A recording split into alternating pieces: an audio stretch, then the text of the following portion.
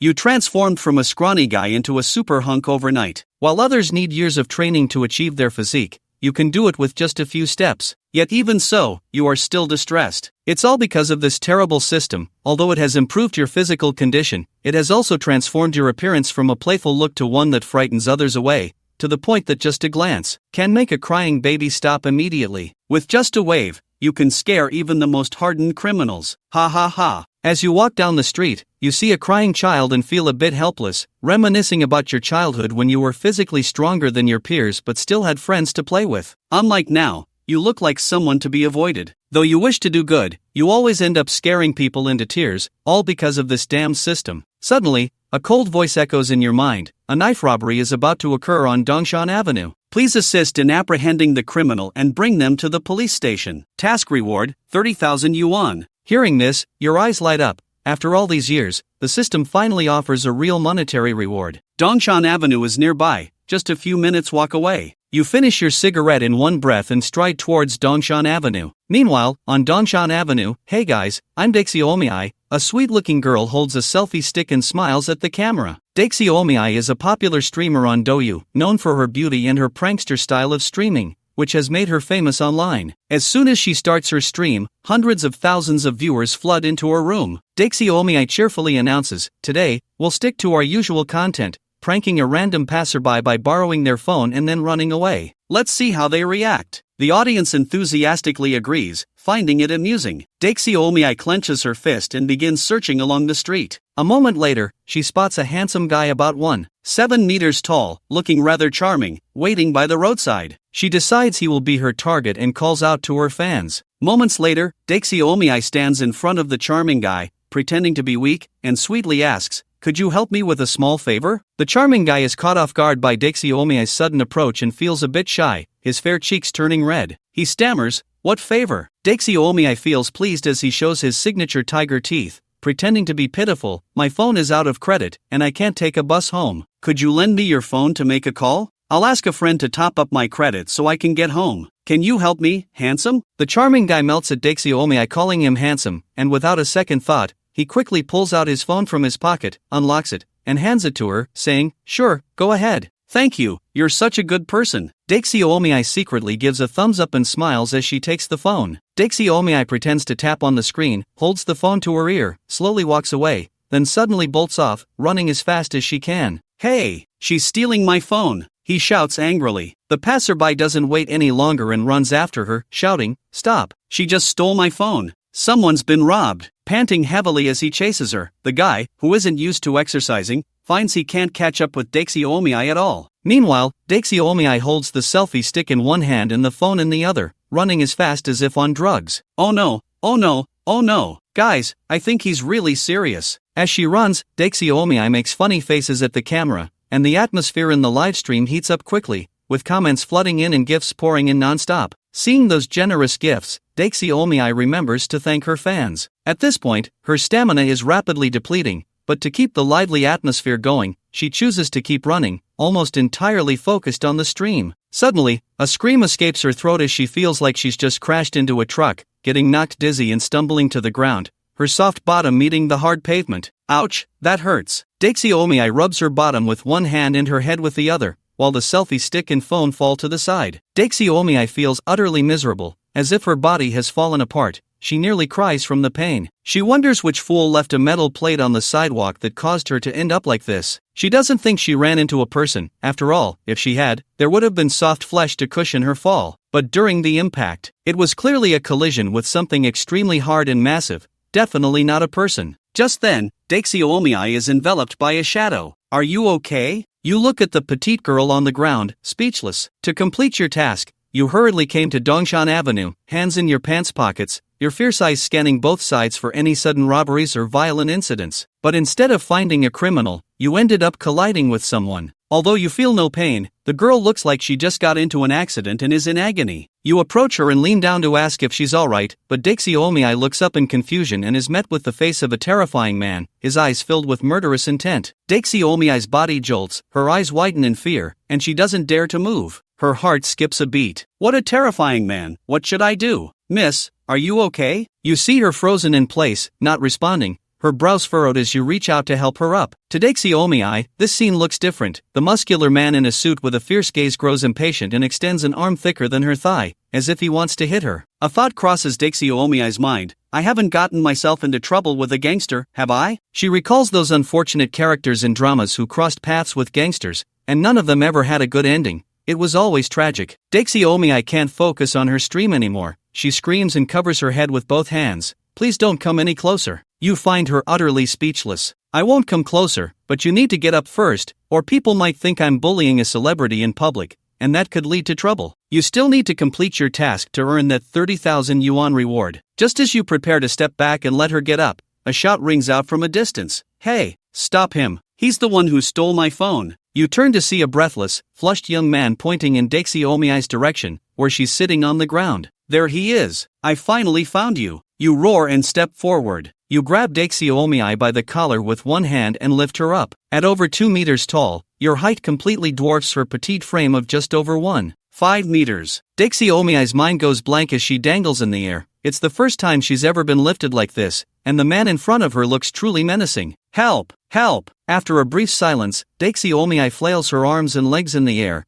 desperately shouting for help, hoping someone will come to her aid. But who would dare confront you? Instead, a group of people stands at a distance, pointing and whispering, some too scared to intervene, hiding behind and secretly calling the police, while she continues to shout for help. You coldly retort, isn't that just a thief calling out to catch a thief? Where's the knife? Your fierce gaze and menacing expression, combined with your explosive muscles, intimidate Daisy Omiai, who has never experienced such torment. At first, he feels brave, but then he suddenly bursts into tears, crying helplessly like a child. You know you look terrifying, and it's normal to scare a girl to tears. But the system's task is clear. This is a knife robbery, which means this girl isn't as weak as she appears. She must have a knife on her. If she won't admit it, then don't blame me for being rude. Your thunderous roar rings in Daisy Omiai's ears. Terrified, Daisy Omiai's face is covered in snot and tears. I didn't do anything. I don't know what you're talking about. Please don't hit me. Sobbing, Daisy Omiai feels utterly powerless to resist. The man is so muscular that he could easily overpower her with one hand. She has never felt this helpless in her life. Seeing her like this, you also think,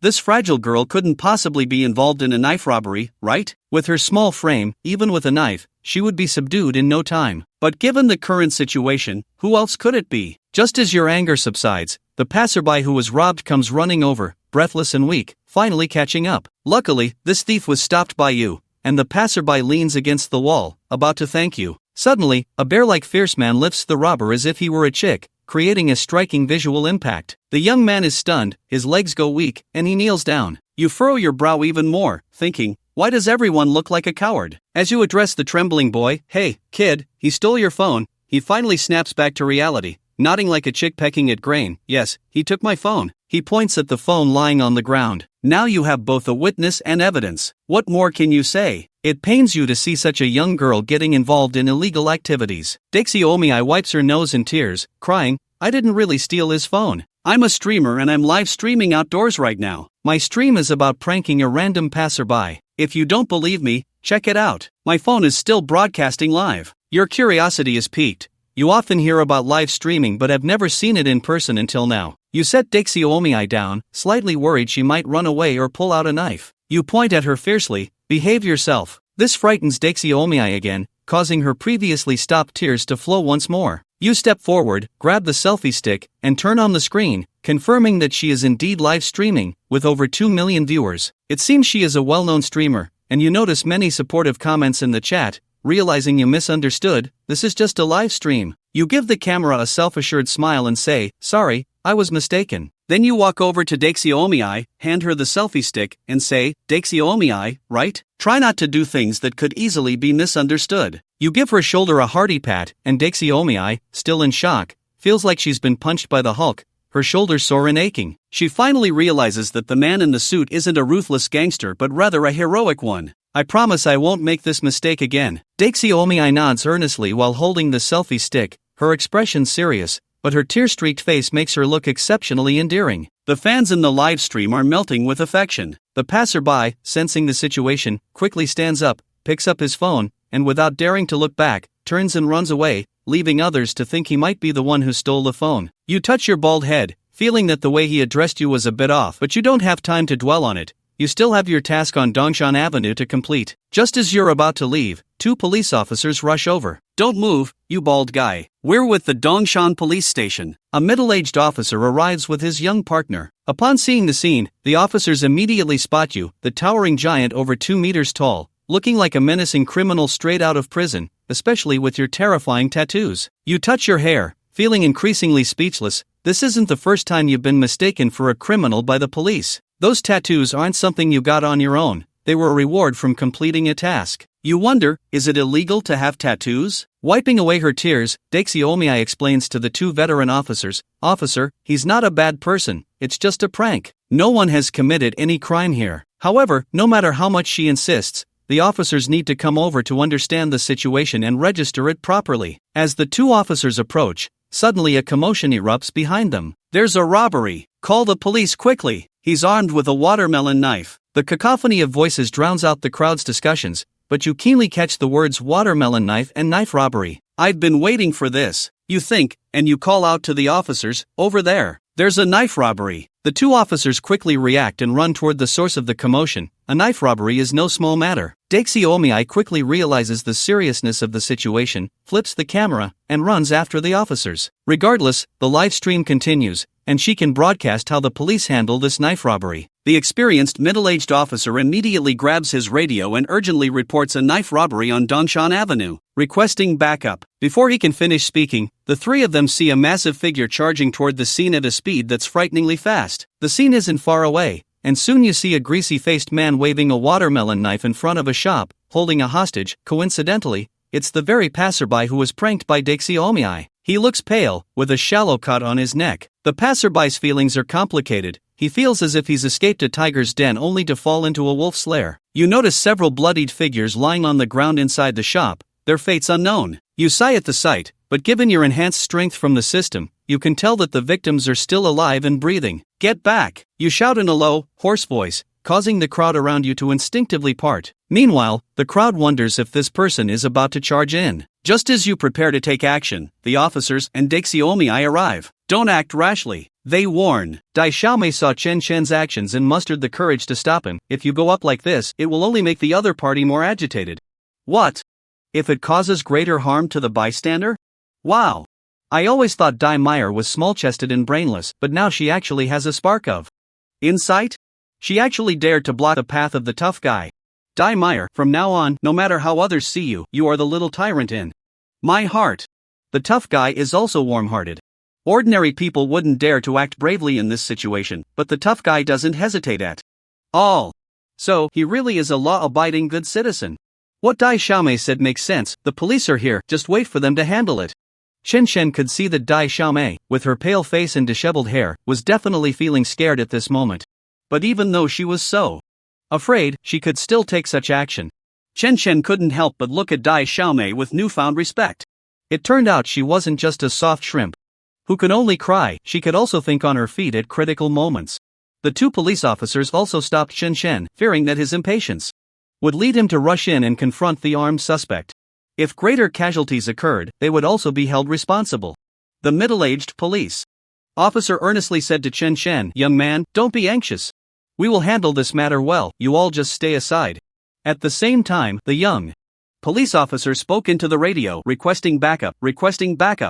Currently, there is 1 hostage in the suspect's hands, and at least 3 others behind him are in unknown danger. 139 Dongshan Avenue.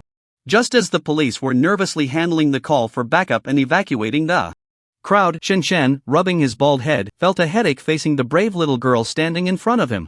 Then, Chen Shen took a step closer. His height of 2 meters was quite intimidating to the little girl who was just over 1 meter 50. But Dai Xiaomei bit her lip, refusing to budge. Big brother, although I know you have a strong sense of justice, acting recklessly now will only harm everyone. Chen Shen was not unreasonable.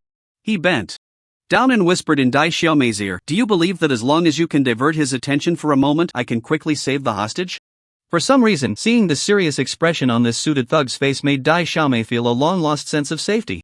She thought to herself, could it really be like my best friend said, that I've been single for too long?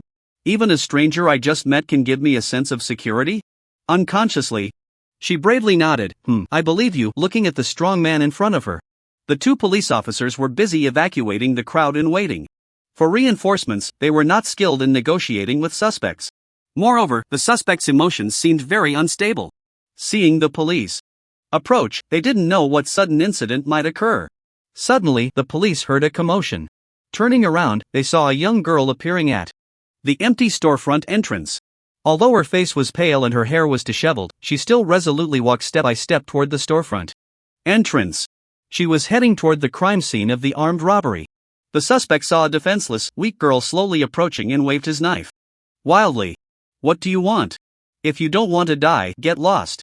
The bystander, whose neck was caught by his elbow, was struggling to breathe, his eyes nearly rolling back. "Don't act rashly. You girl, how can you be so foolish?" The two police officers were also afraid of provoking the suspects' emotions and didn't dare to step forward, only able to scold her in low voices. Dai Xiaomei looked at the gleaming watermelon knife, and fear began to rise in her heart. But, just thinking about the strong and righteous big brother standing behind her, and his unwavering assurance of safety, Xiaomei felt no fear. This suspect in front of her, even with a watermelon knife, probably couldn't match even half of the righteous brother's strength. Xiaomei said softly, "He's already being choked by you. Do you know me? I'm Xiaomei from Do You Live. I'm willing to exchange myself for this. Young man. I'm so weak, I definitely won't pose any threat to you. Look, I have no weapons on me." As Xiaomei spoke, she spread her hands open, indicating that she indeed had no weapons. The phone on the selfie stick had also been taken down in advance and placed in the front pocket of her jeans. The camera was aimed directly at the suspect wielding the knife. The viewers in the live stream were in an uproar upon hearing Xiaomei's words. The audience in the live broadcast room was all there for the excitement, witnessing this real scene unfold. There were all kinds of comments. Some viewers were worried about the safety of the girl, urging her to end the stream and run away, while others were concerned for the bystanders' safety. Some even suggested that this was all staged for the sake of authenticity in the broadcast. In any case, there was a cacophony of voices, and the barrage of comments was about to crash. The suspect, hearing the comments directed at the girl, still couldn't believe it. Based on their past experiences, such a thin and small girl couldn't possibly have such courage. Unless this girl had nothing to lose, she wouldn't be so brave as to use herself as a bargaining chip for the hostage. The suspect looked at the lively and clever girl, hardly believing that these words were coming from her. Doubts began to creep in about whether the girl was up to something. He pointed the fruit knife at her and sternly scolded, "You little brat, why should I trust you? Don't try to play tricks on me, or I'll take his life right here." As he spoke, the suspect angrily waved the fruit knife in his hand. The bystander, seeing the sharp knife, was terrified and shouted, "Big brother, don't kill me. Don't kill me. Let's talk this over slowly. Do you want money? Let me go, and I'll give you everything valuable I have." Listening to the bystanders' incessant rambling, the suspect growled, "Shut up. Don't try to play tricks. Otherwise, I'll end you with one stroke." After saying this, the suspect pressed the knife harder against the bystander's neck. The bystander's face turned pale with fear, and he didn't dare to move, terrified into silence by the suspect's fierce tone. Helpless, he could only cast a pleading glance at the girl. The girl, seeing the bystander frozen in fear, quickly said to the suspect, "You don't need to be so nervous. I'm just a streamer with nothing to my name, didn't you see? I have nothing. What are you still worried about? Let him go, and I'll be your hostage." The suspect, looking at the determined girl, felt truly helpless. If this stalemate continued, it wouldn't be good for him either. The longer it dragged on, the worse it would be for him. He pointed the fruit knife at the girl and shouted, "You little girl, don't try any tricks. Raise your hands and come over slowly." The girl raised her hands and walked over slowly. In a quick motion, the suspects switched their positions. The police, witnessing everything unfold, were truly impressed by the girl. They couldn't believe that such a small girl could be so bold. Watching the girl being held hostage, the police admired her courage but were also worried for her safety.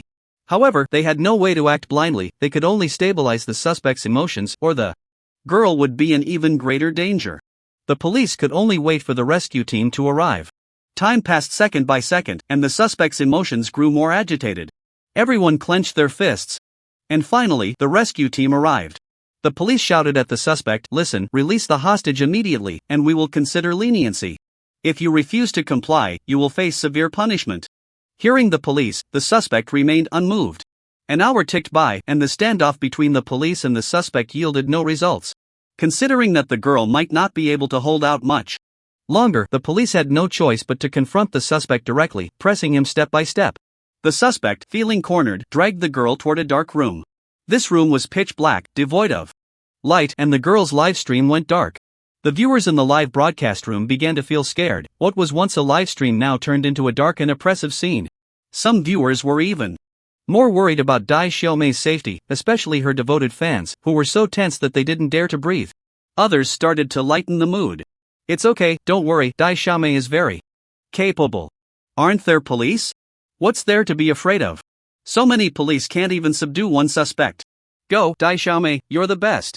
Dai Xiaomei, you have to be okay, we're all waiting for your funny live stream. Wow, this live stream is really thrilling, it's quite an eye-opener. I've only seen such things in TV dramas, I can't believe it happens in real life. Instantly, Dai Xiaomei's live stream was flooded with messages, some worried about her, some just watching the excitement, and others sending various gifts to cheer her on. Dai Xiaomei's phone was almost overwhelmed. Fortunately, she was using a phone worth over 10,000 yuan, so storage wasn't a concern, otherwise her phone would have crashed long ago. Dai Xiaomei was taken to a dark, shabby house and she began to feel scared. After all, she was just a young girl. No matter how brave she was, being taken to such a dark place by a suspect was frightening. She encouraged herself, telling herself not to be afraid and that she would be fine, that someone would come to rescue her. But now she had to find a way to distract the suspect and buy herself some time. Big brother, what is this place? Why is it so dark in here? Dai Xiaomei said weakly. The suspect replied bluntly, shut up, stop talking, or what will happen? I can't guarantee anything. Dai Xiaomei ignored what the suspect said because she knew that in this small, dark room, the suspect couldn't do anything to her. Big brother, why did you choose this path? Dai Xiaomei continued to chatter. Although the suspect couldn't do anything to her in this small dark room, Dai Xiaomei was still extremely nervous. She used talking as a way to ease her anxiety. She couldn't be sure how soon the police and her righteous big brother behind her would come to rescue her. Why do you have so many questions? Stop with the nonsense, my business has nothing to do with you, the suspect said impatiently. The live stream audience, hearing the calm Dai Xiaomei, began to see her in a new light. The entire live stream room started to buzz again. Dai Xiaomei is so amazing. Dai Xiaomei, you're really incredible. Dai Xiaomei, you're my idol. Dai Xiaomei, I really love you. But Dai Xiaomei couldn't see the audience cheering for her, she just hoped someone would come to rescue her soon. Just then, her giant righteous big brother squeezed in from the small dark room. Chen Chen's appearance gave Dai Xiaomei hope and she became excited. However, Chen Chen's entrance was a bit awkward. This towering figure, standing at 2 meters 1, had a hard time fitting into the small black room. He bent down and squeezed himself in, and the sight of such a large person entering such a small space was truly comical. Once inside, the suspect was stunned to see a tall, imposing shadow walk in. With his build, he knew he would undoubtedly lose if he had to fight this giant. The suspect's legs felt weak, and he struggled to stand. He began to question Chen Chen. Who are you? Are you one of us, looking to get a piece of the pie? Hearing this, Chen Chen burst into laughter. The suspect became even more nervous. What are you laughing at? What's so funny? He stammered. His voice trembled with anxiety. What am I laughing at? Don't you understand? Do you not find what you said ridiculous? Why would I be one of you? Is your line of work something to be proud of? You, a grown man, kidnapping a little girl, you're really giving us men a bad name. Chen Chen bombarded him with a barrage of questions. The suspect was left dumbfounded by Chen Chen's relentless inquiries. What do you mean? Are you saying I'm not one of you? The suspect's palms began to sweat with tension. Of course. If you want to get money, don't use such vulgar means. What's wrong with you, a grown man, that you have to resort to such disgraceful acts? Harming others without benefiting yourself? Chen Chen mocked. He pressed on, and the suspect started to falter. The suspect took a few steps back, and Dai Xiaomei sensed his nervousness. She also stepped back a few paces, and the suspect found himself retreating several steps as well. Those steps back were quite effective. The suspect accidentally bumped into a switch on the wall. Suddenly, the entire small black room lit up, and upon seeing the tall, powerful man before him, the suspect's legs began to shake. Staring at the man's towering figure and tattoos, he was truly shocked. He couldn't believe what he was seeing. He had no idea what kind of man stood before him. Seeing the tattoos, he felt that this man was not simple. His tough demeanor slowly began to soften. Meanwhile, as the lights in the live stream room came on, the popularity surged rapidly. Oh, the lights are on, the lights are on. Wow, there are 3 people now. Who is that tall, strong man? Who is that man? He looks so impressive. He doesn't seem like a good person. Dai Xiaomei isn't being held hostage by two big men, is she? Oh, don't talk nonsense, he's a very righteous person. I've seen him punish evil and promote good. This message caught everyone's attention in the live stream. Is that true? You're just talking nonsense. I swear everything I said is true. If I'm lying, may lightning strike me. Put. The barrage of comments began to lag as the viewers in the live stream went wild. What followed was not, as they had said, two big men holding a little girl hostage, but rather an event where a suited vigilante punished evil and promoted good against the suspect, quickly trending on social media.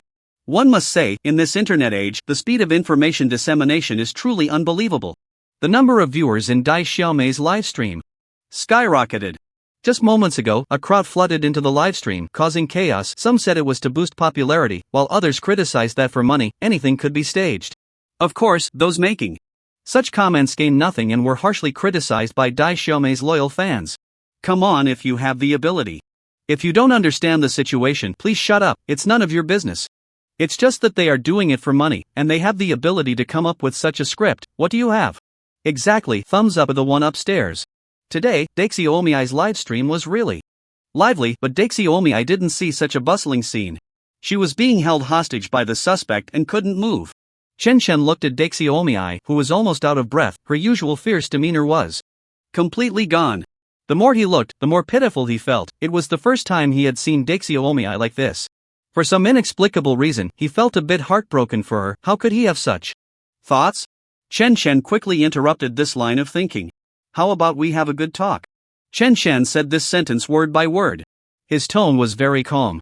Chen Shen did this to distract the suspects' attention, taking advantage of the moment to rescue Daixi Omiai from the suspect's hands. When he said this, he gave Daixi Omiai a small hint, and of course, she understood Chen Shen's meaning at a glance. However, the suspect did not notice this small action. He was in a state of high tension and couldn't catch these subtle movements. The highly tense suspect was startled by Chen Shen's words, his heart skipping a beat. Sure enough, taking advantage of the suspect's momentary distraction, Chen Shen quickly snatched the fruit knife away. You want to? The suspect hadn't finished his sentence before he was stunned.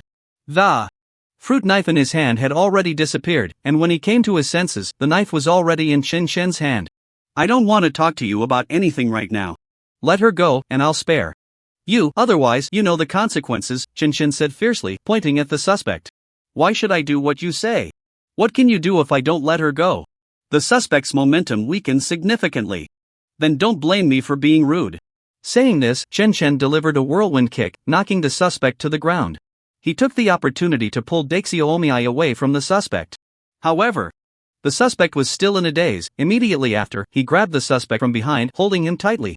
Chen Shen easily subdued the suspect, and the viewers in the livestream were stunned by this scene. Chen Shen had simply saved Daixi Omiai, and upon seeing her rescued, the viewers in the livestream began to frantically thank Chen Shen for saving her. Wow, this man is so handsome. Thank you, handsome guy, for saving our Daixi Omiai. Thank you, hero, for saving our lives. Suddenly, Daixi Omiai's livestream became lively again. Daixi Omiai was mesmerized by Chen Shen's earlier actions. She stared at him blankly, starting to imagine various scenarios. Suddenly, a hurried sound of footsteps brought Daixi Omiai back to reality. She quickly looked outside and saw that the police and rescue personnel had arrived. After Dai Xiaomei regained control of her body, the first thing she did was grab her phone. She knew her phone had been live streaming the whole time, and now that the room was lit up, her viewers must have seen everything that happened. Dai Xiaomei secretly moved her arms a bit, thinking that she had really struck gold this time. The news of Chen Shen saving her had already trended, and her live stream was now the most popular in its time slot. Aside from a few people making snide comments, there were almost no negative reviews. This was the best return she had ever had since starting her live streams. The platform's rewards meant she wouldn't have to worry about food and clothing for the next month or two. After pointing the camera at herself, Dai Xiaomei decided to seize this opportunity to work even harder, aiming to become a super internet celebrity with tens of millions of fans. After all, it wasn't impossible. Many big internet stars on the Douyu platform had started from very simple, ordinary things. She even knew of one uncle who became famous online for making tofu in a rural area, known as the male version of tofu shishir. Dai Xiaomei had always looked up to him as her idol. Many viewers in the comments section asked after seeing Dai Xiaomei, "Xiaomei, how are you? Are you hurt? What was the situation like? I'm so anxious. Let us see the scene. For those just tuning in, can someone tell me what happened before? Dai Xiaomei saw that in just 5 or 6 minutes, another 30 to 40,000 people had joined her livestream, and she was overjoyed. She immediately raised her wrist, which had been bruised by the suspect, and shared her recent experience with her fans. Guys, do you know how dangerous it was just now? I almost got completely erased by that criminal. Do you think this counts as surviving a great disaster and having good fortune afterward? Everyone expressed their concern for Dai Xiaomei. I really feel for you, blowing kisses through the screen. Xiaomei, boo-boo, Xiaomei, you really make my heart ache. Come here and let me hug you. Don't be scared, girl. Next time, go out with your boyfriend. It's just not safe for a girl to be alone. The criminal next to her struggled a bit but was immediately pinned to the ground by Qin Chen with overwhelming force. When Dai Xiaomei looked over, she saw this brave tall guy still waiting with her for the police to arrive, and her attitude towards him began to change. Dai Xiaomei thought that Qin Chen was just a bit taller and looked a little intimidating, but he wasn't a bad person at all. In fact, he was very kind. If it weren't for him, she wouldn't have escaped the suspect's control so quickly or gotten out of danger so smoothly. However, since Qin Chen was controlling a potentially dangerous individual, Dai Xiaomei only took a few careful photos to show her fans and didn't make a big deal out of it to avoid any further danger. Outside, the sound of law enforcement footsteps gradually approached, and Dai Xiaomei breathed a sigh of relief, knowing that the situation had stabilized. She then pointed her live stream camera directly at Qin Chen. When Qin Chen saw such a large camera aimed at him, he was startled and asked in confusion, "What's going on? Are you a reporter?" Dai Xiaomei shook her head, watching as her viewer count surged by over 100,000. And the most expensive gifts began to pour in. She realized that by focusing the camera on Qin Chen, she had unlocked her own flow of traffic. Afraid that the person would leave directly, she hurriedly said, No, I'm a streamer on a website. I'm really grateful for your bravery just now, otherwise, my life would have been in danger. My livestream wasn't turned off, so the fans in the room saw the whole process. Everyone admires heroes, and they all want to see your real face. Qin Chen couldn't understand this kind of live streaming, so he asked, since you saw the whole process, don't you already know what I look like? Why do you still want to see my face? Dazed girl shook her head and explained, it's different. My phone fell on the ground just now, and the camera got dirty. Plus, the lighting in the room wasn't good, so the effect wasn't particularly clear.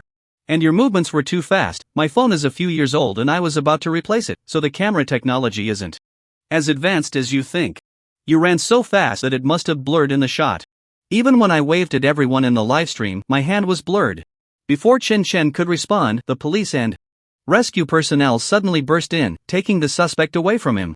The police, looking serious, asked Qin Chen, "Who are you? Why were you at the scene of the crime? What is your relationship with this victim who was kidnapped?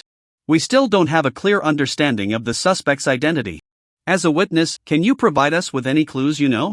Qin Chen glanced at him disdainfully, feeling that these people were just there to watch the excitement, so he didn't want to answer, even though he was a police officer.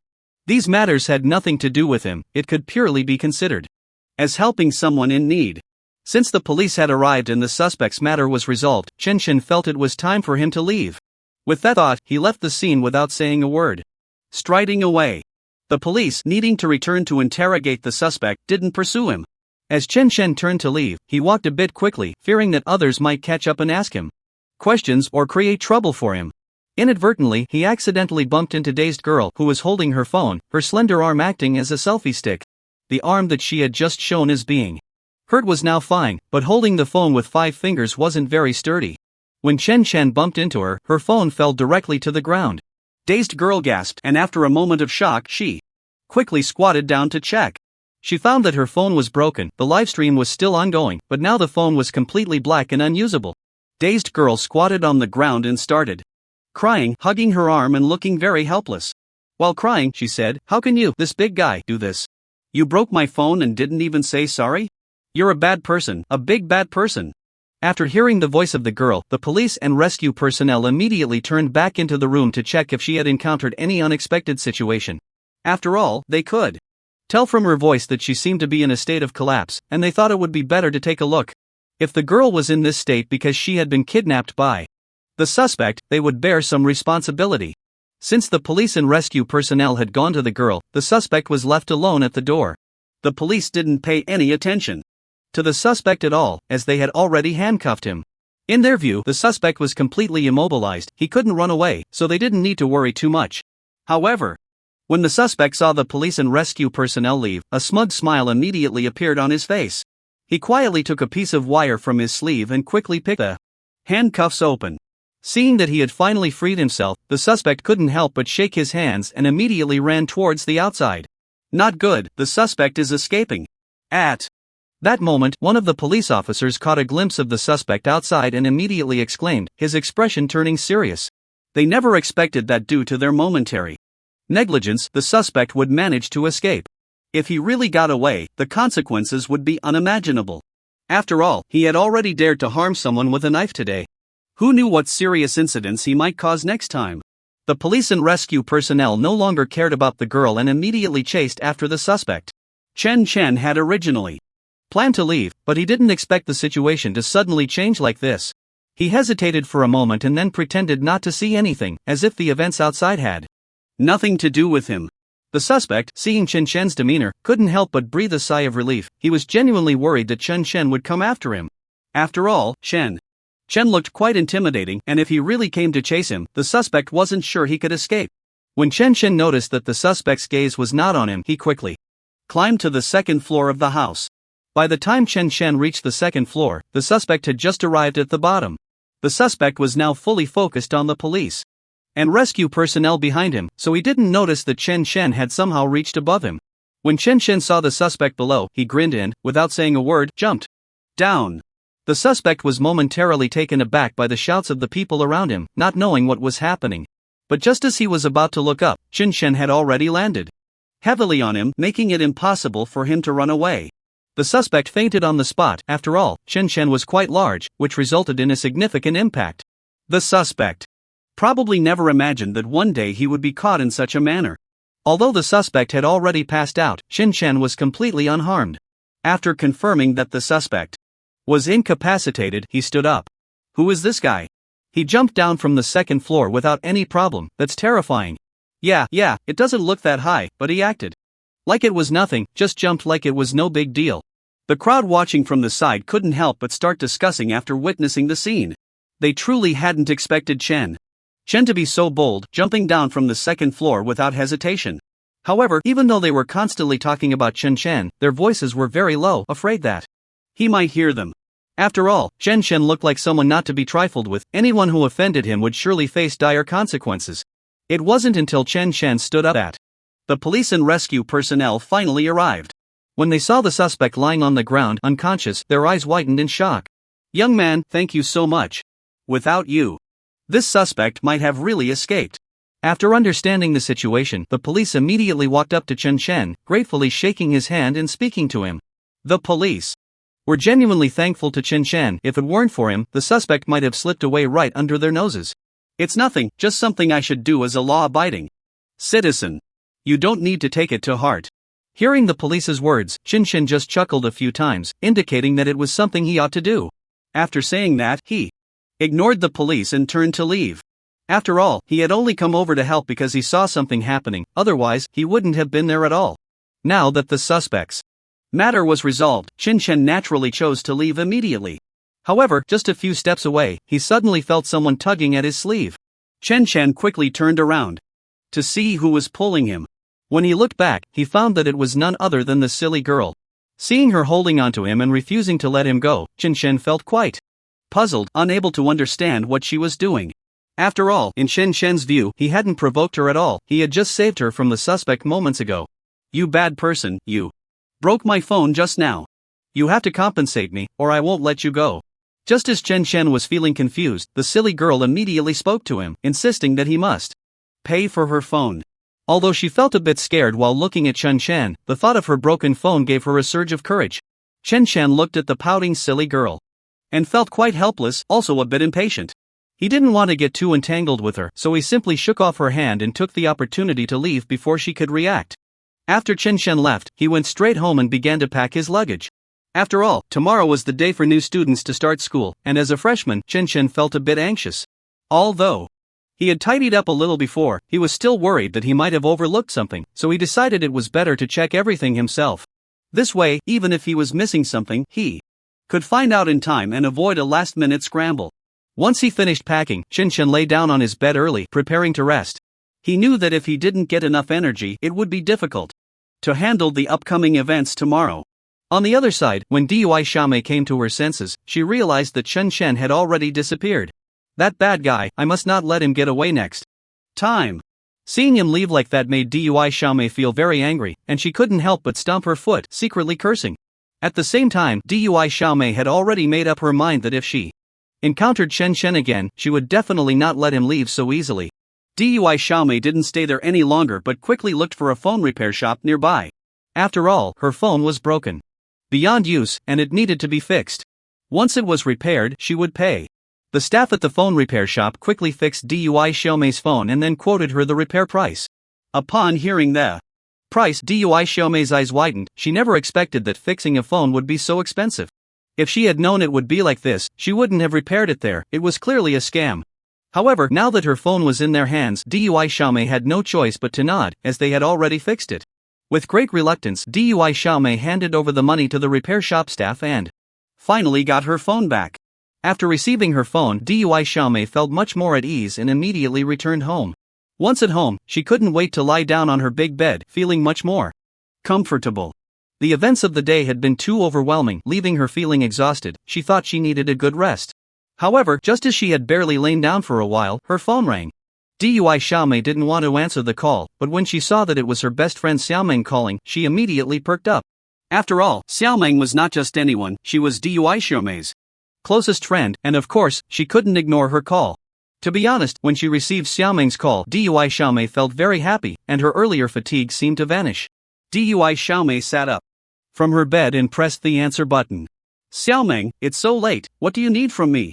After the call connected, Dui Xiaomei immediately asked Xiaomeng, wanting to know why she was calling. In her impression, Xiaomeng rarely called her at this time, which made her feel a bit strange. I saw that your live stream was trending today, and I was a bit worried about your situation, so I called to check on you. After hearing Dui Xiaomei's voice, Xiaomeng finally relaxed, no longer as tense as before. She had been worried that Dui Xiaomei might have been harmed by the suspect when she saw the trending topic. However, from the current situation, it seemed that Dui Xiaomei was fine, as she spoke with a strong and clear voice. So that's what happened. Don't worry, I'm fine, it's that suspect who's in a terrible situation. After hearing Xiaomeng's words, Daiziome couldn't help but smile, then quickly said, after all, I've already seen the suspect's fate today, and I can't help but feel very sympathetic towards him. At the same time, Daiziome was a bit surprised. She never expected that her livestream this time would actually trend. Although Daiziome had been streaming for a while, she was just a small streamer with hardly any popularity. Usually, the ones watching her streams were just some old fans, but she never thought that the content of today's stream would shoot her up to the trending list. It was truly terrifying.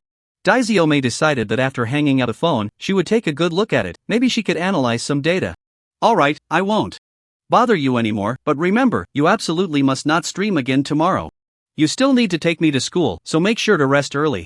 After hearing Daiziome's words, Xiaomeng couldn't help but feel a mix of amusement and exasperation, quickly changing the topic. Xiaomeng insisted that Daiziome should not stream again tomorrow, especially since he was starting school and really didn't have time for that. As Daiziome's best friend, she definitely needed to take Xiaomeng to school together tomorrow. Daiziome had to rest well today, otherwise she wouldn't have the energy for tomorrow. Alright, you don't have to worry about me doing my job. I definitely won't forget tomorrow, just wait for me. After hearing Xiaomeng's words, Daiziome nodded repeatedly, assuring her that she had noted everything down and that Xiaomeng didn't need to worry. To be honest, if Xiaomeng hadn't suddenly brought up this matter, Daiziome might have almost forgotten about it. After all, she had been so exhausted from streaming these past few days, busy to the point of spinning in circles, and had completely pushed this matter to the back of her mind. However, since Xiaomeng had already mentioned it, Daiziome was determined to prepare well. She absolutely couldn't let Xiaomeng down. Okay, then I'll hang up first. You must remember to rest early. On the other end of the line, Xiaomeng smiled slightly after hearing Daiziome's assurance and then hung up. After all, it was already quite late, and continuing to talk would only delay both of their sleep times. They would see each other tomorrow anyway, so any conversation could wait until then. After hanging up the phone, Daiziome immediately started rummaging through her house looking for anything useful to pack into her bag. She prepared some essentials for Xiao Meng, worried that he might forget these things due to his carelessness. After seeing the items she had gathered, Dai Xiaomei couldn't help but nod in satisfaction, thinking that these should be enough. She organized all the essentials neatly, preparing to take them with her in the morning when she went to find Xiao Meng. That night, Chen Chen and Dai Xiaomei both had a good sleep, dreaming not at all, feeling very comfortable. Time quickly passed to the next day, and Chen Chen got up early, packed his luggage, and prepared to go to school. Chen Chen didn't have much luggage, after all, he thought that if he needed anything, he could easily buy it at school. When Chen Chen left, he chose to take the bus to school, as he wasn't someone who spent money extravagantly. Even though he already had some savings, he was still unwilling to spend money in unnecessary places. Once Chen Chen got on the bus, he could clearly feel that everyone was casting some unusual glances at him. He didn't take these looks to heart, he had long since gotten used to it. After all, at his height, he rarely saw anyone as tall as himself on the road. Moreover, he had those tattoos from System Rewards on him, which made him look like a tough guy. Chen Chen thought that even if he were to see someone like himself on the street, one day, he would probably find it strange too. He was well aware that the reason everyone looked at him like that was simply because they were too curious. Come over here, stay away from him, it could be bad if you provoke him. An old lady, upon seeing Chen Chen, even pulled her grandson over, fearing that her grandson might provoke him. Hearing the old lady's words, Chen Chen felt quite helpless. He wanted to prove to everyone that he was actually a good person, but he had no way to do so. He thought that if he just stood there and directly told everyone he was a good person, no one would believe him anyway. Young man, come here for a moment, we need you to register, leave an ID number and phone number or something. Even more, before Chen Chen had done anything, they directly started asking him to register his personal information. Chen Chen did not refuse any of these requests and complied with everything they said. He certainly knew what everyone was afraid of, and he thought it was better to cooperate a bit. If it had been at the beginning, Chen Chen might have felt a bit uncomfortable, thinking that everyone was rejecting him. But as the days passed, he had long since gotten used to it and felt that it was nothing at all. Chen Chen wandered around, and after 6 hours, he finally arrived at school. Finally here, it seems my university life is about to begin. Looking at the gate of Dongshan University in front of him, Chen Chen felt a deep sense of emotion and couldn't help but mutter to himself. Just thinking about spending the next few years in this school made Chen Chen start to look forward to the days ahead. He even took a selfie at the school gate, marking a memory for his first day of school. After that, Chen Chen didn't linger at the gate and headed straight into the school, planning to get the registration done as soon as possible. After all, the first day of school is often the busiest, not only dealing with registration but also organizing the dormitory. Chen Chen had already spent so much time on the road, and there wasn't much time left today. However, what Chen Chen never expected was that just as he was about to enter, he suddenly found the school gate already surrounded, making it impossible to get through. Perhaps because Chen Chen had focused all his attention on the school's name at the gate, he hadn't noticed this point until now. Seeing the situation at the school gate, Chen Chen couldn't help but frown. He never thought it would be so congested at the entrance. He had guessed before that today was the first day of registration and the number of people should be quite large, which was very normal. But no matter how many people there were, as long as everyone went about their own business, it shouldn't get too congested. However, based on what Chen Chen saw, not only were people outside unable to get in, but even those inside couldn't get out. Seeing this situation, Chen Chen almost turned to leave, but after thinking it over, he decided to go take a look at the situation first. After all, if this continued, the entrance might be blocked for a long time. Chen Chen quickly walked to the vicinity of the entrance and vaguely heard discussions among the crowd. Look at her, isn't she that little streamer from online? Now that you mention it, it really seems like it. She can't be from our school, can she? I've never been in the same school as a celebrity before, I'm really looking forward to it. From the conversations of the bystanders, Chen Chen could tell they were discussing the girl surrounded in the center of the crowd.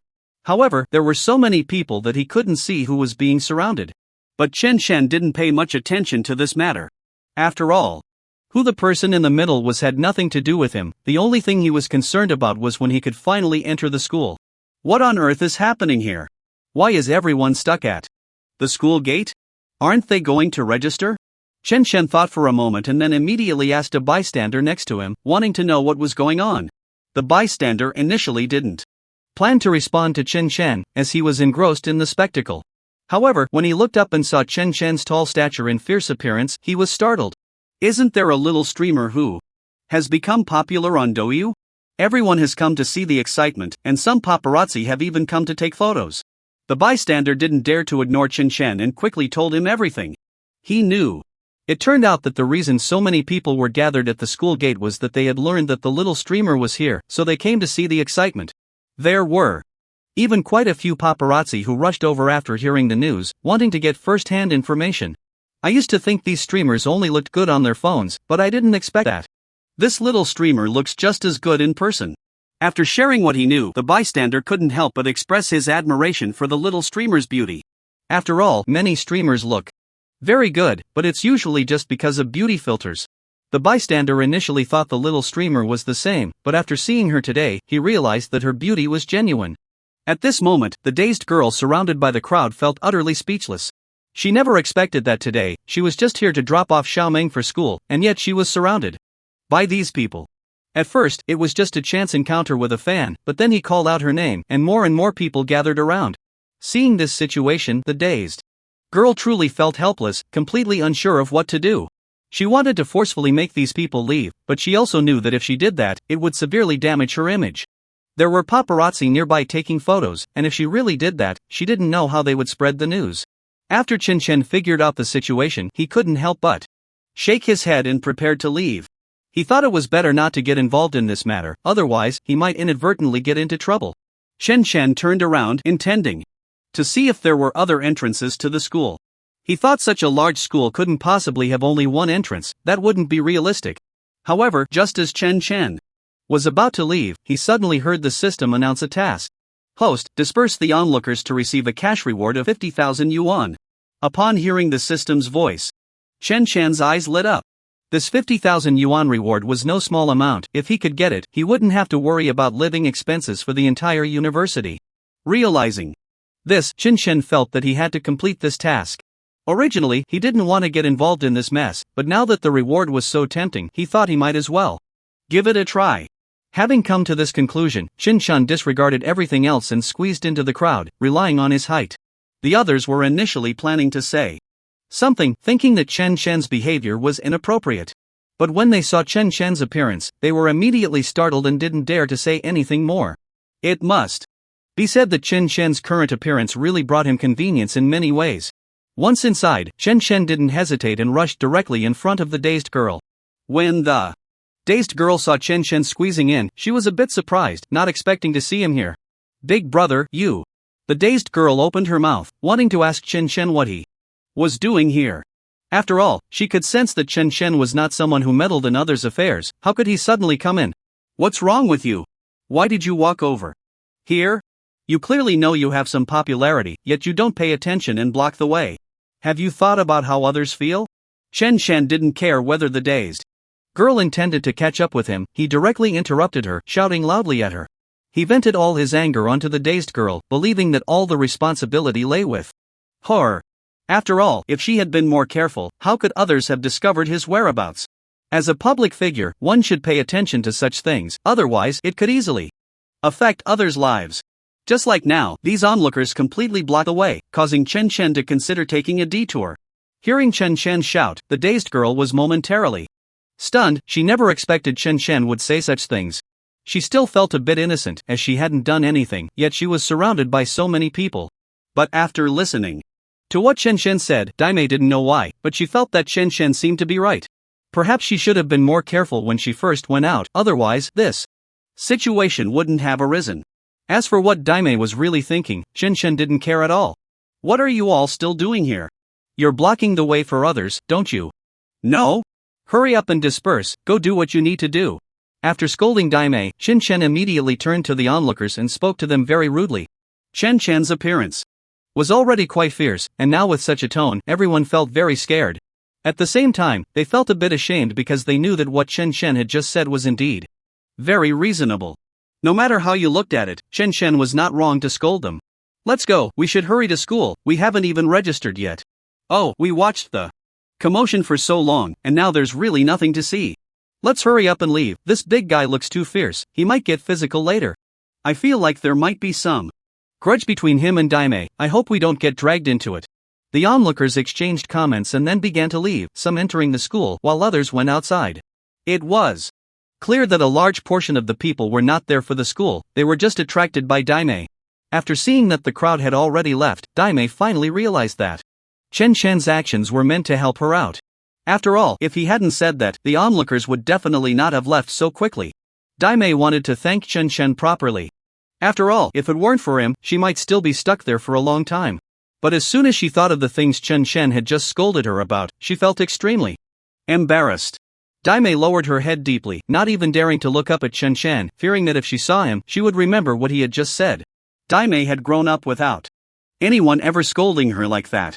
If Chen Shen's accusations had been baseless, she might not have taken them to heart. After all, she had never done those things, so she wouldn't worry. But unfortunately, every word Chen Shen had said was reasonable, leaving Daimei unable to refute him. Just thinking about this made Daimei feel very guilty and a bit ashamed. After Chen Shen saw that the crowd around had mostly dispersed, he decided not to linger any longer. After all, he still had many things to resolve, and he didn't want to waste time here. However, what Chen Shen didn't expect was that just as he was about to leave, the silly girl suddenly grabbed his sleeve. Seeing her action, Chen Shen couldn't help but frown, unable to understand what she intended to do. At the same time, a sense of vigilance arose in his heart, as he still remembered how the silly girl had insisted on compensation yesterday. What do you mean by this? I don't think I've provoked you anywhere today. With this thought, Chen Shen directly asked the silly girl, wanting to clarify things with her. After all, in Chen Shen's view, he had not done anything wrong to the silly girl. In fact, he had helped disperse the onlookers. If it weren't for his help, it was uncertain whether the silly girl would even be able to enter the school today. No, can we add each other on WeChat? Seeing Chen Shen's expression, the silly girl quickly shook her head, indicating that her intention in grabbing him was not malicious. After shaking her head, she seemed a bit embarrassed and took a while to express her thoughts. It turned out that the reason she suddenly grabbed Chen Shen was that she wanted to ask for his WeChat. Upon hearing this, Chen Shen immediately frowned. He never expected that the silly girl was holding on to him for this reason. It seems we don't have much of a relationship, so I don't think there's any need to add each other on WeChat.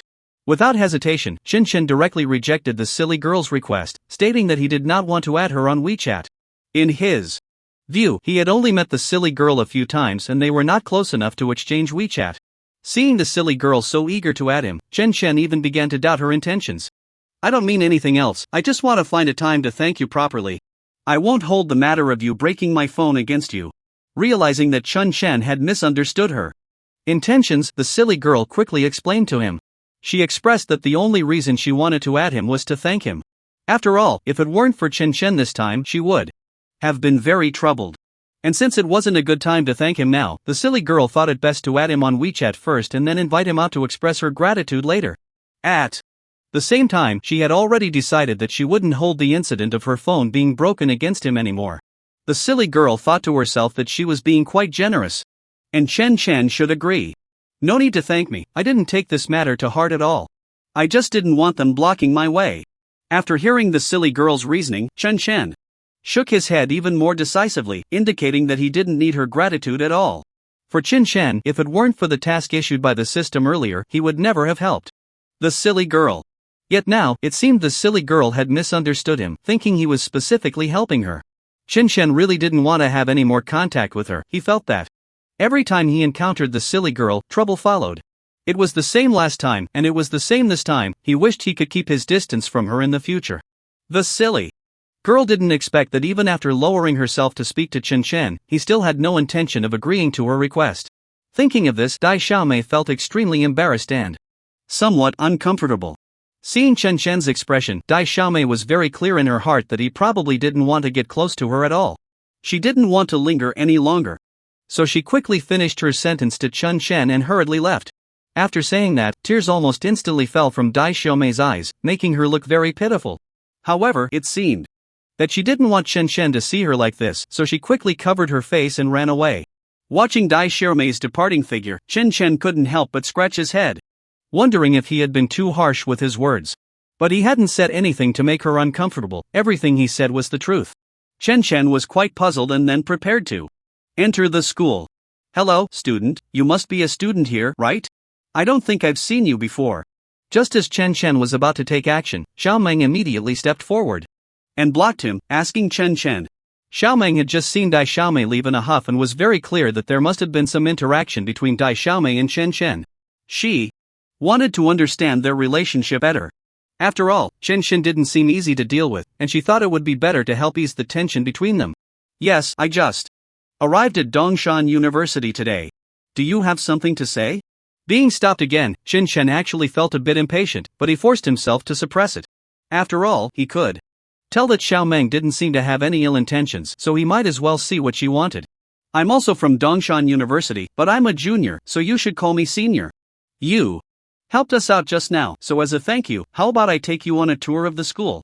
After hearing Chen Chen's question, Xiaomeng smiled slightly and quickly said to him. After saying this, Xiaomeng didn't say anything more and just quietly waited for Chen Chen's answer. Xiaomeng was the campus belle of Dongshan University, and her smile was quite pleasing to the eye. She thought that since Chen Chen was a freshman, he must be unfamiliar with the school. If she proposed to take him on a tour now, he would probably not refuse. Moreover, she was using the excuse of thanking Chen Chen, so anyone would likely accept her offer. This was a perfect opportunity for her to gather information about Chen Chen and see what kind of person he really was. Chen Chen refused Xiaomeng's request without a second thought. If anyone were in his shoes, walking around the campus like that would surely scare a few little kids. To maintain social stability and campus harmony, Chen decided not to disrupt this beautiful environment. Everyone should focus on studying at school. If he wandered around and frightened others, the principal might come looking for him. The campus life he had worked so hard to obtain could not be ruined by such matters. However, Chen Chen couldn't resist Xiaomeng's charming antics. Xiaomeng coaxed him gently. You just came to school, you should familiarize yourself with the environment, or you might get lost. I genuinely want to thank you for helping me solve the trouble. It won't take much of your time to walk a bit. Besides, you don't have anything else to do right now, do you? With her sweet tone and good looks, Xiaomeng was indeed quite tempting. Unfortunately, Chen Chen didn't feel that way. He noticed passers-by looking at them tugging at each other by the roadside, which seemed a bit awkward. Chen agreed, and Xiaomeng was immediately delighted, urging him to move forward. Seeing her eagerness, Chen Chen asked curiously, aren't you afraid of me? Why does everyone else keep their distance when they see me? Even this delicate little girl isn't scared. Xiaomeng answered honestly, I was a bit scared at first, but then I saw you helping to maintain order, so I thought you must be a good person. Chen Chen scoffed, I am a good person. Xiaomeng giggled and seriously introduced the campus in quite some detail. Chen Chen felt like he was being guided by a tour guide. Look, this is the school library, which has a vast collection of books. You can find anything you want to learn about inside. Over here is our student cafeteria, with a total of 8, each offering various flavors. No matter where you're from, you can find something you like. Chen Chen nodded while listening and asked, which cafeteria do people who like spicy food usually go to? Xiaomeng's eyes lit up, and she immediately replied, that would be the third cafeteria. Do you also like spicy food? Chen thought there was no need to lie about such things, so he simply said, it's okay, I'm not picky. Ever since he obtained the unparalleled barbarian king system, his physical condition had improved significantly. And his constitution was better than average. No matter what he ate, he felt invulnerable to all poisons. The two continued walking and soon arrived in front of a gymnasium. Chen Chen curiously stopped, and Xiaomeng noticed his gaze. This is the school gym, there are usually many people exercising. Do you want to take a look? When Xiaomeng said this, she deliberately glanced at the muscles on Chen Chen's body. It seemed that a muscular guy like him should enjoy sports or exercise. If he could work out inside, perhaps they could see him lifting weights in a suit. Although he was quite tall, he looked pretty good, with a unique charm. Chen Chen sensed Xiaomeng's strange gaze and couldn't help but touch his cheek.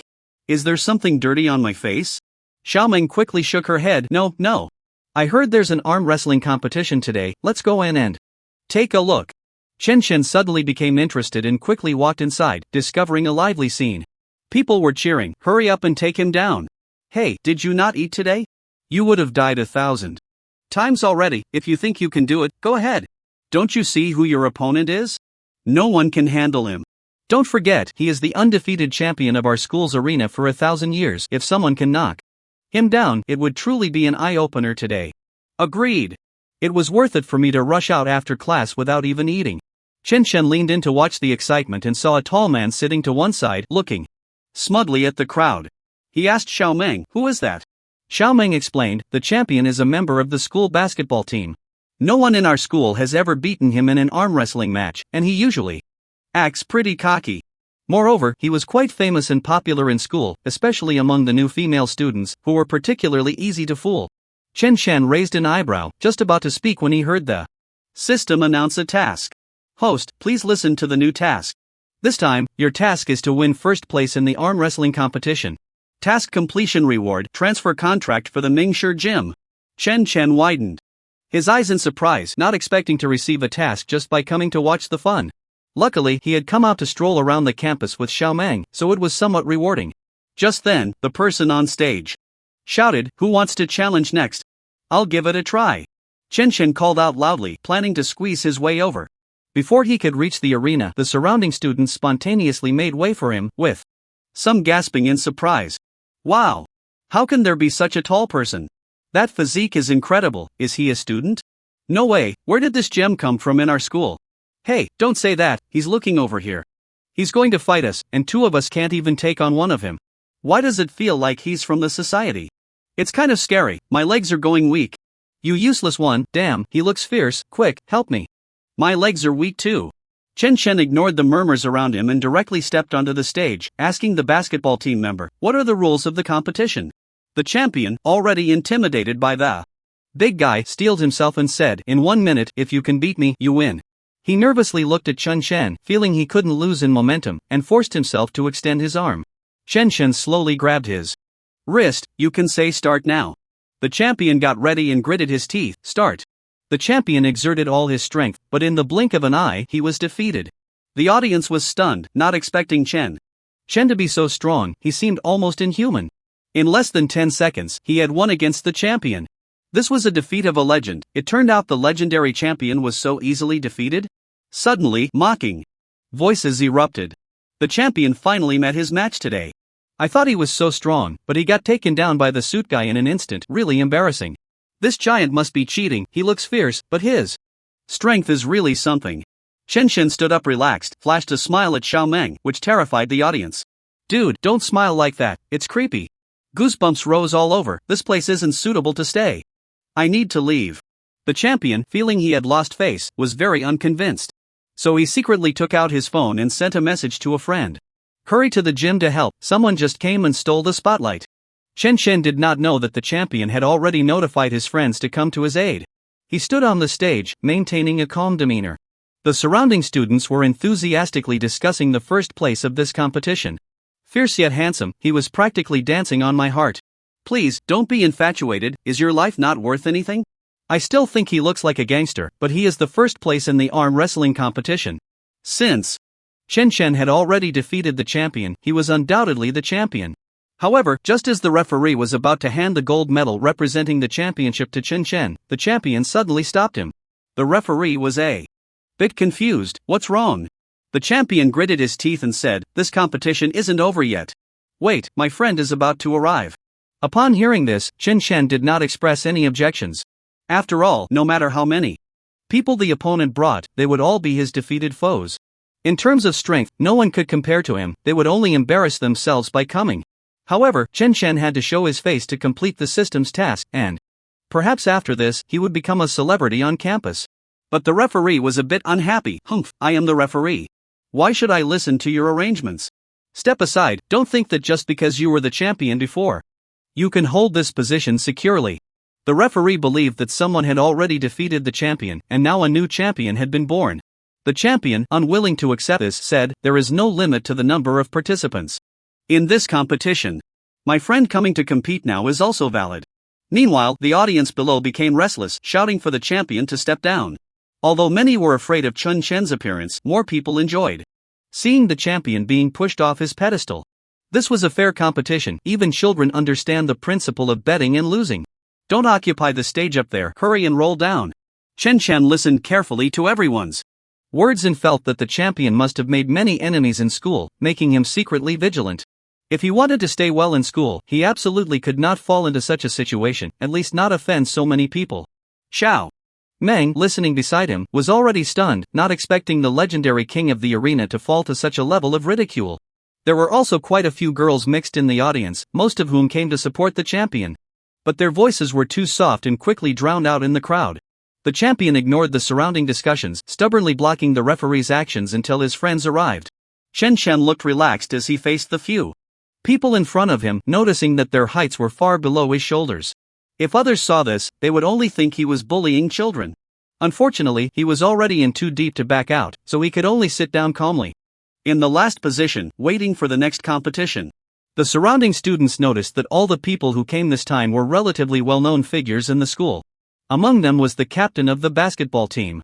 With the captain having many fans, the scene became even more lively than before, with some students directly switching sides to support the champion. You are the eternal myth, hurry and defeat the giant. Go, captain. Under the champion's arrangement, his friends decided to challenge Chen Chen one by one. The first to take the stage was another team member, who was defeated in less than 5 seconds and walked off the stage with a dejected expression. Every subsequent person faced the same fate, until it was the captain's turn. Chen Chen smiled brightly at them, as if teasing children. However, in the eyes of the others, they seemed to see a man-eating devil. The basketball team members inevitably broke out in a cold sweat, all glaring at Chen Chen in anger, feeling that he was provoking them. However, due to the large number of onlookers, no one dared to make the first move. There is no doubt that the captain suffered a crushing defeat and almost had his wrist broken by Chen Chen. The champion saw his friends covering their arms as they left the stage, and anger flared in his heart. Just wait and see, don't let me catch you on campus, the champion said to Chen Chen fiercely, his voice low. Chen Chen's expression changed, feeling an indescribable frustration inside. He had clearly come to participate in the competition to complete a task, but unexpectedly ended up gaining an enemy. Forget it. He thought he would just take it step by step in the future. He wasn't afraid of not being able to beat them. Besides, even if he couldn't provoke them, he could still avoid them. After this competition, Chen Chen and the basketball team had formed an irreconcilable grudge. The referee, seeing the result of the match, looked at the champion with a smug expression and mocked him. So you brought your friends here to embarrass them, huh? It's not enough for you to embarrass yourself, you have to drag them down with you. With a friend like you, they must have had bad luck for 8 lifetimes. The champion wished he could punch the referee away, but Chen Chen was watching him closely from the side. He didn't dare to make any move and could only watch helplessly as the referee placed the gold medal around Chen Chen's neck. The referee quietly asked for Chen Chen's name and then announced the champion to everyone. Congratulations to Chen Chen for winning first place. Some audience members cheered enthusiastically, and scattered applause echoed in the hall. Chen Chen looked over at Xiao Meng and found her extremely excited, clapping especially vigorously. Just as the referee announced that he had won first place, the system suddenly popped up a notification. Congratulations to the host for completing the task, the reward is on the way and will arrive soon. Hearing the system's notification, Chen Chen let out a deep sigh of relief, feeling that this task was even more difficult than the last one. Although he didn't have to grab a knife, human hearts were scarier than knives. Because Chen Chen had made a big impression in the school gym, Xiao Meng, who was beside him, was also noticed by the students. Sharp-eyed people immediately recognized her as the campus flower from the 3rd year. Some gossipers posted videos of the two of them together online. And soon everyone on the campus network saw it. Chen Chen was taken around the campus by Xiao Meng, and many people speculated about their relationship in the comments. Are they siblings, or are they a couple? So envious. He actually has the ability to have the campus flower show him around. Those upstairs, you don't need to be envious. If you look like him, you'd also have the ability to have the campus flower take you around. Didn't you see his fists are bigger than a pot? That's not right, he's not a violent person, he even acted bravely before. If you don't believe it, go check the live streaming platform. Then someone saw the live video of the silly girl on the streaming platform and immediately recognized that Chen Chen was the tough guy who acted bravely in the footage. Once this video was released, the entire forum erupted. Students compared the two places where Chen Chen had appeared and found it unbelievable. Chen Chen was still unaware that he had become a campus celebrity and was walking towards the dormitory with Xiao Meng. When Xiao Meng heard Chen Chen say he wanted to check out the dorm, she eagerly offered to take him there.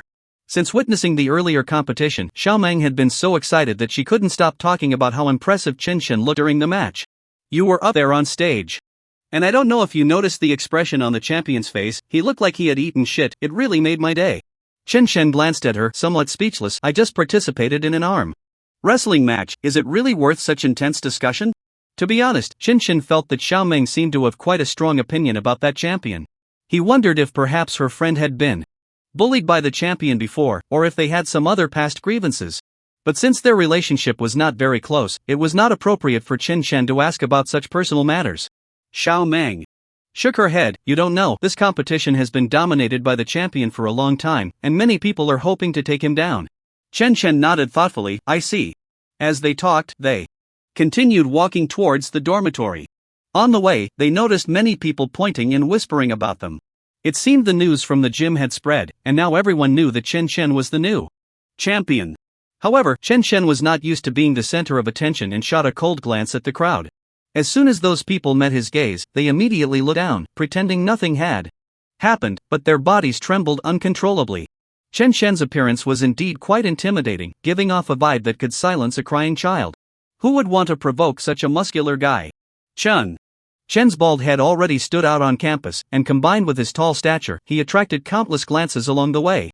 Meanwhile, in the dormitory, 3 boys who had arrived earlier were eagerly discussing the school news. Chen, that name sounds familiar, isn't he the roommate who hasn't arrived yet? One of them said, I really hope it's not him, but it's hard to find someone with the same name, same major. We're going to be living with him. Another person said worriedly, I never thought my campus life would be so thrilling. With someone like him in our dorm, can we even sleep peacefully at night? You have to think of it another way, if we become friends with him, it means no one will dare to bully us in school. While that was true, what if when we go out, we end up being ostracized? Just as they were getting into a heated discussion, Chen Chen walked in. The 3 of them quickly shut their mouths and mustered the courage to welcome him. Wang Gong said, You must be Chen, right? I just saw your match at the gym. You were amazing, you defeated the champion in no time. Li Sheng chimed in, yeah, and your performance in the livestream was fantastic. We think you're a really warm-hearted person. Thanks to you, that person was safely rescued. Before Chen Chen could respond, he heard them say a whole lot, leaving him a bit stunned. If his ears weren't deceiving him, he had heard them talking about him negatively before he entered. He didn't expect them to now act as if nothing had happened. However, since they would all be in the same dorm, it was best to avoid conflict. To be honest, during university, aside from attending classes, most of the time was spent in the dorm. If the relationship with roommates was poor, it would directly affect the quality of the entire school experience. Chen Chen forced a friendly smile and said to them, Hello, thank you for your attention. I would like to ask where my bed is? The few people immediately made way for a spot, saying, We've all chosen our places, this one is reserved for you. If you're not satisfied, we can switch. I even dusted it off for you earlier, it's very clean. Chen Chen casually replied, No need to switch, thank you. Ji Gung trembled a bit when he heard Chen Chen say thank you. He inexplicably felt a chill run down his spine. It was as if a murderer had given you a notice before committing the act. He barely steadied himself and introduced himself to Chen. Chen. My name is Ji Gung, you can call me De Gung. I'm from a nearby city, quite far from here, but my scores just made it into the school. Someone took the lead, and the others came over to introduce themselves as well. After everyone exchanged names, they shook hands casually and then made plans to go out for a meal together, claiming it was to promote friendship among the dorms. Chen Chen wasn't too keen on the idea, but since he was new, it wouldn't be good to appear too out of place. So, he agreed to go out to eat with them. With about half an hour left before dinner, everyone went to tidy up their beds and cleaned the dorm inside and out. Since Wang Gong arrived the earliest, he had already prepared the water dispenser and hot water, kindly pouring a cup for Chen Chen. Chen Chen was a bit taken aback and accepted it, then gulped down a large cup of water in one go. When it was time to go out for dinner, Chen Chen was pleasantly surprised to find that they had booked a restaurant right below the Mingshi gym. Seeing the address, he felt very excited and glanced a few more times at the gym upstairs. He wondered when the system would notify him again to take over this gym. However, Chen Chen was also hungry and could only go fill his stomach first. During the meal, the atmosphere was quite pleasant, as everyone was eager to strengthen their relationships. They talked about various school gossip and amusing incidents from their lives, discussing everything from the state of the courses to the candidates for the school prince and princess, as well as the personalities of different teachers. They laughed and ate, even ordering a few cans of beer, encouraging each other to drink.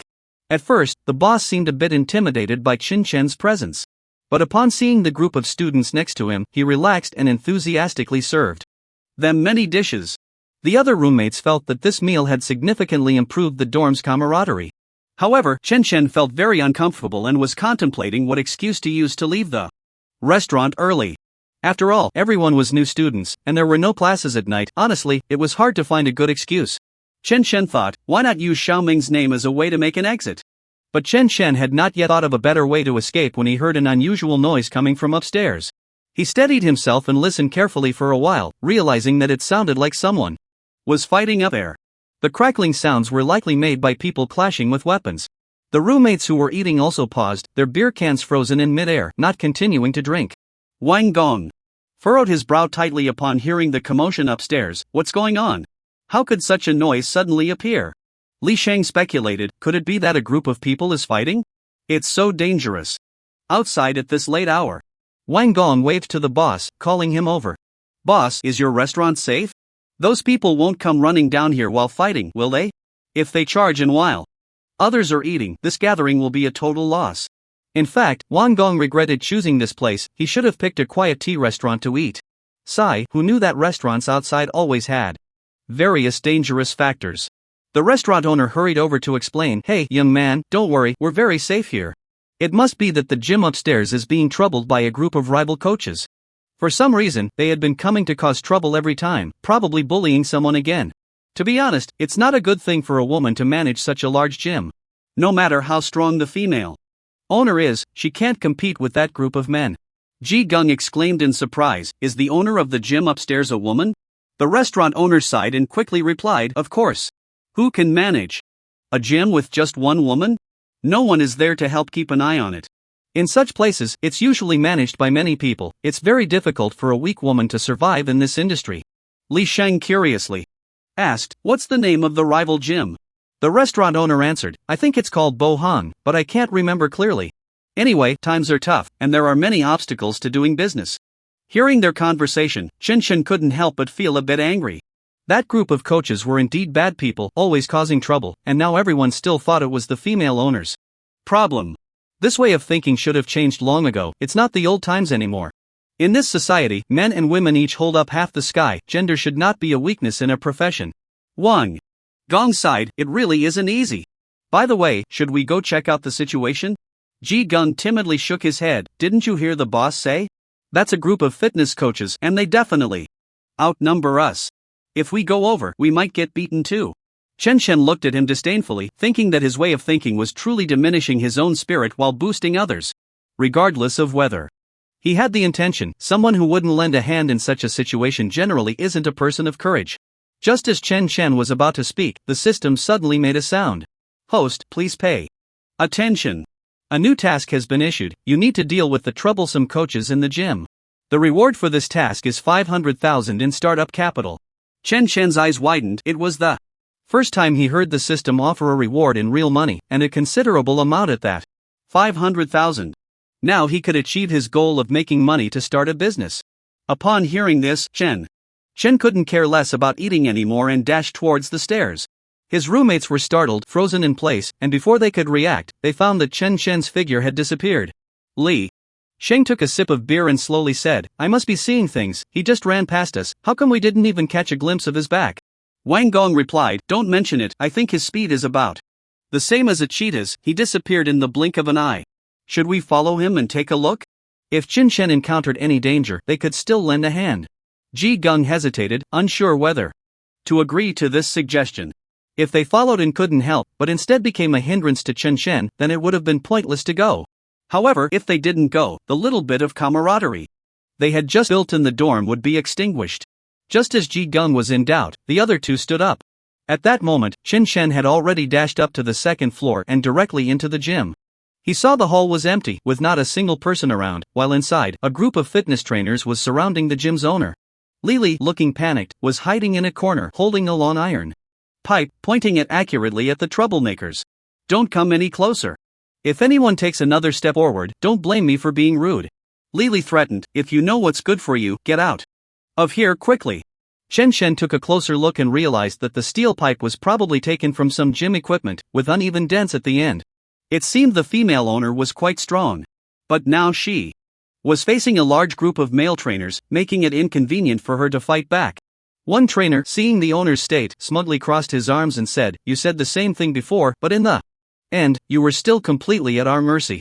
Another trainer maliciously stepped forward, look, I'm stepping forward now, what are you going to do about it? Lily was furious and swung the iron pipe forward with all her might, hitting that person with a thud. Seeing this, another trainer quickly grabbed a few dumbbells and threw them at the female owner, nearly hitting her feet. The owner was taken aback and immediately moved further away. Others, seeing this tactic was effective, picked up various gym equipment and started throwing them at the owner. Several times, Lily couldn't dodge in time and was directly hit by the equipment, letting out cries of pain. Chen Chen watched this scene, consumed by rage. In this declining world, they actually bullied a woman like this. It was truly not the behavior of heroes. Chen Chen looked around and found that there were hardly any customers in the gym. The members, seeing this, were terrified and ran out the back door, with no one stepping forward to help. They were afraid that if they were a moment too slow, they would be caught and beaten by that group of trainers. Witnessing the harsh reality, Chen Chen felt even more disheartened, thinking the owner was very pitiful. But now is not the time for Chen Chen to feel sentimental or sad. He first needs to resolve the current problem. Seeing Lily suddenly scared to tears, he stood there without moving. The group of male coaches, upon seeing Lily cry, became even more aggressive. They frantically smashed the surrounding gym equipment, showing no concern for the destruction of private property. Chen Chen was furious. Were these people uncivilized barbarians? Lily, seeing them about to destroy her beloved equipment, panicked and rushed to stop them. However, one of the male coaches pushed her hard, causing her to fall to the ground. Chen Chen could no longer bear to watch. He shouted loudly, drawing everyone's attention. Everyone, stop! The group of male coaches froze at the sound of his powerful voice. Turning around, they saw Chen Chen standing there with a strong presence, looking as if he was ready to kill. Chen Chen was indeed fierce, his muscles bulging, and standing in the inner room, he felt like his head was almost touching the ceiling. However, the group managed to steady their nerves, relying on their numbers to bolster their confidence. No matter how strong the opponent was, he was just one person, while they had over 10. By any calculation, they had the advantage. The leading coach glared at Chen Chen and said, "Stay out of this." Though he said that, everyone around him took a fighting stance, their eyes gleaming with eagerness. Seeing this, Chen Chen's expression turned colder, and a surge of anger rose within him. A group of big men bullying a woman, how shameless. If you know what's good for you, leave now, and I won't hold it against you. Otherwise, if someone gets hurt later, don't blame me. The coach's eyes darted around, thinking Chen Chen might have backup. But after looking towards the door for a while and seeing no one else come in, he felt reassured. Could it be that this person was just bluffing? So he mocked, "You think you're a hero saving a damsel in distress, but to us, you're just a bear. To be honest, with your size, do you really think you can take on over 10 of us?" The others burst into laughter, as if mocking Chen Chen's overestimation of himself. Seeing their reaction, Chen Chen felt they deserved a bad ending. He calmly said, "I'll give you one more chance. Are you sure you won't leave?" A lewd-looking coach scoffed and gave Chen Chen the middle finger. "I'm not leaving. What can you do about it? If you have the guts, come at me." It was the first time Chen Chen saw someone rushing to meet their doom, and deciding to oblige, he stepped forward. Since they refused to heed his warning, he wouldn't hold back. As the saying goes, first comes courtesy, then comes the fight. Chen had already given them a chance, but since they didn't back down, he would have to subdue them. Lily felt strange seeing Chen Chen appear. She had never thought someone would come to help. All along, when that group came to cause trouble, everyone had decisively avoided the battlefield. She didn't expect Chen Chen to come to her aid. He was truly a hero. But she worried he might not be able to take on those men, so she gestured for him to leave. Chen Chen ignored her and dashed forward, punching one coach away. Then, with a left hook, he knocked down a second. The others, seeing two of their companions suddenly fall to the ground, retreated a few steps in panic, their legs trembling. This suited thug was terrifying. Who would have thought he was not just a show of strength but actually capable of fighting? The leading coach, seeing his companions falter, angrily urged, "Get in there." They had no choice but to brace themselves and charge forward to give their leader an explanation. "Humph, a bunch of people seeking death." Chen Chen directly swept his leg out, knocking down several people who were close by.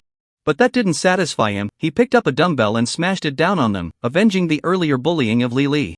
Just as Chen Chen was getting into the swing of things, a coach suddenly rushed over to ambush him. Fortunately, Chen Chen was quick to react, sensing the movement beside him, and immediately tightened his fist and swung it back, hitting the man's chest hard. The man cried out in pain, clutching his chest tightly. Seeing this, the others were furious and wanted to come over to settle the score with Chen Chen, but before they could take a few steps, they were stopped by Li. Li swung a long iron chain, wrapping it around their calves and knocking them to the ground. Chen Chen didn't expect Li to be so strong in a fight and instinctively gave her a thumbs up. Just as Lily was about to laugh, she noticed that the group of male coaches was coming back, and she quickly turned to run away. Shinshin shook his head helplessly, he was indeed too optimistic. However, this time he didn't hold back at all and gave them a thorough beating, leaving them crying on the ground, unable to stand. Some still dared to threaten, "You wait, I'll have my boss kill you when I get back."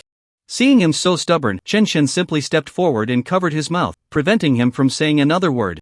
This group of people was no match for him, they could only threaten, and as a result, they got beaten up again. The coaches were crying for mercy, it seemed they were a bunch of useless people. Shinshin didn't want to cause any fatalities, so after thinking for a moment, he let them go. Before they left, he threatened them, "If you dare come back next time, I won't hold back. You better take care of yourselves."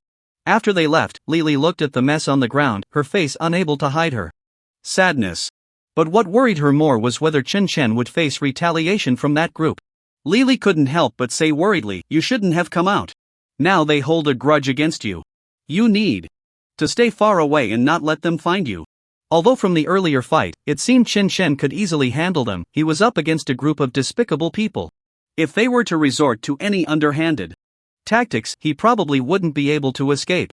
Shinshin was completely unconcerned about this issue, he only cared to ask if she was hurt. Lily quickly replied, "I'm fine, thank you for your concern. It's just that you went out of your way for my gym." Shinshin smiled and took out the transfer contract. "What you said is a bit off, look. This is the transfer contract for this gym. I'm actually doing this for myself." Recalling how hard Lily fought to protect the gym, Shinshin made a suggestion. "I see you've put a lot of effort into this gym. I want to hire you as the person in charge of this gym. What do you think?" The moment Lily saw Shinshin take out the transfer contract, she was already stunned. Every word Shinshin said next didn't even register in her ears. Not to mention that later Shinshin asked her whether she would accept his offer to become the manager of the gym. Even the earlier words were unclear to Lily. Seeing her expression, Shinshin understood her thoughts and immediately explained. "It's not about making a decision right away, just think about whether you want to accept this position. If you want to continue working in the gym, then becoming the manager here is also a good choice." Hearing Shinshin's amiable voice, Lily felt as if she were still dreaming, while a strong sense of doubt uncontrollably arose in her heart. Why, seeing the current situation, was Shinshin still willing to take over the gym? Did he have other motives? Or did he simply want to improve the gym? Lily thought this and couldn't help but ask. You see, the current situation, the gym has offended quite a few people. And occasionally gets into trouble. She advised, in this case, if you want to develop well, you really shouldn't choose a gym like this. Shinshin smirked, feeling that this was not a problem at all, but seeing Lily's concern, he decided to patiently explain again. "Don't worry, those people are not my opponents, even if they come looking for trouble later, I have ways to handle it." He paused and added, "This is not something you need to worry about, you just need to consider whether to accept this position." Lily still looked doubtful, cautiously observing Shinshin's expression, and then asked, "Do you have other businesses to attend to, or do you want to use the gym as a venue for something?" Shinshin saw that she misunderstood his intentions and felt quite helpless, but still maintained his smile. "It's not what you think, I just want to make the gym bigger and stronger, and for that, I do need some help. You must be familiar with this industry, if you take over, I will definitely feel at ease, and I can see that you truly love this gym. I believe it can perform even better in your hands." Lily nodded thoughtfully, momentarily silent. Shinshin then asked, "But I do want to ask one thing, why did you choose to create this gym?" In fact, most women tend to lean towards clerical jobs when choosing careers. This is not due to any prejudice against them, but rather the limitations imposed by reality. Although many women shine in other industries, it is only a small portion. Looking at Lily's seemingly delicate appearance, Shinshin felt she didn't seem like the type to specifically establish a gym. Perhaps he had misjudged her. When Lily heard the question, she didn't rush to answer but took a moment to think carefully. She felt that Shinshin didn't seem to be asking with a mocking attitude, which calmed her a bit, and then she began to tell him about the origins of the gym. "I know many people are curious why I, a woman, would go through the trouble of establishing a gym. This goes back several years, when Lily had just come to the city and didn't have much experience. Thinking about getting fit, she first went to check out some gyms. As a result, she found that most of the gym owners were male. To be precise, almost all of them were male owners. Moreover, there were many rules, and the variety of gym equipment was quite limited, along with one very important issue. That is, most of the gym members were male, and the trainers were predominantly male as well. In this situation, if female customers encounter unfair treatment inside, it is actually very difficult to seek justice. Lily shrugged. I once witnessed a girl being bullied by other trainers in the gym, and the people around just cheered. No one ever lent a helping hand, and later I felt that we should help each other. At the very least, we could save those bullied girls. Chen was very surprised. He had never thought such things could happen in a big city. But thinking back, it was also common for that group of male trainers to bully Lily in the gym. So he understood, thinking that this might be humanity's inherent flaw, always preferring to bully the weak and fear the strong. However, he still didn't understand why those people always bullied the members. Logically, those customers were all members. As the saying goes, the customer is king, so shouldn't they be treated well? Why allow such bullying to happen? Lily shook her head. This situation is not rare, and their customer base is quite stable. They might think that having one more customer doesn't make a difference, and losing one doesn't matter. Moreover, since this is the norm in gyms, no matter which gym they go to, they probably face the same situation. It is precisely because of this that everyone feels emboldened, allowing these bad habits to persist. Chen understood the ins and outs of the matter and then asked the previous question again. So, do you agree to take on this position? Lily agreed without hesitation. This time, I promise you, I will be in charge of this gym, and I will treat this place as my own home. I will carry this business forward. Then she asked, Boss, when are you coming over? If you plan to come to the gym, give me a heads up, and I'll pick you up. Chen smiled wryly. I still have classes. I probably won't have time to come over, so I need you to manage things here. Lily was even more confused. Are you going to adult college? Chen scratched his head awkwardly. I'm a freshman at Dongshan University. Don't let my appearance fool you. I'm actually not that old. Lily was almost shocked, speechless, not expecting someone who looked like Chen was actually a college student. The surprise on her face was impossible to hide, directly displayed in front of Chen. Chen was also helpless and didn't want to dwell on these things, so he suggested leaving first. Lily stood there, dazed, watching Chen leave, still unable to recover from her shock. The moment Chen went downstairs, the system suddenly issued a task. Congratulations, host. You have completed the task of driving away the troublemakers. A reward of 500,000 has been credited. Please check. Now a new task is issued. Please recruit 100 members and 3 experienced fitness trainers within 7 days. The reward for this task is 1 million in business funds. Chen was surprised to hear the system's voice. He didn't expect that this time the task reward would actually double compared to last time. If that's the case, does it mean that his reward will double after every task completion? If that's true, that would be great. He believed that before long, he would be able to save up enough real startup capital. At that time, he could do whatever he wanted. Chen went downstairs and returned to the restaurant, finding his roommates still sitting in their seats, seemingly waiting for him. However, no one continued eating or drinking. For some reason, Wang Gong had been persuaded not to come upstairs to help, and Chen was unaware of the commotion, feeling little impact from it. This was actually quite normal. When faced with trouble, as long as it doesn't concern oneself, one can easily turn a blind eye. It's really not their fault, after all. Not everyone would bravely draw their sword to help. In this society, most people are still weaklings who fear for their lives. Li Sheng breathed a sigh of relief when he saw Chen return. You finally came back. Everything's okay? Right? Earlier, while they were sitting in the restaurant, they heard various noises from upstairs, which made them increasingly scared, and after taking a few steps, they ran back to their seats to wait. Later, when they saw that group of coaches come downstairs, looking battered and bruised, they didn't dare to check the situation and instead hid to the side. It wasn't until that group left, their figures disappearing down the road in front of the tavern, that they returned to their seats. The restaurant owner shook his head in disappointment at the sight of the roommates but didn't say anything. I'm fine, I'm heading back to the dorm. Chen thought of his task and didn't plan to stay in the tavern any longer, wanting to return to school. He felt quite embarrassed for leaving in the middle of the meal and decided that, out of courtesy, he should apologize to them. I'm sorry for today. However, the other roommates, feeling ashamed of their own cowardice, didn't blame Chen and quickly waved their hands, saying it was fine. After returning to school, Chen posted a job advertisement online and took a photo of himself to showcase his physique on the campus website. The bottom of the page stated that the Mingshi gym was looking to hire several experienced trainers. With Chen well-defined muscles and strong qualities, it didn't take long for a few people to come seeking him out and directly contact him. Chen wasn't very clear about the conditions for hiring trainers and thought of Lily, who worked in this field and should know more. He simply brought the applicants to the gym for on-site interviews, asking Lily to help review them. Lily was very happy to see so many people and carefully assessed their skills, passing them through a series of tests. Finally, she confirmed 3 candidates and handed the application materials to Chen Chen. Chen Chen watched her select the candidates, not understanding much about it himself, but still seriously looked at them. What do you think of these people? Can they become senior trainers?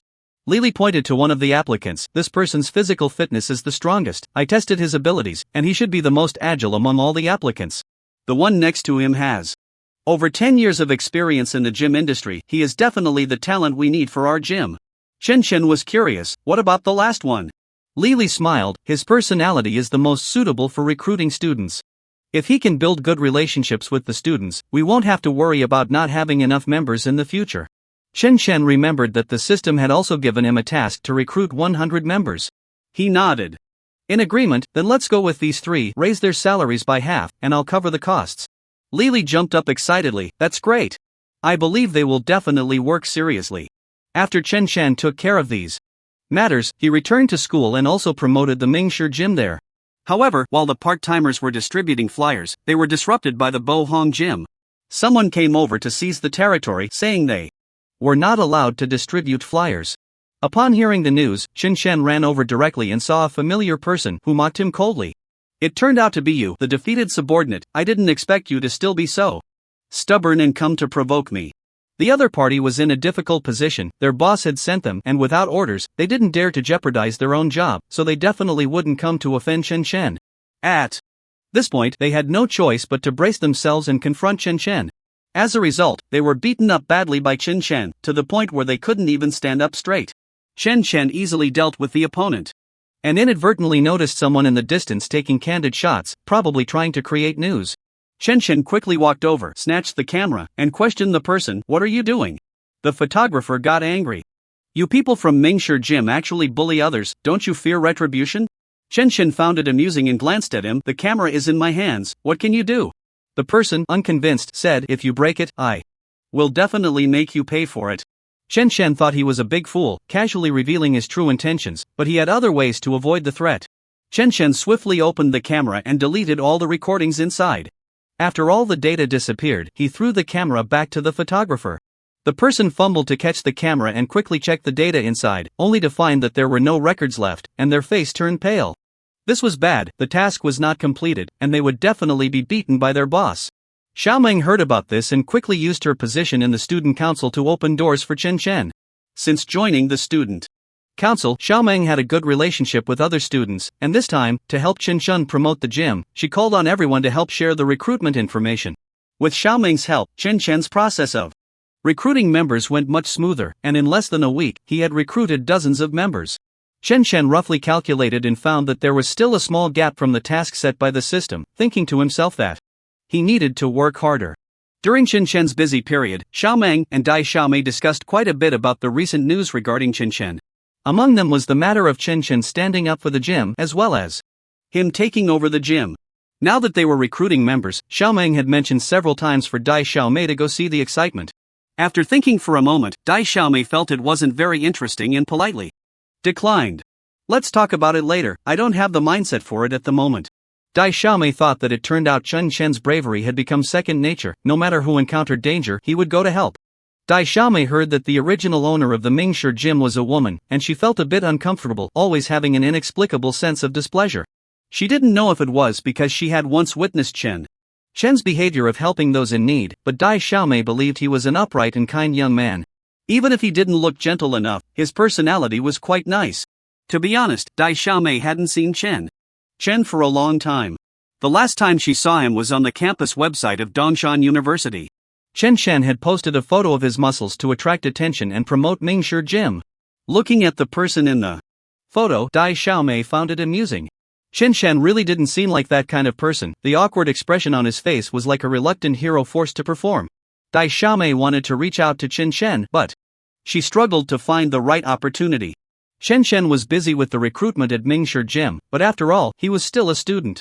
If Dai Xiaomei went to the gym to watch the excitement, she might not even see Chen Chen. Besides, what excuse could she use to get close to him? The more she thought about it, the more disappointed she became, biting the straw of her milk tea and sulking while playing on her phone until she heard the voice assistant's reminder and snapped back to reality. Xiaomei, you should go to the live broadcast room now, don't keep the audience waiting, the voice assistant said in a mechanical sweet voice. As an artificial intelligence, the voice assistant couldn't perceive the user's emotions, only reminding Dai Xiaomei to go live on time. Dai Xiaomei reluctantly got up, forced a smile, and then opened the live broadcast software.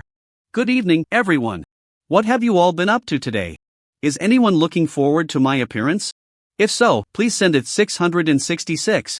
Dai Xiaomei spoke with a full smile, but the joy didn't reach her eyes. The audience erupted, enthusiastically sending a flurry of comments. 666. 666. 666 isn't enough, huh? Xiaomei's husband is here. Get lost upstairs, you're ruining the formation. How can you say that to others when you're ruining the formation too? Seeing everyone so cooperative, Dai Xiaomei pretended to be happy and opened her mouth wide. I can feel everyone's enthusiasm. Let's chat about some recent fun stories today. Because she wasn't in a good mood, Dai Xiaomei could only force a smile in the live broadcast room, but fortunately, her acting was good enough that the audience didn't notice anything amiss. Meanwhile, Chen was sitting in the gym's conference room, excitedly counting membership cards. 1, 2, 3, 99, 100. Great, finally enough. Chen let out a deep breath, feeling that this task had been completed quickly. And he felt like he could float. Lily, hearing Chen's words, leaned over with interest and said with a smile, "Why are you so happy?" "It's only 100 members." Chen smiled mysteriously, "It's a secret. Anyway, it's a good thing." "Wow, boss, you're so mysterious. People who don't know might think you're from the Secret Service," Lily said in an exaggerated tone. Chen awkwardly scratched his bald head. Recently, his scalp had been a bit strange, occasionally itchy. At first, he thought he was going to grow hair, but after looking in the mirror for a long time, he didn't see a single hair root. He sighed helplessly, thinking it might just be his illusion. However, facing Lily's teasing, Chen felt a bit at a loss. "I didn't mean to deceive you, it's just that many things can't be explained to others right away," Chen said sincerely. Flashing a smile at Lily immediately felt a cold sweat on her back, and her whole body trembled slightly. Even though Lily knew very well that Chen was a good person, not only kind-hearted but also generous and helpful, she still felt she shouldn't be afraid of him. The reality is just cruel, and she still feels a sense of fear, hoping that by spending more time together in the future, she can change this thought. Chen noticed Lily's bewildered expression and couldn't help but feel a bit strange. "What's wrong with you?" Lily quickly shook her head. "It's nothing. I'm fine." Chen responded with an "oh," and said, "Then let's discuss how to arrange the activities next." As soon as he finished speaking, he heard the system's voice again. "The system has detected that the host has completed the task, and the reward has been credited. Your account has been awarded 1 million in business funds, bringing the total balance to 1,500,000. Chen listened with great joy, his happiness evident on his face. Lily quickly noticed his change and asked in confusion, "What activities are you talking about, boss?" Chen felt it necessary to correct her on how to address him, so he adjusted his expression and cleared his throat. Miss Lee, you can just call me by my name, no need to call me boss." It felt a bit overwhelming for Chen to have a woman older than him call him a boss every day. However, Lily insisted on her way of addressing him. "I think calling you boss is a sign of respect. It's fine, I'll keep calling you that." She was afraid Chen would keep dwelling on this issue, so she quickly changed the subject. "Oh, boss, let's not worry about that for now." "Why? Don't you share your thoughts? What kind of activity were you thinking about?" Seeing this, Chen didn't mind too much and straightforwardly shared his idea. "Let's hold a weight loss contest with prizes. As long as they become our members and lose enough weight within the specified time, they can receive cash rewards." This was the first thought that popped into Chen's mind when he received the system's 1 million reward. Since the funds are sufficient now, it's fine to hold several activities. However, the weight loss contest is just the first step to test the market. He needs to try the waters before deciding on the next plan. To recruit more members, holding appropriate activities or promotional measures is a necessary step. "This idea is great," Lily exclaimed, her eyes widening in surprise. "I didn't expect the boss to be so young yet have such a business mind. I believe this activity can attract many participants, especially those young girls who love beauty." Chen raised an eyebrow, thinking that Lily's perspective was still a bit narrow. The target customers for the activity definitely shouldn't be limited to just the young crowd. Age shouldn't be a limitation in life.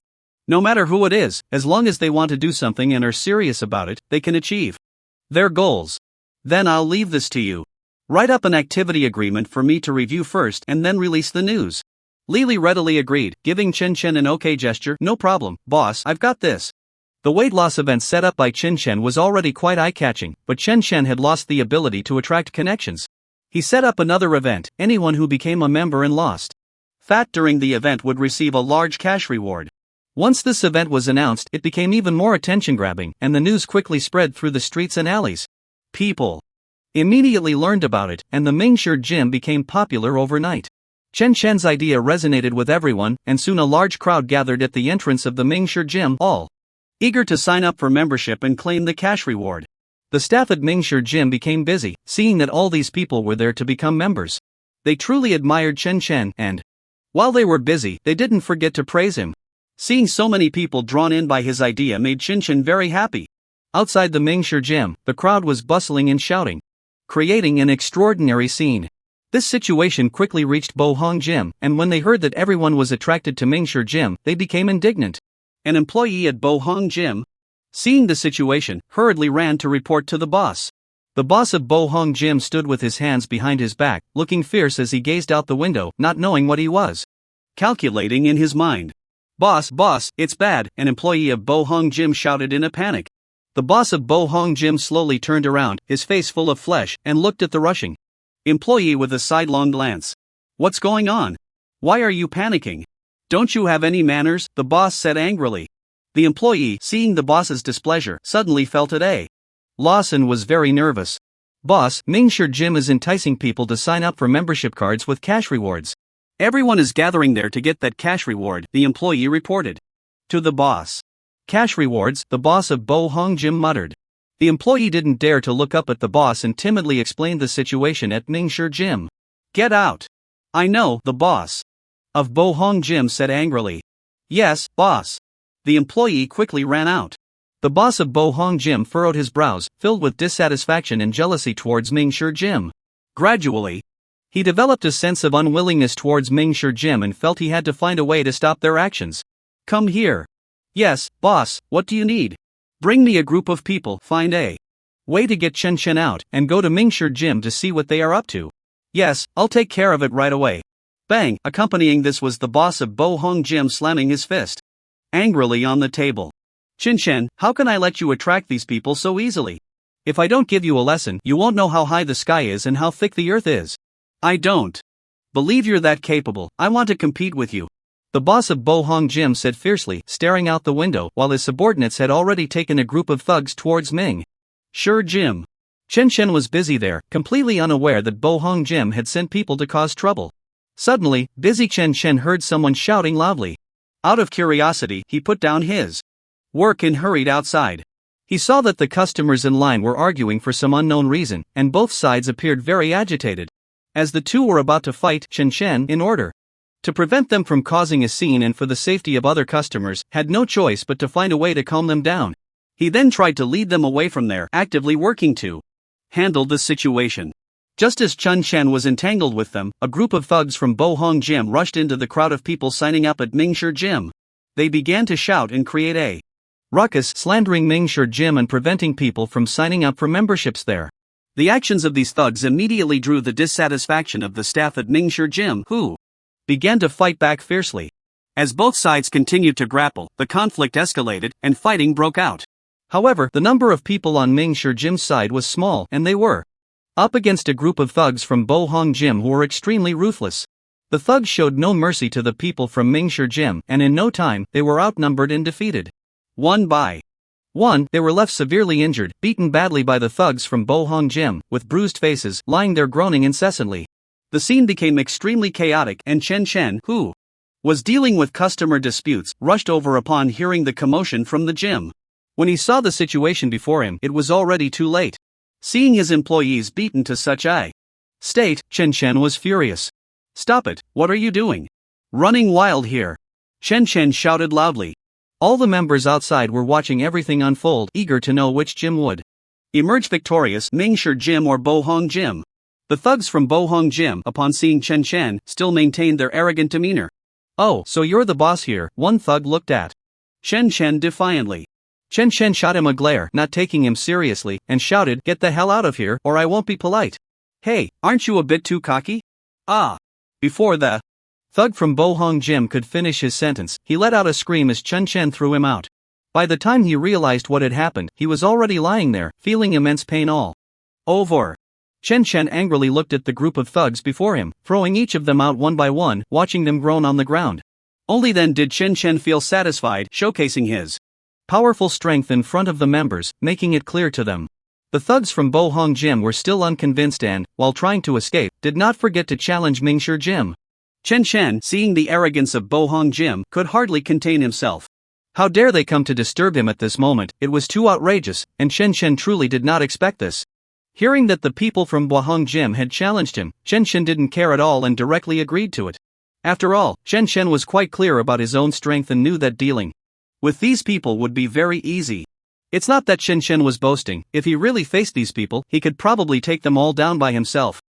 Just wait for us. Looking at Chen Chen's demeanor, which showed no regard for them, the people from Bohong Gym felt very angry. However, they didn't intend to compete with Chen Chen right away. Instead, they directly agreed on a time for the challenge. They weren't fools. From the earlier situation, they could already tell that Chen Chen's strength was definitely formidable. After all, just by looking at his size, one could imagine his strength. Now, they needed to quickly find some help before the time came to deal with Chen Chen. Chen Chen thought that after agreeing to this matter, there wouldn't be any further issues, and he couldn't help but breathe a sigh of relief. However, he never expected that even if he didn't seek trouble, trouble would still find him. That day, while wandering around the school, Chen Chen suddenly discovered a basketball court and immediately became interested, deciding to go take a look. After all, Chen Chen had played basketball before, so he was quite interested in it. It was just that he hadn't figured out the situation at school before, which was why he hadn't come over. Now that he happened to stumble upon it, he naturally decided to check it out. However, after watching for a while, he suddenly found it very boring because, in his view, these people's skills were simply too poor. Chen Chen shook his head and prepared to leave. What did your head shake mean just now? Are you looking down on us? Just as Chen Chen was about to leave, a boy suddenly blocked his way. Looking at the jersey he was wearing, Chen Chen understood that he was probably from the school basketball team. But no matter who he was, Chen Chen wasn't afraid at all. He was just expressing his opinion. Was there a problem with that? I just feel that your skills aren't as good as I imagined. Please move aside, I have things to do. After saying this to the boy in front of him, Chen Chen prepared to leave. He really didn't intend to continue entangling with him. If you say our skills are poor, then I want to see how strong you really are. Do you dare to compete with us? The boy, however, had no intention of letting Chen Chen leave and directly said to him that he wanted to see Chen Chen's strength. When the boy said this, he raised his head high, clearly looking down on Chen Chen. Seeing the boy like this, Chen Chen actually didn't want to bother with him, but he also knew that if he didn't agree, he might really not be able to leave today. Thinking of this, Chen Chen decided to accept the challenge. He knew that dealing with these people would be incredibly easy for him. Fine, since you insist on this, if I refuse, it would only make it seem like I'm afraid of you. Chen Chen easily accepted the challenge, showing no signs of tension on his face. Seeing Chen Chen like this, the school basketball team couldn't help but secretly mock him.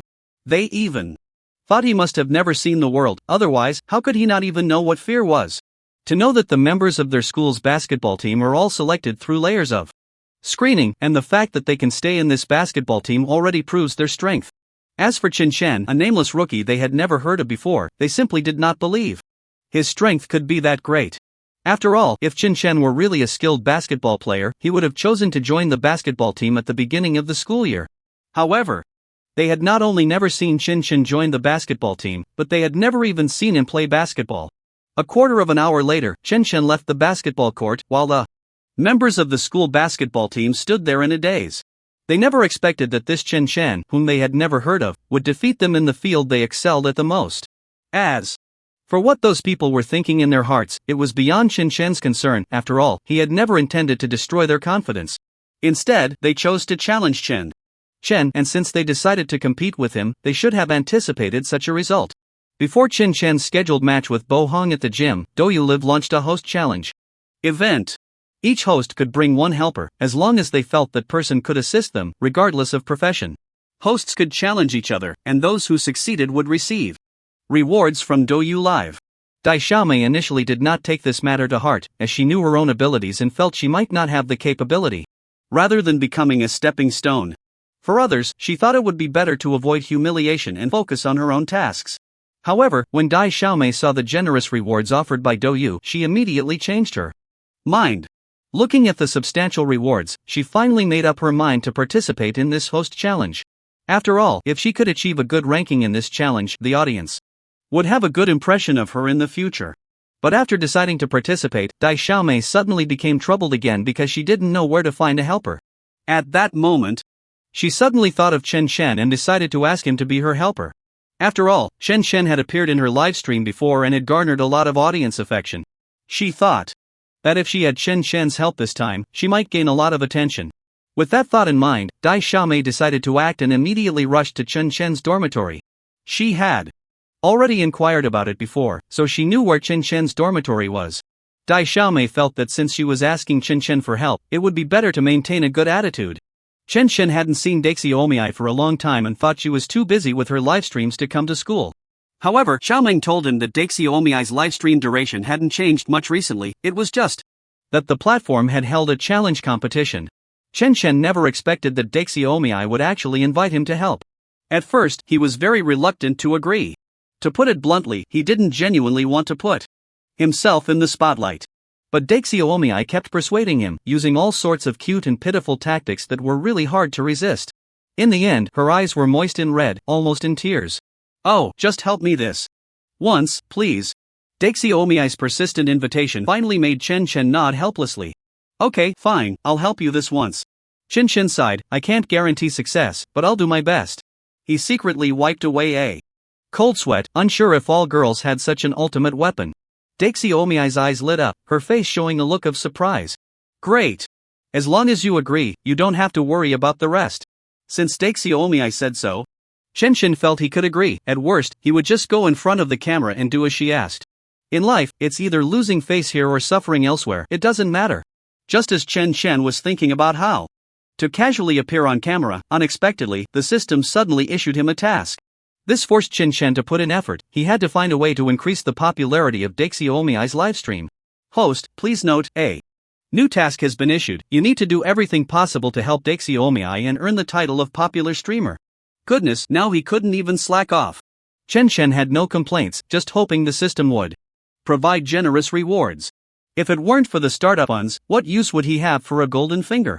Moreover, after several task announcements, Chen Shen had become accustomed to it. Now, he was just waiting for the system to announce the next reward. Perhaps because the previous task rewards were all cash, Chen Shen had tasted the sweetness and was no longer resistant to the tasks issued by the system. Sure enough, the next second, the system continued to speak. "The cash reward for completing this task is 300,000. This did not match Chen Shen's wishful thinking of a doubled cash reward. Instead, the reward was even less. However, he felt that the technical content of this task wasn't particularly high.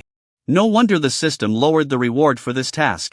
Well, better than nothing. Earning money is a good thing, and this is something many people dream of.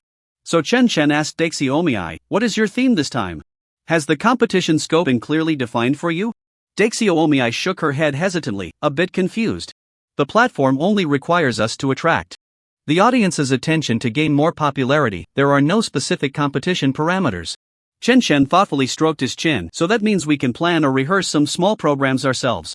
Xiaomei immediately agreed. "Exactly.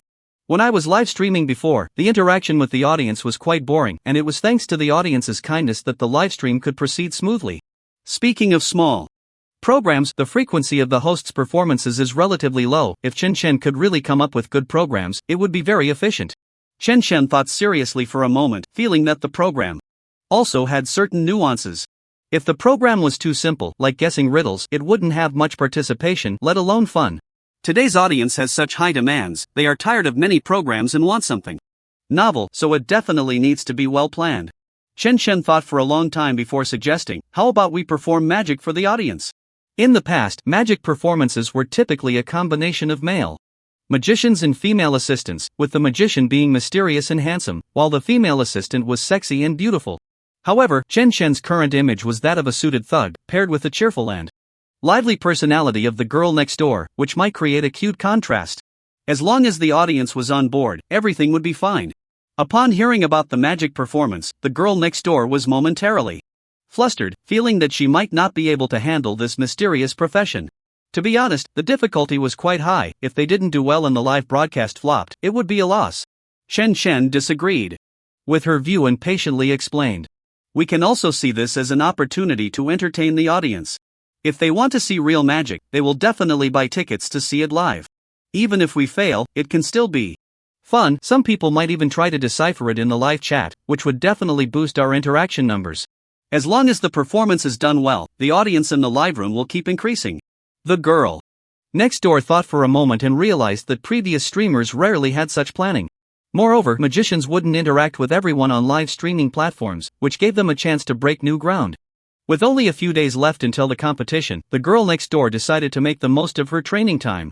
Chen Chen found a few simple magic tricks online for her to learn, striving to make the magic more perfect. Although the process was fraught with mistakes, the girl next door gritted her teeth and persevered. On the day of the live broadcast, she first greeted everyone and then let Chen Chen step out of the frame. As soon as Chen Chen appeared, everyone noticed that he was the man who had previously appeared in the girl next door's livestream, the suited thug who helped two police officers catch a robber. The comments section suddenly became lively.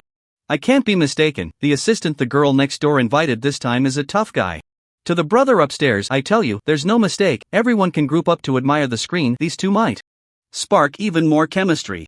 I think they already showed a high level of tacit understanding when they were catching the criminal, and now it seems they've already won at the starting line. We are willing to contribute to help the girl next door gain the title of popular live streamer. Due to the audience's overwhelming enthusiasm, the girl next door's livestream popularity surged, quickly climbing to the top ranks. Chen Chen looked at this scene in surprise, wondering how their popularity had skyrocketed even before their performance. In contrast, other streamers were faring poorly. The gap in popularity compared to the girl next door's livestream was extremely large, even creating a significant distance. As other streamers struggled to regain their popularity and failed, they resorted to hiring fake accounts to cause trouble in the girl next door's livestream. Dai Xiaomei saw that the popularity of the livestream was increasing, so she quickly announced the theme of her broadcast. She believed that everyone encounters various problems in life, and on the path to solving them, you will discover many tricks. But have you ever thought that what can truly change the world is actually something we have less contact with? Can you guess what it is? Meanwhile, Chen Chen set up all the props so that the camera could capture the various items on the table. Many netizens guessed the correct answer at a glance and started flooding the bullet screen with comments. Am I seeing this right? Are they going to put on a big show this time? This little live stream room actually has hidden talents. I don't think that suited thug knows these things. Even if it's a performance, it's easy to expose. The person upstairs has said so much, but why hasn't anyone proposed an answer? Let me say it first, using the process of elimination, this is definitely not about guessing riddles. Aren't you just stating the obvious? Those props are clear, they are going to perform magic. At that moment, Dai Xiaomei felt it was the right time and smiled as she spoke. I see many netizens have guessed the answer. That's right, today we are going to show you some amazing magic tricks. What sets this apart from other magic is that I am the magician, and this strong man beside me is my assistant. I hope everyone will enjoy it. As soon as she finished speaking, Dai Xiaomei picked up a fan from the table and addressed the camera. For the first magic trick, I will perform a broken fan restoration. First, I have a folding fan here, you can take a look, it is intact. Dai Xiaomei showcased the fan to the camera and then handed it to Chen Chen. Chen Chen took the fan, glanced at it casually, and then in just a few moves, he dismantled the fan into scattered wooden sticks in the fan surface. He then handed the broken fan back to Dai Xiaomei. The audience watched in astonishment, thinking that Chen Chen was quite brutal, dismantling the fan in no time. Dai Xiaomei, looking helpless, said, "Now you see the fan is broken, but that's okay, I can make it whole again in no time." Dai Xiaomei pretended to wave the fan a few times in her hand, then clapped her palm forcefully and dramatically opened the fan towards the camera. What appeared before everyone was a complete fan, with no trace of the previous break. The audience immediately exclaimed in surprise, and some even urged Dai Xiaomei to continue the performance. Chen Chen looked at the screen with satisfaction, noticing that the audience's enthusiasm for the magic was quite high, and he felt happy, thinking that this path was the right choice. As long as they could maintain this heat, the popularity of Dai Xiaomei's livestream would surely reach the top. Seeing the audience's requests for a reveal, Dai Xiaomei smiled mysteriously and said to everyone, "This cannot be revealed for now. If you're interested, you can search it on Baidu, you might find the answer." Dai Xiaomei explained in a relaxed tone until the audience stopped fixating on the question and began shouting to see the next performance. At that moment, Chen Shen noticed some strange comments appearing in the livestream's bullet screen, as if someone was deliberately causing trouble. Fraud, get out. This magic trick has already been sold out on a certain treasure site. How can you shamelessly bring it out to embarrass yourself? Isn't this deceiving the audience? I see this person is just trying to attract attention, they don't have any real skills at all. Exactly. What's the use of always bringing out props? If you have the ability, perform a real magic trick, don't let people expose you. Before long, someone posted a tutorial for a magic trick, which happened to be about the broken fan restoration. The audience quickly figured out how the magic trick was performed. Chen Shen sensed the situation was not right and hurriedly spoke to the camera. There are some trash comments in the bullet screen, please ignore them and don't pay attention to these people. He then warned the troublemakers, if you don't follow the etiquette of the bullet screen, I will report you. You should be careful. Don't think that the internet is your shield, you can't do whatever you want in the virtual world either. Fortunately, the audience's eyes were sharp, and they were not influenced by these trolls, instead supporting Daizio Mei to continue her performance. Daizio Mei. Don't mind these people's comments, just perform your magic. If they don't want to watch, they can poke their own eyes out, don't affect us watching the show.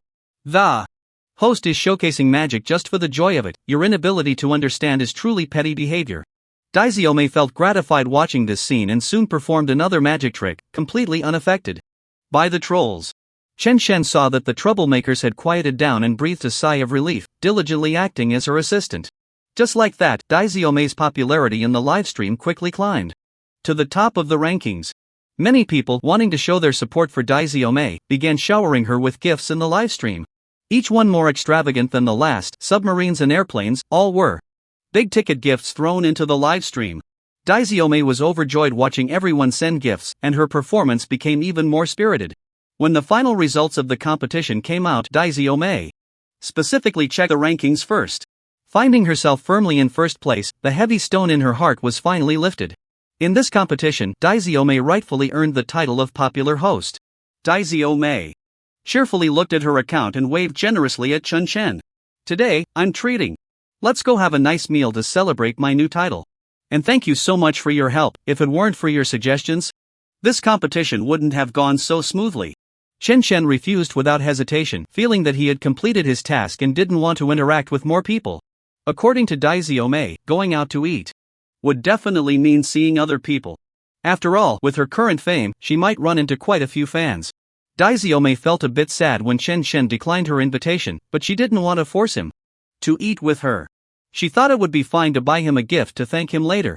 After returning to the dormitory, Chen Shen hadn't even entered the door when he discovered that his roommates were discussing today's live stream and even mentioned his name. Did you see Daizio Mei's live stream just now? That male assistant is Chen Shen. Wang Gong said proudly, even though he was made up, I recognized him right away. After Chen Shen heard them discussing him, he didn't take it to heart at all. After all, when he first started helping the silly girl, he had already considered that this possibility might arise. Otherwise, when the silly girl first asked him for help, Chen Shen wouldn't have kept refusing, simply because he was someone who disliked trouble. So after returning to the dormitory, he sat down at his desk, planning to quietly read for a while. However, what Chen Shen didn't expect was that just after he sat down for a short time, Wang Gong suddenly walked up to him and patted him on the shoulder. Feeling Wang Gong's action, Chen Shen found it quite strange and didn't understand what he meant by it. What's wrong? Chen Shen had no intention of getting angry, he just quietly asked Wang Gong, because he was very clear in his heart that Wang Gong must have something to say to him by coming over to pat his shoulder. But Chen Shen was also very curious and wanted to know what it was about. After all, his relationship with these few people was just average, and they didn't have much to talk about.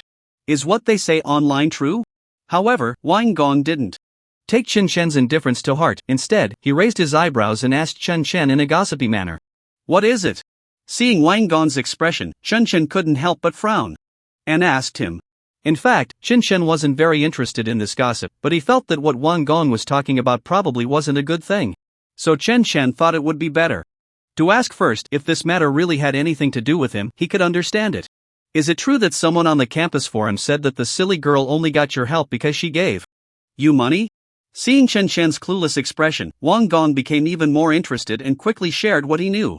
It turned out that they had been discussing this matter earlier, and Now that the main person had returned, they naturally wanted to ask Shin Chen. Yes, is it true?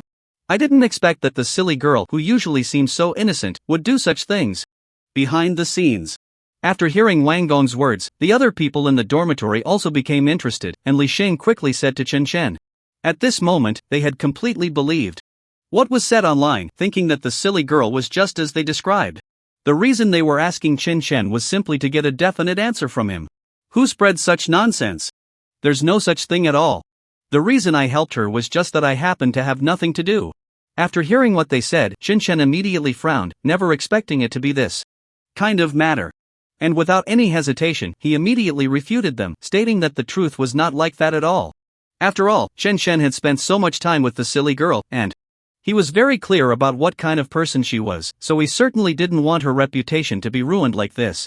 Moreover, what Chen Chen said was indeed true. The reason he agreed to help the silly girl was never because there was any transaction between them. He just thought the silly girl was quite nice, so when encountering such a situation, he was willing to lend her a hand. Besides, this matter posed no loss to Chen Chen. He felt that helping the silly girl was not a problem at all. But he never expected that the matter would be spread online in such a way. Clearly aimed at making it difficult for the silly girl. Ha? Is that so? After listening to Chen Chen's words, Wang Gong and the others were somewhat surprised, not expecting the truth to be like this. They had seen the detailed accounts online and thought they were all facts, but it turned out to be false. Although their relationship with Chen Chen was just average, they had gotten to know his character a bit over the past few days. They knew he was definitely not a person who liked to lie, and since he said so, it meant there was absolutely no transaction between him and Dai Xiaomei. Sorry, I just remembered I have some things to do, so I'll leave first. Facing the surprise of Wang Gong and the others, Chen Chen had no intention of continuing to explain. He hurriedly finished speaking and left the dormitory. Seeing Chen Chen leave in such a rush, Wang Gong and the others had no displeasure. They had already guessed that Chen Chen was definitely going to handle matters related to Dai Xiaomei. After leaving the dormitory, Chen Chen immediately started dialing Dai Xiaomei's number, wanting to contact her and discuss the matter. He didn't know whether Dai Xiaomei was clear about this situation or not, but he felt it was better to inform her first. That way, if Dai Xiaomei wanted to respond, he could cooperate with her and resolve the matter sooner. However, what Chen Chen didn't expect was that after several attempts, Dai Xiaomei didn't answer any of his calls. Hearing the busy signal on the phone, Chen Chen felt very irritated. On the other side, Xiaomeng quickly learned about this matter and was even more surprised. She didn't expect people online to be so excessive, just because they were envious of Xiao Meng for having a popular streamer, they would do such a thing. She was quite familiar with both Chen Chen and Dai Xiaomei and knew there would never be such a transaction between them. At that moment, Xiaomeng didn't care about anything else and immediately told her friends about this matter. After hearing the news, they were all indignant. Without any hesitation, they went straight to the forum owner who had posted about this matter on the campus forum. Do you know what the truth of this matter really is? Just making baseless claims like this. I am a friend of Dai Xiaomei, and I believe she is definitely not that kind of person. Xiaomeng, along with her friends, confronted the forum owner with fierce words, even starting to scold him. Originally, Xiao Meng thought that by doing this, the forum owner would delete his post. However, she never expected that, lacking evidence, she would instead be schooled by those commenting below the post. Seeing this situation, Xiaomeng felt extremely angry, but she had no way to act. She knew she had no evidence in her hands, so she could only remain passive. Moreover, she could tell that those netizens seemed to have already believed the forum owner's words. They were more inclined to trust him and even thought they were there to help Dai Xiaomei clear her name. Xiaomeng anxiously paced around the dormitory, desperately thinking of a way to see if there was anything she could do to help Dai Xiaomei. Just as she was deep in thought, a light suddenly went off in her mind, and she felt she had found a great candidate. Without any hesitation, Xiaomeng immediately called Chen Chen, deciding to ask him for help. After all, no matter how one looked at it, Chen Chen had the demeanor of a big brother from the society, which made Xiaomeng feel a strong sense of security. Besides, since this matter involved not just Dai Xiaomei, but also Chen Chen, she believed he would not want his reputation to be tarnished by others. At that moment, Chen Chen was anxiously trying to call Dai Xiaomei. But he couldn't get through, and he had no way to help. Just as he was about to give up, he suddenly received a call from Xiaomeng and eagerly answered it. Chen Chen, did you see those messages online? As soon as the call connected, Xiaomeng immediately asked Chen Chen without any small talk. After all, this matter was too urgent. Xiaomeng didn't want to waste any time and just wanted to resolve it quickly.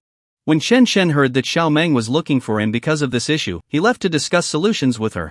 Meanwhile, Dai Xiaomei found that her viewership was very low when it was time for her daily livestream. Seeing this situation, she felt very strange and couldn't figure out why. After all, she was a popular streamer, and logically, she should have many fans, not to this extent. Even when she hadn't won popularity before, her fan count had never been this low. The more she thought about it, the stranger it seemed, but even so, she didn't show her confusion. After the stream ended, Dai Xiaomei finally breathed a sigh of relief and prepared to go eat. While eating, she vaguely heard other passers-by discussing her situation, which finally made her understand what was happening. At that moment, Dai Xiaomei felt very fortunate that she had worn a mask when she went out earlier, otherwise, she might have been recognized by others. Although she felt she hadn't done anything wrong, being pointed at by others would still make her feel very uncomfortable. Dai Xiaomei didn't linger too long. After finishing her meal, she immediately returned to her place and called Xiao Meng. Xiao Meng, did you see those things online? I didn't do any of those things. How did it turn out like this? As soon as Xiao Meng answered the phone, Dai Xiaomei immediately spoke to her, feeling a bit flustered and not knowing what to do. After all, Dai Xiaomei had never experienced anything like this before and had no idea how to cope. At this moment, the only person she could think of was her good friend Xiao Meng. Even though Xiao Meng didn't know what to do, at least she could discuss it with her. Maybe they would come up with a solution in the end. You don't have to worry, Dai Xiaomei. I've already contacted Chen Chen and we've thought of a way. Hurry over to us. After hearing Xiao Meng's words, Dai Xiaomei immediately comforted her, assuring her not to worry.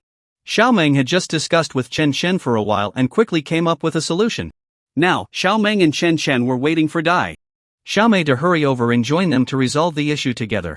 After all, no matter what, Dai Xiaomei was the protagonist of this matter, so she should be present when it was being resolved. Really? That's great. I'm on my way to find you. Upon hearing Xiao Meng say they had found a solution, Dai Xiaomei appeared very excited and immediately hung up the phone, heading towards Xiao Meng and Chen Chen. Dai Xiaomei really wanted to resolve these matters quickly, otherwise, she felt she wouldn't even dare to go out. Just like now, when she went to find Chen Chen and Xiao Meng, she not only wore a mask but also a hat, covering herself up tightly. She was afraid that if she encountered someone who recognized her on the way, they would point at her in front of her face. However, soon, due to Dai Xiaomei's speed, she finally arrived at Chen Chen and Xiao Meng's location in the shortest time possible, without being recognized by anyone else. When Dai Xiaomei reached Chen Chen and Xiao Meng, she found that there was actually another person besides them. The three of them were gathered around a computer, watching a boy typing away, not knowing what he was doing. Seeing this situation, Dai Xiaomei felt very strange and didn't understand what they were up to. Xiao Meng, what are you guys doing? Dai Xiaomei directly asked Xiao Meng, wanting to get an answer from her. Dai Xiaomei, you finally made it. This is Chen Chen's friend, Wei Gu, a top student from the computer science department. We're having him help us find the IP address of that forum owner, Xiao Meng said, realizing that Dai Xiaomei had arrived and immediately introduced Wei Gu to her enthusiastically. Alright, I've found it. At that moment, Wei Gu had just pressed the last key on the keyboard and, as if relieved, said to Chen and the others. Wei Gu had successfully located the forum owner's address, and without hesitation, Chen and the others immediately headed towards the discovered location. I must clarify this matter with that person once and for all and see what he really means, Dai Xiaomei said as she rushed over, determined to get to the bottom of things this time. The forum host is named Li Xiao, the mastermind behind the posts. However, Li Xiao did not expect that Dai Xiaomei would come knocking with a group of people, leaving him somewhat flustered. Unfortunately, his living space was too small, with no place to hide. Climbing under the bed would be too embarrassing. Li Xiao quickly abandoned that idea, but he also dared not jump out of the window. Falling from such a height would surely turn him into a pancake. Thus, Li Xiao could only helplessly stay put, caught by Dai Xiaomei and her group, cornered and unable to move. Li Xiao stiffened his neck and shouted, "Who are you? People? You're trespassing, I can report you. If you have any sense, get out of here quickly." Dai Xiaomei replied bluntly, "We came to find you. You're so cunning, do you dare to play the victim? Truly shameless, not even considering what he had done." Li Xiao stubbornly refused to admit anything, retorting, "You're talking nonsense. I didn't do anything. If you have the guts, tell me what I did." Dai Xiaomei, furious, directly threw the evidence in his face. "Look at this, isn't this your IP address? We traced it back to you. You've been slandering me online, can't I come to settle the score? In this world, how Can one be bullied and not retaliate? At first, Dai Xiaomei stood at the front, while Chen Chen stayed outside, observing the surroundings. Only when he confirmed there was no danger did he feel at ease, and upon hearing the argument inside, he quickly walked in. Unexpectedly, when Li Xiao saw Chen Chen, he shivered in fear, his face paling. Good heavens, how tall is this person? Dai Xiaomei, such a delicate little streamer, actually has such a fierce-looking friend. Did she specially invite someone from the underworld to deal with him? But that's too dishonorable. How could a young person resort to such despicable means? Li Xiao thought this and couldn't help but curse out loud. Dai Xiaomei, upon hearing this, was both angry and amused. You, who have done so many bad things, have the nerve to say we're not righteous? Isn't it normal that if you're unkind, I won't be kind? Besides, how do you know these are my underworld connections? Chen Chen is just a freshman at Dongshan University, a proper college student. Not at all like what you said. Chen Chen also couldn't understand Li Xiao's thought process. Just because he lived in the mud doesn't mean others are lotuses. No, he wasn't a lotus either. Chen Chen nervously touched his chin, realizing he almost got caught in Li Xiao's trap. Cut the nonsense, just tell me why you targeted Dai Xiaomei. Chen Chen said in a deep voice, if you give me a reason, I might consider sparing you.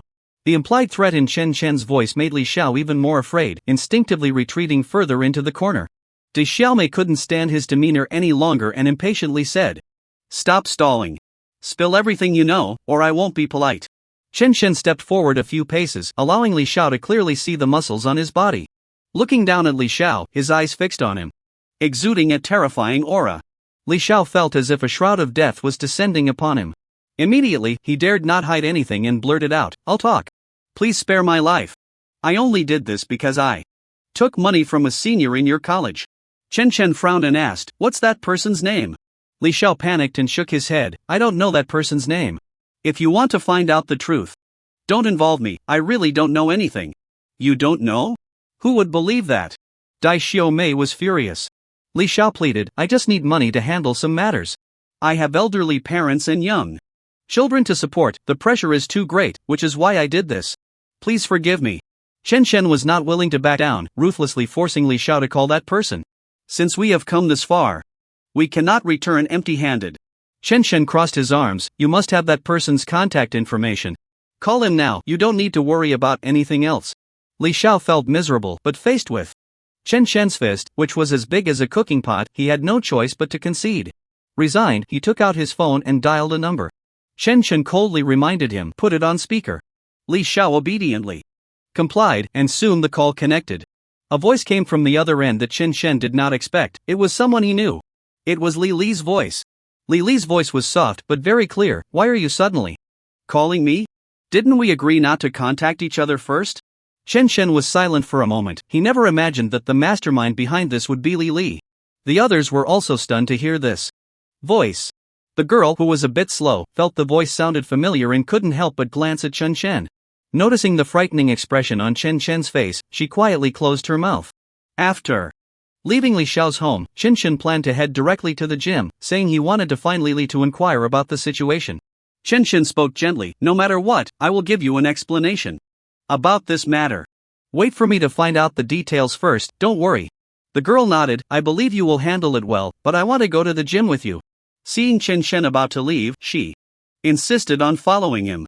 No matter what, she wanted to clarify why Li Li was doing this. The girl explained, we have no grievances or grudges, so why would she inexplicably find someone to target me? There might be some misunderstanding. Chen Chen sighed, thinking to himself that he also hoped it was a misunderstanding. However, since the girl had made a request, Chen Chen took her along to the gym. After all, in this matter, the girl was the victim, and it was reasonable for her to go along.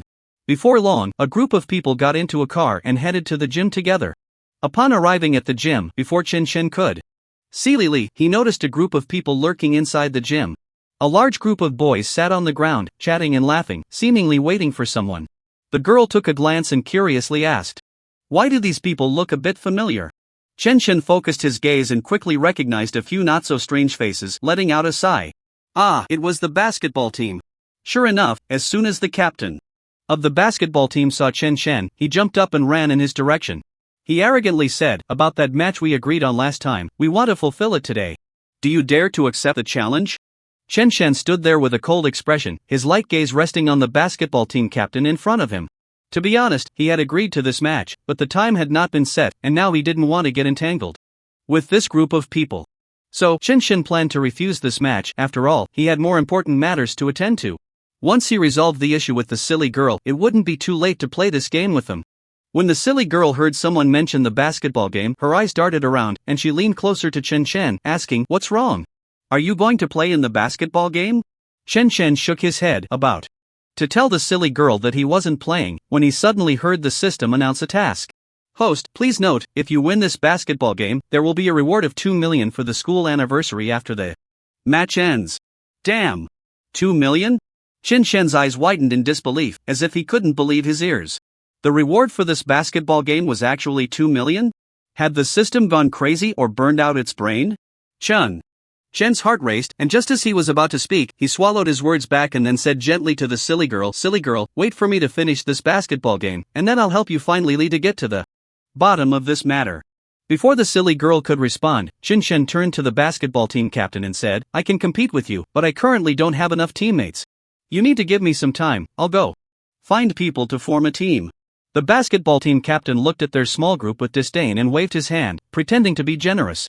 "Feel free to call people over, as long as you accept the challenge, everything can be discussed." Chen smirked and then turned to let Xiaomeng help find people. Xiaomeng worriedly said, "They are professional basketball players. If I go find people now, we might not be able to win against them. Do you have any friends who can play?" Chen replied casually, "Just find people for me, it's fine, I will win against them." Xiaomeng nodded, opened her phone, and began contacting alumni. Soon, a group of boys arrived, bringing along a few girls. Once both teams were ready, everyone gathered on the basketball court, each standing on their side. The referee for this match was another experienced student known for being fair and just. Seeing this situation, the silly girl set aside her own matters and immediately transformed into a cheerleader. Standing with the group of girls who had rushed over, she shouted slogans to cheer everyone on. Before the match began, the silly girl thought for a moment and decided to start a live stream. After all, today's topic would save her from racking her brain. She would directly broadcast this basketball game. Letting everyone watch an exciting match was better than anything else. The silly girl smiled brightly at the camera. "Hello, audience friends. I'm the silly girl, and today I'm bringing you a unique basketball game. I believe everyone usually enjoys watching sports competitions. And coincidentally, today I encountered two teams of equal strength, so I immediately thought to share this with you all." Xiaomeng heard the sound of the live stream platform starting and had an idea, also opening the platform interface. Soon, she could send some messages in the comments, making it more enjoyable for the viewers. This could also be seen as contributing to the silly girl's livestream. Her popularity had declined recently, and now she wanted to regain it. Chen stood face to face with the basketball team captain, waiting for the referee to throw the first ball. The atmosphere on the court became tense. With his height advantage, Chen firmly grabbed the ball and took big strides forward, charging towards the opposing defender. Little did he know, those few people were already on guard. Seeing Chen rushing over, they immediately ran to block him. Surrounded by a group of people, Chen found himself unable to move an inch and had no choice but to pass the ball to his teammate. The ball exchange was quite good, and the teammate successfully got the ball. However, this teammate seemed to lack physical fitness. After just a few steps, he was panting and was directly robbed of the basketball by the opposing team. Chen watched in shock, never expecting that after just a few steps, the basketball would change hands. He sighed quietly, thinking that even a great player would find it hard to win with a pig teammate. Forget it, next time he would just forcefully take the ball to attack the hoop and not easily pass it to his teammates. At that moment, some viewers in the live stream saw the scene of the game and flooded the screen with ha comments. Day's little sister felt a bit helpless, rubbing her forehead and saying, "It's okay, this is just the beginning. Let's keep watching, maybe he can turn the tide." Soon, someone responded, directly sending gifts to Day's little sister and leaving a message. "No matter what you all think, I'm betting on that suited man to win. I know his strength is formidable, even with a pig teammate, he can still carry the team." Day's little sister had quite a bit of confidence in Chen and gave a thumbs up in response to the audience's bet. "Thank you for your gift, and thank you for your support, I believe heroes see alike." The comments section became lively again. "So, Day's little sister is supporting that suited thug. Don't even mention Day's little sister, even I want to support him. It's obvious he's on a different level from them." Sure enough, a wonderful scene appeared in the camera. Taking advantage of his height, Chen seized the ball and charged forward without leaving any room, directly dunking it into the opponent's basket. He scored 3 consecutive dunks, and the opposing captain's face turned ashen. Now, anyone with eyes could see that Chen Shen's team was clearly in the lead, and the cheerleaders' direction had shifted. All the girls were in sync, continuously cheering for Chen Shen's team. Go, go! Chen Chen, go! Chen Chen will win! Hearing the unified chants, the captain was instantly furious and secretly gave his teammates a meaningful glance. The players received the signal, subtly nodded, and pretended to be nonchalant as they ran towards Chen Chen. Chen Chen took a couple of steps while holding the basketball, just about to get past the opponent's defense when he suddenly found another foot at his feet. It looked like he was about to trip. He instinctively jumped to avoid that foot while throwing the basketball out. Unfortunately, this time it only hit the backboard and did not go into the hoop. Fortunately, Chen Chen jumped in time, and that person's leg didn't hit his foot, otherwise, he would have definitely taken a hard fall. If Chen Chen had fallen onto that concrete slab, he probably would have broken a few bones. Before Chen Chen could steady himself, an opposing player charged straight at him. However, Chen Chen was already alert and quickly dodged with lightning speed, avoiding any injury. On the other side, Lily also arrived at the scene, but she still pretended to know nothing and ran to the site to cheer for Chen Chen. Chen Chen's cheerleading squad had no one else besides the silly girl and Xiao Meng, while the basketball team had a large group of fans cheering nearby. However, it was unclear what Lily was thinking. Although she was particularly harsh on the silly girl online, in reality, it seemed as if she completely ignored the matter, even pretending not to know the silly girl at all. Moreover, among a group of cheerleaders cheering for others, Lily alone seemed to surpass 1,000 troops. When the silly girl raised her phone towards Lily, she couldn't help but sigh, because Lily, without even holding a megaphone, managed to outshout a whole bunch of cheerleaders nearby with her loud voice. The basketball team had a unified cheerleading squad, and it was said that joining the cheerleading squad required strict height and weight requirements. The person who was shouting the loudest among the cheerleaders was now unable to shout anymore. After opening a bottle of mineral water, they couldn't help but ask the person next to them, "Hey, who is this person? I've never seen or heard of them before. Could they be a die-hard fan of that person? Were they originally doing a big promotion at the market? Shouting for so long and still so energetic?" The person next to them rolled their eyes and said with an annoyed expression, "How would I know? With so many of us, we can't outshout her alone. She's really something, so annoying." Others also looked at Lily with disdain, but unfortunately, Lily seemed oblivious, continuing to use her hoarse voice. In the end, even Chen Chen couldn't help but glance towards the audience. Eventually, the referee couldn't stand this one-person show anymore, blew the whistle, and said, "The woman in that corner to the west, please be quiet and stop shouting." Only then did Lily stick out her tongue and close her mouth. During the halftime break of the basketball game, Lily was probably finally tired and was about to go to a nearby store to buy a bottle of water when she was grabbed by the arm by the silly girl. Lily frowned and looked at her, asking, "What do you want? Good dogs don't block the way, you know." The silly girl sneered, "What's wrong with me stopping you? Don't you know I have something to find you for? Or do you think I shouldn't come to find you?"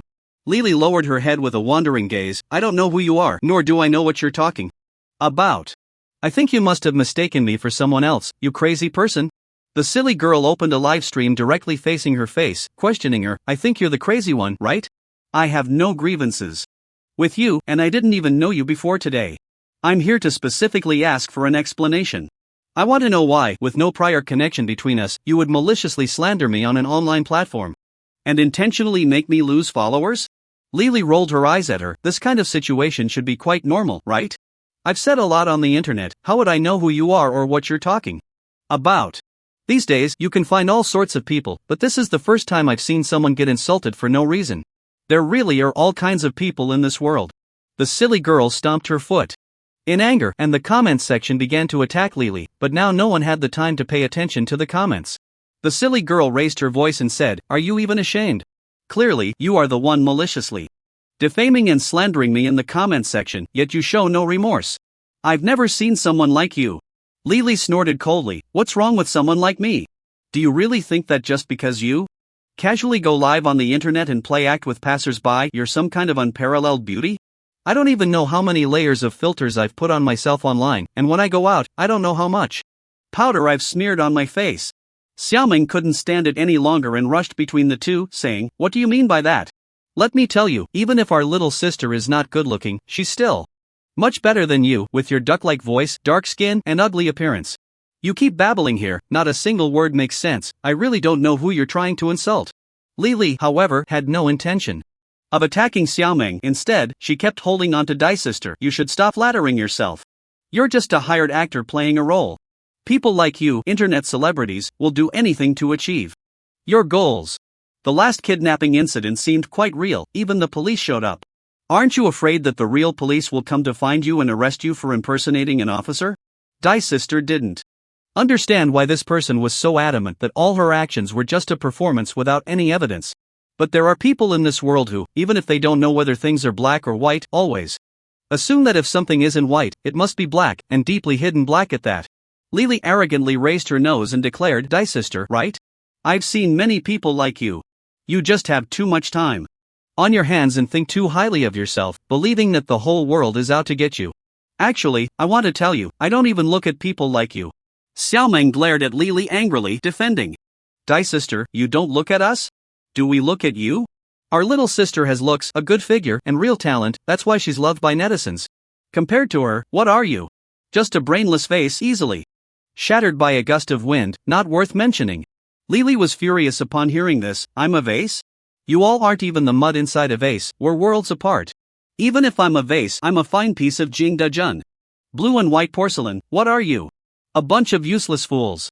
Dai Sister, with red eyes, pulled Xiaoming, but Xiaoming continued passionately, I think you're just a petty person. In terms of strength, you're not as good as our little sister, and you resort to those lowly tricks. I see you saying those things out of jealousy for Dai Sister's abilities. The referee blew the whistle, and the second half of the game officially began. The basketball game continued on the court, while Lily and Xiaoming's argument in the stands grew more intense, and Dai Sister couldn't stop them. Chen Chen focused entirely on the game, not knowing if it was heaven's favor, but unexpectedly, amidst all this chaos, they managed to win, which was truly an unexpected surprise. At the same time they won the game, the system's rewards also arrived in their account. The roommates were all very surprised, not expecting that Chen Chen would be so impressive and win the basketball game. They hurried over to congratulate him, saying, Congratulations, congratulations. Xuanzi, you are really getting better and better. Seeing the smiles on his roommates' faces, full of admiration for him, Chen Chen felt very satisfied. He chuckled and said, well, it's okay. Well, okay? What does that even mean? You're way better than before, even the few of us are no match for you now. Xuanzi, we really admire you, one roommate said exaggeratedly. Chen Chen felt quite pleased. This was the feeling of being recognized, and his mood improved significantly. He smiled faintly and said, my current strength is just average, I haven't reached my strongest state yet. If I reach my strongest state, I guess I'll become even more formidable. Hearing Chen Chen's words, the roommates were all shocked. Is this something that came out of Chen Chen's mouth? So impressive. Is he showing off that he already possesses the strongest power?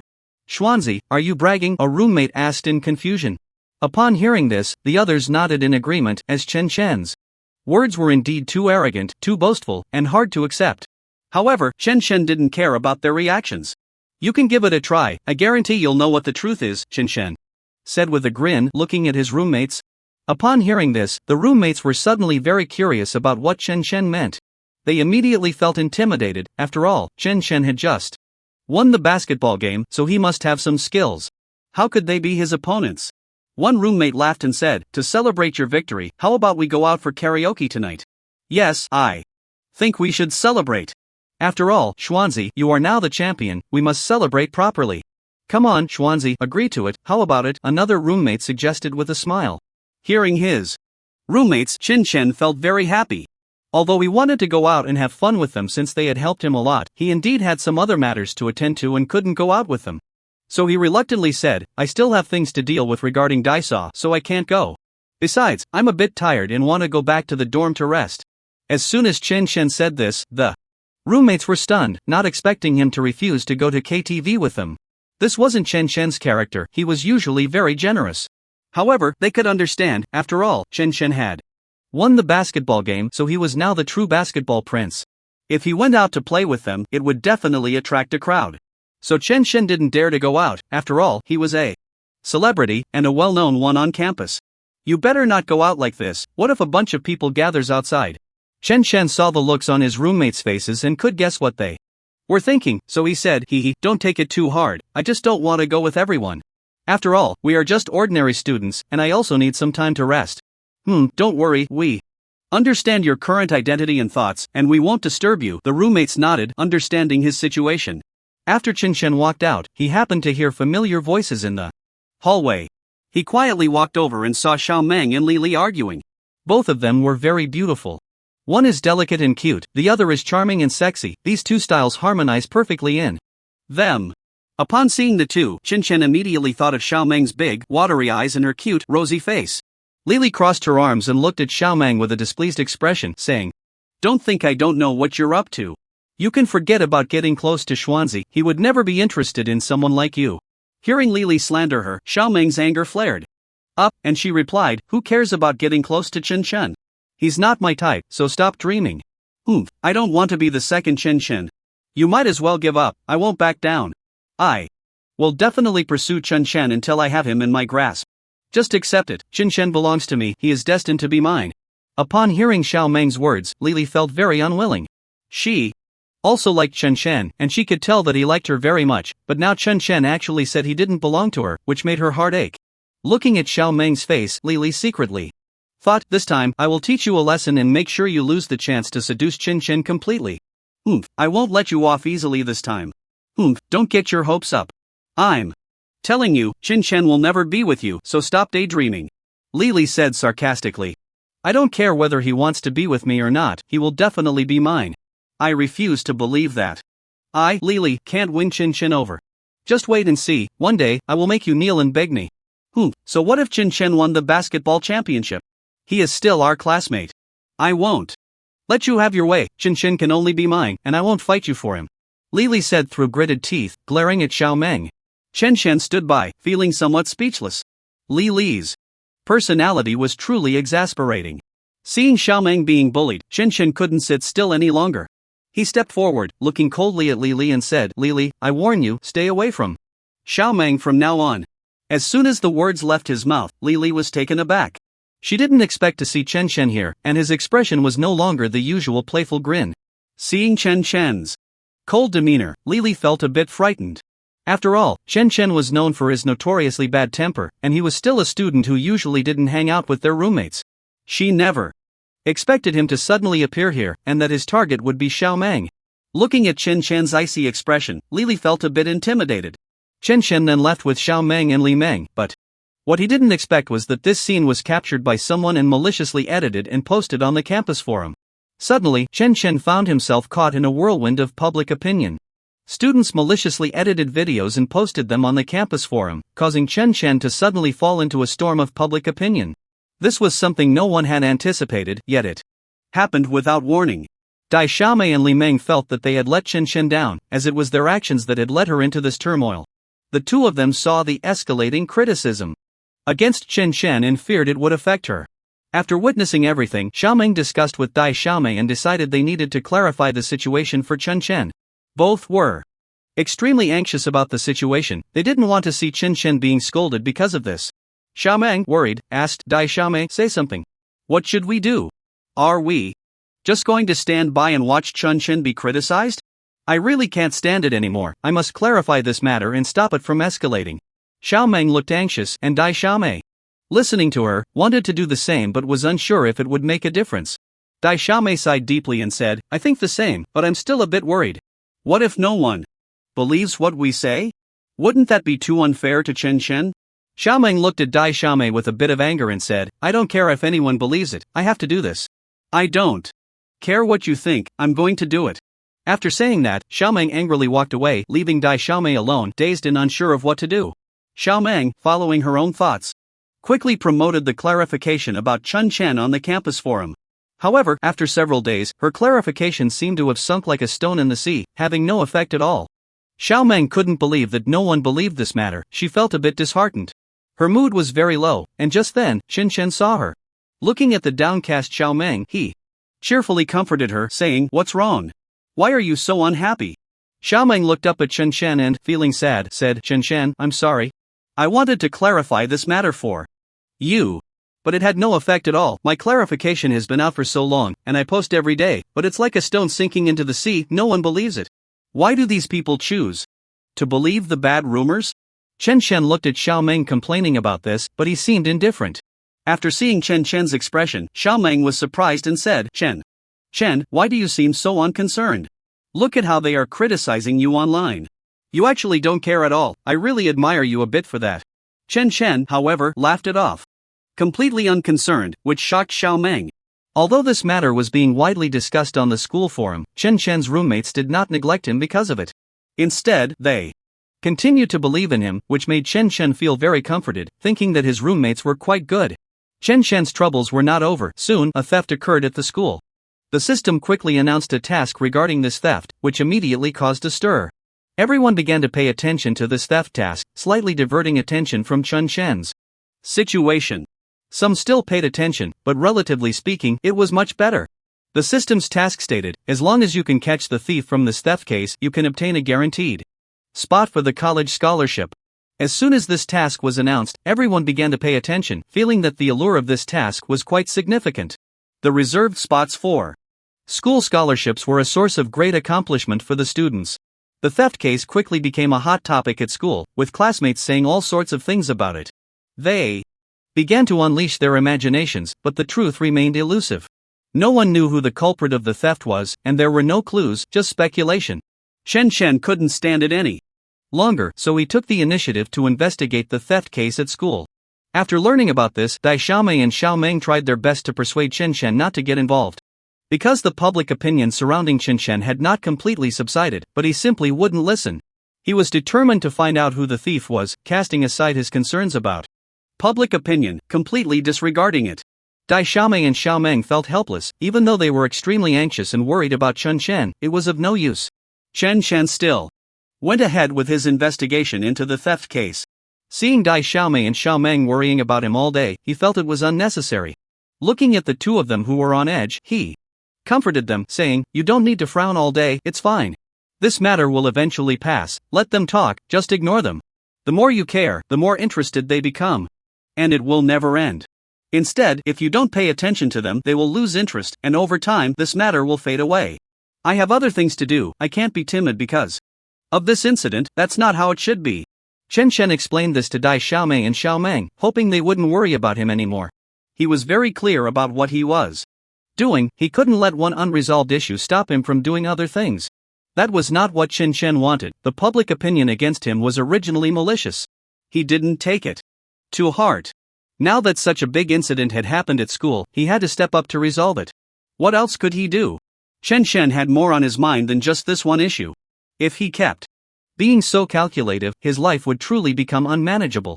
Dai Xiaomei and Xiao Meng saw that they couldn't persuade Chen Chen at all. They felt quite helpless and allowed him to do what he wanted. They could only silently support him from behind, unable to do anything else. Regarding their concern for Chen Chen, Dai Xiaomei and Xiao Meng could only keep it to themselves. Xiao Meng saw that Chen Chen was determined to investigate the theft case, so she could only accompany him. She was worried that Chen Chen might encounter something he couldn't handle, and having her around could help him find some clues. Sure enough, Xiao Meng's concerns came true when Chen Chen arrived at the girls' dormitory and was stopped. Chen Chen appeared a bit anxious. He couldn't enter the girls' dormitory, so how could he investigate? He couldn't even access the crime scene, let alone uncover the truth. Feeling troubled, Chen Chen could only seek help from Xiao Meng, hoping she could assist him. He approached her and said, "Xiao Meng, please go in. Help me take a look at the crime scene. Remember, you must be thorough and careful, don't miss a single corner, understood? Also, if you have any questions, feel free to ask me. I'll be here waiting for your return." Chen Chen carefully instructed Xiao Meng, hoping she could help him find some clues at the crime scene. Although he wasn't entirely at ease, he had no other options. Seeing Chen Chen rely on her, Xiao Meng was more than willing to help. With a serious expression, she said, "All right. I'll go in and see if I can help you. I will check carefully and not overlook any corner, don't worry." Chen Chen nodded slightly, a hint of anxiety on his face, as Xiao Meng turned and walked into the girls' dormitory. Not long after entering, before she even reached the crime scene, Xiao Meng encountered the last person she wanted to see in the hallway. Lily, seeing Xiao Meng approach, sarcastically said, "Oh, what a coincidence. How come I keep running into you? Everyone, come look. This busybody is back again, really overestimating herself." Lily complained bitterly upon seeing Xiao Meng. Hearing Lily's sarcastic tone made Xiao Meng uncomfortable. She originally didn't want to deal with Li, but hearing her call her a busybody was something Xiao Meng couldn't swallow. She glared at Li and angrily retorted a few words. Why do you always have to be so sarcastic? What's wrong with me being a busybody? What does it have to do with you? It's really the emperor not being anxious but the eunuch being anxious. I don't want to see your face, so get out of my way. You're too much. Just wait.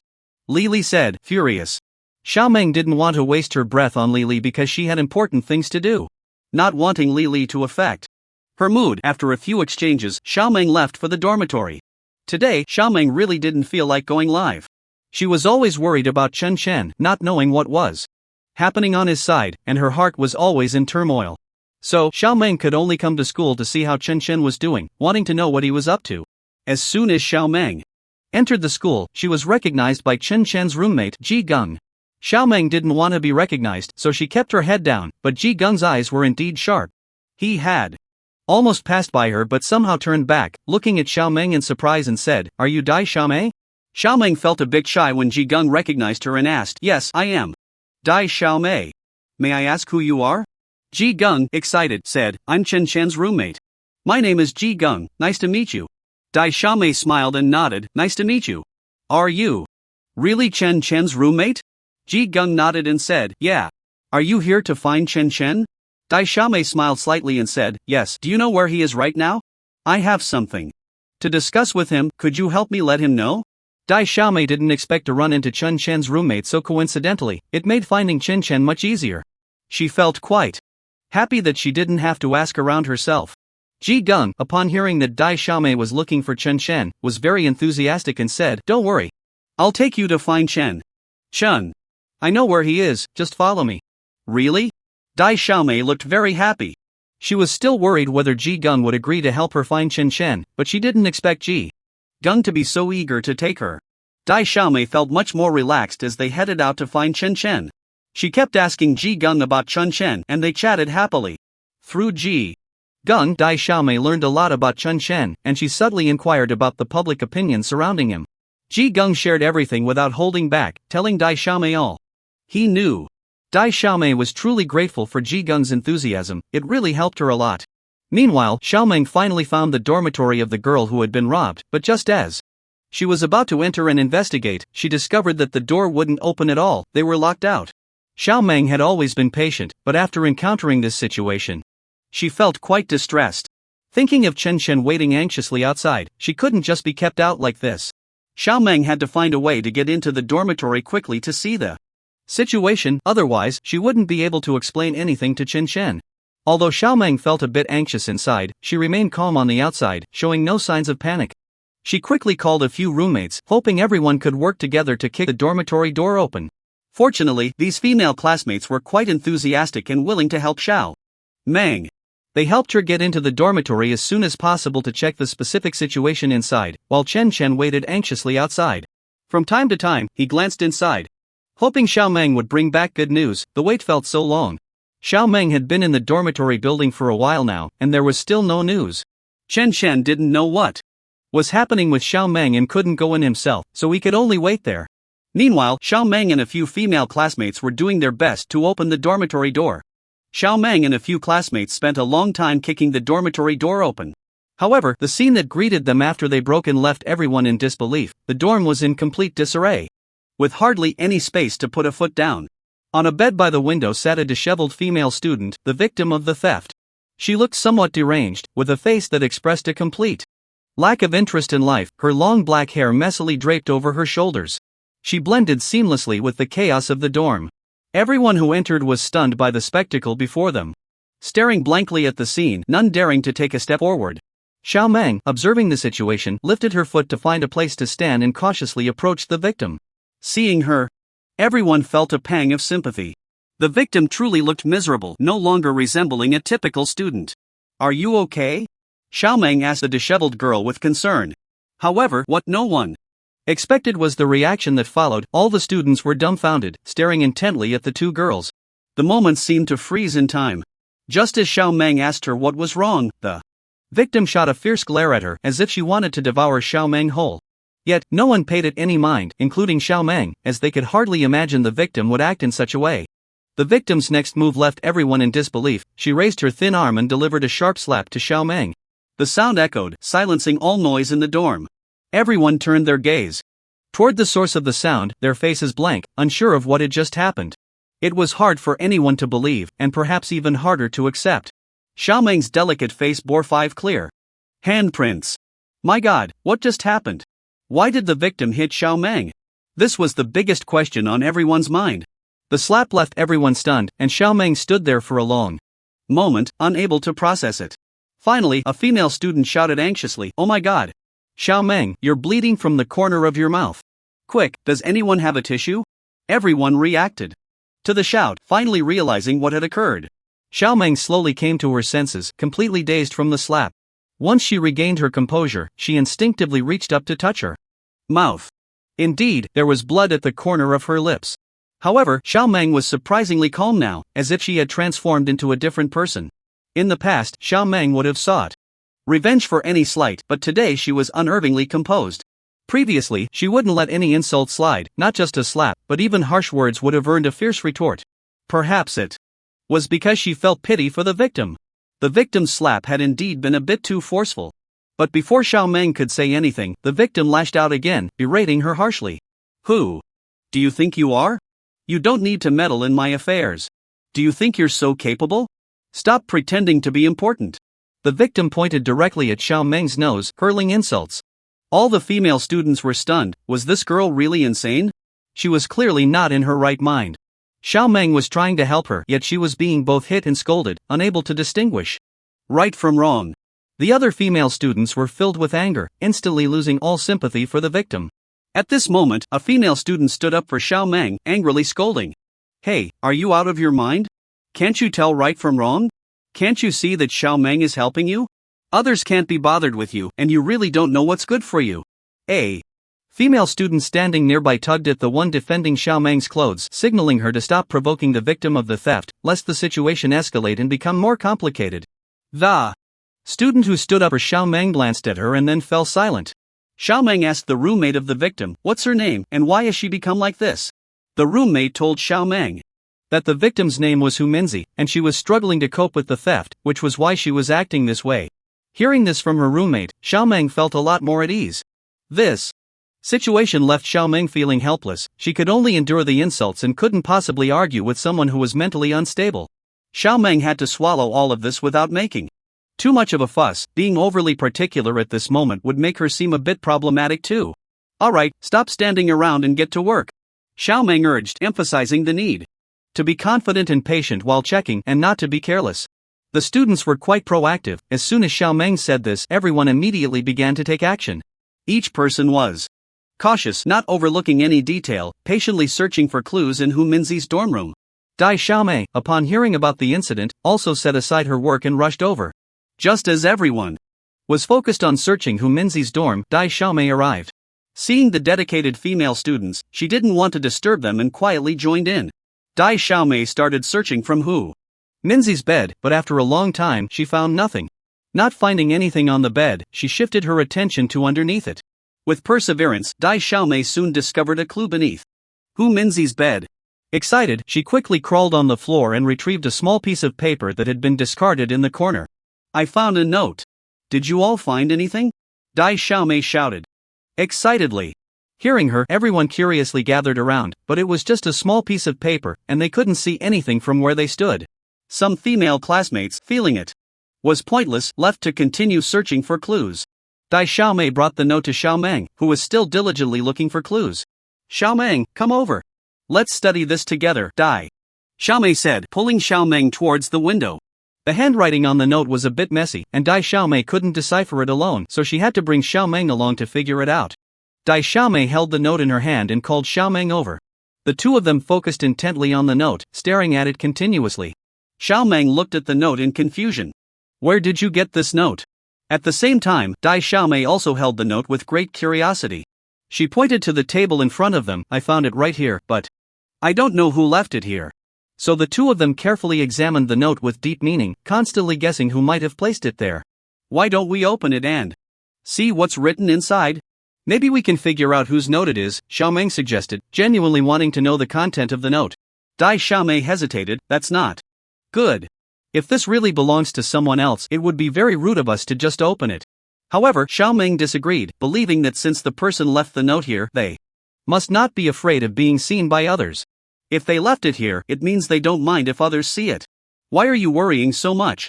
Under Xiaoming's persuasion, Dai Xiaomei didn't know what to say. Yet, she was also very curious about the content of the note. With Xiaoming's words in mind, she couldn't resist her curiosity and opened the note. To their surprise, the content of the note was an invitation to meet Chen Chen in the woods behind the cafeteria. Ah! Why is it a note about Chen Chen? Dai Xiaomei exclaimed, shocked. What's so surprising about that? Isn't he a national idol? So someone wants to meet him, what's strange about it? Xiaoming thought it was quite normal and didn't find it surprising at all. They decided to leave the note where it was when they left. Suddenly, Dai Xiaomei realized that the owner of the note might not know it hadn't reached Chen Chen. What if she was waiting for him in the woods behind the cafeteria? But then Dai Xiaomei thought, why should she meddle? This matter had nothing to do with her. So she pulled Xiaoming to leave, but then immediately turned back. She sighed, why was she such a busybody? It just happened that she saw the note. We should inform Chen Chen, so that person doesn't wait here indefinitely. Dai Xiaomei, I find you really are a busybody. This has nothing to do with you, so why do you have to involve yourself? Xiao Meng was really exasperated, hoping Dai Xiaomei could change her meddlesome nature. Dai Xiaomei began to act cute. Meng, I know you're the best. Will you come with me? I promise I'll tell him and then we'll leave immediately, we won't linger. As she spoke, Dai Xiaomei made a gesture of assurance. Alright, I'll go with you. But just so. You know, you can't meddle like this next time. Dai Xiaomei laughed happily, I knew you were the best. Xiaoming was truly speechless about Dai Xiaomei's meddlesome nature. But helplessly, she couldn't resist Dai Xiaomei's cuteness and could only accompany her. So Dai Xiaomei took Xiaoming to find Chen Chen and told him about the note exactly as it was. Hey, someone asked to meet you in the woods behind the cafeteria. Remember to bring a few more people with you. Daixiomi said this with a hint of arrogance before leaving. Hey, can you at least clarify what you mean? You just leave me with this vague message, how am I supposed to go? Chen Chen shouted, watching Daixiomi's departing figure with agitation. But Daixiomi now had no time to slowly answer his questions. After saying that to Chen Chen, she hurried away. Chen Chen felt confused about the situation. He didn't understand why Daixiomi would say such things to him and even remind him to bring more classmates. Although Chen Chen didn't know why, he thought that since Daixiomi said it, there must be a reason behind it. So he didn't think too much and confidently went to check the situation at the cafeteria that afternoon. He wanted to see what Daixiomi was up to. He couldn't believe the note she mentioned. He always felt that this was just Daixiomi putting on a show. When Chen Chen arrived at the woods behind the cafeteria, he found that there was nothing there. Chen Chen felt utterly speechless. He thought Daixiomi was just messing with him. Just as he was about to get angry, he suddenly saw a short junior slowly walking over. Could this be the person who wrote him the note? Daixiomi's earlier words made Chen Chen unable to suppress his suspicions. However, the short junior walked directly up to Chen Chen and started saying some strange things. The thing is not in my hands right now? If you want this thing, you must agree to my request. Chen Chen was truly at a loss. He didn't understand what this short junior was talking about. Could this person really be the one who wrote the note to summon him? Chen Chen found it hard to believe. But he was very curious about what the junior had just said. So, what are your conditions? To his surprise, the junior didn't take Chen seriously, which made Chen Chen very angry, so he directly grabbed the short junior and questioned him. What did you mean by those words? You better explain everything clearly, or I won't let you off. Unexpectedly, after being grabbed by Chen Chen, the junior didn't seem scared at all. Instead, he smiled strangely and said to Chen Chen, I'll tell you directly, if you want to complete the task, it can't be like this, otherwise, you won't be able to finish your task. The junior's statement made Chen Chen's grip loosen, and he set the junior back down on the ground. Chen Chen stared at the junior in front of him, feeling very strange. It seemed like this junior knew Chen Chen's true identity. Chen Chen felt that this matter was not so simple, but it was necessary to clarify these issues. The crucial point of this matter lay with this junior. So she had to find out who this junior really was and why he knew so much about her. Who exactly are you? How do you know these things? Or did someone tell you? Chen Chen looked at this junior very seriously, but he remained quite unruly, completely disregarding her, as if he hadn't heard her question at all, and silently left the place. Leaving Chen Chen alone there, she was truly at a loss for words. How could she encounter such a person who looked down on her so much? Chen Chen was determined to find out who this person really was. However, when the junior left, he surprisingly left behind a set of dormitory keys. Chen Chen picked up the keys and examined them carefully. In the end, she still found nothing, so she planned to hand the keys over to the female dormitory supervisor. Because she didn't know how to deal with the keys if she kept them with her. Thus, Chen Chen took the keys to the bottom of the female dormitory and said, "Hi, classmate, could you help me call your dorm supervisor?" Faced with such a handsome guy's approach, the girl was simply overjoyed. "Sure, you wait here for me." After a while, the dorm supervisor came over. "Were you thinking of me? This is a female dormitory, what are you doing here?" Although the supervisor was also quite shocked to see Chen Chen, because he was indeed very handsome, this was still a female dormitory. And the school had its rules. "Auntie, I found a set of keys not far from here, and I don't know how to handle them, so I thought I would hand them over to you." Seeing such a considerate Chen Chen, the dorm supervisor was very pleased. They exchanged a few pleasantries, and after a few words, Chen Chen excused himself and quickly left. Just after Chen Chen left the female dormitory, the system suddenly notified him that his task was not even halfway completed. Chen Chen felt very anxious, as completing these tasks was not an easy matter. He wandered around the playground, worried, and at that moment, the silly girl also saw Chen Chen and ran over. She asked about his situation. "Why do you look so down? Did something difficult happen? Why not tell me about it?" Faced with such a cute and naive girl, Chen Chen really didn't know how to respond. But he remained silent and did not answer her question. The silly girl obviously felt a bit disappointed. "If you don't want to say, then I won't force you." Chen Chen clearly sensed the silly girl's disappointment, and he knew that doing so might make her think something. So he pulled the silly girl and told her everything that had just happened. The silly girl was very shocked after hearing it. How could it be like this? "What do you plan to do about it?" Chen Chen shook his head, indicating that he didn't know what to do, which was why he felt so down. Meanwhile, on the other side, Xiao Meng informed everyone in the female dormitory to be cautious, fearing that the thief might come back to steal again. Everyone should be careful. Next time, what we lose might not be just anything. If we are not careful, it could lead to more trouble with these thieves. Because the incident of Chen Chen handing over the keys had already spread widely, after all, it was partly because he was too eye-catching. Just during the brief moment when she came to deliver the key, many girls crowded inside wanting to see her. So it was strange that this matter wasn't known by others. Xiao Meng carefully reminded everyone to pay attention to their belongings to avoid being stolen by those with ill intentions. This situation became troublesome. In less than a while, the news had almost spread throughout the entire school. At this time, Dai Xiaomei and Chen Chen had also parted ways to do their own things. However, at that moment, Chen Chen was pondering who that junior was. Suddenly, her vision went dark as someone blocked her path.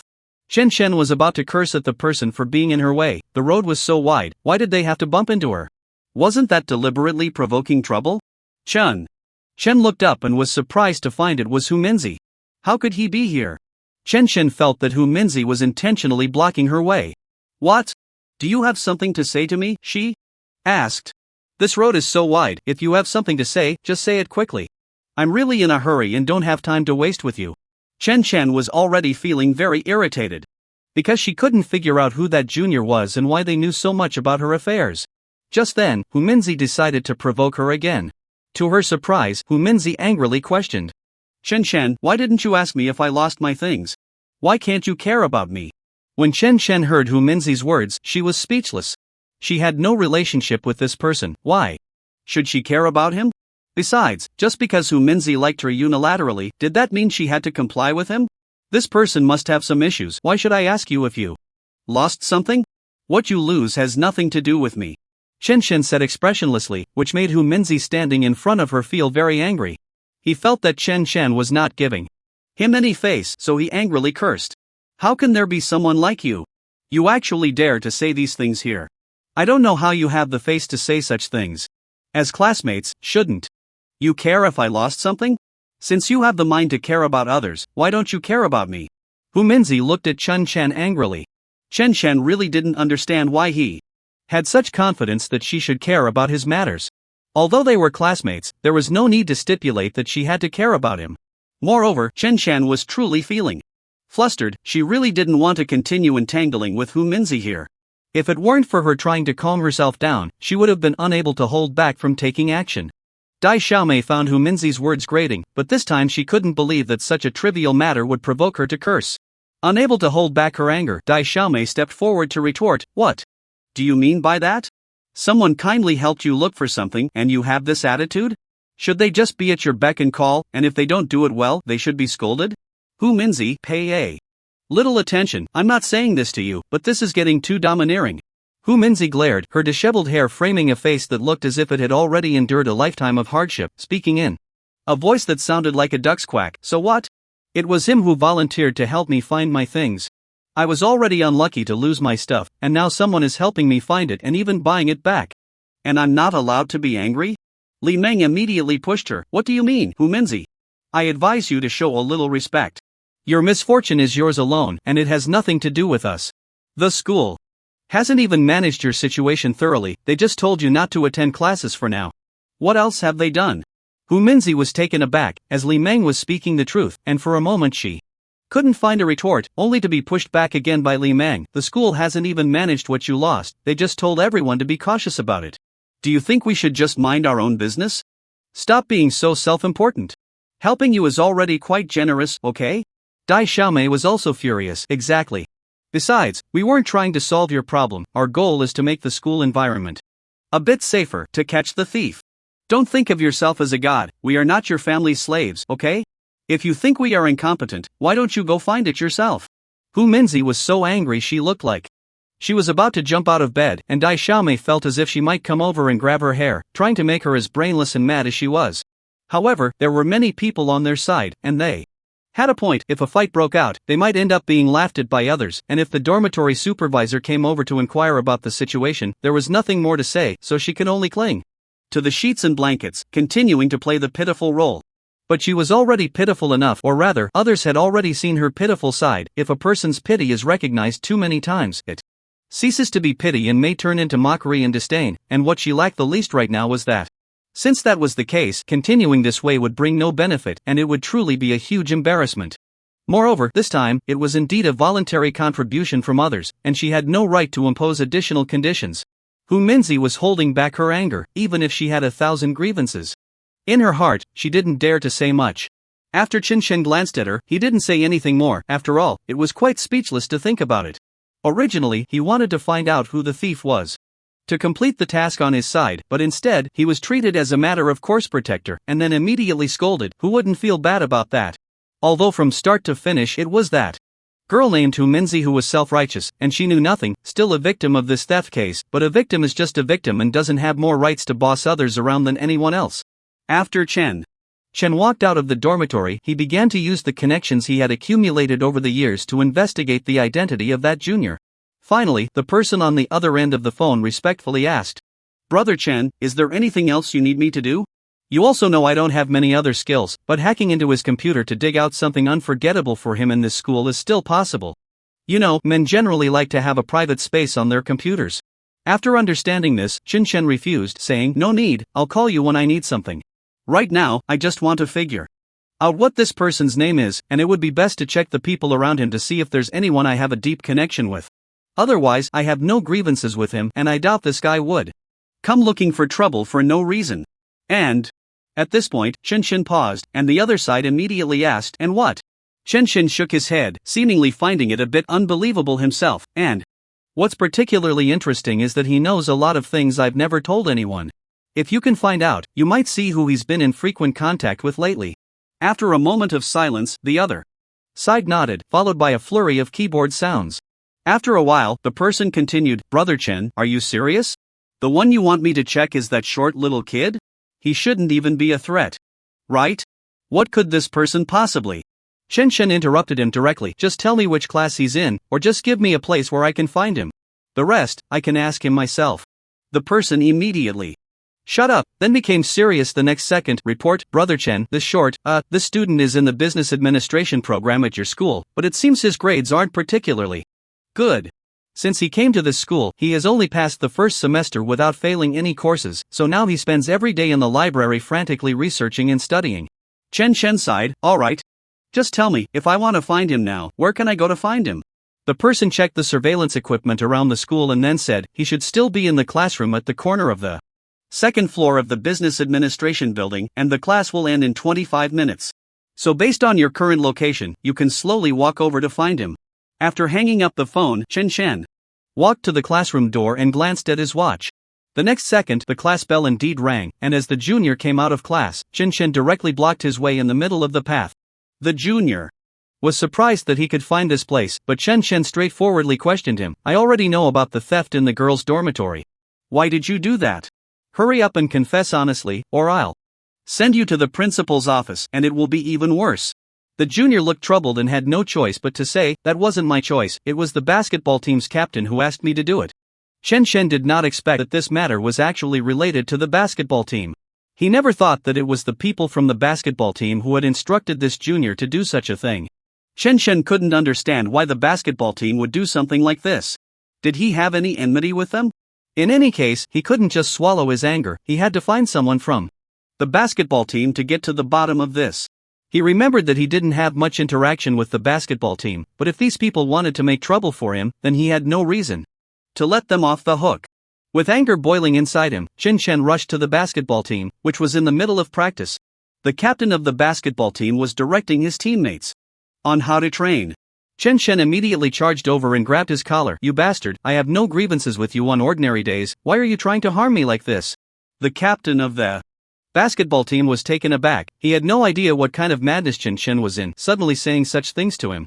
The captain was not one to back down either. After all, he was not the type to let others bully him, so how could he allow Chen Chen to manhandle him like this? Moreover, in front of his teammates, if he lost face like this, he really wouldn't know how to manage them in the future. So he directly threw a punch at Chen Chen. What the hell are you going crazy about here? I warn you, this is the basketball team's training area. If you want to go crazy, get lost to another place. Chen Chen did not expect the captain of the basketball team to react so strangely, but he still thought of what the junior had said to him, so he glared at the captain with anger. Wasn't this matter done by you? But why did others say it was instigated by your basketball team? Chen Chen expressed his confusion, but the captain of the basketball team looked down on what Chen Chen was saying. He completely disregarded Chen Chen, feeling that he was being too absurd. I warn you, get out of here, or I will kick you out. You will lose face then, the captain said angrily, as Chen was seriously disrupting their training. Moreover, Chen Chen was causing trouble here, and he really didn't want him to stay any longer. He was very displeased with Chen Chen. If you don't explain this matter clearly to me, then I will stay here until I find out what kind of people you basketball team members are. At this point, Chen Chen was no longer listening to anything, he just wanted to clarify the matter quickly, as it was indeed too important to him. In fact, the captain of the basketball team was already impatient. He felt that Chen Chen was being too stubborn. He had clearly stated that this matter had nothing to do with their basketball team, yet Chen Chen was still looking for trouble. He began to suspect that Chen Chen was deliberately disrupting their training. And he really wanted to go up and beat Chen Chen up. If it weren't for the fear of being punished, he would have fought Chen Chen by now. The captain of the basketball team was angry and confronted Chen Chen. I warn you, please do not slander my people like this. My people would never do such a thing. Our basketball team absolutely does not engage in theft. The two stared at each other, neither willing to back down. At that moment, a girl named Dai Xiaomei ran over, taking out her phone to live stream, as she felt that this scene was too intense and needed to be recorded. So, Dai Xiaomei took them along and started filming with her phone. However, Chen Chen and the others didn't even notice that Dai Xiaomei was live streaming. Chen Chen was very angry. He always felt that these basketball players dared to do things but not to take responsibility for them. Since they dared to do such things, why not stand up and admit it? In fact, Chen Chen really looked down on these basketball players, but this time he couldn't just let it go. He had to get to the bottom of this matter. Did they think it would be easy to make me leave this place? Let me in to check, and if I find nothing wrong, then I will naturally leave. Chen Chen said this arrogantly, but how could the captain of the basketball team tolerate such humiliation? She felt that if she let Chen Chen in, her own face would be lost, so she firmly refused to allow him to check. Are you insulting our basketball team? I warn you, don't push your luck. Just because I'm not making a move now doesn't mean I'm afraid of you. The captain of the basketball team was struggling to contain her anger, but since she had to think about her team, she held back her impulsiveness. If you didn't do such things, then why won't you let me in to search? Are you afraid I might find something? Chen Chen said aggressively, and in any case, he firmly believed what that junior had said. So he was very stubborn and insisted on going in to check, only then would he feel at ease. But the captain of the basketball team was unwilling to let Chen Chen in, and thus they directly clashed. I tell you, as long as I'm here today, don't even think about getting in. If you don't believe it, come and try. The captain of the basketball team provocatively said, but at that moment, Chen Chen had already made his calculations. In any case, this time, no matter what, he had to go in and take a look, because only in this way could he complete his task. Alright, since that's the case, let's see. Chen Chen directly resisted the crowd and entered the place where they stored their things. The others didn't have time to react, and Chen Chen had already slipped inside. What are you all standing there for? Hurry up and go in and drive him out. The captain of the basketball team said angrily, not expecting Chen Chen to be so cunning. However, just as they were about to go in and drive Chen Chen out, he slowly walked out. You don't need to rush me, I'll come out myself. Chen Chen directly threw the stolen items in front of the basketball team captain. Didn't you say your people would never do such things? How do you explain this? Looking at the items in Chen Chen's hand, the captain of the basketball team widened her eyes in shock. She never expected that this item would actually be found among her own team members. Looking at what Chen Chen held in his hands, everyone present was so surprised that they couldn't speak. After all, the basketball team captain had been so confident just a moment ago, but now it was a slap in the face. Now you must have nothing to say, right? You should take a good look at yourself. After saying this, Chen Chen turned and left. At that moment, Chen Chen was very happy because his task was complete, and the system had already given him the rewards he deserved. At the same time, the basketball team members were also punished because this incident had a huge impact on the entire school. Moreover, since Chen Chen had made such a big deal out of it, it would be unreasonable for the school not to punish the basketball team. Additionally, this matter also concerned the girls' dormitory, and the girls living there, who were worried every day, deserved some reassurance from the school. When Chen Chen returned to the dormitory, his roommates warmly embraced him. Bro, you really did it. This time you've done a great service for the school. I wonder how the school will reward you. Chen Chen's roommate said excitedly. Because this incident had become so big, even those who weren't present had heard all about it. Chen Chen scratched his head in a humble manner. You guys shouldn't say that. I didn't really do anything special. I just did what I was supposed to do. Besides, it was just a small effort on my part. Seeing Chen Chen's modest demeanor, his roommates began to praise him. In our hearts, you are an idol now.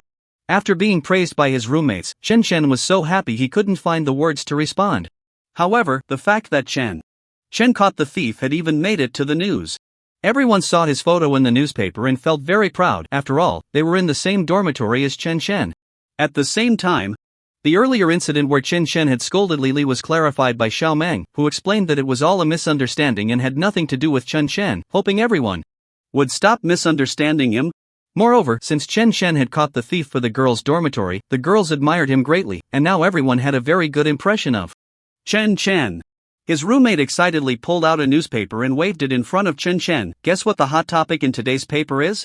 I believe you will be shocked. Chen Chen's roommate said excitedly, already knowing the content of the newspaper, so how could he not be excited? What is it? Chen Chen asked, puzzled as he took the newspaper. He had never had the habit of reading newspapers before, so he didn't understand why his roommate was handing it to him. Just look. I guarantee you'll find the content very interesting. His roommate urged. And Chen Chen couldn't resist anymore, so he opened the newspaper. When he saw the newspaper, it was indeed as his roommate said. Chen Chen was taken aback. He hadn't expected that. The content of the newspaper would be about him catching the thief. He knew this incident would earn him praise from the school, but he didn't expect the school would actually publish it in the newspaper. Bro, you are amazing. Now you are a celebrity in our school. If you become successful in the future, don't forget your brothers.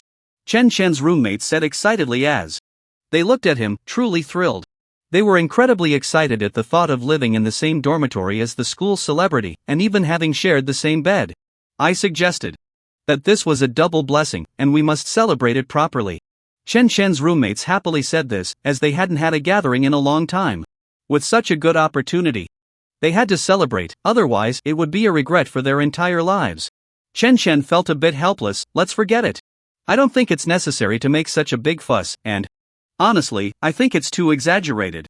Chen Chen always felt that such words seemed a bit pretentious, so he didn't want to do it, and he also thought it was unnecessary. He always felt that doing so would be a waste of time. Since it was a rare good opportunity, and they hadn't gathered for so long, let's just go out and have some fun, and then casually celebrate. You. Chen Chen's roommate said this somewhat playfully, knowing what Chen Chen was like. As long as they softened their stance, Chen Chen would definitely not be able to resist them. Sure enough, as they had predicted, Chen Chen couldn't stand them like this, so he agreed. Alright, just stop it. I agree to go with you, I really can't take you anymore. After getting Chen Chen's consent, his roommates eagerly began to prepare for the event. They had been waiting for this opportunity for too long, and just thinking about it made them a bit excited. After arranging the location, they went out together for dinner, and at the same time, the cute girl also came over. Chen Chen's roommates found her to be incredibly adorable, and they all eagerly asked her for a group photo. You are just too cute. I've never seen such a cute girl in my life. I wonder if you could take a picture with us. Chen Chen's roommates shyly said, and Chen Chen looked at them, feeling quite greasy. After all, how could Chen Chen not know what they were really like? The cute girl felt very shy, as she was the only girl there. If it weren't for her relationship with Chen Chen, she definitely wouldn't be dining alone with a large group of boys. Since everyone was saying this now, how could she refuse? Besides, she wasn't really good at saying no to others. Moreover, Chen Chen's roommates had already praised her to the skies, and she didn't know how to refuse. Okay. After getting the cute girl's consent, Chen Chen's roommates began to take pictures with her, while Chen Chen quietly watched from the side. He felt a bit uncomfortable inside, not knowing how to explain it. After Chen Chen successfully secured a sum of funding, he began to ponder how to use the money.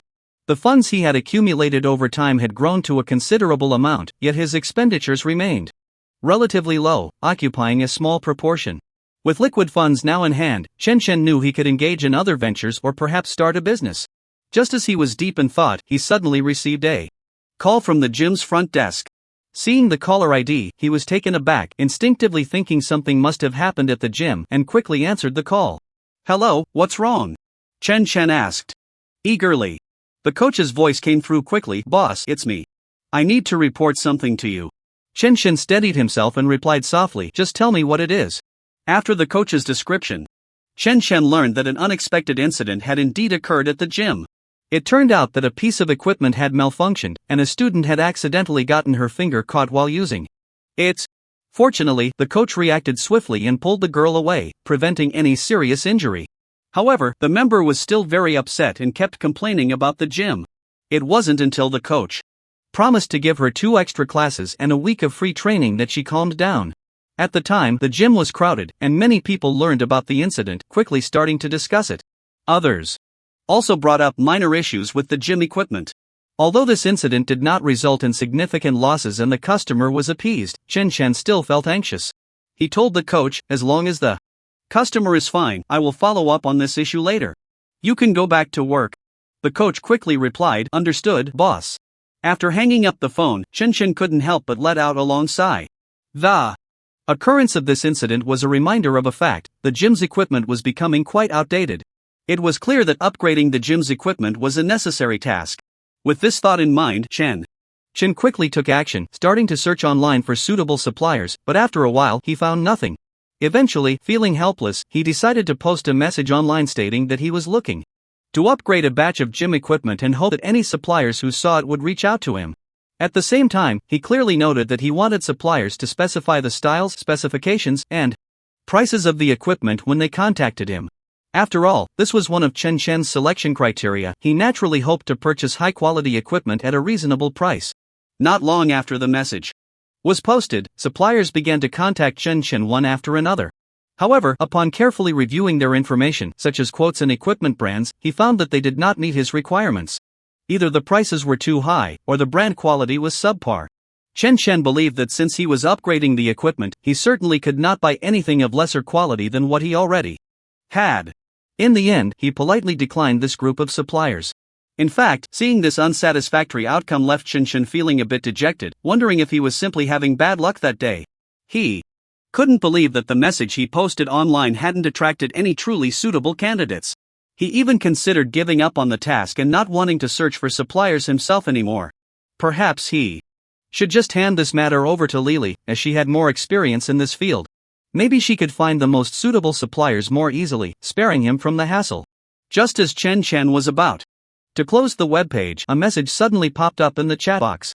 It turned out that a supplier's boss sought his needs and proactively sent him videos and pictures of the equipment.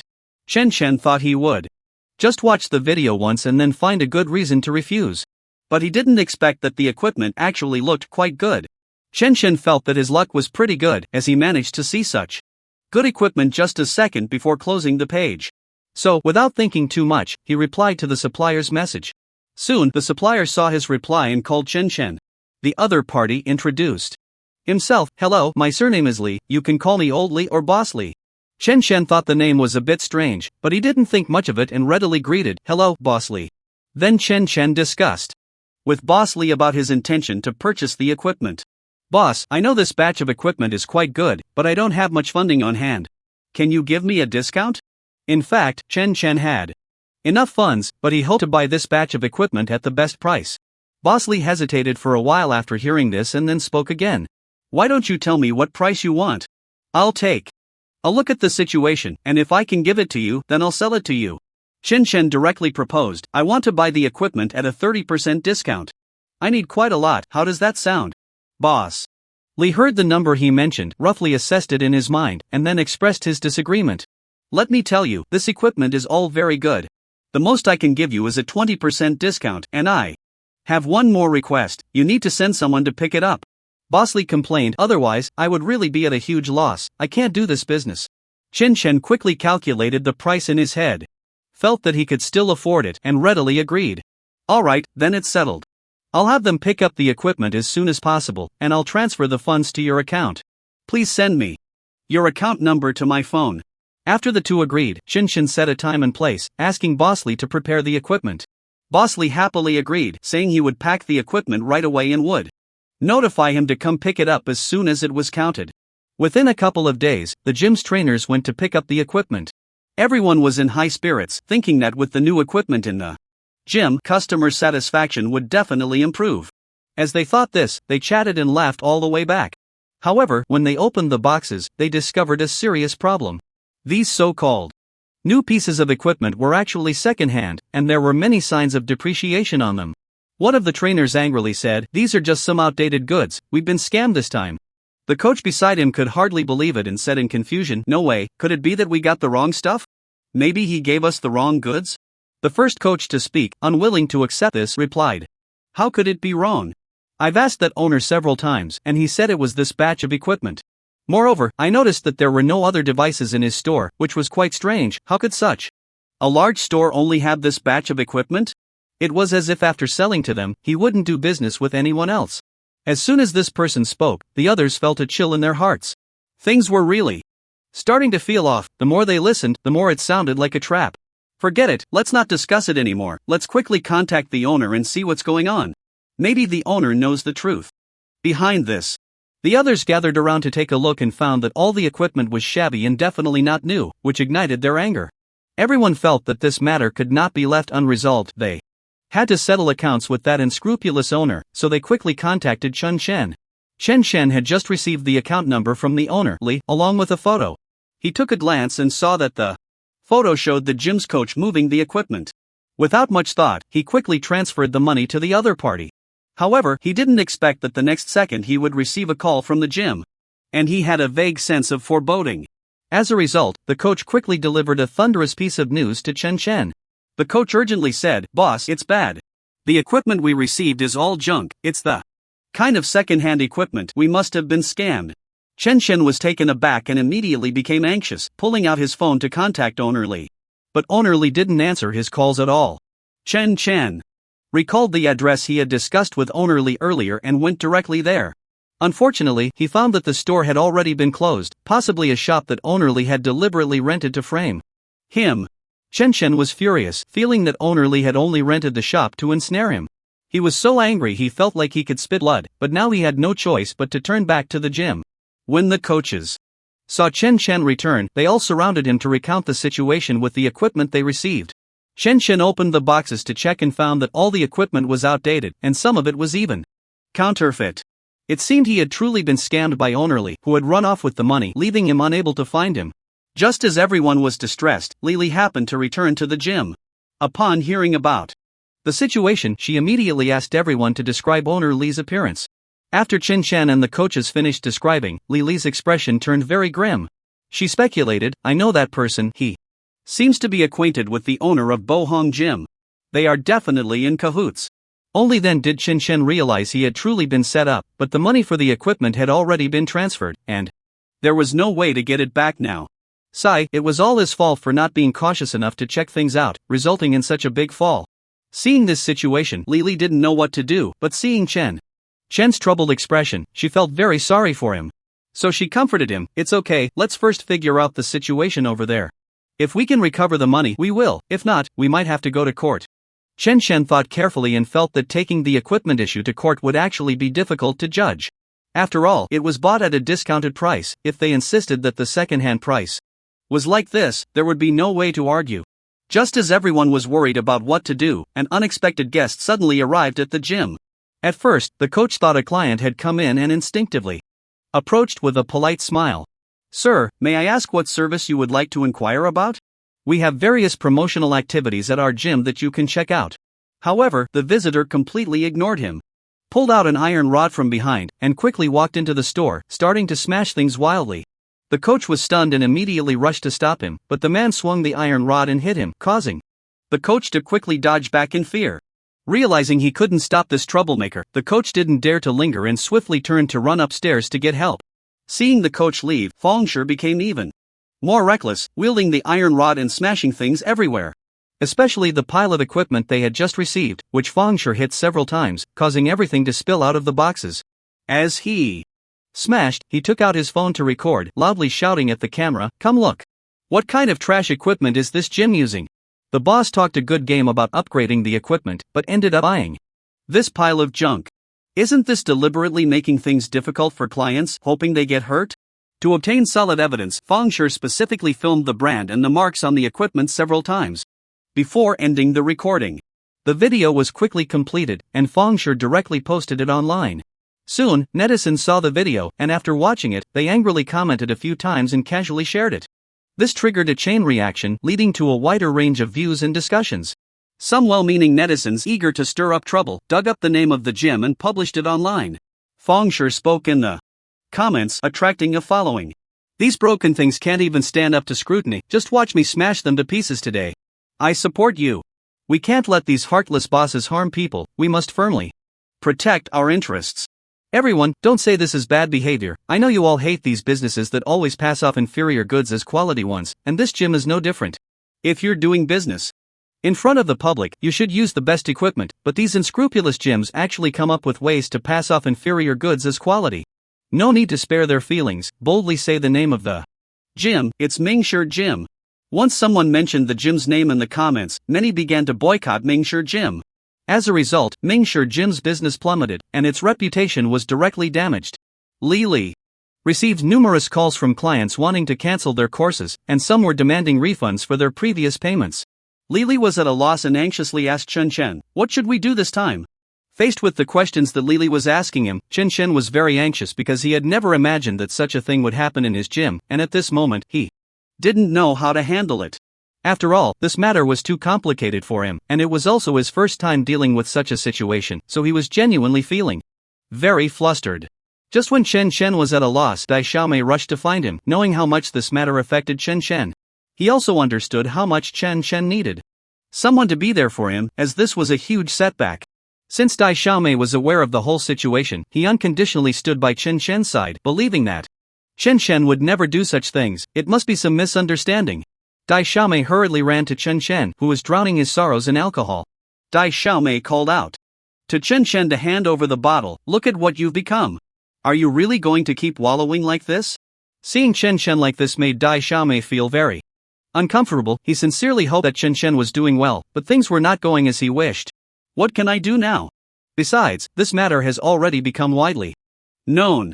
If I go out to explain, do you think anyone will believe me?" Chen Chen said with red eyes.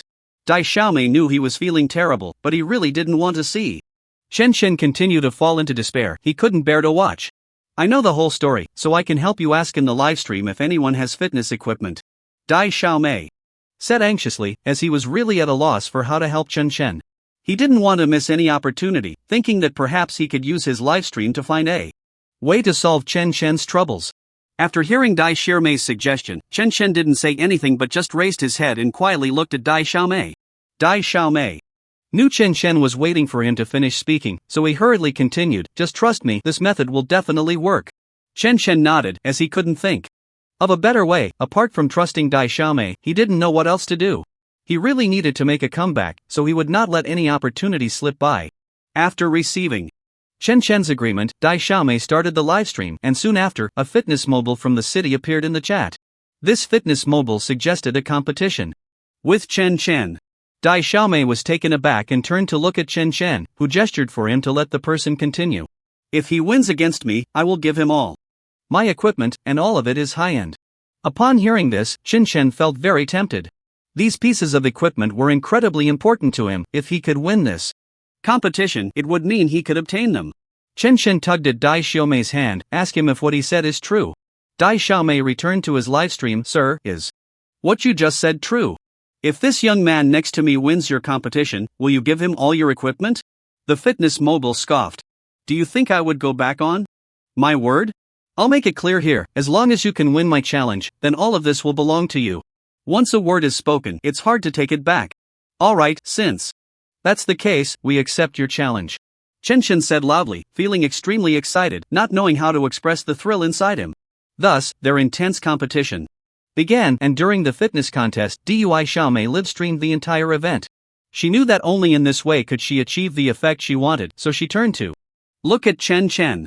"Don't worry, you definitely have the upper hand in this competition. I believe you can win this match, and then I'll celebrate with you," Dai Xiaomei encouraged Chen Chen, knowing that he needed support the most at that moment. Chen Chen nodded at Dai Xiaomei. "Yes, I believe I can win this competition. Just watch me from the side." Hearing Chen Chen's words, Dai Xiaomei smiled foolishly. Thus, their match began, and the atmosphere was intense. With Dai Xiaomei live streaming the whole time, the popularity of her stream skyrocketed. Everyone came to watch the competition between Chen Chen and the fitness expert, constantly guessing who would be the ultimate winner. The comments in the live stream kept scrolling. "Oh my, I'm so excited. I never expected to see such an exhilarating match in the live stream," a viewer exclaimed in the comments, as they struggled to express their excitement. "Who do you think will be the final winner? I bet it will definitely be that fitness expert. After all, they've been working out for so many years. No, Chen Chen looks good too. Besides, he's so young, so defeating that fitness expert should be a piece of cake." The topic in the comments grew more heated and thrilling. "I say you all stop guessing and just watch quietly, the result will be clear soon enough, right? Your guessing is really distracting." Because there were so many comments flying back and forth, they blocked the viewer's line of sight. Some even started to get annoyed. They just wanted to quietly watch the match. But they didn't expect so many comments to flood in.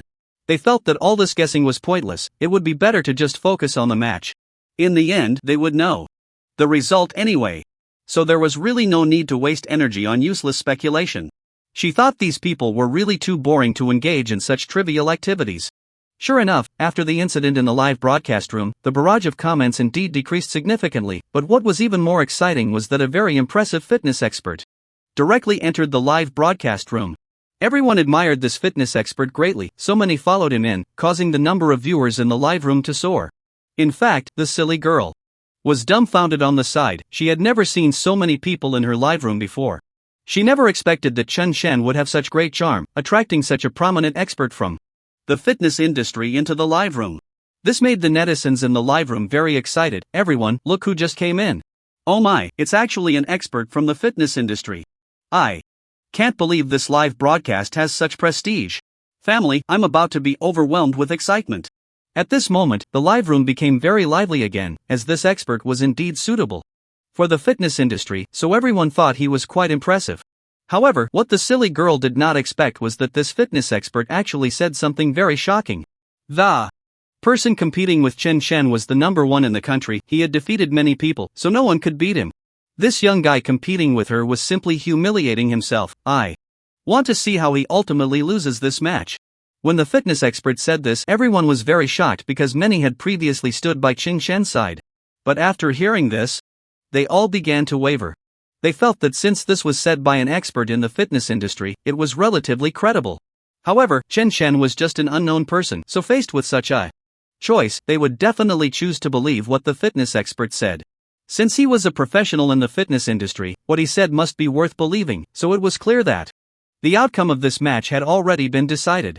Looking at the barrage of comments criticizing Chen Chen, the silly girl felt very angry, but since the match was in full swing, she couldn't just turn off the live broadcast. That would definitely invite more criticism. So the silly girl swallowed her anger. She knew that Chen Chen would not disappoint her. No matter how many people online doubted Chen Chen, she would always believe in him. The silly girl silently vowed in her heart that she would always stand by Chen Chen's side. However, at that moment, the fitness expert began to speak again. There's no point in continuing to watch this match, as the outcome is already obvious. Continuing to watch would just be a waste of time. This time, everyone directly believed what he said, and all those who had previously stood by Chen Chen's side turned to the fitness expert. I think the fitness expert is right. Chen Chen is definitely going to lose. Didn't you just hear how many matches the person from Hunan has won? Yes. I think so too. Besides, look how strong he is. Chen Chen is simply not his opponent.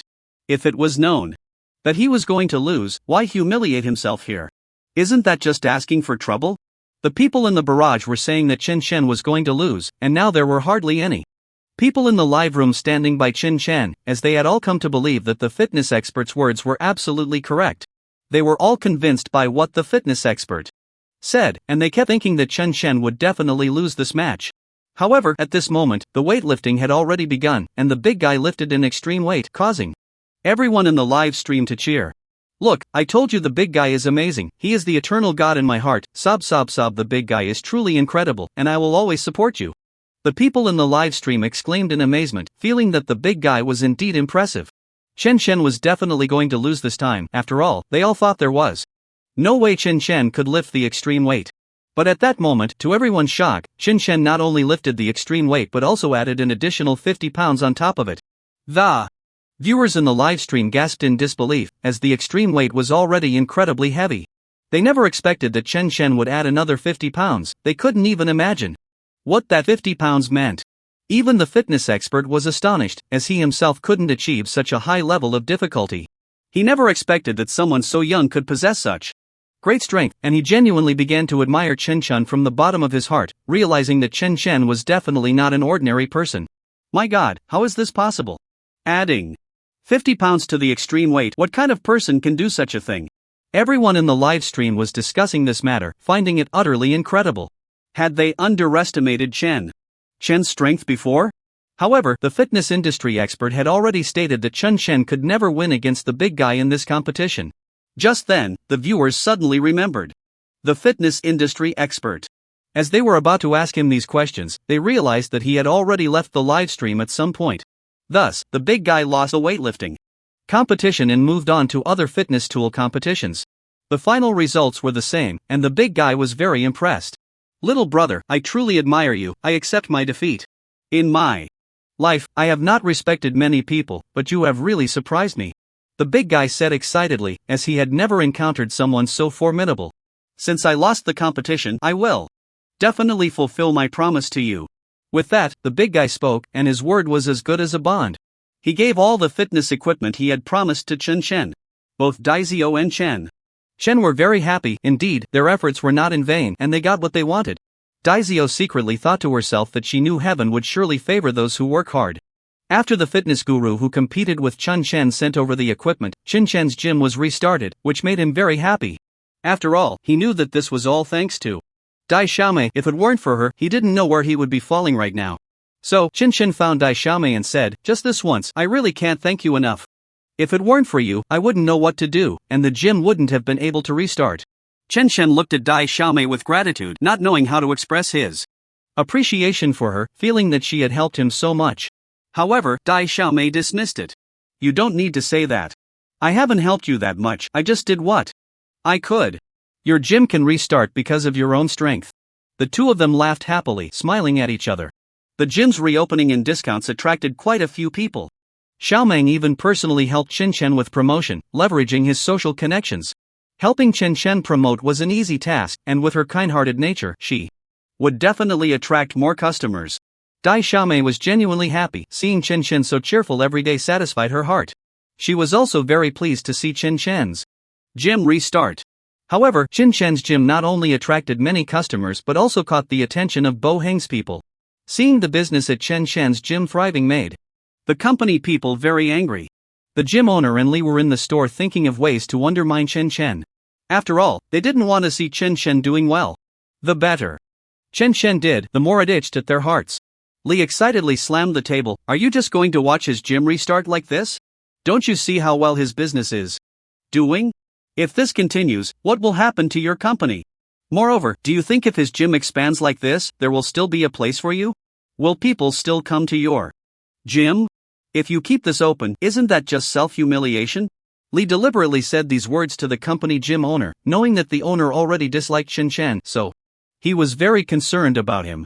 The company gym owner and Chen Chen were natural enemies, and since they were both in the fitness business, it was destined that only one gym could exist from the start. What are you in such a hurry for? Meeting here is just to think of a countermeasure, right? Besides, do you really think I would just watch Chen Chen do well? The company gym owner said this excitedly, and when he spoke, there was a hint of resentment in his eyes. I'm just reminding you, don't forget what you need to do. After all, if Chen Chen's gym gets bigger, we won't have a place anymore. They schemed insidiously about how to deal with Chen Chen. In any case, they just didn't want him to have it easy. So now that they saw Chen Chen doing well, they were very upset and felt the need to properly deal with him. However, at that moment, Chen Chen also received a system task. So he went directly to confront them. When faced with Chen Chen's arrival, Boss Li felt very surprised. After all, just a moment ago, he was plotting to frame Chen Chen, but now, with Chen Chen appearing right in front of him, he felt a bit scared. After all, he was afraid that Chen Chen might have heard what they had just said. If that were the case, Chen would definitely not let him off the hook. Chen Chen saw Boss Li's nervous expression and felt quite puzzled. Did he really look that scary? Why was he so afraid to see me? Look at how tense you are. Chen Chen said this, feeling quite confused, because she always thought she looked very friendly, so why did Boss Li show such panic upon seeing her? How could that be? How could I see you panicking? By the way, how did you have time to come here? Did you come to find me for something? Boss Li said this, puzzled. After all, he had never really thought about his own residence, so he always found Chen Chen to be quite strange. Chen Chen ignored him and directly entered his room. She felt there was no need to waste time talking to him here, and she didn't even have the energy to do so. She always thought that talking to him was a waste of her spirit. Chen Chen sat down on the sofa and turned to look coldly at Boss Li. What? Did I come to find you? Why don't you know that yourself? At this moment, Boss Li felt a bit flustered, even stuttering while speaking. After all, seeing the imposing Chen Chen made him genuinely afraid, and her aura was anything but ordinary. Moreover, he had just been talking bad about Chen Chen behind her back, and he was really scared that she might have heard those words, so now he was guessing whether Chen Chen had caught wind of what he said. I find it quite funny how you speak. I still don't know how you found out about this place, and you even dare to question me. When Boss Li said this, Chen Chen could no longer hold back, so she stepped forward and grabbed Boss Li by the collar. After all, he had been very patient in suppressing his anger, but Boss Li was just on the edge of self-destruction. Since you don't know, let me tell you, I came here today to get back my own money. If you don't return my money, I will definitely not let you off. You better not take me lightly, I will make you regret it. Boss Li said this nervously. After all, he was really afraid of Chen Chen's fist landing on his face. If that happened, he would lose his pretty little face. But since Chen Chen had already made up her mind, how could Boss Li's words threaten her? Chen Chen was determined that today, no matter what, she would get back the money Boss Li owed her. So this matter went on like this, and a few days later, Chen Chen and Dai Xiaomei continued to live peacefully, as there was nothing troubling them anymore. Finally, the school welcomed the new student welcome party, and everyone was very excited. The school announced that any performances could be submitted for the welcome party. This made many people very thrilled, as they had been waiting for this day for too long, and at this moment, many could no longer contain their excitement.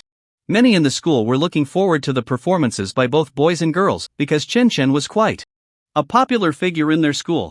He had looks and height, so everyone liked him and was eager to see him perform. When the school distributed the sign-up sheets, everyone crowded in front of Chen, handing him the sign-up sheet. Hey, idol, what performance are you going to participate in? The sign-up sheet is here, let us help you fill it out. At this point, many people had already gathered around Chen Chen, all anticipating what kind of performance he would choose. Chen Chen glanced at the sign-up sheet and, feeling quite disdainful, turned to leave. When the onlookers saw Chen planning to leave, they hurriedly ran in front of him, stopping him. They had already made up their minds today, so how could they easily let Chen leave? This was a hard-won welcome party. Organized by the school. Do you really not want to participate? Yes, who knows if there will be another opportunity to join such a school-organized group activity in the future. Besides, you are the school's idol. Everyone is looking forward to the performance you will bring. Do you really want to disappoint everyone like this? If you leave now, everyone will be very disappointed later. After all, everyone present has been waiting for a long time. The students spoke excitedly like this, as they could only think of ways to get Chen to agree to participate in the event, otherwise, their efforts would be in vain. This made Chen feel very troubled, as he originally did not like such occasions. Moreover, he didn't even know what he should perform, so he really didn't want to go. But seeing everyone like this, he really couldn't bear to refuse. After all, they were all classmates, and if he made things so awkward, that wouldn't be good. So Chen hesitated a bit, but I don't even know what I should perform, so I think I'll just pass? Upon hearing Chen tone, everyone felt there was a chance, and they excitedly rushed forward. What's so hard about it? Besides, don't you have plenty of things you can do? If all else fails, isn't fitness your strong suit? You can sign up for a fitness performance. If that were the case, everyone would definitely be thrilled. After hearing this suggestion, Chen felt quite speechless. These people were really coming up with all sorts of tricks just to see him perform. Fitness? How could that possibly be considered a performance? Moreover, the school had no such precedent. If I did that, the school might not allow it. Chen said this with great hesitation, hoping that by saying so, these people would let him off the hook. But what he didn't expect was that they had already thought of a countermeasure. What's the big deal? Just because the school has never had such a precedent doesn't mean you can't be the first. Besides, this is what you're good at, so what are you afraid of? Oh, come on, don't hesitate here. I'll write your name on the sign-up sheet right now, and you can prepare to perform for everyone. So this classmate hurriedly wrote Jiang Nan's name on the registration list, and when everyone saw Chen Chen's name printed there, they were satisfied and let him go. Chen shook his head. He felt quite speechless, but there was nothing he could do. After all, these were classmates he spent every day with, and he thought that satisfying them once wouldn't be a bad thing. Time passed quickly, and finally, the welcome party began. Everyone dressed up extravagantly because they had been waiting for this day for a long time. Among them, the girls were extremely excited, as the thought of Chen performing fitness in front of them made them breathless with anticipation. They began to fantasize about whether they would get to see Chen Chen's wonderful physique. The more they talked, the more excited they became. However, the wealthy second-generation Zhao, who was pursuing Xiao Meng, participated in the singing. In fact, he was doing this just to catch Xiao Meng's attention. But what he didn't expect was that Xiao Meng didn't like him at all, so no matter what he did, he was invisible to her. When the wealthy Zhao opened his mouth to sing passionately, combined with his charming appearance, he won a lot of applause after the performance. Everyone below the stage was discussing how handsome Zhao was. And how rich. How great it would be if he were their boyfriend. While Xiao Meng shook her head beside them. She was truly speechless at these girls, who clearly didn't know anything about others but judged them solely based on their glamorous appearance. After the concert ended, the wealthy Zhao approached Xiao Meng and started to flirt with her. Xiao Meng, I don't know if you have time today? Let's have a meal together. I've already booked a high-end Western restaurant. The wealthy Zhao said this affectionately, and if it were any other girl, she would have been unable to resist. After all, Zhao was quite good-looking, and he was willing to spend money on Xiao Meng. Otherwise, he wouldn't have booked such an upscale restaurant, but Xiao Meng looked down on it. Sorry, go find someone else to have dinner with. I really don't have time, and I don't want to eat. However, after Xiao Meng said this, she turned to look at Chen. The way Xiao Meng looked at Chen made the wealthy Zhao realize what was truly in her heart. He felt extremely angry. After all, Xiao Meng had rejected him in front of so many people. He had never been rejected by any girl he liked before, but now Xiao Meng had turned him down for Chen. This made Zhao feel very embarrassed, but at that moment, Xiao Meng completely ignored him. Instead, she kept gazing affectionately at Chen, as if in her eyes, there was only Chen in the whole world. What does the rich second-generation Zhao think it looks like? He is so captivated by Xiao Meng that he wants to see what kind of person it is. So, the rich second-generation Zhao is trying hard to get a clear look at Chen's face, waiting for the right moment. When Chen finally turns his head, the rich second-generation Zhao sees Chen's appearance as he wished, and he feels quite disdainful. He starts To mutter to himself, I thought he would be handsome, but he's not even half as good looking as me. TCH, I find these people really have no taste, someone so ugly dares to call himself a male god. The rich second generation Zhao says this defiantly, not understanding why he falls short compared to Chen Shan, as he clearly feels he is both handsome and wealthy. However, his social connections are not as good as Shen's, and he can't comprehend what these people are thinking. Do they really have their eyes on the back of their heads? In the eyes of the rich second generation Zhao, Chen Shan is simply pathetic, and he is truly speechless. How can someone like Chen Shan dare to compete with him for Xiaomeng? That's just self-humiliation. Moreover, the rich second generation Zhao knows that Chen Shan is performing a fitness routine. He has never heard of anyone performing fitness at the Spring Festival Gala, which gives the rich second generation Zhao a great opportunity to mock Chen Shan. So, the rich second generation Zhao sarcastically says, I really haven't heard of anyone performing fitness at the Spring Festival Gala. Is it because your talent isn't enough? Can't find any other acts? It's really too funny, and it's just ridiculous. I really don't understand why this broken school would include such a bizarre performance on the list. The rich second generation Zhao looks at Chen Shan and says this, but Chen Shan is completely unfazed, still maintaining his indifferent demeanor. He thinks it's no big deal. Besides, how could he give up just because of a few words from the rich second generation Zhao? There are many people waiting for his performance, and he absolutely won't let them down. Seeing Chen Shan unresponsive makes the rich second generation Zhao a bit angry. Are his words not powerful enough? So, the rich second generation Zhao calls over his little brother, who also joins in mocking Chen Shan. Boss, this is really embarrassing, totally humiliating. I've never heard of a fitness performance, I really don't know what it's for. Chen Shan still ignores them, quietly watching the people performing on stage. This makes the rich second generation Zhao feel he has lost a lot of face, especially in front of the girl he likes. He feels very displeased and must regain his dignity, so he gives his little brother a deadly glance. The little brother immediately understands what that look means and goes behind Chen Shan, pushing him. How can you be so rude? Didn't you hear me talking to you? I really don't know how you can still have the nerve to be here with your act, you might as well not go up to perform.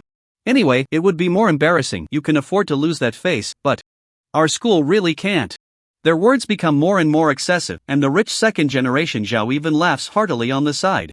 He lets his little brother humiliate Chen Shan like this. Although Chen Shan doesn't say anything on the surface, he must have some thoughts inside, just not expressing them. It must be said that Chen Shan's ability to endure is truly strong. Even at this point, he can still stand here as if nothing is wrong, while Xiaomeng beside him can no longer bear it. She feels that this rich second generation Zhao is really too much. How can he humiliate someone's dignity like this? Moreover, that person is Chen Shan. So, Xiaomeng walks up to the rich second generation Zhao and pushes him away. I tell you, this person is really disgusting. Can you not do these boring things here? No matter what you do, I could never like you. Have you looked in the mirror to see what you look like? Who do you think you are to like me? Besides, what right do you have to talk about others? Do you think you're so great? Please stop being so self-righteous here. Not everyone likes people like you. If you know what's good for you, just get lost. Otherwise, I really can't help but want to hit you, you bastard. Xiaomeng vented all the anger he had been holding inside in one breath because he couldn't take it anymore. If it weren't for Chen Shan being nearby, he would have exploded with his temper long ago. He really didn't expect that the rich second generation Zhao would humiliate Chen Shan like this. Moreover, Chen Shan had been enduring it all along, and he had been watching these words closely. He really couldn't listen any longer, so he had to stop the rich second generation Zhao from doing this. Hearing Xiaomeng's words, the rich second generation Zhao was very shocked. Obviously, he never thought that Xiaomeng would yell like this for Chen Shan. He didn't want to make the girl he liked angry, so he could only give up for now, angrily taking his little brothers away from this place.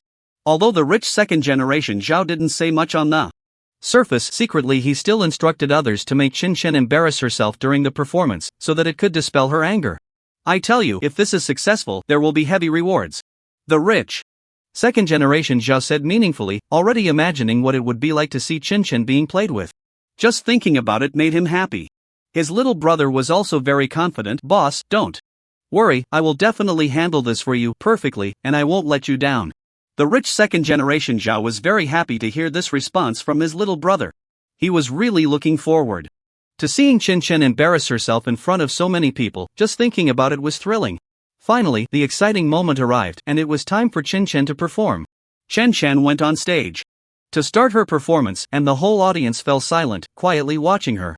At that moment, because the rich second-generation Zhao had given instructions in advance, he quietly turned off Chen Chen's music.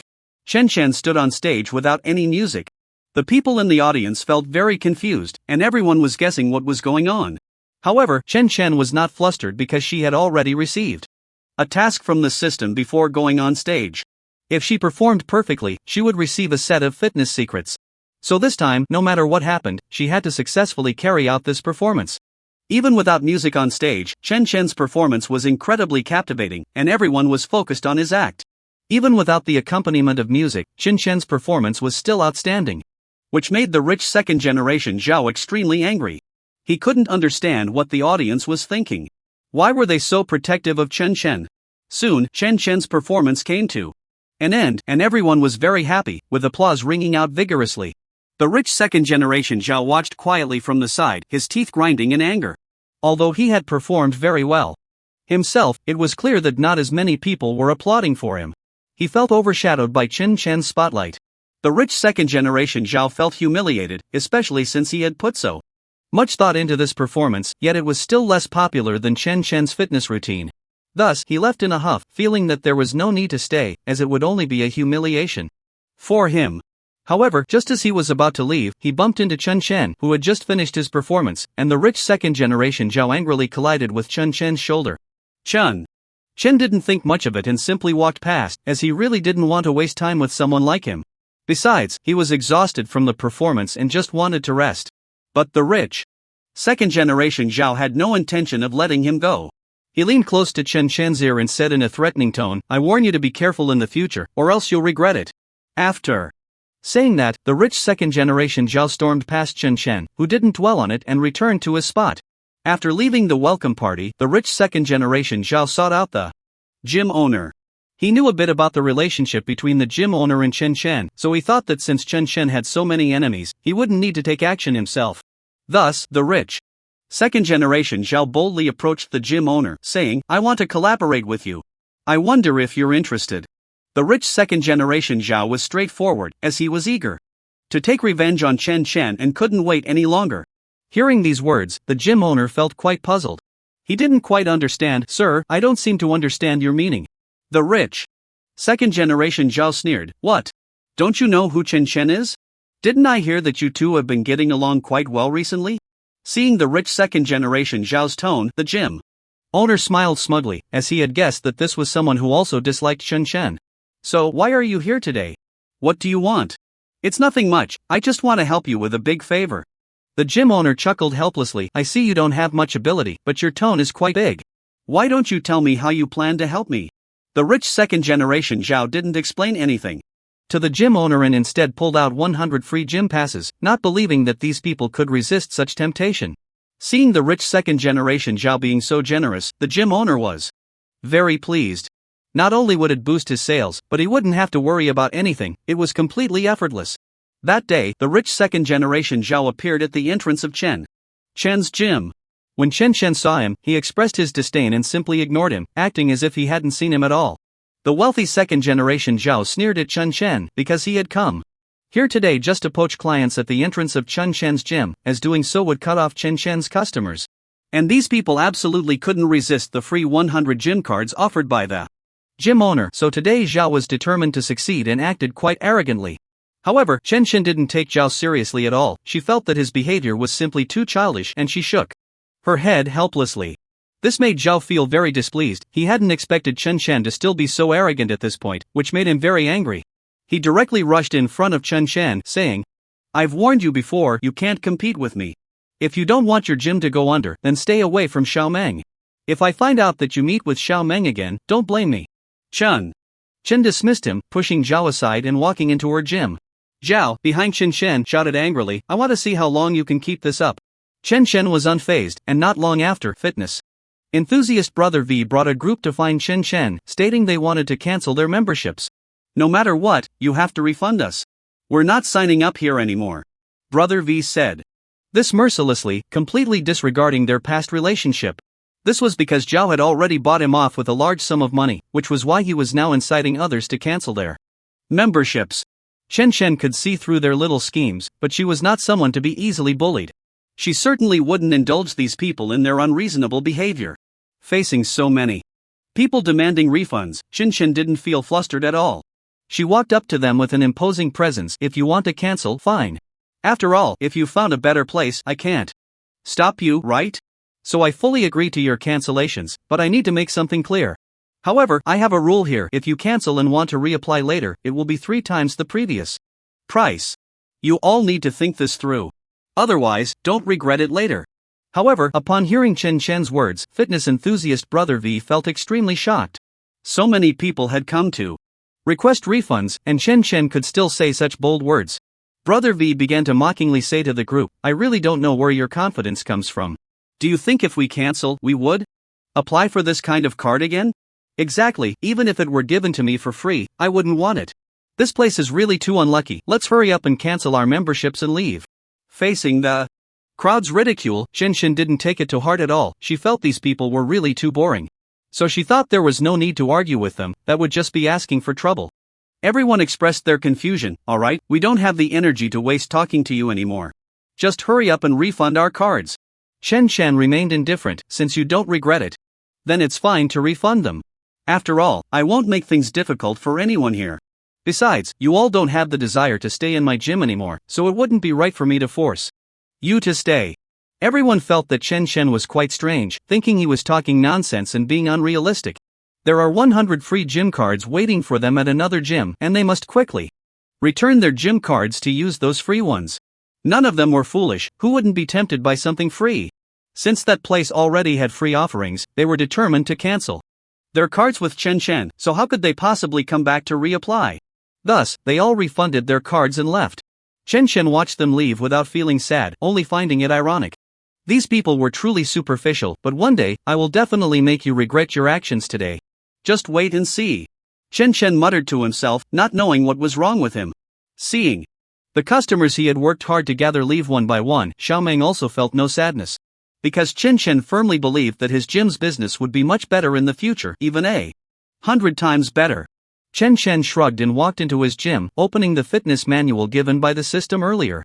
This was the fitness manual he had obtained after completing a task, and he needed to cherish it, as completing that task was not easy.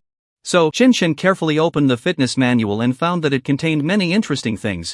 After reading through the manual, Chen Chen was very happy, convinced that the contents would definitely help him make a comeback. He then set the manual down and began to study. Not long after, he became quite proficient, so he filmed a video and posted it online. Just like that, he ended up spending the entire morning, returning to his dorm only in the afternoon. Once back in the dorm, Chen Chen was extremely tired. He lay down on his bed and fell into a deep sleep. He didn't know how long he had slept, but when he woke up, it was already close to evening. Chen Chen hadn't expected the whole afternoon to pass like that, so he decided to take out his phone to check the time. However, what surprised him was that the video he posted that morning had gained hundreds of thousands of views, leaving him in shock, as he had never experienced anything like this before. Chen Chen had just casually posted a video, but he never expected it to gain such popularity. He also didn't anticipate that the fitness manual provided by the system would be so effective. Chen Chen began to check the comments under the video one by one, and the netizens were very excited, as if they had discovered a treasure. Oh my! These moves are really useful. Come on everyone, let's get moving together. Who discovered this? I really admire him. If I could see him in person, I would definitely want to learn from him. Chen Chen couldn't help but smile at these comments, realizing that these netizens were just too adorable. Chen Chen continued to scroll down and then realized just how popular this video was. In the end, he also discovered his private messages, where many people were trying to reach him. Chen Chen opened these messages one by one, and everyone was saying that following his actions was surprisingly effective, much better than their previous attempts. He never expected that this spontaneous act of his would attract such a large wave of fans, and his video had even made it to the trending list. Now everyone was learning the moves from Chen Chen's video because they were indeed very useful, and even Chen Chen himself felt quite comfortable doing them. Many prominent figures left comments asking Chen Chen various questions. I don't know how you discovered these moves, it's really amazing. You're simply our idol, and we admire you so much. Even through the screen, Chen Chen could feel the strong emotions from these people. It warmed his heart, as he hadn't felt this way in a long time. Can we ask you some questions? Chen Chen immediately replied, of course, it's my honor to answer your questions and the essence of why I made this video. After seeing Chen Chen's response, the netizens were very happy. They were truly excited and didn't know how to express their feelings. Is everything you posted online all of it? Chen Chen replied, these are just the basics, I just wanted to share them online for everyone to see. Just the basics? This is already much better than what I used before. The moves are very comfortable and effective. The conversation among the netizens grew more heated, and the number of people watching the video increased, with more and more asking Chen Chen fitness-related questions. Chen Chen didn't mind at all. Instead, he patiently explained to them. Because he felt that if these people genuinely liked it, he would be genuinely happy. He didn't feel that what he was doing was unworthy. On the contrary, he felt incredibly relaxed while doing it. I want the entire process video. Suddenly, a netizen suggested wanting to see the complete set of videos. Chen Chen hesitated for a moment. After all, this was an opportunity to revive his fitness brand, and he had to make good use of it. So, he posted a message under his video, become a VIP member of the gym, and I will share all the moves with you for free. Once this comment was posted, everyone online erupted with excitement. Chen Chen began to pack his things and hurriedly left the dormitory because he was heading to the gym. When he arrived at the gym, he found Xiao Meng standing at the entrance, holding a cup of milk tea. Upon seeing Chen Chen, Xiao Meng slowly walked over.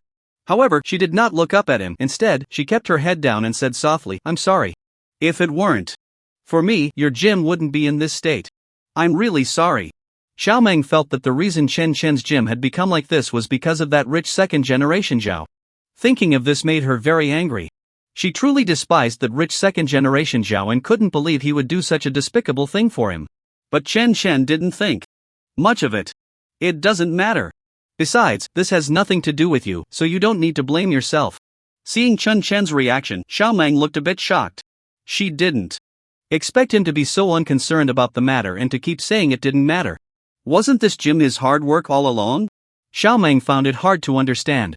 Noticing the frown on Xiao Meng's forehead, Chen Chen wanted to lighten the atmosphere between them, as he really disliked the tense mood. So he smiled and said, alright, I told you not to think too much about it. This matter really has nothing to do with you. Chen Chen then looked at Xiao Meng and jokingly said about the milk tea she was holding, look, such a big cup of milk tea can't even keep your mouth shut. Hurry up and drink it. Xiao Meng playfully stuck out her tongue at Chen Chen and then took out some money from her pocket and placed it in his hand. I want to get a gym card, is that okay? However, Xiao Meng's action made Chen Chen feel that she was trying to help him, and he didn't like the feeling of being pitted by others. So he directly refused and threw the money back into Xiao Meng's hand. Let me tell you, if you're doing this out of pity, then I advise you not to bother, because I never took that matter to heart. Besides, I've said it many times, this has nothing to do with you, so you don't need to feel guilty. Chen Chen said this very seriously because he truly hated that feeling and didn't want to be pitted by anyone. Who knew that Xiao Meng would put the money back into Chen Chen's hand and look at him with a playful smile? I really don't know what you're thinking all day. I just want to exercise, is it not allowed to get a gym card here? Chen Chen looked at the money in his hand and recalled what Xiao Meng had just said, feeling quite shocked. Are you serious? Xiao Meng nodded. Then there's nothing we can do. After all, I'm really here to get a card, I can't just stop you. Alright, then. I'll go get you a gym card now. If I find out you have ulterior motives, I won't let you off. After saying that, Chen Chen walked into the gym, and Xiao Meng, holding her milk tea, happily followed him in. Thus, their workout began, with Chen Chen calling out movements for Xiao Meng, who felt very happy. Because when Chen Chen called out the movements, she felt his broad shoulders, which made her feel very secure and stirred something in her heart. Lost in thought, Xiao Meng's face suddenly turned bright red. And so, they finished their workout for the day, and Xiao Meng took the initiative to walk over to Chen Chen. I see you've been busy here for quite a while, and you must not have eaten yet, right? How about we go eat together? I'll treat you. Chen Chen originally wanted to refuse because he still had many things to handle, and he felt it was a bit inappropriate to go eat alone with Xiao Meng. It seemed that Xiao Meng sensed Chen Chen's hesitation, so before he could say anything, she ran over to his side. Oh, don't think too much about it, it's just a meal. I'm really starving right now. I need to replenish my energy, I feel like I'm about to collapse. Chen Chen was truly at a loss for words at Xiao Meng's persistence.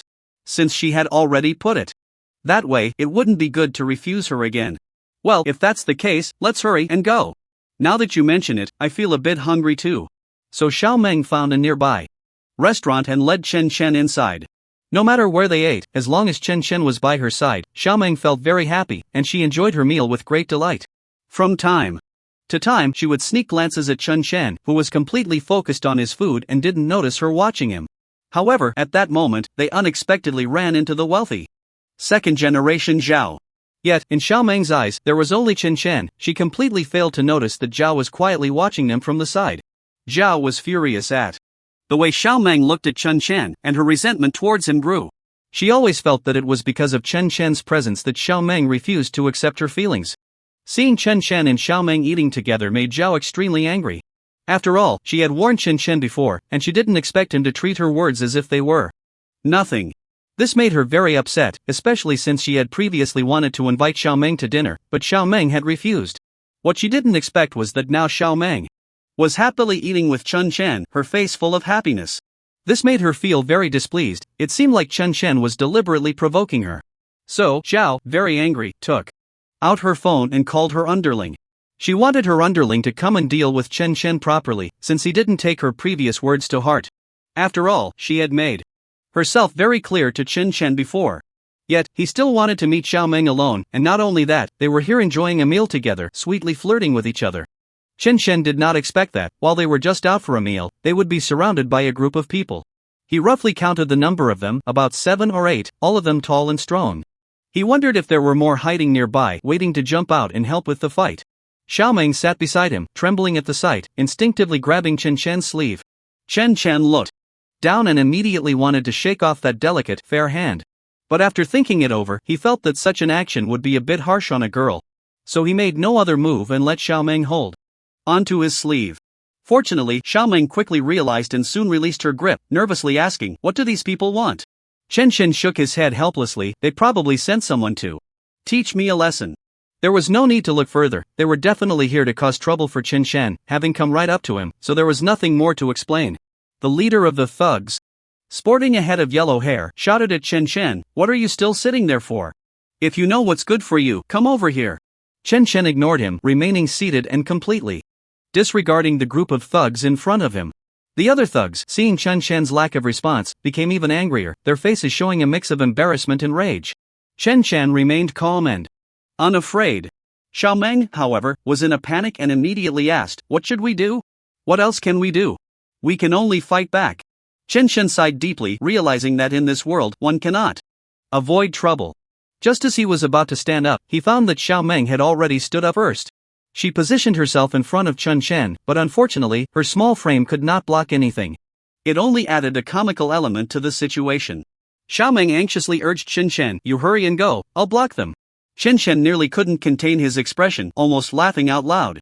He had never expected that such a small girl like Xiao Meng would have such strong determination, facing a group of thugs without flinching. Chen Chen felt a bit touched. Xiao Meng was even standing in front of him. No, Xiao Meng must be very scared, yet she still stood her ground. The thugs paid no attention to Xiao Meng's words and laughed heartily at her appearance. The yellow-haired thug shouted, "I advise you not to overestimate yourself, you should get out of the way. We don't want to hurt you." Another thug chimed in, "That's right, we don't want to hit a girl, so move aside." Chen Chen let out a cold laugh, thinking that this group of people really didn't know their place. Xiao Meng, suppressing her urge to back down, continued to stand in front of Chen Chen, unwilling to leave. Chen Chen gently patted Xiao Meng's shoulder and said softly, "All right, you wait for me over there for a bit, and make sure to protect yourself." Xiao Meng was very worried about his safety and couldn't help but ask anxiously, "What about you? How can you fight them all by yourself?" Before Chen Chen could answer, a sinister voice interrupted. "Oh, someone wants to be a hero and save the beauty, but doesn't even consider if they have the ability." Chen Chen and Xiao Meng turned to look and saw a grinning figure. It was the infamous young Master Zhao. "What are you doing here? Did you bring these people?" Xiao Meng took a step back, her face paling at Zhao's appearance, unable to say a word as she pointed at him. Chen Chen gave Xiao Meng a comforting glance, signaling her not to be afraid. Young Master Zhao, seeing their interaction, became even more displeased. These two dared to flirt right under his nose, as if he didn't exist. Young Master Zhao snorted disdainfully, "Humph, if I don't show Chen Chen a bit of color this time, he won't know why the flowers are so red." Young Master Zhao waved his hand at the group of thugs, "All of you, come at me. The thugs, seeing their boss give the order, rushed forward, all wearing expressions that said they wouldn't stop until one of them was dead. Chen Shan smirked sarcastically, then stepped forward to engage in a scuffle with the group of thugs. The yellow-haired thug rushed to the front, swinging an iron rod at Chen Shan, but before he could hit him, Chen Shan grabbed the rod with one hand. The yellow-haired thug was caught off guard, his weapon seized, and he panicked for a moment, shouting for his buddies to come help. "Are you all blind? Come help me." Chen Shan had no intention of giving anyone else a chance. He directly knocked the yellow-haired thug down with the rod and then kicked him away. Without pausing, Chen Shan took down the rest of the thugs one by one. Soon, everyone saw those 7 or 8 men sprawled on the ground, moaning in pain. Xiao Meng couldn't help but clap. "Wow! You're really amazing." Chen Shan smiled slightly. "It's nothing, these guys aren't particularly strong." Young Master Zhao watched in disbelief as his thugs were defeated, his eyes wide open, staring at Chen Shan. He then angrily berated the thugs. "You bunch of useless fools, what a disgrace." Young Master Zhao glared fiercely at Chen Shan. "Just wait, I won't let you off." Chen Shan completely ignored the threat, calmly saying, "Putting aside our previous matters, let's talk about today's situation. How do you plan to compensate for my losses?" Young Master Zhao sneered, cursing without restraint. "Dream on. If you have time to waste, go find a village to carry a dung bucket. Stop rambling here, daydreaming all the time, it's really annoying." Young Master Zhao thought that with Chen Shan's demeanor, he would only bully the thugs and would never dare to lay a hand on him. But then Chen Shan's actions proved young Master Zhao wrong. In the next moment, young Master Zhao's entire face had changed, becoming bruised and battered. He knelt before Chen Shan, desperately begging for mercy. With snot and tears, young Master Zhao cried out, "Stop hitting me, please let me go, I know I was wrong." Chen Shan smiled. "Why aren't you being tough anymore? Weren't you quite imposing just now?" Young Master Zhao was too scared to utter a complaint, flattering him instead. "Chen Shan, it's your turn to call the shots now. Just tell me what to do, and I'll do it." Chen Shan thought for a moment and made a request. "It's simple, just compensate me with 100,000. When young Master Zhao heard this number, he was completely stunned. He never expected that Chen Shan would boldly ask him for 100,000 yuan. He awkwardly glanced at the mess around him, and at that moment, the restaurant owner was also eyeing him with a predatory gaze. It seemed that if young Master Zhao did not compensate, the owner would continue to beat him up. Young Master Zhao had never suffered such humiliation, but he did not have that much cash on him. He could only borrow 100,000 yuan and have someone bring the cash over. Chen Shan watched all of this with great interest, arms crossed, standing beside Xiao Meng to enjoy the spectacle. Young Master Zhao paid the money to Chen Shan and the owner, and the other thugs, seeing that their plan had failed and that they had dragged young Master Zhao into paying, all lowered their heads in shame. But young Master Zhao had no way to settle accounts with them now. He could only think about saving his own life. He then said to Chen Shan, "The money has been given to you, can you let us go now?" Chen Shan weighed young Master Zhao's words and felt that he spoke without sincerity, so he shook his head in dissatisfaction. "If you want me to promise not to trouble you in the future, then you must give me a guarantee." Young Master Zhao asked anxiously, "What guarantee?" Chen Shan answered without hesitation, "That you can never do anything to Xiao Meng again, and you must not disturb her anymore." Upon hearing this, Xiao Meng involuntarily looked at Chen Shan, her eyes filled with emotion. However, Chen Shan did not notice her expression and continued speaking to young Master Zhao. "I believe there are other girls around you, so why do you have to entangle yourself with Xiao Meng?" Young Master Zhao did not know how to respond, but he knew that if he did not make a guarantee, Chen Shan would not easily let him go. After weighing his options, he reluctantly promised that he would never harass Xiao Meng again. Once this matter was resolved, Chen Shan and Xiao Meng returned to school together. At the fork in the dormitory area, the two parted ways according to their original plan and returned to their respective dorms. As soon as Chen Shan returned to his dorm, he found his roommates discussing the classes for the next day, and, more importantly, the teacher for that course. As soon as Chen Shan entered, he noticed someone sitting on his bed and curiously asked, "Why are you sitting here?" Ji Gung replied, "I just got back and couldn't find a place to sit, so I sat here for a bit to discuss tomorrow's class with everyone." After spending some time together, Chen Shan's relationship with them had eased a lot, and he did not mind this small matter. He casually nodded, "It's fine, make yourself comfortable. I heard that teacher is a top student and an absolute beauty," Wang Gong said with a grin. "I wonder if that group of little rascals is lying, but I hope they are telling the truth." Chen Shan was not interested in this topic, but the other two roommates' eyes lit up at this point. "If that's the case, that would be great. I believe I will pay much more attention in class. The school should do this more, hire more good-looking teachers, and the attendance rate will definitely increase." Yeah, everyone study hard, and if the grades go up, the school will also have a good reputation. Ji Gung said, this isn't just your problem. If your GPA doesn't pass, and you fail a course, do you think the school will let you off? At that time, not only would you have to retake the exam, but you'd also have to pay a bunch of various fees, and you wouldn't be able to get your diploma. Chen Chen listened to them chatter on and found it quite boring, so he packed his clothes and went to the bathroom to take a shower and rest early. The next morning, Chen Chen had no classes scheduled, so he took the time to go to the gym. However, as soon as he arrived at the gym, he found a group of top figures in the fitness world gathered at the entrance, seemingly waiting for Chen Chen. Chen Chen couldn't help but chuckle, thinking that the gym had been quite lively lately, but he wondered what this group was really after. He thought that if the system could give him a special function to see their thoughts, he could ensure whether the visitors were friends or foes, and then take appropriate measures to prevent any trouble for the gym. But this system didn't seem that advanced yet. For now, it only kept issuing him tasks. However, it could still provide him with some rewards, which was a pretty powerful advantage. At least he had more opportunities and a lot of startup capital compared to others. Fortunately, the people who came this time were all looking to learn fitness secrets from Chen Chen, with no other intentions. As soon as they saw Chen Chen return, they all surrounded him, speaking earnestly. I saw the video you posted online before, it was really amazing. I want to know how you did it. By the way, did you buy these secrets from somewhere else? If you have them, could you sell me a copy? I promise I won't tell anyone. I can offer a pretty good price. As long as you make a request, our deal will be done. Before Chen Chen could respond, he was bombarded with a barrage of questions from the group. He felt a bit speechless and quickly spoke up. Can everyone quiet down for a moment? Let me speak. These have always been my exclusive secrets, and I currently have no plans to sell them. Sorry to disappoint you.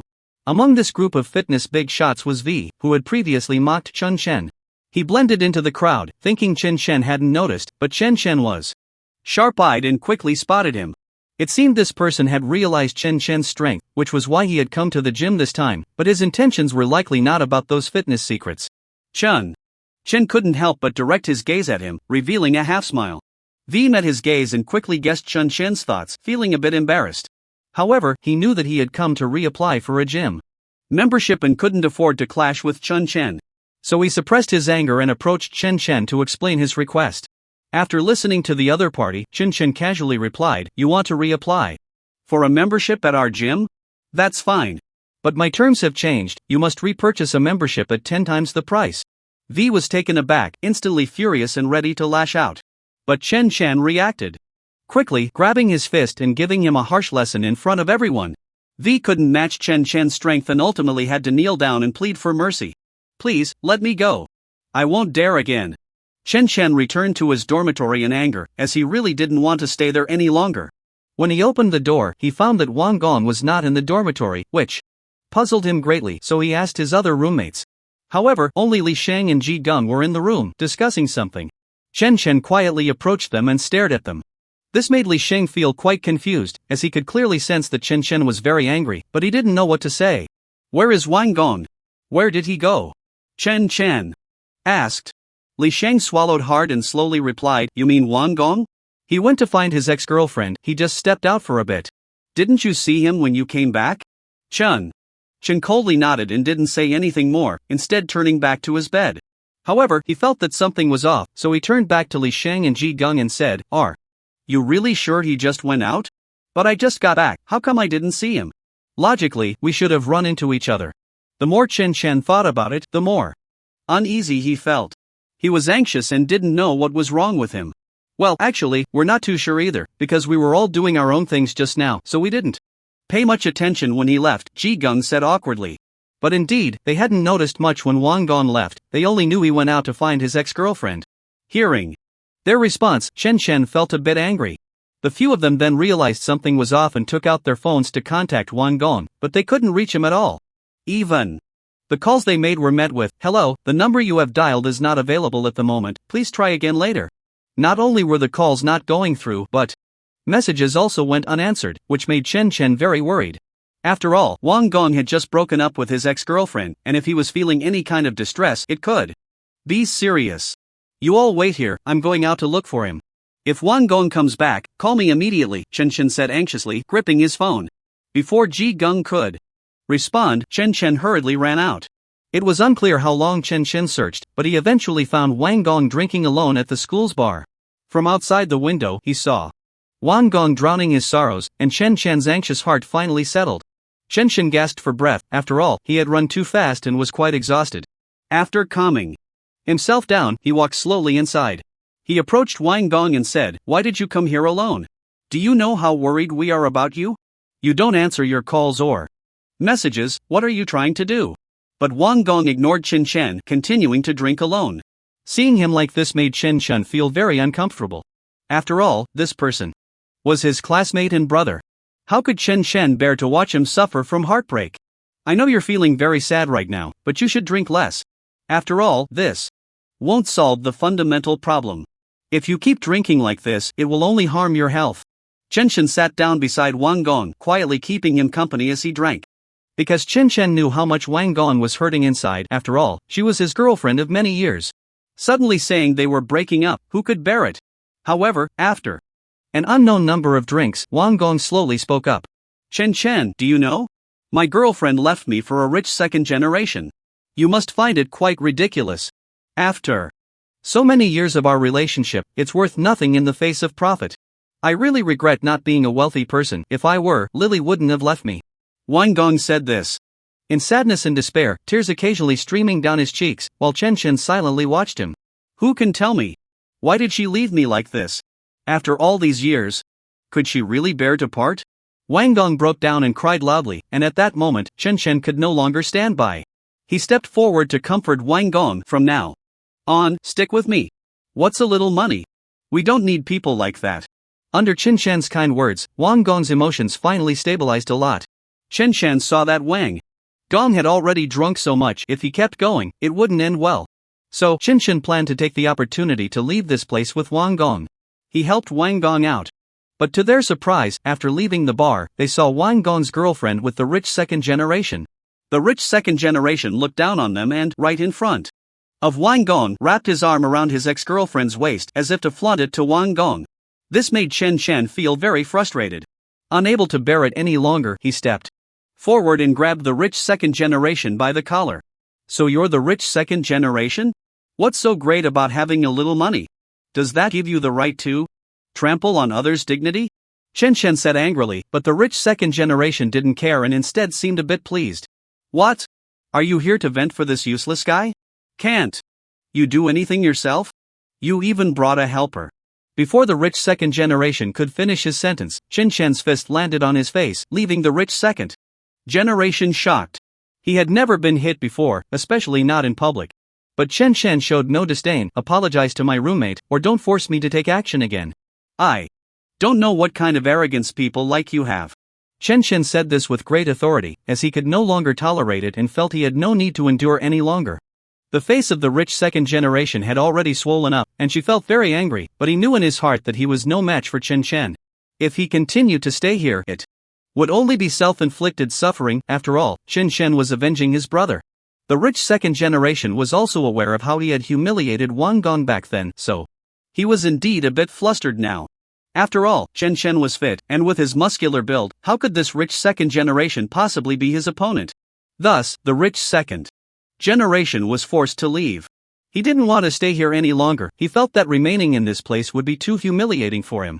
After the rich second generation left in embarrassment, Chen Chen took Wang Gong back to his dormitory. He gathered all his roommates together because he had something very important to tell them.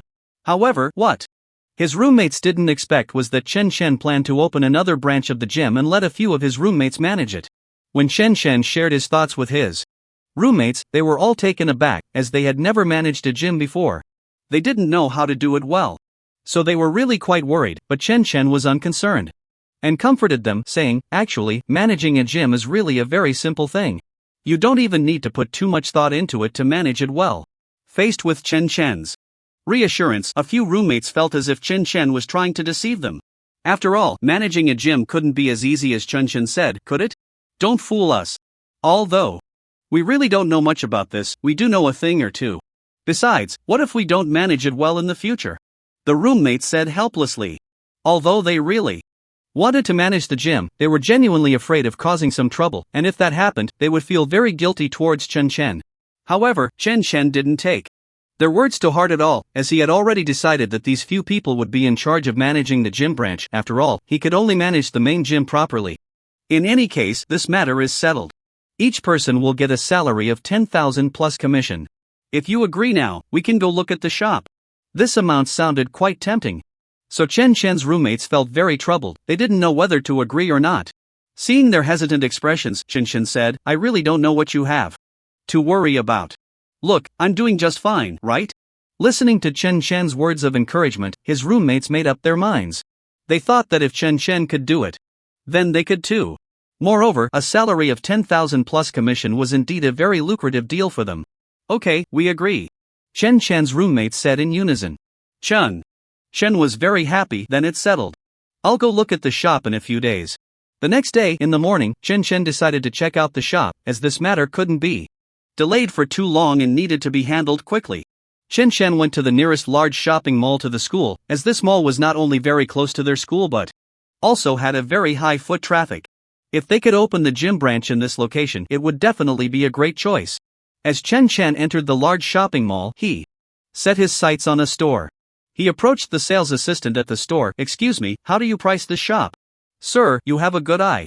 If our shop is located here, any business you open will be very popular because this is a prime location. Everyone is scrambling for good spots right now." The sales assistant flattered, knowing that the more he praised the place, the quicker he could sell the shop. Chen Chen nodded as he listened to the sales assistant's words. He knew that this shop was indeed in a great location. Otherwise, he wouldn't have chosen this place. After some haggling, Chen Chen felt the price was very reasonable. Without hesitation, he used all his savings to buy the 200 square meter shop, thinking that such a large space should be enough. After purchasing the shop he desired, Chen Chen happily returned to his school. "Finally, today's matters are settled. And now I can focus on the renovations," he muttered to himself on the way back to school. He thought that since he had nothing else to do, he might as well return to school. Especially since he had a class that afternoon with the beautiful teacher, Shan. The students here all loved attending this teacher's class because she was not only kind and approachable but also very beautiful, making her classes quite popular. Everyone took out their phones to take pictures and post them on social media, as this teacher's class was a rare treat. Moreover, they felt very happy to have such a beautiful teacher, so they had to capture this wonderful moment with their phones. However, good times always seemed to pass quickly, and soon it was time for class to end. Just as Chen Chen was about to leave the classroom, he was suddenly called back by the beautiful teacher, Shan. "Hey, alright, Chen Chen, could you help me take these things to my office?" Chen Chen turned around in confusion, looking at the beautiful teacher as she pointed to the items on the podium. He had no choice, after all, his credits were very important. "Of course, teacher, I'll take all these things to your office right now." The beautiful teacher, Shan, gently turned to Chen Chen and smiled before leaving. Chen Chen, feeling quite helpless, picked up the items and followed behind the beautiful teacher, Shan eagerly. Chen Chen followed the beautiful teacher Shan obediently into her office, but just then, the teacher's phone suddenly rang. Ding ding ding. The teacher quickly took out her phone and smiled awkwardly at Chen Chen.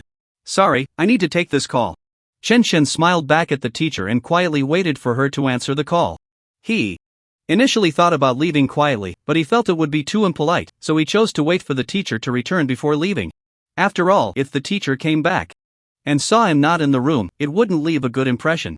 He didn't know how long it had been when the teacher finally returned, but now she looked sad, completely different from the cheerful and lively teacher from before. Seeing her like this made Chen Chen feel uneasy, so he walked up to her.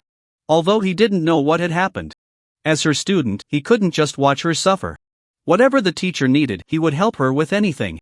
"Teacher, if you have anything to talk about, you can come to me," Chen Chen comforted her, but the teacher didn't respond, so he quietly left. In the school's gym, Chen Chen followed his fitness guide and taught a few VIP members. After all, they had paid a lot to become VIP members, and it would be unfair if they didn't learn something valuable. Moreover, with Chen Chen's temperament, he couldn't do something so unethical. He understood the principle of getting what you pay for. Besides, he didn't want to ruin his gym's reputation just to take advantage of a few people. A series of fitness exercises were completed, drawing applause from the audience. Many people had gathered to watch Chen Chen, as his fitness methods were indeed very effective. "You're amazing. If it weren't for you, I wouldn't have known there was such a fantastic gym," one of Chen Chen's VIP members said. He never felt that his VIP Membership was a waste. Instead, he thought his money was not enough for Chen Shen's careful teaching. In short, he truly admired Chen Shen, believing that it was remarkable for someone so young to achieve such success. Just then, Lily suddenly found Chen Shen, which puzzled him. However, seeing her waiting for him, he quickly walked over. What rings? You here? Did something happen? After all, Lily had never come to find him here before. They only contacted each other by phone and rarely met in person. But this time, Lily rushed to him, so Chen Shen concluded that something significant must have happened. As he fiddled with his phone, he looked at Lily and said, Lily, what's going on? However, Lily looked very tense, making her words come out in a rush. Chen Shen, you need to think of a way.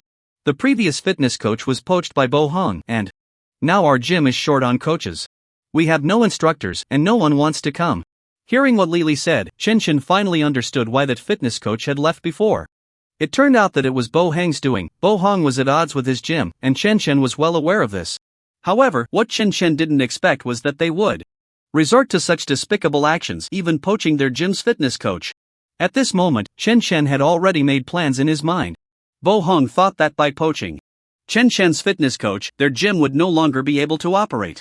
But he didn't understand what kind of person Chen Shen was. In any case, Chen Shen was not someone who easily gave up. So this small difficulty couldn't stop him at all. At most, it would just be a waste of effort, and they had spent a lot of money to poach this fitness coach, leaving only them at a loss. However, seeing Lily so anxious, Chen Shen comforted him, saying, Don't worry, I will definitely handle this matter well, so you don't need to be concerned. But now our fitness coach has been poached, what can you do? Lily said, quite puzzled, as they were indeed in dire need of coaches at their gym. If they continued to be unable to find a coach, their gym would have to close down. Unexpectedly, Chen Shen suddenly sneered, If we don't have a fitness coach, we can hire new ones.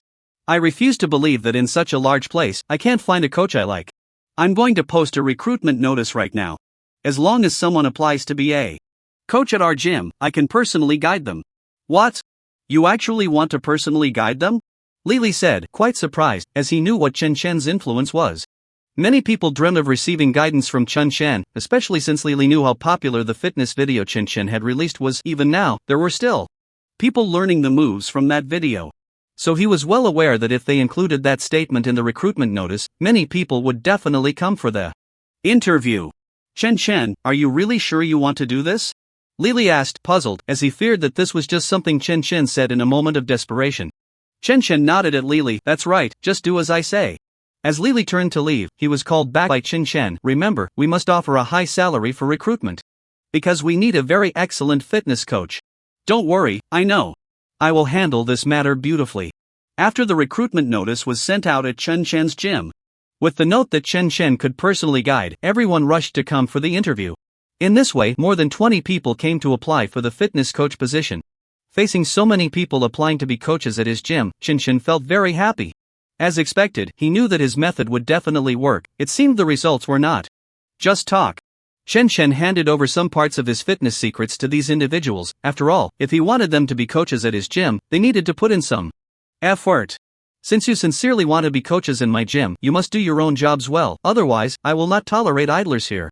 These fitness coaches who came to apply were gathered together by Chen Shen on their first day of work.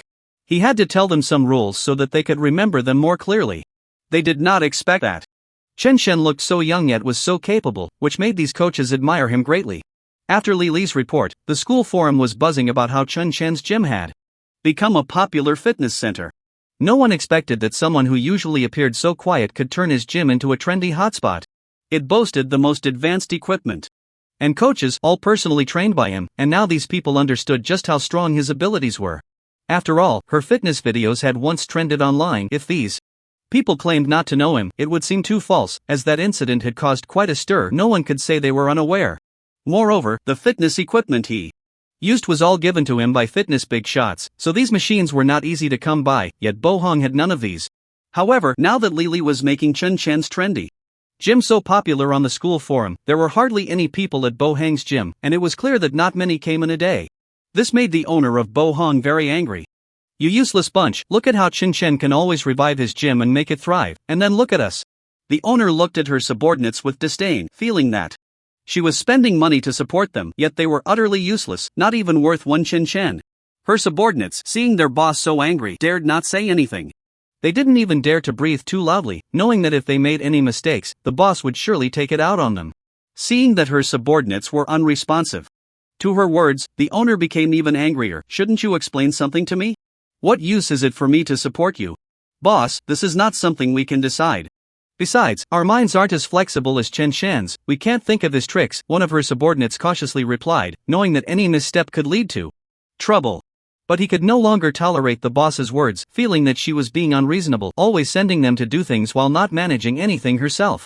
He had no idea how difficult these matters were, nor did he understand how tough Chen Shan was to deal with. In any case, I don't care, there are hardly any people in our Bo Hong gym. If this continues, we will have to close down. And when that happens, you will all be unemployed. Do you really want to end up like this because of Chen Shen? Are you truly willing? Boss Bo Hang's words stirred unease among his subordinates, as they relied on this job to support their families. If they really lost this job, they had no idea what they would do next. The boss's gym absolutely could not close. Otherwise, what would they do in the future? Moreover, this was their boss, the fruit of their hard work. His subordinates began to flatter him, knowing full well what the gym meant to their boss. Otherwise, he wouldn't have gone to such lengths to oppose Chen Shen. That was the best proof. You are absolutely right, so we cannot just sit and wait. Today we must come up with a good countermeasure, only then can we protect our own interests. The boss said meaningfully, his gaze deep and inscrutable. No one knew what he was thinking, but his subordinates understood that he was definitely not contemplating anything good. But boss, what should we do now? Please guide us. For now, his subordinates were willing to do anything, as they truly did not want to lose this job. They knew how difficult it was to find work these days. Tonight, go find some thugs for me. We must make Chen Shen's gym pay in blood. Isn't it said to be a popular gym? I want to see how long it can stay popular. At that moment, the boss's eyes were filled with hatred, as if he wanted to tear Chen Shen apart before him, otherwise, he wouldn't feel satisfied. That night, Bo Hang's boss led the thugs to smash Chen Shen's gym. Don't you value your gym? Now I'm going to smash it all to pieces. Let's see what you do. Then, brothers, hit hard. Don't hold back, make sure it's completely wrecked. Bo Hang's boss said viciously, fully aware of how ruthless these thugs could be. After all, these thugs were paid to do someone else's dirty work. Whatever the boss asked them to do, they would do without regard for the consequences. Once the gym was nearly destroyed, Bo Hang's boss left satisfied. The next morning, when Chen Shen arrived, he was taken aback. The gym, which had been intact just yesterday, was now in ruins. As he checked the equipment, he found that everything had been smashed and was no longer usable. Those things were the result of his hard work. At that moment, Chen Shen felt an overwhelming sense of heartbreak. This made Chen Shen extremely angry, and he had already guessed who was behind it, as only one person would resort to such underhanded tactics. Chen Shen looked angrily at his disheveled gym. Clearly, when he left yesterday, everything was intact, but now it had turned into this state. Chen Shen was so furious that he clenched his fists, wishing he could immediately find the person who had destroyed his gym to settle the score. However, at that moment, the system issued a new task. When Chen Shen opened it, he found that the task was to make Bo Hong Gym go bankrupt. A wicked smile appeared on Chen Shen's lips. Wasn't this exactly what he wanted? Since that was the case, he wouldn't hold back. He would definitely show no mercy to Bo Hong Gym. In any case, all the losses of his gym today would be counted against Bo Hong Gym. However, the system also set a time limit of 1 week. Chen Shen thought to himself that a week was more than enough. After all, making Bo Hong Gym go bankrupt was not a difficult task. As long as he used his brain a little, it would be a piece of cake. So, Chen Shen began to tidy up his gym. He carefully picked up all the broken pieces and stored them away. After seeing his gym, which had been smashed to bits, nearly cleaned up, Chen Shen clapped his hands. He then left his gym and turned to Bo Hong Gym. When Chen Shen appeared, everyone was shocked. After all, they all knew he was their arch-rival. They felt that Chen Shen's visit could only mean trouble, so they quickly called their boss. Upon hearing that Chen Shen had come, the boss began to worry about yesterday's incident. However, he had already thought of a countermeasure. No matter what, he couldn't admit that it was his doing. Otherwise, he would be doomed. The boss pretended to be calm and walked over to Chen Shen. What are you doing here? Are you looking for trouble? If so, I advise you to leave quickly and not waste my time. Chen Shen looked at the boss with a cold smile. What? I didn't know your business had gotten so good. The boss knew that Chen Shen was mocking him, which made him even angrier. I warn you, don't think about causing trouble here or I won't let you off. But Chen Chen was dismissive. What are you talking about, boss? I just want to get a gym membership. It's nothing personal. Do you really think you would let go of a business opportunity that came knocking? I believe you wouldn't do that. Chen Chen said this proudly, and the boss of Bohong Gym awkwardly laughed, as if his thoughts had been guessed. How could he miss any business that came to him? After all, he was a businessman and he should understand this principle. The boss of Bohong Gym thought to himself that he had to see what kind of scheme Chen Chen was plotting. Under the guidance of these people, Chen Chen successfully obtained a gym membership. He didn't say much and began his training. It seemed as if he had really come just to get a gym membership, but the boss of Bohong Gym clearly didn't believe that, especially since they were arch rivals. Moreover, after what had happened yesterday, with Chen Chen's intelligence, how could he not know that he was the one behind it? So, the boss of Bohong Gym felt that this matter was not simple. The boss watched as Chen Chen used all his strength, not noticing anything strange. Instead, he was training hard, as if he had truly come just to work out. This made the owner of the Bohong Gym feel puzzled, and he couldn't help but think to himself, could it be that Chen Chen took some kind of drug, which made her a bit abnormal? However, since the owner of Bohong Gym was always worried about Chen Chen, he stayed by her side. But Chen Chen's patience was remarkable, so he kept training there without taking a break. Finally, the owner of Bohong Gym really couldn't hold on any longer. After all, he had been standing there for almost an hour. So now she was really feeling weak in the legs, and she truly admired Chen Chen for being able to endure for such a long time. If it were him, he might have been exhausted long ago. The owner of Bohong Gym comforted himself, thinking that since he had already been standing there for so long, and Chen Chen hadn't made any moves, perhaps he was just being overly cautious, which is why he felt so anxious. Besides, this was his territory, and Chen Chen wouldn't dare to do anything, right? After all, there were people everywhere. So, the owner of Bohong Gym turned around and sat down on the sofa because he really couldn't take it anymore, and he dozed off like that. He didn't know how much time passed, but suddenly, the owner of Bohong Gym heard a loud noise and slowly opened his eyes. What he saw shocked him. All the treadmills and equipment were broken into several large pieces. This left him extremely astonished, as they had checked when Chen Chen came in and he wasn't carrying any harmful tools. So what happened to the treadmill? It had been fine just a moment ago, but now it was in this state, which puzzled the owner of Bohong Gym. However, he felt helpless. After all, Chen Chen hadn't done anything, and he was under surveillance the whole time. What could Chen Chen have done? So he had no choice but to let Chen Chen leave. Days passed like this, and all the equipment in Bohong Gym gradually broke down, which left the owner feeling very confused. But he couldn't find trouble with Chen Chen, as these issues had nothing to do with him, and he had no direct evidence pointing to Chen Chen. Moreover, Chen Chen had already spent money to get a gym membership, so coming here was his freedom. The people at Bohong Gym couldn't stop him either, as that would surely harm their reputation. After all, the owner of Bohong Gym hoped to restore his gym to its former bustling business, so he didn't want anything to go wrong at this critical moment. The Bohong Gym had to close its doors. No one knew that it would become the final act of competition due to the boss being too strong. Chen Chen looked at the closed gym, a smile appearing on his lips. Although he thought the smile was already quite friendly and harmless, it still managed to frighten the little child next to him. After all, with his physique and build, no matter what kind of action or expression he made, it would seem a bit alarming, especially to a child who had never faced any challenges before, making it even more terrifying. This person is so scary, mommy.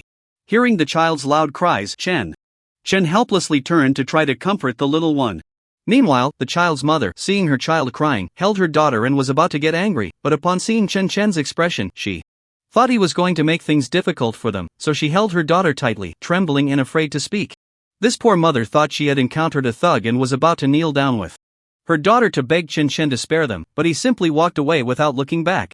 He had seen this kind of situation so many times that he was used to it. Usually, he would handle such situations before slowly walking away to do his own thing. However, he initially tried to present himself as a good person, but his imposing figure was too strong. After all, a height of 2.1 meters would frighten anyone. Thus, he resigned himself to the cold, indifferent image of turning around and leaving. No, don't be afraid, he's a good person. This uncle won't hurt you, he will protect you. He just wanted to comfort you because he saw you crying but didn't know what to say. In the end, a sweet female voice managed to explain to the bystanders on behalf of the fierce-looking Chen Chen. He turned back with a grateful expression. Chen Chen received a hint reward. Although he didn't know what he had done to trigger this reward, he was still very happy and pleased with the system's prompt. He finally gained something instead of just scaring children to tears.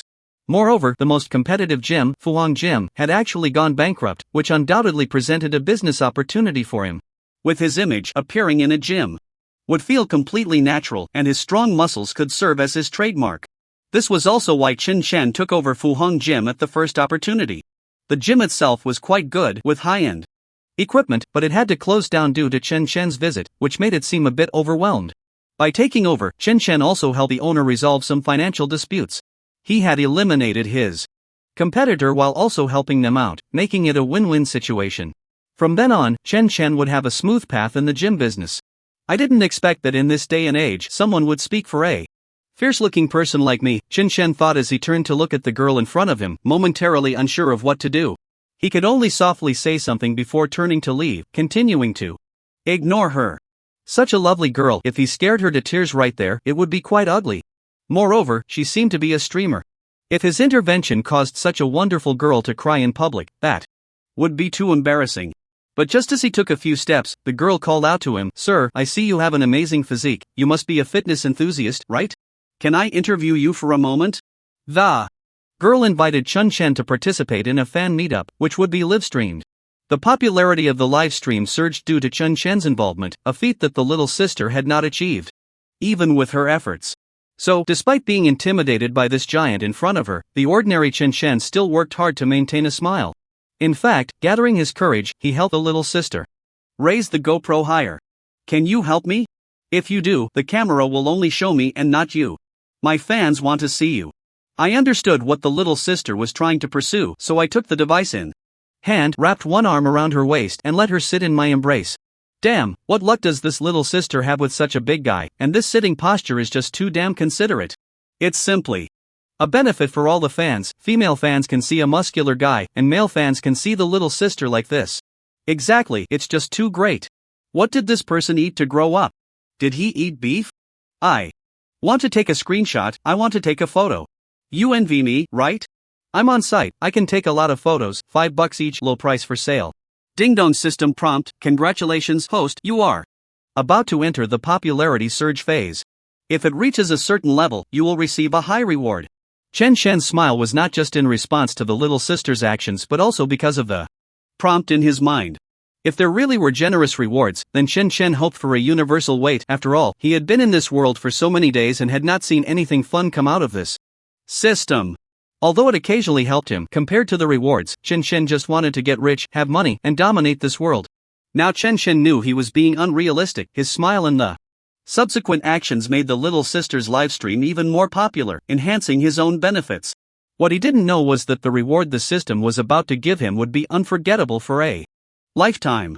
Many fans saw Chen Chen's appearance and began taking photos. Such a muscular build must be from working out, right?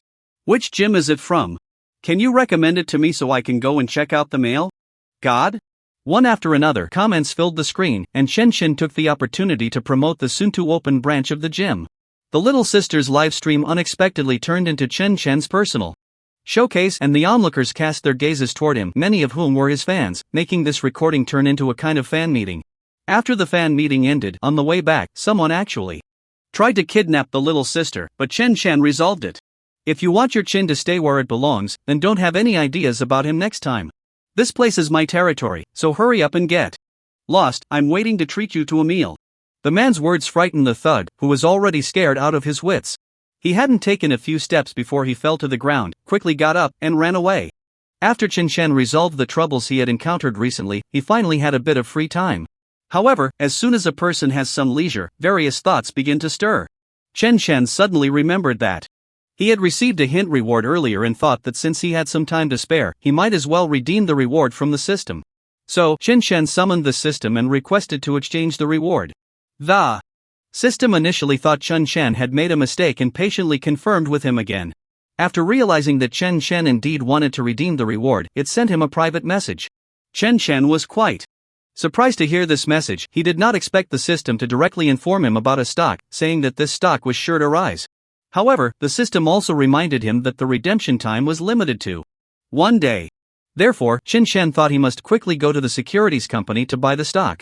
He roughly calculated that he had several million in funds at hand, and if he invested all of it, he would definitely make a fortune. However, Chen Shen believed it was wise to be cautious and did not plan to invest all his funds. After all, he still did not know if the system was really that reliable. These things were somewhat ethereal, and even after so many experiments, Chen Shen still felt quite worried. That night, Chen Shen asked Wang Gong in advance if he was free the next day. After receiving a positive response, Chen Shen decided to take Wang Gong with him to the securities company. Wang Gong was quite excited to hear that Chen Shen was going to buy stocks, thinking about joining in on the investment. After all, according to Chen Shen, he had insider information and knew that this stock was sure to rise. So, Wang Gong took a portion of his saved living expenses, planning to invest alongside Chen Shen. As for the other two roommates, they were not in the dormitory at the time, and Chen Shen thought it was inconvenient to bring too many people along, so he did not inform them. The next morning, Chen Shen woke Wang Gong up early, and the two took a car to the securities company. Little did they know, at the entrance of the securities company, they encountered two people they did not want to see. Especially when Wang Gong saw the two figures leaning against each other, a mix of anger and sadness appeared on his face.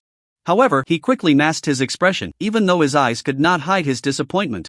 Chen Shen easily noticed Wang Gong's emotions and instinctively reached out to pat his shoulder in comfort. Forget it, brother, there are plenty of fish in the sea, why fixate on one flower? We are here today for serious business, so let's not pay attention to these irrelevant people. Chen knew about the past between Wang Gong and those two and did not want this matter to interfere with them. Moreover, Chen Shen felt it was not worth it, so he said something that sounded dismissive to Wang Gong. Fortunately, Wang Gong understood his meaning and knew that his heart was not really like that. So he quickly adjusted his mindset, and then the two of them entered the securities company's main entrance together. At that moment, the securities hall was not too crowded, but many people were startled when they saw Chen Shen. They did not expect to encounter a burly man in such a public and legitimate place, looking like a gangster come to collect debts. Many people were so frightened that they did not even dare to look at the newspaper, quickly hiding in corners, trying to shrink into small groups. They silently prayed that this big man would not notice them. However, Chen Shen's attention was completely focused on the scrolling numbers on the big screen. Soon, he found the name of the stock that the system had mentioned to him. The words New Energy, Power Technology were inconspicuous among a crowd of stocks, but Chen Shen noticed them immediately. His eyes lit up, and he pulled Wang Gong in that direction, but after just a few steps, they were blocked by someone. Chen Shen focused and saw it was Qian Xiong and his girlfriend, Lily. Moreover, this Lily was Wang Gong's ex. Chen Shen glanced at Wang Gong out of the corner of his eye and noticed a change in his expression. Chen Shen sighed, feeling that perhaps he should have checked the almanac before going out. He wasn't trying to provoke anyone, yet someone had come to provoke him. But at that moment, no matter what, he couldn't back down. Chen Shen pulled Wang Gong forward, looking fearlessly at Qian Xiong and Lily. Qian Xiong sneered mercilessly, "You two country bumpkins, what are you doing in a place like this? Can you even understand these charts? Don't embarrass yourselves, hurry back to your school," Lily said, watching Qian Xiong mock them without any intention of stopping him, her gaze coldly fixed on Chen Shen and Wang Gong. Hearing Qian Xiong's brazen words, Chen Shen felt a surge of anger and wanted to confront him, but Wang Gong grabbed him. "Forget it, don't stoop to their level, you don't want to get your hands dirty. We have a more important task today, remember?" Wang Gong felt quite helpless. Just moments ago, Chen Shen had advised him to let go of the past, yet now he was provoked by the other party and was not in the right state. Wang Gong believed that since he and Lily had broken up, their matters were no longer related, and he didn't want to complicate their relationship further. Chen Shen thought for a moment and quickly understood the reasoning, deciding not to engage with Qian Xiong. Instead, he gently pushed him aside and continued walking forward. However, Qian Xiong relentlessly pursued them, shouting, "You two cowards, why are you leaving like this? If you have guts, let's have a bet." He paused and added, "Actually, it doesn't have to be complicated, just buy a stock here and let's compete. What do you think?" Before Chen Shen could respond, Wang Gong answered, "Since you're so eager to challenge us, let's have a bet. If you're brave, let's buy today's stock and see who makes more. How about we settle it in one round?" After everything that had happened, Wang Gong regarded Chen Shen as a divine being. He believed Chen Shen would surely find a way to win, and he boldly issued a challenge to Qian Xiong. At that moment, everyone around them gathered closer upon hearing their words. Seeing the crowd, Chen Shen felt that Qian Xiong wouldn't go back on his word in this place, so he proposed a wager. "Let's make a bet, with a stake of 500,000. If you dare, let's start the gamble." Qian Xiong who was already unreasonable, saw so many onlookers and couldn't afford to lose face, so he immediately agreed. Chen Chen smiled coldly and, based on the system's prompt, bought a stock that no one else believed in. After Chen Chen proposed the bet with Qian Xiong, everyone's eyes widened involuntarily, as if they couldn't believe their ears. No one expected these two young men to gamble such a large amount. However, they were all curious about who would win, so they rushed over to continue observing the situation. As soon as they saw the stock that Chen Chen bought, expressions of surprise appeared on their faces. Most of the onlookers were middle-aged and elderly people, many uncles and aunts, upon seeing the stock chosen by Chen Chen, set aside their fear and began to persuade him. Soon, someone anxiously said to Chen Chen, "Young man, you can't buy this stock, you should change it quickly. I think you might have been fooled by those scammers. If you want to look at stocks, don't go to those small websites, you should look at reputable financial sites. Here, I just happen to have a newspaper, do you want to take a look?" "Young man, listen to Auntie's advice, you're not betting a small amount now, don't buy so easily. If it really doesn't work, I can recommend a few stocks to you." Chen Chen was overwhelmed by the advice from the group of uncles and aunts, feeling at a loss. He stood there in a daze, feeling helpless. Wang Gong also didn't expect that just a private bet would attract so much attention. Moreover, this group of people seemed like the kind who would mislead others, even though both of them knew they had good intentions, their actions might not align. Chen Chen politely declined their good intentions and insisted on choosing that stock. When the onlookers saw this, they all sighed. "You're definitely going to lose like this. I don't know how this young man, at such a young age, could be so foolish. Maybe he just wants to waste money. Don't worry about them, they can put down 500,000 to bet here, so they probably aren't short on cash. Let's not worry so much." Even so, most people still didn't leave, surrounding Chen Chen to watch the outcome. Qian Xiong, seeing the stock that Chen Chen bought, wore a smug expression. "Are you sure you want to buy this stock? If you're sure, then you can't go back on it." Upon seeing the stock Chen Chen chose, Qian Xiong believed he had already won, his whole demeanor filled with excitement. He ambiguously held Lily's hand, gently touching it a few times, even calculating in his mind what gift to buy for Lily to make her happy after winning the bet. Chen Chen observed Qian Xiong's behavior and roughly guessed his thoughts, unable to help but sneer. He thought to himself that this person was really funny, he hadn't even won yet, and he was already showing such an expression. Did he really think he was foolish enough to just give away money? Everyone anxiously waited, their eyes glued to the scrolling information on the screen. After a moment, the television nearby announced a new update.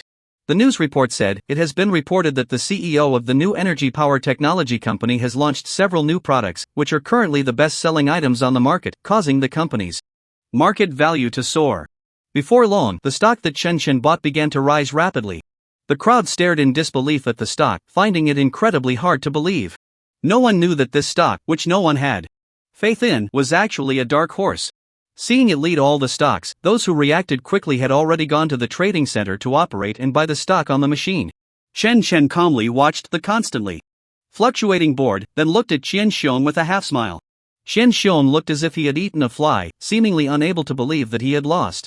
Chen Chen deliberately mocked, "What do you think of this result? Surprised, aren't you?" Wang Gong saw this scene and felt very happy. He had just followed Chen Chen to buy several stocks, and now it seemed he had made a big profit. Wang Gong immediately felt a sense of relief, looking at Chen Xiong's dejection, and mercilessly retorted, "Who was it that shouted so loudly just now, claiming they would definitely win? Hee, now you're getting slapped in the face, aren't you? Let me tell you, there are always people better than you, and mountains beyond mountains. You can't be like this in the future. Take my advice, be more cautious when you're out on the road. After all, if you walk too much at night, you're bound to see ghosts." Chen Xiong's face instantly turned the color of an eggplant, but he had no way to refute Wang Gong's words. He gritted his teeth and cursed Chen Chen, "You must be cheating. I'm not convinced. If you have the guts, let's gamble again." Chen Chen found Qian Xiong's reasoning utterly ridiculous, his brain must have been flooded.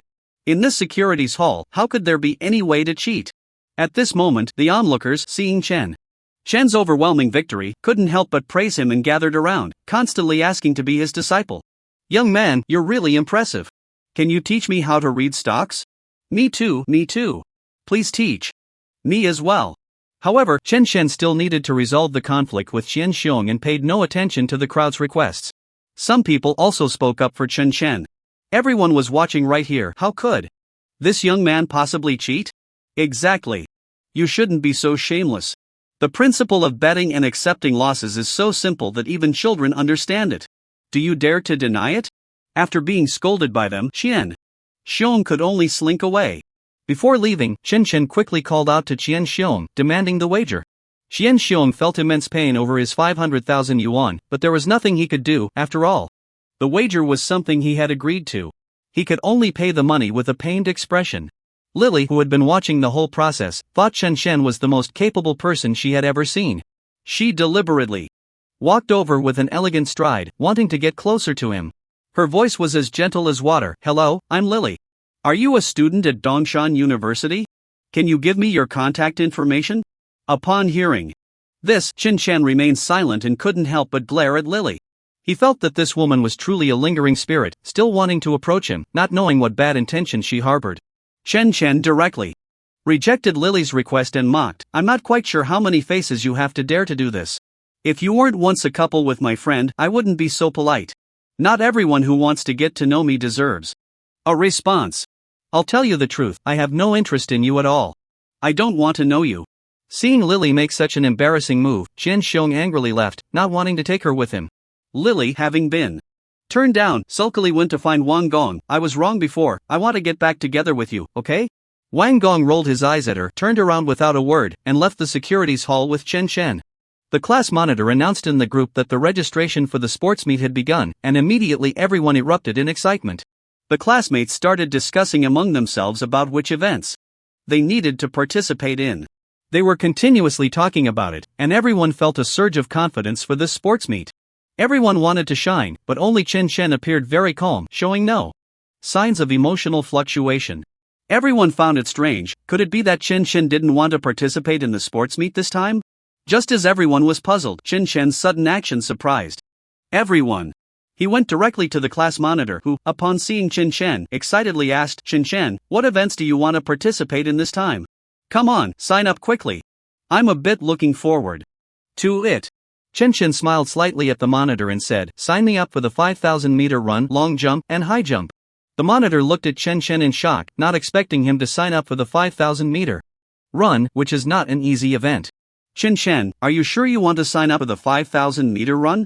This cannot be changed," the monitor reminded Chen, a bit incredulously. Chen nodded without hesitation and said, "Don't worry. I won't change it, I've thought it through."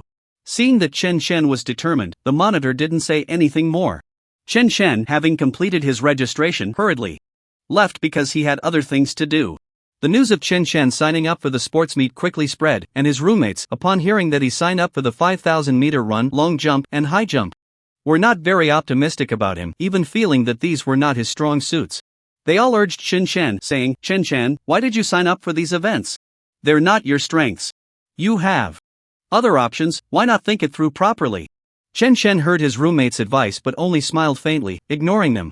This made his roommates a bit anxious, and they were worried for Chen. They didn't want to see him lose the competition. Everyone still had hope for Chen, hoping he could bring glory to the class, otherwise, their class's hopes would be halved. Chen understood everyone's intentions. But he was confident in himself. He couldn't possibly lose to others. He had been looking forward to these events for a long time. How could he give up?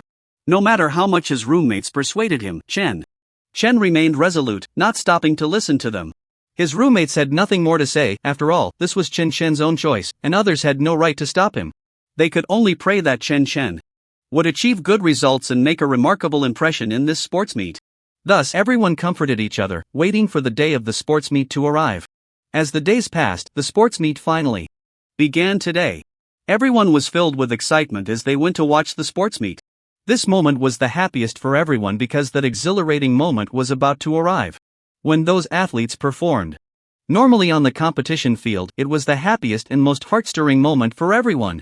On the day the sports meet started, Chen suddenly received a very important task. His task was to secure first place in this sports meet. No matter what, he had to achieve this position. If Chen won first place, he would be rewarded with culinary skills, which made him a bit excited. However, on the other side, all the classmates and his roommates felt worried for Chen when they saw his opponents. They were concerned because, at the start of the race, Chen was actually grouped with the top athletes from the sports department. This formidable opponent truly made everyone worry for Chen Chen, as these academic elites from the sports department had previously participated in the national games and achieved commendable rankings. This time, encountering them was indeed Chen Chen's greatest challenge. However, Chen Chen remained remarkably calm. He felt no fear towards these sports scholars. He maintained a composed mindset, which surprised everyone present. For a moment, everyone began to speculate about the outcome of the race, unable to believe that Chen Chen could win this running competition. After all, his opponents were too strong, and winning this race was not an easy feat. Chen Chen understood that his opponents were powerful, but he faced them with tranquility. After witnessing this situation, Chen Chen's roommates lost confidence, believing that he would definitely not win this time. The sports scholars looked at their opponent, Chen Chen, with disdain, sizing him up. They mocked him coldly, saying, "So it turns out the one competing against us is you. I hope you won't lose too badly. It would be a shame for all those muscles to go to waste. Otherwise, with so many people from the school watching, it would be quite embarrassing for you in the end. You should prepare yourself mentally. Don't let the result be too hard to accept, that would be really awkward." The opponents belittled Chen Chen, claiming he only had muscles without any real ability, continuing their mockery. Yet, Chen Chen paid them no mind and focused on preparing for his race. The sports scholars were surprised by Chen Chen's calmness, but they had no intention of going easy on him to let him win first place in this sports meet. Little did they know, Chen Chen was determined to secure first place. It was his mission, and he had to accomplish it. No matter how strong his opponents were, Chen Chen faced them without fear, as always. With the sound of the starting signal, the race officially began. At the start of the race, Chen Chen used his powerful strength to crush his opponents. His astonishing performance left the entire school's faculty and students in shock. They had not expected Chen Chen to be this strong. He was up against the academic elites from the sports department who had previously participated in the national games and achieved impressive rankings. To their surprise, as soon as the race began, they found themselves left far behind by Chen Chen, with cheers echoing throughout the venue. The atmosphere was incredibly lively, and Chen Chen's name resonated throughout the campus. They truly looked at Chen Chen with new respect. In this running competition, he had indeed dominated the sports scholars. When the results were announced, and Chen Chen secured first place, he simply smiled calmly. He did not become arrogant because of it, and in other competitions, he also steadily achieved first place. Chen Chen's performance at this sports meeting shocked everyone. No one expected that he would win first place in the 5,000-meter run. In the subsequent long jump and high jump competitions, Chen Chen also made a stunning impression, securing first place. Throughout the sports meeting, Chen Chen's name quickly became known to all, and some classmates even regarded him as their idol. They even formed a cheerleading squad to support him, which made everyone envious. Xiaomeng and Dai Xiaomei quietly watched Chen Chen compete, seeing him sweat as he raced at the sports meeting. Although he won first place in every event, under the scorching sun, Chen Chen was drenched in sweat. It was truly hard work, and this ranking was earned through his own efforts. Seeing Chen Chen so exhausted, Xiaomeng felt a pang of sympathy and waited eagerly for him to take a break. Xiaomeng pulled Dai Xiaomei and said, "Let's go, we should go see him." Dai Xiaomei was dragged out by Xiaomeng, staring blankly at her and asking, "What's going on? Where are we going?" Xiaomeng was really exasperated by Dai Xiaomei's cluelessness. She sighed helplessly and said, "Where else could we go? Chen just took a break, we need to hurry and bring him some drinks. Didn't you see how tired he is? I really can't believe you truly are Dai Xiaomei." Feeling a bit embarrassed by Xiaomeng's words, Dai Xiaomei hadn't thought about bringing drinks for Chen Chen. If it weren't for Xiaomeng's reminder, she probably wouldn't have done it. So, with Xiaomeng's prompt, the two quickly brought drinks to Chen Chen. The people from the sports department saw Chen Chen crushing them and winning first place, and now Xiaomeng and Dai Xiaomei were bringing him drinks. They felt envious. And one by one, their envious gazes fell on Chen Chen. Chen Chen saw Xiaomeng and Dai Xiaomei and gratefully said to them, "Thank you." Xiaomeng and Dai Xiaomei smiled gently at Chen Chen but said nothing. In their hearts, they continued to cheer him on, hoping he would keep up the good work and achieve even better results next time. They believed Chen Chen could definitely do it, and the sports meeting gradually came to a close with his brilliant performance. Meanwhile, the branch of Mingshi Gym was about to open, and Chen Chen and Xiaomeng were busy preparing for the opening. There were many tedious tasks that required Chen Chen to handle personally. So he was very busy, and on the day of the gym's opening, he took the opportunity to recruit staff. Seeing people crowding around the Mingshi Gym branch, Chen Chen felt this was a chance. He began to promote the gym at the entrance, hoping to attract people interested in joining.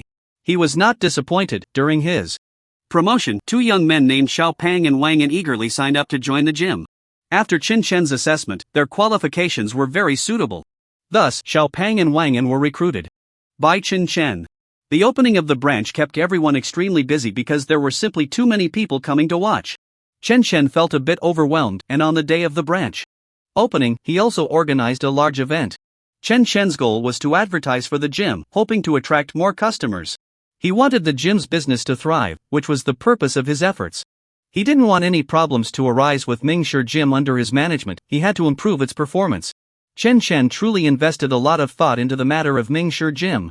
In order to compete with the gym across the street and not let them overshadow him, Qin Chen would think of every possible way to attract customers every day.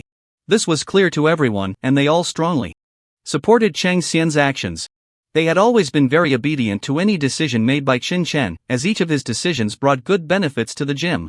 However, no matter how good the gym's performance was due to his efforts, Qin Chen remained the same.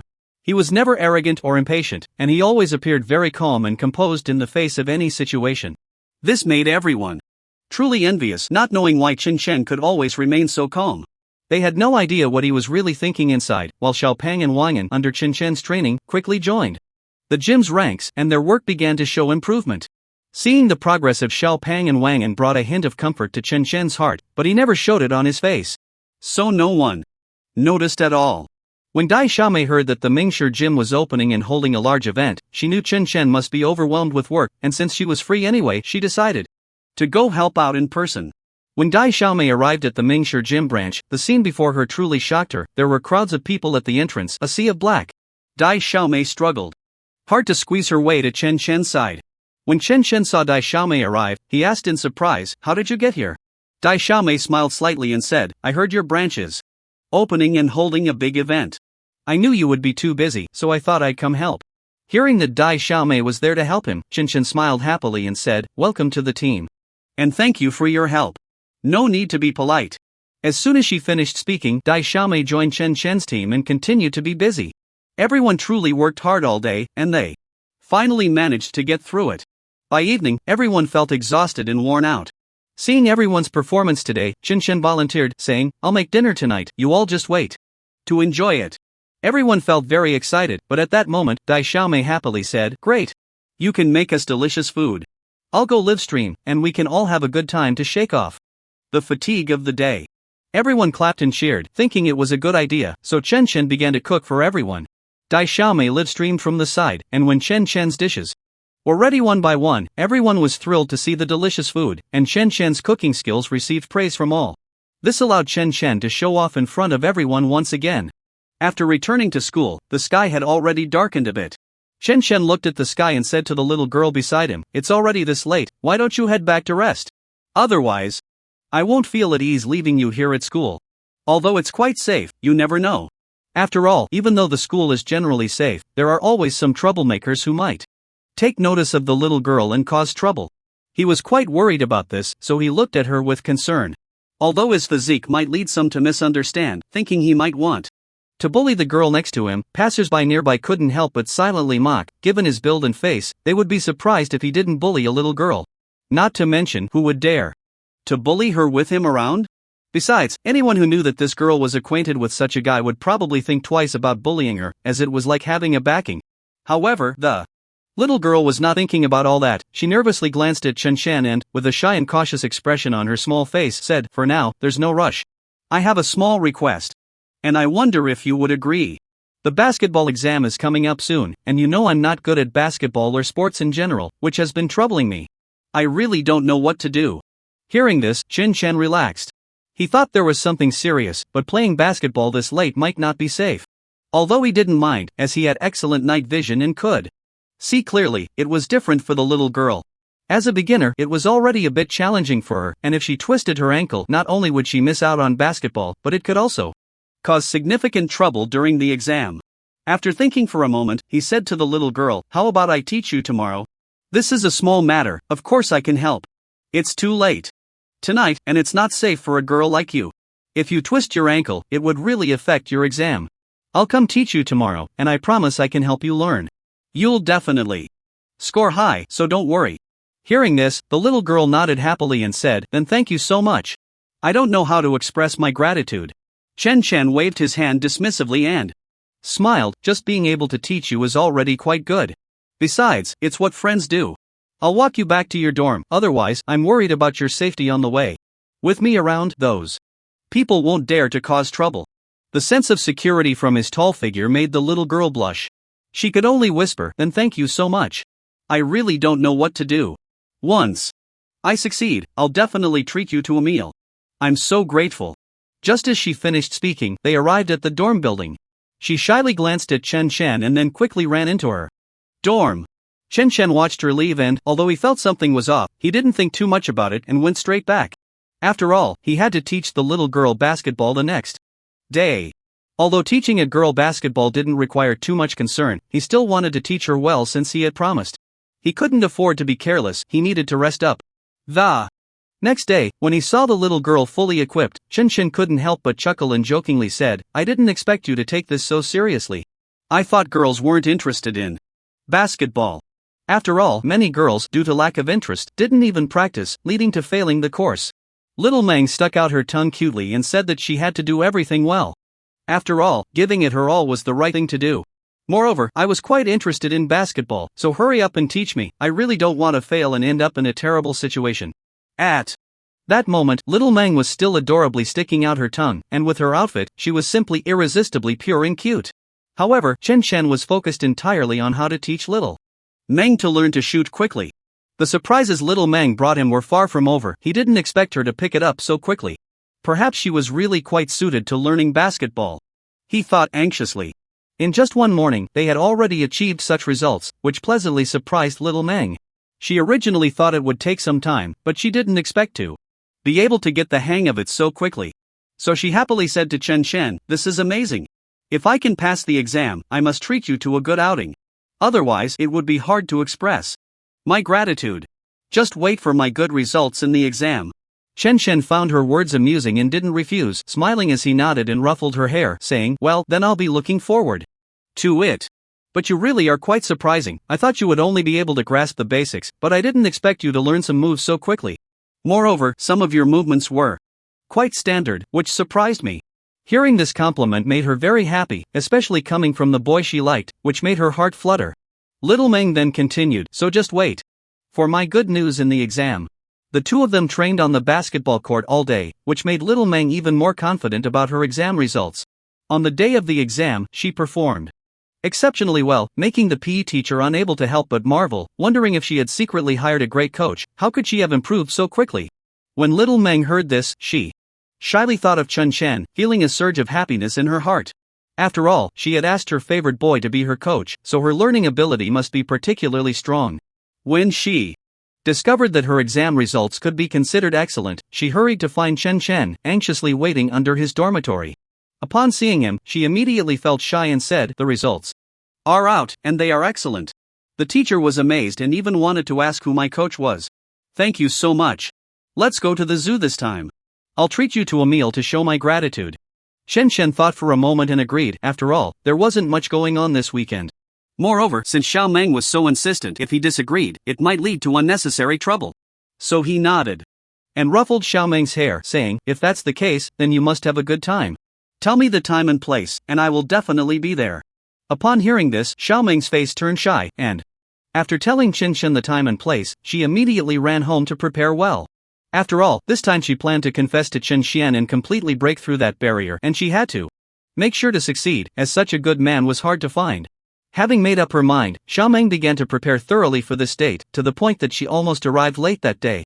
Looking at her carefully done makeup and her outfit, she felt confident. This time, she was sure she could win Chen Chen over. When Chen Chen saw how well Xiao Meng was dressed, he couldn't help but compliment her. "You look really good today, it really suits your temperament. You girls are amazing at this, unlike us, we just throw on some clothes and head out." At that moment, Chen Xian was also dressed in a suit, and with his sturdy build, he looked particularly like a princess's bodyguard, which made the people around him a bit scared and want to keep their distance. But Xiao Meng didn't care about that. Looking at the tall Chen Chen beside her, her heart raced uncontrollably. As the date was nearing its end, Xiao Meng couldn't hold back any longer.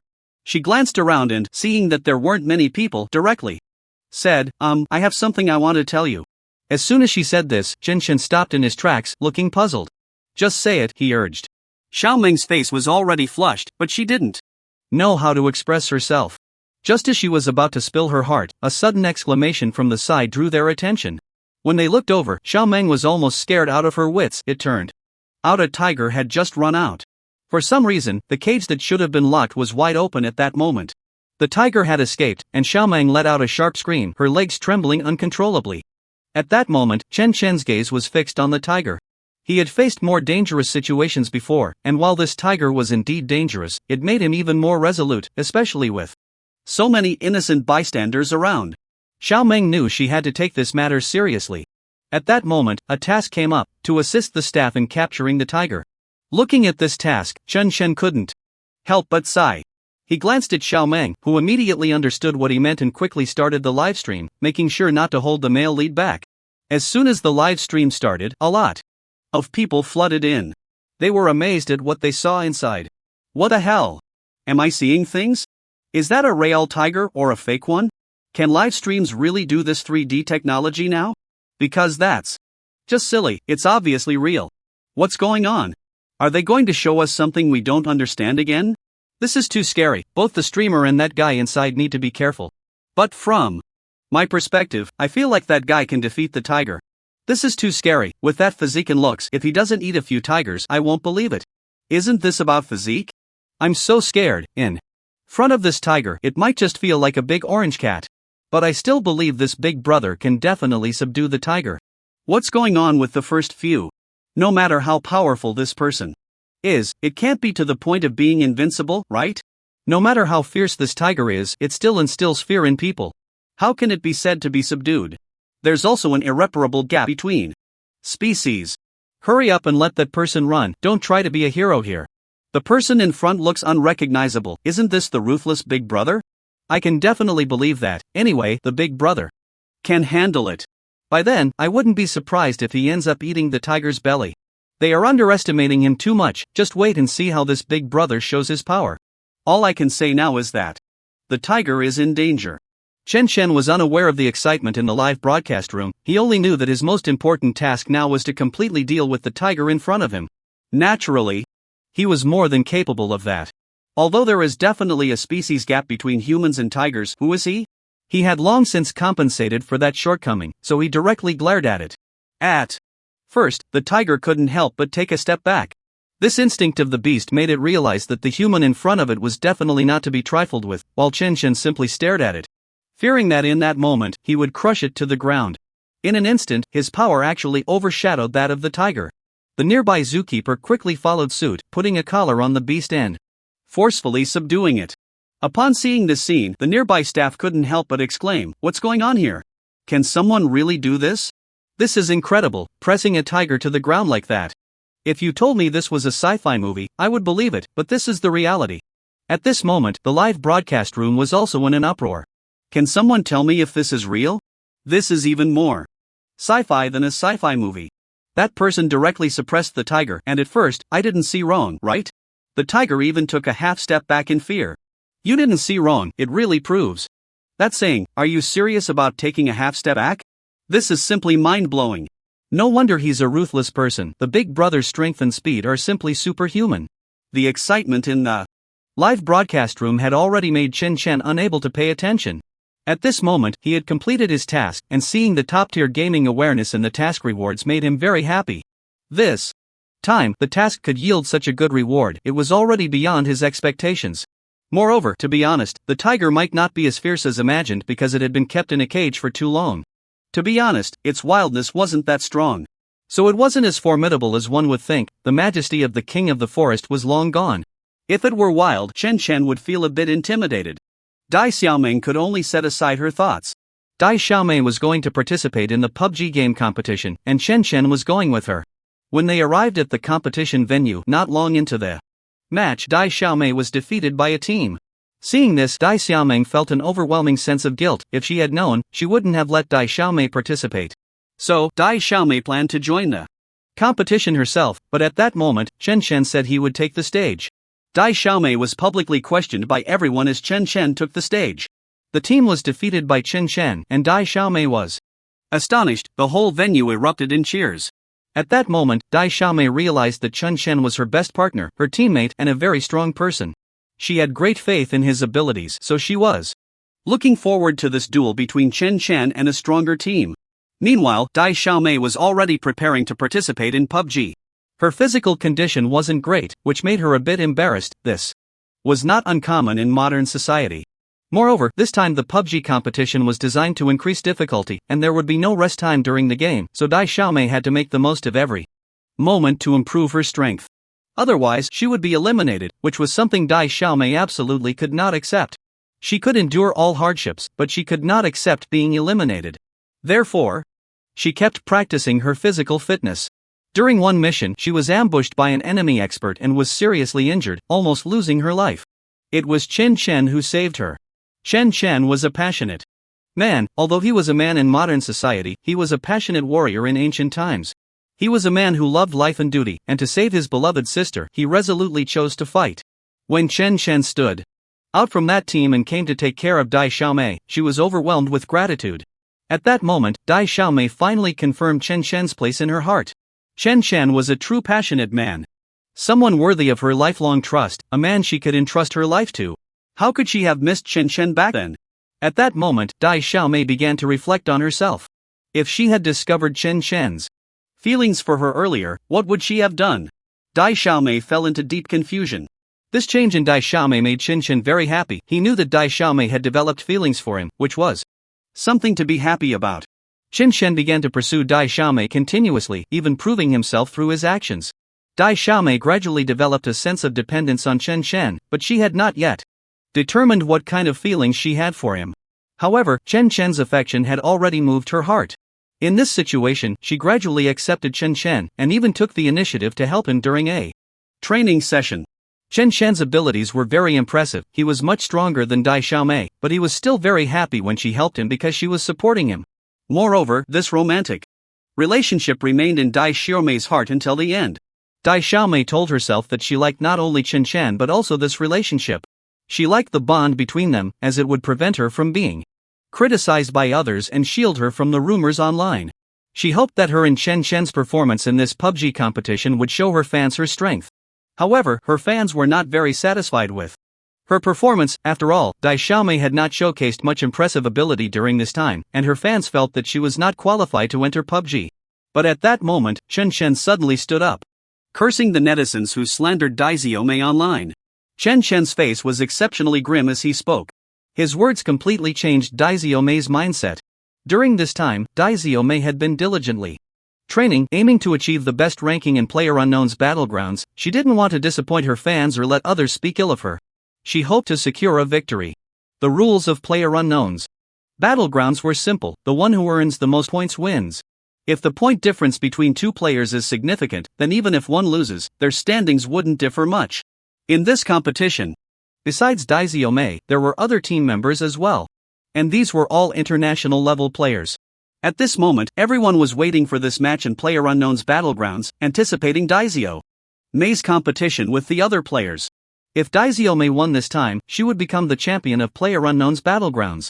Under everyone's gaze, Dai Xiaomei and several other team members entered the battle space. Dai Xiaomei looked at these people with a cold smile. Is this your team? How come they're all so useless? I could take on 3 of you alone and still win. Such trash should just go home and wash up her bed.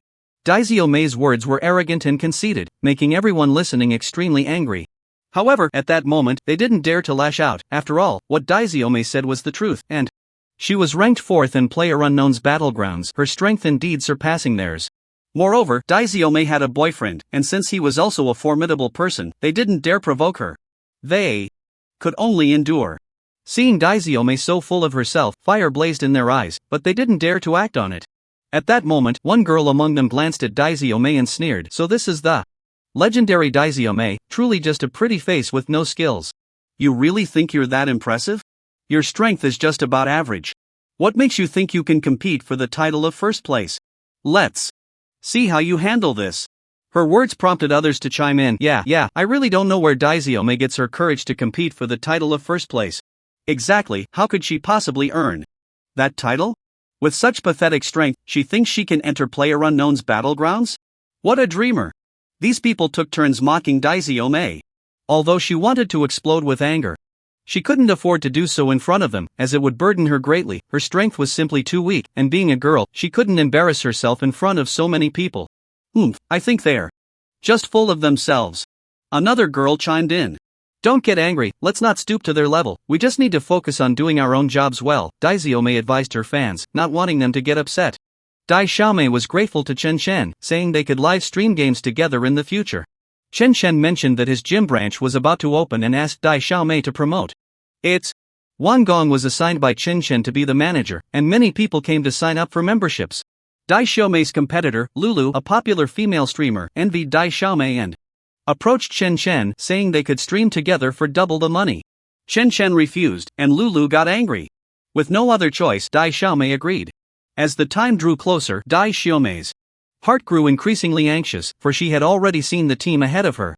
Among these teams was a very large one, with about 285 members, all internationally renowned players, each with considerable strength. One member, in particular, had formidable overall strength.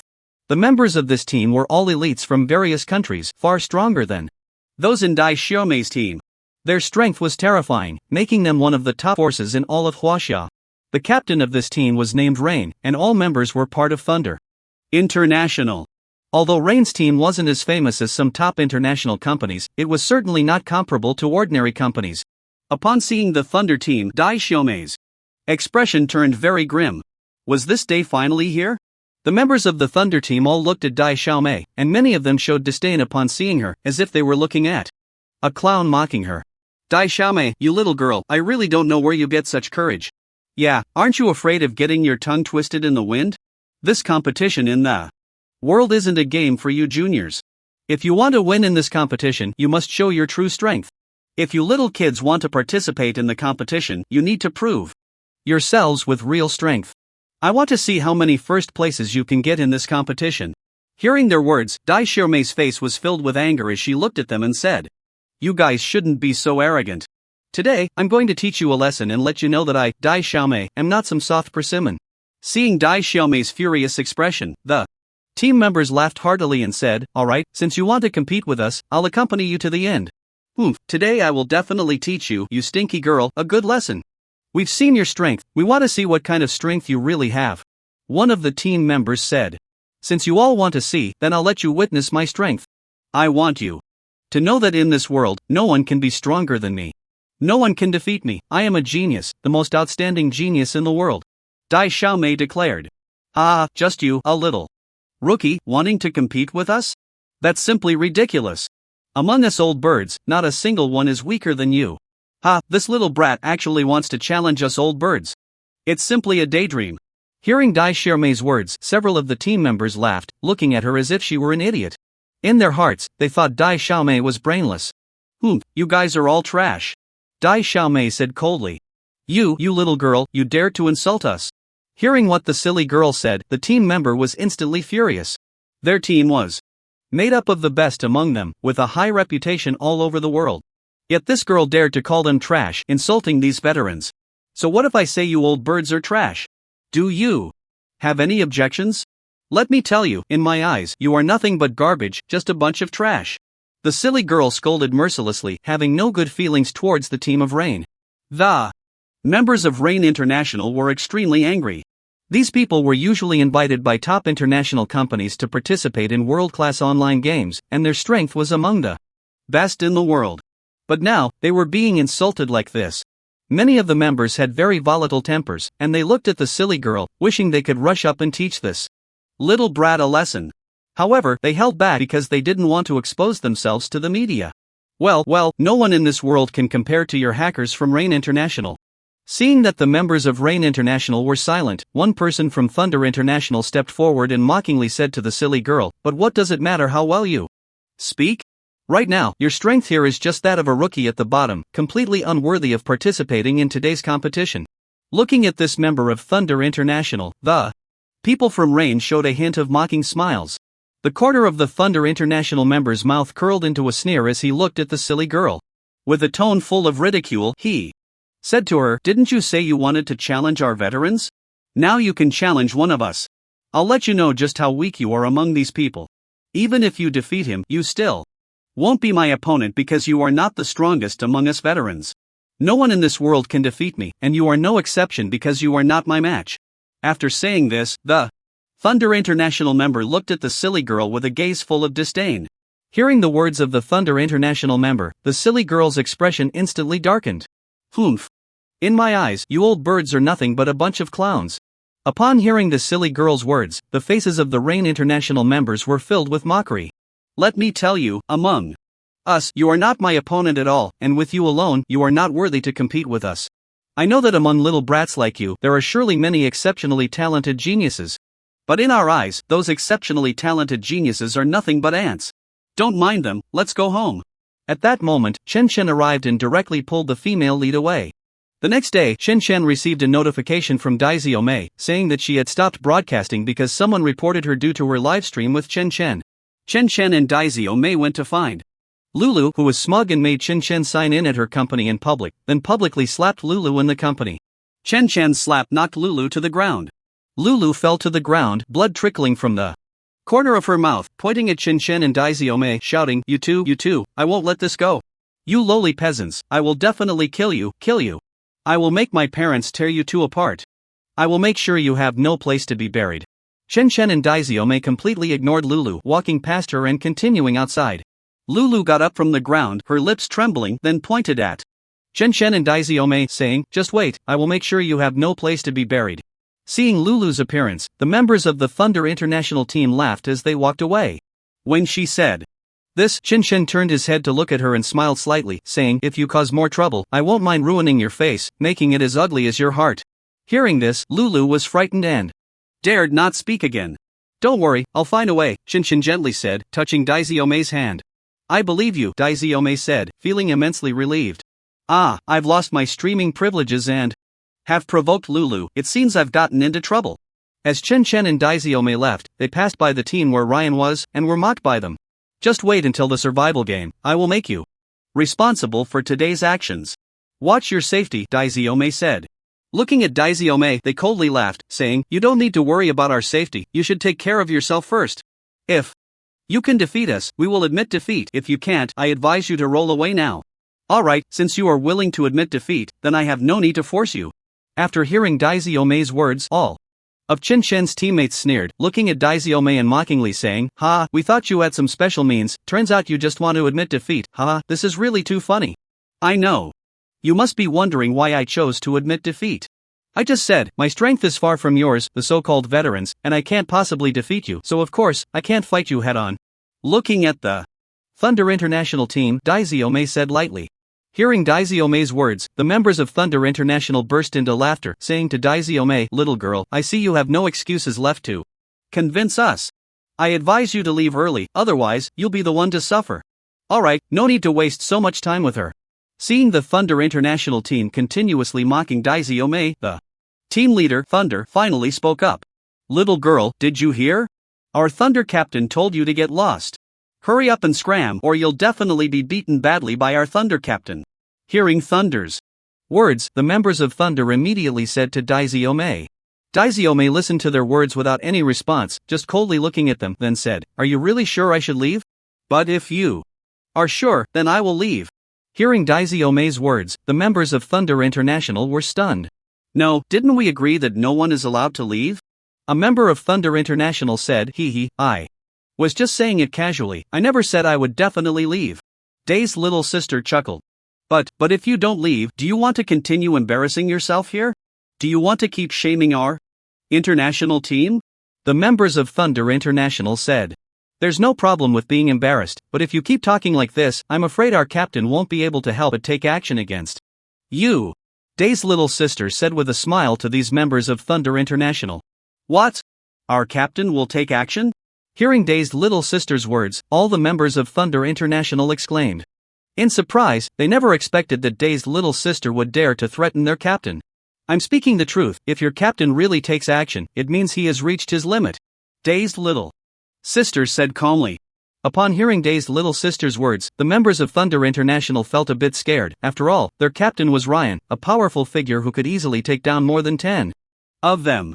Ryan was an existence they could not surpass in their hearts.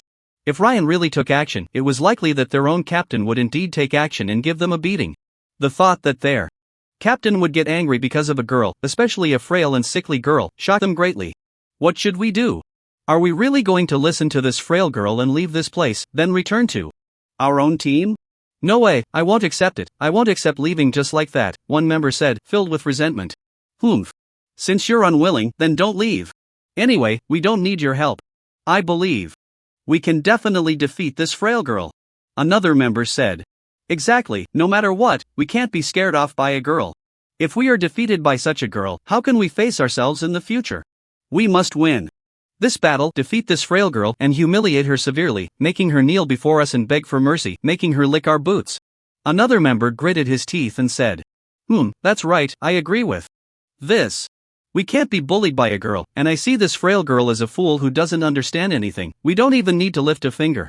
Other members nodded in agreement with this captain's proposal. Hearing the discussions of the members of Thunder International, Day's little sister smiled slightly and said, since you want to challenge me one-on-one, then I will gladly accompany you now. Alright. We will definitely teach you a harsh lesson, then humiliate you, making you lie on the ground begging for mercy. That's right, let's take action now, beat this frail girl to death, and let her know the power of Thunder International. We can't be bullied by a girl, no matter who you are. Today you must kneel and apologize to us from Thunder International. Otherwise, don't blame us for being rude. Hearing the words of these members of Thunder International, Day's little sister sneered and said, just you? Don't even mention me. Even if your Captain Thunder himself came, he might not be my opponent. After returning home, Chen Chen immediately opened his computer because he needed to investigate Lulu online. He wanted to see what kind of person this Lulu was and how she could have such great power. Chen Chen knew that only by clarifying this matter could the livestream of the silly girl have a subsequent outcome. This situation was originally his fault, so he had to investigate thoroughly to find justice for this silly girl. Chen Chen was also aware that only by getting to the bottom of this could the silly girl livestream again. If she could no longer livestream because of him, he would feel extremely guilty. If the silly girl hadn't livestreamed with him in the first place, things wouldn't have turned out this way. Therefore, he had to take full responsibility for this matter. Even if he had no clues at the moment, he had to work hard to resolve it. At that moment, Chen Chen discovered some information about Lulu in a software program. He clicked in to take a look and ultimately found evidence, which he hadn't expected to stumble upon this time. After all, he was just trying his luck, but unexpectedly he succeeded. This made Chen Chen very excited, as this result was extremely important for them. After opening it, he found that Lulu was actually forcing others to take out loans for cosmetic surgery livestreams. If those fans found out about this, they would definitely no longer like her, and her reputation would plummet. At that time, there wouldn't be so many people supporting her, and she would have no reason to bully the silly girl anymore. Thinking of this, Chen Chen couldn't help but feel happy and wanted to quickly tell the silly girl about this result. But before that, he had to prepare all the evidence thoroughly.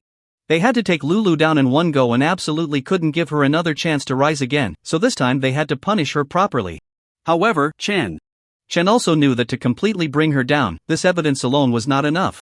He had to find stronger evidence to prove that Lulu was forcing others to take out loans for cosmetic surgery live streams. This matter had to be confirmed. However, this issue was closely related to the cosmetic surgery hospital, so to investigate it, he had to go to the hospital for a thorough inquiry. Thus, Chen Chen immediately put down his computer and went straight to the cosmetic surgery hospital. After all, he really didn't want to waste any time. He had to quickly resolve this matter. He hoped the silly girl could regain her live streaming rights soon, as that was something she loved to do. He also knew that a lot had happened recently that made the silly girl very unhappy, and all of this was just because of him. Chen Chen sat in the car thinking about these things. He didn't know how long it had been, but he finally arrived at the cosmetic surgery hospital. He hurried to ask the nurses and doctors there to verify the truth of this matter. Excuse me, do you know this person? I came here today to verify something, and I hope you can answer me truthfully, as this matter is very important. Chen Chen went around showing Lulu's photo to the doctors and nurses. Seeing Chen Chen's anxious demeanor, the doctors and nurses probably guessed that this matter was not ordinary. So they shared everything they knew, as they were just trying to make a living and didn't want to get involved in any legal issues. They just hoped that by saying these words, nothing would ever involve them again in the future. That outcome would be the best for them. Chen Chen ultimately gathered a lot of evidence, and he was very happy. Looking at the evidence in his hands, he couldn't believe that with so much evidence, Lulu could still turn things around. After collecting this favorable evidence, Chen Chen planned to expose the matter. At the same time, he also saved Taozi, who had been deceived all along. Taozi knew that it was Qin Chen who saved her. If it weren't for Qin Chen, she would still be kept in the dark, so when she learned about this, she was very grateful to Qin Chen. She always felt that Qin Chen was her savior. So, Taozi found Qin Chen and said, "Qin Chen, this is for you, thank you. If it weren't for you, I would still be in the dark. You are truly a good person." However, Qin Chen was indifferent. He believed he hadn't done anything special. Moreover, everything he did was just for his little sister, and saving Taozi was merely a coincidence. After all, he wasn't the type to stand by and do nothing, so it was just a small effort on his part. Chen Chen smiled. "Taozi, you really don't need to say that. After all, this isn't a big deal, so you don't have to be so grateful to me. Besides, it was just a small effort, I didn't do anything." Even though Chen Chen said this, Taozi was still very grateful to him. After all, if it weren't for Chen Chen, she would still be deceived, and she knew it in her heart. So if she didn't thank Chen Chen, who else could she thank? Taozi shyly looked at Chen Chen and said, "Well, no matter what, thank you for this. You helped me see what kind of person he really is. I didn't continue to be deceived by him and managed to cut my losses in time. I know you don't really need me to say this, but since you've helped me, I must express my gratitude to you. After all, this is really important to me, so I sincerely thank you." Seeing Taozi so persistent, Qin Chen didn't know what else to say. After all, this matter was indeed his achievement, he just felt it was unnecessary to make a big deal out of it. "Okay, since you say so, I won't say anything more. I'll accept your gratitude." Just then, Taozi suddenly thought that Chen Chen's gym needed staff, so she brought it up to him. "I recently heard that your gym needs staff. What do you think of me? If possible, can I work there?" Taozi said sincerely, which left Chen Chen feeling a bit confused. But Taozi wasn't wrong, he did need staff, as there weren't enough people in the gym. "Since you're willing to come, you're always welcome." So, Taozi started working at Chen Chen's gym. Originally, on that day, Chen Chen wanted to find Lulu, but unfortunately, he had been too tired these past few days. Moreover, it was already very late, so it wasn't the right time. Chen thought he should rest well first before going to find Lulu to sort things out. The next day, Chen took the evidence he had painstakingly gathered over the past few days to find Lulu. At that moment, Lulu had no idea what Chen had in his hands, so he looked down on Chen for coming to find her. "Are you here to get scolded? Hurry up and get lost." Lulu was about to go out, and Chen stood firmly in front of her. This made Lulu very angry. She felt that Chen was just asking for trouble. But Chen kept staring at her with a cold smile. "What's wrong? Aren't you curious why I came here today? What is it for?" At that moment, Lulu was not afraid of Chen she thought he had no ability, so there was no need to take him seriously. "What good can come from you looking for me? Hurry up and get lost, blocking the way early in the morning, what bad luck. What? Are you trying to take revenge? For that silly girl? You should take a look at yourself and see what abilities you have. With just you think you can compete with me? You should look in the mirror first. See if you are worthy," Lulu said in exasperation. Even though what she said was indeed hurtful, Chen did not take it to heart. Because he was about to get the punishment he deserved, just thinking about it made Chen feel particularly relaxed. After all, he had spent so much time on this, and it was not in vain. "I really hope you can keep being so arrogant, but it seems that won't be possible." Chen suddenly raised the evidence in his hand, and Lulu felt that something was off. After all, Chen tone today was also unusual, so she began to panic a little. "Chen, you need to clarify what you mean by that statement." Lulu looked at Chen in confusion, as she really couldn't understand what he meant by that statement. So she had to ask clearly. At that moment, Chen handed the evidence in his hand to Lulu, who quickly took the item he handed over. The result shocked her. She never expected that. Everything she had done before had been uncovered by Chen. So when Lulu saw the evidence, she was very scared. If this matter got exposed, she would fall from grace and might even become the target of online insults. Thus, she began to change her attitude. "Chen, I know I was wrong before, and I will clarify it immediately. I hope you can let me off this time. I know how excessive my previous actions were, and I have been wrong all along. I will make amends. I just beg you not to let others know about this, otherwise, I will really collapse." Lulu pleaded, as she truly did not want this information to be exposed. If it got out, it would completely ruin her. She had worked so hard to manage everything well, and she did not want to fall into a deep abyss because of a single misstep, as she would never be able to climb back up. What? Weren't you quite arrogant just now? How did you end up like this? Chen Chen looked at her and felt disgusted. After all, just thinking about how she had treated that silly girl these past few days made Chen Chen furious. At this moment, Lulu probably guessed why. Chen Chen was putting so much effort into investigating this matter. The reason was that he wanted to help Dai Xiaomei vent her frustrations. I can let Dai Xiaomei continue her livestream. I beg you not to do this. Alright, then you hurry and clarify to the netizens what exactly is going on. Hearing Chen Chen say this, Lulu quickly went to handle the matter. Okay, I will definitely sort this out, but you must not send that thing out, I'm begging you. Even before leaving, Lulu kept reminding Chen Chen, as she was truly afraid that those things would be exposed just like that. However, Chen Chen returned to his gym and began tallying the gym's revenue. To his surprise, it had actually exceeded 500,000, a number that truly astonished him. Adding to his previous savings, he now had a total of 5 million. Chen Chen never expected that one day he would earn so much money. This made him very happy, so he planned to treat himself well. After all, he had put a lot of thought into this gym, so now he had to soothe his wounded spirit. Thus, Chen Chen decided to buy a luxury car, and he acted on it immediately. He went straight to the dealership to pick out a luxury car, and just thinking about buying one made him impatient. When the manager saw Chen Chen arrive, he treated him as a VIP customer and welcomed him warmly, as big clients like Chen Chen were not something they encountered every day. The manager began to carefully introduce every car in the showroom to Chen Chen, determined not to lose this major client. If Chen Chen bought a luxury car here, the manager's sales for the month would significantly increase, and he would earn a lot of bonuses as a result. Thinking of this, the manager became very happy and even more excited to recommend these cars to Chen Chen. Sir, these are all our store's latest models, and they are very user-friendly. Sir, would you like to try them out? At this moment, the dealership manager was recommending a newly released luxury car to Chen Chen. It really looks great. Do you have any other recommendations? Let me see them all. Hearing Chen Chen speak so generously made the manager very happy. Alright, sir, please follow me, and let me slowly recommend these cars to you. I guarantee you will be absolutely satisfied, as all the cars in our store are excellent. Chen Chen nodded and followed along, curious to see what kind of luxury cars the manager would recommend. In the end, Chen Chen reserved a luxury car worth around 10 to 20 million, as he earned this money to live a better life, so he thought he must buy himself a very good car. After Chen Chen ordered this luxury car, the manager was very pleased. Sir, the car you purchased from our store will be delivered to the address you reserved tomorrow, the manager said politely, as he wanted to leave a good impression on this important client. Only by doing so could he attract this so-called big client, and Chen Chen was that big client.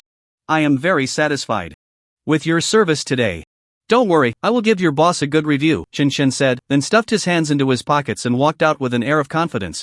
The next morning, the car was indeed delivered to the school gate. Since everyone was still just students, they couldn't afford such an expensive car. So, when these students saw it, they were very surprised and took out their phones to start taking pictures. They were very curious about whose car it was, as they had no idea that there could be such wealthy people in their school. Among those taking pictures was someone who had previously had a conflict with Chen Chen on the basketball team. Chen Chen spotted this person taking pictures of his car and felt quite displeased. He then asked the crowd to make way. Excuse me, can you let me through? However, these people completely disregarded him. Are you kidding? Why should we give you space? Who do you think you are? They thought Chen Chen was really boring and saw no reason to move for him. The indifference of the crowd made Chen Chen very angry. He didn't expect that these people would look down on him so much.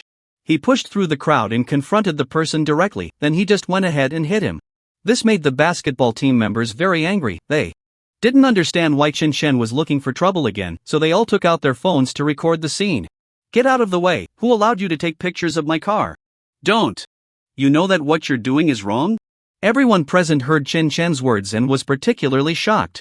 They didn't expect that the luxury car at their school gate actually belonged to Chen Chen, which surprised everyone. Are you saying this car is yours? The crowd asked in confusion, as they found it hard to believe that the car actually belonged to Chen Chen. But Chen Chen disdainfully replied, why wouldn't it be mine? Is it yours? The crowd began to discuss among themselves, unable to believe that Chen Chen could afford such a luxury car. After all, this car was clearly not cheap, but when they looked at Chen Chen again, they felt it didn't match him at all. I really think some people are particularly boring. They see a luxury car parked here and claim it's theirs, but they have no evidence to prove it. Someone started to mock, as they couldn't stand Chen Chen's behavior. They also thought that Chen Chen's actions were very reckless, as he had just run over to hit someone from the basketball team for no reason. Of course, these people knew that there had been conflicts in the past, but they didn't expect Chen Chen to be so bold. After hearing this person stir up trouble, more people began to comment on the situation. Yeah, what gives you the right to say this car is yours? Just because you say so without any proof? If that's the case, we can also say this car is ours, since you have no evidence, right? Suddenly, everyone present burst into ridiculous laughter, thinking that Chen Chen's behavior was very silly. They wondered how he could possibly afford such a car. They felt that Chen Chen was like daydreaming. What I say is mine is mine. Do you think I need to lie to you? How can we believe empty words? We're not fools, unless you present evidence now. Faced with such remarks from the crowd, Chen Chen appeared quite helpless, as the 4S dealership had not yet delivered the paperwork to him, so he had no evidence to prove his claim. Seeing that Chen Chen had not produced any evidence, the crowd became even more reckless. You can't even bring out evidence, yet you have the nerve to say this car is yours.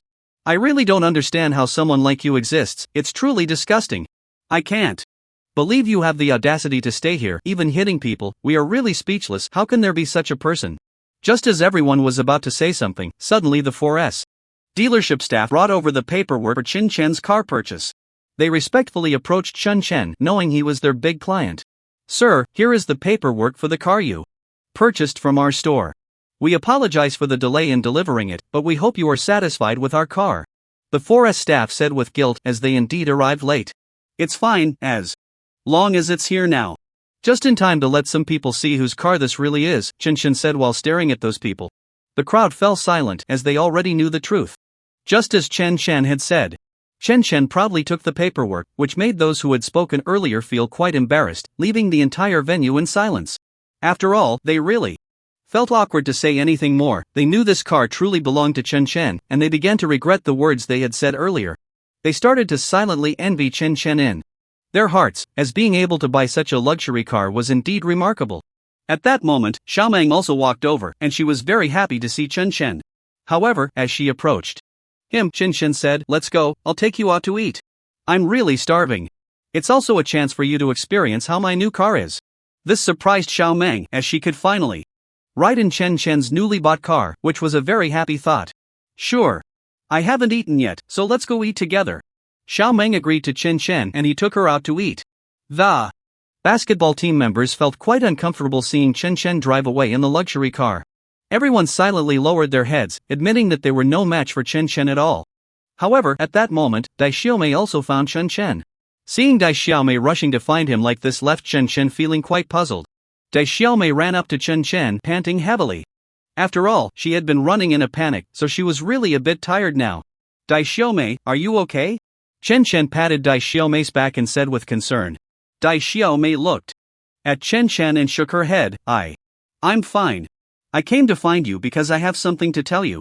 At this moment, Chen Chen's heart was filled with great confusion. What could be so urgent that it made Dai Xiaomei rush to find him? What was it? Take your time, Chen Chen comforted Dai Xiaomei. I need to shoot a video with you for a streamer PK competition.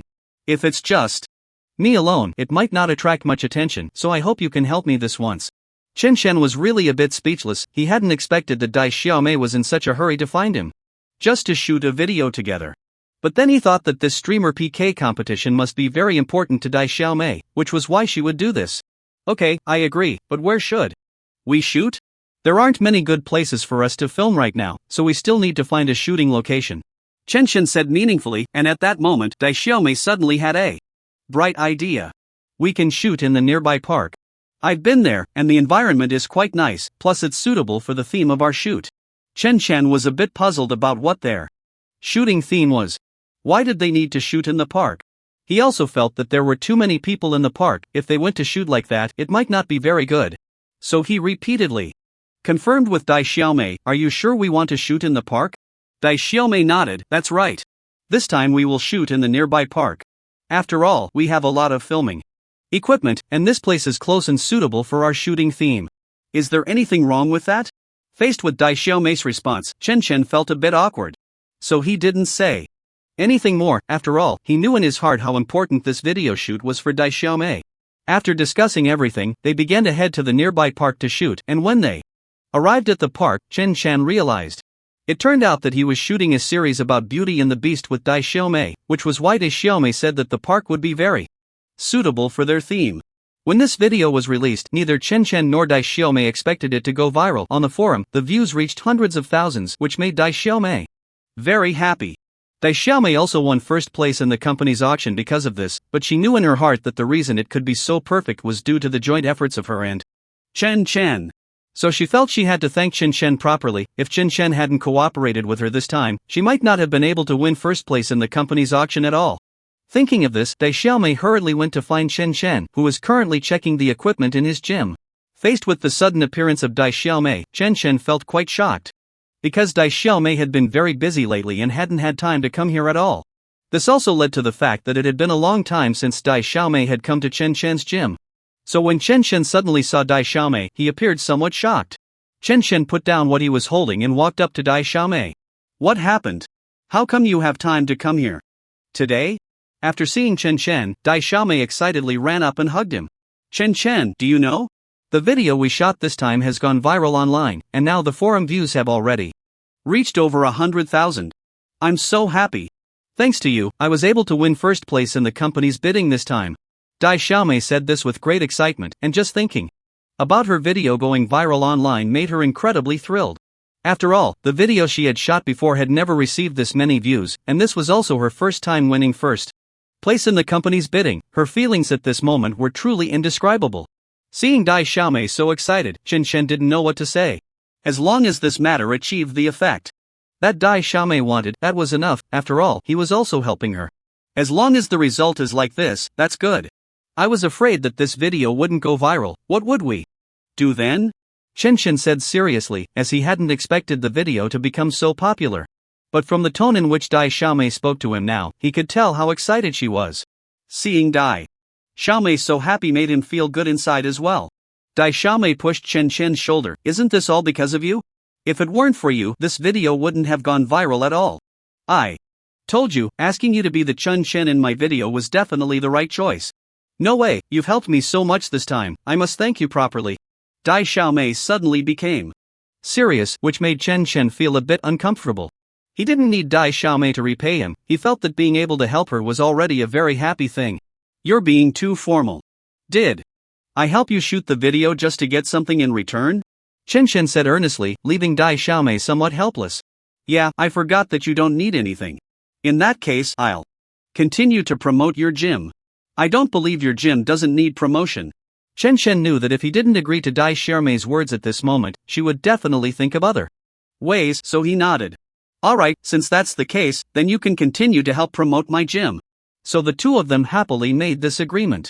Dai Xiaomei was truly overjoyed now, but just thinking about winning first place in the company's auction made her even more excited. Chen looked at Dai Xiaomei with satisfaction. After all, he hoped she could always be this happy. During this period, the video that Chen and Dai Xiaomei filmed has been trending online, garnering more and more views. However, at this moment, someone initiated a poll online to choose the best gym in the city. This excited the owners of various gyms, as winning the poll would provide them with better publicity. More than a dozen gyms participated in this competition, and Chen learned about it inadvertently. It was because her roommates mentioned it in front of her. Why is there such an event online? Now, a poll for gyms. Chen's roommates were scrolling through their phones, feeling quite puzzled about this newly launched poll. However, as they continued to look, they realized that Chen also owned a gym, so they quickly approached her. They asked Chen if she knew about this poll. Chen, you own a gym too, did you participate in this poll? But Chen's reaction shocked him. What are you talking about? What poll? Chen said, confused, as she had no idea what her roommates were referring to. Her roommates were astonished. Oh my gosh, you don't even know about this poll, and you're a gym owner. Here, let me show you. Don't say I'm not loyal, bro. Chen took the phone that her roommate handed over. It turned out that someone had initiated a poll online to choose the best gym in the city. Chen was very confused that she didn't know about this. After watching the advertisement, she began to calculate in her mind. She knew that if she won first place, it would greatly benefit her gym, as she hoped her gym would grow bigger. So, Chen Chen posted her gym online. After she published her gym, the votes quickly shot up to first place. Of course, Chen Chen was very happy when she saw the results, as they were all within her expectations. After all, her gym had once been dubbed an internet-famous gym, so the result wasn't too surprising. Chen Chen felt quite proud. She was convinced that first place was hers for the taking. There was no doubt that the best gym in the city was hers, as Chen Chen believed there was no gym better than hers. However, all the gym owners were paying close attention to this matter, as it was quite important to them. One gym called Hangdongli Gym was very dissatisfied when it saw Chen Chen's gym consistently ranked first. Since the owner had never heard of Chen Chen's gym before, he concluded that it must be newly opened, and he questioned what qualifications a new gym had to be in first place. Thus, the owner of Hangdongli Gym, Asan, was very unhappy. He believed that the best gym in the city should be his Hangdongli Gym. So, when Chen Chen's gym appeared, he was quite displeased. He couldn't accept that a newly open gym had surpassed his gym, which had been established for many years. Asan felt it was quite embarrassing. Therefore, Asan called in his subordinates. "Boss, what did you call us here for?" Asan's subordinates asked, puzzled, as they hadn't had any action for a long time. Asan directly handed the voting results to these people, and then said meaningfully, "Get people to vote, use any means necessary. We must ensure that our Hangdong Fitness Center ranks first." Looking at the voting results handed to him by his boss, these subordinates immediately understood what Asan meant. So they confidently said, "Boss, you can rest assured to leave this matter to us, we will handle it beautifully." Hearing their response made Asan very satisfied. "Alright, since you all understand my meaning now, hurry up and prepare for this matter. If you handle this well, I will definitely not treat you unfairly. After all, I believe in the importance of this matter, and you all know it in your hearts. This is related to the future development of our Hangdong Fitness Center." San said meaningfully, reminding his subordinates that if Hangdong Fitness Center were to close down, it would not benefit them at all, so they were willing to pay any price to make Hangdong Fitness Center number one. The subordinates sent out by San indeed lived up to expectations. After a few days, they found many people to vote and even increased their exposure.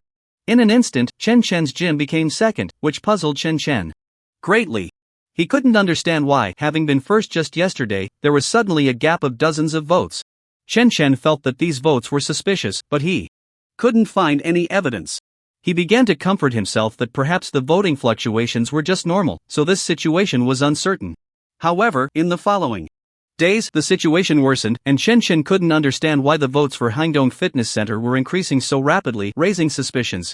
Unfortunately, he didn't know where to start investigating this matter, so Chen Chen could only watch and see what changes would occur. Just then, someone online began to smear Chen Chen's gym, causing the votes for his gym to plummet sharply. Yet even so, Chen Chen's gym still ranked second. However, the smearing continued, and Chen Chen was afraid that if this continued, his gym would be taken down, as the issues arising now were very serious. Chen Chen was very angry because he was now certain that this matter was definitely being manipulated by someone. He began to suspect that the current first place Hangdong Fitness Center was behind it, as the influx of votes was indeed too suspicious. Chen Chen saw these netizens slandering his gym and felt particularly upset. He couldn't understand why these people would do such a thing. Did it really benefit them in any way? Chen Chen was quite perplexed, but he couldn't stop these people from exercising their right to speak. So, this matter could only remain as it was. Now that things had come to this point, he had to quickly find another way. Otherwise, if this continued, it would definitely not be good for Chen Chen's gym. In the following days, Chen Chen was deep in thought, trying to figure out how to resolve this issue. Then, he came up with a brilliant idea. Chen Chen secretly resolved to use this bodybuilding competition to clear his gym's name. He directly participated in the city's bodybuilding competition, where he encountered various experts. He had to admit that they were all quite excellent, but Chen Chen was not to be underestimated either. Although these people were formidable, he was not an easy target. Chen Chen silently vowed to give his all to win this competition. When it was Chen Chen's turn to perform, his fitness routines were incredibly graceful and of high difficulty. Not everyone could accomplish them. Thus, Chen Chen earned the admiration of the big shots. After seeing Chen Chen's performance, the big shot couldn't help but applaud enthusiastically. She never expected that Chen Chen would possess such skills. It truly surprised her. The big shot walked up to Chen Chen and patted him on the shoulder. "You little rascal, I never realized you had such talent. It's really astonishing. These high-difficulty fitness moves might even be challenging for us, yet you executed them so flawlessly. You are indeed a great prospect for fitness. Hearing these words from the big shot made Chen Chen very happy. After all, being recognized by others was something worth celebrating. Chen Chen shyly looked at the big shot and said, "You're exaggerating. It's really nothing special. These moves are just what I do regularly, so I can perform them with ease. If you tried to do them, I believe you could manage as well. If you keep praising me like this, I might just feel very shy." However, the big shot still thought Chen Chen was incredibly impressive and continued to praise him. "Come on, don't be modest. After all, I'm an old hand in the gym industry. How could I not know how difficult these bodybuilding moves are? So I advise you not to try to fool me with your little skills if you think you can deceive me. You're simply dreaming." Listening to the big shot's words, Chen Chen chuckled. He certainly knew that she was an experienced figure in the fitness industry, so her words carried weight. Her compliments were also a great help to him, making Chen Chen feel very grateful. Seizing this good opportunity, Chen Chen began to promote his gym, especially since there were many spectators present. Moreover, after his performance, the audience's attitude towards him was very enthusiastic. After all, Chen Chen participated in this bodybuilding competition for his gym, so he had to seize every good opportunity. He couldn't afford to relax. This might be the key to reviving his gym. "Thank you all for liking me and enjoying the performance I brought. I personally opened a gym, and everyone is welcome to come and exercise at any time in the city. My gym is fully equipped, and I can guarantee that all the facilities are the most advanced, and the environment is the most elegant. So choosing my gym is definitely the right choice, and I hope everyone can support me." Chen Chen said all the words he wanted to express in one breath, but that alone was not enough. He had to win over the audience below, making them vote for his gym so that it could return to its original first place. After taking a breath, Chen Chen continued, "Recently, my gym is participating in an online voting competition. If everyone supports me, you can vote for my gym." After saying this, Chen Chen suddenly felt a sense of relief, and the anxious heart inside him finally settled down. He didn't know what the outcome would be, but at least he wouldn't have any regrets. After all, he had put so much effort into his gym and had worked hard for so long, he believed there would definitely be unexpected rewards. At that moment, Dui Xiaomei was also watching the live broadcast of Chen Chen's bodybuilding competition. She didn't expect that Chen Chen would participate in a bodybuilding competition. This shocked Dui Xiaomei, as in her memory, Chen Chen didn't like such things. After investigating the matter, Dui Xiaomei discovered that it was because the votes for Chen Chen's gym had plummeted sharply. Moreover, many people were exposing negative information about Chen Chen's gym, which left Dui Xiaomei feeling quite helpless. She couldn't understand what these netizens were so bored with that they had to stir up trouble every day. Dui Xiaomei felt that this matter was definitely not simple. After all, Chen Chen's gym was very popular in the city. How could the votes suddenly drop so much? Someone must be playing tricks behind the scenes. So, Dui Xiaomei clicked on the homepage of the gym that was in first place and found out it was Hangdong Power Gym. However, she had never heard of Hangdong, so she found it very strange. Moreover, she had never seen Hangdong Gym in the top 5 before. How could it suddenly become number 1? This puzzled Dui Xiaomei, and she felt that this matter was not simple, so she had to get to the bottom of it, if only for Chen Chen, as she didn't want to see him confused by this situation. She also knew how sad Chen Chen was feeling right now. After all, this gym was carefully managed by him, and Dui Xiaomei knew how much thought he had put into it. Therefore, Dui Xiaomei would never allow these people to crazily slander Chen Chen's gym. She quickly sought out a hacker expert.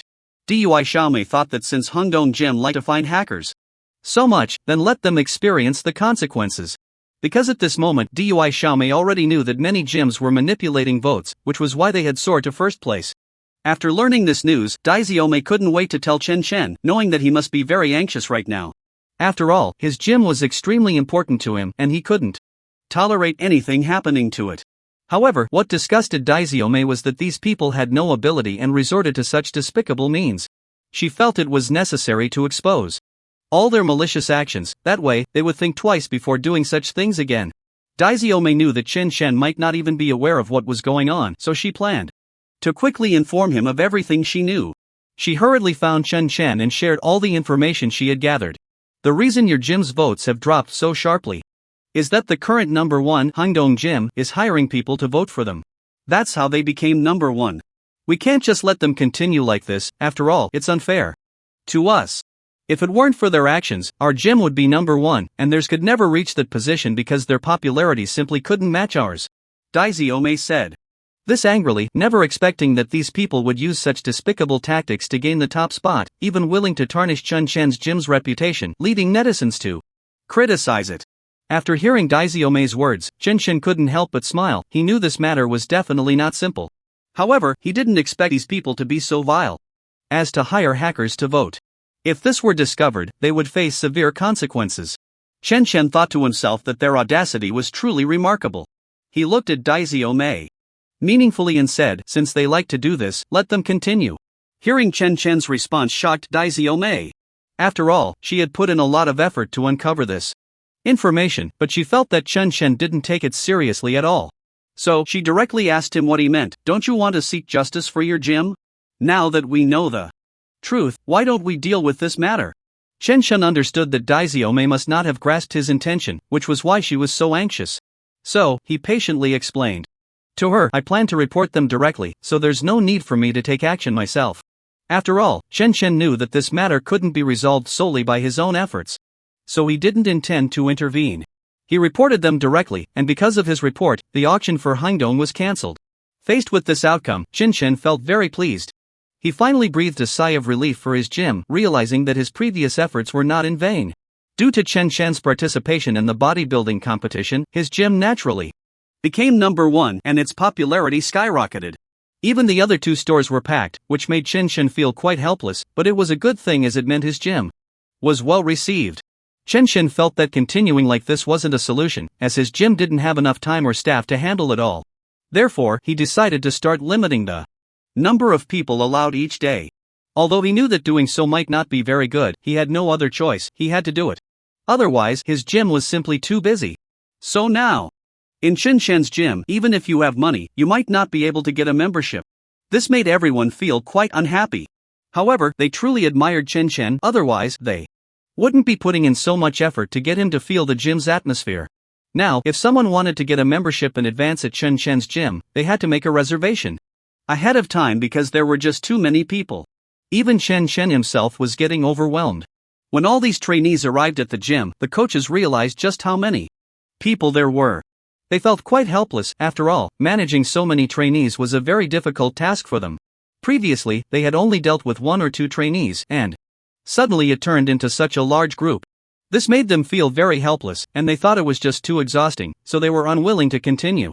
Coach Lu Gang was the first to speak up. Brothers, are you really willing to stay here like this? We stayed here before because it was easy and the pay wasn't bad, but don't you see that this job is just too tiring now? The boss doesn't give us a raise and expects us to handle so many trainees. Isn't he treating us like workhorses, expecting us to toil without complaint? Coach Lu Gang said this angrily because he felt that Chen Chen's treatment was far too poor. After all, he had been paying close attention to things online during this time. He thought that since Chen Chen's gym was already so popular, but Chen Chen still hadn't given them a raise, he felt very angry about this. He thought that since Chen Chen had done this, there was no need for him to stay here anymore. In any case, with his current abilities, was he really afraid of not finding a better gym? Why should he work himself to death here? Moreover, the requirements at Chen Chen's gym were very high. If it weren't for the fact that he thought the treatment here was pretty good in the past, how could he have stayed here for so long? After all, he had never heard of any gym having such strict requirements. If they couldn't meet the movements Chen Chen wanted, he would criticize them. Coach Lu Gang rambled on, venting all his frustrations to the other coaches. His fellow coaches were listening intently to what Lu Gang was complaining about. They also knew that Lu Gang was right. Chen Chen's demands were indeed very high. Because they were the coaches of this gym, if they couldn't perform the fitness movements Chen Chen wanted, he would think they were of no use at all. At the same time, the other coaches in the gym were also watching Coach Lu as he spoke to them, and they felt that what Coach Lu said made a lot of sense. After all, they were well aware of the rules in this place, and they were calculating in their hearts. If they couldn't accept it now, it would be better to leave early, which would save them trouble. With so many students, how could they possibly manage to train them all? Therefore, they really didn't want to continue doing this dirty and exhausting job, and they felt there was no need to stay here any longer. The coaches looked at their students, and seeing so many of them made their hearts feel very heavy. After all, they had never trained so many students before. They used to handle one or two, and now with so many, it would surely wear them out. So these coaches approached Lu Gang, saying, I also think what you just said makes a lot of sense. So I believe this place is not suitable for us. If we continue to stay here, it would just be a waste of time. How could Lu Gang not know what they were thinking? They must be complaining about having too many students to handle. They were reluctant to continue here because they found it exhausting, and he shared the same sentiment, so he didn't find it strange. Since everyone thought this way, they should go find Chen Shen to clarify the situation and tell him they were unwilling to work here. Lu Gang mustered his courage to say this. And the other coaches nodded in agreement. So they all went to find Chen Shen. Chen Shen did not expect that after just getting the gym back in order late at night, these coaches would act this way. He didn't understand why these coaches were unwilling to stay in his gym. Was it because he didn't offer them good enough treatment? However, Chen Shen still wanted to hear their thoughts. No matter what you are thinking right now, I will give you a few days to consider whether you want to leave. If after a few days you still insist on leaving, then I will let you go. Chen Shen said this coldly, hoping that these coaches would take this time to think carefully. After all, these coaches were ones he had personally trained, and Chen Shen hoped they would stay and work for him. After hearing Chen Shen's words, the coaches casually agreed. If that's the case, then we'll think about it for a few more days, and we'll give you a response then. However, in the following days, these coaches were very lazy and didn't take Chen Shen's words to heart at all. They spent their days being lackadaisical and didn't train the students properly. Chen Shen noticed all of this, and he couldn't believe they would act this way. He originally thought that giving them a few days would help them come to a clear decision, but now it seemed he had greatly misjudged his expectations of them. Since they were behaving like this, Chen Shen felt there was no need to keep them around. Rather than forcing them to stay, it would be better to grant their wish.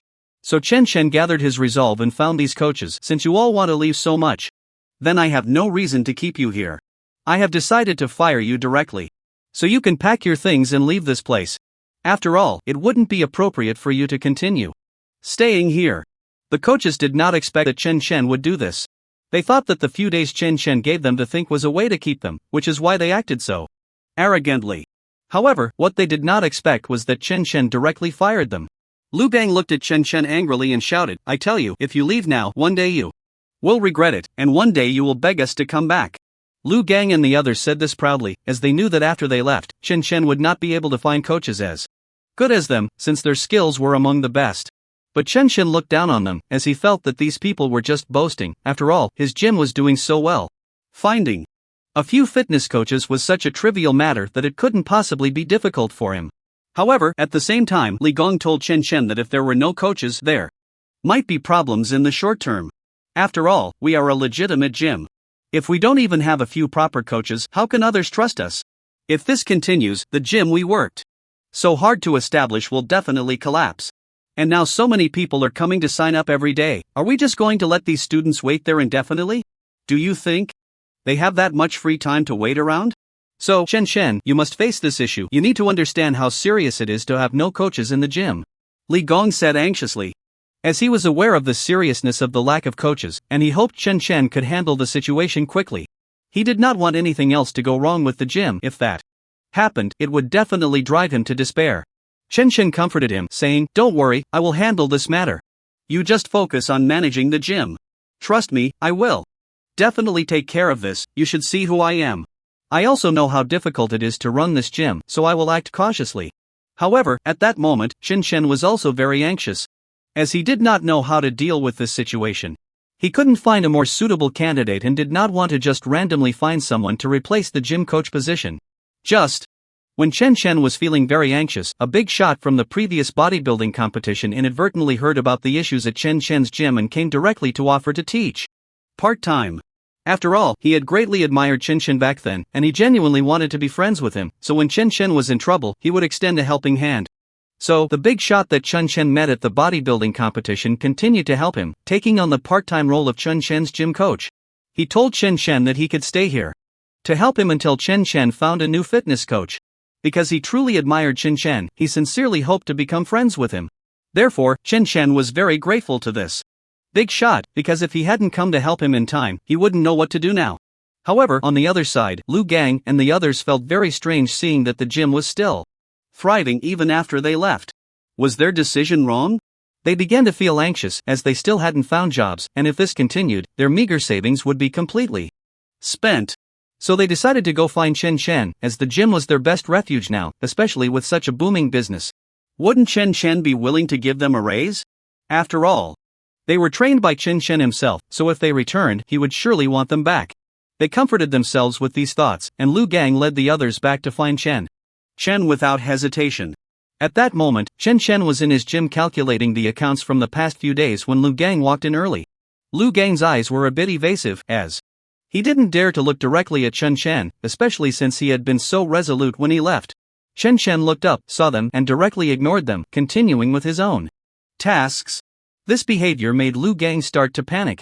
Chen Chen, we know we were too reckless back then, so we want to come back and make up for our mistakes. We hope you can overlook our past and let us return. We promise we will work hard and never slack off again. Hearing their words, Chen Chen found it quite ironic. After all, they had been so adamant when they left. He couldn't understand how they could still have the face to come back. Chen Chen looked at them with a cold smile. Do you think that now, at this point, I would still let you come back? Besides, when you said you wanted to leave, I gave you time to think it over, right? But you insisted on leaving, so I had no choice. After saying this, Chen Chen intended to turn and leave, as he really didn't want to get entangled with these people any longer. He felt that this conversation was a waste of his time. Lu Gang and the others didn't expect Chen Chen to reject them outright, and they became very angry, planning to take action against him. Fortunately, Chen Chen was quick on his feet and countered with a punch to Lu Gang, who fell heavily to the ground. His companions rushed over to help him.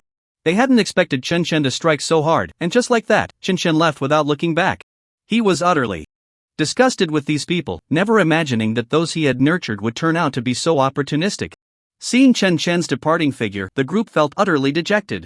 They didn't know what to do, as they had no clue about finding jobs now. They began to blame each other, feeling that this situation was all Lu Gang's fault. If Lu Gang hadn't incited them, they wouldn't have left Chen Chen's gym, and now they wouldn't have to compromise like this. If it hadn't been for Lu Gang's insistence on leaving, they wouldn't have ended up in such a predicament. Now, here they were. Just a few people sighed and said this. Lu Gang could only remain silent. He didn't know how to explain to them. After all, this matter was indeed too reckless at the beginning, and he felt very regretful now. But now he understood that wanting to return to Chen Chen's gym was simply impossible. Chen Chen could never forgive him again. Moreover, Chen Chen had already returned to school, and now he was somewhat famous there, as he had been so popular online before, so everyone in their school recognized him. So, when Chen Chen arrived at school, the president of the martial arts club, Chang Liang, came to find him, which made Chen Chen feel very strange. After all, he had never had any connection with Chang Liang before, and he didn't understand why Chang Liang was looking for him. Although Chen Chen didn't want to go, out of politeness, he still went to ask Chang Liang what it was about. What? What do you want with me? Chen Chen said, filled with confusion, as he really couldn't think of any other reason. However, Chang Liang was a bit shy, hesitating to speak. After a mental struggle, he finally opened his mouth. Actually, I came to find you today because I have something I need your help with. I know your influence at school is very strong, so you're the most suitable person for this. Looking into Chang Liang's sincere eyes made Chen Chen feel very puzzled about what could be so important that he needed to help. Chen Chen began to be curious about what kind of help it was. Why don't you tell me what it is first, and let me see if I can do it? Chang Liang was a bit happy because he determined from Chen Chen's tone that he would definitely help him. The taekwondo competition is really very important to us, so please help me. Chen Chen was very surprised. Although he was into fitness, he didn't understand taekwondo at all, so he planned to refuse. Sorry, I don't know taekwondo, so you should find someone else. Chang Liang started to panic. You really have to help me with this. If we lose this competition, the martial arts club will have to close down. The martial arts club is my hard work. If it really closes, I don't know what I will do. When Chang Liang finished the sentence, he slowly lowered his head. Chen Chen could clearly feel Chang Liang's emotions changing. After all, he was the president of the martial arts club. Chen Chen thought about it carefully. After all, he was into fitness. How could a mere taekwondo be difficult for him? So Chen Chen directly agreed. Okay, I agree to help you.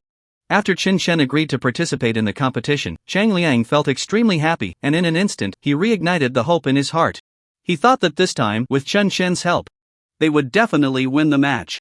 The competition soon began, and Taekwondo invited foreign aid from the beautiful country. However, Chen Chen was unimpressed. After all, he had great confidence in his own strength, and a mere Taekwondo was simply insignificant. But these foreigners from the beautiful country were very arrogant, saying, competing with people like them is simply too easy. It's practically a waste of our time. I felt that there was no point in this match at all, because the final winner would inevitably be us, so since the outcome was so obvious, what was the point? These foreigners from the beautiful country boasted arrogantly, completely looking down on Chen Chen and his team, believing that they were utterly weak in their eyes. They had no respect for Chen Chen and even looked down on his school. Some even maliciously said, everyone in this school is trash, how can we compete with these people? It's really lowering our standards. Hearing their words, Chen Chen felt extremely angry. He truly despised these foreigners from the beautiful country. In his heart, he silently vowed to defeat these foreigners thoroughly to show them that he was not someone to be bullied, and to see if they would still dare to say that the people from his school were trash. He had to vent this anger. After all, Chen Chen was not the type to swallow his pride, and he could not stand the actions of these foreigners. At that moment, the president of the National Martial Arts Club went on stage to compete with them, but to everyone's surprise, the president was ambushed by these despicable people and helplessly fell to the ground. However, these foreigners from the beautiful country were very pleased, as this was the result they wanted. What they did not expect was that their opponent would be so easily defeated, completely disregarding their own underhanded tactics. Just as one of the foreigners was about to lift the president of the National Martial Arts Club to strike him again, Chen Chen could no longer bear to watch and stop the foreigner. This is a foul play. You despicable little people are actually resorting to underhanded tricks here. If that's the case, then don't blame us for being rude. Chen Chen positioned the president of the National Martial Arts Club behind him, his eyes filled with ferocity, staring intently at the foreigner. However, the foreigner was dismissive, thinking that Chen Chen was just a weakling, utterly incapable of putting up a fight. So he provocatively said, "You are all trash, not worthy of being our opponents. Competing with you is simply lowering our standards. What a joke of a martial art. It's utterly pathetic compared to our taekwondo." Chen Chen was very angry, but he did not expect this foreigner to insult their martial art in front of so many people. No matter what, he had to seek justice. Since you look down on martial arts like this, then I will show you what true strength is. After successfully escorting the president of the National Martial Arts Club away, he immediately returned to the stage to duel with this person. Chen Chen used the 8 Extremes fist of the National Martial Arts Club to attack the foreigner, as he truly could not think of any better moves. He couldn't handle other complexities, so he could only rely on this. However, he believed that as long as he executed this move to perfection, it would surely achieve the effect he desired. These foreigners were no match for him at all. He didn't believe in the so-called impressive taekwondo. He had to defeat these people thoroughly to vent his anger. He wanted these foreigners from the beautiful country to see who the real trash was. He had to restore some dignity for the martial arts club. But right now, this foreigner still hadn't sensed the impending danger and continued to provoke Chen Chen. What's wrong? Are you scared? You haven't made a move yet. If you beg for mercy now, I might consider letting you go. After all, I think competing with trash is indeed meaningless, and I don't want to waste my time. The foreigner said this while looking at Chen Chen provocatively, with an insulting tone both in words and demeanor. However, Chen Chen remained silent because he wanted to deliver all these insults back to this foreigner through his actions. No more nonsense, take this. I want to show you what true martial arts is. But the foreigner was unimpressed. You talk big for someone with little skill. Let me see what tricks you can pull, trash. Thus, their exciting match began, and everyone was extremely tense, fearing that Chen Chen might fall victim to the foreigner's underhanded tactics. If that happened, they would truly be defeated, and there would be no reason to continue competing with these people, which would mean the end of their martial arts club. So everyone was very anxious, hoping that Chen Chen could win this match. After all, it was incredibly important to them. It was not just about their dignity but also about whether their martial arts club could continue to survive. However, Chen Chen executed the 8th level of martial arts to perfection, directly defeating the foreigner. Watching the proud foreigner lying at his feet, Chen Chen felt very satisfied. He had finally vented his anger. All the effort he had put in was not in vain. If he hadn't defeated this foreigner just now, his previous words would have truly backfired, and Chen Chen felt very proud. When everyone saw Chen Chen win the match, they were overjoyed and began to cheer. At the same time, Chang Liang, who had been seriously injured, was also very excited. He knew that Chen Chen would never let him down, and this time he had found the right person. He knew that Chen Chen was definitely a formidable person and would not stand by and watch these foreigners insult his school. After all, he knew a little about Chen Chen's temperament, which was why he dared to approach him. Faced with this outcome, everyone felt very relieved and couldn't help but start shouting in joy. Because Chen Chen won the match against the foreigners from the beautiful country, he suddenly became very famous at school. Everyone felt that Chen Chen had brought honor to their school, especially since those foreigners had previously insulted them, and now they were too angry to speak. After all, they had no reason to complain, as they had mocked Chen Chen before. But in the end, it was Chen Chen who emerged victorious, and their previous words instantly slapped them in the face. The foreigners tactfully withdrew, knowing they had no face left to stay there, realizing that remaining would only bring them further humiliation. The entire school admired Chen Chen greatly, and some even regarded him as their idol. This made Chen Chen feel quite shy, as he had only done what he could. Besides, it was his duty to bring glory to the school, so he thought these people were being too exaggerated. Just then Dui Xiaomei bounced over, which puzzled Chen Chen. He didn't understand why Dui Xiaomei was looking for him at that moment. You look so happy, what good thing happened? Share it with me, Chen Chen said gently, while Dui Xiaomei slowly walked up to his side. I want to go hiking with you. I wonder if you have time now. Dui Xiaomei said with wide eyes sincerely, as she had been planning this hiking trip with Chen Chen for a long time. Chen Chen was shocked. He didn't expect Dui Xiaomei was looking for him to go hiking. So, he hesitated. Dui Xiaomei clearly saw what Chen Chen was thinking and insisted, since you're not saying anything, I'll take it as a yes. I'm going to prepare the things we need for hiking. You should hurry up and get ready too. Once we're all set, we'll head out. After saying that, Dui Xiaomei left without looking back. Chen felt quite helpless but thought, fine, I'll go hiking with Dui Xiaomei. It's not a big deal anyway. So, he started to gather the tools he would need for the hike, as this was important. Soon, the day they had agreed to go hiking arrived. Dui Xiaomei and Xiaomeng excitedly walked to the meeting place they had previously agreed upon, waiting quietly for Chen Chen. Dui Xiaomei believed that Chen Chen would definitely come, as he would never deceive her. If he promised something, he would follow through. Sure enough, as Dui Xiaomei expected, they saw Chen Chen's figure approaching from a distance, which made her very happy. Seeing Dui Xiaomei and the others waiting for him really made Chen Chen feel quite shocked. Clearly, he hadn't expected Dui Xiaomei and the others to arrive so early. You guys set out from home this early? I thought you would leave much later. Chen Chen said in disbelief, which left Dui Xiaomei speechless, but she didn't know what else to say. Now that we're all here, let's hurry up and set off. I really can't wait any longer. Dui Xiaomei said cheerfully, as she had made extensive preparations for this hike, so she was really eager to go. Okay. I can't wait either.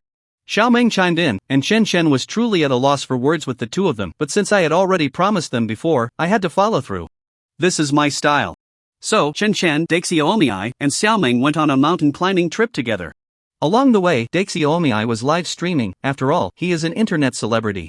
For him, live streaming is incredibly important. He can't miss a moment. He believes his fans will definitely enjoy the content he creates this time, as most people nowadays love adventure. Originally, Chen didn't like this feeling, but he thought about it being Daixiomiai's job and didn't say anything more. While climbing up the mountain, they encountered a dilemma, unsure of which path to take. After pondering for a long time, Daixiomiai slowly said, since we are here for an adventure, we should take the small path at the back of the mountain, that way, we can explore. Yes, we can't miss such a good opportunity. After all, chances like this are rare. Xiaomeng echoed Daixiomiai. He also felt that Daixiomiai's reasoning was very sound, and since they had reached a consensus, they were just waiting for Chen Chen to make a choice. Chen Chen thought that since he was accompanying them, he would listen to them this time. I'm fine with it, you guys decide. Daixiomiai was very happy with Chen Chen's response, so they unhesitatingly chose the small path at the back of the mountain. Just thinking about the adventure ahead made Daixiomiai very excited. After all, it was his first time climbing a mountain for an adventure. They were all very cheerful along the way, but the good times didn't last long. What Daixiomiai didn't know was that this small path at the back of the mountain had many hidden dangers waiting for them. Time passed, and they didn't know how long they had been walking, but Daixiomiai felt extremely tired. Chen Chen glanced at his watch and said to Daixiomiai, based on our departure time, we can infer that we are probably halfway up the mountain now. Just hang in there, and we will succeed. Ah! We've been walking for so long, and we're only halfway up? How much longer do we have to go? I'm really exhausted, I can't move anymore. Daixiomiai lamented, having truly walked for a long time, and now he really didn't have the energy to continue. What he wanted to do now was to stop and rest properly. Chen Chen felt quite helpless, but thinking that they were girls, he agreed to stop and take a break. However, at that moment, Chen Shen heard some rustling from the bushes nearby, which heightened his alertness. Suddenly, a wolf's howl echoed, sending chills down Daxiomei's spine. He clung to Xiaomeng, trembling uncontrollably. Could it be that we encountered a wolf this time? No way, how could I be so unlucky? Xiaomeng said in a tearful tone. Before they could come up with a countermeasure, the wolf emerged from the bushes across from them. Now, if they tried to escape, it would be too late, so Chen Shen decided to face it himself. He calmly thought of a way to deal with it and took action to resolve the situation with the wolf, which made Daxiomei and Xiaomeng admire him greatly. After all, in such a dangerous moment, Chen Shen showed no fear at all, and both of them developed feelings for him. The experiences they went through this time indeed left them with endless aftertastes. It seemed that their mountain climbing adventure was truly a tumultuous wave. They thought to themselves, if Chen Shen hadn't been by their side when they encountered danger, what would they be like now? The more they thought about it, the more the younger sister felt a deep admiration for Chen Shen. After all, he was incredibly cool when he defeated the wolf. Thus, their mountain climbing adventure ended perfectly, and they began their descent back to school. After returning to school, the campus beauty of the economics department, Wang Yanran, admired Chen Shen greatly due to the events that had happened previously. So, as soon as Chen Shen entered the school, she approached him. Looking at Chen Shen with such a commanding presence made him feel quite puzzled. He didn't understand why Wang Yanran was looking for him. Moreover, this campus beauty from the economics department was indeed quite famous in their school, but he had never paid much attention to her. Perhaps they had only met once. However, out of politeness, Chen Shen couldn't just ignore Wang Yanran, so he responded politely. Classmate, I'm not sure what you need me for. Since he saw Wang Yanran waiting for him as soon as he returned to school, Chen Shen was also curious about what it was. Wang Yanran smiled at Chen Shen and said, Actually, I came to find you today for no big deal. I sincerely invite you to be my bodyguard for a day. Don't worry, I won't let you work for free. I can offer you a good reward, and we can negotiate the price as long as you agree. Looking at Wang Yanran like this, Chen Shen found it quite amusing. He didn't understand why she wanted to invite him to be her bodyguard. Was it just because of the few incidents that had happened at school? Since she was already looking for a bodyguard, she could easily find someone better. Why spend her efforts on him? So Chen Shen smiled and politely replied, Classmate, I'm sorry, but I think you might have the wrong person. I don't do bodyguard work for others. However, Wang Yanran was undeterred. She continued to look at Chen Shen seriously and said, You don't need to rush to refuse me. I can give you time to think it over. After all, being my bodyguard is something many people dream of. This opportunity is right in front of you. It's up to you to cherish it or not. Listening to Wang Yanran's words, Chen Shen found it quite funny. Why would he want to be her bodyguard like everyone else? Just as he was about to refuse, the system suddenly issued a task. If he accepted Wang Yanran's invitation, he would receive a reward of martial arts skills. Faced with the conditions set by the system, Chen Shen felt quite pained, but he really didn't want to be Wang Yanran's bodyguard. However, he had no other choice. He had to complete the task given by the system to receive the rewards he deserved. So, gritting his teeth, Chen Shen walked up to Wang Yanran. Classmate, I just thought it over, and I realized I can give it a try. If there's nothing else, we can get started. Chen Shen felt quite awkward, lowering his head in shame. After all, he had just been thinking about refusing her. But now he was saying these things. He felt utterly shameless yet helpless, as it was all because of the tasks given by the system. Wang Yanran smiled, You really are a smart person. Since that's the case, you can stay by my side today and be my personal bodyguard. Don't worry, the reward will definitely not be less for you. Chen Shen nodded, Alright, you can rest assured, I will definitely complete what I should do. Wang Yanran was very satisfied with Chen Shen's performance and walked to his side. She hooked her hand around Chen Shen's shoulder and gently said into his ear, Since that's the case, why don't you accompany me to a party now? I currently need a male partner by my side, and I need you to be my partner because I really can't find anyone more suitable than you. Chen Shen was very reluctant, but after all, he was her bodyguard, so he had no right to refuse. Well, since it was Miss Wang's request, he would do his utmost to fulfill it. Very good, I knew I didn't misjudge you. I'm really very satisfied with your performance now. You truly have the demeanor of a personal bodyguard. Wang Yanran said with great satisfaction. As she truly admired Chen Shen's personality, she secretly thought to herself that it seemed she had made the right choice in asking Chen Shen. After a while, Wang Yanran's car came to pick them up. So, Chen Shen went with Wang Yanran to the party, and when they arrived at the destination, Chen Shen realized that Wang Yanran was actually an upper-class figure. All the attendees at this party were members of high society. Even Chen Chen himself was attending such an occasion for the first time, so he couldn't help but feel nervous. Chen Chen was quite shocked. After all, he only knew Wang Yanran as the campus belle of the management department. However, he didn't expect that Wang Yanran would have such a strong background. No wonder she could attend a party hosted by the upper class. Chen Chen couldn't help but admire Wang Yanran. Achieving such status at such a young age must have required a lot of thought and effort. Thus, Chen Chen silently accompanied Wang Yanran until the party ended. Just as they were about to leave, a group of mysterious people suddenly appeared, preparing to kidnap Wang Yanran, which shocked Chen Chen greatly. After all, he couldn't understand how these people could be so bold as to act in broad daylight right here. He was now Wang Yanran's bodyguard, so he had to do everything in his power to protect his boss, as that was what a personal bodyguard should do. Since he had already promised Wang Yanran, he had to do this well. That was Chen Chen's consistent style. Therefore, Chen did his utmost to protect Wang Yanran, not allowing this group of mysterious people to touch her. How could he just stand by and watch as they took Wang Yanran away right in front of him? At this moment, the campus belle Wang Yanran was already quite frightened. After all, she had no idea that this group of mysterious people would be so bold. They actually dared to try to kidnap her in broad daylight. Who could endure such a thing? Looking at Chen Chen, who was imposing and doing his utmost to protect her, Wang Yanran began to feel relieved. It seemed she had indeed chosen the right bodyguard. If Chen Chen hadn't been there today, she might have already been taken away by those mysterious people. If she really fell into their hands, the consequences would be unimaginable. After all, these mysterious people were so reckless in trying to kidnap her for a reason. At that moment, the campus belle's body was trembling continuously because she was truly scared, even though she knew Chen Chen was right there beside her protecting her. Unable to suppress the fear in her heart, she fainted from excessive fright. At this time, those mysterious people had already begun to retreat because, due to Chen Chen, they couldn't even get close to the campus belle. If this continued, it would definitely escalate, so they had to withdraw now. Faced with the unconscious campus belle, Chen Chen felt quite helpless. He didn't know what to do. He couldn't just leave her lying on the street like this.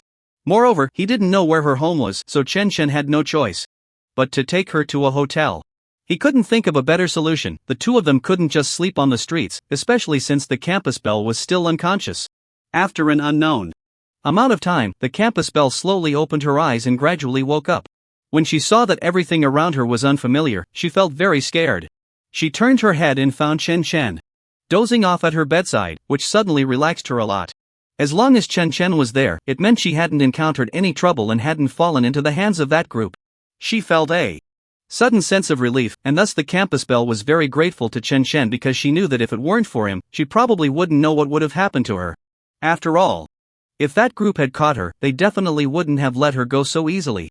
Although the campus belle didn't understand why that group of mysterious people wanted to kidnap her, she knew for sure that they had no good intentions.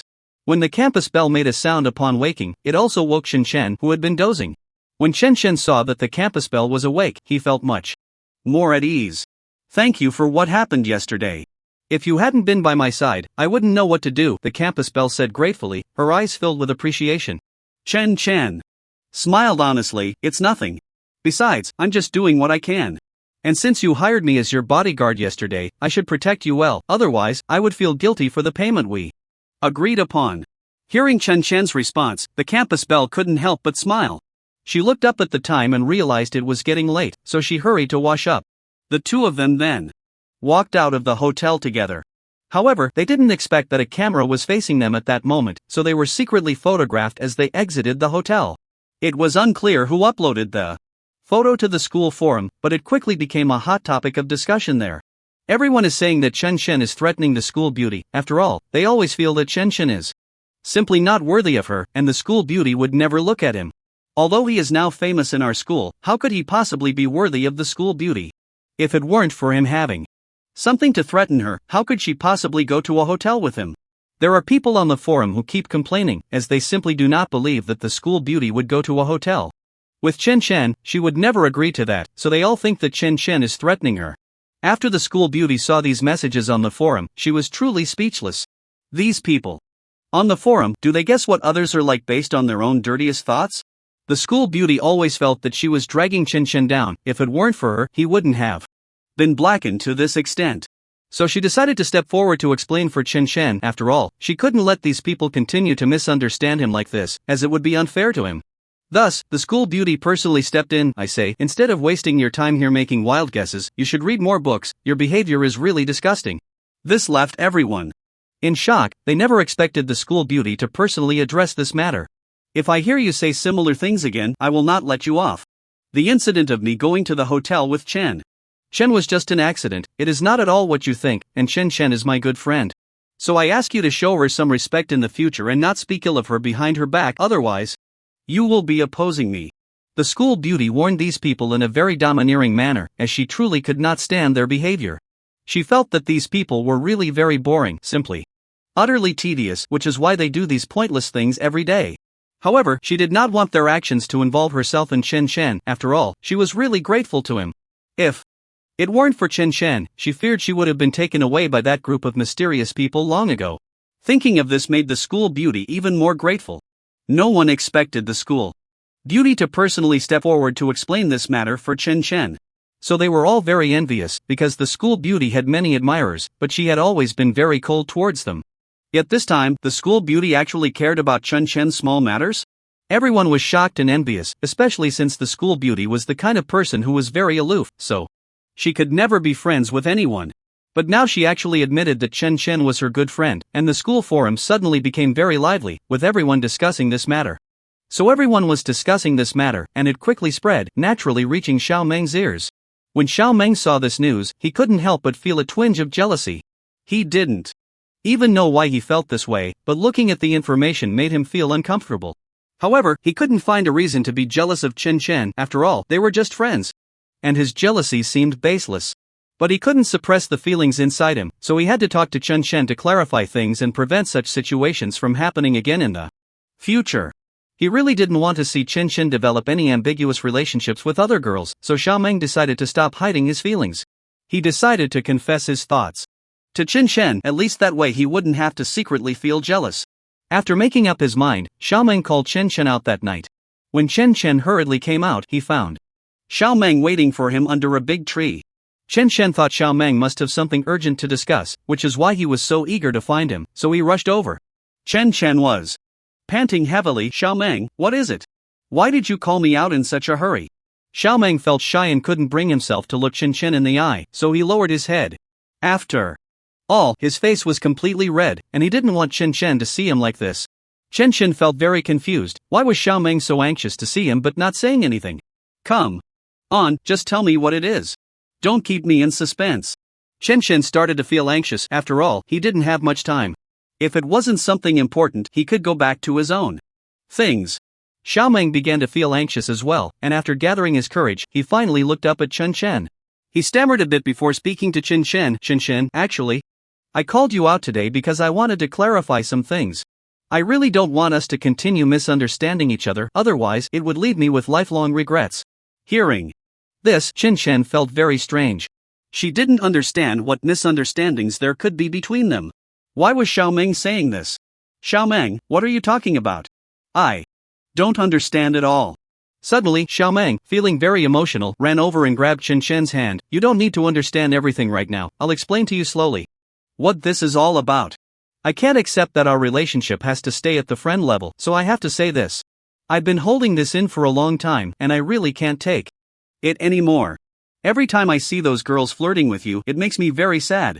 I don't want to keep feeling jealous without any acknowledgement, so I have to make it clear today. Chen, listen to me, I like you.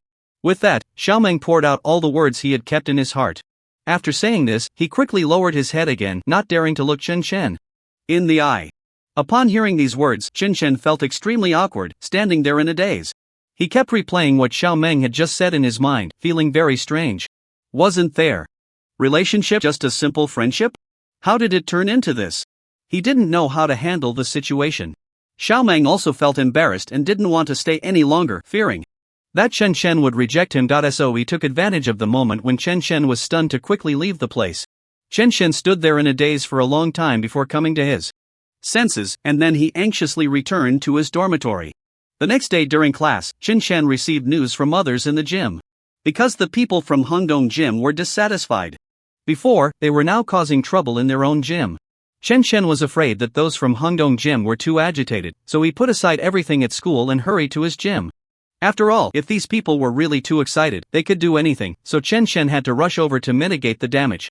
However, what Chen Shen did not expect was that just as he was about to leave in a hurry, he ran into Chang Liang. Chang Liang was very grateful to Chen Shen for the last incident, and he knew that if it weren't for Chen Shen, their martial arts club might have already closed down. So he enthusiastically greeted Chen Shen, completely unaware that Chen Shen had something very important to deal with, and just stood in front of him. What a coincidence, we meet again. I haven't properly thanked you for the last time. Thanks to you, our martial arts club can survive. If it weren't for you, I wouldn't know what to do. Our club probably wouldn't exist anymore. So I should really be grateful to you. Chang Liang said, his eyes full of gratitude, staring at Chen Shen. At this moment, Chen Shen was really anxious. He didn't have time to waste here. He was afraid that if he delayed any longer, he wouldn't be able to stop Hangdong Jim from causing trouble in his gym. So Chen Shen said urgently, Chang Liang, I really don't have time to talk right now, but I have something very important to do. If I'm late, it could lead to unforeseen consequences. Chang Liang nodded, somewhat understanding. No wonder Chen Shen looked so tense when he saw him earlier. It turned out he had something important to deal with. But since Chen Shen had helped him, he felt he should help Chen Shen now that he was in trouble, and he kept thinking about it in his heart. So he directly blocked Chen Shen. What exactly is the tricky matter? Why don't you tell me? Maybe I can help. Chen Shen was quite helpless. He knew that if he didn't tell Chang Liang today, he wouldn't let it go, so he shared the difficulties he was facing. To his surprise, Chang Liang was very happy and told Chen Shen that he could help him with this matter. Chen Shen was half convinced, but he felt that Chang Liang had no reason to lie to him, so he believed him. Chen Shen began to calm down and carefully recalled what Chang Liang had just said to him, wondering if Chang Liang could really help him. That would be great, after all, if he went there rashly, he wouldn't know how to handle the situation. So he looked at Chang Liang with great excitement. Was what you said just now true? Can you really help me? You have to know that this matter is very important to me, so please don't let me be happy for nothing. Chang Liang walked over to Chen Shen, patted him on the shoulder, and said, don't worry, I will definitely handle this matter for you. Besides, we are already friends now, and you have helped me before, so there's no need for such polite words. Chen Shen nodded, feeling a bit comforted. Inside. Turning around, Chang Liang called all the members of the National Martial Arts Club to go with Chen Shen to the gym. However, at that moment, all the people from Hangdong Gym were inside Chen Shen's gym. They were very unhappy about the last incident, so they decided to give Chen Shen a hard time. They had imagined that Chen Shen would definitely beg for mercy, especially since they had come with so many people this time. If Chen Shen saw them, he would surely be very scared, and the people from Hangdong Gym were smugly laughing about it. After all, who told Chen Shen to go against them? Wasn't he just asking for trouble? After a while, when the people from Hangdong Gym saw that Chen Shen had brought so many people, they were instantly dumbfounded. They did not expect Chen Shen to bring so many people with him. They had originally thought that Chen Shen would come alone. After all, they believed that there wouldn't be so many people in Chen Shen's gym, but the current situation shocked them greatly. Chen Shen did not expect that these people from Hangdong Gym would really come to cause trouble. In his gym, it seemed they really didn't want to live anymore. When Chen Shen and his group walked in, the people from Hangdong Gym were trembling, and Chen Shen noticed their subtle changes. He felt very pleased and began to sincerely appreciate Chang Liang from the bottom of his heart, because Chen Shen knew very well that if it weren't for Chang Liang, he wouldn't have been able to call so many people or bring down those from Hangdong Gym. After all, they must have come with determination, but they never expected that Chen Shen would bring so many people. So now they didn't dare to cause any trouble. Chen Shen led his group to beat up the Hangdong people and warned them that if they came to cause trouble in his gym again, it wouldn't be so easy as just getting beaten up. The beaten Hangdong Gym members all ran away in a panic. After all, they didn't want to stay in that place any longer. If they did, they would only end up getting beaten again. Chang Liang and Chen Shen naturally became good friends, even feeling a sense of regret for not meeting sooner. Chen Shen felt they were very compatible, which made him very happy. To thank everyone, Chen Shen invited them all to dinner. After all, it was already evening, and they hadn't eaten yet after helping him deal with those messes, and their stomachs were growling. Chen Shen wanted to show his gratitude, so he planned to treat everyone to a meal. He couldn't just let them go back hungry after they had worked so hard to help him. Sometimes everyone would go out to eat together, and at that moment, Chen Shen's phone rang in his pocket. Chen Shen smiled apologetically at Chang Liang. Sorry, I need to take this call. Chang Liang nodded. It's fine, go ahead and take the call. I'll take care of things here. Chen Shen eagerly answered the phone because it was Daxiomi calling. Once the call connected, a very anxious voice came through. Chen, where are you right now? Is Xiaoming with you? Daxiomi asked anxiously. Chen could tell that she was really worried, so he concluded that something must have happened. He tried to calm her down, saying, "Don't worry, just take your time to explain. I'll be right here listening." However, Daxiomi was still crying, so she didn't respond to his question. Chen continued to talk to himself, wondering if something had happened. Xiaoming wasn't with him, but no matter what was going on, he reassured her that he would be by her side. What he didn't expect was that his comforting words caused Daxiomi to break down even more, and she began to cry softly. Chen, you have to think of a way. Xiaoming is missing, I can't find her anywhere, and I don't know what to do. Hearing her words, Chen felt very strange. Where could Xiaoming possibly be at this late hour? Moreover, why had she disappeared for so long? Had something happened to her? He silently pondered, suddenly recalling that Xiaoming had confessed her feelings a few days ago. Could that be the reason she wasn't responding? He wasn't sure if it was related, but the most important thing now was to find Xiaoming quickly. After all, it wasn't safe for a girl to be out alone at this hour. Daxiomi's crying grew louder, and Chen knew she was really anxious, especially since it was already late and Xiaoming still hadn't returned. Daxiomi, please stop crying. There's no use in crying like this. Don't worry, I will do everything I can to find Xiaoming. Remember, we are good friends, so I will definitely not ignore her. Alright, I'm going to look for her now. I'll call you back in a bit, so be good and stop crying. Daxiomi nodded, trying to comfort herself. You have to call me as soon as you find her. I haven't seen her all day, and I'm really worried. Chen also started to feel anxious. After hanging up with Daxiomi, he called everyone to help him search for Xiaoming. After all, he suspected that Xiaowang's running away might be related to the confession from a few days ago. This matter was directly connected to him, and he had to find Xiaoming quickly. Chen brought all the brothers he could gather. After all, it was because of the call from the silly little sister that he didn't dare to be vague. Chen didn't want anything to happen to Xiaoming, so he urged everyone to search for her quickly, and he told them that if anyone had news about Xiaoming, they should inform him as soon as possible. He promised that when he needed help later, he would be the first to assist them. However, the group that came with Chen were all his brothers. How could they possibly ask him for anything else?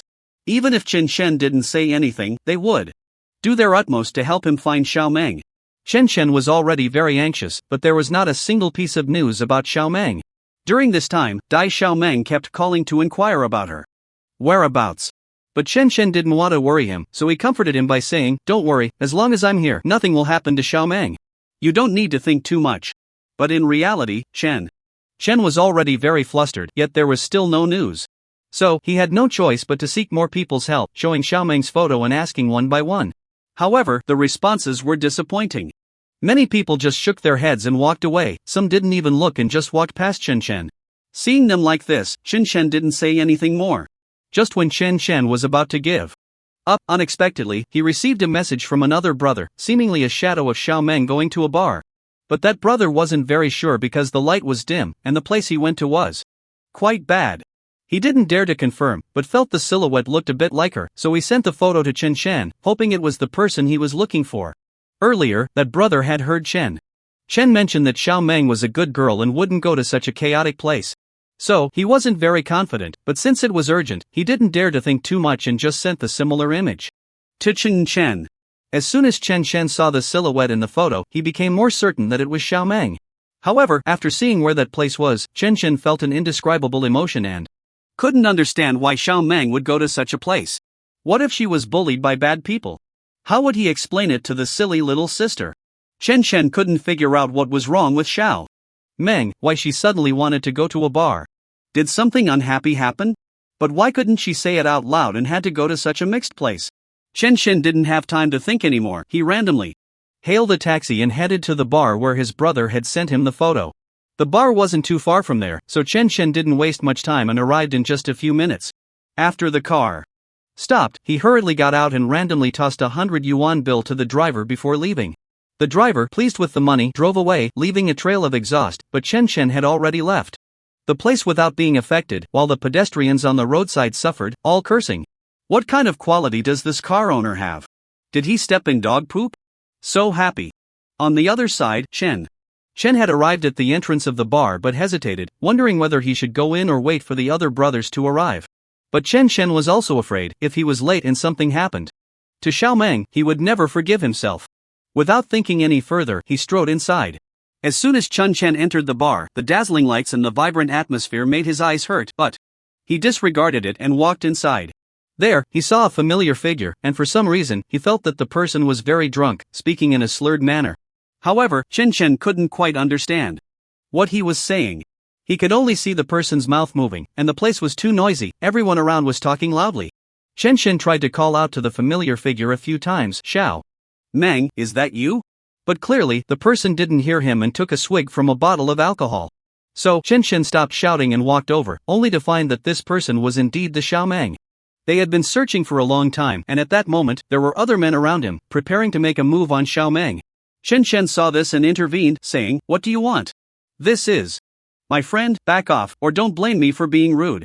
As soon as those men saw Chen, they lost interest and left. However, after they left, Chen was very angry, looking at the dazed Xiao Meng. He shouted angrily, "What are you doing? Xiao Meng, do you know that Dai Xiaomei is very worried about you? We've been looking for you for a long time. If I hadn't come over just now, where would those people have taken you? You're not a child anymore, can't you think for yourself?" But the dazed Xiao Meng suddenly became clear-headed and said directly to Chen, "I like you. Do you know I've liked you for a long time, but you always reject me? It hurts here. I need to vent. And why did you come? If you hadn't come, I could have been a bit happier, but now that you're here, I feel even more unhappy. I've told myself not to like you, but I can't control my heart." Xiao Meng pointed to his chest, looking lost and shocked.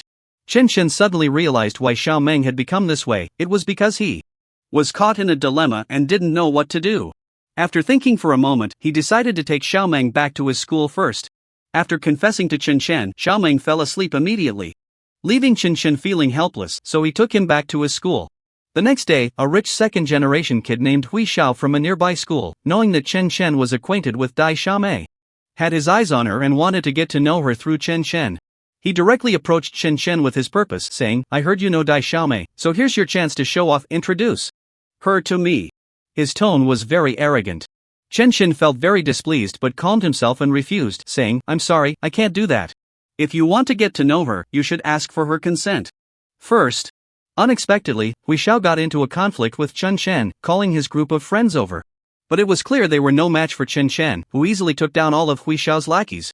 Chen felt a surge of anger in his heart and arrogantly said, "If you have the guts, come again. With such little strength, you think you can make me take you to meet Dai Xiaomei? Just give up on that thought. If there's nothing else, hurry up and get lost, or else every time I see you, I'll beat you up." Chen thought this group of people was tough, but he didn't expect them to last only a few seconds under his hands before they were crying out in pain. With their little courage, they wanted to meet Dai Xiaomei. What a delusion. However, what Chen disliked the most was that Hui Xiao, he was simply too arrogant, acting as if he were the sun, expecting everyone to revolve around him. Such people were the ones he looked down upon the most. Just because his family had a bit of money? What was so great about that? If his family went bankrupt, he would be nothing but a destitute loser. What was there to show off? Did he really think all the women in the world should belong to him? He was just scum among men, and Chen didn't even bother to look at him, let alone fight him. But Hui Xiao clearly wasn't willing to back down, so he charged at Chen, but his little brothers immediately stepped in to protect him, fearing that Chen would hurt him. Since they couldn't even take on Chen, how could Hui Xiao go up against him? If Hui Xiao embarrassed himself here, they would have a hard time mixing in this place in the future. Chen didn't expect Hui Xiao to have such guts. His brothers had already been taken down, yet he still wanted to attack him.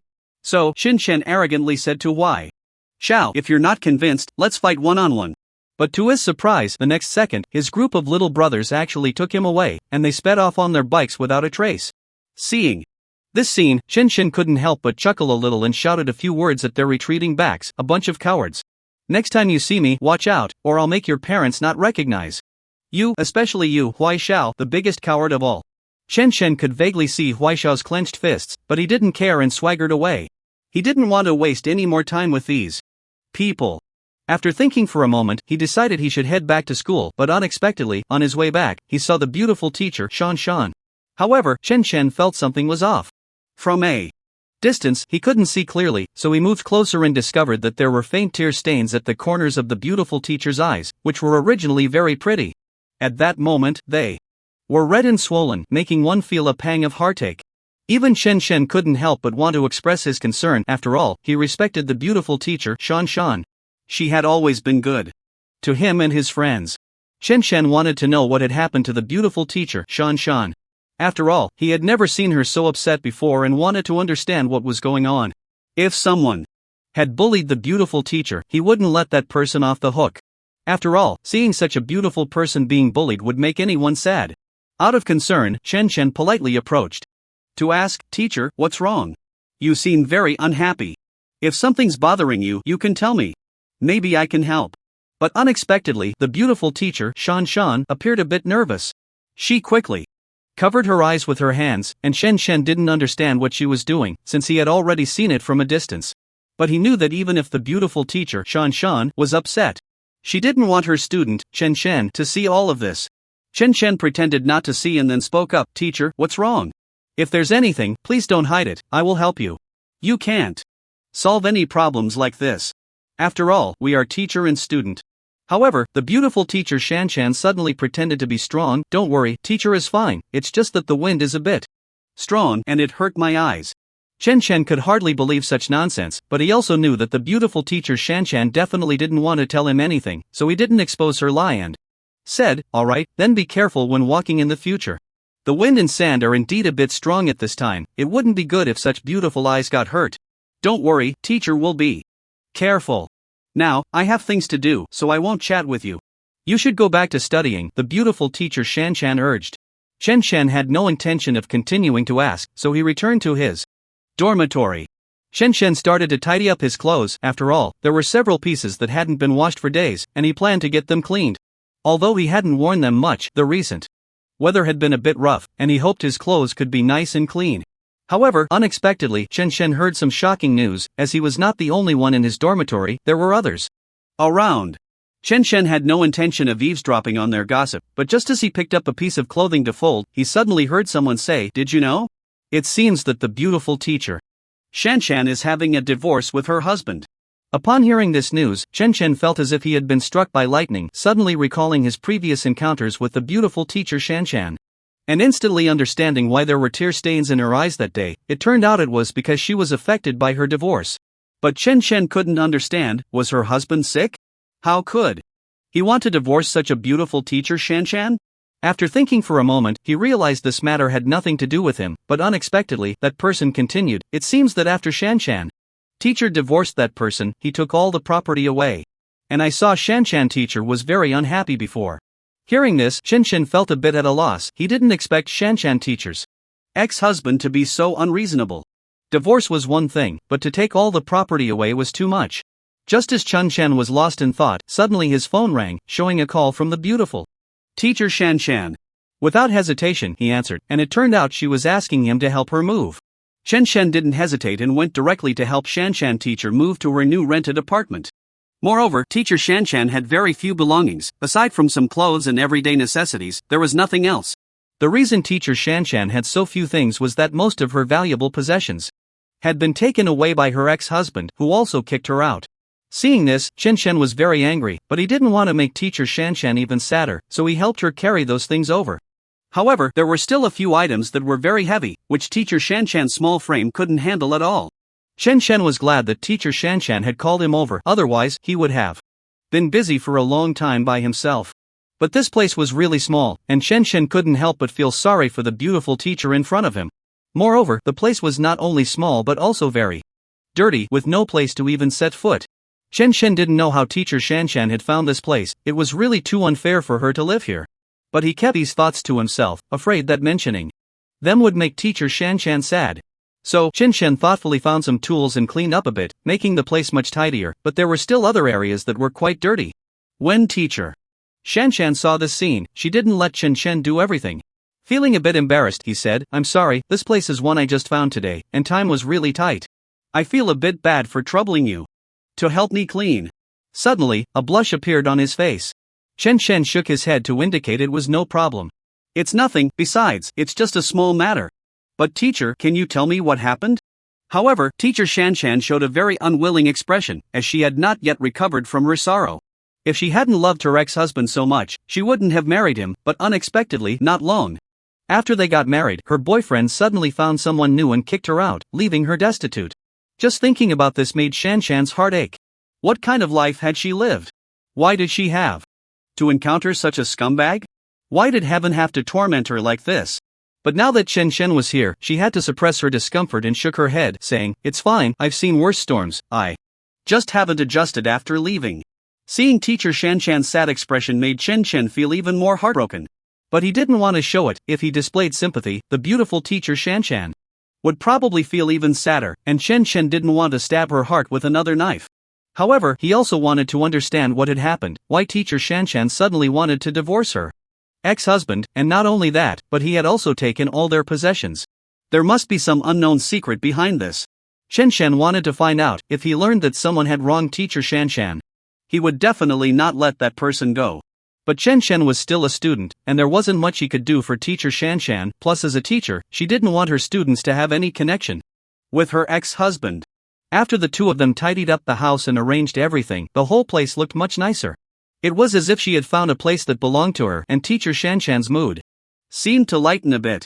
Shanshan had originally planned not to ask about her situation, but unexpectedly, it was at this moment that teacher Shanshan suddenly spoke. "Originally, I didn't want to talk to you about this matter because it has nothing to do with you, but now I really can't find anyone else who understands, and I hope you won't tell anyone else about it." Teacher Shanshan looked at Shanshan with a shy expression. "Don't worry, teacher, I'm definitely not the kind of person who gossips.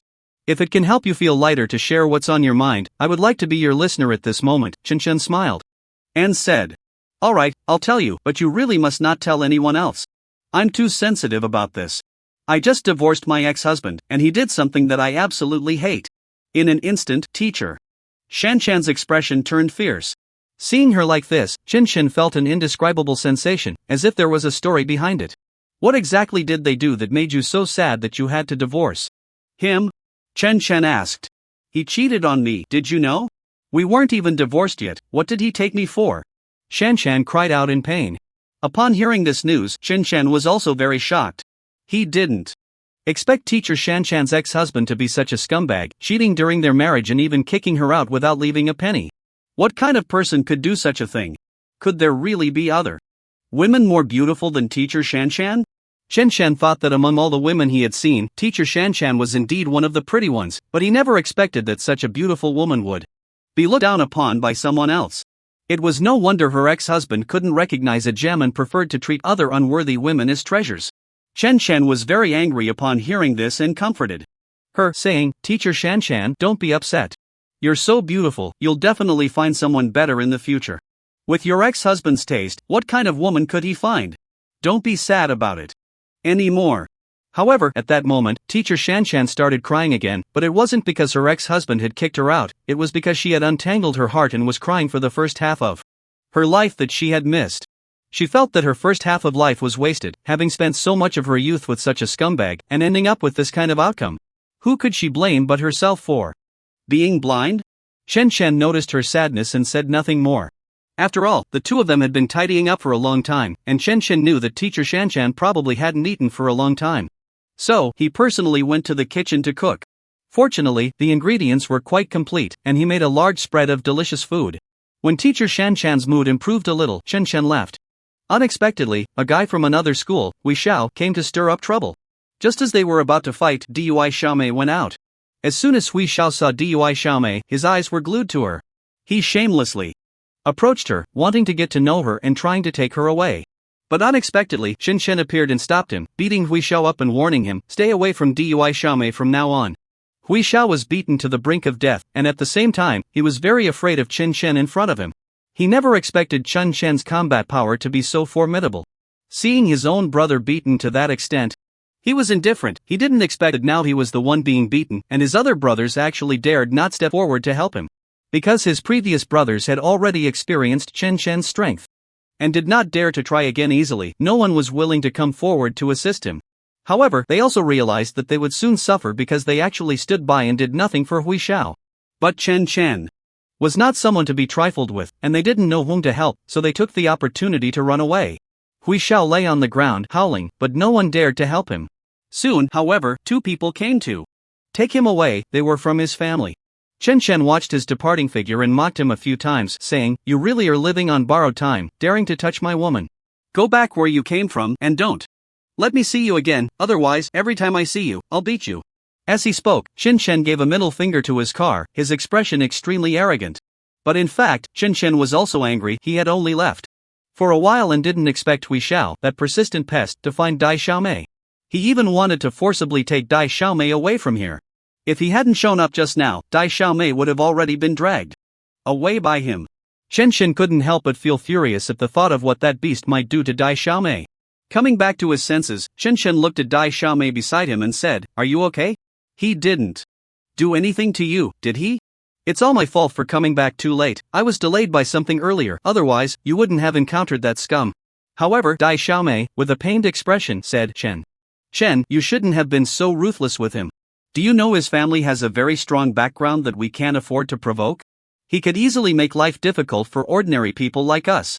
I don't want you to get hurt." Dai Xiaomei knew about Hui Xiao's family background. She knew he was involved in business and had significant connections. Dealing with people like them was incredibly easy, and Chen Shen alone couldn't withstand it. She was afraid something would happen to Chen Shen. Although Dai Xiaomei understood that Chen Shen was acting for her sake, the price he had to pay was simply too high, and she was very worried about him. She also thought that Chen Shen's actions were too impulsive. Why didn't he consider the consequences first? One should know that Hui Xiao was very vengeful. In the past, someone had hit him, and as a result, that person bore a grudge and ended up losing not just a hand but even their life. The severity of that incident was beyond words, and even if his family went to the police, there was no place to report it. Hui Xiao's family had directly paid a large sum of money to silence his family, but how could money compensate for the pain of losing a son? What could they do? Their small business couldn't compete with such a powerful family. They didn't have just one son, they had other children to raise.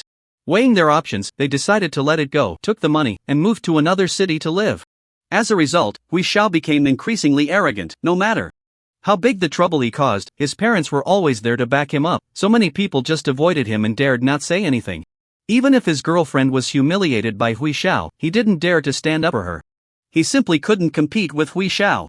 Seeing Dai Xiaomei's painful expression, Chen Shen comforted her, saying, "It's okay, you don't have to be afraid.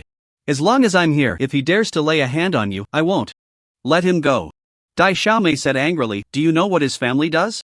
Do you understand how extensive their connections are? You're just asking for trouble. Please don't get into that kind of foolishness for my sake. In the future, okay? I don't want to see you get hurt. It's hard to fight against 4 fists with just 2 hands. And do you know what happened to those who bullied him before? Am I supposed to just watch him bully you? I can't do that. I'm not a coward. Even if something happens in the future, what can he do if he relies on me? If he comes at me a few times, I'll fight him back every time until he's scared." Chen Shen clenched his fists and said. Dai Xiaomei, with red-rimmed eyes, replied, "I just don't want to see you get hurt." Chen Shen also realized that his tone was a bit too harsh. "Alright, don't worry. I didn't mean to be harsh with you. Just now, I was just a bit upset. Thinking about what just happened makes me want to beat him to death. How dare he grab your hand? That's really bold of him. I even thought about chopping off his hand. But the way I beat him up was already quite lenient." However, the people around were mocking Chen Shen for what he said, saying that he was just calling it a beating, scaring the other party so much that a few of their bones were probably broken. They probably would have to stay in bed for a while, just wait for his family to come find you for revenge. Those people didn't want to hear anything more and hurriedly left, fearing that Chen Shen would cause them trouble. But how could the Huai family's business be so big that he would lie in bed forever because of such a small injury?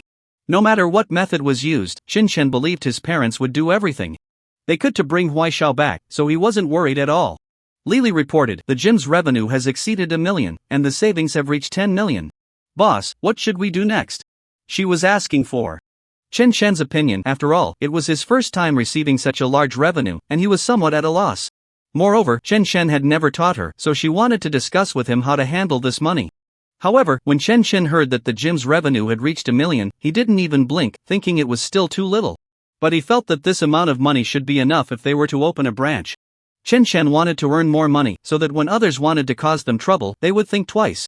So Chen Shen replied, "You don't need to worry about this, I'll handle it." Chen Shen planned to open a third branch. After all, there were only 2 gyms now, which was too few. If he wanted to expand worldwide, this amount of money was clearly not enough. Chen Chen wanted to open more branches to earn more money. This time, the area of the new store was twice that of the previous 2. He went to check the shop and found the owner selling it at a low price. Chen Chen observed and found no issues, and with a wave of his hand, he bought it.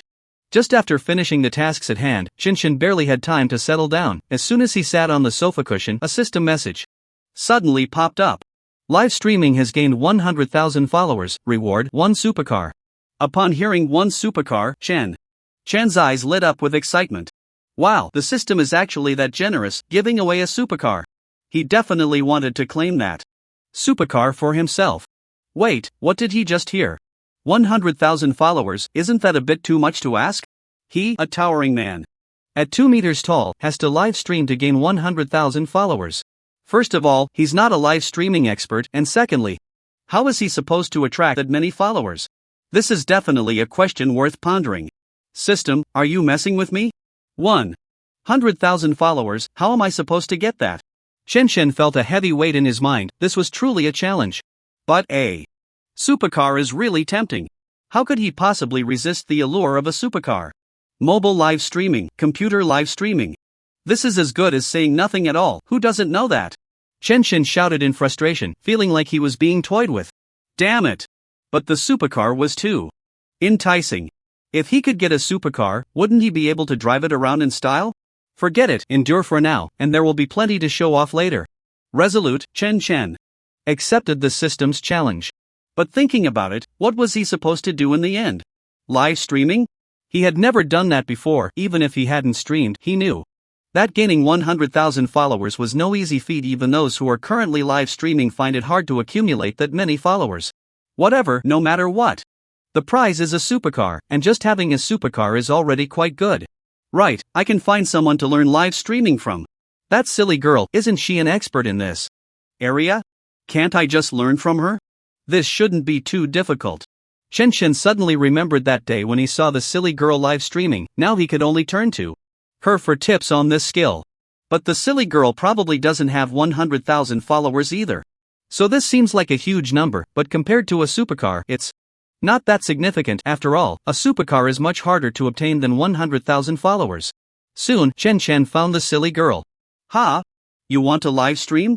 The silly girl scrutinized Chen Chen carefully. She didn't think he was incapable, just found it a bit unbelievable, especially since Chen Chen was such a big guy. At first, she was startled by him, and if he were to live stream, many people would likely react the same way she did. The silly girl was surprised for a while before finally realizing she shouldn't have that expression. It was too unfair to Chen Chen, especially since such an expression could easily be interpreted as discrimination against him. No, that's not what I meant. The silly girl, afraid of being misunderstood by Chen Chen, quickly explained. She had also been surprised for a moment, but then quickly recovered and said, "You want to live stream? I'll teach you. I'll set up an account for you first. You'll need to get it verified, and then you can start streaming." But what kind of live streaming do you want to do? Food blogger? Gaming blogger? Or some other type? You need to find a niche for yourself and develop a style that people will remember, so you can gain followers. The silly girl didn't know why Chen Chen suddenly wanted to start live streaming. She found it quite strange, but since Chen Chen didn't tell her, she felt awkward asking him. Style? What does that mean? What kind of style suits me? Chen Chen really had no idea what kind of style he was suited for. It couldn't be something like a macho man. Could it? Right now, it seemed like that was the only label he could fit. Although this is not what he wanted the most, it is the only title he can currently attain. Aside from his tall stature, which might attract the attention of others, he has no other redeeming qualities.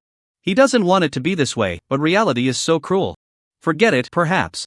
This height is the only thing that can draw others' attention.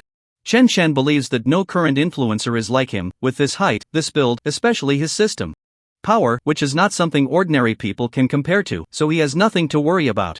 Day's little sister nodded in agreement. She originally didn't dare to say it, feeling a bit embarrassed and thinking it might be offensive, but since Chen Chen was so clear about his own perception, there was no need for her to speak up. She had been hesitating about how to bring this up, but since Chen Chen expressed it himself, it wouldn't offend anyone. Soon, Day's little sister helped Chen Chen set up his account. Do you want to give it a try? I'm really looking forward to it. I want to see what you will stream, she said, purely out of curiosity. I actually want to watch your stream. Chen scratched his head. He didn't know how to stream, but he had seen Dazed Little Sister's streaming scenes before, so it shouldn't be too difficult. As long as he learned some of the phrases Dazed Little Sister usually uses or some of her actions, he might just gain his first fan. Don't ask why it's the first fan, after all, starting anything is hard. As long as he takes the first step and gains that first fan, the rest shouldn't be too much of a problem. Okay, I'll give it a try. You can help me keep an eye on it. I still have a lot of questions to ask you. After all, he wasn't skilled in this area and wasn't familiar with it, fearing that he might not know what to do during his first live stream and end up making a fool of himself. At first, there weren't many people in the room, but after Dazed Little Sister connected, the number of viewers in the live stream started to rise. However, the fan count was still in single digits, which worried Chen. What kind of live stream is this? Dazed Little Sister is here too? What is this big guy doing?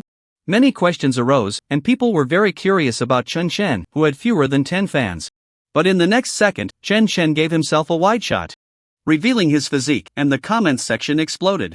What the hell is going on? How tall is the host? Why does he look like a giant?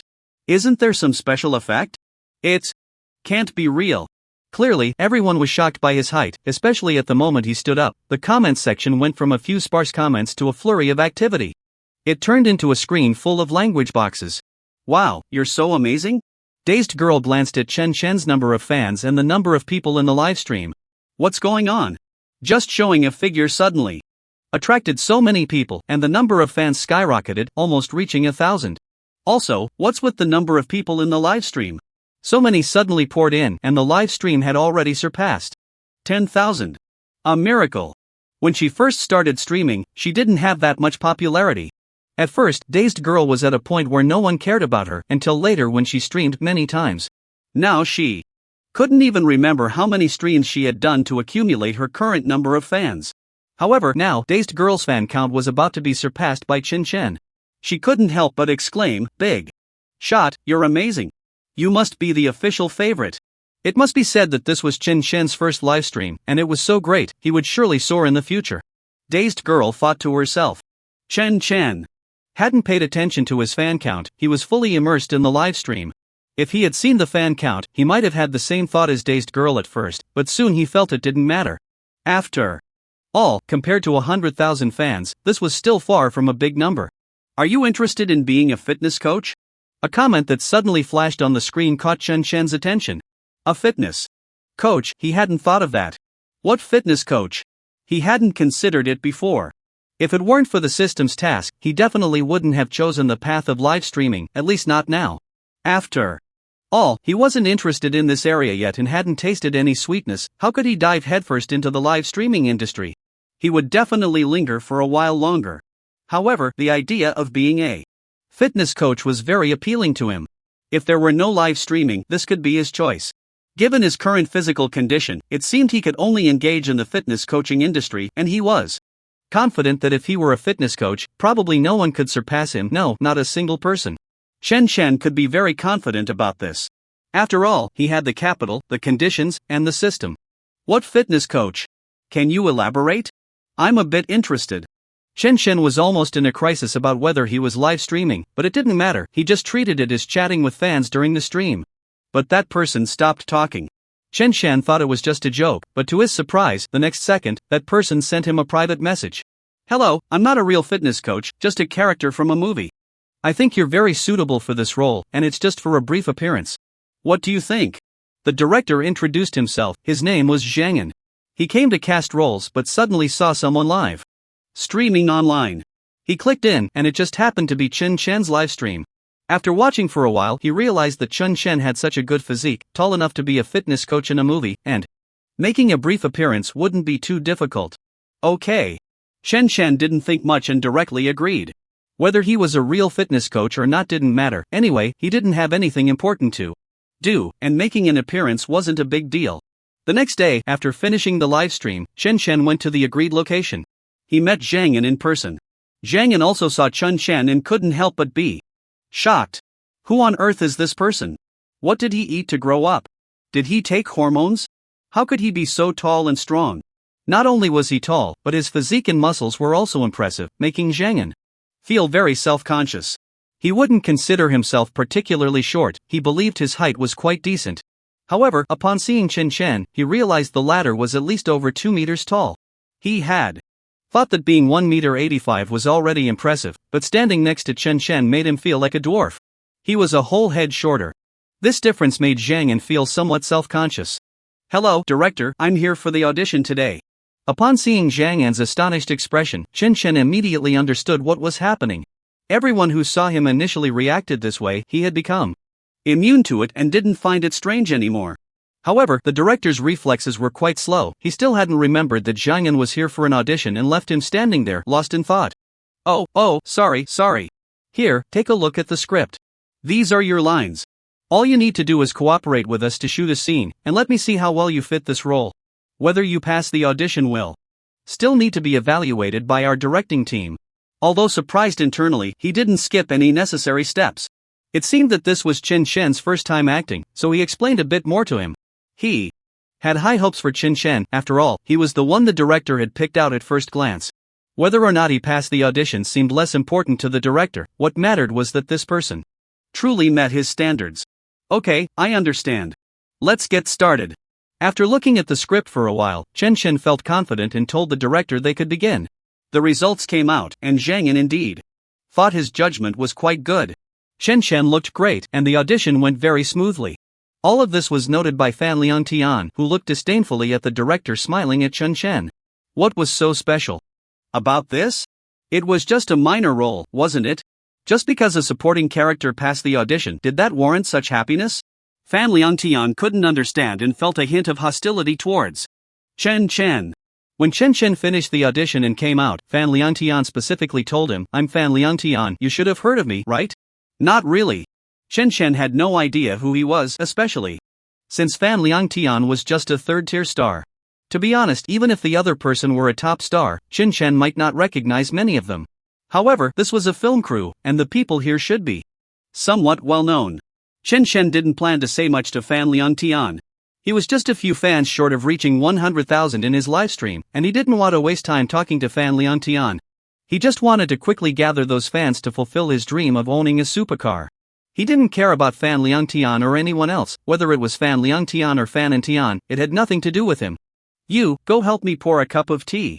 Fan Liangtian was sitting in an old-fashioned armchair with his own sunshade. At first glance, he did seem quite impressive. But why did he think he could give orders to Chen Chen from such a high position? Chen Chen immediately felt displeased. He had thought Fan Liangtian was just an ordinary passerby, but he never expected that the other party would start bossing him around. Was Fan Liangtian some big shot or something? Chen Chen didn't believe in any big shots. At this moment, being asked to serve tea, what did that even mean? He was here for a fitness coach interview, not to serve tea to some unknown person. Why should he be ordered around like that, especially in such a disrespectful manner? He was not Fan Liangtian's little follower or assistant. Why should a random passerby be allowed to give him orders? What kind of reasoning was that? Why? I refuse. Chen Chen would not bow to this dark force, and besides, in his eyes, this thin and weak Fan Liangtian was nothing special. Just an ordinary person, with no reputation or fame that he recognized. What mattered to Chen Chen was strength, and it was clear at a glance that Fan Liangtian was not his opponent. In fact, he probably didn't even count as one. This wasn't Chen Chen looking down on Fan Liangtian, it was just stating the truth. You. Fan Liangtian was thoroughly enraged. He thought to himself, although he wasn't a big star, he was at least a third-tier celebrity, while this tall and strong man was nothing. Just taller and a bit more aggressive. Fan Liangtian still believed that Chen Chen was just a background actor coming for an audition, and he didn't take him seriously at all. You are just a background actor, what right do you have to say no to me? Do you have any exceptional abilities? Then show me, let me see what makes you special. You, a mere background actor, dare to talk to me? A third-tier celebrity, like that? Count your fingers and weigh it well, who is better, you or me? Fan Liangtian couldn't stand Chen Chen's behavior and started to belittle him, describing how contemptible and weak he was. However, what he didn't realize was that Chen Chen was not from the entertainment industry at all, he was at most a live streamer. Moreover, he regarded Fan Liangtian's provocation as nothing, just a dog barking at him. It doesn't matter what you say. Chen Chen glanced at his phone. Wow, the number of fans had reached, so he didn't need to waste time chatting with Fan Liangtian. He could leave here with his supercar soon. Chen Chen smiled, completely disregarding Fan Liangtian's provocation, and mockingly said to him, I'm leaving, you can keep playing your lord here. The number of live stream fans has reached 100,000, mission accomplished, Chen Chen has received a supercar. The system popped up, and this time it was a good thing. Chen Chen quickly got the keys to the supercar, which appeared before him. Chen Chen got into the supercar, ignored Fan Liangtian, and drove away. What? That car he was driving is a supercar? How is that possible? Isn't he just a background actor? Have background actors become so impressive these days? This is impossible, there must be some mistake. How could he be? No way, could he not be a background actor? Is this person connected? Damn, he hadn't thought of that earlier. If he was connected, then the directors earlier fawning over him could be explained. It turns out that this arrogant extra was not just a small role, the other party actually had this ability. Suddenly, Fan Liangtian felt a blow to his confidence. Why could a mere extra drive a supercar? No, he wasn't just an extra, he must have some connections. Now Fan Liangtian was even more certain. Chen Chen, who had already obtained the supercar, had long forgotten about Fan Liangtian and Fan Tian. Now that he owned a supercar, it was a completely different change. Finally, he had gotten the supercar he had been dreaming of. System, I love you so much. At first, he had been complaining about the system making things difficult for him, but in the end, he realized that what others couldn't give him, the system could provide, like this supercar and his strength, all granted by the system. His understanding of the system had become richer. It turned out that it wasn't there to make things difficult for him, but to save him. Chen Chen arrived in the supercar at the dormitory building, and everyone inside saw how impressive he looked when he came. That supercar, with a drift, was simply perfect, making the three people in the dorm jealous of Chen Chen. Chen Chen, you little brat, how did you get a supercar in just a few days? What luck did you have, and why didn't you bring your brothers along? Seeing Chen Chen's supercar, they couldn't help but touch it, the quality was worthy of its price. No wonder it was a priceless supercar. However, this kid Chen Chen really had become wealthy all of a sudden, driving his supercar out of nowhere, while the three of them lived like losers, wanting for nothing and only feeling envious. Never mind, you guys don't need to ask. Just consider me the nouveau riche you talk about. Indeed, he was no different from a nouveau riche now, they were both like that, but after all, he had achieved this through his own efforts, so it wasn't something disgraceful or shameful. Alright, no more questions. They didn't press further, although they were envious, Chen Chen was still their good brother, and they definitely wouldn't make things difficult for him. Besides, having a nouveau riche like Chen Chen as a brother was their good fortune. Come on, take us out to play. We've never been in a supercar. Yeah. How about you let me drive? I can take you out for a spin in this supercar, what do you think? My driving skills are great, don't doubt my abilities. Forget it, Wang Gong. With your skills, you might end up wrecking Chen Chen's car, and even if you went bankrupt, you wouldn't be able to pay for it. Because of Chen Chen's sports car, the few of them were all excited. Alright, then let's go have some fun at the nearby club. Chen Chen also came back to show off a bit, his purpose has been achieved, and now it's time to display their brotherhood. He can't arrange a sports car for everyone, but he can treat them, let's consider it a celebration for him getting this supercar today. Sure, Chen Chen, you're a good brother. It's settled then, you're paying today. The brothers have been so broke lately that they can't even afford a meal, living on instant noodles in the dorm every day, and they're sick of it.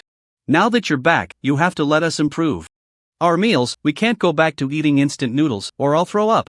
Chen Chen got into the supercar, pointed to the back seat, and said grandly, alright, get in. Today, I'm treating you all to a feast, let's improve our meals so you guys don't starve in the dorm and then say I didn't take care of you. Chen Chen took the three of them to a nearby club. As soon as they entered, he heard a familiar voice that made him stop in his tracks. The three saw Chen Chen standing at the door of a private room, frozen, and they were puzzled, moving forward to ask, what's wrong with you? Didn't you say you were going to take us to improve our meals? Why aren't you moving? Did you suddenly run out of money? But it didn't seem likely, he had a supercar, so he shouldn't be short on cash. Could it be that Chen Chen was trying to back out of paying? That wouldn't do, even if they had to drag him, they would make sure he went in. Shoo! Don't talk, listen. It's not that, it's just that Chen Chen heard a voice similar to that of the girl he liked, but how could she possibly be here? This made Chen Chen stop, he stood outside the room, listening to the commotion inside, and the more he listened, the more it sounded like her. Could it be just a coincidence? Moreover, why did he feel like she was in danger? Especially given her current situation, it sounded really bad, and he could tell just from the voices. Girl, why aren't you coming over to drink with your brother? Are you going to go against your boss's words? Aren't you afraid? A male voice came from inside, and as soon as he heard it, Chen immediately felt that the girl was in danger. No, it was more like she was being coerced. He couldn't wait to go in and see what was happening. However, the three people beside him didn't know the relationship between the two and thought Chen was just trying to meddle, quickly stopping him. Hey, are you out of your mind? You can't just rush in without knowing the situation. Aren't you afraid something might happen? Can you take it easy? You promised to take us out to improve our meals, so don't go stirring up trouble. Be careful not to bring disaster upon yourself. The three kindly pulled Chen back. Just as he was about to rush in, he was held back and missed an important opportunity. He also heard the girl's voice. I'm not here to drink.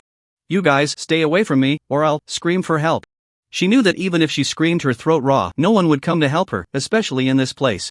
But looking at the burly men in front of her, she didn't want to stay even a moment longer. If it weren't for her moment of confusion leading her into this trap, she wouldn't have to endure such humiliation in this awful place, having to watch others' faces and listen to them.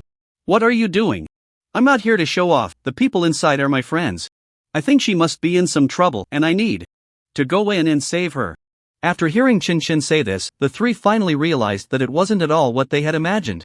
Alright, Chen is alone, his chances should still be quite high. After all, this big guy Chen can take on several people by himself.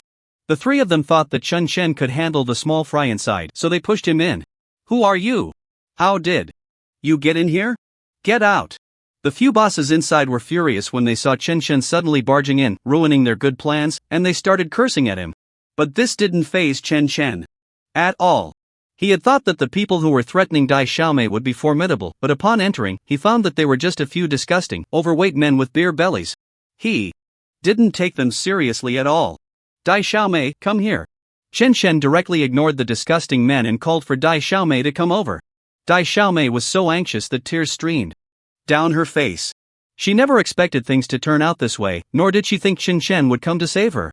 She felt very touched. What do you think you are? How dare you ignore me? The men couldn't hold back anymore. This tall guy came in and started bossing them around. The few big bosses couldn't stand it and began verbally attacking Chen, but it was useless. Dai Xiaomei still hid behind Chen. With him there, she didn't have to fear these fierce old men because Chen was even more fierce than they were. This much Dai Xiaomei could trust completely. What am I? Well, let you see what I am today. Without saying a word, Chen stepped forward and gave a good beating to the old men who wanted to force Dai Xiaomei to drink with them. Even with several of them together, they weren't a match for Chen, they were just paper tigers. They really just grew fat for nothing. He hadn't even taken long to beat them all. Although he didn't go all out, these men definitely wouldn't dare to trouble Dai Xiaomei for a while. After driving the men away, Chen turned around and asked Dai Xiaomei, how did you end up here? And how did you get mixed up with these guys? They clearly aren't good people, girls should be more careful outside. Seeing that Dai Xiaomei was so anxious she was crying, he knew this wasn't what she wanted. Dai Xiaomei wasn't the kind of girl who didn't value herself, so there must be something going on. The person in the middle is the boss of this club. I was forced into it. Dai Xiaomei briefly explained her situation, feeling embarrassed as she spoke, especially since someone had caught her in such a foolish act. But if it weren't for Chen today, she would definitely be. You can terminate the contract, you don't have to force yourself to stay in that place. Chen couldn't understand why Dai Xiaomei would endure so much pain staying there, yet still choose to remain. What could be the reason? Could it be that there was something unspeakable? Looking at Dai Xiaomei's expression, it seemed he had guessed. Right. Dai Xiaomei sighed, she didn't want it to be this way, but she felt she had no choice. The penalty for breach of contract was simply too high with her current salary. She couldn't afford it at all. The penalty is too expensive. With my current salary, I can't possibly pay it, but I don't want to stay in this place anymore. After what happened today, she deeply felt how foolish she had been to sign a contract with this terrible place, which now caused her constant worry, being subjected to manipulation, and fearing that one day she would be forced to accompany clients like today. This was a heartless place, a place that devoured people, and unfortunately, she had been trapped from the very beginning. Don't worry, I'll take care of this. I think this matter is definitely not simple. Just from the actions of those people earlier, I feel there must be something fishy going on. Don't even mention the penalty, in the end, they might even have to compensate you. Chen Chen realized that this was definitely not a legitimate business. If that was the case, he also had a chance. That night, Chen Chen secretly investigated the club's owner. Sure enough, he was shocked to find that the owner was deceiving streamers into collaborating with him. No wonder there were cases like Dai Xiaomei. It seemed this club owner wouldn't last long. Soon, he contacted those deceived streamers, added their contact information, and pulled them into a group. What kind of group was this? Who created it? Chen Chen counted the number of people. It was just right, 15 in total. It seemed these 15 people, along with Dai Xiaomei, had all been tricked by the heartless club owner. There were only so many people in the records. However, this was still a considerable number, enough to take down the club owner. Everyone, listen to me. I understand your current situation. The club owner has deceived you into this trap. Don't you want to fight back? Are you willing to be fooled by the scumbag? To be threatened every day with contracts and penalties to do things you don't want to do? Girls, the most important thing is to protect yourselves. You are now trapped in this pit, but there is still a chance for self-rescue. So, will you choose to stay in this dark den or escape and return to a normal life? I believe you were all deceived and want to leave this dark den, letting this scum of society receive the punishment they deserve. Chen Chen sent several messages, and the group instantly fell silent. What was going on? It shouldn't be like this. Chen Chen looked at his phone, refreshing it repeatedly, and finally, the group became active again. All the streamers chose to file a joint lawsuit against the club, and they all had corresponding evidence. Soon, the club owner was arrested, and they gained their freedom. Dai Xiaomei, what are you going to do in the future? What are you planning? Terminating the contract means you won't be able to make a living at the club. Although it's a place you want to leave, once you truly leave, you have to plan for the future, right? Dai Xiaomei had also thought it through. She planned to stay on the streaming platform anyway, as the work at the club didn't affect her streaming career. I still need to stay on the streaming platform to stream. By the way, tomorrow, I want to do an outdoor stream. Do you want to come along? Dai Xiaomei looked at Chen. Chen, if he went with her, she would feel safer. Otherwise, she didn't know if she would be scared away while streaming in that place. What place? Chen Chen has now developed an interest in live streaming, especially after acquiring a supercar from his last stream, which has sparked his enthusiasm. He is truly growing more passionate about live streaming. Dai Xiaomei thought for a moment. This time, they definitely need to find a more eye-catching location. Right, didn't they say they would do an outdoor live stream? Let's go somewhere in the wild, preferably a rather scary place. Recently, there have been rumors about an old residential area online, which has attracted a lot of attention. This might be a good spot. Let's go to that old residential area that's been trending lately. It's really eye-catching. If we stream there, we should be able to gain some followers. Dai Xiaomei is now fully focused on her live streaming career. Chen Chen is no longer a newcomer, he's practically a veteran now, with his follower count already surpassing 100,000. She feels that the gap between her and Chen Chen is growing wider. Alright, let's go to that place. Chen Chen doesn't mind. After all, he's not afraid of anything. If danger arises, he has the system to rely on, so it's not a big deal. Besides, Dai Xiaomei said that place is very popular, and if they go, they will definitely attract followers. So, let's head to that old residential area. The two of them sneaked into the old residential area in the middle of the night. Since it had been abandoned for a long time, all the rooms were in disrepair, with dust everywhere on the tables and floors, and thick spider webs, even some unspeakable things. When Dai Xiaomei started the live stream, she was startled by her own reflection on the screen. Because she was scared and it was too dark to see the room, she brought a flashlight. Is this the haunted old residential area that's been trending recently? So excited. Blogger, be careful. Watch out for a ghost suddenly popping out. You're so cute, it might scare you to death. Blogger, don't cry from fright. Many viewers, seeing Dai Xiaomei's scared expression, suddenly shifted their focus from the recently rumored ghost to her half-crying face, finding it even more captivating than the ghost itself. Chen Chen went to check other rooms. Being tall and bold, he casually looked around and unexpectedly discovered that one of the rooms was surprisingly clean. This place had been abandoned for so long, how could there still be signs of someone living here? Impossible. There can't be any ghosts here. It might just be a marketing tactic. Ding, system task, destroy a low-quality food processing factory, reward, a villa. Chen Chen received this task and instantly perked up. No wonder he felt something was off, now he understood. And a villa as a reward? Isn't this just a prophet? It looks like a very eerie place. My dear little sister won't run into any trouble, right? I'm so angry, how could you bring me to such a place? So exciting, streamer, let's go. Let's see what's inside. I feel like this place looks familiar, like it's near my home. There's always some noise at night, it really scares me, and I've heard that this place is haunted. Is the upstairs really haunted? Don't scare me. Goodness, it's the 21st century, there's no such thing as ghosts, I don't believe it. Speaking of upstairs, there really are ghosts in this world. This factory has had haunting incidents before. I can't go into detail, but you can message me privately. If you're interested, add me on WeChat. Soon, that phishing comment from upstairs was deleted by the moderator. It was clearly just someone trying to fish for reactions. A quick look at their WeChat shows they're not up to any good. After scrolling through the comments in the live stream, for a while, little sister felt very scared. Although she didn't want to believe that this factory was haunted, it was too dangerous to be here at night with a man. But for the sake of her live stream's popularity, she persevered. She took a few steps forward with Chen Chen and then stopped. It turned out that Chen Chen had stopped first. When little sister focused her gaze ahead, everyone in the live stream could see what was in front of them. What a terrifying scene it was. The factory floor was damp and eerie, and on that wet ground appeared a white, bony object. Upon closer inspection, she found that it had a hollow inside.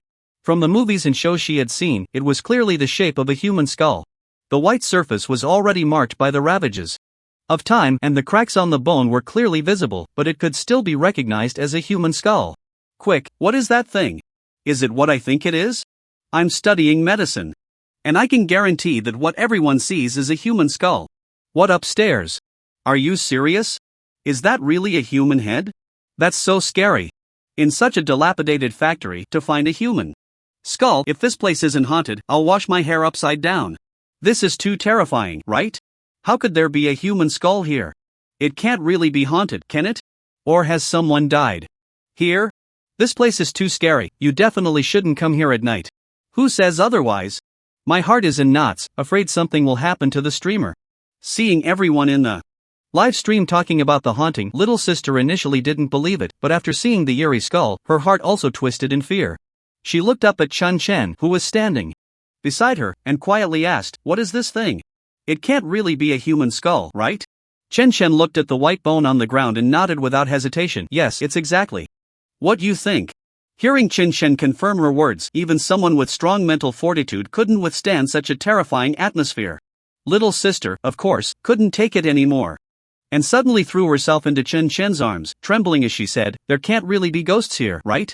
I'm so scared." With such a beauty crashing into his embrace, Chen Chen felt quite fortunate.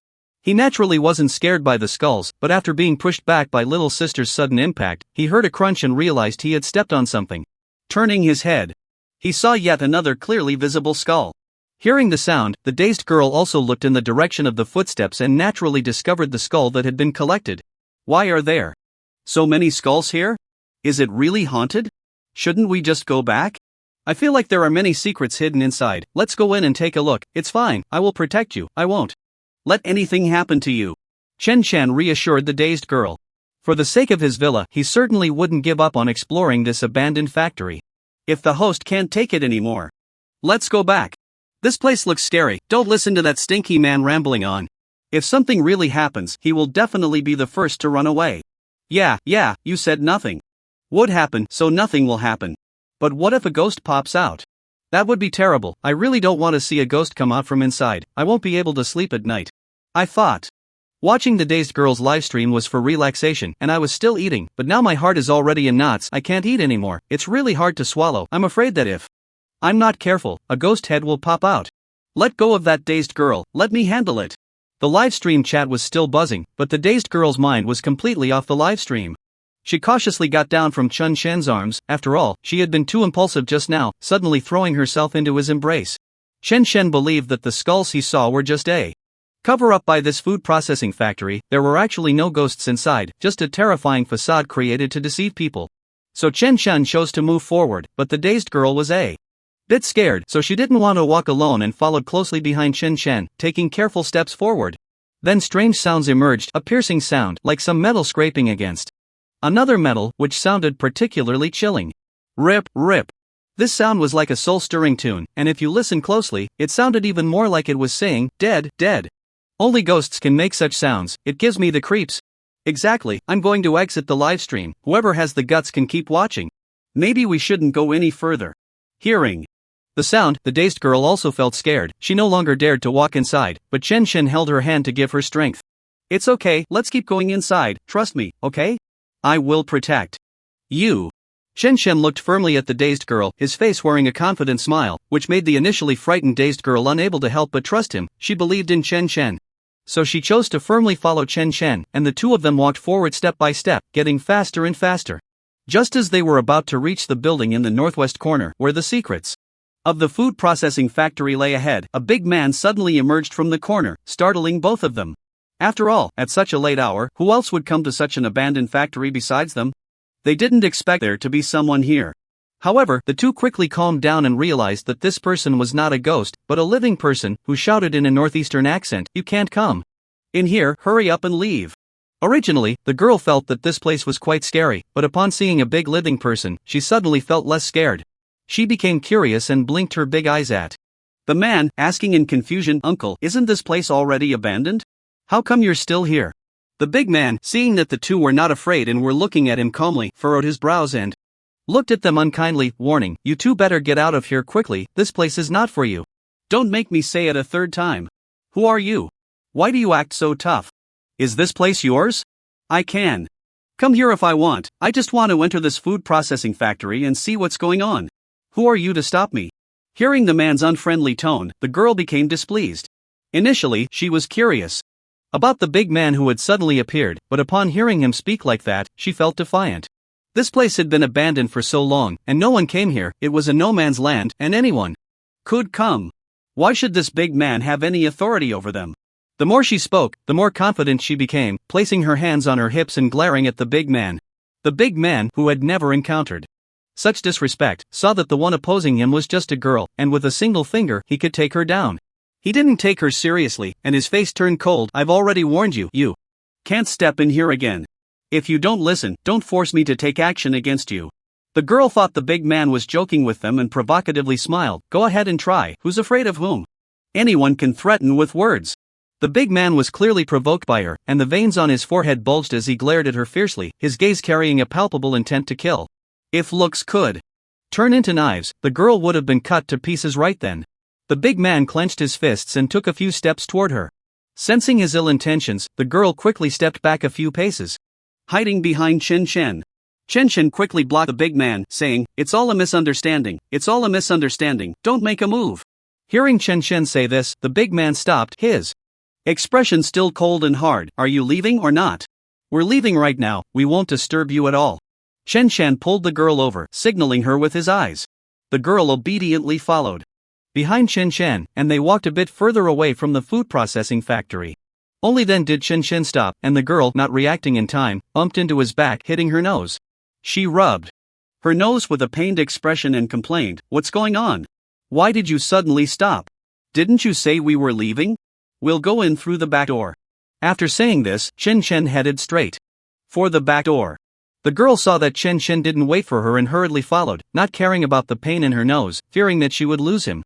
Entering through the back door, they tried to stay hidden, avoiding being seen by the big man, and quietly made their way back into the building in the northwest corner. The two entered the building and found it was different from what they had imagined. It was supposed to be an abandoned food processing factory, but inside they discovered things that shouldn't exist in this factory. As they walked in, it was too dark to see clearly, but they could make out a group of people gathered around making something. Because they were too far away, they could only vaguely see some dirty oil being processed into another type of food by those people. DUI. Xiaomei couldn't help but tug at Chen Shen's sleeve. "What are they doing? They can't be making junk food with gutter oil, can they?" Although her voice was not loud, Chen Shen was afraid that DUI Xiaomei's voice would be heard by those people, so he quickly covered her mouth, signaling her to be quiet. Seeing Chen Shen gesturing at her, DUI Xiaomei understood his meaning and obediently closed her mouth. Fortunately, the group making junk food with gutter oil didn't pay any attention to the commotion on this side. Instead, because the big man from earlier had come in and told them someone had been there, a few of them started chatting. "Just now, a man and a woman were wandering around near our workshop. I barely managed to send them away. I'm worried that our activities here will be discovered, so we need to pack up quickly after we're done today. We mustn't let anyone catch us. The one speaking was the big man from the entrance, his face dark and his expression unclear. Aren't we doing fine? And haven't we already spread the rumor that this place is haunted? How can anyone still dare to come here? It's ridiculous. The group making the food stopped and spat on the ground, looking quite impatient. After all, if this small workshop was discovered, their source of income would be cut off, and cutting off someone's livelihood is like killing their parents. How could they swallow this anger? At that moment, Chen quickly took out his phone and recorded evidence of them making junk food with gutter oil, capturing their conversation on video. However, since the distance was too far, many of the images couldn't be captured clearly, so he had to move closer. Only by getting clear evidence could he completely expose this dark food processing factory. You stay here, I'll go up front to take evidence. Be good and don't make any noise, Chen whispered in Dui Xiaomei's ear, then stood up and walked forward. Chen moved closer to the group, taking out his phone to film. He hid well in a corner, so the entire process of them making junk food was thoroughly recorded. After finishing the evidence, Chen was about to leave when Dui Xiaomei accidentally bumped into a nearby tin can, making a crisp clang sound. The commotion was too obvious. The group that had been chatting suddenly turned alert and looked towards the dazed girl. The big man shouted, "Who is it?" Chen slapped his forehead. Everything had been going smoothly, but now, at the last moment, there was a disturbance. He ran towards the dazed girl and said, "Run!" The dazed girl was also startled by the noise she had made. She hadn't meant to, but after squatting for a while, her legs had gone numb, and when she stood up to stretch, she accidentally bumped into something nearby. Seeing her standing there for a long time without moving, Chen felt helpless as he watched those people approaching them.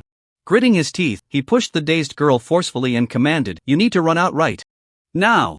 Don't worry about me, I can handle everything." "Fine, then I'll run out and call the police to help you." The dazed girl snapped back to reality, realizing that their situation was dire. If she stayed there any longer, she would only drag Chen down with her. So she hurriedly ran in a direction, not looking back. Meanwhile, Chen was surrounded by the group of big men. Some had wanted to chase after the dazed girl, but she had run too fast, and it was already too late to pursue her. So, they simply formed a circle around Chen, not giving him a chance to escape. "You better call your companion back right now, or don't blame us for being rude," the leading big man threatened, glaring at Chen. Unexpectedly, the two people they had told to leave had tricked them and sneaked in, discovering their use of gutter oil to make junk food. They couldn't let either of them go, otherwise, their operation would be exposed. Why should I listen to you? Since she has run out, none of you can escape. Chen smiled confidently, holding evidence against these men. Soon, he would bring them to justice. "Brothers, why are we wasting time talking? If we don't teach this kid a lesson, he won't listen to us. Let's beat him up first, then make him call that girl back," one of the group suggested. This quickly received a response from the gang, and a group of them looked at Chen with ill intent, picking up weapons and charging at him. A long wooden stick swung towards Chen's face, but he, tall and strong, remained unfazed, bending down nimbly to dodge it and swiftly neutralizing the attack. Then came iron rods and buckets of gutter oil, all thrown at Chen, while those without weapons swung their fists at him. Yet, Chen remained calm, skillfully weaving through the gaps among the crowd, and not a single person could harm him. This kid actually has some skills? The big men were surprised. They hadn't expected Chen to be trained. If he were an ordinary person, he would have been knocked down by now. So what if he's strong? With so many of us, we can definitely take this brat down. Everyone, go for it. The leading man, now blinded by rage, saw how difficult Chen was to deal with and became furious. With a command, a group of them lunged at Chen. They threw punches and kicks, disregarding their own safety. "Beat this kid to death, otherwise he'll leak our secret," the leader said, then walked towards their little workshop.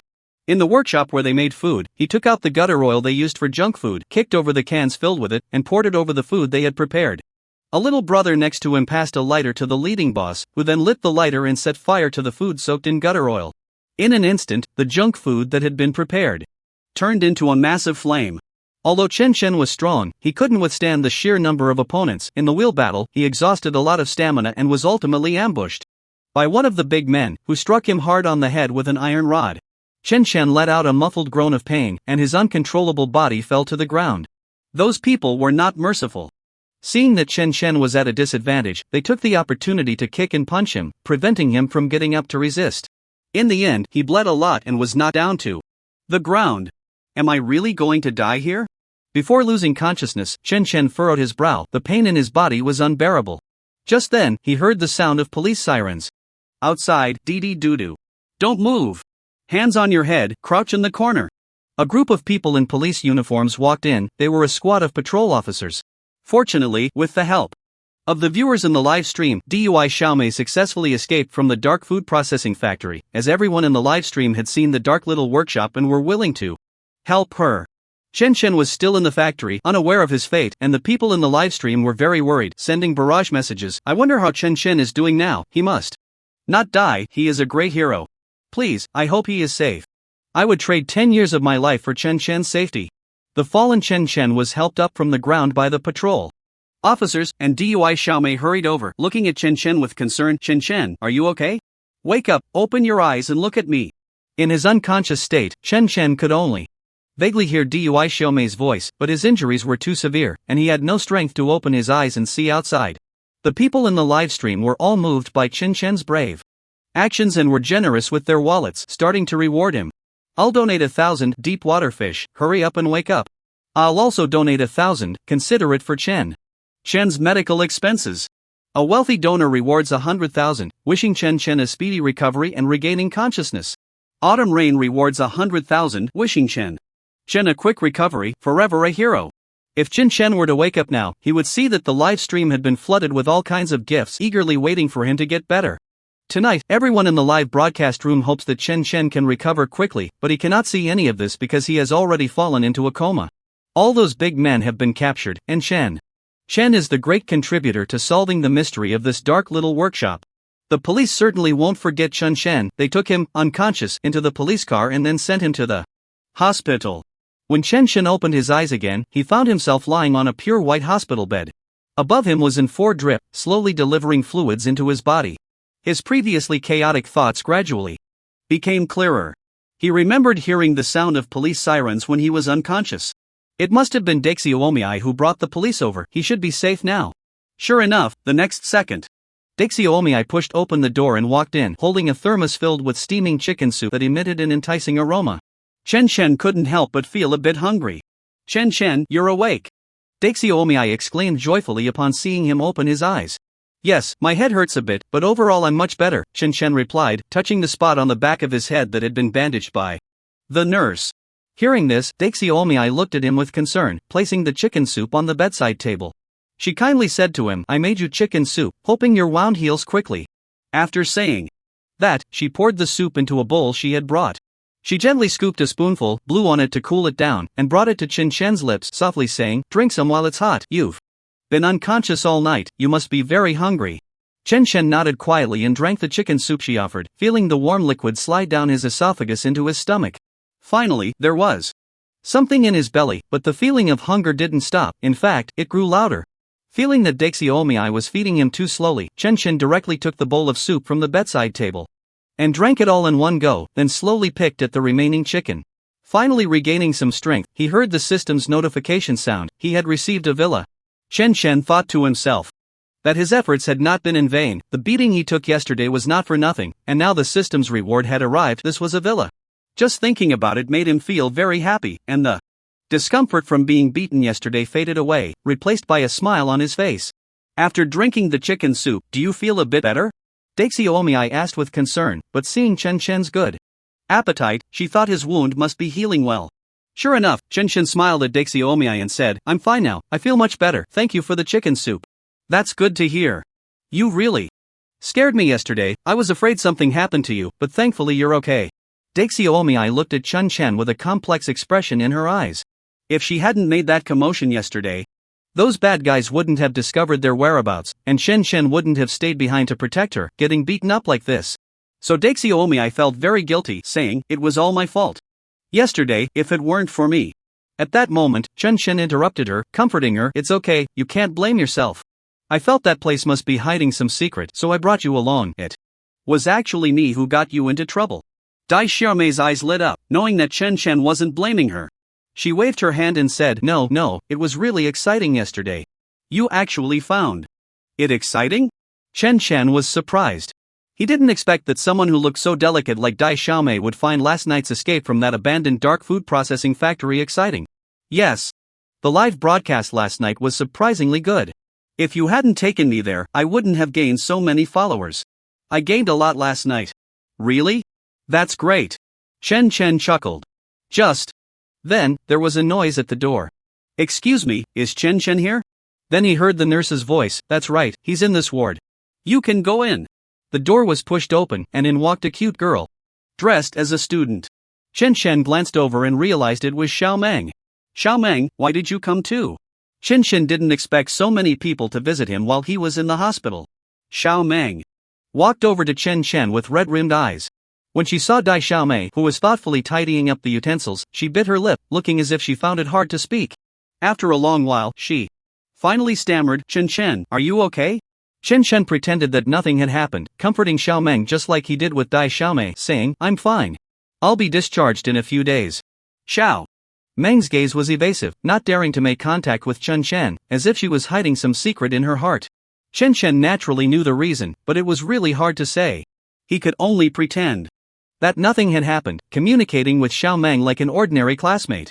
Dai Xiaomei, completely unaware of the undercurrents between the two, curiously asked, Who is this girl to you? She seems to care about you a lot. Chen Chen quickly explained to Dai Xiaomei, she's my friend. A few days later, Chen Chen's injuries had mostly healed, and the hospital doctor announced that he could be discharged. After lying in bed for so long, he was already getting restless. He just hoped to be discharged quickly, so as soon as the doctor said he could leave, he completed the discharge procedures and left. Back at school, Chen Chen naturally attracted a lot of attention, especially from teacher Shan Shan, who specifically called him to her office. Chen Chen, how is your injury healing? Teacher Shan Shan looked at Chen Chen with concern, her eyes filled with worry. Chen Chen was her student, and the school was quite concerned about his injury, specifically instructing her to take good care of him. Teacher Shan Shan, my injuries are fine now. I can return to school normally. Chen Chen spoke honestly, even showing teacher Shan Shan his strong muscles to indicate that he was really okay now. Only then did teacher Shan Shan feel relieved, and she brought up another matter. By the way, because of your outstanding performance, you are a great role model, and the school has decided to award you a scholarship. Scholarship? Chen Chen's eyes lit up upon hearing this. Teacher Shan Shan smiled and nodded, then took a piece of paper from her desk and handed it to Chen Chen. Please sign here. Chen Chen took the paper, which was clearly the approval form for the scholarship process. Without hesitation, he picked up a pen and wrote his name, Chen Chen, in a flourish. After finishing, he capped the pen and returned the paper to teacher Shan Shan. Teacher, I have signed it. Teacher Shan Shan took the paper, nodded, and handed him the scholarship money from her drawer. Make sure to keep this safe, don't lose it. Chen Chen nodded, stuffed the money into his pants pocket, and noticed her expression as she watched him. Teacher Shan Shan frowned slightly but said nothing. After receiving the scholarship, Chen Chen returned to the classroom. Most of the lessons for the day had already been covered, and the knowledge the teacher imparted was dull and tedious, already ingrained in his mind. Listening to the class was a painful experience for him. Thinking about the villa that was now his, Chen Chen couldn't wait to go check it out. After finally enduring until class was over, he quickly packed his backpack, hailed a taxi, and headed to the location of the villa as indicated by the system, ready to take possession of his new home. Arriving at the villa area he had never set foot in before, Chen got out of the taxi and looked at the luxurious villas, each with a 100-square-meter backyard, feeling extremely satisfied. Just then, he suddenly spotted a familiar figure. Wasn't that his classmate? They had just been in class together. How did they end up here? Chen Chen walked over to greet his classmate. Hey, what are you doing here?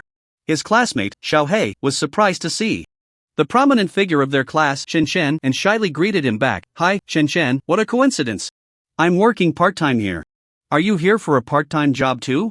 Upon hearing this, Chen Chen understood why he was there. Oh, so you're working part-time here. I'm actually going in too. Can you show me the way? Xiao He was taken aback but quickly realized that Chen Chen was new to this place, so he led the way as they headed to Xiao He's workplace. I've been working part-time here because my family doesn't have much money. The pay is better here, but the manager is really strict.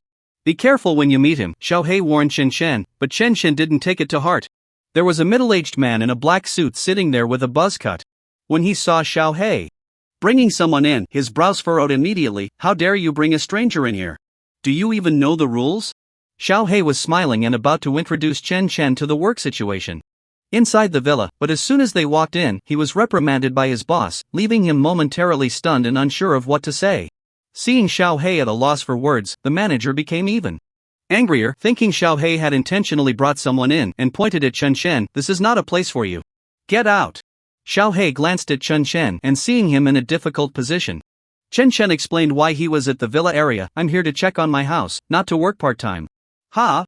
The moment he said this, not only was the manager stunned, but even his classmate Xiao Hei was taken aback.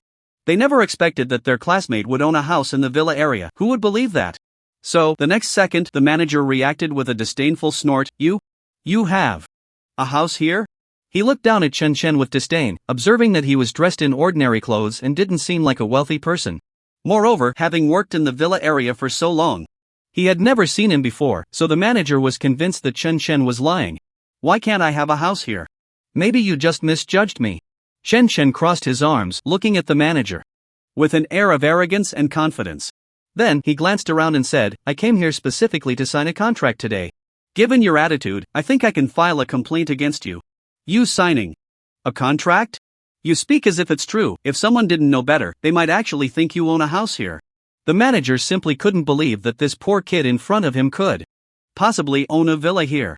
Those who could afford a villa here were either running companies or were wealthy bosses, all of whom looked quite affluent. How could someone who looked so obviously poor, like the person in front of him, possibly own one? Thus, the manager was perplexed by Chen Shen's attitude, thinking he was just pretending to be rich. The two people in front of him were merely a group of students. What could they do to him? Chen Shen looked at the manager, determined not to give up. He sneered and took out a contract from his backpack. He slapped it down in front of the manager. Just a second ago, the manager had been smugly saying that Chen Shen could never be the owner of a villa here, and the next second, he saw clearly that Chen Shen's name was written on the contract, along with the address of the villa. His pupils dilated in shock. He never expected that Chen Shen was the one who had bought the most luxurious villa in the area. After the villa was sold, they had been speculating about which mysterious big shot had purchased it. Who would have thought it would be this seemingly unknown student in front of him? The smug smile on the manager's face instantly froze. How is this possible? "Open your eyes and see clearly whether I am the owner of a villa here or not," Chen Shen said with a confident smile, his words dripping with sarcasm. At this moment, the manager fully realized that he had offended someone who could very well be a big shot. Always one to read the wind and adjust his sails, he quickly reacted, kneeling down with a thud, demonstrating what it meant to change one's face at lightning speed. "I was blind and didn't recognize the great mountain. I apologize to you." The manager's face wore a sycophantic smile, as if all the disdain he had shown Chen Shen before had never existed. Now, he had completely changed his demeanor, looking like a small dog yearning for its master's favor, placing himself in the most humble position. "Just treat me like a fart and let me go." Seeing the manager acting so sycophantically, Chen Shen decided not to hold it against him any longer.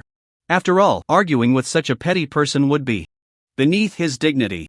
He brushed off the dust from his clothes and said, "In that case, hurry up and get the contract ready for me. I want to go see my house." The manager flattered him by taking Chen Shen's contract, quickly signing it and stamping it again. Soon, he completed the handover of Chen Shen's house and respectfully handed the villa keys to him, saying, "Here are the keys to your villa. Please take good care of them." Chen Shen nodded and took his keys, noticing his classmate Xiao Hei standing aside, dumbfounded. He waved at Xiao Hei. "Xiao Hei, come over here." Xiao Hei was still in shock, unable to process the fact that his former classmate owned a luxurious villa in the villa district. The manager, seeing Xiao Hei dazed, gave him a firm pat on the shoulder. "Have you forgotten all the rules I taught you? Whatever the owner says, you need to respond quickly. Don't just stand there." After being reprimanded by the manager, Xiao Hei finally snapped out of his shock and quickly nodded. Oh.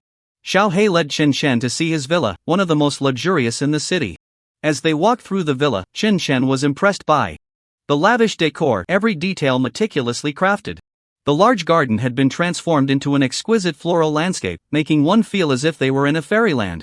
Upon entering his villa, Chen Shen was even more satisfied with the opulent furnishings.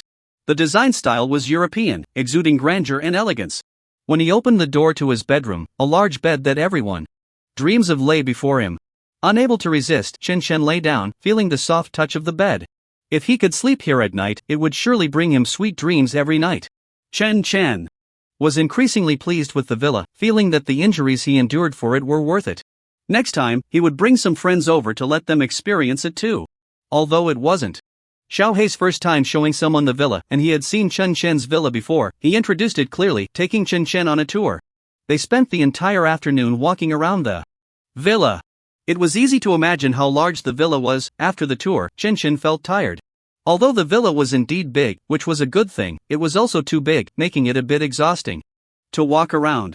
He preferred a more ordinary life, so Chen Shen returned to school, continuing his normal life, completely unrecognizable as someone who owned a villa. At that moment, the young master of Hui, whom Chen Shen had offended before, was plotting to frame him. He wanted revenge for the offense Chen Shen had caused him. In this campus, only he, the young master of Hui, could dominate. But then Chen Shen appeared, and Hui gritted his teeth. Chen Shen, I will not let you go. He called one of his underlings and gave orders. Wait a moment, call the Chen Shen over to the rockery. I have my ways to deal with him. The underling naturally obeyed Hui's command and did as instructed. After class, Chen Shen was sitting in his seat when a boy ran over, looking mysterious, and said, Xiange, I need to talk to you about something. Can you come with me? Chen Shen looked at the person in confusion, feeling he looked somewhat familiar, but he couldn't quite place who he was. It was only after being reminded by those around him that he realized this person was one of the little brothers beside Hui Xiao. Could it be that Hui Xiao had some devilish idea again? And wanted to take action against him? A glimmer of interest flashed in Chen Shen's eyes. He was naturally not afraid of Hui Xiao's schemes, so he followed Hui Xiao's little brother to the back of the rockery. However, when he got there, he did not see the group of people Hui Xiao had called, and even the little brother who brought Chen Shen here ran away immediately. Instead of seeing anyone else, Chen Shen encountered a girl. She was just average looking, with 2 ponytails, appearing to be an ordinary female student. When she saw him, her face was filled with terror, as if he were some heinous criminal. Why did she bring him here? Chen Shen was even more confused at this point. He looked around the back of the rockery again but saw no one else, just this girl. So, he casually struck up a conversation with her. Hey, classmate, have you seen anyone here? The girl shook her head and then began to take off the school uniform she was wearing. When Chen Shen saw this scene, he was dumbfounded, not realizing that the girl was plotting against him. He just stood there in a daze, shouting, Hey, classmate, what are you doing? This behavior isn't right. His intention was to stop her, but who would have thought that after she took off her clothes, she would actually walk towards him? Chen Shen did not expect her to do that. His eyes widened in shock. He stepped back a few paces, and the girl began to scream loudly, Ah! The sound was so loud that it nearly deafened Chen Shen's ears. The scream attracted a large crowd, most of whom were classmates who recognized the school's prominent figure, Chen Shen, and saw a girl without clothes beside him, so they excitedly took out their phones to start recording videos. Chen Shen realized he had been set up, but it was already too late. The girl spread rumors that Chen Shen had molested her, standing aside, crying and looking very pitiful. An indignant girl rushed forward and draped her coat over the girl who had fallen to the ground. The video was quickly posted online, and with Hui Xiao's push, it soon went viral. Hearing that Chen Shen had molested someone, the internet began to criticize his behavior, and some even recognized him as the person who had previously exposed the food processing factory case, leading to even more accusations against him. He had once been praised as a hero, but now Chen Shen had become the notorious pervert everyone wanted to condemn. In no time, the internet was swept up in this wave, and people began to attack Chen Shen. In the comments section below various videos attacking Chen Shen online, netizens expressed boundless sympathy and concern for the girl who claimed to have been harassed by him. In addition, there were scorn and curses directed at Chen Shen, and as time passed, this scorn and cursing not only did not weaken but instead intensified. After seeing all this, Xiao Meng could no longer bear it. She stepped forward without hesitation and retorted to the netizens without holding back, Chen Shen could never be that kind of person. Xiao Meng said this, and she truly believed it. There was no difference between the two. The time she spent getting to know Chen Shen was neither long nor short, but it was enough for her to seriously understand his character. Although Chen Shen was 2 meters tall, and anyone who saw him would feel intimidated, he was actually an exceptionally capable, helpful person filled with a sense of justice. Therefore, Chen Shen would never harass a girl. Someone must have deliberately framed him.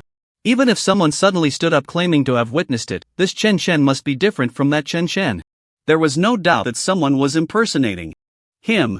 However, the netizens did not buy Xiao Meng's sudden retort. Instead, they were quite dissatisfied and quickly turned part of their anger towards her.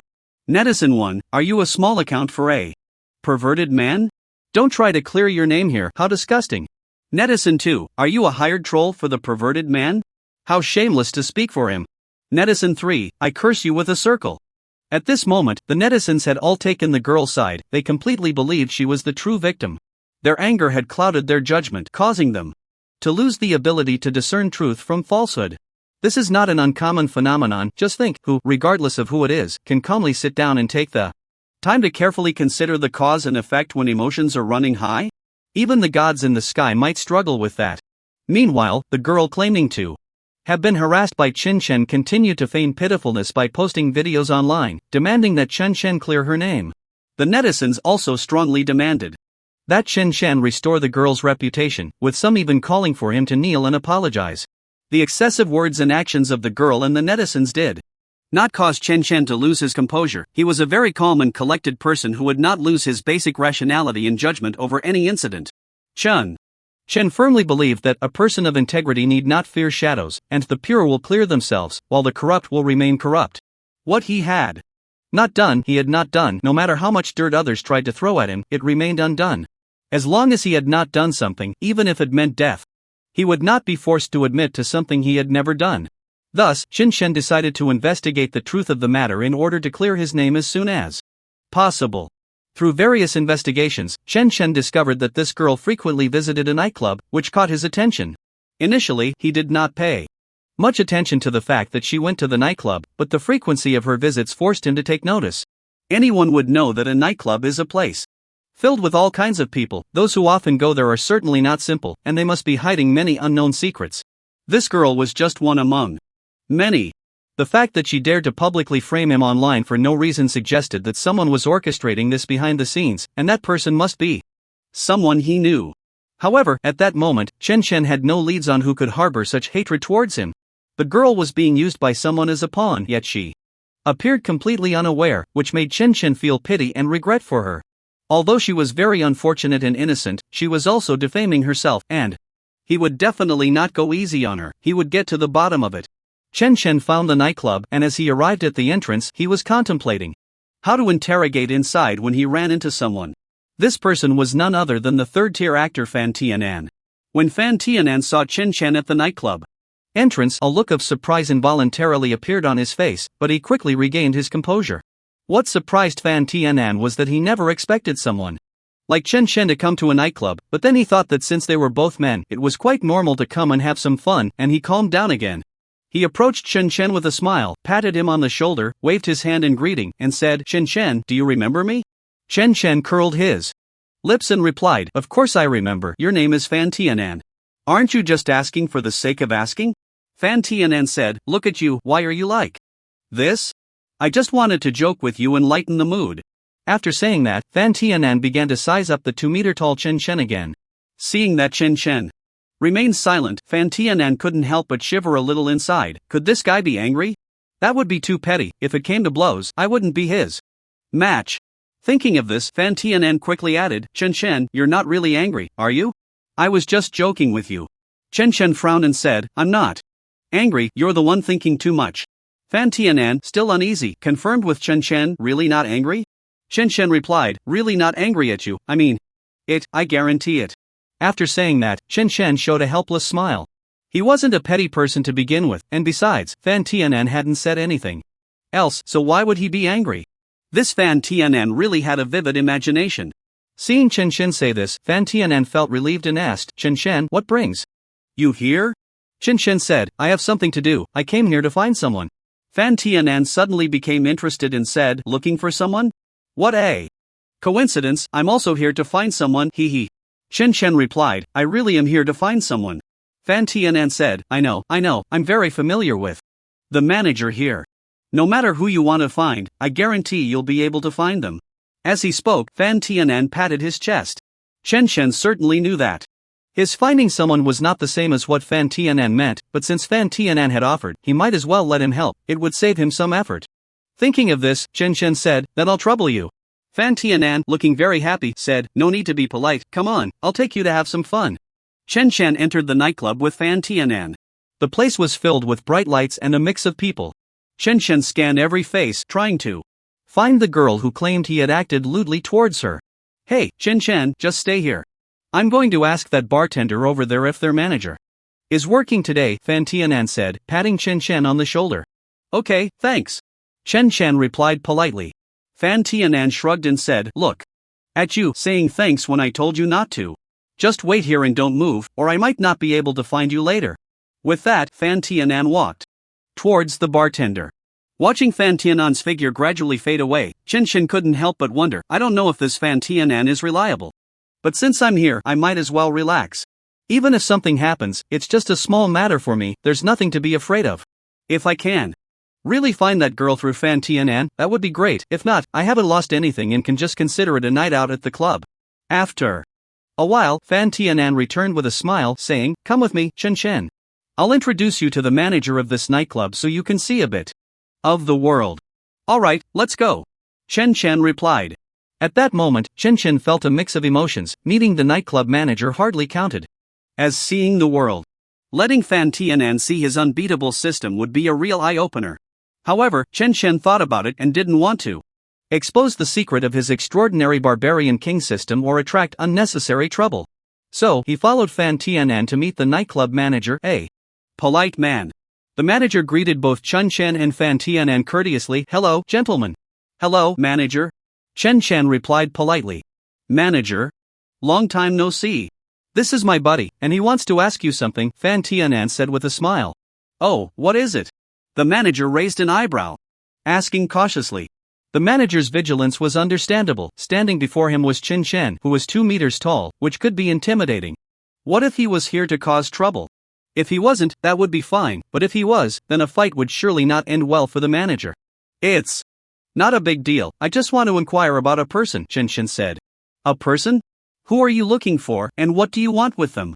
The manager's expression changed several times, looking quite grim.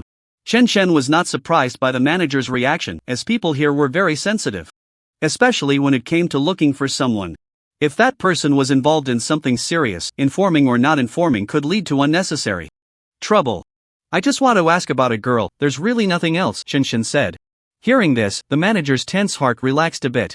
After pondering for a moment, he looked up and said, do you have a photo or something? Let me see if I recognize her.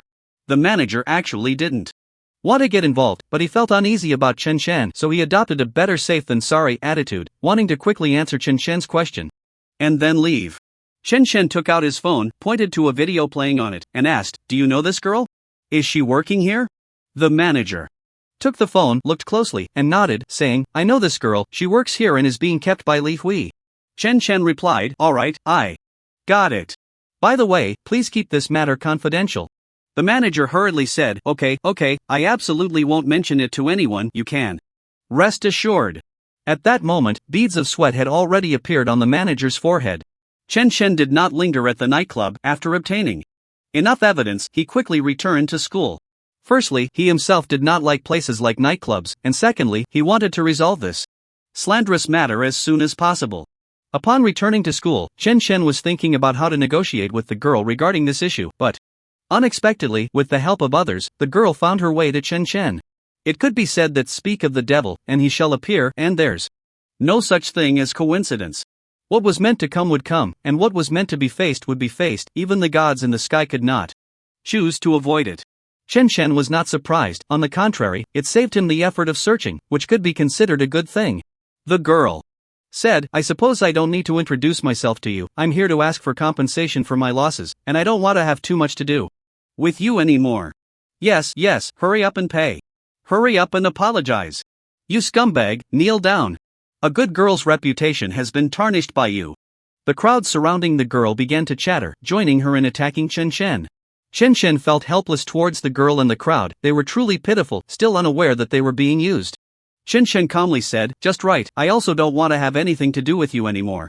Facing the 2-meter tall Chen Chen, the girl couldn't help but shiver a few times, but driven by her obsession, she continued to argue, then hurry up and pay me. Chen Chen said, if you leave now, this matter will be over, and I won't pursue it any further. The girl replied, no, I won't leave unless you pay me. My good reputation has been ruined by you. Who will I turn to for justice? You must give me a clear and definite answer. As she spoke, she thought, I don't believe you can come up with any other tricks. Today, you must pay me, or be careful that I make it impossible for you to stand in this school. Chen Chen immediately darkened his face and warned the girl, I advise you to leave now. The girl said, I won't leave, let's see what you can do to me. Chen Shen asked, are you sure? In fact, Chen Shen did not want to escalate the matter, he just wanted to resolve it quickly and keep the peace, but this girl seemed possessed, insisting on making a big fuss about it. Chen Shen thought he had been patient enough, trying to give the girl some face, but she stubbornly refused to take the opportunity he offered. The girl loudly repeated, I won't leave.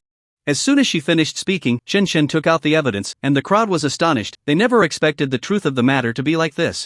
Chen Shen did not expect his warning to be completely ignored by the girl, and now she was becoming even more reckless. He originally did not want to reveal the evidence he had collected, as the news was too shocking. He feared that it would cause a stir and be a devastating blow to the girl. Chen Shen couldn't bear it, he just wanted her not to be used by Hui Xiao, to not oppose him, and to clarify the matter. He did not want to be discussed as a pervert, he couldn't accept that he had become so lewd. However, the girl showed no signs of remorse, which infuriated Chen Shen.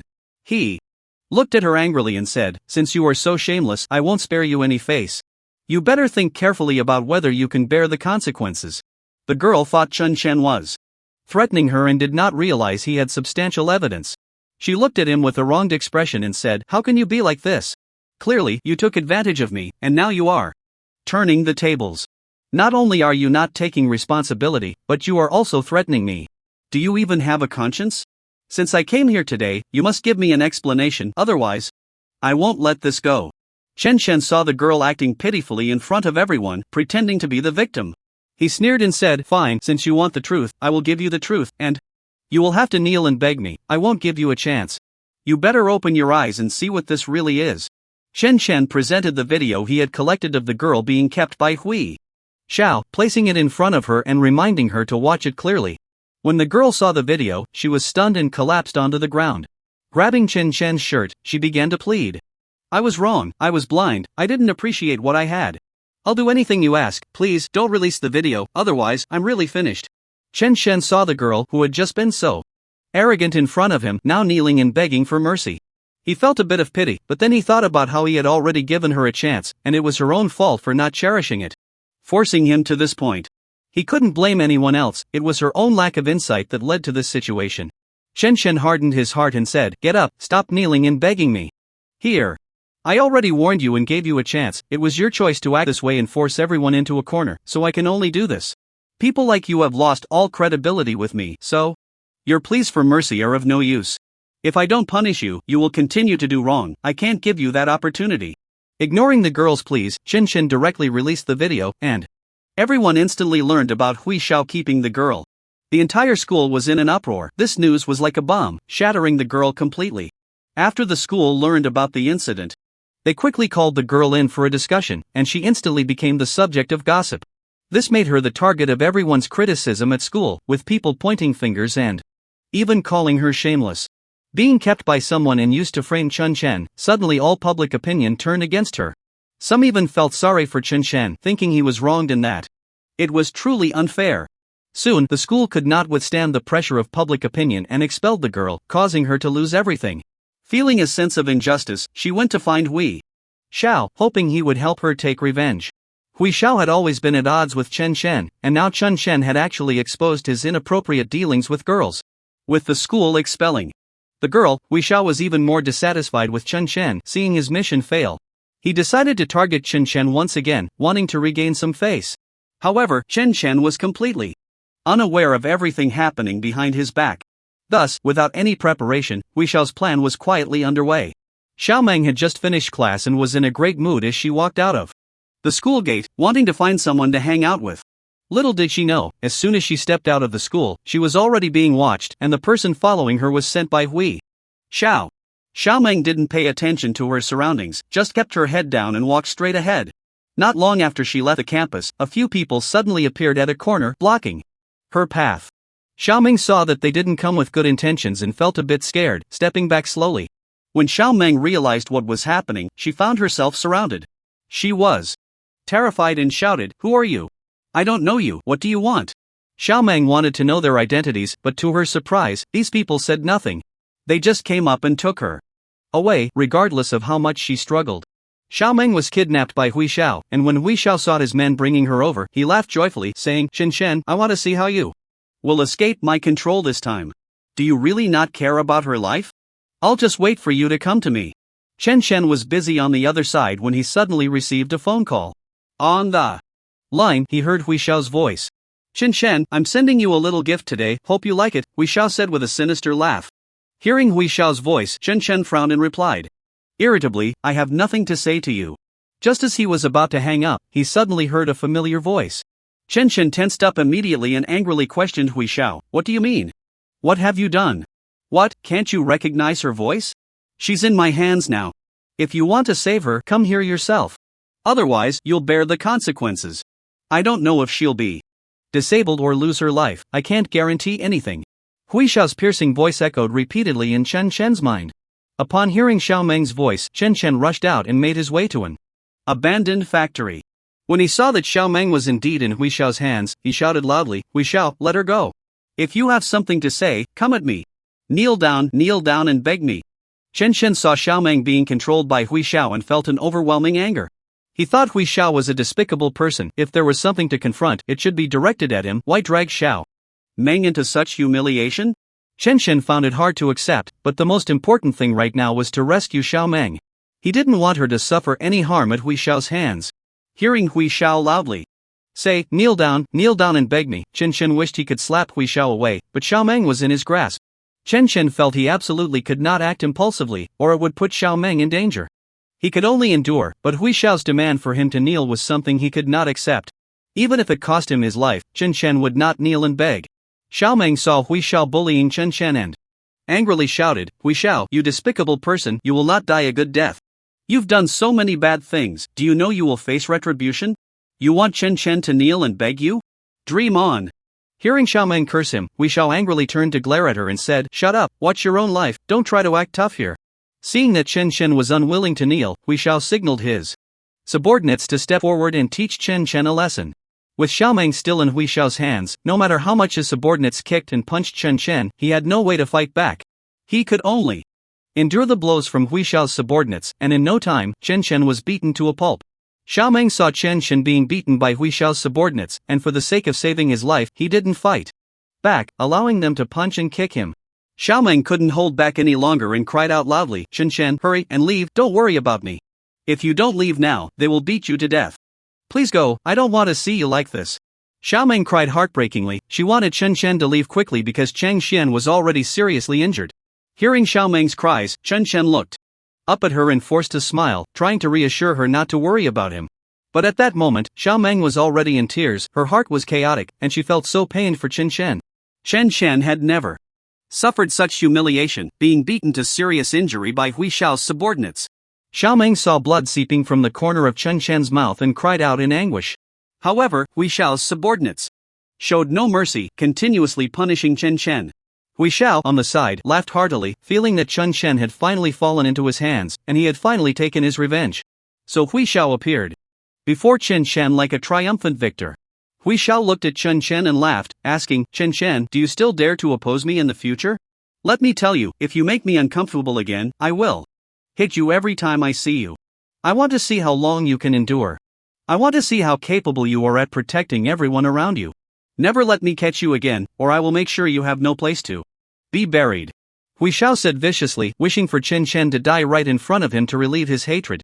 Hearing all of Hui Xiao's words, Chen Chen's heart trembled with anger, feeling that Hui Xiao was truly despicable.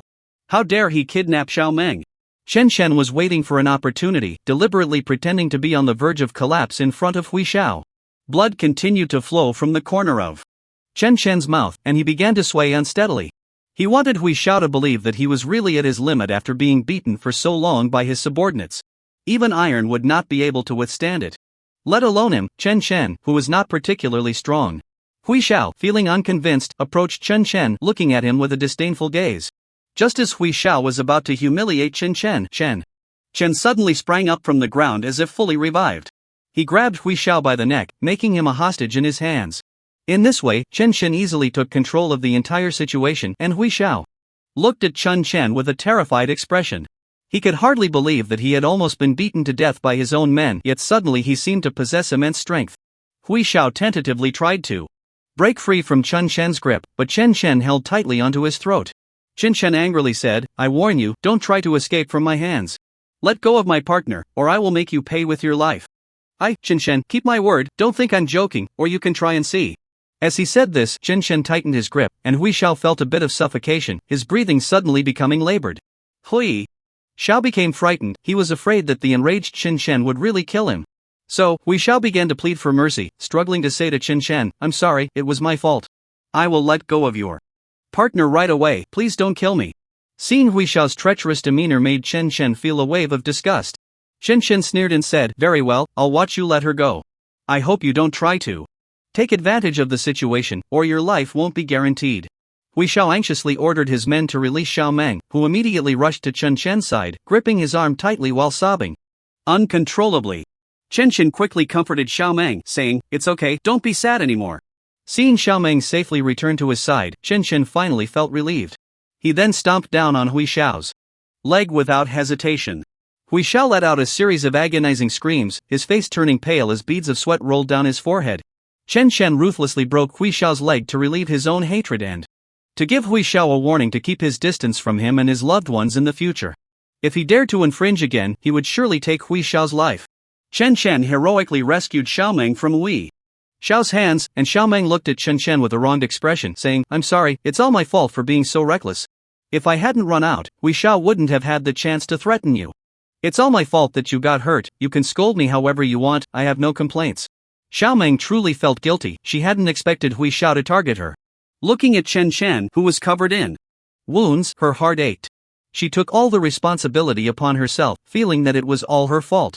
She had caused Chen harm, and although Chen had broken Hui Xiao's leg, it was all deserved. Chen saw Hui Xiao lying on the ground, screaming in agony, and without looking back, he ran out of the abandoned factory with Xiao Meng.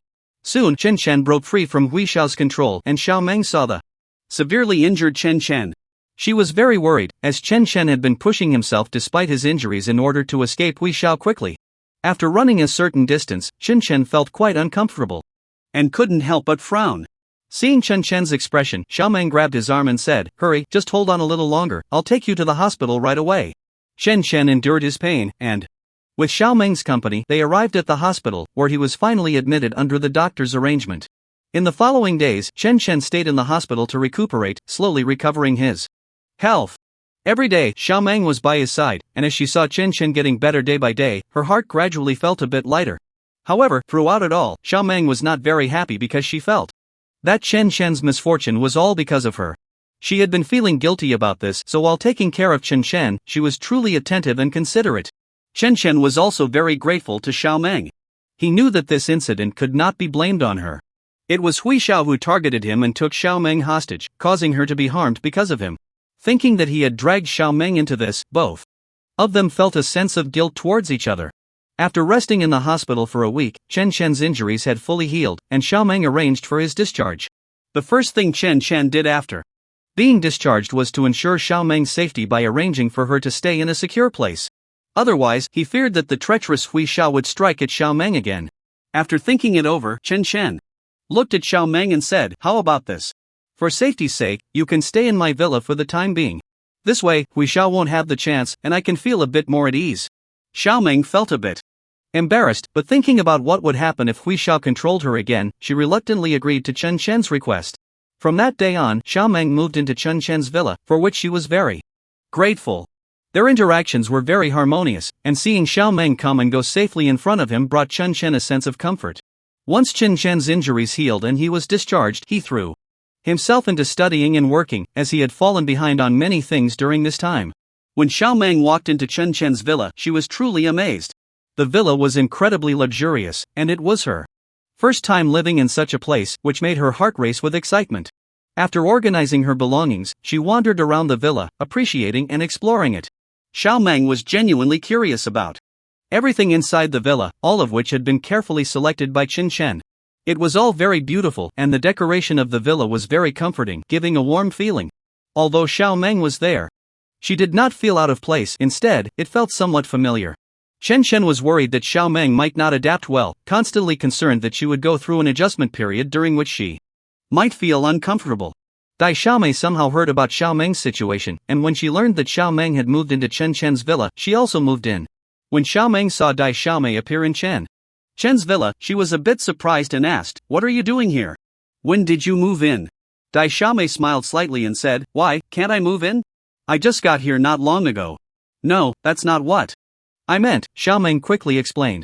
Dai Xiaomei said dismissively, with such a big villa, it wouldn't hurt for me to move in. Maybe I can keep you company, so you won't be so lonely. Xiaomeng felt a bit shy. She glanced at Chen Shen and said, Yeah, with such a big villa, it should be lively with everyone around. Dai Xiaomei and Xiaomeng exchanged a few simple pleasantries, but Dai Xiaomei had her own things to do, so she didn't say much more. Since Dai Xiaomei had just moved into the villa, there were many things she needed to take care of first, like buying some daily necessities. After all, there were still some things missing here. She couldn't rely on Chen Shen for everything.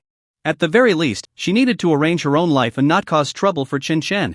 On the other side, Hui Xiao was passionately live-streaming when he inadvertently saw Dai Xiaomei and Chen Shen together. When he saw this scene, Hui Xiao was extremely angry. He cursed, Chen Shen, you bastard, how dare you be with Dai Xiaomei again? I won't let you off, just wait. All the insults and grievances I suffered today, I will get back one day. Hui Xiao was very angry, so he ordered his subordinates to gather information about Chen Shen. Hui Xiao's subordinates, in order to take revenge on Chen Shen, had been collecting any information about him. They didn't let any clue slip by, and under their extensive search, they finally learned that Chen Shen had a well-performing gym. When Hui Xiao's subordinates reported this to him, a wicked idea formed in Hui Xiao's mind. Chen Shen, you've finally given me the opportunity, this time, I will make you come to me for help. Hui Xiao's eyes glinted with malice. The next day, Hui Xiao directly contacted the mall's administrator and went to Chen Shen's gym. He casually walked around and ordered that Chen Shen's gym was not up to hygiene standards. It must be closed for rectification immediately. This sudden change left the gym's employees feeling incredulous. The gym had been running well, and there had never been any claims of unsatisfactory hygiene. Suddenly being ordered to close for rectification made it impossible for them to explain to Chen Shen. However, the gym had been ordered to close, and this matter had to be reported to Chen Shen so he could handle it as soon as possible. What, the gym has been closed? What is going on? Chen Shen asked in confusion. The administrator suddenly came to inspect and said the hygiene was not up to standard, ordering the closure. The employees quickly reported this to Chen Shen. Okay, I understand this matter, I will handle it as soon as possible, Chen Shen said calmly. Chen Shen also didn't expect the gym to be suddenly ordered to close. He felt that this situation was suspicious. Since he opened the gym, nothing like this had ever happened. Now that such a thing had suddenly occurred, Chen Shen needed to find out what was really going on. After hearing about this matter, Chen Shen immediately put down his work and hurried to the gym. He couldn't believe that his gym would have hygiene issues, he had to get to the bottom of it. Ever since employee Wang Gong informed Chen Shen about this, he had felt a sense of confusion. When Chen Shen arrived at the gym, he saw that the mall administrator was already there arguing with his employees. The employees were all trying to stall for time, waiting for Chen Shen to arrive. They were unsure how to resolve this sudden issue, not to mention Chen Shen, even the employees couldn't admit it. They had been dedicated to managing this gym, and if there were other reasons for closing, they could accept that. But being told there were hygiene issues, the employees refused to accept it no matter what. Just as the employees were debating with the mall administrator, Chen Shen rushed into the gym. When Wang Gong saw Chen Shen arrive, he immediately ran up to him. Boss, you finally made it. We can barely. Hold on, Wang Gong said anxiously. What on earth is going on? How could this happen all of a sudden? Chen Shen asked, puzzled. Yes, it's very sudden, we don't know what's going on either, Wang Gong couldn't explain the reason. Accompanied by Wang Gong, Chen Shen walked into the gym and the employees finally breathed a sigh of relief upon his arrival. Chen Shen strode up to the mall administrator, turned around to look at the surroundings, and asked, Administrator, why are you closing my gym? You must give me a reasonable explanation. You can just close it if you want, I'm running a business, not playing house. This cannot be so hasty, Chen Shen reminded the mall administrator. Didn't your employees tell you? Your gym's hygiene does not meet the standards, so we ordered a closure for rectification. Do you understand? The administrator said sternly. Hygiene does not meet the standards? You're in my gym right now, tell me where my hygiene is not up to standard. As long as you can point it out, I can correct it immediately, to your satisfaction. We can resolve this matter face to face. Chen Shen pressed the mall administrator to identify the issues with his gym. Chen Shen understood that perhaps the administrator was deliberately looking for trouble, so he had to take a firm stance. Seeing Chen Shen's attitude, the administrator awkwardly said, That's not my responsibility. You should go find someone higher up. I'm just following orders. The mall administrator brushed off the matter, and Chen found himself at a loss. After sending off the mall administrator, the employees began to express their thoughts while Chen quietly stood by. However, after discussing, there was still no concrete solution to the problem.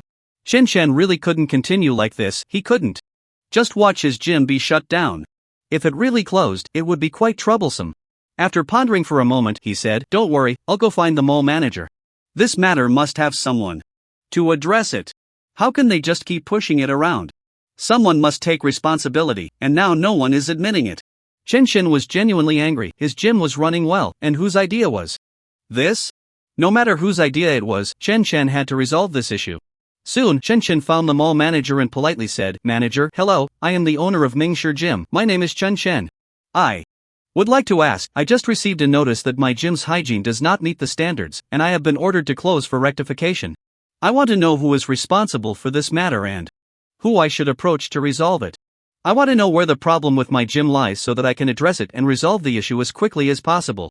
Otherwise, the gym's closure for rectification will have a significant impact on me, and how should I explain this to my customers?" The mall manager, upon hearing Chen words, sensed that this matter was quite tricky. Chen had always maintained a tough attitude. He didn't want to be manipulated or to appear timid, allowing these people to think he was easy to bully. The mall manager was very perceptive. After listening to Chen, he looked up and smiled, saying, "I don't know either. This matter isn't my responsibility. How about this, you can try to find the higher-ups. I have no idea about this situation, you should ask them. And maybe you'll find out the reason." Chen was very surprised that the mall manager would actually shirk responsibility for this matter. Chen increasingly felt that this situation was absurd and strange. Since his gym was closed for rectification, how could the mall manager not be aware of it? What kind of logic was this? Chen realized the problem but did not confront him directly. At the very least, he had to leave some face for the other party, otherwise it would be awkward for everyone. Chen could only politely bid farewell to the manager. After leaving the manager's office, he secretly made up his mind. He had to find the highest management personnel of the mall. Chen did not believe that no one would give him an explanation for this matter. He instructed his subordinates to inquire, and during this process, Chen learned that the mall was actually under the Yida Group. Knowing that the mall was the property of the Yida Group, Chen quickly prepared everything. No matter which group's property it was, his gym was going to close. Chen had to resolve this matter in the shortest time possible, otherwise, the gym would be affected. He thought about finding the chairman of the Yida Group. No matter the cost, he had to meet the chairman. He needed to ask the chairman in person who had given the order. He must be given accurate information, otherwise, his gym could not continue to operate. Chen was determined, so he went to the Yida Group, trying every means to reach higher levels. Chen believed that as long as he did not give up, he would definitely be able to meet the chairman of the Yida Group. No matter how mysterious he was, this time Chen had to get a clear answer in person. As the head of the entire group, he should be very clear about this matter. Who else would he push it off to? This matter was passed around, and in the end, no one admitted to it. Chen felt confused and frustrated, unwilling to accept the ambiguity. After knowing what happened at his gym, Chen thought he must get to the bottom of this matter. After all, it concerns his gym. He couldn't understand why his gym had closed down so inexplicably. So he had to clarify this issue. He didn't understand what he had done to offend Yida Group, that they would treat his gym this way. Thus, Chen hurriedly went to find Yida Group. When he arrived at the entrance of Yida Group, he looked up at the tall building. He sighed and silently thought to himself, no matter what, I must get to the bottom of this. I need to understand what is going on. With that, Chen mustered his courage and walked into Yida Group. Today, he had to get inside and find out what was happening with his gym. However, to his surprise, before he could even enter, he was stopped at the door. Chen felt utterly helpless. After all, he had no real reason to enter the group. Watching the security guard block him at the entrance, he felt very embarrassed. If it weren't for his fear that his gym would be closed for good, he wouldn't have come here to humiliate himself. But Chen didn't want to miss this opportunity, so he approached the security guard again. I'm looking for your chairman. There are really some important matters, please let me in. I promise I won't cause any trouble. However, the security guard was very impatient, feeling that Chen was just like a scammer, so how could she let him in? If she let Chen in and something happened, she wouldn't be able to keep her job. She had worked hard to get this good job, and if something went wrong, she wouldn't know what to do. After all, she had family to support. so she had to do her job well and couldn't let anyone in without permission. The security guard shook her head. Sir, if you don't have an appointment, you can't enter our company. I advise you to go back early and not waste time here. Chen Chen didn't want to let this opportunity slip away. I don't have an appointment right now, but I really have something very important to discuss. Please, just let me in. Seeing Chen Chen's firm attitude, the security guard thought that he indeed had something important to say. But even so, she couldn't let him in. If she did, she would lose her job. Sir, I'm sorry, but that's really not possible. Please don't waste everyone's time here. If you keep insisting, it makes it difficult for me. Right? Besides, this is my job, and if I let you in without permission, I would definitely face consequences. Please don't make it hard for me, it's not easy for me either. The security guard said, feeling quite embarrassed. Listening to her words, Chen Chen felt she had a point. Although what he was facing was indeed very important, there was no need to disrupt someone else's job. So he quietly turned to leave. However, at that moment, Dai Xiaomei found Chen Chen. She saw him sitting there in despair in a nearby park. Without thinking, Dai Xiaomei hurried over. What are you doing here? I've been looking for you for a long time. Dai Xiaomei said anxiously that she thought Chen Chen was in some kind of trouble. After all, no matter how she tried to contact him, she couldn't reach him. Chen Chen helplessly looked up at Dai Xiaomei and told her everything that had just happened to him. He also expressed that he was feeling very bad and didn't know how to handle the situation. Seeing him like this made Dai Xiaomei feel very heartbroken. After all, in her heart, Chen Chen was a very confident person. It was hard to believe that he could be in such a state. It had to be said that this incident had really hit him hard. So, Dai Xiaomei thought for a moment and mustered the courage to say to Chen Chen, I don't know if you can help me with a favor? Right now, you're the only one suitable for this. I really can't think of anyone else. Dai Xiaomei said hesitantly, and after listening for a while, Chen Chen thought that since Dai Xiaomei had often helped him before and besides, they were friends, what was the harm in helping her? Without thinking much, he directly said, just tell me, as long as it's something I can do, I'm willing to help.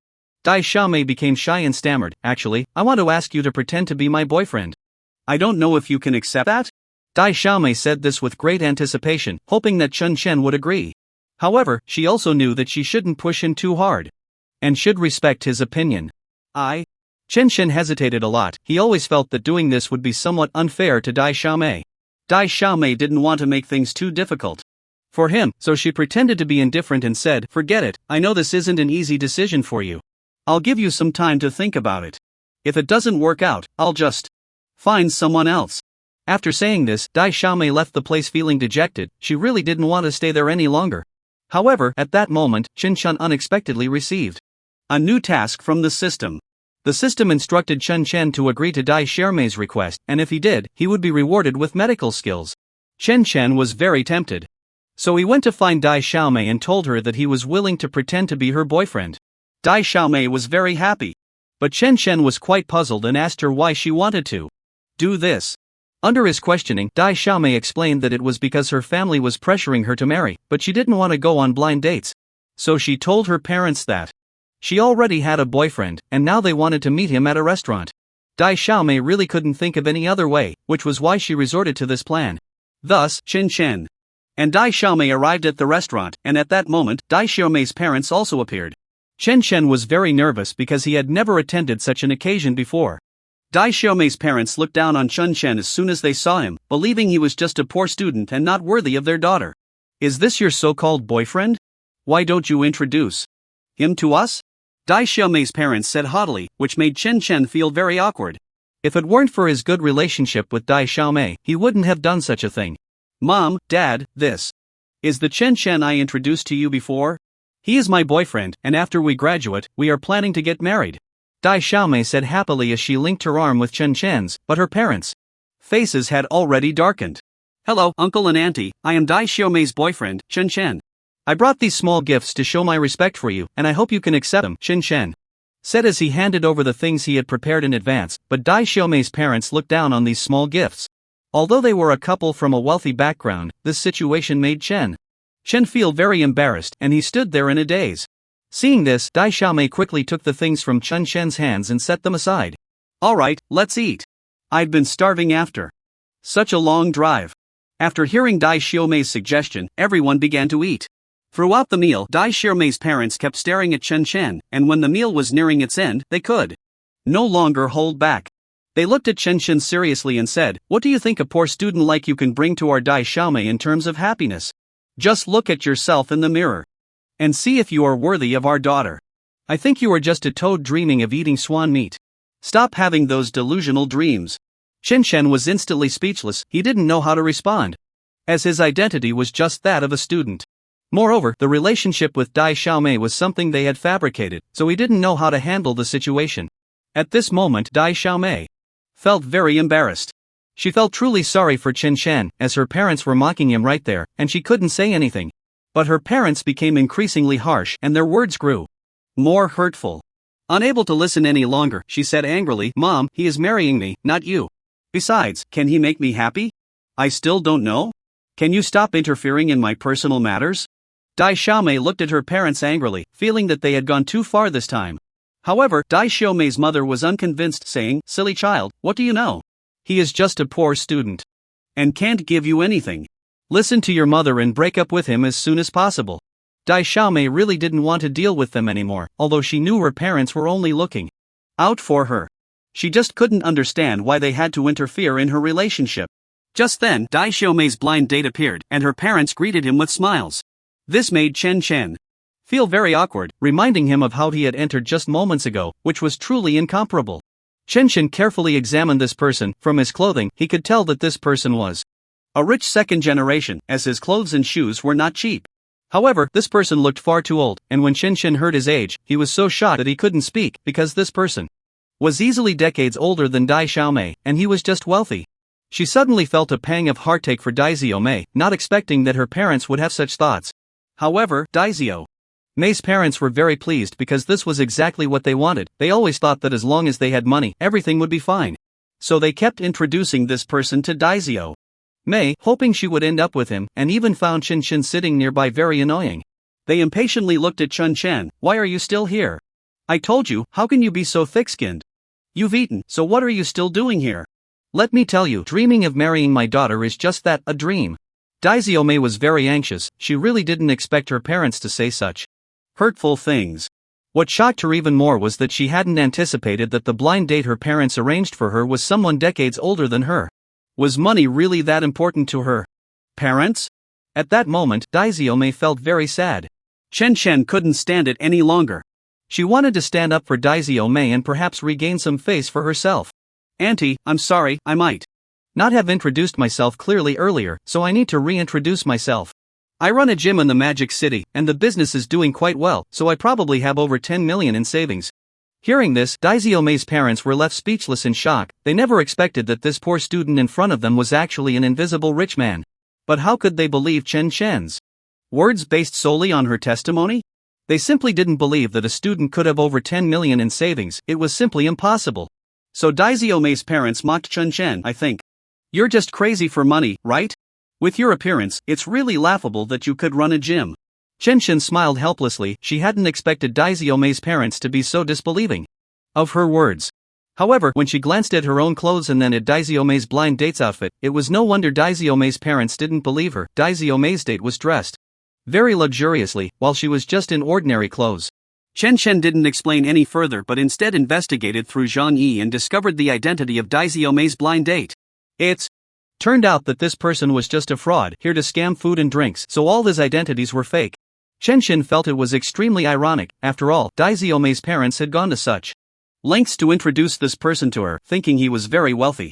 If they found out he was just a fraud, she couldn't imagine how they would react. But Chen Chen knew they didn't believe her now, thinking she was just talking nonsense. So she directly presented the evidence in front of Dai Xiaomei's parents. When they saw it, they were shocked. They never expected this person to be a fraud. At that moment, Dai Xiaomei's parents were thinking about Chen Chen's self-introduction earlier. It turned out that he really did have millions in savings and had opened a gym in the Magic City. If that were the case, then their daughter truly had great taste. They quickly realized that they must make sure Dai Xiaomei ingratiated herself with Chen Chen. After all, it was not easy to find such a wealthy person. How could they let him go so easily? So they smiled and apologized to Chen Chen, saying, "Xiao Chen, we know we were wrong about what happened earlier, and we hope you can be magnanimous and not hold it against us. We just wanted to test you, to see how determined you are about Dai Xiaomei. We really didn't mean anything by it. You both must promise us to be good together. At that moment, Daxiomi felt extremely embarrassed. She never expected her parents to act in such a shameless manner. She was too ashamed to even look up at Chun. However, Chen still felt quite sarcastic when he thought about what Daxiomi's parents had said to him earlier. Although he hadn't taken it to heart, those words were undeniably hurtful. Auntie, please don't say that. Besides, I'm just a poor student. Hearing Chen say this, Daxiomi's parents became even more anxious. They thought Chen was still brooding over what they had said, so they hurriedly apologized again. What happened earlier was our fault, please don't hold it against us. Daxiomi is our daughter, and of course, we hope she can marry someone she loves. So we've decided to let Daxiomi choose her own happiness. We absolutely won't interfere anymore. Daxiomi's parents said this insincerely, as they were actually hoping Daxiomi would quickly seize this golden opportunity with Chen. As long as she could keep Chen interested, they wouldn't have to worry about food and clothing for the rest of their lives. Millions? That was no small amount, it was truly out of reach for them. Daxiomi really didn't want to stay there any longer, so she turned to leave with Chun. She couldn't bear to remain in a place where her parents acted so materialistic. Completely disregarding her feelings, she felt she had lost all face in front of Chen and didn't know how to face him in the future. After they left the restaurant, she hurriedly ran away. At that moment, Chen hadn't even reacted. He hadn't had the chance to call out Daxiomi's name. She disappeared without a trace, and Chen sighed, feeling quite helpless, and quietly walked away. Thus, Chen successfully completed the task assigned by the system and smoothly gained medical skills. Coincidentally, he also learned that the president of Yida Group was seriously ill and was in urgent need of help. This was a great opportunity for Chen. He had to make good use of the medical skills he now possessed. Chen hurriedly rushed to Yida Group, but the security guard, upon seeing him, felt quite impatient. He never expected that Chen would come back to this place again. Did what he said earlier not work? I really have something very important to discuss. I heard your chairman is ill, I can treat him, so please let me in. However, the security guard didn't believe Chen's words at all. He thought Chen was just being irrational, so he completely disregarded him, allowing Chen to keep talking without responding. Chen felt quite helpless, but he had no better options. He could only plead with the security guard to let him in. But no matter how he spoke, the security guard completely ignored him and directly dismissed what he said. Chen felt that perhaps the security guard thought he was sick, which was why he was being so chatty with him. So, Chen explained to him, I can really cure your chairman's illness, so please let me in quickly, and I am not sick. Although Chen had emphasized that he was not sick, the security guard still believed he was. Chen felt utterly helpless and was on the verge of breaking down. Just as he was about to leave, unexpectedly, his words were overheard by the secretary of the president of Yida Group. The secretary was quite shocked. After all, their president was seriously ill. Even the doctors were at a loss, so since Chen claimed he could cure the illness, why not let him try? It was better than dragging it out. So, he quickly grabbed Chen, who was about to leave, and said, You just said you know medicine, right? If that's the case, then hurry up and come with me. Chen didn't even know who this person was. I find you really funny. Why should I go with you? I warn you, let go of me. Are you trying to kidnap me in broad daylight? The person smiled helplessly. I am the secretary to the president of Yida Group. I just heard you say you know medicine. Besides, weren't you trying to see our president? If that's the case, then I'll take you to him. Chen carefully examined the person's attire, thinking that this was Yida Group. This person couldn't possibly be lying to him, and their outfit was also unusual. Perhaps they really were the secretary to the president of the group. No matter what, he had to seize this opportunity. So, he followed the person. Since you say you are the president's secretary, then hurry up and take me to see him. If we are late, it will be useless. Thus, the secretary took Chen to the president of Yida Group. At this time, the president was indeed very seriously ill. No one could do anything anymore, and when the few people in the West Garden heard Chen say he could cure the illness, they felt very puzzled. Even they felt helpless about the situation. How could an unknown person like Chen possibly have a solution? They thought Chen was just here to swindle money, so they completely disregarded him. However, Chen was very confident and had improved the 5-animal play. In this way, Chen cured the president of Yida Group's illness, silencing all those people. How could the boss of Yida Group possibly disagree at this moment? The Chen in front of him was the benefactor who saved his life. He immediately agreed wholeheartedly and had his lawyers draft a contract to transfer part of the shares to Chen Chen. Chen Chen looked at the numbers on the contract and smiled with satisfaction. Now he was also a shareholder of Yida Group. From now on, we are brothers. Whatever happens, just say the word, and I will never refuse. The boss of Yida Group patted his chest, truly convinced of his brotherhood with Chen Chen.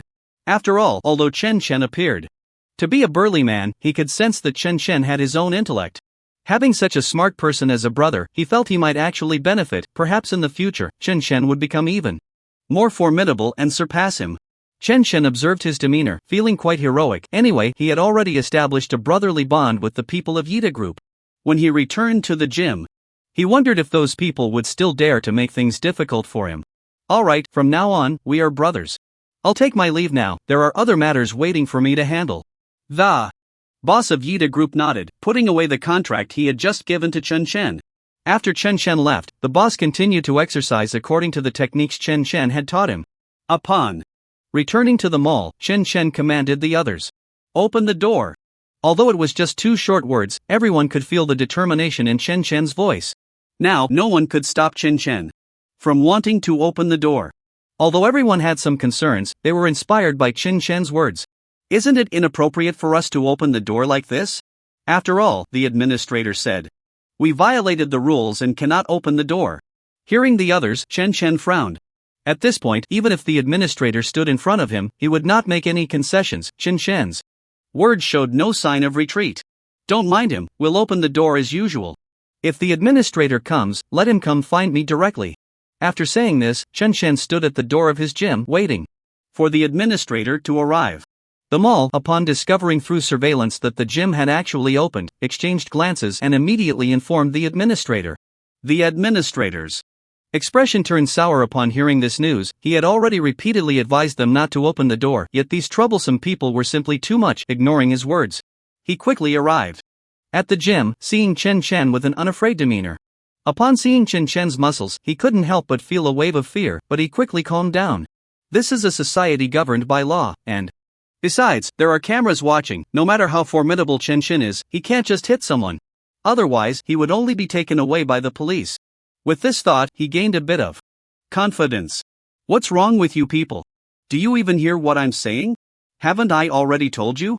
Your gym is violating the rules, and you cannot open the door for me now. The administrator's attitude was very arrogant, and as he spoke, he attempted to close the gym door again. However, Chen Chen stepped in front of him first, his attitude unquestionable and cold as he said, "You say my gym is violating the rules? What rules? Who said it was a violation? Bring him out, I want to confront him." Seeing Chen Chen's imposing demeanor and his massive build, the administrator wiped the cold sweat from his forehead, recalling the pep talk he had given himself. He spoke word by word. I am the administrator here, and what I say is the rule. If I say you have violated the regulations, then you have violated them. Are you trying to rebel now? Chen Chen couldn't help but laugh upon hearing his words. He thought someone was scheming behind his back, but it turned out to be this administrator. A mere administrator actually dared to stop him from opening the door. It was simply a delusion. Chen Chen didn't waste words with this administrator, nor would he resort to violence.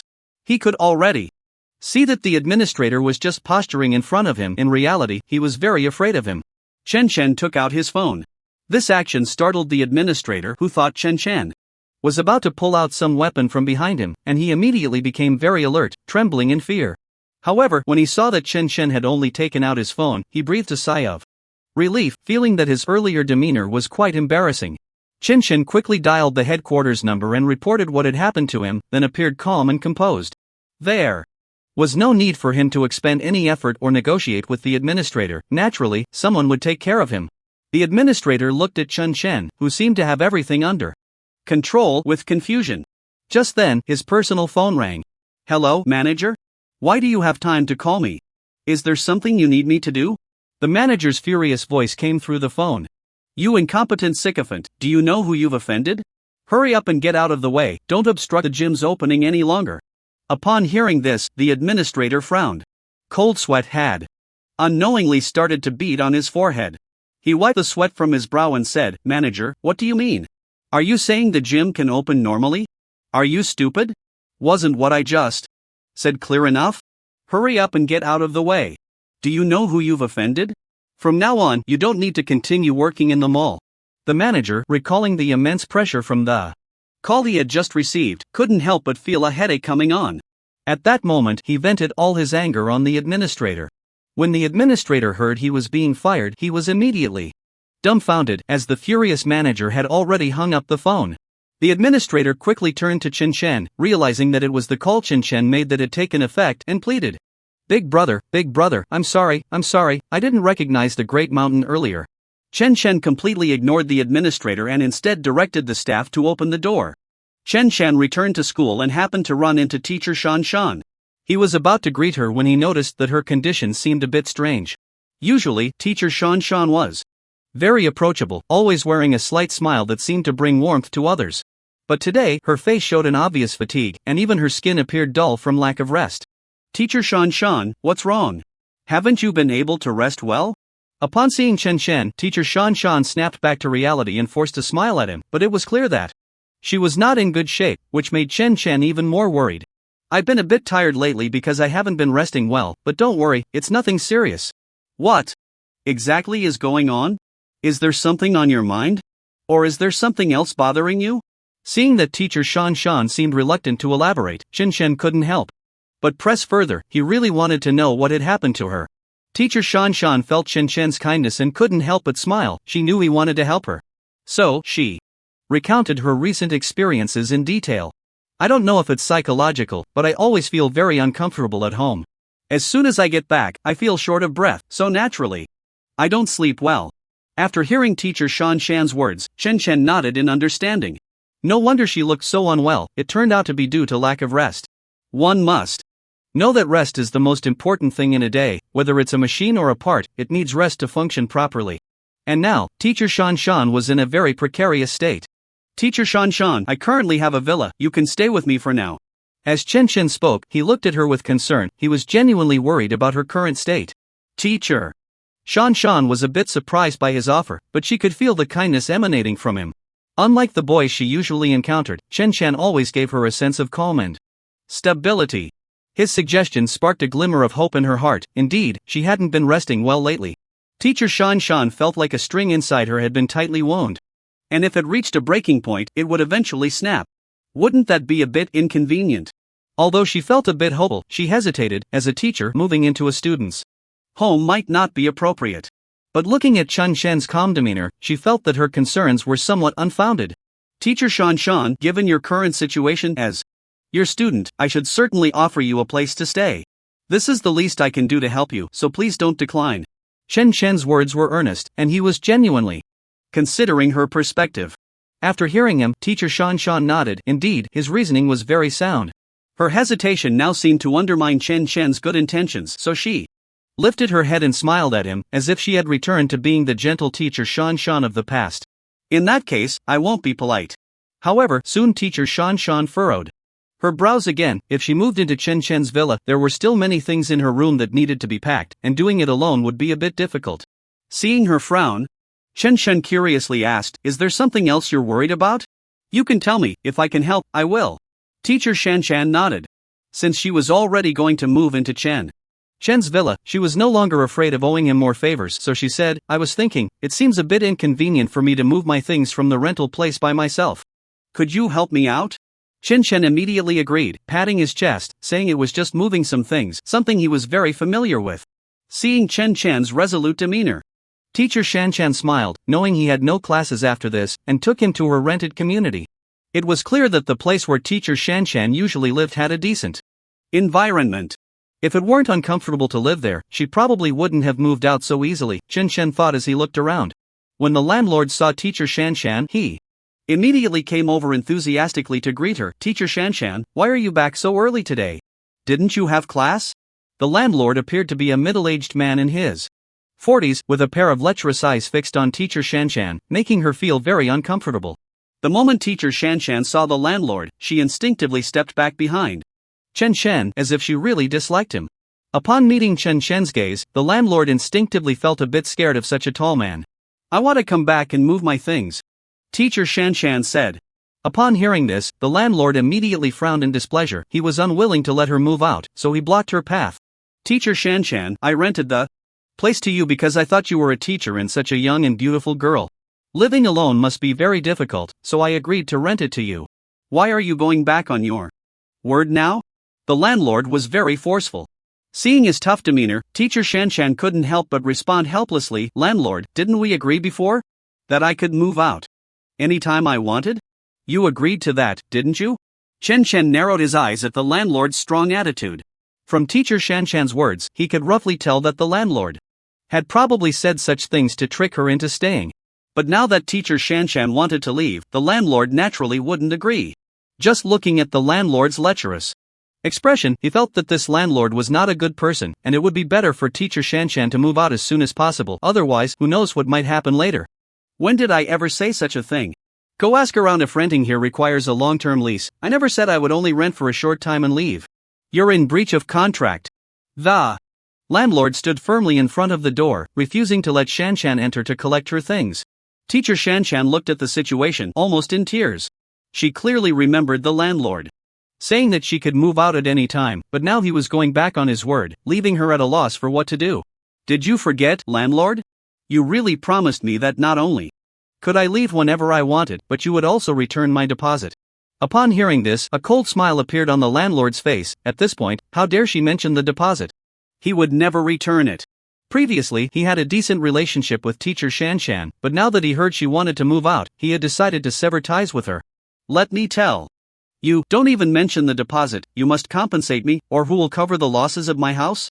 You breached the contract first and still dare to lie and deceive here. After hearing this, teacher Shanshan's beautiful face couldn't help but frown. As a girl renting a place here, she had been cautious. She had agreed to rent because the landlord seemed honest.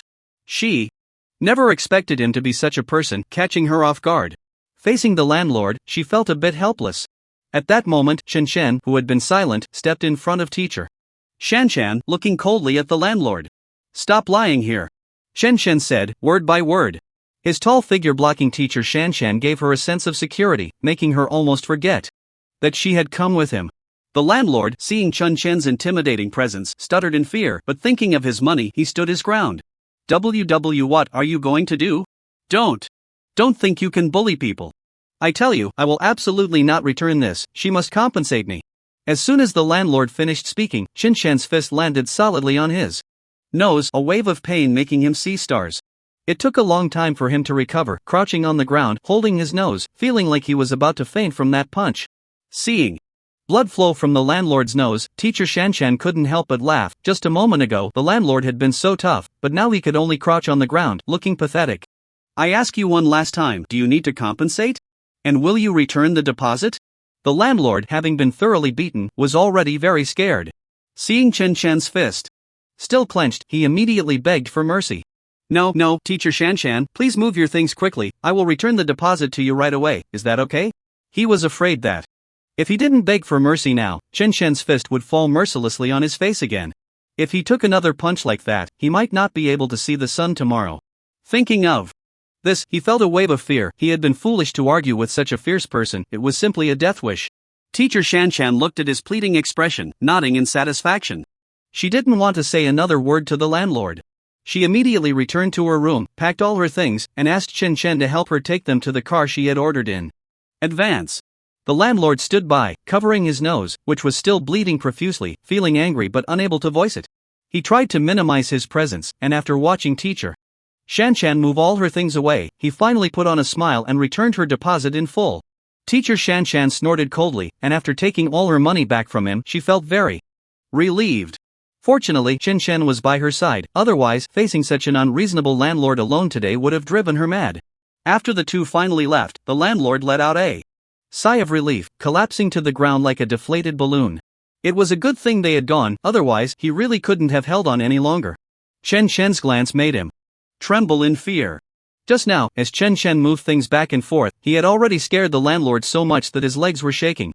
Now that he relaxed, he felt his legs cramping up. Immediately, Chen Shen helped teacher Shanshan move all her things down, then introduced her to Dui Xiaomei and Xiao Meng. Teacher Shanshan greeted the two with a smile, and Dui Xiaomei and Xiao Meng welcomed her with open arms to live with them. Learning that they had encountered such an interruption with the landlord, they were furious and cursed for a long time together. A smile appeared on Shan Shan's face after being tense for so long. Upon entering the villa and seeing the two of them looking at her warmly, all her worries dissipated. Sister Shan Shan. You're older than me, so I'll call you Sister Shan Shan from now on. Dui Xiaomei said, blinking her eyes. She was someone who loved making friends, so it didn't take long for her to bond with Teacher Shan Shan. Sure. Teacher Shan Shan replied with a smile. She was very interested in Dui Xiaomei's live streaming, and the two chatted excitedly for a long time. The few women gathered together, chattering non-stop, completely ignoring Chen Chen. Chen Chen could only helplessly sit on the sofa and watch the news. When he saw the latest news, he squinted his eyes. The report was about the Li family recently developing a new cosmetic product that would be launched soon. It seemed the Li family had not been idle lately, having developed a new cosmetic product, and according to the news, it appeared to be quite a big deal. He had originally been unsure of what to do recently, but now this news sparked an idea in Chen Chen. Since the Li family was researching cosmetics, and he still didn't know what to do, fortunately, this news had given him a significant inspiration. Should he also consider starting a company? The morning sunlight poured into the villa's room. Chen Chen got up early and ran outside for half an hour. Only after feeling refreshed did he leisurely return to the villa. Just as he was about to head to his room for a shower, he was stopped by Xiaomeng in the hall. Chen Chen paused, looking at Xiaomeng with some confusion. What's wrong? Do you have something to tell me? His chest rose and fell slightly, after running for half an hour. A thin layer of sweat had formed on his forehead, trickling down his neck. Wiping the sweat from his brow, Chen Chen smiled and asked. However, Xiaomeng's cheeks flushed slightly, seeming a bit shy. She bit her red lip, finally gathering the courage to speak to Chen Chen. Chen Chen, I'm planning to go home today. Can you accompany me? After saying this, Xiaomeng's face turned even redder. Accompany you home? No problem. Chen Chen looked at the campus beauty from Dongshan University, who had confessed to him twice, and readily agreed. What's so difficult about that? Even if a boy meets a girl's parents, he won't lose out. Although they hadn't explicitly defined their relationship as a couple, after two confessions, there was really just a piece of paper separating Chen Chen and Xiaomeng. At that moment, hearing Chen Chen's straightforward answer, Xiaomeng's face lit up with joy. Great! Let's leave around noon, and we can have lunch at my house.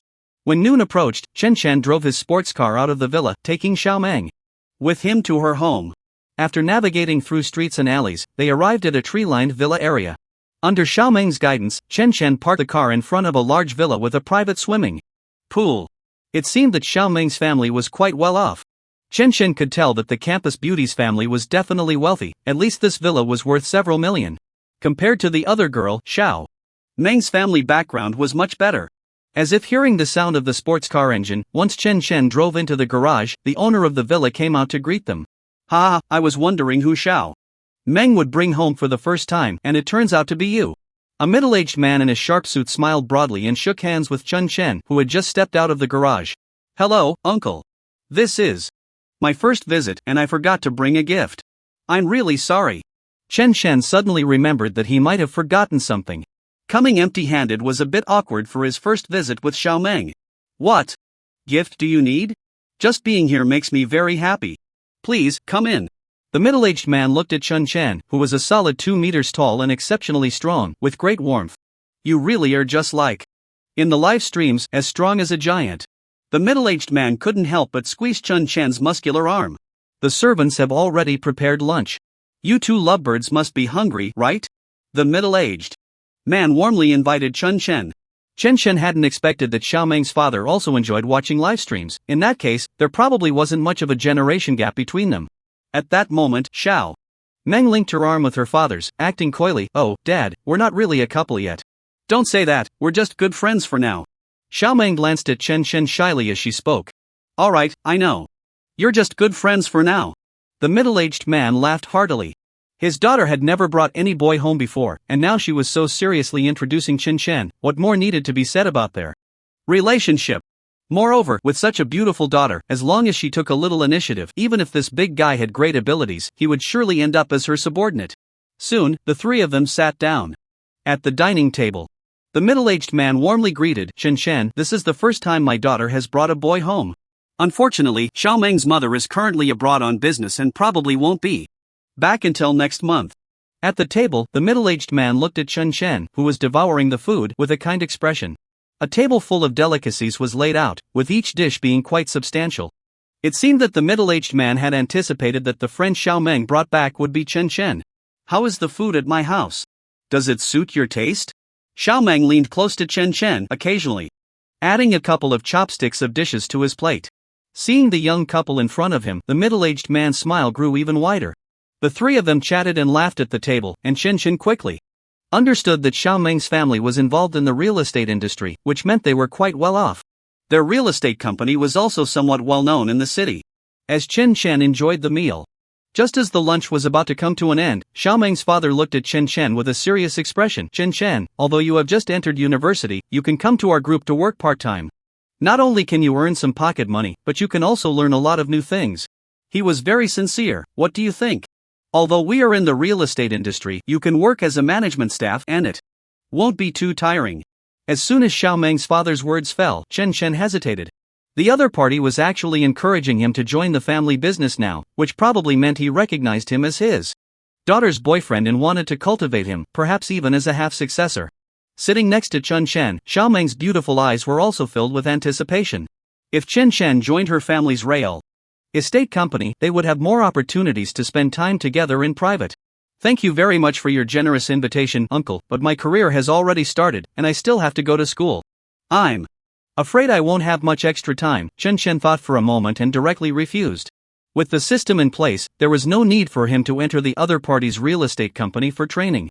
It was likely that soon he would be able to build a large group himself, so working for them didn't hold much significance. "Ha!" Hearing Chen Chen's straightforward answer, the middle-aged man was somewhat surprised. After thinking for a moment, he said, "I actually admire you very much. You don't have to make a decision so early. If you change your mind in the future, I welcome you to join our company anytime."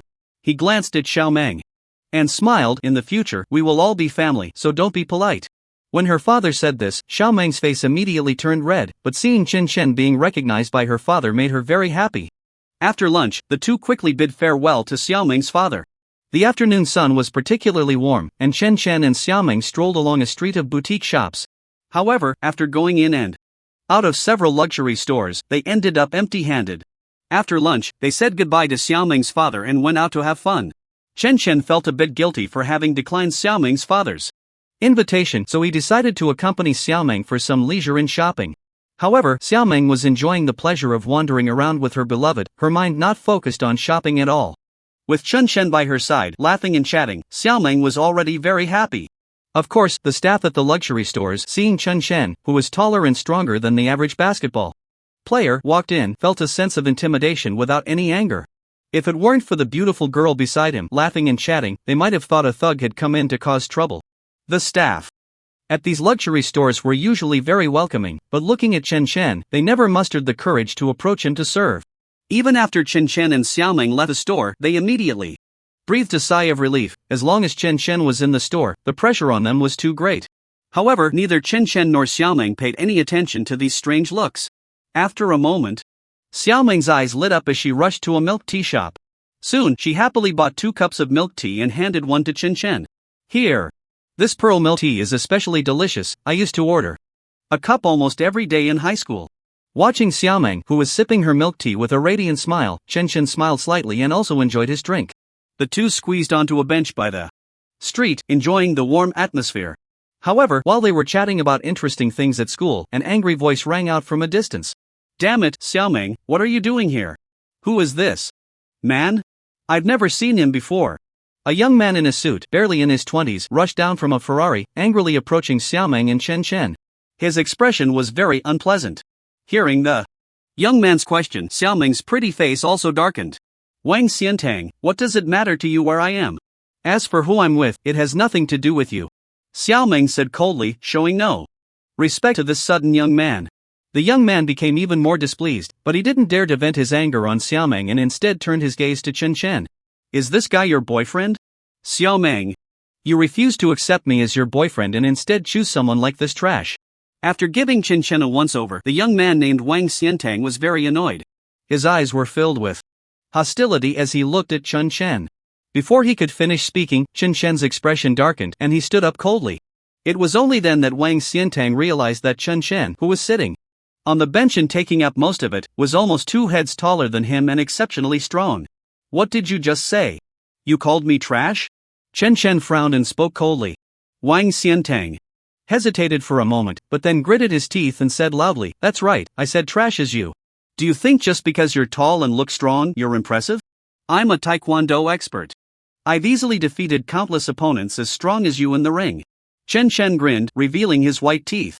It was clear that this young man named Wang Xiantang was just boasting. If someone as tall and strong as Chen Chen had practiced martial arts, how could Wang Xiantang possibly handle him? Wang Xiantang, what are you talking about? I've said it long ago, it's impossible between us. Chen, let's not pay attention to him. As she spoke, Xiao Meng was about to pull Chen Chen's arm, wanting to leave together and not wanting to deal with Wang Xiantang any longer. However, when she saw Xiao Meng's fair arm resting on Chen Chen's wrist, Wang Xiantang's jealousy flared up even more, and he immediately shouted, Wait a minute, kid, are you scared? I warn you, get lost quickly. If I see you again, I'll make you regret it. With that, Wang Xiantang stepped forward and forcefully pushed towards Chen Chen's chest, trying to separate him from Xiao Meng. This guy was also a rich second generation, and had always been pursuing Xiao Meng, but while chasing her, he was also very close to several other women. Xiao Meng was well aware of this. It was good enough that she didn't turn hostile, let alone accept his advances. However, Wang Xiantang was stubbornly persistent, thinking that he could eventually win her over, and he often harassed Xiao Meng. Today, while driving his Ferrari, he happened to see Xiao Meng and Chen Chen sitting closely together, drinking milk tea. Wang Xiantang was, of course, furious. Believing he had some skill in taekwondo, he wasn't afraid of the tall and strong Chen Chen, and directly made a move. However, an overwhelming force suddenly pressed down on the arm Wang Xiantang was using to push Chen Chen. Next, he felt his body being thrown out, and before he could react, he crashed hard onto the ground several meters away. After rolling a few times and ending up covered in dirt, he lay on his back, looking completely dazed. There was no way around it, although he had some strength in taekwondo. Chen Chen's power was simply too great. With just a slap on his wrist, Wang Xiantang couldn't withstand it and fell backward. The two were not on the same level, even if Chen only used a fraction of his strength, he sent Wang Xiantang reeling. After a dizzying moment, Wang Xiantang struggled to stand up, panting heavily, and glared fiercely at Chen Chen.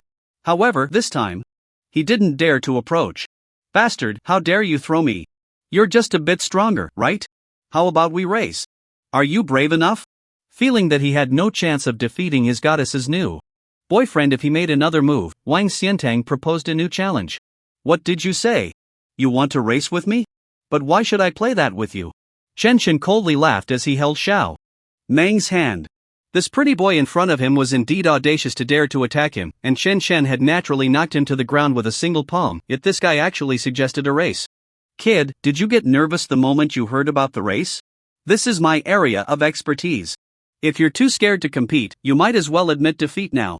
Seeing Chen Chen's slightly moved expression, Wang Xiantang continued to provoke him. Racing is your area of expertise? But still, I ask, why should I compete with you? Chen Chen shook his head and replied irritably. The other party came up swinging, and now that he couldn't win, he wanted to race. Chen Chen had no intention of playing along with the rich second generation any longer. If you're too scared to race me, then you should just leave Xiao Meng alone and stop bothering her, Wang Xiantang shouted loudly. Chen Chen almost laughed out loud.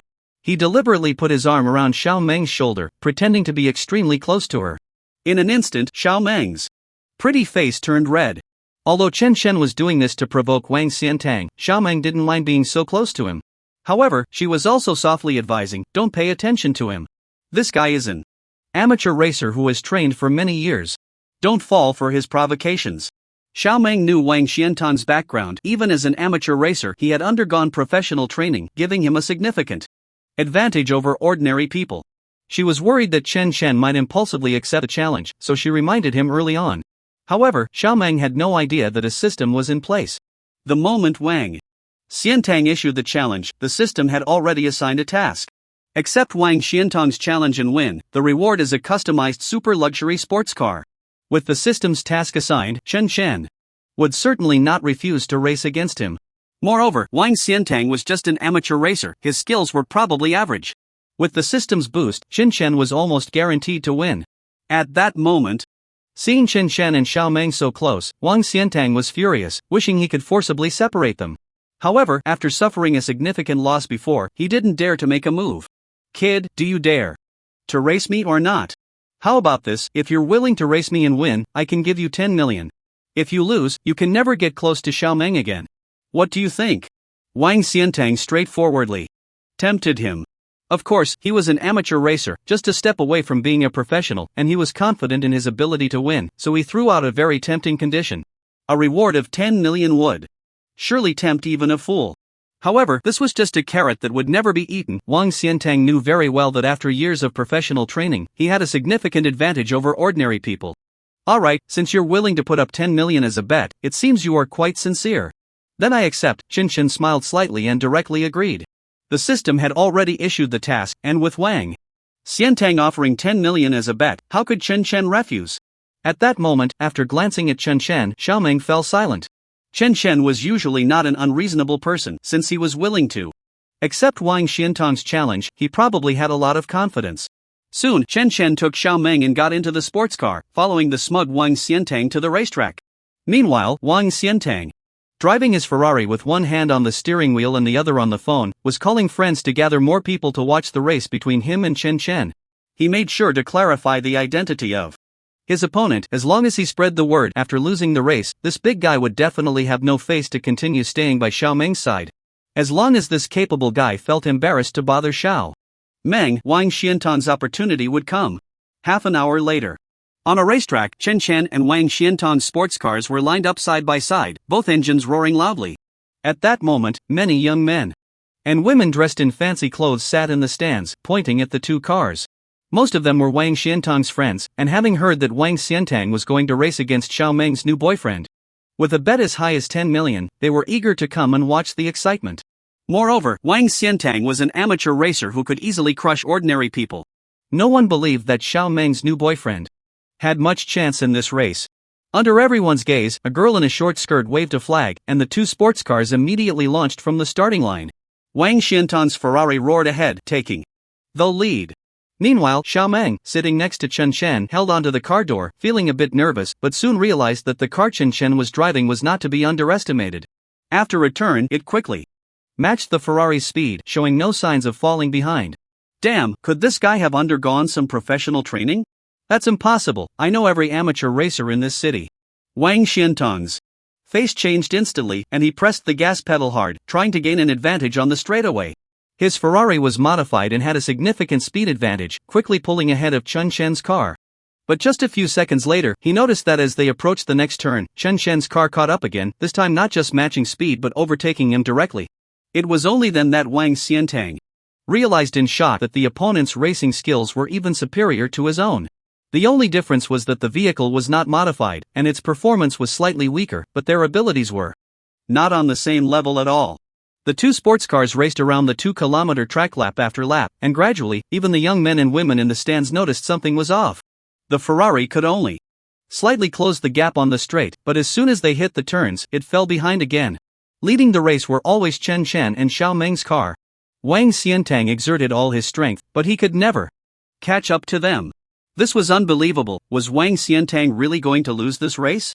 Who on earth was Xiaomeng's new boyfriend? Could he be a professional racer? That was impossible.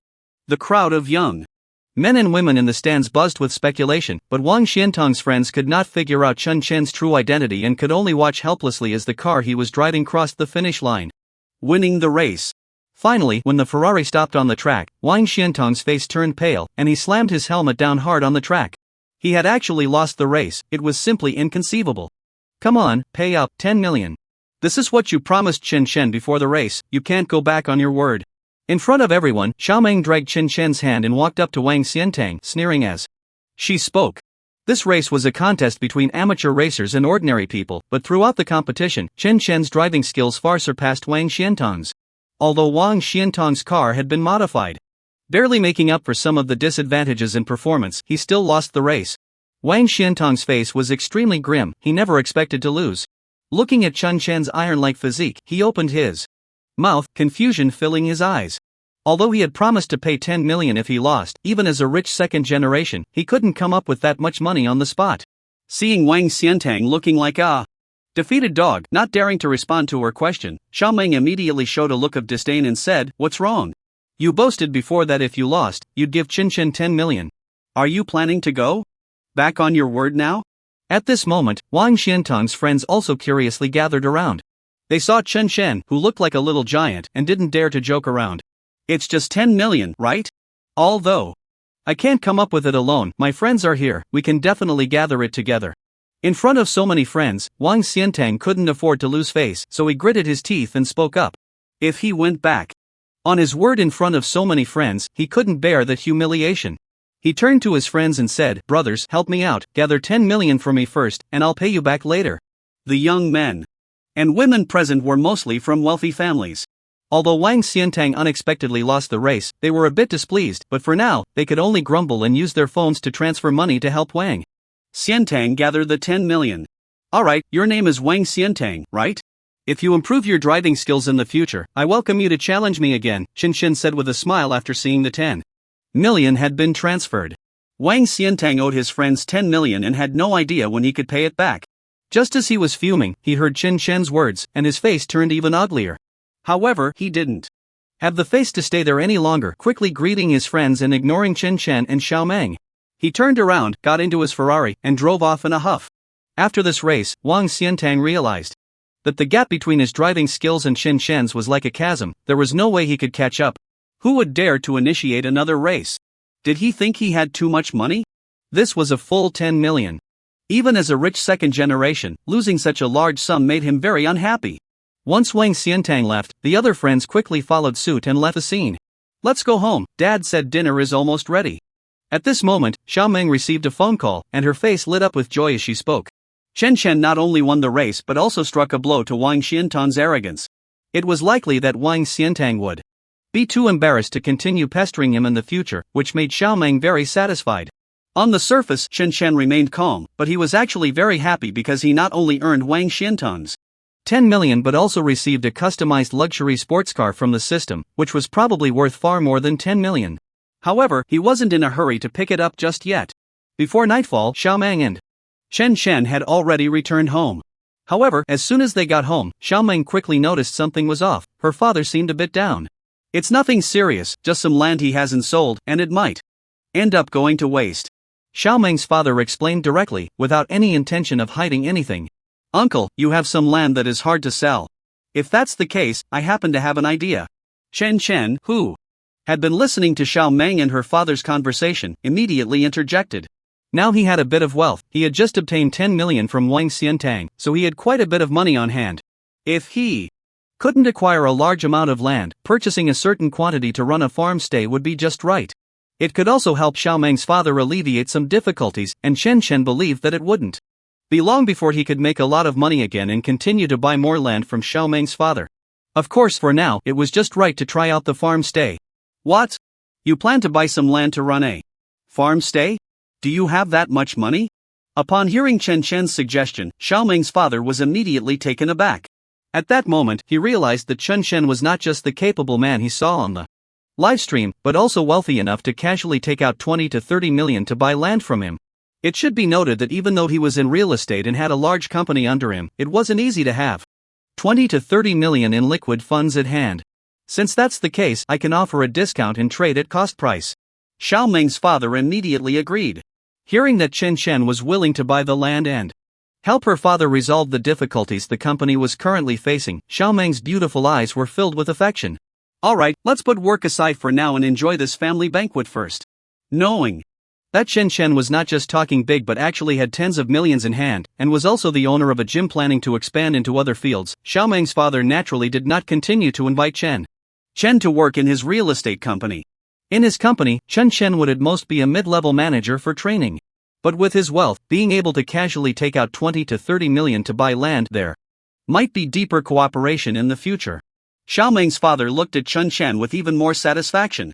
With his daughter by the other party's side, it not only provided enough security but also meant that he didn't need to support her financially, she could even give back to the family now. Xiaomeng's father couldn't wait to have Chen Chen marry his daughter right away. In this atmosphere, the banquet was certainly enjoyable for both hosts and guests. "Tomorrow we will go look at the place and then sign the contract. I hope your farm stay can make a lot of money smoothly. In the end, Xiaoming's father raised his glass to toast. Chen Chen. Chen Chen smiled slightly and downed the fine wine in his glass. With the system's help, he was not afraid of failure at all, and after all, it was just a farm stay, he had enough confidence to run it well. Chen Chen and Xiaoming, under their father's guidance, went to inspect the land. After helping their father resolve the land issue, the two of them finally returned to school satisfied. After a whole day of busy work, Xiaoming felt a bit tired and was just about to take a break when ding dong. With a prompt, Chen Chen glanced at Xiaoming and knew it was the system releasing a task. Chen Chen quickly opened it to take a look. Curious about what it was, Xiaoming couldn't sit still and had to follow Chen Chen over. The two of them leaned over, carefully studying the task released to Chen Chen by the system. Xiaoming couldn't see clearly and anxiously asked, Chen Chen, what's it about? What kind of task is it? Is it urgent? After reading the task, Chen Chen slowly stood up and said, it's nothing much, just that my live streaming account needs to reach 1 million followers, that's all. Oh my. Xiaoming couldn't help but exclaim, feeling that it was indeed a bit challenging. Where would they find 1 million followers? Xiaoming began to worry, thinking that this time Chen Chen's task was quite daunting. However, Chen Chen still appeared calm, without a hint of turbulence, and Xiaoming couldn't discern what Chen Chen was really thinking. Chen Chen continued to busy himself with his own matters, and no one knew what was on his mind. Seeing this, Xiaoming felt a bit anxious for Chen Chen. If they didn't prepare early, how could they possibly complete this task? Without any appealing content for the live stream? They had to prepare in advance. Xiaoming began to plan everything for Chen Chen, resting her chin on her hand, lost in thought. Chen Chen was busy in front of Xiaoming, not stopping for a moment.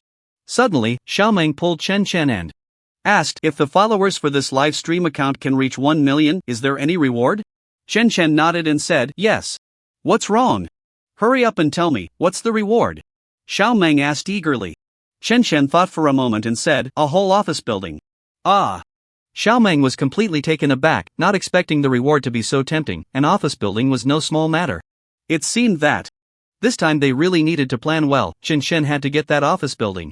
Xiaoming also wanted to help Chen Chen, making it easier for him to achieve it.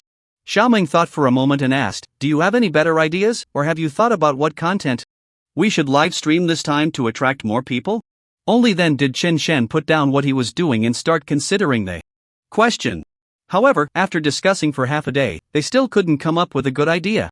They felt that everything they thought of was too ordinary and wouldn't catch anyone's eye.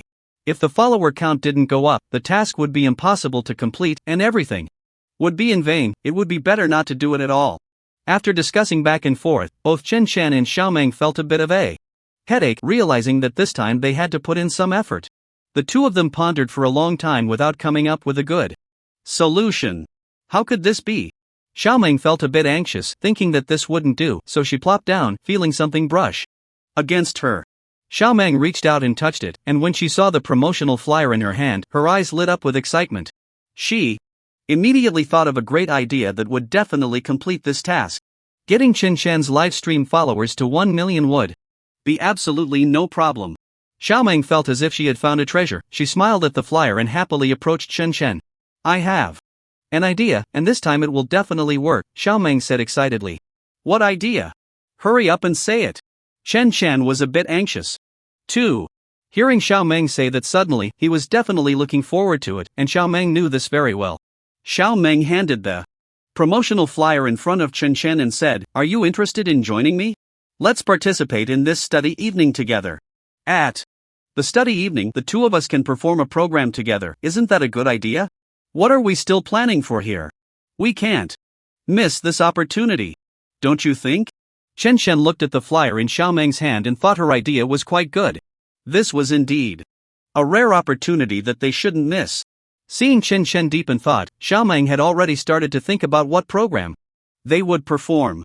This time, Xiaoming was full of confidence. She believed that she and Chen Chen could definitely do it. After considering for a moment, Chen Chen looked at Xiaoming and said, sure. But what program should we perform? You should plan it well for us. I'll just cooperate with you when the time comes. This isn't my strong suit. It's a bit difficult for me. Chen Chen expressed his thoughts. And Xiaoming nodded in agreement. In the following days, Xiaoming was busy planning this matter. She hoped that she and Chen Chen could catch people's attention at this study evening, so she thought of a good program that had to be kept secret for now to maintain a sense of Mystery. She wanted to create an urge for people to uncover the mystery, so Xiao Meng would drag Chen Chen to rehearse the program every day.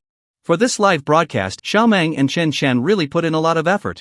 Especially Xiao Meng, who poured all her talent into this program, arranging everything she could think of. She was afraid that a little oversight would cause trouble for Chen Chen, but in fact, Chen Chen was very grateful to Xiao Meng. No matter whether they could complete the task this time or win a certain office building, Xiao Meng was indispensable, and Chen Chen was well aware of this. He had never blamed her even a little. However, it was good that Xiao Meng's idea was indeed quite good, and the prepared program was also excellent. The results of Chen Chen and Xiao Meng's rehearsals were exceptionally good. This surprised both of them as they saw results so quickly, and they felt that their hard work was not in vain. Xiao Meng's confidence soared, and Chen Chen was also very happy. As long as there was a certain effect, if they persisted, they would definitely see the dawn of victory. To better present themselves at the study evening, Xiao Meng and Chen Chen set aside more time to rehearse the program. During this time, Chen Chen and Xiao Meng were busy rehearsing for the evening party, often staying up late before returning to their dormitory to rest.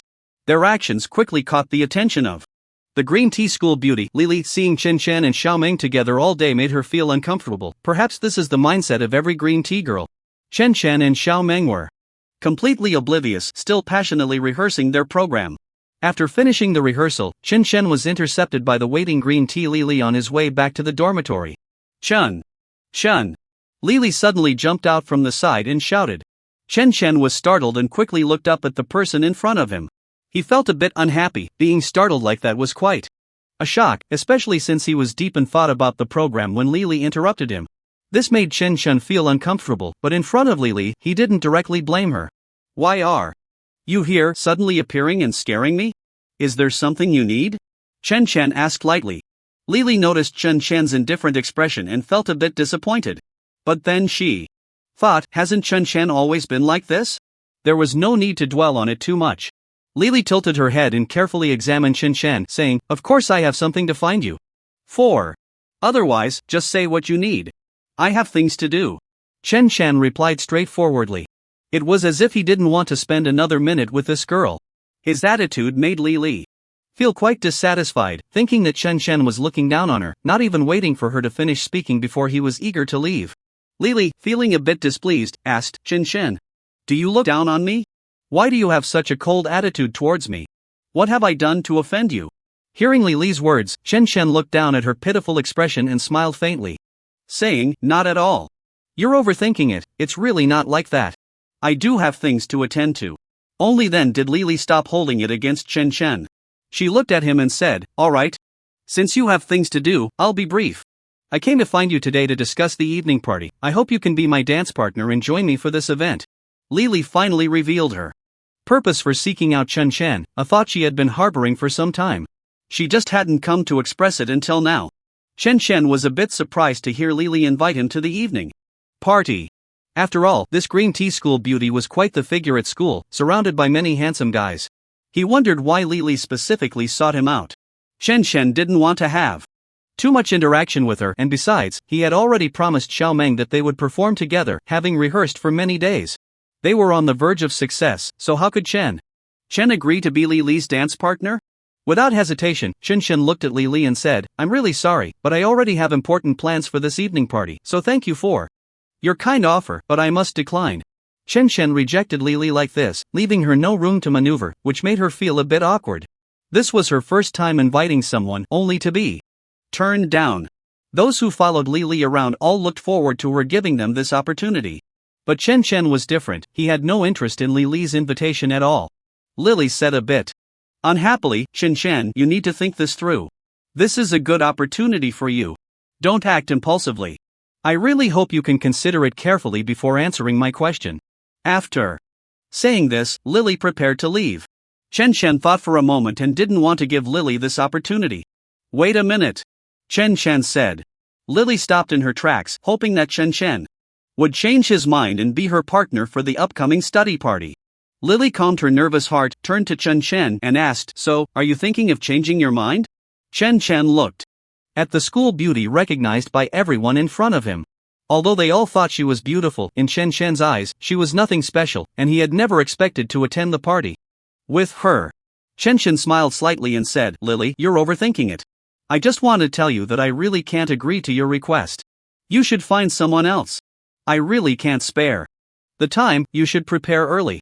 Chen Chen still rejected Lily's invitation, and Lily was truly unwilling to accept it, not expecting Chen Chen to give her no face at all. After saying this, Chen Chen turned and left, disregarding Lily's feelings. Watching Chen Chen leave with such determination, Lily felt very disappointed. Originally, Lily thought Chen Chen would agree to her request.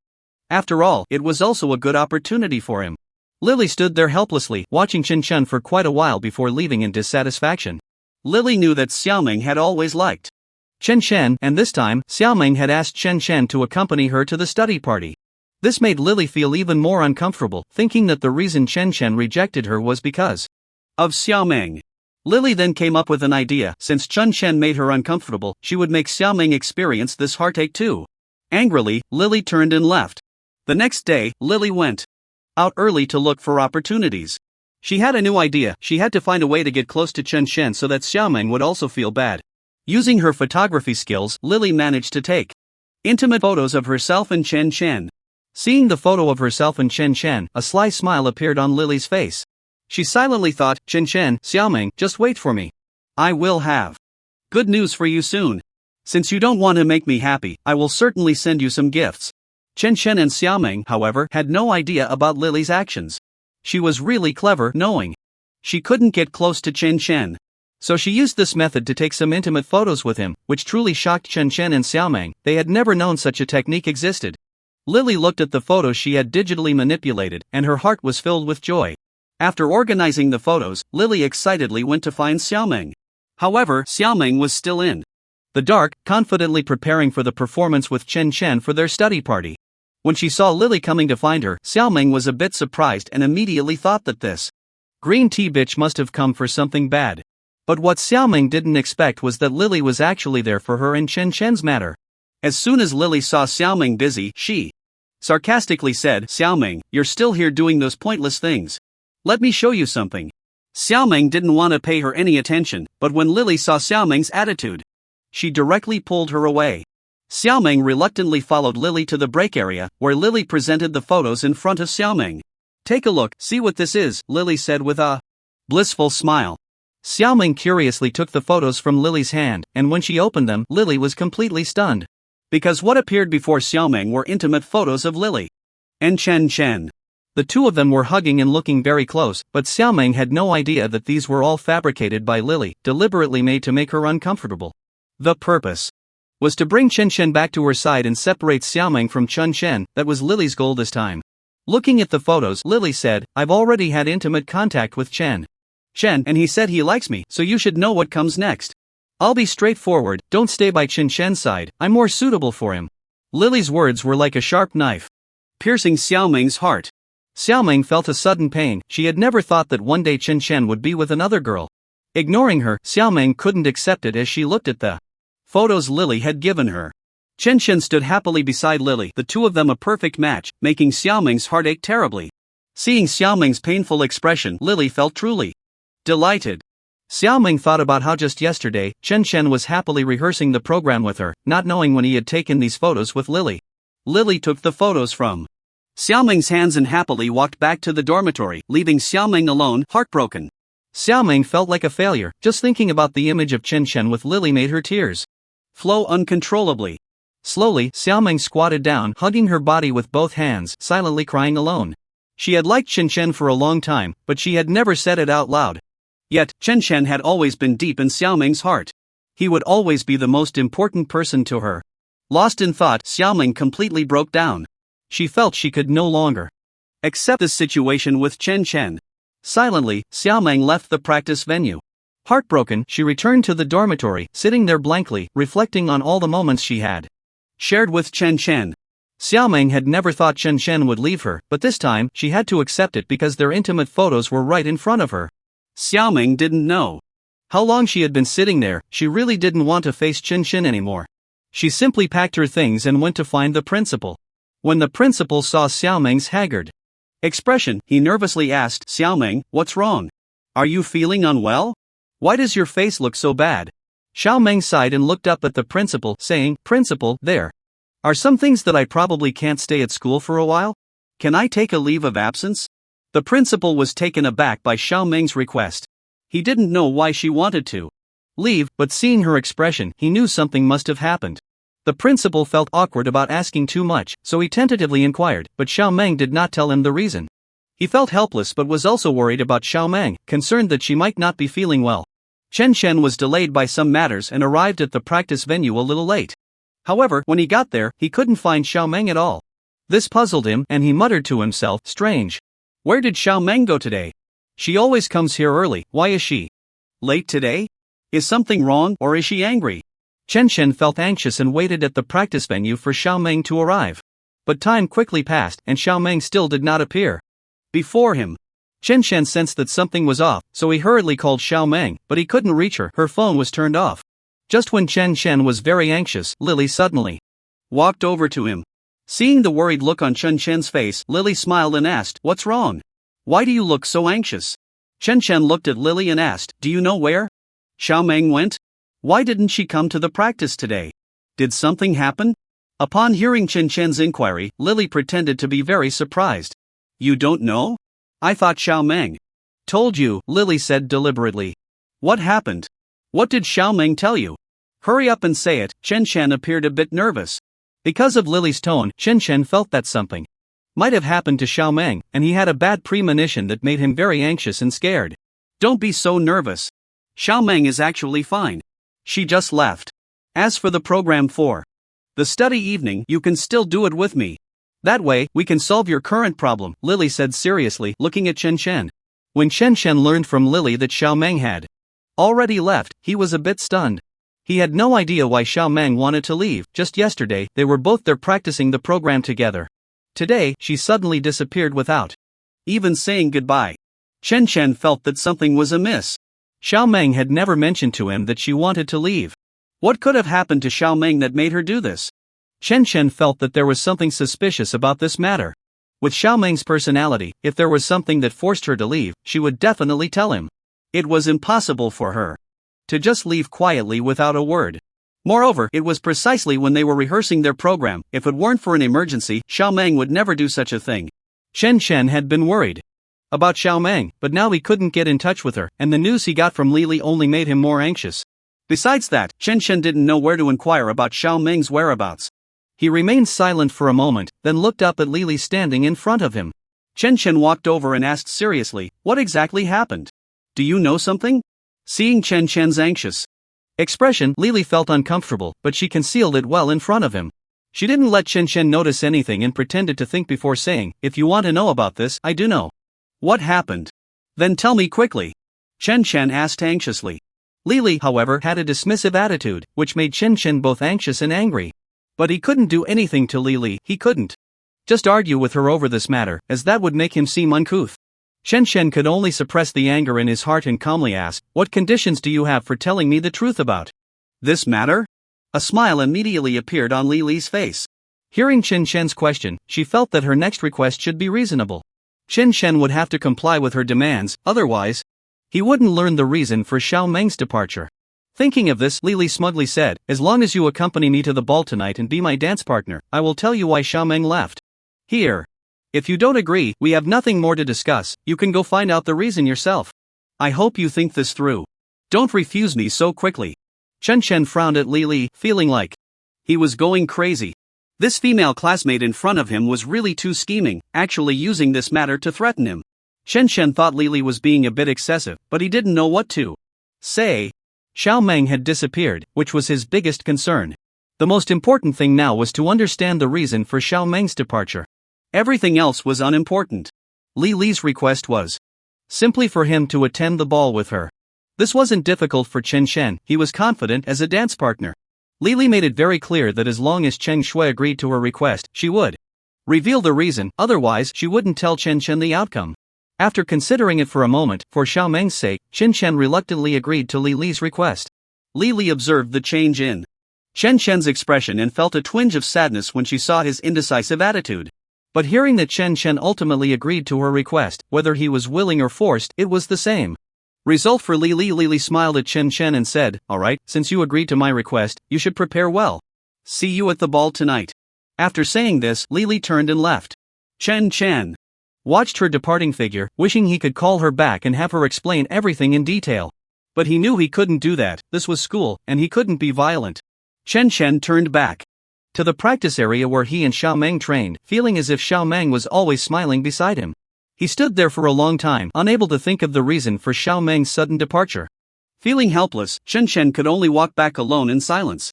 He had already promised Lily that he would attend the ball that evening. Chen had to make some preparations because all the teachers and students in the school were watching them. Even if he was forced into it, he couldn't embarrass himself in front of everyone. After returning, Lily also carefully dressed up. This was her first performance with Chen, something she had been looking forward to for a long time, and she couldn't afford to be careless. She had to present her most beautiful self in front of Cheng Shui, letting Chen know that she was much better than Xiao Meng. The more Lily thought about it, the happier she became. She felt she was just too clever. Xiao Meng was simply no match for her, just a few photos had made her collapse and leave. This girl's thoughts were really too simple, and Lily had no awareness of her own mistakes. During the entire ball, Lily specifically invited Chen to dance. Although Chen was unwilling to accept it, he felt uncomfortable dancing with such a scheming girl, finding it very awkward. But for Xiao Meng's sake, Chen reluctantly agreed to Lily's invitation, attending the study ball as Lily's dance partner. The video of Chen dancing with Lily had already been filmed and posted on the school's platform by Lily. In no time, the video's view count skyrocketed, while Xiao Meng, who had shut herself away and did not attend the study ball, was still quietly paying attention to the event, actually focusing on Chen. Xiao Meng wanted to know Chen's attitude. Having left, what would he do at this study ball? But when she truly saw the video of Chen attending the ball with Lily and dancing together, Xiao Meng was heartbroken. She felt that Chen was being too much, and she cried out in despair. Her feelings for Chen, though unspoken, were deeply etched in her heart. Now, Chen was standing next to another girl, and Xiao Meng didn't know where her feelings should go. This was something Xiao Meng had never considered before. Seeing Chen and Lily standing together felt like a knife cutting through her heart. Xiao Meng lay there quietly, crying silently. Initially, she still held a glimmer of hope, thinking that Chen would be anxious to find her and would ask their classmates about her whereabouts through the ball. What Xiao Meng didn't expect was that Chen not only didn't do that but also attended the ball with Lily, becoming her dance partner. The more she thought about it, the sadder she became, reflecting on all she had done for Chen. Although Xiao Meng didn't feel regret, she thought Chen should understand her feelings, so why did he treat her this way? Xiao Meng found it hard to comprehend what Chen really wanted.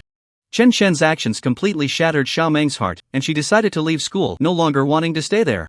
Chen had crushed all her hopes, leaving not even a trace behind. Xiao Meng felt that if she stayed in such an environment any longer, she would completely break down.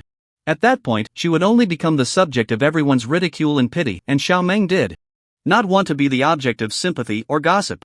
She felt like she was reaching too high, comparing herself to the school beauty, Lily, and had really thought about a lot.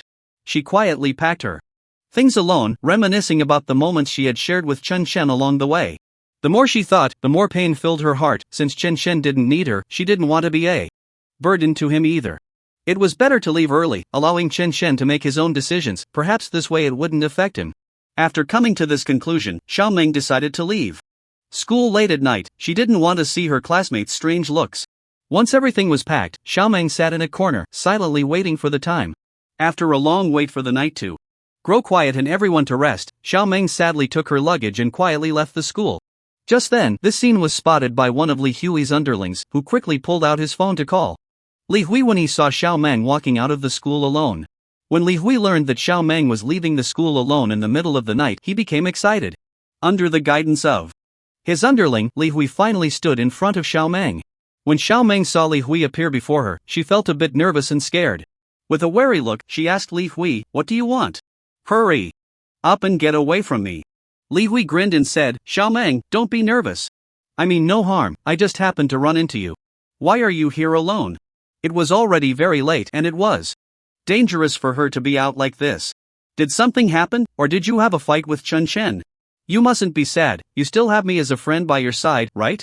If you're unhappy, you can tell me, talking about it will make you feel much better." Li Hui deliberately pretended to care for Xiao Meng to lower her guard, giving him the chance to act. In his heart, Li Hui harbored malicious intent. Last time he didn't achieve his goal with Chen. This time, such a good opportunity, how could Li Hui let it slip? He had to use this chance to make Chen Shen submit to him. Just thinking about Chen Shen made Li Hui grit his teeth in hatred. He had always been at odds with Chen Shen, trying every means to deal with him, yet he never expected this opportunity would come so soon. Li Hui put on a fake, sympathetic demeanor, which made Xiaomeng feel a bit irritated. She hated Li Hui the most. Xiaomeng knew in her heart that Li Hui wasn't so kind as to come over to comfort her. He definitely had an ulterior motive. Although Xiaomeng was wary of Li Hui, she was alone, while he had his underlings to help him. So, dealing with Xiaomeng was truly an easy task for Li Hui. While pretending to comfort her, he secretly slipped something into her drink. Xiaomeng had no idea that Li Hui would resort to such despicable means. He actually drugged her drink, and completely unaware, Xiaomeng picked up the cup and drank it. When Li Hui saw Xiaomeng finish the drink, the corners of his mouth curled up slightly, revealing a hint of a sinister smile. Because Li Hui knew that his next plan was about to succeed. Not long after drinking, Xiaomeng began to feel dizzy and her body started to weaken. Xiaomeng then realized that she had fallen into Li Hui's trap.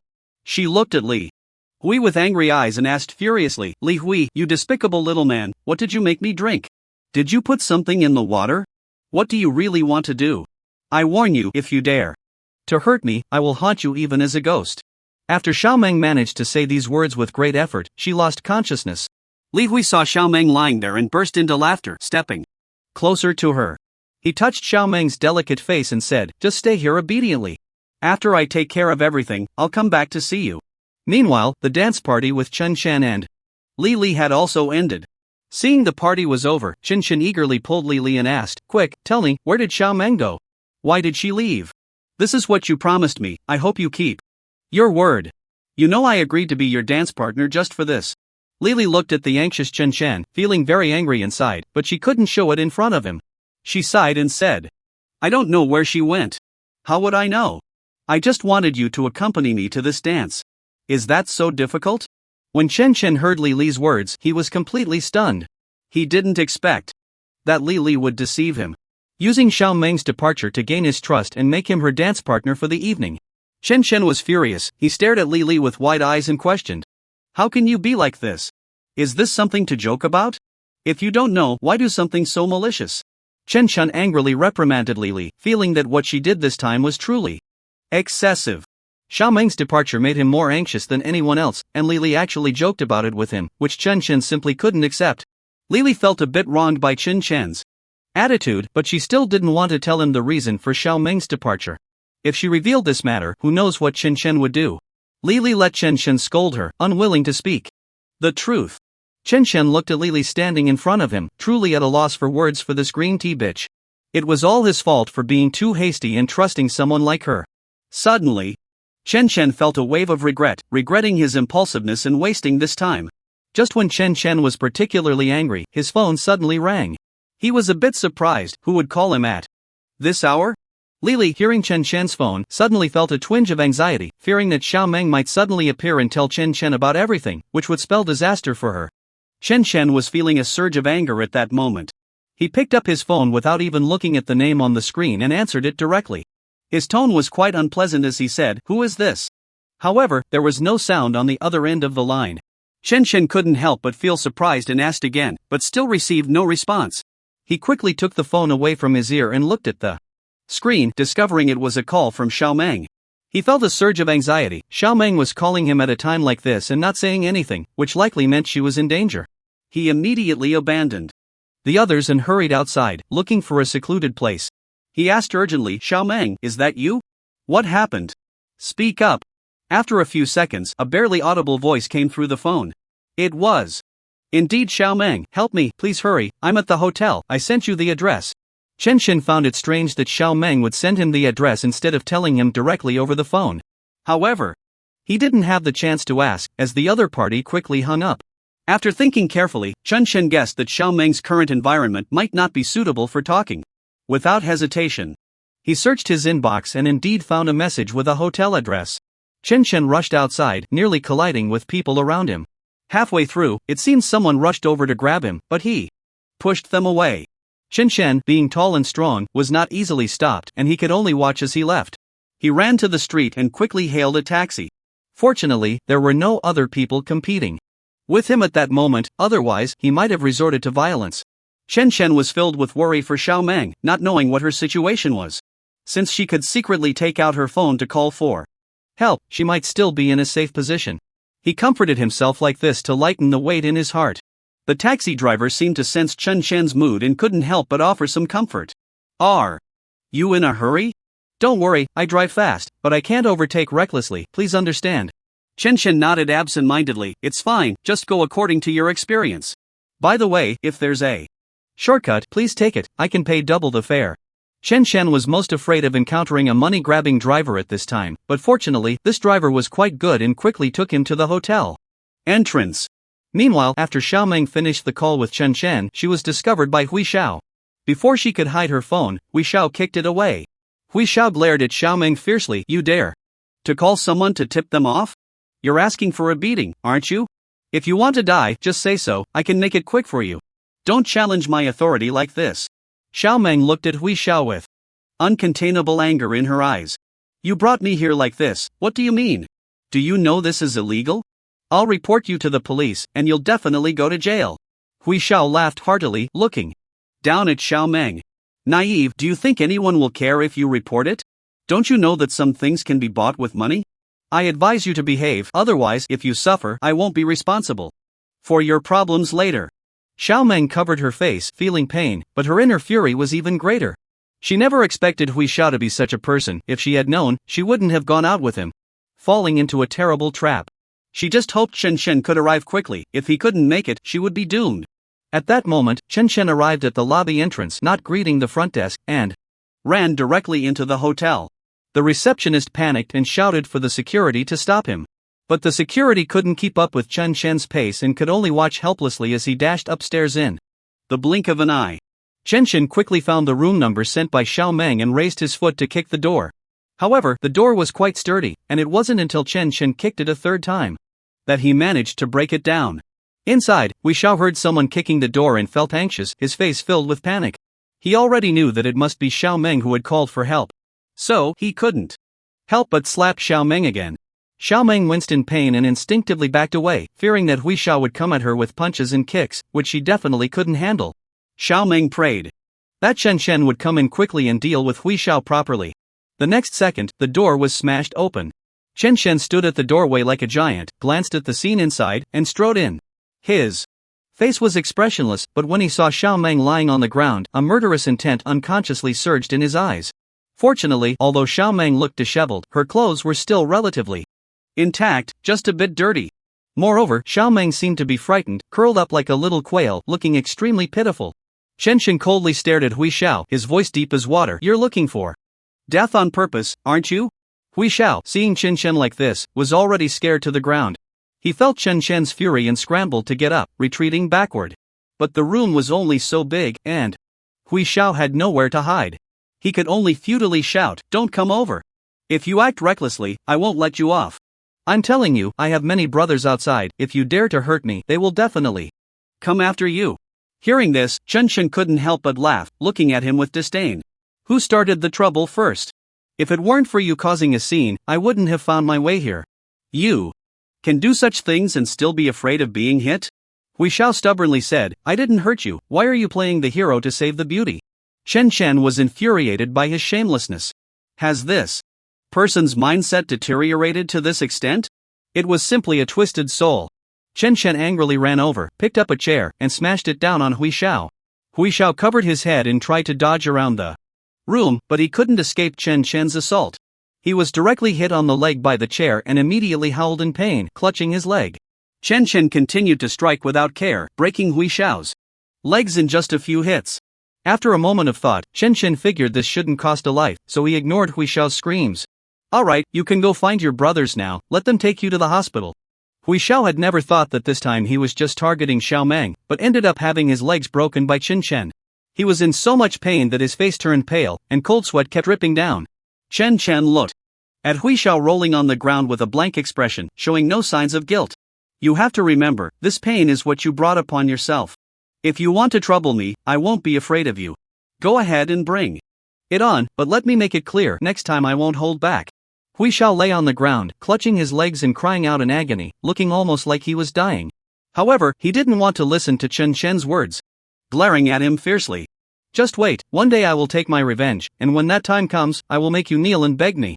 Chen Shen sneered. If you had the ability, you wouldn't be rolling on the ground crying right now. Why are you being so tough? If I were you, I would definitely keep my distance when walking in the future, making sure the other party doesn't see me. Although Hui Xiao was despicable, Jin Shen never thought about taking his life. At this moment, he didn't care about the other party's threats and directly walked over to Xiao Meng. Xiao Meng looked up at Chen Shen with a pitiful expression, her voice filled with grievance. That Hui Xiao is so bad, he slapped me twice, and it hurt so much. Hearing Xiao Meng's complaint, Hui Xiao felt darkness clouding his vision, silently cursing in his heart. Damn it, his 2 legs were broken. Compared to those 2 light slaps, who was really worse off? Unfortunately, Chen Shen was standing in the room, and Hui Xiao didn't dare to make a sound, only glaring fiercely at the two. Chen Shen gently touched Xiao Meng's face and comforted her softly. It's okay, I've already taught him a lesson. Once we go back, just put some ice on it, and it will be fine by tomorrow. After thinking for a while, Chen Shen awkwardly added a compliment. Hey, don't be afraid, you must be the prettiest girl. Xiao Meng shyly lowered her head and slowly reached out her hand to Chen Shen. However, halfway through, she inexplicably thought of Chen Shen's interactions with Lily, worried that Chen Shen would reject her, and instinctively pulled her hand back. But Chen Shen didn't give Xiao Meng a chance to retract her hand, grabbing it firmly and then bending down to pick her up. Xiao Meng moved a bit uncomfortably, but within 2 seconds, Chen Shen stopped her.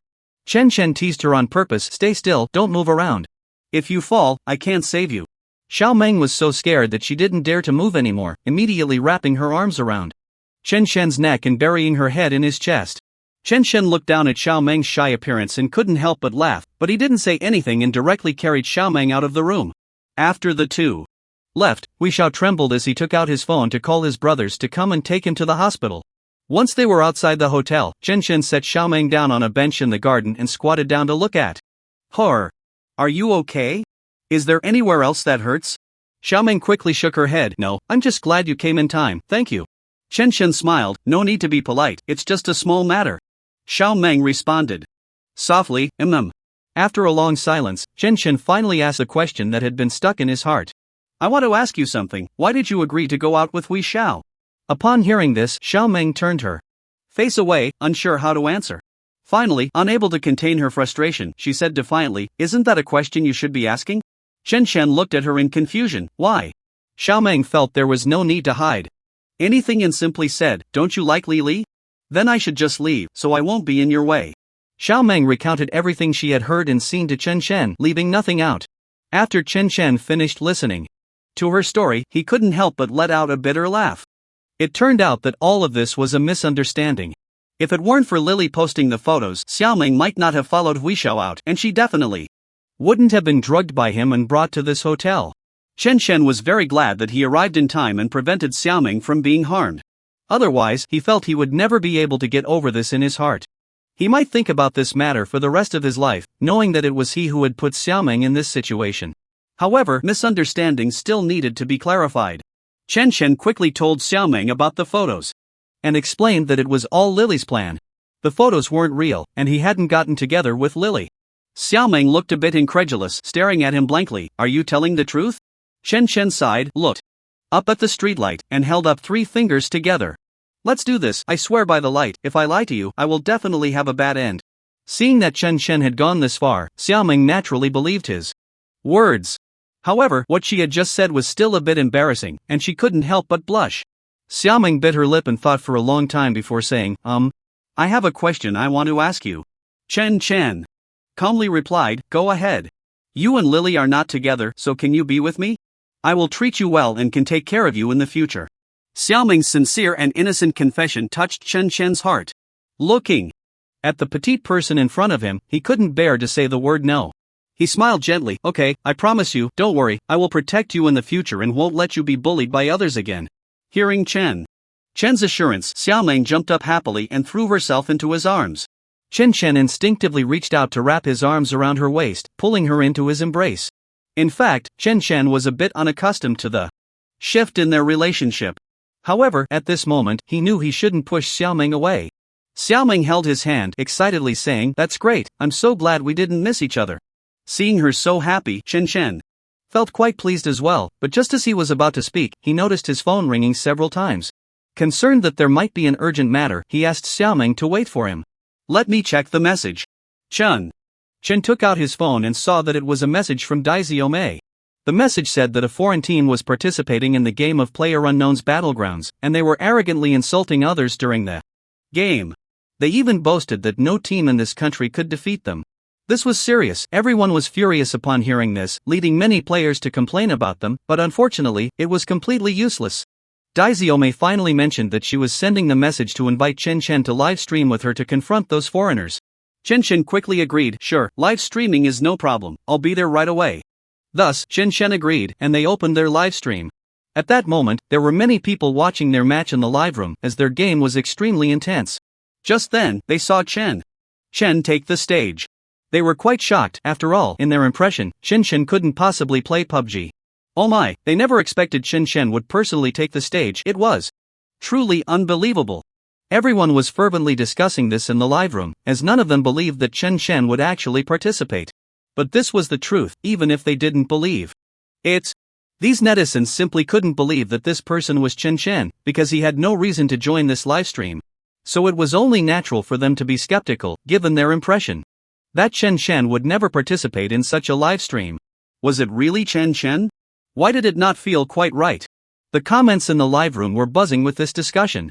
At that moment, Chen had already entered the live room, so he clarified that this person was indeed him.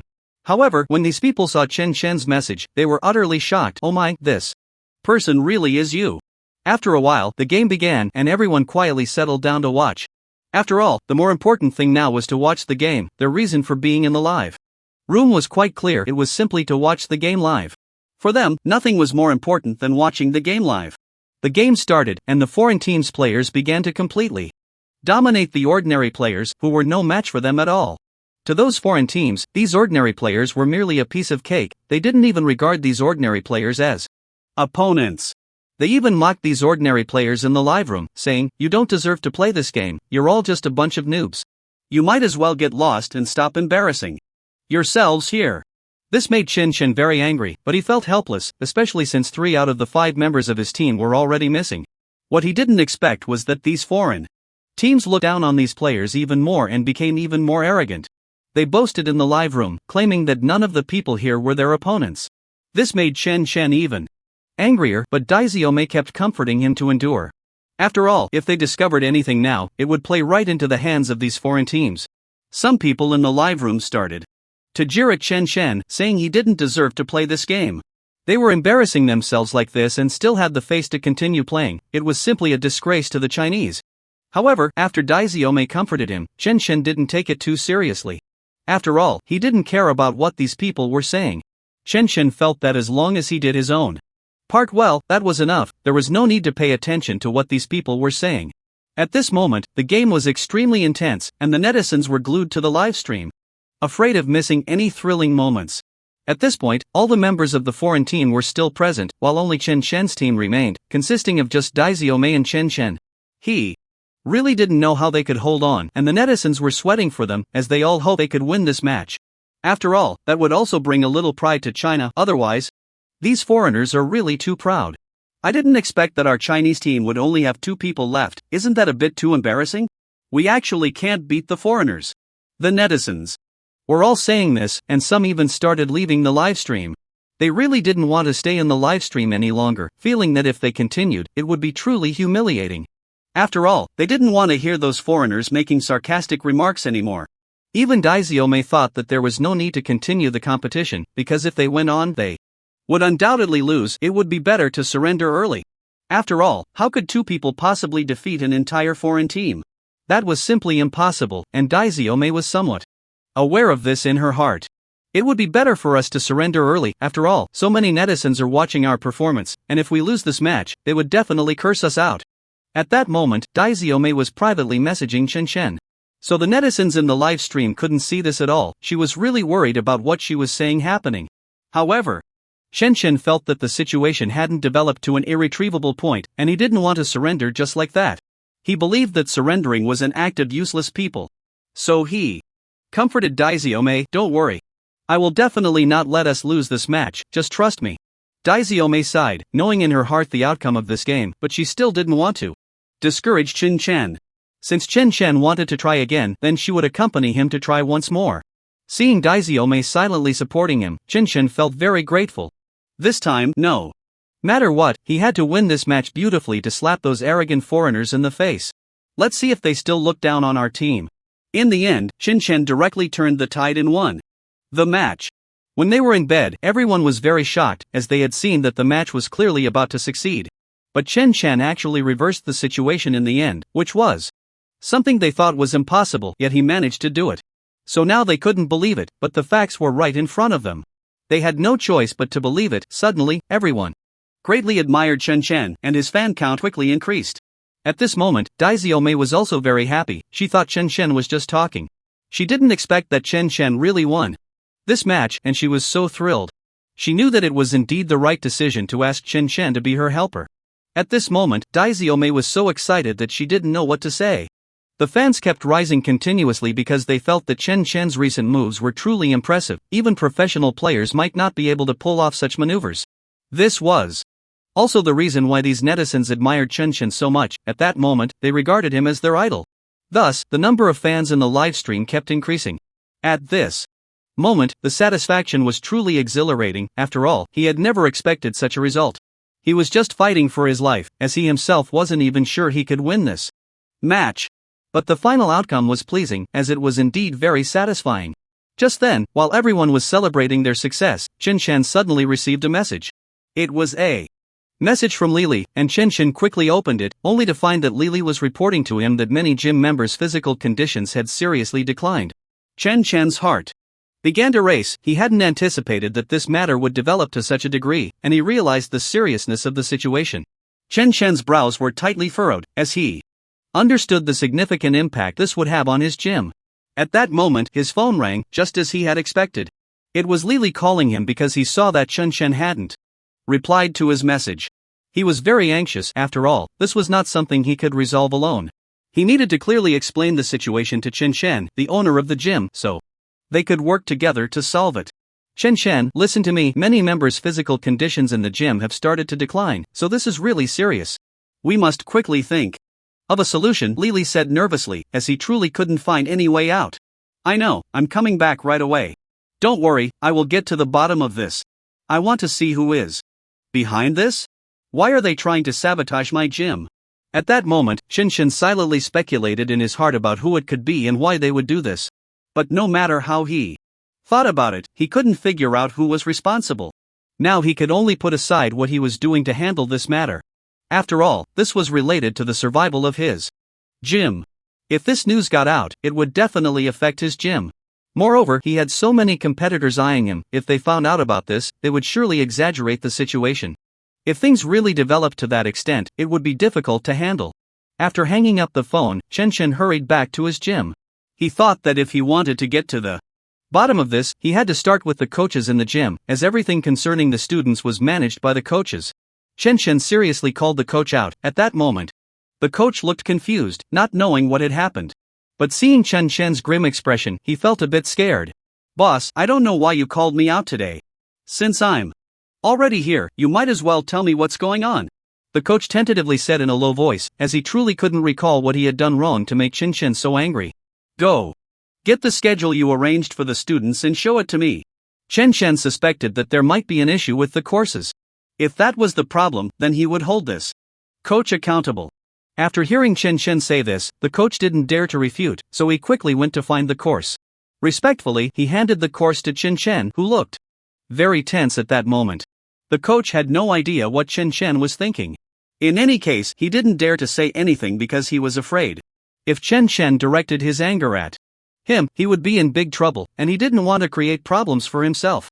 Chen Chen carefully examined the course and found no issues. Since this was a standard gym course, the problem definitely wouldn't be here.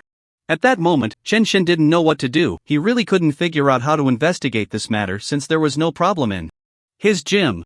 However, he couldn't understand why the posts from these members were starting to decline. And they were all members of the gym. Was someone deliberately targeting the members of his gym? But why would they do that? What benefit would it bring them? Chen Chen was truly puzzled by these matters. At this moment, Chen felt very distressed. He was at a loss and didn't know how to investigate this issue. He sat alone in his gym, feeling very anxious and not wanting to talk to anyone. However, at that moment, Chen suddenly saw someone sneaking out.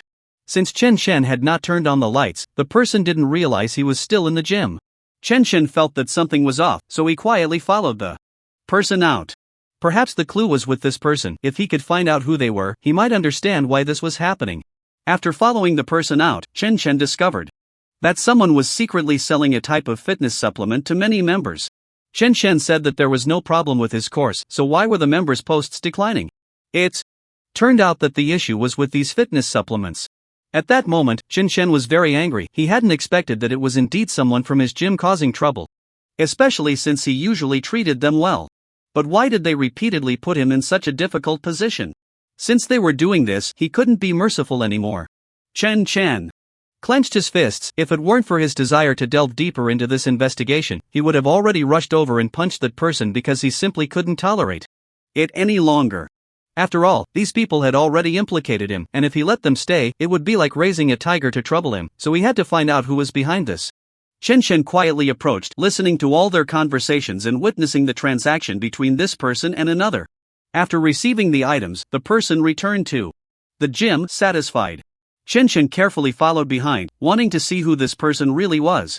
Once inside the gym, Chen finally saw the person's face and realized that he was actually a supervisor at the gym, Li's brother. Chen never expected that Li's brother would treat him this way. Out of consideration for his relationship with Li, he had allowed her brother to be a supervisor in his gym. However, he never anticipated that her brother would exploit this relationship to do such things in his gym. Chen was extremely angry. He could not tolerate this and felt the need to confront him about why Li's brother would repay kindness with malice. Clenching his fists, he charged forward. And at the same time, Li Yin noticed Chen but showed great disdain. He thought, even if Chen found out, what could he do? He didn't believe Chen could curse him. After all, Chen had no such authority. So he was not afraid of Chen. Instead, Li Yin looked at the approaching Chen with some curiosity. Seeing his expression only fueled Chen's anger, and he went up and punched him. If it weren't for her words, the physical condition of the gym's members wouldn't have continued to decline, and these troublesome issues wouldn't have arisen. Chen never expected that it was Li Yan's doing. If he had known Li Yan was like this, he would never have allowed her to come to his gym. Furious, Chen grabbed Li Yan by the collar. Why are you doing this? I have treated you well, but why are you treating me this way? Don't you know what harm this does to our gym? Facing Chen's actions, Li Yan looked down on him. This is my family's gym, so I can do whatever I want. You have no say in this. Even if it was sold to you, you are still an outsider. Chen could no longer hold back. He was too angry at this point, so he punched Li Yan again. He couldn't understand why Li Yan would say such nonsense. Since the gym had already been sold to him, it was his. After all, a contract had been signed, so Li Yan had no rights here. He was merely a supervisor at the gym. Therefore, he had no authority to do these things, and Chen had every reason to fire him and ensure he would never find work again. If it weren't for his relationship with Li, he would not have let Li Yan off the hook. But regardless, since this had happened, he would definitely not allow Li Yan to stay here any longer. After all, he did not want to raise a tiger to trouble him. After thinking for a long time, Chen made a significant decision to dismiss Li Yan. After all, Chen believed that Li Yan had no qualifications to continue here. Since he had done something wrong to the gym, he had no face to stay. Upon hearing this news, Li was shocked. She never expected her brother would do such a thing. She also did not expect that Chen would be so angry as to fire Li Yan. So, Li hurriedly pleaded with Chen, as she truly did not want her brother to be dismissed. This was their only hope. If they were both fired, she really didn't know how they would live on. So now their only lifeline was to pray that Lord Chen would not hold a grudge and let them off this time. Li timidly walked up to Chen and said, "Boss, I beg you, please don't drive my brother away. If you kick him out, he really won't know what to do. He truly understands his mistake and promises he won't do such things again. Just give him one more chance." But at that moment, Chen was very angry and couldn't take in her words at all. All he wanted to do was to quickly fire Li Yan. After all, he didn't want to harbor a potential risk in his gym. Since Li Yan could make this mistake once, it meant he could repeat it again and again. Thus, Chen firmly rejected Li. This time, even their friendship couldn't save Li Yan. Hearing Chen's outright refusal, Li's expression began to change. She hadn't expected Chen Chen to reject her so directly. She no longer had the same attitude as before, coldly looking at Chen Chen and saying, "Since that's the case, I'll tell you the truth. The fitness supplements I sold before had problems, and I was involved in this matter too. Why would you do this? I've treated you well, haven't I? But why do you have to treat me like this? Is there any benefit for you in doing so?" At this moment, Chen Chen was on the verge of breaking down. After all, he had once trusted Lily very much. Lily was indeed a hard-working person, pouring her heart and soul into the gym, but he never expected her to do something like this. Not yet. Before Chen Chen could say anything, Lily slowly spoke again. "But if you dare to fire me, I'll expose this matter, and then this gym won't be able to operate. Let's see what you'll do then. So I advise you to quietly pretend you don't know about this. After all, it won't do you any good. You take a step back, I'll take a step back, that way, it's good for everyone." At that moment, Chen Chen looked at Lily and felt very strange. He remembered that Lily wasn't like this before. He didn't know when she had changed into this version of herself. In fact, Chen Chen understood in his heart that Lily was threatening him out of fear that he would fire her and her brother. He could clearly sense that Lily was very agitated at this moment. If he said anything provocative, she might really do something extreme. So all Chen Chen could do now was to go along with Lily, as he truly didn't dare to risk his gym. Chen Chen grew increasingly disgusted by Li Yan's appearance, wishing he could spit in his face. The sight was truly infuriating. However, for the sake of everyone present, he refrained from pursuing what Li Yan had said and simply told him to stop. But Li Yan, oblivious to the situation, thought Chen Chen was backing down, and he took the opportunity to escalate things, slamming his hand on the table and glaring at Chen Chen in confrontation. Li Yan's actions made Chen Chen extremely uncomfortable. In front of so many colleagues, he felt utterly humiliated. It was clear from his expression that he was furious. Meanwhile, Li Yan, seeing Chen Chen's silence, mistakenly believed that Chen Chen was genuinely afraid of him, and he laughed heartily, saying, "You softy, earning a higher salary than me. Yet you're still lower than me in every way. You don't deserve to be in this position, you'll be out of here sooner or later." At that moment, Chen Chen could no longer hold back and punched him. Caught off guard, Li Yan fell to the ground, and Chen Chen jumped on top of him, delivering a flurry of blows to his head. The woman lying on the ground cried out in pain from Chen Chen's assault. Realizing the situation was turning against him, Li Yan pretended to beg for mercy and quietly retreated to the side of the gym where equipment was stored. He stealthily pulled out a metal gym tool and swung it hard, striking Chen Chen's hand.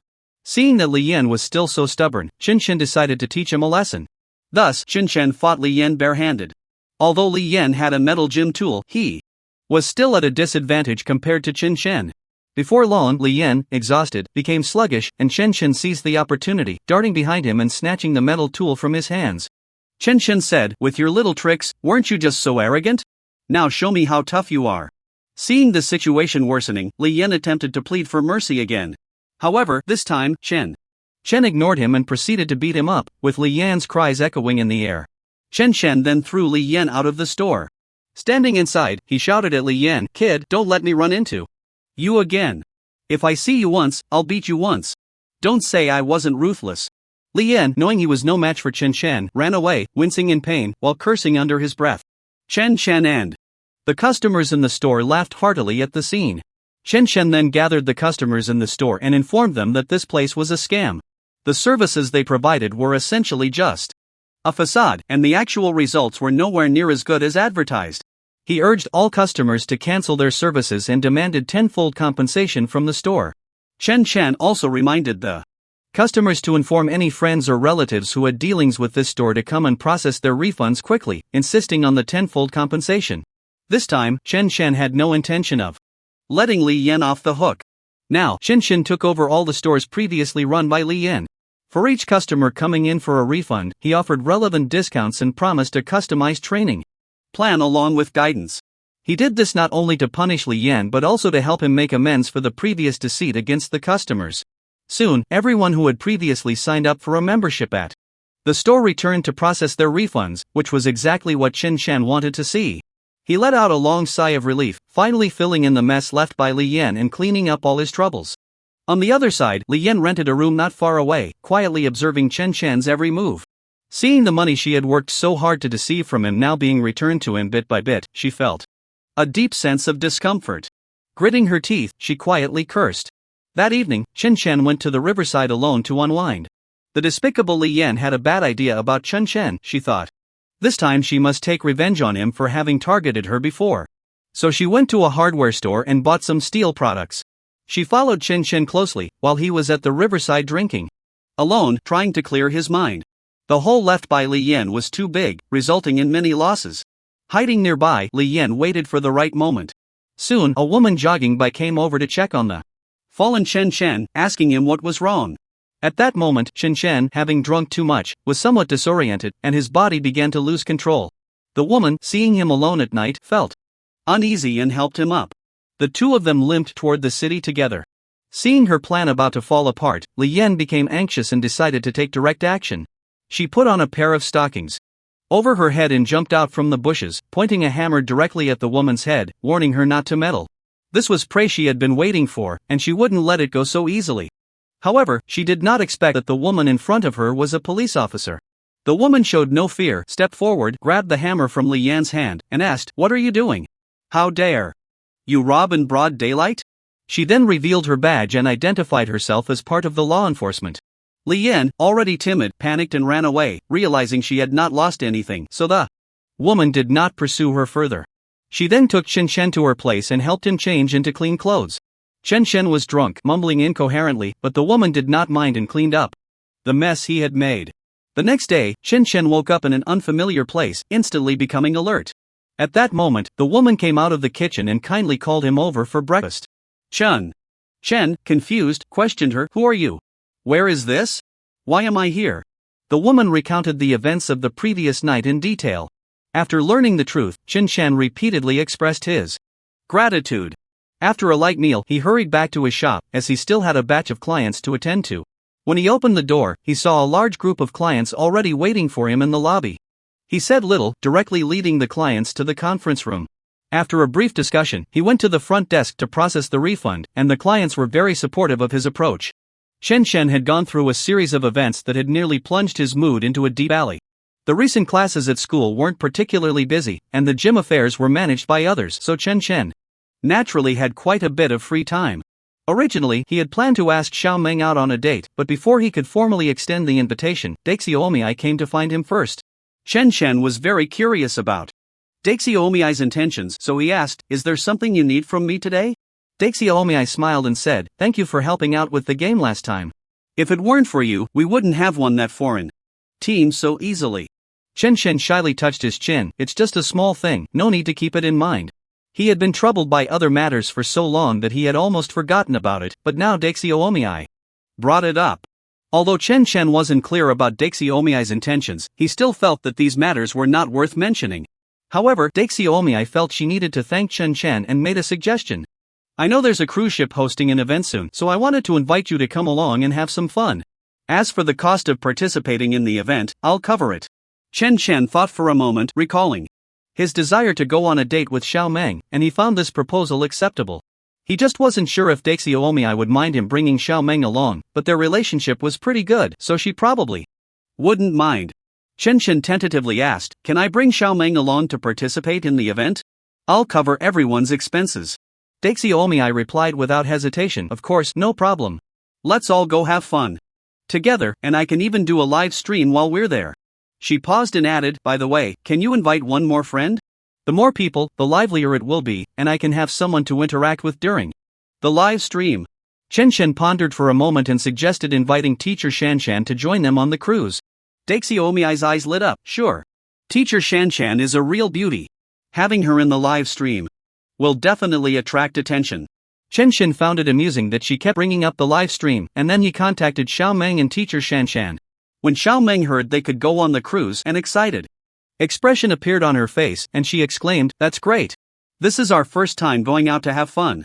Chen Chen suddenly felt a pang of guilt and said softly, "I'm sorry, I've been so busy lately that I haven't had time to properly accompany you." Xiao Meng smiled and held his hand. "I know you're very busy and tired, so I hope you can rest more." Chen Chen gratefully said, "I understand your feelings, thank you." On the day of boarding, Chen Chen brought the three beautiful girls to the entrance of the cruise ship. Chen Chen's appearance was already eye-catching, and with three stunning beauties by his side, it was impossible for anyone to look away. Many people whispered and speculated about their identities. Wow, a guy with three beauties really makes others envious. Alright, stop with the sour comments. If you had money, you could do it too, or if you had looks and figure like them, that would work. Did you notice that the beauty looks familiar? I think I've seen her on a live streaming platform. I got it, that's Daixi Omiai. Didn't you see the tool she's holding? Those are essentials for a streamer. As soon as Daixi Omiai boarded the cruise ship, she started her live stream, showing everyone her location. She greeted everyone with a beaming smile, her voice sweet. Hello everyone. Can you guess where I am? I saw that some clever friends had already guessed it. That's right, I'm on a cruise ship, and it's a particularly luxurious one. Chen Chen heard Daixi Omiai's words and glanced at the people around, smiling. Your popularity is rising, so many people know you now. Xiaomeng echoed, Xiaomei is now a celebrity, of course her fame has to keep up. Daixi Omiai mischievously turned the camera towards Xiaomeng and happily said, Xiaomeng, say hello to the friends in the live stream. Xiaomeng shyly replied, hello everyone, please support us. After thinking for a moment, she added, new friends. Please follow. Following means you won't get lost, the host will take you on the expressway, no, on a cruise ship. Daixi Omiai chuckled, wow, you're really in the know, even more experienced than I am. Chen Chen gave Xiaomeng a thumbs up, praising, honestly, I've never doubted your learning ability, you're amazing. Xiaomeng shyly hid behind him, avoiding the camera, stop it, there are so many people, I'm a bit embarrassed. Seeing the two whispering, Daixi Omiai let teacher Shanshan and the audience in the live stream greet everyone.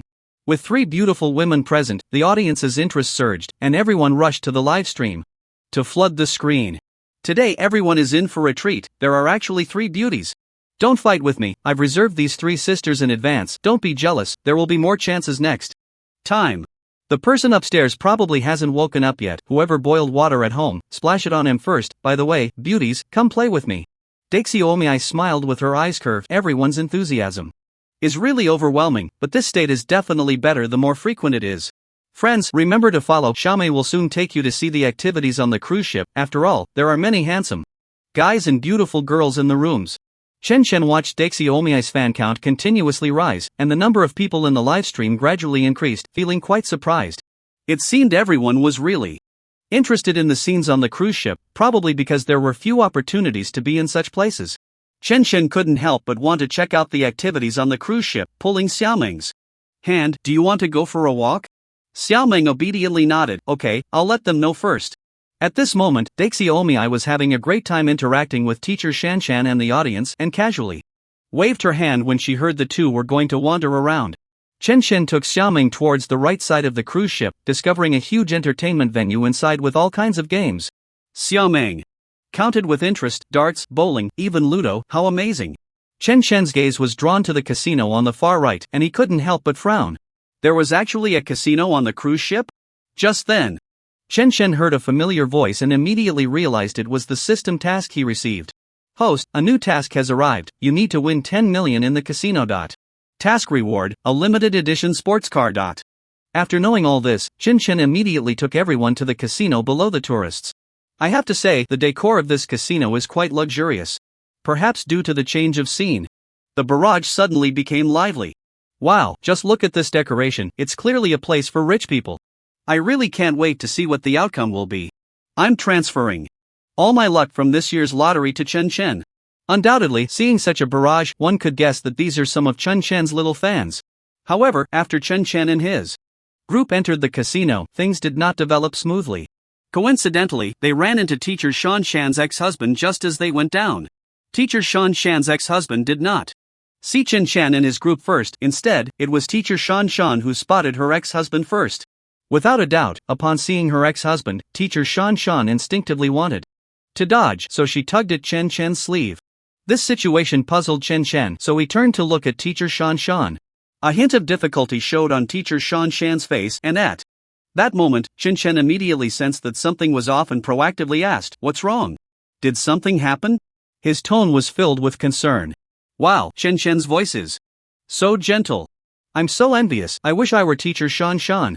Whoa, what happened to teacher Shan Shan? Hearing Chen Chen's inquiry, teacher Shan Shan slowly spoke, I saw my ex-husband. As she said this, teacher Shan Shan turned her head towards her ex-husband. Coincidentally, at that moment, teacher Shan Shan and her ex-husband locked eyes, and she immediately shifted her gaze away, making the atmosphere a bit awkward. This scene was also noticed by teacher Shan Shan's ex-husband, who smiled slightly and walked towards Chen Chen and his group. without saying a word. At this moment, Chen Chen also looked towards teacher Shan Shan's ex-husband. As he approached, Chen Chen's expression immediately became serious. Oh my god, is a battle about to start? The battle between two men is about to begin. Chen Chen will win, Chen Chen will win. Teacher Shan Shan, I love you. Teacher Shan Shan's ex-husband is a man named Chenan. After taking a few steps, Chenan stood right in front of Chen Chen and his group. Chenan's target was very clear. He directly bypassed Chen Chen, who was standing in front of teacher Shan Shan, and approached her with a smile. That smile made teacher Shan Shan feel very uncomfortable. So before Chenan could speak, teacher Shan Shan took the initiative to say, "What's wrong? Is there something going on?" Her tone was very cold. Chenan, seeing teacher Shan Shan like this, showed no signs of retreat. He did not immediately answer her question but reached out his hand and pinched teacher Shan Shan's chin. Chen Chen witnessed all of this and instinctively frowned, directly pushing Chenan away without saying a word. You two have no relationship now, so don't get handsy here. Chen Chen's tone revealed a hint of fierceness. It was precisely because he saw the unwillingness on teacher Shan Shan's face that he acted this way. Hearing Chen Chen's words, Chenan glanced at him and, with an indifferent expression, said, "Mind your own business." Chen Chen's expression turned very cold as he stood directly in front of teacher Shan Shan, facing Chenan, and said, "I will take care of this matter. What can you do?" Wow, Chen Chen is so handsome. This round, Chen wins completely. Chen Chen, I want to have your babies. The live stream began to get more and more lively, all because the drama between Chen Chen and Chenan had reached its climax. Faced with Chen Chen's tough attitude, Chenan seemed a bit scared. His tone was noticeably softer than before as he slowly said, "If you want me to stop bothering him, there are ways." After saying this, before Chen Chen could respond, he continued, "As long as you give me enough money, we can do it." Upon hearing that this man wanted money, a look of disdain immediately flashed in Chen Chen's eyes. He then sneered coldly, not answering him, but glanced back at his companions, giving them a look. Everyone understood what Chen Chen meant, signaling them to leave. They all obediently prepared to leave, and Chen Chen did not hesitate to follow suit. Seeing that this group was about to leave, Chenan couldn't hold back any longer. He immediately grabbed Chen Chen's sleeve and anxiously said, "I'm telling you, if you don't pay, you can't leave." This behavior made Chen Chen feel very displeased, so he directly shook off Chenan and then patted his sleeve, filled with disdain as he said, "Asking us for money, what a loser." After saying this, he sneered again. It seemed that Chenan's presence was a troublesome reason, so to eliminate the problem, Chen Chen directly took action and threw Chenan out. "Chen Chen, don't be too domineering. Honey, I love you so much. I announce that in the end, Chen Chen wins. Chen Chen's victory is inevitable." After dealing with the trouble that was Chenan, this group of people entered the casino. Chen Chen did not hesitate at all. After spotting a good table, he immediately made his move. It was unclear whether it was due to good luck or talent, but after just a few rounds, Chen Chen hit the jackpot. Therefore, the task of 10 million assigned by the system was a piece of cake for Chen Chen. Before long, he had earned 10 million. Chen Chen was not doing this task for the money but for that sports car, and since he had completed the task, the sports car was his. I won't even say my luck is really good. If I were to gamble, I would want such good luck too. I have to say, he really is a big shot, borrowing your luck. Ah, honey, I love you so much. Look at me. After Chen Chen got that sports car, the barrage of comments just wouldn't stop. Dai Xiaomei started the livestream, recording everything so that everyone in the chat room could see Chen Chen continuously making money, just like a gambling saint. The viewers in the livestream were thoroughly enjoying it. After all, identifying with Chen Chen meant they were making that much money themselves, which was exhilarating to think about. Thus, the comments in the livestream kept flooding in. "Bro, 666. This is simply the gambling god. I envy Chen Chen's good luck, can I have a little bit of it? 10 million, even novels wouldn't dare to write this. I'm lucky to see a live stream for the first time." Witnessing someone earn 10 million in a rage, this wave of immersion is just exhilarating. Moreover, because Chen Chen was continuously winning money at the gambling table like an outstanding gambler, he was always making money from the table. Every time he made a move, it was a large sum of money coming in. However, Chen Chen was not at all swayed by that money, as if he didn't even regard that 10 million. If it weren't for helping teacher Shan Shan, he seemed unwilling to even enter the casino. It's easy for people at the gambling table to get carried away, but Chen Chen's ability to remain calm proved that his temperament and vision were not something ordinary people could match. After earning 10 million, Chen Chen had no intention of continuing to play. After all, 10 million was already enough, and with the money he had earned, It was quite eye-catching. If he stayed here any longer, who knows what trouble might arise. Seeing Chen Chen like this, the few beautiful friends around him also showed admiration in their eyes. Watching him surrounded by beauties, it was as if the title of life winner was engraved on his forehead, and everyone in the live stream envied Chen Chen. If only I were Chen Chen, 10 million in one hand, a beauty in the other. This is simply a life winner. Why can't such good luck fall on me? Only Chen Chen has the strength to become what he is now. I really envy those beauties around Chen Chen. I'm quite good looking too. Let me add me on V. We've had enough fun up here. Let's go out. After earning enough money at the gambling table, Chen Chen decided not to stay here any longer, so he said to Dai Xiaomei beside him. Dai Xiaomei nodded, temporarily closed the livestream, and followed Chen Chen off the cruise ship. Once on the cruise ship, the sea breeze greeted them, making both feel quite comfortable. They stood on the deck for a while, enjoying the salty sea breeze, and Chen Chen let go of the heat he had built up in the casino. It was then he remembered the system's reminder about the limited edition sports car he was supposed to pick up. His mind was now solely focused on that car, wishing he could see it right away. He left the cruise ship with Xiao Meng and the others, ending their joyful holiday at sea, and headed towards the 4S dealership. Xiao Meng was a bit puzzled about why they were going to the 4S dealership, so she asked, Chen Chen, why are we coming here? She guessed that perhaps Chen Chen was going to buy a car? It seemed reasonable since he had just made 10 million on the cruise ship. With that money, buying a car would be a piece of cake for him. Thinking of this, Xiao Meng looked at Chen Chen with admiration, waiting for his answer. But she heard Chen Chen say to her, I'm here to pick up my car, come with me to take a look. Xiao Meng was even more surprised. She thought Chen Chen was coming to buy a car, but it turned out he was indeed there to pick up a car. When Chen Chen brought the second female lead to the counter and handed the paperwork given by the system to the staff. After the staff finished reviewing the documents he handed over, their gaze towards him became even more respectful. Then, addressing Chen Chen, they said, Sir, your limited edition sports car is ready. I'll take you to see it right away. Chen Chen nodded modestly and then started his live stream. After all, such a limited edition sports car was something to share with everyone. It was better to enjoy together than alone. Chen Chen already had a fan base, and a portion of the audience had come after he made a fortune earlier on the cruise. The video from that live stream had been recorded and was going viral online. The speed and breadth of its spread were astonishing, and soon it became a hot topic in the circle. So, as soon as Chen Chen started the livestream, many people were drawn in to watch. The sports car gifted by the system truly lived up to its limited edition status, with a low-key yet cool black and gold color. This was a dream car for many. After all, such limited editions are not necessarily available for purchase even if you have the money. Typically, once these cars are released, they are pre-ordered by prominent figures. Therefore, for Chen Chen to obtain such a limited edition sports car, it suggested that his identity was not ordinary. He was likely from a low-profile wealthy family. The viewers in the live stream looked at the sports car with envy. As a result, Chen Chen's follower count kept increasing rapidly. After all, opportunities to observe a wild rich person like this were rare, and it wasn't often one could see such things. Coupled with the car's cool appearance, it attracted a crowd of car enthusiasts.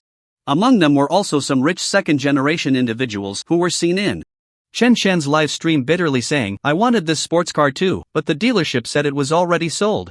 Sigh. I'm so tired of saying I envy this. Soon, someone in the live stream dug up the idea of this person, revealing it to be a rich second-generation's alternate account, which made the live stream even more exciting. So, this means Chen Chen is a wild tycoon. Upstairs, how could it be fake? It's said that only rich people can drive such sports cars. Chen Chen looked at the live stream, where people were urging him to quickly try out the feel of the limited edition sports car. This aligned perfectly with his own wishes, so Chen Chen got into the car and invited Xiao Meng to join him. A beautiful girl with a luxury car is the perfect match.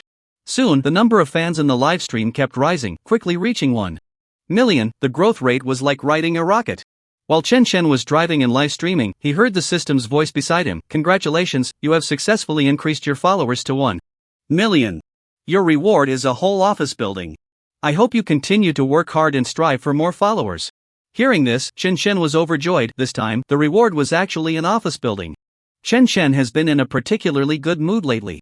Not only did he successfully win a limited edition sports car, but he also acquired an office building.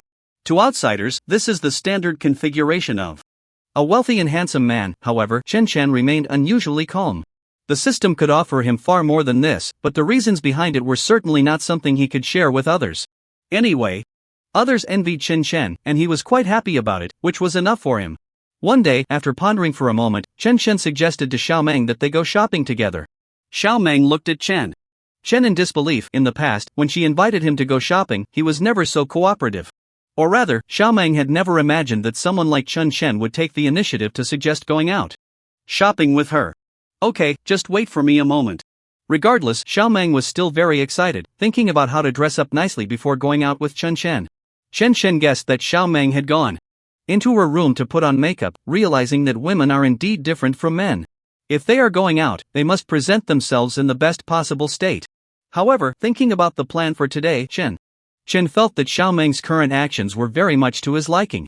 After all, he had a surprise to give Xiao Meng today, so it would be best if she looked beautiful when she received it. Chen believed that he and Xiao Meng had been together for a while, but he had never given her any gifts. He specifically suggested going shopping with her to buy her a present. Although Xiao Meng was still unaware of this, Chen thought it didn't matter, he could tell her when they got to the place. Xiao Meng was a smart person, and just as they reached the door, she proactively asked, "Did you ask me out today because you have something to tell me?" Seeing Xiao Meng's smiling face, Chen felt a rush of emotions and couldn't help but answer her question directly.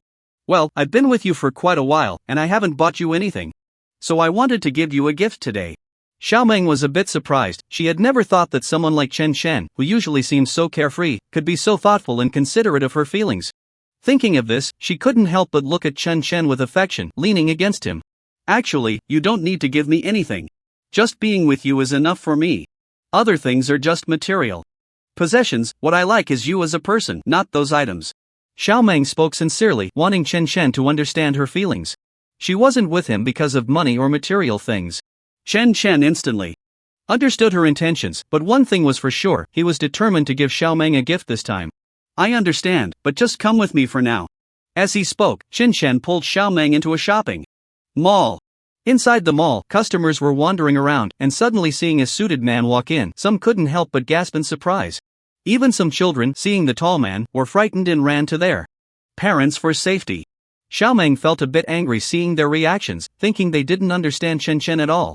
If they truly spent time with him, they would know he was a very kind and reliable person. Not the kind of person they feared. Xiao Meng decided to defend Chen herself, regardless of what others thought. She simply took his hand. "Forget about those people, let's hurry inside and not worry about what others think." Seeing Xiao Meng comforting him, Chen couldn't help but chuckle inwardly. In fact, he had never cared about others' opinions, but he quite enjoyed the way she defended him, so he gently ruffled her hair. "Thank you for your concern." Xiao Meng shook her head dismissively. "Why are you thanking me? You specially accompanied me to go shopping, I should be the one thanking you." Just then, the two of them arrived in front of a luxury goods store, and through the window, they saw a dazzling array of products displayed inside, which filled one with joy. Xiao Meng's gaze unconsciously drifted over, but fearing that Chen would notice, she quickly turned away. However, Chen's eyes were sharp. He had already seen Xiao Meng's gaze and without hesitation pulled her into the store. "Come in and choose, whatever you like, I'll buy it for you. Just pick whatever you want, I've got you covered." As soon as he said this, Chen wanted to laugh at himself. How did he end up sounding like a domineering CEO? How did he suddenly become like this? This was not at all Chen's original intention. Fortunately, Xiao Meng was amused by him and teased, "You're making it hard to resist. Did you forget what I told you? I don't need these things. Let's go look at something else to see if there's anything suitable for you, and then I'll buy it for you." After thinking for a moment, Xiao Meng added, "How about we buy you some clothes? You always wear the same ones, I want to get you a new outfit." Perhaps every woman's thoughts are the same, wanting to dress up their partner nicely. But Chen didn't need these things, pointing at the luxury items around them. "How about this, you pick out 10 or 8 of these items first, and then I'll go with you to see what else is in other stores." The store staff, seeing Chen's extravagant demeanor, immediately approached and said, "Hello, sir and miss, welcome. Our store has the latest products of this season. If you find anything you like, you can enjoy discounts as well. Please take your time to choose." Chen smiled at Xiao Meng and said, "Did you hear that? They said there's a discount, hurry up and buy." Xiao Meng lowered her head shyly, "But I really don't need you to spend so much." The staff, full of smiles, said, "Look how good your boyfriend is to you, this is his thoughtfulness.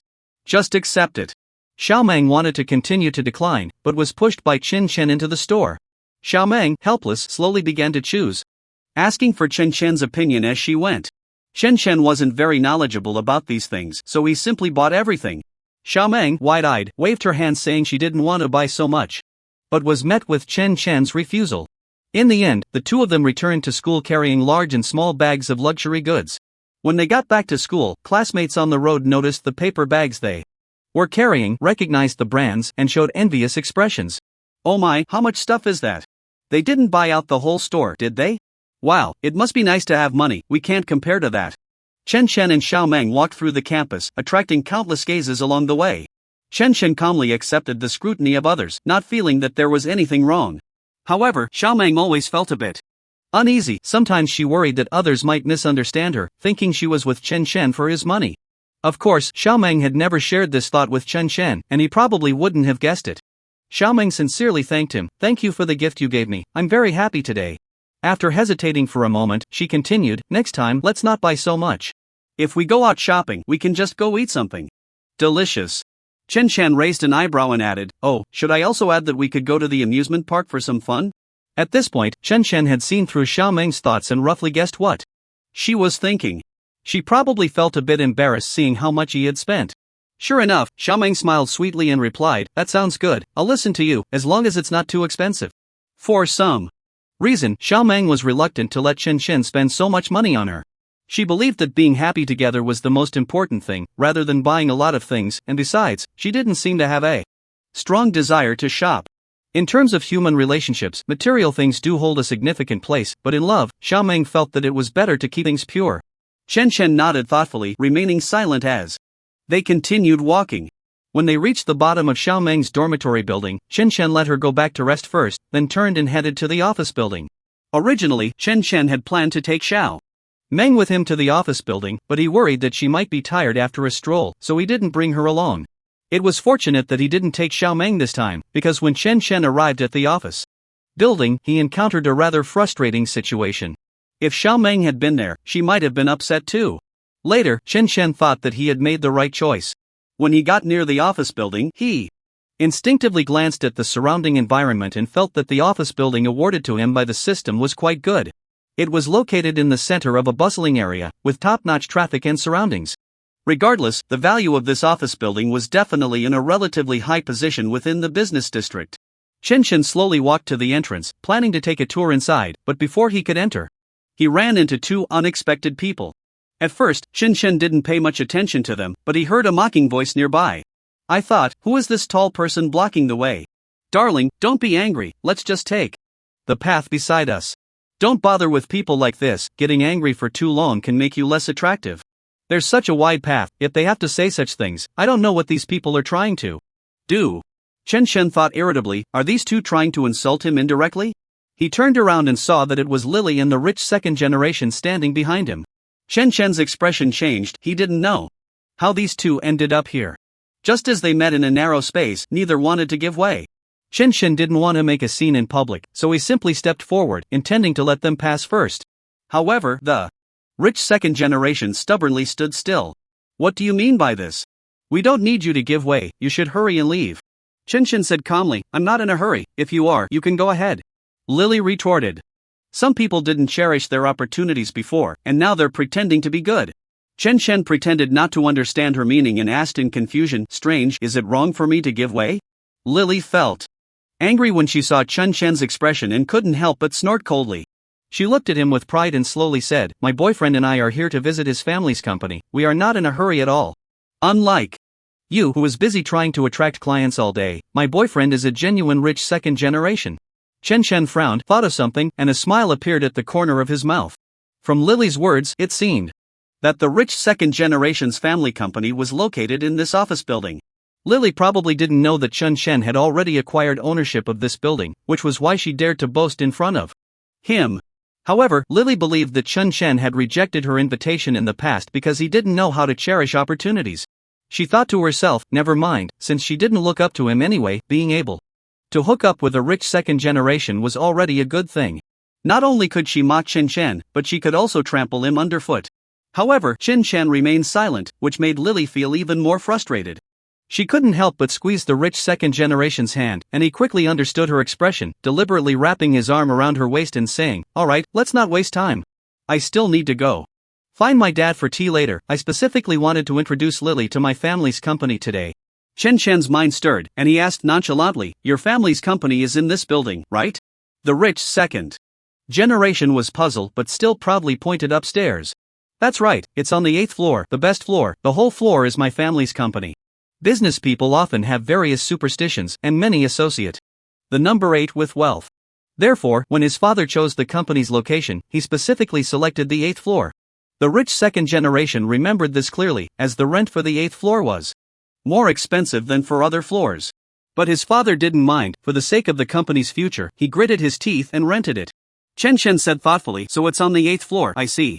The rich second generation suddenly had a bad premonition, unsure of what Chen Shen planned to do. But at that moment, he couldn't rashly ask. He could only watch as Chen Shen took out his phone to make a call. Excuse me, is this the management office? I would like to know about the tenants on the 8th floor over the years. Oh, there hasn't been a rent increase all these years? Then it's time to raise it. I think a 20% increase would be good, not too much, in case it scares others away. Chen Shen finished the call nonchalantly and hung up, leaving the rich second generation and Lily dumbfounded. The rich second generation, at a loss, called his father and found out that what Chen Shen said was true. He turned pale with fear and hurriedly apologized to Chen Shen. I'm sorry, I didn't recognize the great mountain. Please, I beg you, let this one slide for our family.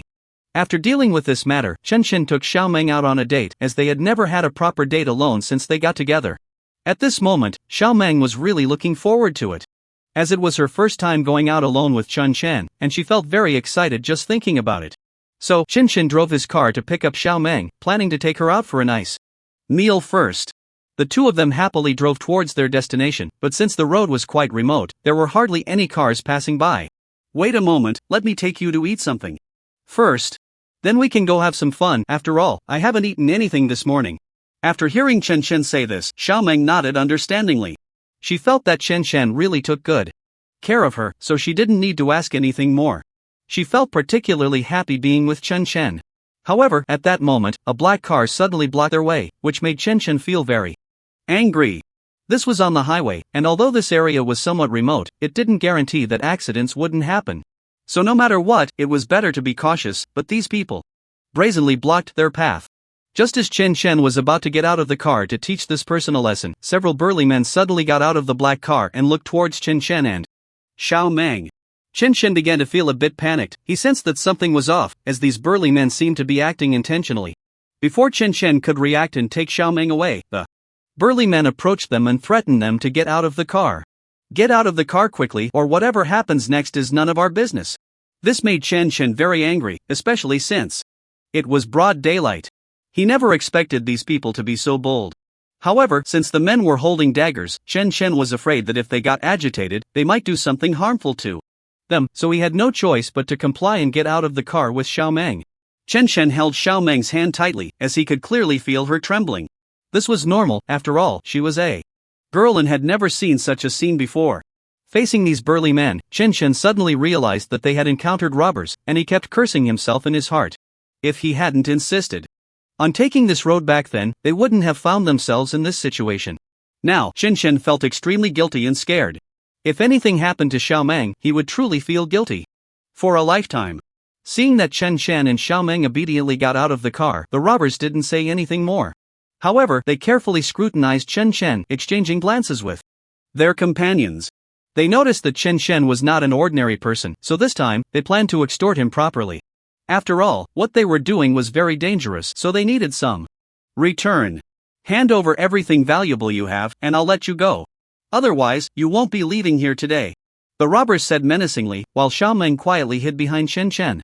She really didn't dare to look directly at the robbers, feeling that they were truly terrifying. Chen Shen never expected that these people were here to extort money from him, but there was no way he would willingly hand over his money to them. For Chen Shen, that was simply impossible. Chen Shen whispered into Xiao Meng's ear, "Wait a moment, I'll go up and take them all down. You just hide quietly behind the car. Make sure you don't fall into their hands, don't worry. I will definitely bring you out of this place safely, I promise you."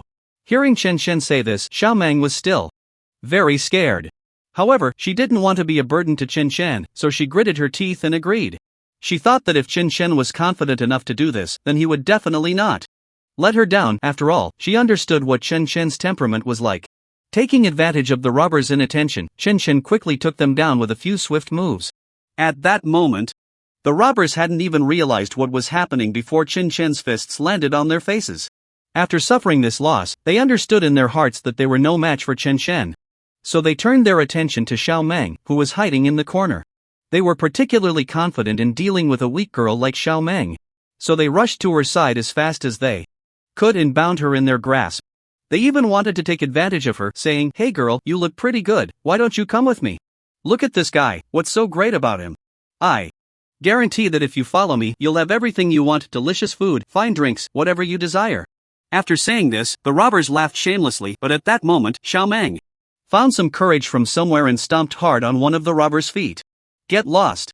Just look at yourself, I feel so disgusted just seeing you." After saying this, Xiao Meng made a particularly disgusting face, which made the robbers grind their teeth in anger. They never expected to be bullied by a weak woman. How would they survive in this circle in the future? Just as one of them was about to take action against Xiao Meng, Chen Shen quickly rushed in front of them and broke the legs of the robber who intended to take advantage of Xiao Meng. "Let me tell you, you've messed with the wrong person today. Since you want to die so badly, I'll grant your wish. Dare to touch my woman? You must be looking for death." Seeing Chen Shen's imposing demeanor, the robbers didn't dare to say anything more and fled in a hurry. They were afraid that if they stayed any longer, they would be the ones to suffer. Just like that, Chen Shen returned to Xiao Meng, who looked at him with gratitude in her eyes. She knew in her heart that if it weren't for Chen Shen this time, she might have really fallen into the hands of those robbers. The love between the two grew warmer. And Xiao Meng took the initiative to hold Chen Shen's hand, feeling a bit shy. But this made Chen Shen very happy, and the two of them walked home together, drawing envious glances from others. After returning home, everyone kept staring at the two of them because they were just too sweet together, and it made everyone very happy. So the two of them were continuously discussed by the crowd, and everyone seemed to be in high spirits. "I really didn't expect you two to suddenly be together, and your relationship is so good. Yes, I didn't think they would really be together either. But I think they are really well matched, a perfect pair of talent and beauty." Everyone continued to discuss their situation, while Xiao Meng felt very shy, continuously pulling Chen Shen's hand in embarrassment. Chen Shen could naturally see that Xiao Meng was shy, so he embraced her in his arms. Xiao Meng squatted in Chen Shen's embrace, listening to everyone's discussions. Without saying much, instead showing a happy smile on her face. "Sigh, I really don't know when you two plan to get married? You must invite us to drink a cup of wedding wine then, after all. We've been waiting for this day for a long time." Everyone joked with each other, and Chen Shen responded with a smile. Everyone was very happy, but only the expression on Day's little sister's face was not good. Especially after everyone made that joke, Day's little sister couldn't hold it in anymore. "You all continue chatting here, I'm feeling a bit unwell, so I'm going to go rest in my room." Seeing Day's little sister's unusual reaction, everyone felt very strange. After all, she wasn't like this before they started discussing this topic. But they didn't know what had happened, so they didn't dare to say anything more. "If that's the case, then you should hurry back to rest, to avoid anything happening that wouldn't be good." Day's little sister nodded and turned to walk towards her room. However, all of Day's little sister's actions were noticed by Chen Shen, who was very worried. He was afraid something might happen to Day's little sister, so he found a reason to leave and began searching for her. After all, Day's little sister was his best friend, and if something happened to her, he would be very sad. Moreover, Chen had noticed that Day's little sister was a bit off earlier, so he thought it would be better to check on her, which would also ease his mind. Chen Shen looked at Xiao Meng in his arms and affectionately patted her head. "I'm going to buy some fruit for everyone, you take good care of them here until I return. Okay, but be careful. Remember to come back early, and don't forget to buy some vegetables." Chen Shen nodded and then turned to leave. At that moment, Xiao Meng was still immersed in their happy life, so she didn't doubt what Chen Shen said at all. After leaving, Chen Shen hurriedly arrived outside Day's little sister's room. He kept knocking on her door. "Day's little sister. Day's little sister, where are you? Hurry up and open the door." But no matter how much he called, no one opened the door for him, as if Day's little sister wasn't in the room at all. So Chen Shen took out his phone and called Day's little sister. He realized that the ringtone was actually coming from her room, and he suddenly understood. It turned out that Day's little sister hadn't gone anywhere, she was just avoiding him and didn't want to open the door to see him. Chen Shen turned off his phone, sighed, and quietly sat outside Day's little sister's door. I know you really don't want to see me right now, but I'm really very worried. About you. If you're in your room, could you give me a sign? Chen Shen asked cautiously like this, but De Xiaomei still didn't respond to her, because De Xiaomei was really too angry at the moment and didn't want to say a word to Chen Shen. Hearing no response, Chen Shen felt very disappointed. So she just sat quietly outside De Xiaomei's door for about half an hour. Xiao Meng was very worried about Chen Shen, so she called to find her.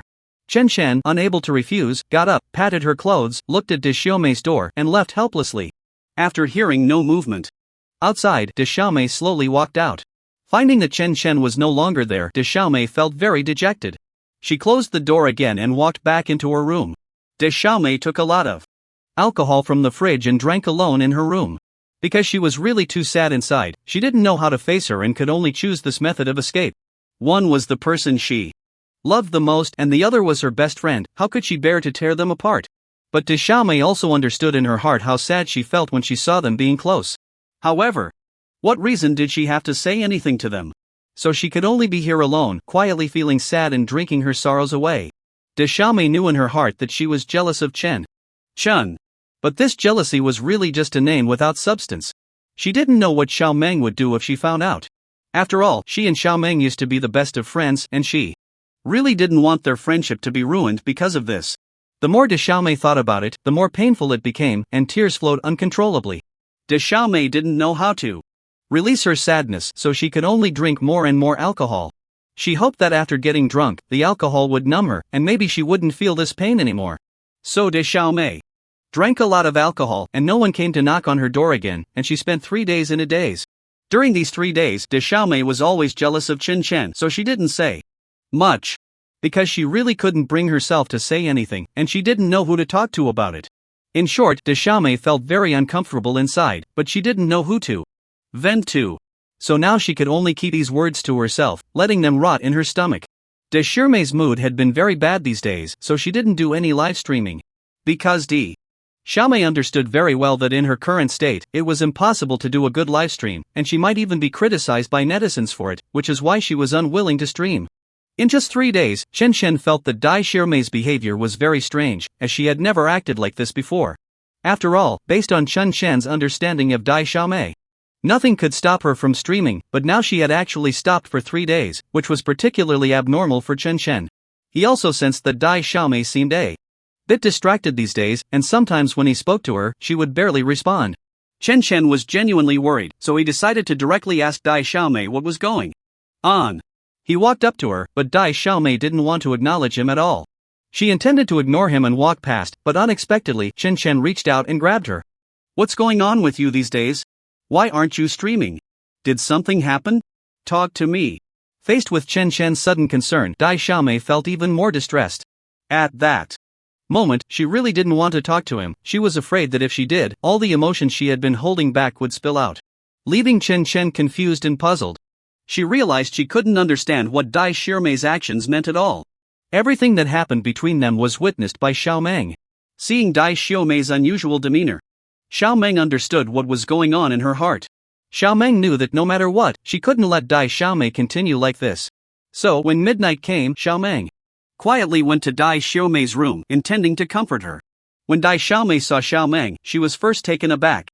After all, it was already very late and she hadn't expected Xiao Meng to come find her at this hour. Then, all the emotions she had been suppressing erupted, and she couldn't control herself anymore, so she hugged Xiao Meng and cried loudly. Okay, stop crying. I will always be here with you. No matter what happens in the future, just tell me. Don't keep holding it in, you silly girl. Xiao Meng looked at Dai Xiaomei with great concern, even though she knew why Dai Xiaomei was like this. But seeing her like this made Xiao Meng's heart ache, especially after so many years of friendship. After this comforting session, their relationship improved.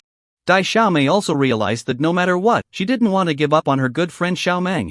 The next morning, Dai Xiaomei and Xiao Meng went out with Senior Chen Chen to buy things.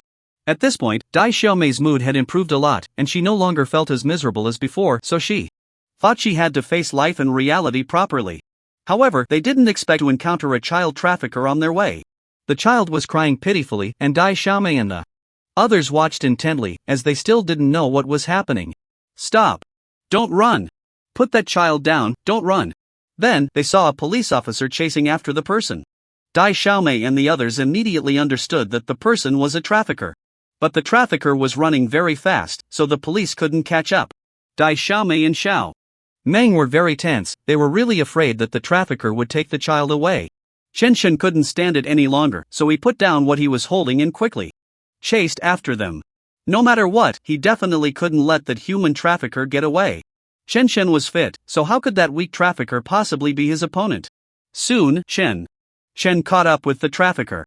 He snatched the child back from the trafficker's hands and handed the child over to the police officer. Behind this officer stood a mother who was crying heartbrokenly, the child's mother.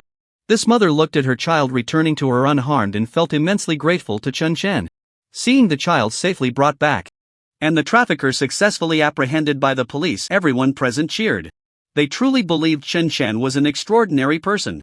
If it weren't for Chen Shen today, that trafficker would have long escaped with the child. The mother was so emotional that she walked up to Chen Shen. Thank you so much. If it weren't for you, I really wouldn't know what to do. You are such a kind-hearted person. Good people are rewarded, good people are rewarded. The mother said excitedly to Chen Shen. Auntie, please don't say that.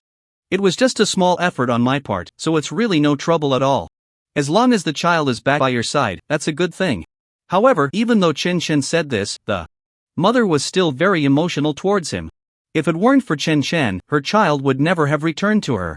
Even the police officer admired Chen Shen greatly. He really hadn't expected that Chen Shen would have such strength, easily subduing the trafficker in just a few moves. After discussing among themselves, the police decided to award Chen a certificate to properly recognize his efforts and to encourage others to learn from him. After all, having someone like Chen Shen around was truly an honor for them. Chen didn't expect that for just doing a small favor he would be awarded a certificate, so he declined. There's really no need for this. I just did a small thing. Besides, I only did it because I was capable enough to do so you really don't have to go out of your way for me. But the police officer insisted, since you did this, we must commend you properly. Alright, you don't need to refuse. Chen Shen felt quite helpless, but since the officer had said so, he couldn't say much more. After all, continuing to refuse would make him seem too petty. Thus, Chen Shen received the certificate from the police, and the system rewarded him with 10,000 experience points, which made him feel very excited. After this incident, Chen Shen was directly promoted by 3 levels. Because after Chen Shen leveled up, his height also increased significantly, which made him very happy. This could be considered a blessing in disguise. Dai Xiaomei initially adjusted her mindset and decided not to dwell on the past events, as constantly reminiscing about the past was not good for her.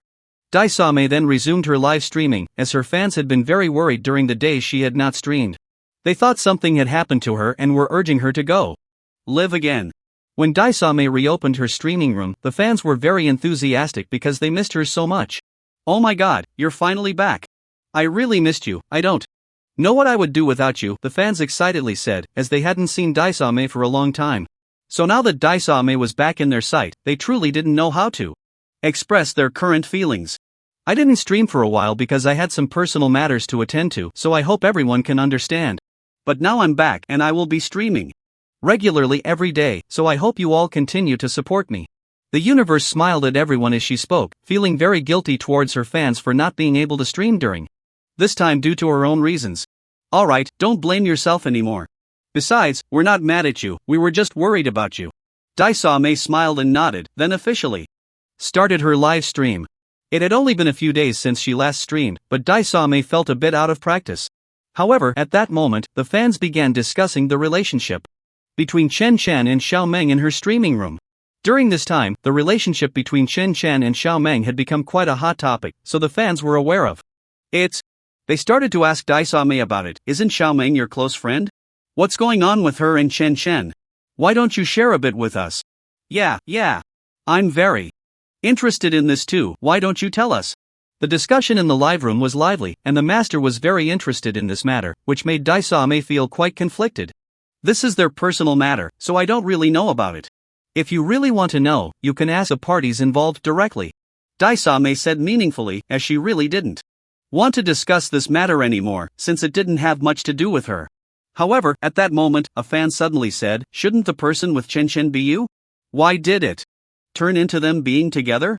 This fan was like a spark that ignited a fire, and everyone began to inquire about this matter, even helping Dai Xiaomei vent about Chen Shen. Poor Daisaw. May.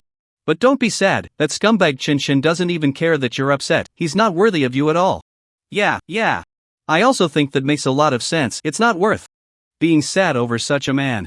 Daisame looked at these comments with mixed feelings, she really didn't expect her livestream to involve Chen Chen and Xiaomeng.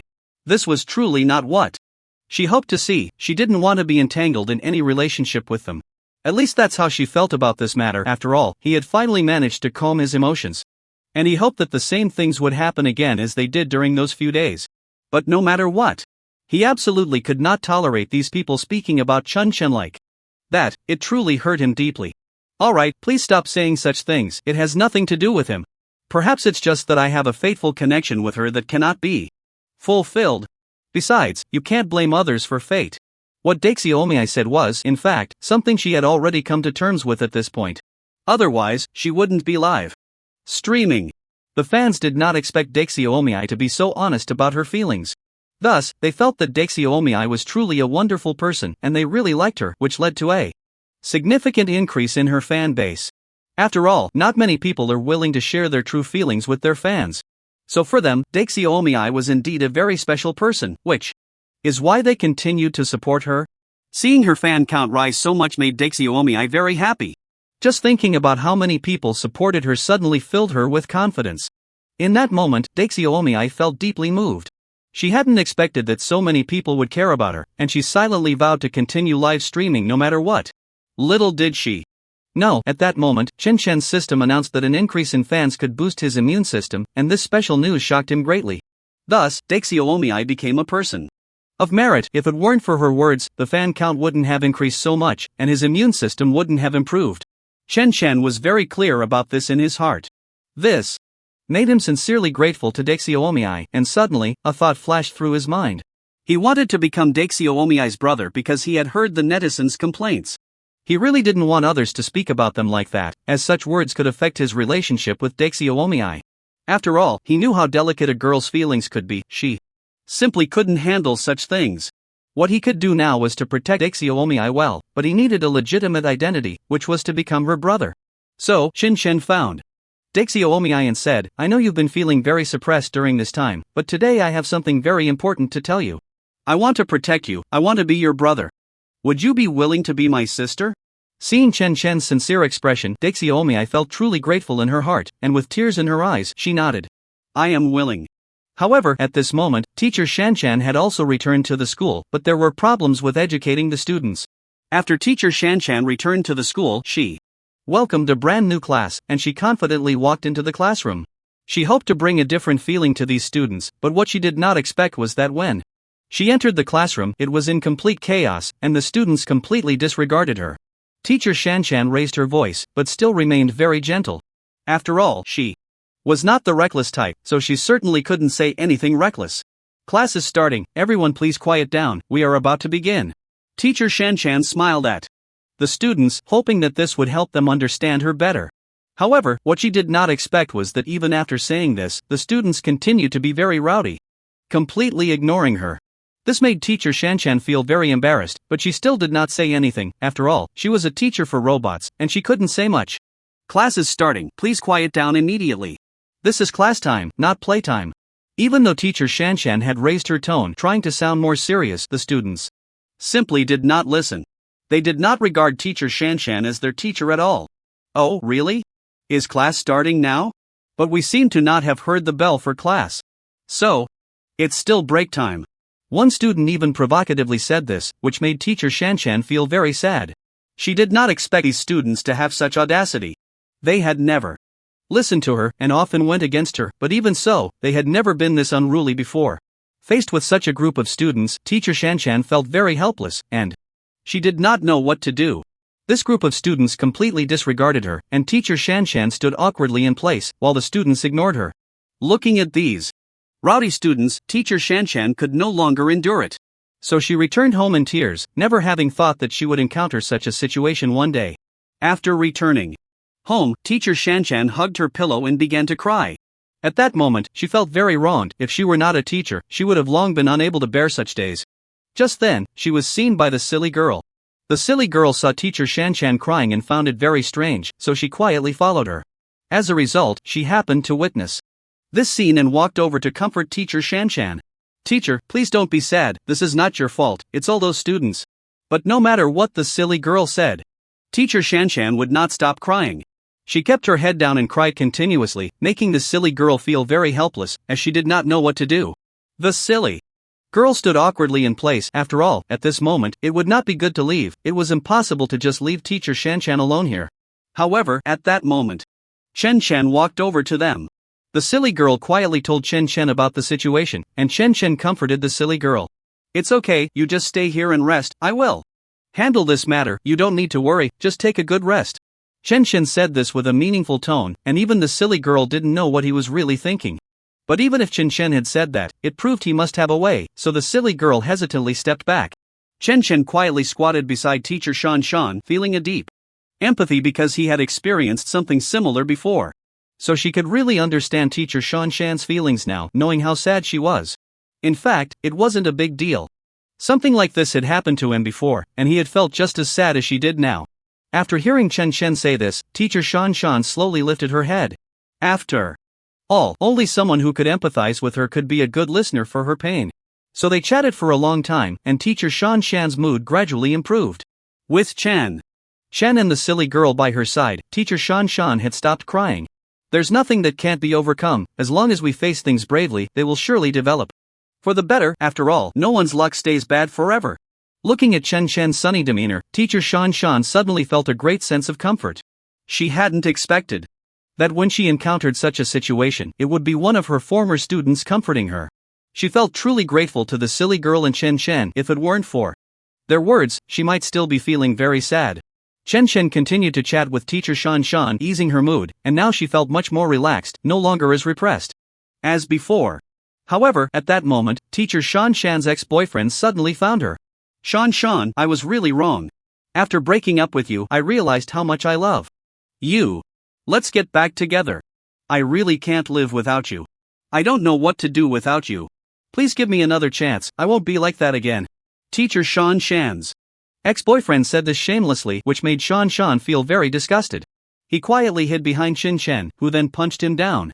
"I warn you, stay away from teacher Shan from now on. If I see you harassing her again, I won't let you off easily. You better be careful." Shan threatened, and at that moment, teacher Shan's ex-boyfriend was already knocked to the ground by him. Knowing he couldn't possibly win against Shan, he fled in disgrace. The silly girl felt very happy and praised Shan.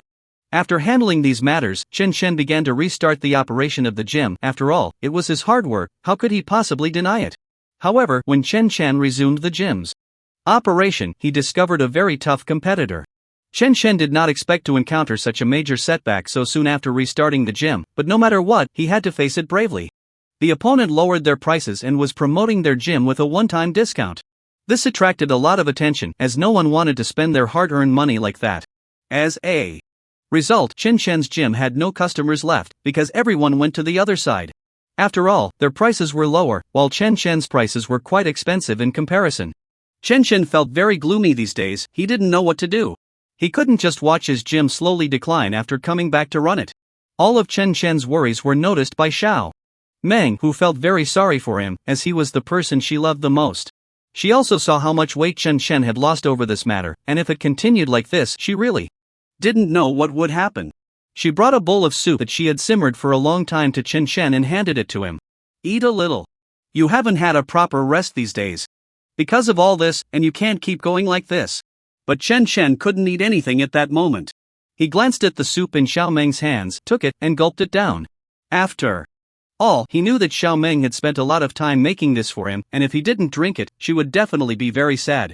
Seeing Shan finish the soup, Xiao Meng revealed a happy smile. No matter what happened, she and Shan would face it together.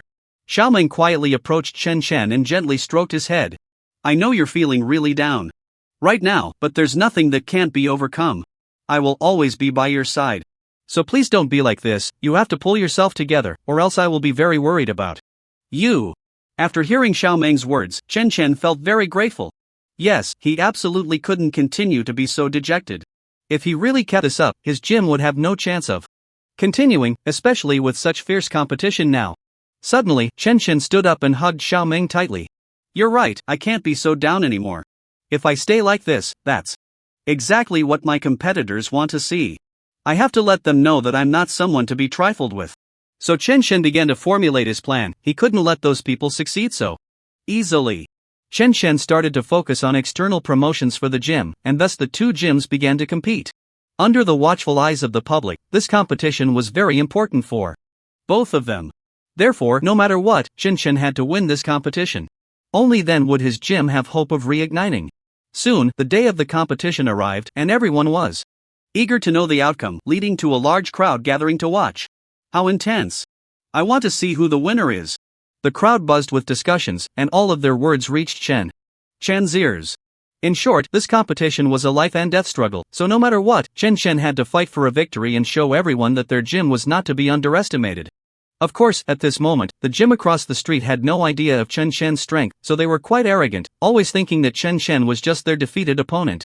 Therefore, they didn't take this match to heart, because they knew that, no matter what, the winner would definitely be them. They felt there was no need to spend so much time on this match. Seeing their arrogant demeanor, Chen Shen felt a bit mocking inside. These people surely didn't know their own strength, which was why they were so arrogant. He would definitely make them regret it later. Since it was like this, he would graciously accept.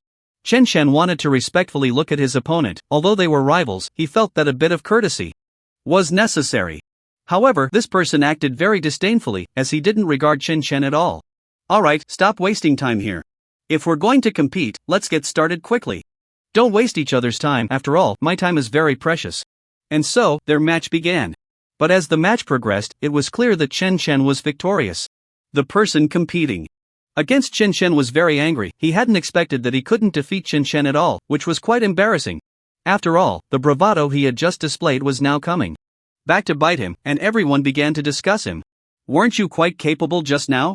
You still lost the match. Indeed, their gym is not good at all. Yeah. It turns out he was just boasting. It seems his words can't be trusted at all.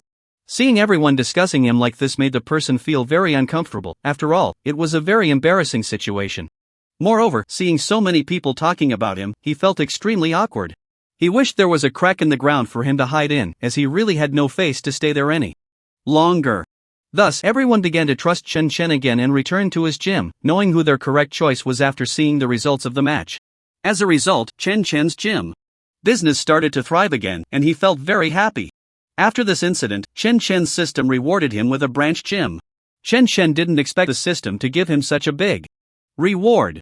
However, at that moment, the silly girl needed a new environment to livestream. After hearing her say this, Chen Shen had a sudden idea. He could let the silly girl livestream at the branch, as it was a good environment.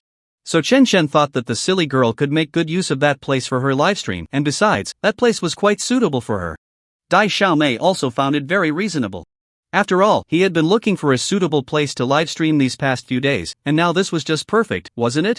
So, Dai Xiaomei couldn't wait to start the livestream. As soon as he began, the chat room became lively with comments. However, what puzzled Dai Xiaomei was that today's chat topics were all about hoping Chen could become a boxer for a day. We hope Chen Shen can become a boxer for a day. After all, he has the strength for it. It shouldn't be too difficult for him, right? Yes, if he doesn't become a boxer for a day, that would be such a pity. After all, he is really suited for it. If he could win a boxing match, that would be great. The netizens were passionately discussing Dai Xiaomei in the livestream, and of course, she saw these comments. Dai Xiaomei felt very confused. Although he and Chen Shen were siblings, it was still unreasonable to make such a request. Although Dai Xiaomei knew that Chen Shen would definitely agree, he really felt embarrassed to bring it up. Besides, Chen Shen was into fitness, not boxing. So, Dai Xiaomei didn't know how to handle this situation. At that moment, he was really torn, unsure of how to respond to these fans. After all, he couldn't possibly let them down, they had such high hopes. Just then, Chen Shen saw the requirement given by the system. If Chen Shen agreed to help Dai Xiaomei complete the task, he would receive a reward of 5 million in cash. This amount was incredibly tempting for Chen Shen, and he was truly shaken. After all, 5 million was not a small sum, and it was just a matter of agreeing to Dai Xiaomei's request and completing the task. This wasn't too difficult for Chen Shen, was it? Chen Shen silently thought to himself, no matter what, he absolutely couldn't willingly let go of this 5 million, he had to secure it for himself.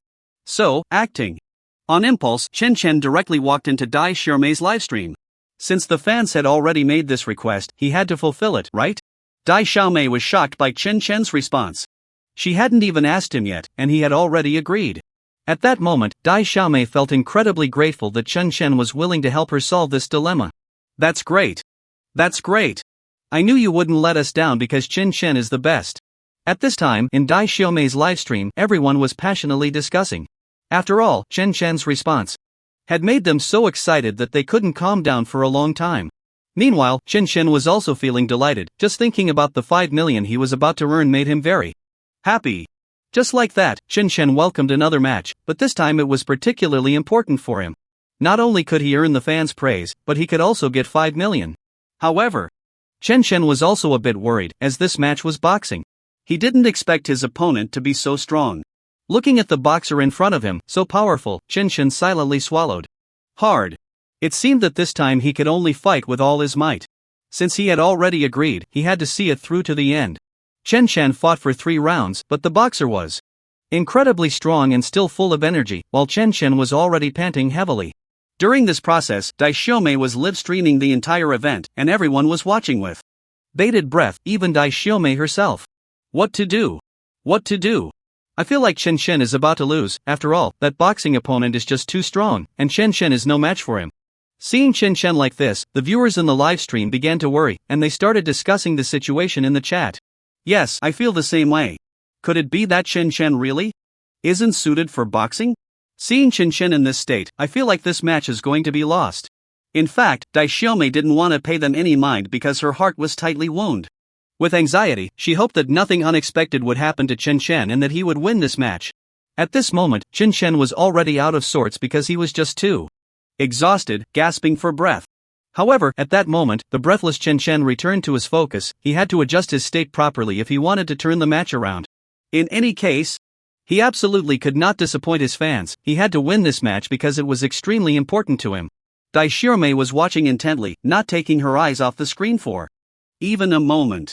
After all, Chen Chen agreed to this match for her sake, and if anything happened to him, she would feel incredibly guilty.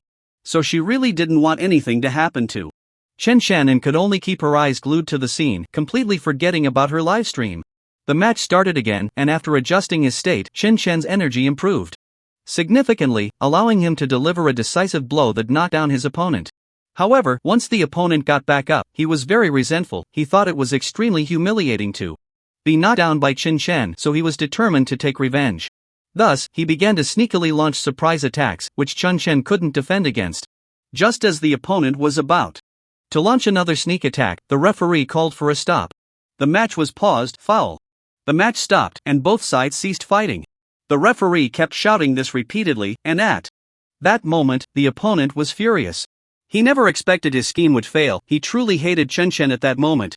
After all, he felt that losing the match would be a very embarrassing thing, so he really didn't want that to be the outcome, but now this situation was even more awkward than losing the match.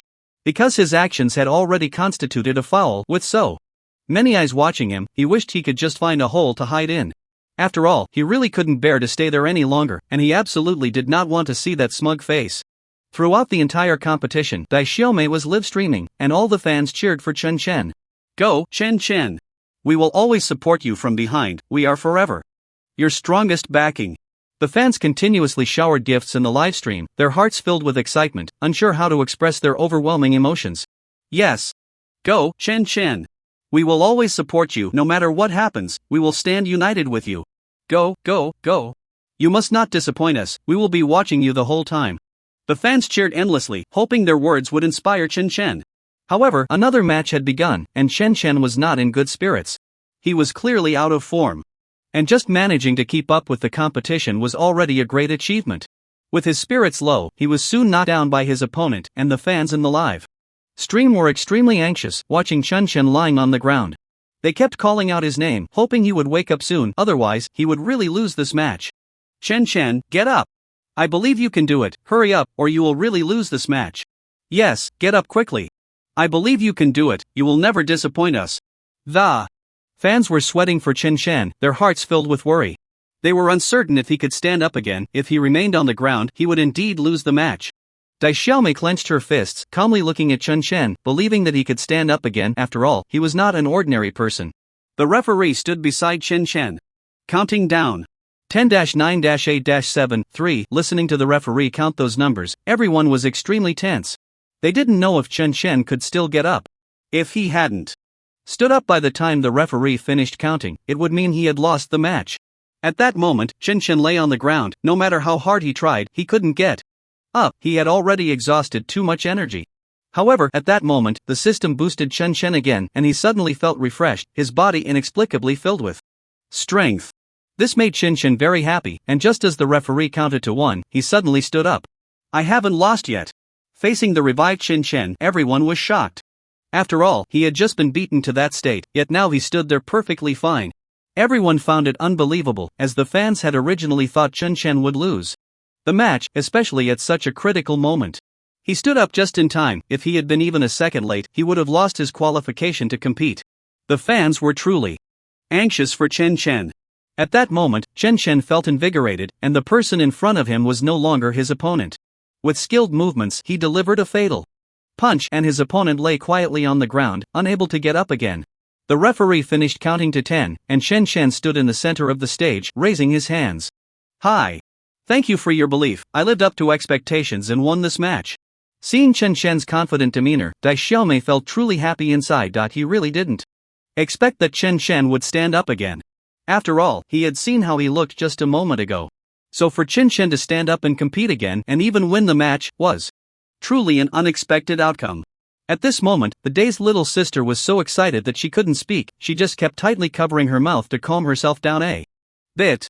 Chen Chen was very proud downstage. He had won the match, which meant he had achieved it and received the 5 million offered by the system. The live stream was even more intense, with everyone cheering. I said Chen Chen would definitely not disappoint us. He could do it. Just watch. I guessed right. The fans were passionately expressing themselves. After all, they had just witnessed a thrilling live match, so their hearts were also unable to calm down. It was truly amazing, so exciting. I still haven't recovered in my heart, and I don't know how to express my excitement. It was just incredible.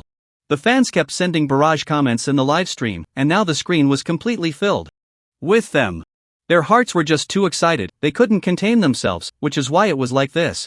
They didn't expect that professional boxers were no match for Chen. He was really an impressive person. I knew he wouldn't let us down.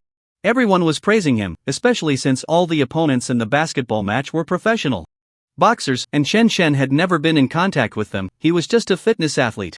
So facing such a result, everyone was truly shocked. Although they knew Chen Chen's strength was lacking, they didn't expect him to be this amazing. This match also brought him many fans, and his fan count skyrocketed. Everyone came to pay attention to Chen, as this match had caught the eyes of many. At this moment, Chen Chen was their idol. They didn't know how to describe how much they admired him. Suddenly, Chen Chen became a hot streamer, and everyone had to watch his live broadcasts every day.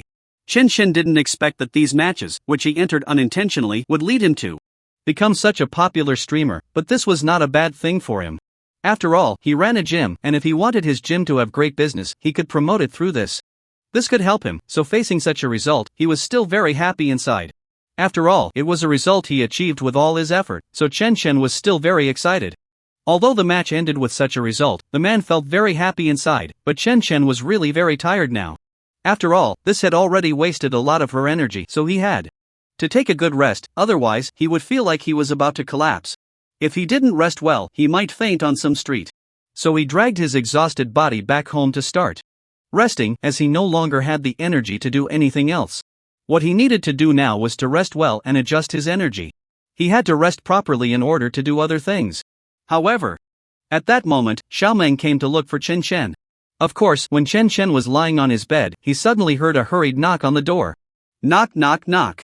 Open the door quickly. Although Chen was very tired now and really didn't want to pay attention to the person knocking, he could tell it was Xiaomeng. To avoid worrying her, Chen still endured his discomfort and went to open the door for Xiaomeng. As soon as he opened the door, Xiaomeng saw the weak Chen and felt very distressed, so she quickly threw herself into his arms. Seeing Xiaomeng like this, Chen affectionately patted her head, as he knew in his heart that Xiaomeng was acting this way because she was worried about him. Do you know how worried I was about you? Look at what you've become now. Xiaomeng said with a choked voice, making Chen Chen feel very pained, and he began to feel guilty. Okay. Look, I'm fine now, right? I know I was wrong, so please don't scold me here. I'm really very tired and just want a rest. Hearing Chen Chen was about to speak, Xiaomeng became anxious and took him back into the room. Chen Chen held Xiaomeng like this, and the two of them were very close, unable to separate at all. Chen Chen held Xiaomeng tightly and slowly fell into a dream. Xiaomeng willingly let Chen Chen hold her, feeling very at ease this way.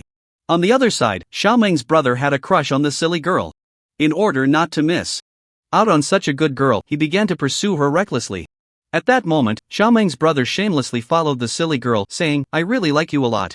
Why won't you consider me? Am I really not as good as them? You would be very happy with me, so please give me a chance. Xiaomeng's brother said this with deep feelings because he really liked the silly girl a lot. That's why he kept pursuing her passionately, but the silly girl didn't like him at all, and she was quite annoyed by his pursuit. The silly girl looked seriously at Xiaomeng's brother and, feeling a bit impatient, said, I really don't like you, and I only see you as my brother. So I advise you to stop this, as we really aren't suitable. If you keep this up, it will just waste your time. You don't need to spend your precious time on me because I'm not worth it. At that moment, the silly girl was very annoyed. She never expected that Xiaomeng's brother would like her. She didn't think she had anything special, so she really didn't understand what he liked about her. However, after hearing this silly girl refuse, Xiaomeng's brother didn't give up. Instead, he became even more intense. Do you think I'm not sincere enough? I tell you, I was serious just this once, whether you believe me or not. I will prove it to you. I just need you to give me one chance. Don't be so quick to reject me. Maybe if we spend time together, you will fall in love with me? Daizio Mei felt quite helpless. He really didn't expect that he had made himself so clear, yet Xiaolon's brother was still so stubborn. I really don't know how to talk to you anymore. We are just not suitable for each other, so you shouldn't waste your feelings on me. There are plenty of girls who are right for you. Besides, I could be your sister. How could I possibly be your girlfriend? Moreover, I'm not worthy of you. Daizio Mei really didn't like Xiaomeng's brother at all, so how could he agree to be Xiaomeng's brother's girlfriend? He just hoped that Xiaomeng's brother could quickly let go of this matter. After all, it was impossible between them, so there was no need to waste too much time on it. But Xiaomeng's brother was absolutely unwilling to give up. No matter what you say, I will never give up. I believe that one day my sincerity will surely move you. And don't say those things about being worthy or not. If you keep saying that, I will really get angry. The two of them fell into a deadlock, and at that moment, Chen Chen and Xiaomeng also learned about this matter and came to watch the fun. They even supported their brother. Xiaomeng thought that if Daizio Mei and her brother were together, it would really be a great thing. After all, she really liked Daizio Mei, and she knew in her heart that her brother also liked Daizio Mei very much. That's why he was acting this way. He really understood his brother's temperament and behavior too well. Actually, you can consider being with him. He is really a very good guy. Don't bring your thoughts into your relationship. Since you're here, why not face it well? What's the use of avoiding it? Hearing Xiaomeng say this made Daizio Mei very angry. He didn't expect that Xiaomeng and Chen Chen would not help him but instead support Xiaomeng's brother. So Daizio Mei got very angry and left directly because he really didn't know how to talk to these people. Everyone thought Daizio Mei just didn't want to stay there, so he went out for a walk, but they didn't expect that by the end of the day, they had no news of Daizio Mei. At this moment, Chen Chen was very anxious. She didn't know what to do, and she began to regret. After all, she knew very well what Daizio Mei's temperament was like, and she really shouldn't have said that. Now Chen Chen was truly regretting her wrong words. In fact, Dai Xiaomei was angry alone, drinking in the bar, simply not wanting to go back and face those things. He always felt that these matters were too annoying, and it was better to stay here alone and drink than to argue with them. What Dai Xiaomei didn't expect was that Chen Chen would say such a thing. She clearly knew what her feelings were, yet he still said those words, which was also a reason for her anger. After continuously drinking a few glasses of vodka, Dai Xiaomei's head felt very heavy. After all, his alcohol tolerance was not good, and vodka was a strong liquor, so with his little capacity, he simply couldn't handle it. Dai Xiaomei was dazed, holding his drink. But he had no intention of leaving. He didn't even know where to go. Because he really didn't want to go back and face such things, he felt very restless inside. He just wanted to stay here, hoping that alcohol could numb him. In the meantime, a few burly men came in, recognizing Dai Xiaomei as the famous streamer, and rushed over, fervently pursuing her. Look, that's the popular streamer right now, right? I can't believe we would see her here, it's really amazing. The burly men were excited to see Dai Xiaomei. They never expected to encounter a streamer in this bar. Their hearts were truly thrilled, and they could hardly contain their restless feelings. So they hurriedly ran up to Dai Xiaomei. You really are that streamer. I can't believe we are lucky enough to see you in person, it's so great. At that moment, Dai Xiaomei was holding a glass, but because she had drunk a few glasses, she could no longer see clearly who was in front of her. Hearing this person say that, she thought it was one of her fans, so she didn't say much. Yes, that's right, I am a streamer. Thank you for liking me, it's my honor to have fans like you. Dai Xiaomei's face was flushed because of the vodka, making her somewhat disoriented. When these people heard it was really Dai Xiaomei, they became even more excited and began to pursue her vigorously. Seeing Dai Xiaomei's appearance, they wanted her to drink a toast with them. Since we met here, it must be fate, right? How about you drink a toast with us? Although Dai Xiaomei was already quite drunk, she understood what they meant. So she quickly refused. I'm really very grateful that you like me. But drinking a toast is a bit inappropriate. How about I just have a drink with you instead? Dai Xiaomei rejected them like this, which the burly men did not expect. They were surprised that Dai Xiaomei, in her current state, could still refuse them, making them feel humiliated and very angry. So they tried to force Dai Xiaomei to be with them. I really like you a lot, so I think we should be together. Besides, I think we are a good match, so why don't we just be together? After hearing this, Dai Xiaomei even felt a bit nauseous. She didn't expect these people to become even more aggressive. I respect you as my fan, so I haven't said anything, but if you keep pushing your luck, don't blame me for not giving you face. Dai Xiaomei said angrily. Even though she had drunk a lot, however, he still knew these things. After all, he wasn't drunk to the point of losing his senses. But this big man completely ignored what the girl was saying and continued to harass her. Not only did he say some unpleasant things, but he even resorted to some extreme actions.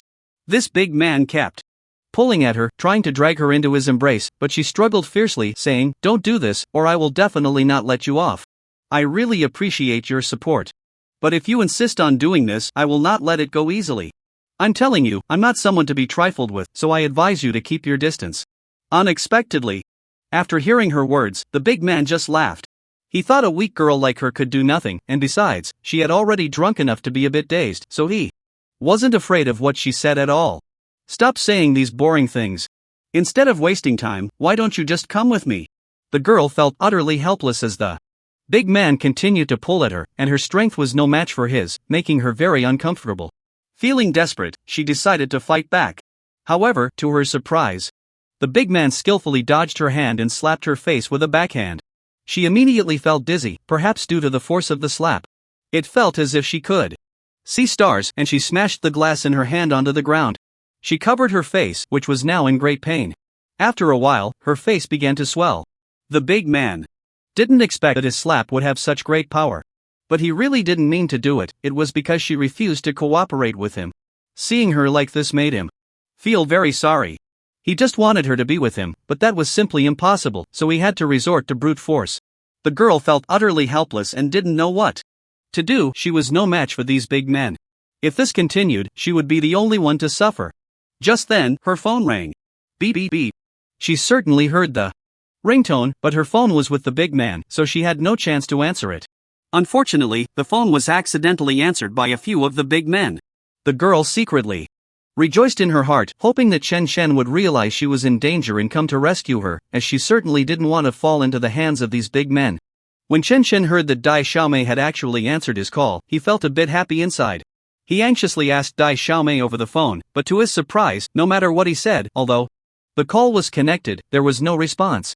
Chen Shen frowned, holding the phone, thinking, what's going on? Why is there no sound even though the call is connected? He didn't rush to hang up but kept trying to talk to Dai Xiaomei.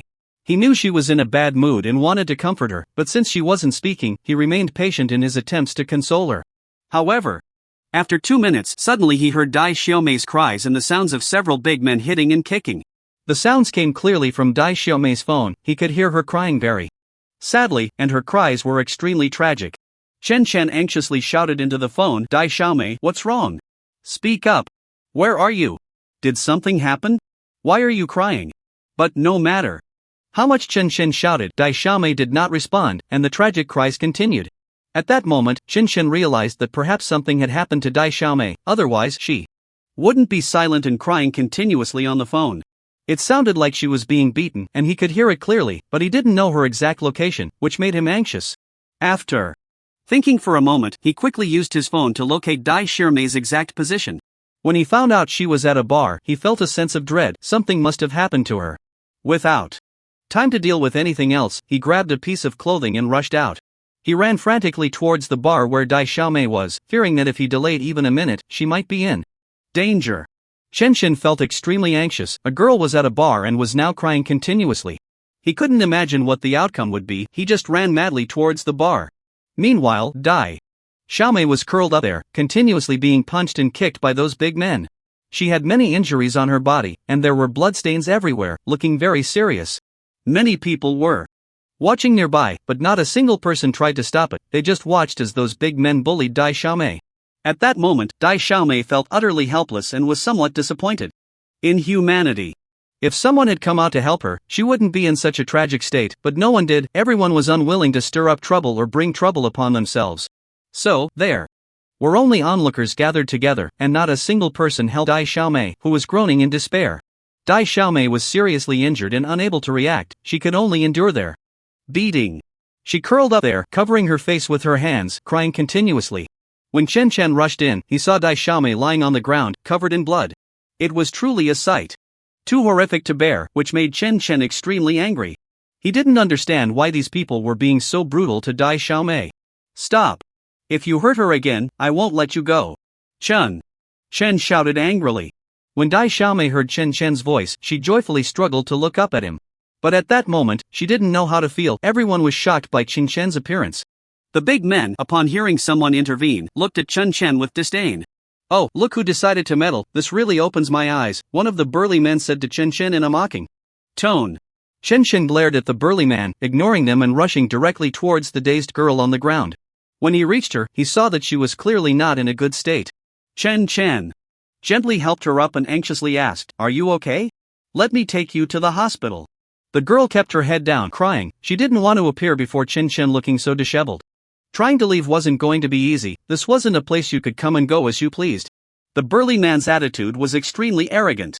Chen Chen didn't want to get entangled with them. The girl's injuries were serious, and he needed to help her first. However, seeing Chen Chen silent, they assumed he was afraid of them, and their attitude became even worse. One of them directly blocked Chen Chen's path, aggressively preventing him from leaving. Chen Chen was truly angry now. He stepped forward and grabbed the man's arm, using only 70% of his strength. The burly man was thrown behind Chen Chen with a loud scream. With a shoulder throw, his hefty body hit the ground hard, making it difficult for him to bear. The little brothers surrounding the burly man, seeing Chen Chen's strength, all quickly fled. The burly man, somewhat unconvinced, struggled to get up from the ground and continued to confront Chen Chen. Chen Chen couldn't stand seeing someone bully a woman. He showed no mercy to the burly man and threw a heavy punch. The burly man staggered, his legs trembling, as he was repeatedly slammed to the ground by Chen Chen. Chen Chen just wanted to vent for the girl. He didn't want her to suffer such injustice for nothing. Why should they beat someone to this extent? Chen Chen felt a deep sense of imbalance. The burly man's stubbornness only brought him endless pain. After giving the burly man a thorough beating, Chen Chen saw the look of submission in his eyes. He stepped forward and ruthlessly disabled the man's arm and one leg, watching as the man lay there, howling in pain. Only then did Chen Chen feel a bit of relief. As long as he dared to bully the girl, he wouldn't let him off. It was just his bad luck today to challenge Chen Chen. He truly overestimated himself. The girl watched as Chen Chen disabled the burly man's arm and leg, glaring at him, thinking that Chen Chen had already shown mercy. If it were her, she would have killed this villain to avenge her anger. Everyone present was shocked by Chen Chen's ferocity, not expecting his strength to be so astonishing. Without wasting a moment, he subdued the opponent and left a lasting mark on him. Although no one spoke up, they all silently applauded. A villain like the burly man truly deserved retribution. While Chen Chen was entangled with the burly man, the dazed little sister sat there quietly. She secretly started a live stream, broadcasting the struggle between Chen Chen and the burly man for everyone to see. What neither Chen Xiao nor the dazed little sister expected was that Chen Chen's shoulder throw had already generated a huge response in the live stream. Everyone praised Chen Chen for his smooth moves, saying he was incredibly cool, which caused the popularity of the dazed little sister's stream to soar. People flocked to watch the event, and the reactions were mostly positive. The dazed little Sister seized this opportunity to ride the wave of popularity, gaining quite a few new fans. Seeing the barrage of comments all in support of Chun Chen and the gifts flooding into the livestream, the dazed little sister was overjoyed. This was an effect she had never experienced during her usual streams. Unexpectedly bullied, Chen Chen stood up for her and helped her seize a great opportunity, significantly increasing her fan base. The entire livestream was lively, and everyone was in high spirits, while Chen Chen remained unaware of the dazed little sister's actions. Meanwhile, he was focused on dealing with the burly man, determined to stand up for the dazed little sister, and he was truly resolute. The burly man's arrogance had completely enraged Chen Chen, so his fate seemed a bit tragic. Although the dazed little sister felt some pain, seeing the vibrant atmosphere seemed to alleviate her discomfort. After Chen Chen dealt with the situation, someone in the dazed little sister's livestream actually gifted a yacht. This stunned the dazed little sister, as the yacht was worth $1 million, not a small sum. Who could be so generous? The dazed little sister quickly checked the person's profile. It turned out to be a big shot, looking quite impressive. Chen Chen's spectacular moves had instantly pleased him, prompting him to gift a yacht worth $1 million. The dazed little sister exclaimed to Chen Chen, "Come here quickly, something's happening." Chen Chen was also surprised, not knowing what the dazed little sister wanted him for. What could have caused her to react so excitedly? He hurried to her side, only to find her still live streaming. "What's going on?" Chen Chen asked in surprise. "Your amazing move just attracted a big shot who gifted a yacht worth $1 million. I'm so happy," the dazed little sister said with a smile. "What, is this true?" Chen Chen was equally astonished. The dazed little sister nodded happily, and the two began to pay attention to this big shot. From their observation, he didn't seem like a bad person. In fact, he appeared quite approachable. This made both the dazed little sister and Chen Chen feel genuinely happy, as at least this unfortunate incident had brought them a good outcome. It also provided some comfort to the dazed little sister, and with Chen Chen having avenged her, her mood was very good. After hearing about this from the dazed little sister, Chen Chen silently made a decision. After hesitating for a moment, he looked at the dazed little sister and said, "Can we add him to our private messages? I want to have a good chat with him privately. Who knows, we might even meet. I'm really curious about this person. If he can gift a yacht, his strength must be considerable. Building a relationship with someone like him could be useful for us." Chen Chen expressed his thoughts to the dazed little sister. The dazed little sister considered it for a moment and felt that Chen Chen's reasoning made sense, so the two decided to meet the big shot privately. The dazed little sister quickly contacted the big shot. They added each other to their private messages, and then arranged to meet.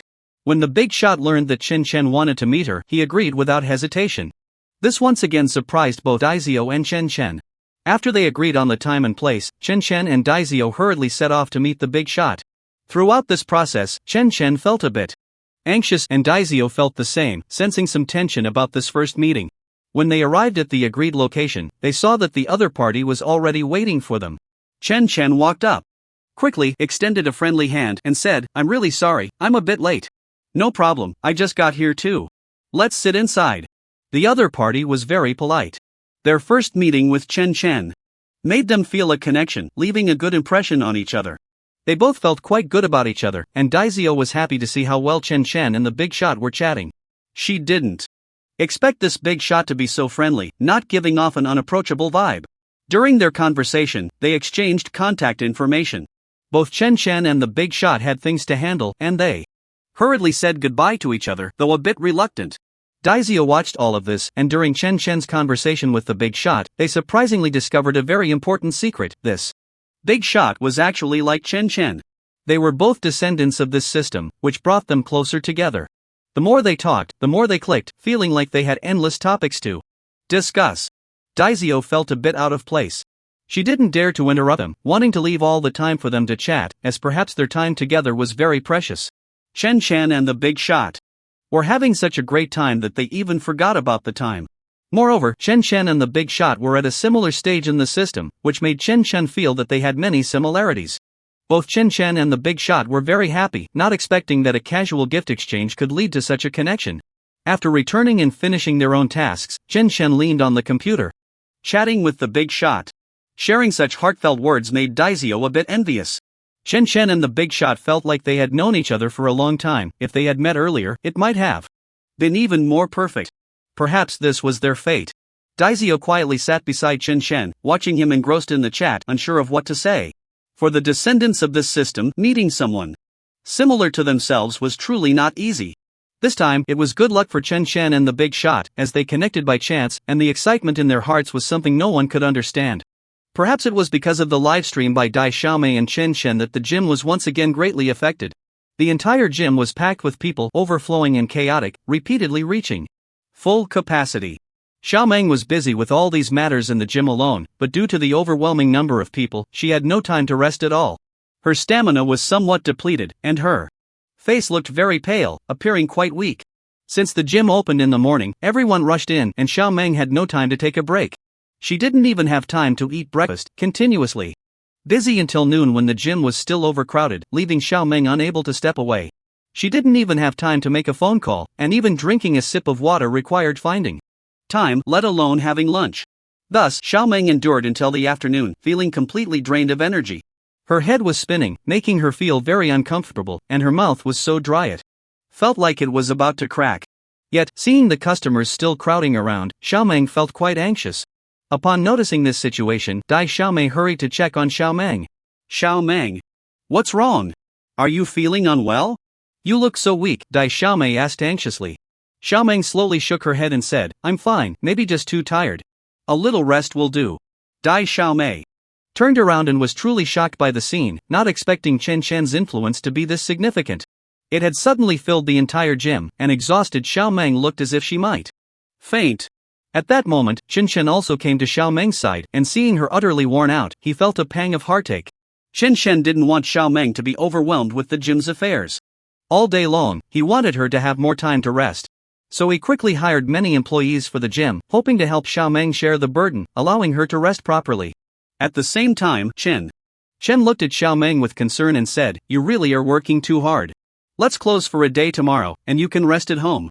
Once you recover, we can open again. At this rate, your body won't be able to handle it. Chen Shen's concern made Xiaomeng feel very warm inside, and she was truly grateful for his thoughtfulness. Chen Shen decided to close for a day and specifically do a live stream at home, while fans were clamoring to see him perform karate. After the last incident, everyone came for Chen Shen's karate. When this matter was brought up, Chen Shen seemed a bit hesitant. He felt it was just a one-time opportunity and was surprised that the fans were so persistent, following him because of it. Chen Shen seemed unsure, he didn't know if he could perform well. Seeing the fans' high expectations, he was worried that his karate might disappoint them, which made him hesitant. Unexpectedly, at that moment, Chen Shen received another command from the system. The system ordered him to do this, or else his monetary value would decrease, which made Chen Shen feel somewhat helpless. He was genuinely worried about how the fans would think of him if he didn't perform well. That day, Chen Shen was also too angry and anxious, not knowing how he managed to do it. Now, being asked to specifically do this, he really didn't have much confidence. However, with the system issuing the command, Chen Shen had no choice but to comply. Reluctantly, he promised the fans that he would perform karate again in front of them, hoping they would like it. The entire live stream room was lively, with everyone shouting and the screen constantly refreshing. Chen Shen mustered up his courage and performed karate in front of his fans once again. To his surprise, he found that his body seemed to move uncontrollably, skillfully executing karate moves again and again. Each action was so precise and fluid, without a hint of hesitation. This astonished Chen, who silently wondered, strange, what is going on? I've never practiced karate, yet these movements feel so familiar and smooth. This raised questions in Chen Shen's mind. His skilled movements made him hesitant to accept it, as if he had trained for a long time. He successfully reached the highest level of karate, enjoying the joy it brought him. Chen Shen even doubted himself, wondering when he had become so good at karate.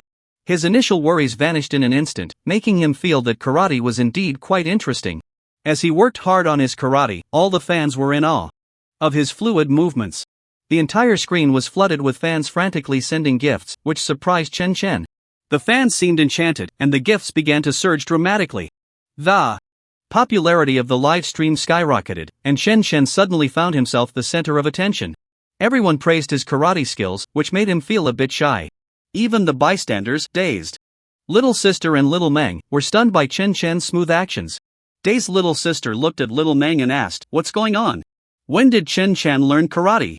He moves like a successful person without a single hitch. It's simply amazing. Little Meng, looking at Chen Shen in surprise, replied, I don't know either. I've never seen him do karate before, I didn't expect him to be so hidden.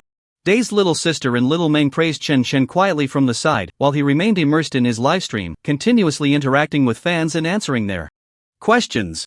Day's little sister and Little Meng assisted Chen Chen with the livestream, refraining from interrupting him with their curiosity. They could only wait until the livestream ended to ask him their questions and clarify everything. Although they were very curious, they held back, watching Chen Chen perform exceptionally well during the normal livestream. The system kept prompting Chen Chen, praising him for everything he was doing. This brought him some comfort, knowing that Day's little sister and Little Meng were supporting him from behind. Chen Chen felt no pressure at all, he just wanted to develop well and do everything to the best of his ability. The entire screen was dominated by GIFs, sometimes making it hard for Chen Chen to even see the fans' questions. On the day Chen Chen closed the shop, Xiaomeng took a break and felt her body gradually recovering. Seeing Xiaomeng's recovery, Chen Chen felt very happy and relieved. As long as Xiaomeng's health was not a major issue, he wouldn't have to worry about everything all the time. Chen Chen smiled and looked back at Xiaomeng, who was also gazing at him with fiery eyes. That look from Xiaomeng seemed to hint at something, and Chen Chen could hardly contain the passion in his heart. He slowly walked over to Xiaomeng, gently took her hand, and after a moment of eye contact, Cheng Xian couldn't help but lean in and kiss Xiaomeng's red lips softly in the hospital room. This sweet moment between Chen Chen and Xiaomeng was witnessed by the Day's little sister, who felt very uncomfortable inside. She thought Chen Chen should like her, but unexpectedly, he kissed Xiaomeng right in front of her. In an instant, the little sister felt a pang of bitterness and began to vent her grievances to her fans in her live stream. Feeling a bit wronged and not in a good mood, when the fans learned that Chen Chen was actually with Xiaomeng, they were somewhat skeptical about their relationship, believing that Chen Chen should be with the Day's little sister. They were the perfect couple, destined to be together, and if Cheng Xian were with the Day's little sister, they would definitely be very happy. Because they shared similar interests, and the Day's little sister was naturally beautiful, she and Chen Chen were simply a perfect match. Everyone in the livestream began to play matchmaker for Chen Chen and the Day's little sister, hoping they would quickly become a couple. The entire live stream suddenly started discussing the topic of Chen Chen and the Day's little sister. After seeing this issue, Chen Chen didn't want to answer the fans' questions, and only he knew the true nature of his relationship with Xiaomeng. He understood what he needed and who he wanted to be with, he had his own plans. He was not a fickle person, so he didn't want to explain too much to the fans about their clamoring. After all, this was his private matter, and he didn't want his feelings to be scrutinized and discussed by fans in the live stream. He just wanted a simple and lasting love. With Xiaomeng, wishing they could accompany each other moving forward, that was enough for Chen Chen. But Xiaomeng didn't think that way. Seeing Chen Chen not responding to the fans' questions and noticing that everyone supported Chen Chen being with the Day's little sister made her feel very uncomfortable, as her feelings for Chen Chen had reached an uncontrollable level. She didn't want to leave Chen Chen for even a moment, she just wanted their relationship to remain strong. Regarding Chen Chen ignoring the fans, Xiaomeng had her own views. She angrily approached Chen Chen and loudly questioned him, "Why don't you answer the fans' questions? Do you think they are right? Do you think I am not worthy of you, that you should be with the Day's little sister, that you two are the perfect pair?" Xiaomeng's jealousy flared up, feeling that Chen Chen was implicitly agreeing that he liked the Day's little sister and didn't like her at all. Xiaomeng's sudden change in attitude made Chen Chen feel a bit awkward in front of the fans. He originally didn't want to discuss his feelings in the live stream, but he didn't expect Xiaomeng to bring out the fans' opinions and create conflict with him. Chen Chen didn't know how to explain to Xiaomeng that he had no other relationship with the Day's little sister. As for what the Day's little sister thought, Chen Chen was also unclear, he only regarded her as a friend. In an instant, the scene fell into chaos, with the Day's little sister over there complaining to the fans. The fans were once again on Chen Shen's side, trying to bring him and Dai Xiaomei together, while Xiaomeng was constantly throwing tantrums at Chen Chen. This left Chen Chen feeling quite awkward, caught in the middle, unsure of what to do. The fans, seeing Xiaomeng getting upset over this matter, were enjoying the spectacle in the live stream. Moreover, the entire screen began to discuss the situation involving Xiaomeng, Chen Chen, and Dai Xiaomei. They were all trying to matchmake Dai Xiaomei and Chen Chen while comforting Xiao Meng, mediating the conflict while enjoying the drama. This made Chen Chen feel somewhat stifled. How could a good livestream turn into this? He felt very angry inside. However, he couldn't vent his feelings in the live stream and had to endure it for now. But Xiaomeng kept sulking, and Chen Xian frowned at her, saying, "Can you stop making a scene here? I'm live streaming, not joking around. Can you tone down your temper a bit?" Perhaps Chen Shen's tone was a bit harsh. Xiao Meng saw that not only was he not comforting her, but he also seemed to be scolding her. This made Xiao Meng even angrier. She looked at Chen. Chen said angrily, "I didn't expect you to treat me like this. I won't talk to you anymore. You just focus on your live stream and listen to your fans." After saying this in anger, Xiao Meng turned and ran out. Chen Shen felt that Xiao Meng was being unreasonable and felt somewhat helpless. The fans kept persuading Chen Shen not to be angry, with some saying that Xiao Meng was being too dramatic, and there were all sorts of comments flying around. Although Chen Shen didn't want to accept it, he couldn't silence everyone, so he had to let them vent their emotions in the live stream. Chen Shen could only pretend not to see some issues as Xiao Meng angrily left his home. She hadn't returned for 2 days, and Chen Shen realized he hadn't heard from her at all. He didn't know where Xiao Meng had gone or why she was throwing a tantrum at him. Did she really have no confidence in their relationship?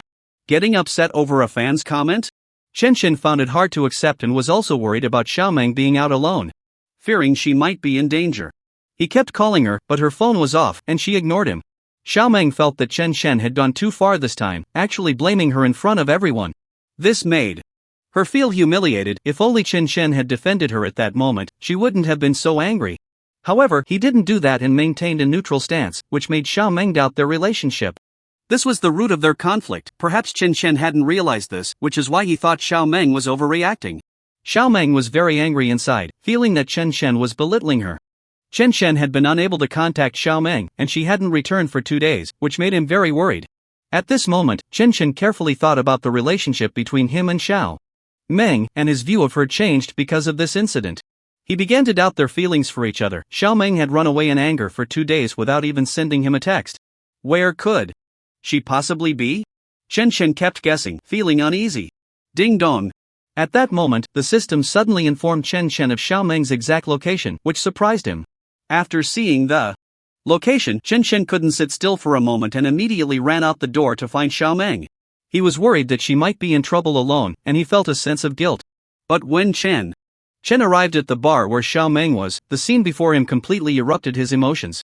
He saw Xiao Meng lying in the arms of another rich young man, gazing lovingly at him and kissing him. This scene was crystal clear to Chen Shen, and he angrily approached Xiao Meng, loudly questioning her, "What are you doing? Is this how you treat me? No wonder you didn't come home for 2 days.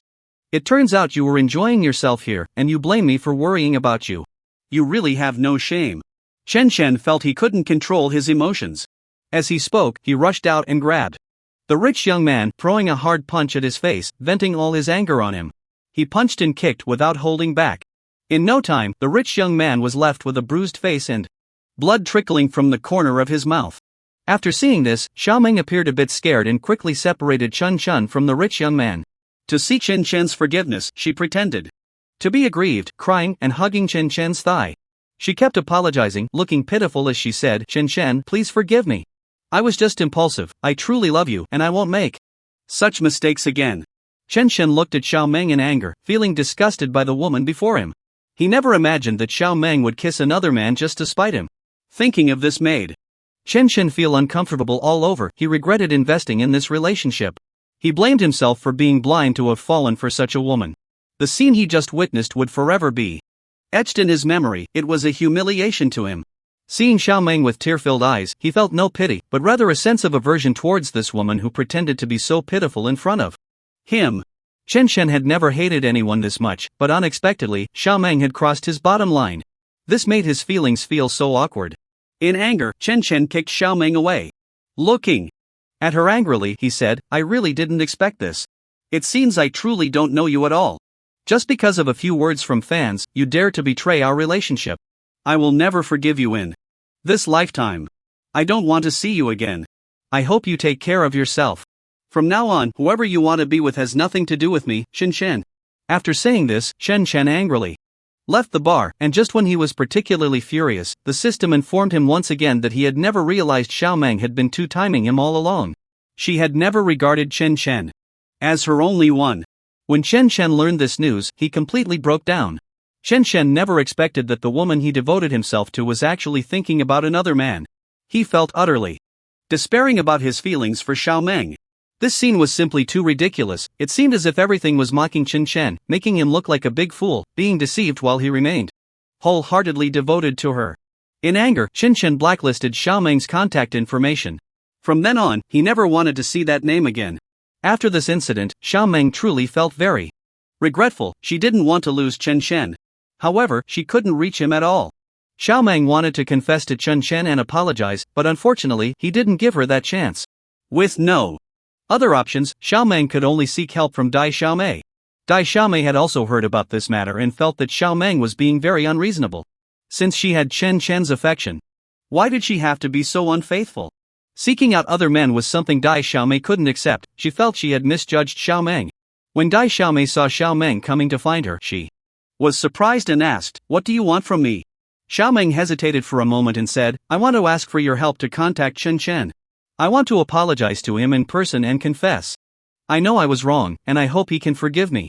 After Dai Xiaomei learned Xiao Meng's purpose, she sneered and said, "I'm really sorry, but I can't help you with this. Since Chen Chen doesn't want to see you, it means he has already made his decision, and I don't want to influence that. Moreover, I really dislike people who are unfaithful in relationships. I never expected you to be that kind of person. Some mistakes once made can never be forgiven in a lifetime." In Dai Xiaomei's eyes, Xiao Meng had completely hurt Chen Chen's feelings this time and insulted him. It was understandable. For Chen Chen to treat an unfaithful person this way, he had already given Xiao Meng the greatest leniency. Dai Xiaomei subtly mocked Xiao Meng in front of her and scolded her harshly. She did not agree to Xiao Meng's request to help her meet Chen Chen. Although Xiao Meng felt unhappy hearing Dai Xiaomei's words, she had no choice. Because these things were indeed done by her and she truly owed Chen Chen an apology. She was straddling two boats. Although Xiao Meng was very regretful, the outcome had already been caused. She still refused to give up, wanting to salvage her relationship with Chen Chen, hoping that he could forgive her for the sake of their past feelings. However, Dai Xiaomei continued to look at Xiao Meng with disdain, thinking that Xiao Meng was really too foolish, not cherishing someone so excellent by her side. Only after revealing her blunder did she feel regret. Perhaps it was already too late, and Chen Chen would not give her that opportunity. Xiao Meng did not expect that Dai Xiaomei would say such things. Although she had done something wrong, she did not like what Dai Xiaomei said. No matter what happened between her and Chen Chen, it was a matter between her and Chen Chen, and had nothing to do with anyone else. She was just unwilling to accept it and wanted Dai Xiaomei to help persuade Chen Chen, but unexpectedly, Dai Xiaomei seized this opportunity to endlessly humiliate her. This made Xiao Meng feel exasperated, and she angrily looked at Dai Xiaomei and said, "What right do you have to say that? If you don't want to help, that's fine, but why do you have to hurt me with your words? I hope you take back what you said, otherwise, I won't be polite to you." Seeing Xiao Meng's rude attitude, Dai Xiaomei was not to be outdone and said, "What's wrong? You did something wrong and are afraid of others speaking ill of you? I said those words, what can you do about it? Are you going to hit me?" Hearing that Dai Xiaomei not only refused to apologize but also provoked her, Xiao Meng was furious and wanted to hit Dai Xiaomei. However, this scene was seen by Chen Chen, who had just gone to find Dai Xiaomei. Seeing Xiao Meng rushing towards Dai Xiaomei with her fist raised, Chen Chen shouted, "Stop it! What do you think you're doing?" Upon hearing Chen Chen's voice, Xiao Meng was slightly taken aback and stopped in her tracks. Slowly turning to look at Chen Chen, she saw him standing angrily behind her. When Xiao Meng saw Chen Chen in front of her, she was overjoyed and said, "Chen Chen, you finally want to see me. I know I was wrong, please forgive me. I swear I will never do such things again. If I break my vow, may I be struck by lightning. Is that okay?" Xiao Meng earnestly swore in front of Chen Chen, while Dai Xiaomei looked at her with disdain. It was only at this moment that Dai Xiaomei saw Xiao Meng's true colors. It turned out she was such a person who said one thing and meant another. It was really hard for Dai Xiaomei to accept, or had that carefree Xiao Meng gone? Why did she now have such a face? Chen Chen glared at Xiao Meng and hesitated before saying, "I can forgive you, but I never want to see you again in my life. You should leave quickly. I don't want to see you." Xiao Meng pleaded desperately, but Chen Chen gave her no chance, which made her very sad as she watched him leave reluctantly. When Chen Chen saw Xiao Meng's departing figure, his heart felt like it was being stabbed with a knife. From that moment on, Chen Chen decided to let go of his feelings for Xiao Meng and to quickly move on from this pain. He needed to forget what should be forgotten. His life had to continue. Some things had lost all meaning for Chen Chen, and if he continued to dwell on them, it would only bring him more suffering. Chen Chen went to a bar alone, wanting to drown his sorrows in alcohol and not think about this matter anymore. Just as he was trying to drink away his troubles, the system reminded him once again.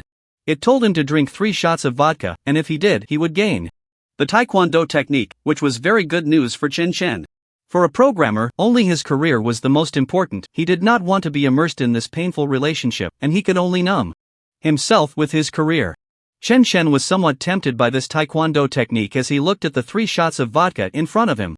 Unable to contain his curiosity, he downed all 3 shots in one go. However, after consuming the 3 shots, Chen Chen, who was not good with alcohol, began to feel drowsy, and his head felt fuzzy. Everything in front of him started to blur, and he could hardly see what was happening. But Chen Chen kept pushing through. He did not want to let himself fall, but this was beyond his control. The strength of this vodka is really too much. Chen Chen quickly became drowsy. Dai Xiaomei had been following closely behind Chen Chen, worried that something might happen to him. Seeing Chen Chen's troubled expression made her heart ache. She had always complained about Xiaomei, wondering why she would hurt Chen Chen for no reason. When Dai Xiaomei saw Chen Chen passed out, she hurried to his side and gently helped him up.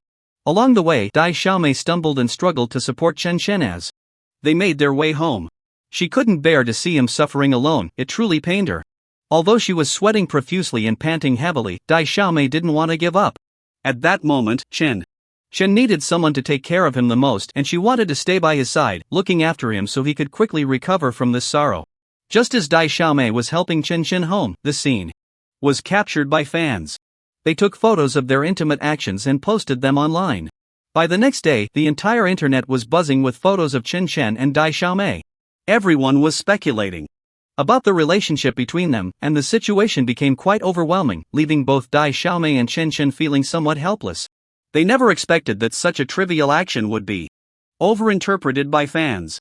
Dai Xiaomei didn't know how to explain it to Chen Chen. She hadn't done it on purpose, nor had she intended for the fans to see. Chen Chen understood Dai Xiaomei's intentions and had never blamed her. Since he was already in this situation, he thought, let them promote it as much as they wanted. He didn't care about any of it. As for the relationship between Dai Xiaomei and Chen Chen, it quickly became a trending topic, and to their delight, none of it was negative.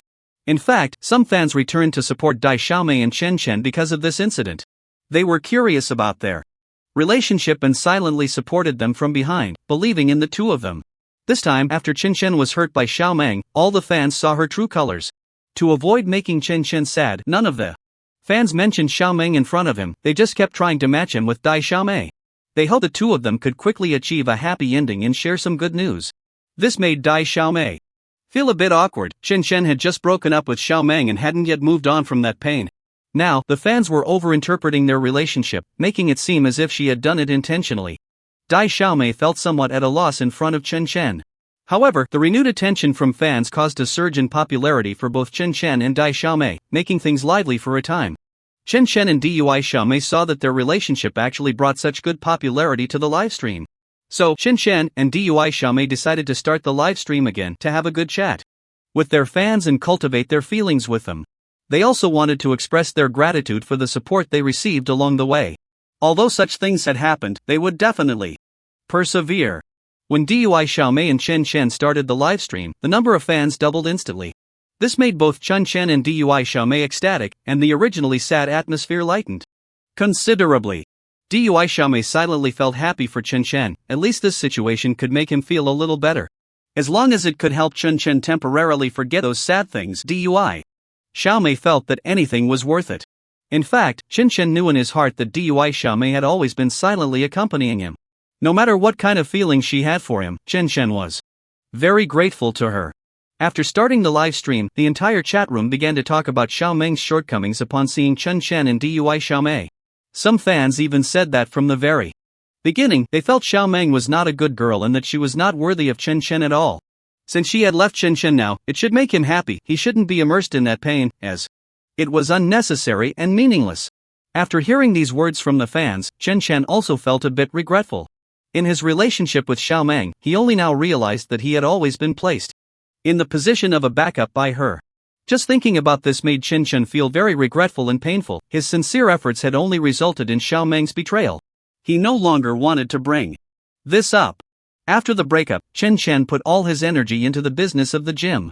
He devoted all his thoughts to managing the gym and sought happiness in work, allowing himself to temporarily forget this unpleasantness. Through Chen Chen's relentless efforts, the gym's business became more and more prosperous, almost overflowing with people. In no time, it became well known in the area. Whenever People mentioned Mingshi Gym, everyone began to praise it. They admired Chun Chen's management style and praised him for his economic acumen, believing that Mingshi Gym would surely thrive under his leadership. Moreover, the service to customers was excellent, making them very satisfied. Thus, the reputation of Mingshi Gym spread far and wide, truly becoming a sensation. This was the happiest thing Chen Chen had experienced recently. Seeing his gym improve day by day brought him some comfort. The matter with Xiao Meng gradually faded from Chun Chen's mind, and he was no longer so sorrowful. Instead, he became a very positive and happy person. Dui Xiaomei had always been by Chen Chen's side, and as she slowly witnessed these changes in him, she felt very happy for him. While Mingshi Gym was gaining fame, some celebrities also wanted to join Chen Chen's gym. They wanted to experience firsthand whether the rumors about it were true or not. They were curious about the quality of Chen Chen's service and wanted to come and try it out. However, when Chen Chen learned that these celebrities wanted to join his gym, he said without hesitation, "I'm really sorry, but there are no special privileges for customers who come here. I treat everyone equally, so we must follow our rules. Prior reservations are required, otherwise, there is no way to enter the gym." Chen Chen showed no mercy to these celebrities because, in his eyes, all customers were the same. They all came here to spend their hard-earned money. No matter if they were stars or anyone else, Chen Chen treated them equally. He would not treat someone differently just because they were a celebrity, which made other customers feel very comfortable. On the contrary, the celebrities were very dissatisfied with Chen Chen's attitude, feeling that he was somewhat arrogant. This led the celebrities to secretly form a team to deal with Chen Chen, wanting to teach him a lesson. But Chen Chen was not someone they could bully easily. What they did not expect was that the team they formed was defeated by Chen Chen, who fought 10 against 1, which was quite embarrassing for them. Chen Chen also did not expect that these celebrities would act this way. Was it really that difficult to just make a reservation? And to go to such lengths to deal with him? Chen Chen found it hard to understand, but he did not want to argue with these celebrities. He just wanted to do things according to his own rules and systems, not wanting his customers to feel wronged. These customers had always supported him, and to Chen Chen they were much more important than these celebrities. Although he did not reject the presence of celebrities, as long as they followed his rules, they would be his customers, and he would treat them all equally.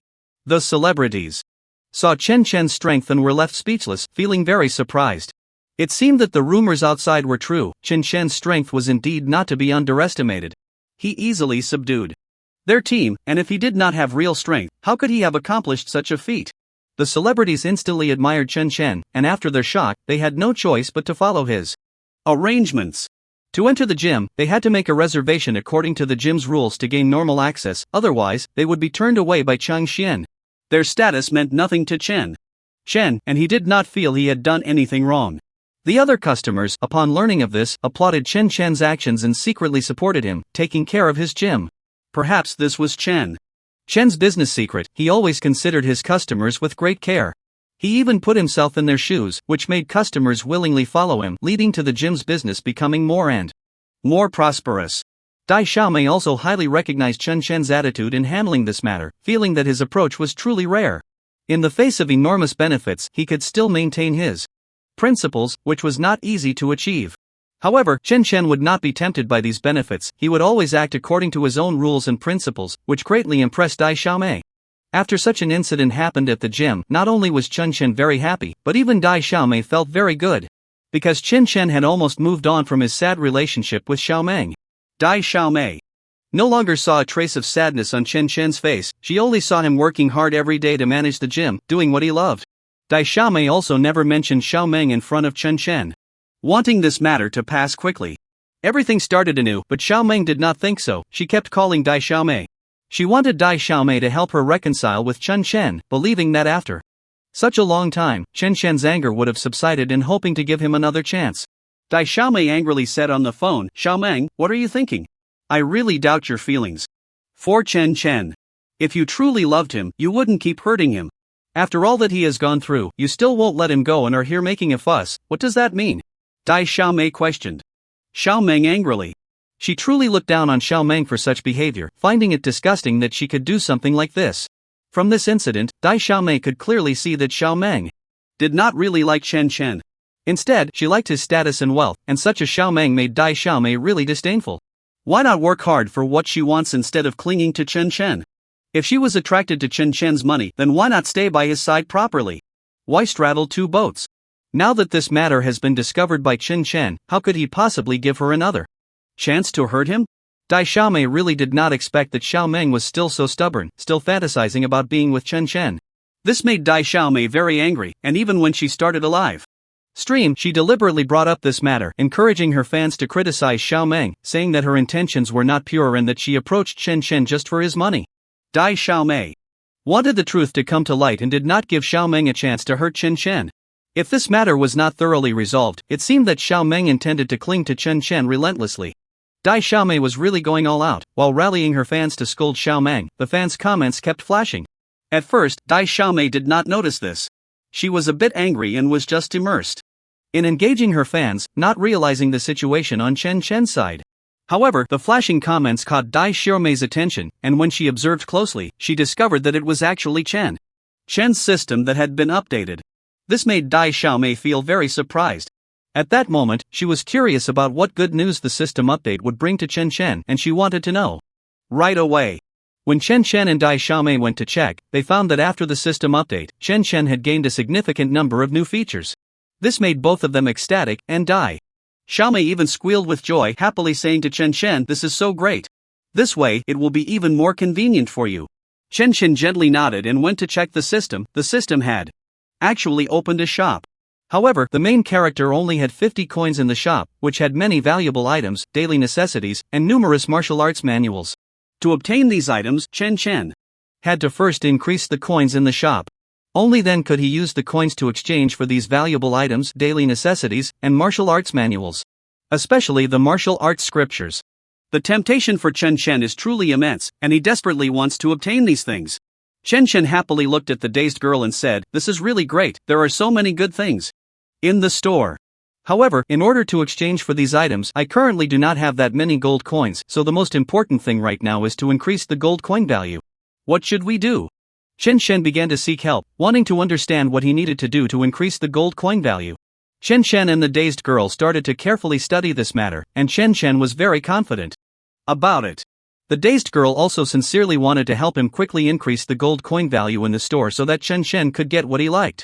This way, the dazed girl could also feel at ease. But just as Chen Chen and the dazed girl were studying, Chen Chen slowly realized that in order to increase the gold coin value, he first had to complete tasks. Only by completing these tasks well could the value gradually increase. It wasn't something that could be increased in just 1 or 2 tries.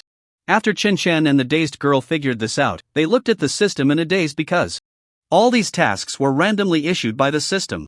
There was no set time, nor could it be controlled by themselves, so during this period, the increase in gold coin value was entirely up to the system. What Chen Chen could do was just to complete the tasks issued by the system on time and with quality. When the system issued tasks, there would also be automatic prompts, so Chen Chen didn't have to worry about that. He just had to wait. This made both the dazed girl and Chen Chen feel a bit disappointed. Now Chen Chen just wanted to go do tasks immediately to increase his gold coin value because he had things he wanted, and seeing that he couldn't exchange them made him feel very anxious. The dazed girl also couldn't help Chen Chen, only able to watch him fret. Chen Chen was truly very happy. This system update allowed him to see the things he wanted. Those valuable items, although not what Chen Chen wanted the most, were still very much needed by him. It seems that the upcoming tasks are also very important for Chen Chen, and he cannot be careless at all. Seeing Chen Chen seriously thinking, the dazed girl didn't dare to disturb him. At this moment, the dazed girl didn't know what Chen Chen was thinking. She could only silently accompany him, ready to appear by his side whenever he needed help. This made the dazed girl feel very content. She didn't ask for much, just hoped to help Chen Chen a little. She didn't want Chen Chen to feel so burdened, nor did she want him to thank her. She just wanted to do what she was willing to do and feel happy about it. That was enough for the dazed girl. Chen Chen was really starting to get impatient waiting for the system to issue him a task. He had been sitting there quietly staring at the screen.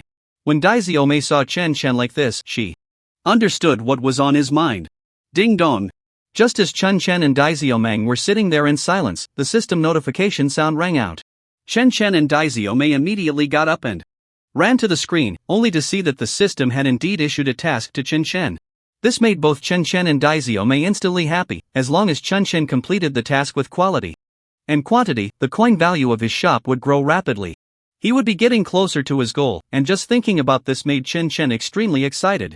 He quickly went to check the task. issued by the system, which turned out to require him to do good deeds in society for an entire day. In this way, the system would automatically increase the coin value of his shop, allowing Chen Shen to exchange for what he wanted. Chen Shen was overjoyed. He looked at Daiziome and said, "I'm setting off now. I'm going to do good deeds, and I won't be back all day." Daiziome nodded happily, but said nothing. However, at the moment Chen Shen walked out the door, Daiziome also packed her things and quietly followed behind him. She wanted to take everyone to see the good deeds Chen was doing, which was something worth promoting. If the fans knew, they would definitely like Chen Shen even more, which would greatly help his popularity. With this thought in mind, Daizio May quietly trailed behind Chen Shen. Once Chen Shen arrived on the street, he saw a crowd of people gathered ahead, not knowing what they were doing. Curious, he moved closer and saw several burly men bullying a weak woman. This made Chen Shen feel uncomfortable. He had to help this weak woman stand up and no longer let these burly men bully her. Chen Shen forcefully squeezed in and said fiercely to the few fierce-looking men, "You all stop it. Bullying the weak is no skill. If you have the guts, come at me." The burly men, seeing Chen Shen meddling and wanting to stand up for the woman, looked him up and down and sneered, "With you? You think you can meddle? Don't you know your own weight?" Slap. Before the burly man could finish speaking, Chen Shen had already punched him twice hard. The burly man covered his fat face in pain, glaring at Chen Shen with angry eyes. The brothers with the burly man, seeing their leader suffer, surrounded Chen Shen aggressively. But Chen was not afraid at all. He threw punches and kicks at them, and the burly men were knocked to the ground. One by one, they lay there groaning in pain, while Chen Shen stood there unharmed, looking down at them with an air of superiority. The woman beside them was crying continuously. Seeing the burly men subdued by Chen Shen, she kept bowing her head in gratitude to him. Chen quickly went to the woman, helped her up, and respectfully said, "Sister, you don't need to be so polite. Helping the weak is something we should do. You don't have to be afraid of them. Hurry back. If they dare to bully you again, let me know, and I will take care of them." Chen Shen comforted the terrified woman, who was extremely grateful to him. After resolving this matter, Chen Shen strode forward. Throughout the day, he truly did many good deeds. After saving this sister, Chen Shen also encountered many lecherous men trying to take advantage of students on campus. Chen Shen, however, showed no mercy and directly went up to beat the other party down, making them remember his face. If they dared to commit such heinous acts again, Chen Shen would definitely not let them go. The female students had a very deep impression of Chen Shen and even brought these events to the campus forum to discuss. They kept talking about the good deeds Chen Shen had done, promoting how he helped the weak. In no time, Chen Shen's actions received a great response on the campus forum. All the students paid attention to Chen Shen, praising him endlessly for what he had done. Suddenly, Shen's popularity surged once again, bringing him and the silly girl another wave of recognition. As soon as the school forum was opened, all discussions revolved around Chen Shen's actions. Shen's popularity rose again, and just when he thought there wouldn't be any more incidents, he encountered something very bizarre. On the street, he saw children continuously beating their elderly parents. Such disrespectful behavior made Chen Shen extremely angry. Seeing such children, who not only mistreated the elderly but also resorted to violence against them, was not something a child should do. He couldn't understand how they could act this way and felt a deep hatred for such people. Regardless of whether the elderly had made mistakes, children treating their parents like this was simply unacceptable. Without a second thought, Chen Shen rushed over and kicked a child who was beating the elderly to the ground. He scolded the children, "You ungrateful offspring. Your parents raised you, and is this how you repay them? Do you even have a conscience? Or do you think that since you have no children of your own, you won't fear being treated this way when you grow old? What goes around comes around. You better not do such heartless things. Look closely at this elderly person with white hair, who once loved you so much. You have disregarded their love, and now, not only do you refuse to support them, but you also bully them. Are you even human?" Chen Shen gave these children a harsh lesson, and they repeatedly begged for mercy, hoping he would let them go. Chen Shen feared that they were just pretending in front of him and would go home to beat the elderly again. Looking at the elderly person with compassion, Chen Shen slowly sat down, holding the elderly's cold hand and said, "Elder, this is my contact information. If you need my help, just call me. I will be there to help you anytime." Chen Shen left his contact information, and seeing the elderly's trembling figure made his heart ache. Reluctantly, he left, and the elderly person was deeply moved by his actions, watching Chen Shen leave with tearful eyes, shedding sorrowful tears. Chen Shen was very fond of the good deeds he had done, because in the process of helping others, he also experienced the joy that came with it. Seeing the happy smiles on the faces of those he had helped made Chen Chen feel an instant happiness himself. At that moment, he realized that he was not doing these things just to gain gold coins, it was because these actions were truly meaningful. Society should have more people standing up for justice, fighting against evil, and preventing harm to others. Just as Chun was immersed in this joy, the system notified him that he had saved 2 people and earned 100 gold coins. Seeing the coins made Chen Chen very happy, as this was indeed the purpose of his good deeds. However, the system then informed Chen Chen that if he continued, he would receive 100 gold coins for each person he saved. This greatly boosted Chen Chen's confidence, and he decided to do more good deeds to earn more coins. Thus, as he walked, he looked for those in need of help, feeling very happy inside. He thought of the people he had assisted, hoping they would learn from their experiences and live well. At that moment, Chen Chen heard a heart-wrenching cry and quickly ran towards the sound. He saw a man repeatedly beating his wife, who was desperately pleading for mercy. The man showed no signs of stopping, slapping her face and kicking her in the stomach. Angrily, Chen Chen stepped in front of the man and shouted, "What are you doing? On what grounds are you hitting her? What has she done wrong to deserve such cruelty?" The man looked up at Chen Chen with anger and asked, "Who are you to meddle? I'm disciplining my wife, what does it have to do with you?" Seeing the man's defiant attitude, Chen Chen frowned and said, "It may not concern me, but I can't stand by while you bully a woman. There must be a reason for hitting someone, right? What did she do wrong?" The man sneered and replied, "I provide for her, and yet she doesn't cook dinner at this late hour. Can't I teach her a lesson?" Upon hearing this, Chen Chen realized that the man was angry simply because his wife was late in preparing dinner. This was something Chen Chen could not accept. A grown man not only failed to care for his wife but also resorted to such vicious means against her. At that moment, the woman angrily shouted, "You're just a drunkard. Every time you get drunk, you hit me and find more excuses to blame me. You always act so righteous, aren't you going too far?" Before she could finish, the husband kicked her hard, sending her crashing to the ground. The pain was so intense that she nearly fainted, and this scene made Chen Chen's heart race. He never expected a man could be so cruel to his wife, showing no compassion whatsoever. It seemed that this woman was truly living in hell. If he didn't help her, she might die at her husband's hands today. This was a matter of life and death, and Chen Chen couldn't afford to hesitate. In a fit of anger, he rushed forward, grabbing the man's arm and throwing him away with great force. The man was flung far away, and due to the strength Chen Chen used, he was knocked unconscious. Chen Chen didn't check on the man's injuries but instead went directly to help the nearly beaten to death wife. Seeing her husband unconscious, the woman knelt before Chen Chen and pleaded, "Please, help me. I don't want to live in his hands anymore. If he wakes up, he will really kill me. Please help me escape. I never want to come back here, I want to go back." After saying this, the woman repeatedly bowed her head to Cheng Xian, constantly pleading for Chen Chen's help. Chen Chen couldn't bear to watch any longer. He hesitated for a moment and looked at the woman, saying, "Okay, I will help you leave here, but where do you want to go?" Hearing Chen Chen's question, the woman's hollow gaze looked into the distance, and she slowly said, "Do you know? I was bought back by a drunkard to be his wife. I have tried to escape many times, but there have always been guards here, and every time I tried to run away, they caught me. When they brought me back, I was beaten severely. I have exhausted all my efforts to leave here, but I have been beaten again and again. I really have no way out." Only then did Chen Chen realize that she was a woman who had been trafficked, so he made up his mind to help her, to let her return to her own life as soon as possible. The woman took advantage of the man's unconsciousness and finally had the chance to escape, seeing that Chen Chen was willing to help her. She was very grateful to Chen Chen, continuously expressing her thanks. Chen Chen saw that she was truly pitiful, not knowing how many beatings she had suffered here. Her body was covered in scars. It was shocking to see. In response to Chen Chen's inquiry, the woman told him that she needed to go to the bus station to leave as soon as possible. Chen Chen agreed without hesitation and quickly took her to the bus station, advising her to leave as soon as possible. From then on, she could live a good life. Just as Chen Chen and the woman were exchanging pleasantries, the woman exclaimed in terror, "Oh no! They found us! The guards are coming after us, you must help me. I don't want to be caught by them again. If I get caught this time, I will really be doomed, I will never be able to leave here." The woman once again pleaded with Chen Chen. He turned around and saw several people approaching aggressively. Chen Chen guessed that the woman was right, the guards were quickly closing in. Seeing the faces of these people made him furious.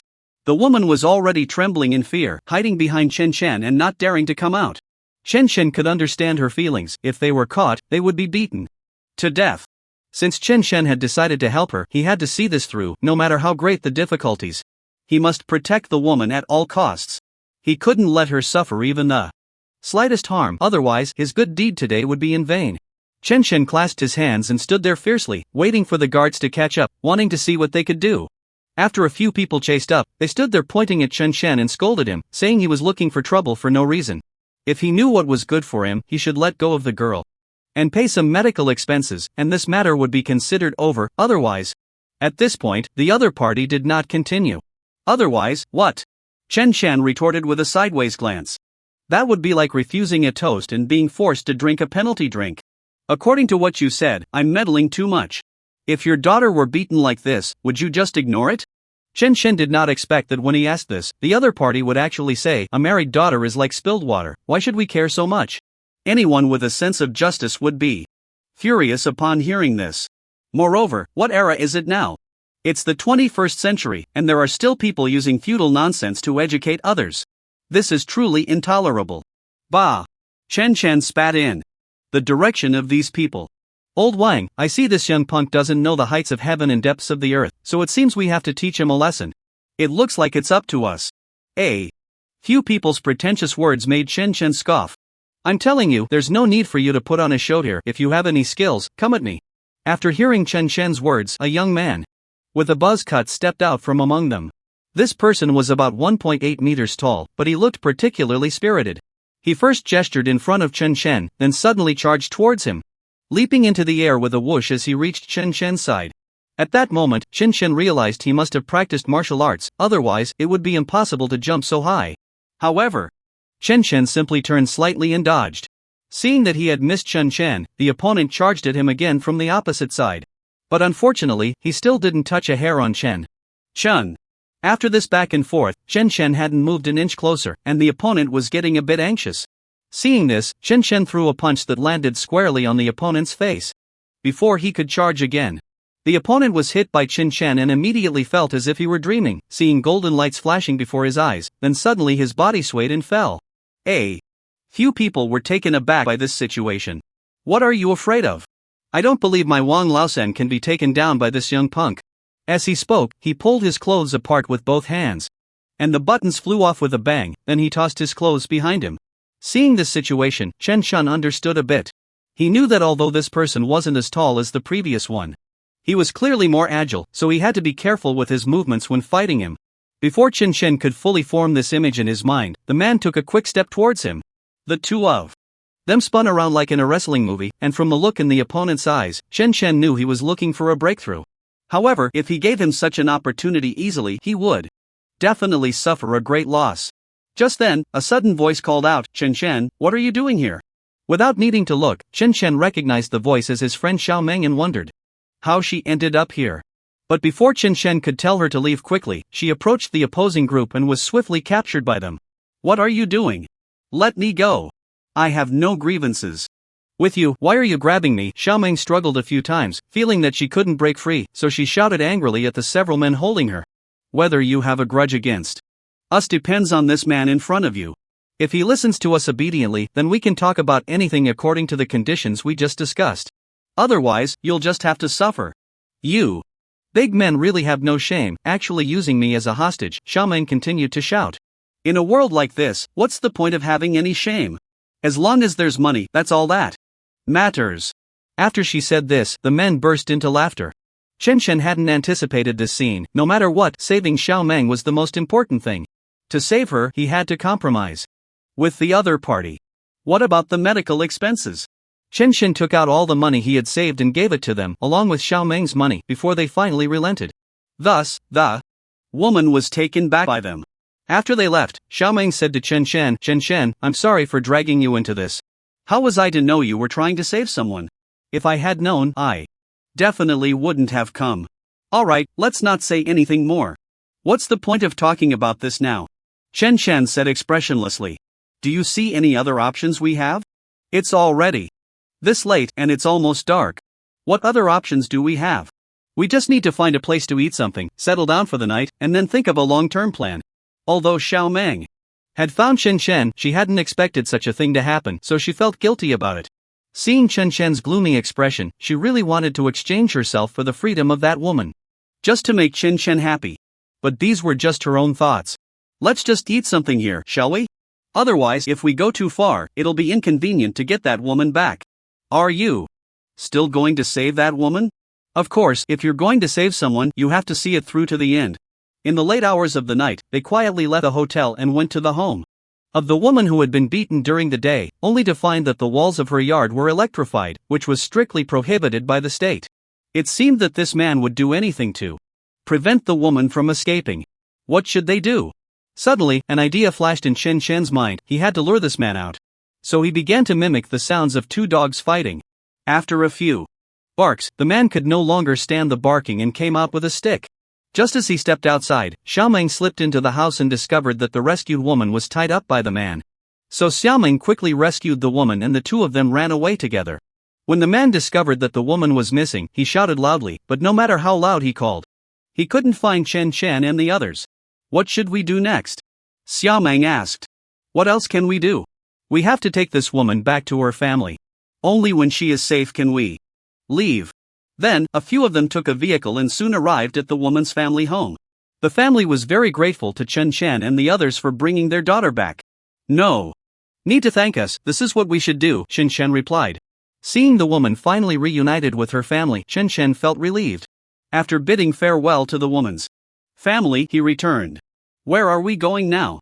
Xiaoming asked. Where else can we go? Chen Shen replied.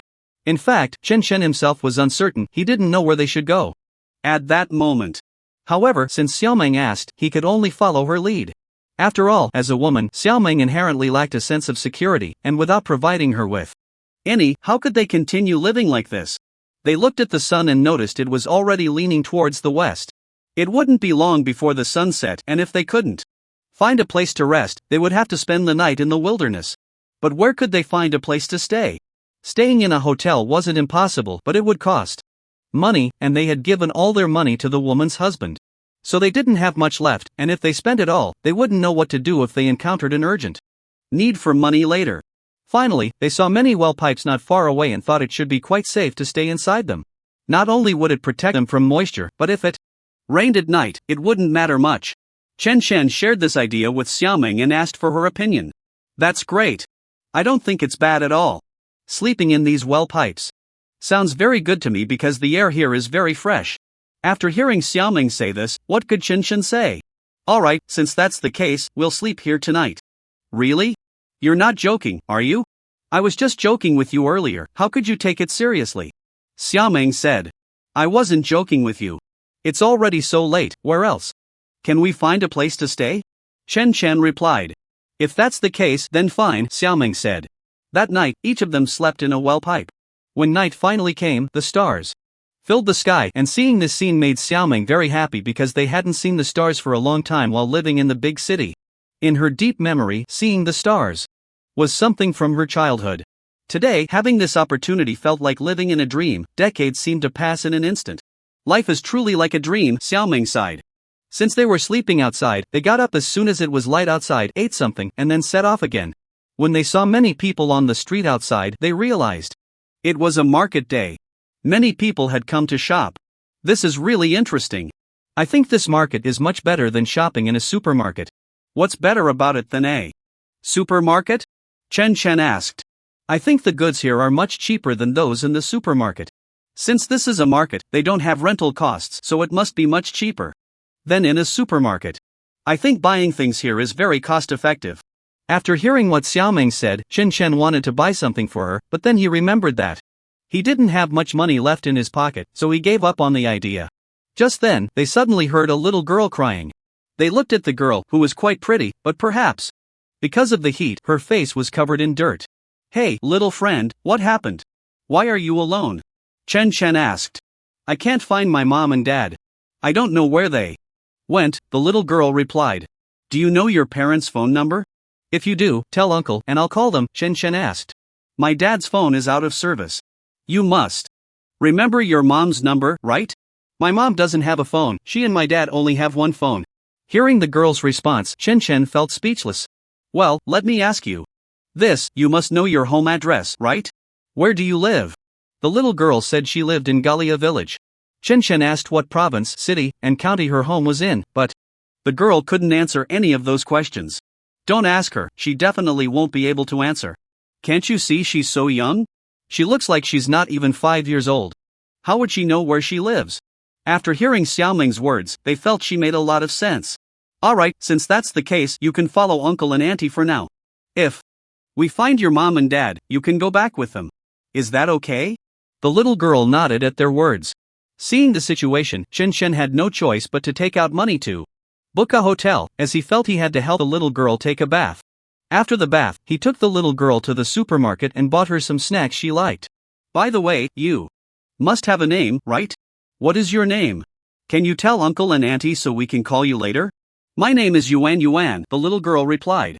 Okay, Yuan Yuan, since that's the case, let's go have dinner in a bit. After saying this, Chen Chen thought that if Yuan Yuan wasn't with them, they could just eat some dry food and drink some cold water, but now that Yuan Yuan was with them, they had to go to a restaurant. After finishing their meal, they went out for a while and then came back, realizing there wasn't much to see outside. They knew that although having Yuan Yuan with them would not be very convenient for their future actions, they also understood that the child would surely bring them a lot of joy in their lives. Although they were aware that the child might leave them one day, they felt that since they had such a fate, they would just go with the flow. Seeing children of the same age carrying backpacks to school, Yuan Yuan felt envious and asked Chen Chen to buy her a backpack. Chen Chen thought that this child might leave them one day, but since she wanted a backpack now, he should fulfill her request. Chen Chen and Xiao Meng took Yuan Yuan to the supermarket, and when Yuan Yuan picked out a backpack she liked and was about to pay, Chen Chen and Xiao Meng were shocked by the backpack. One side of the backpack had an angel printed on it, while the other side had a skull. Could this backpack have some kind of implication?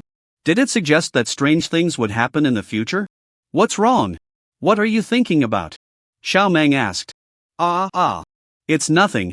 Nothing, Chen Chen replied. After they finished paying and were on their way back to the hotel, Chen Chen was still thinking about this matter. I feel like you're a bit restless today.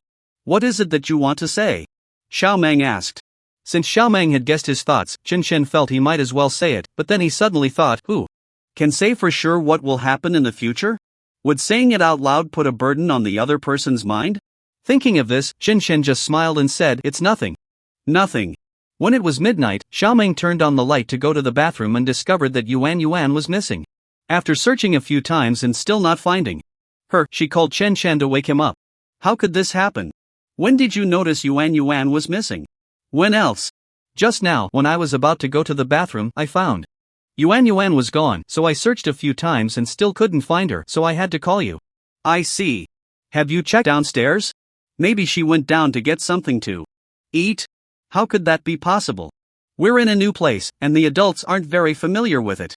How could a child go downstairs? Yes, I also think it's unlikely, but since she can't be found, we can't give up any opportunity.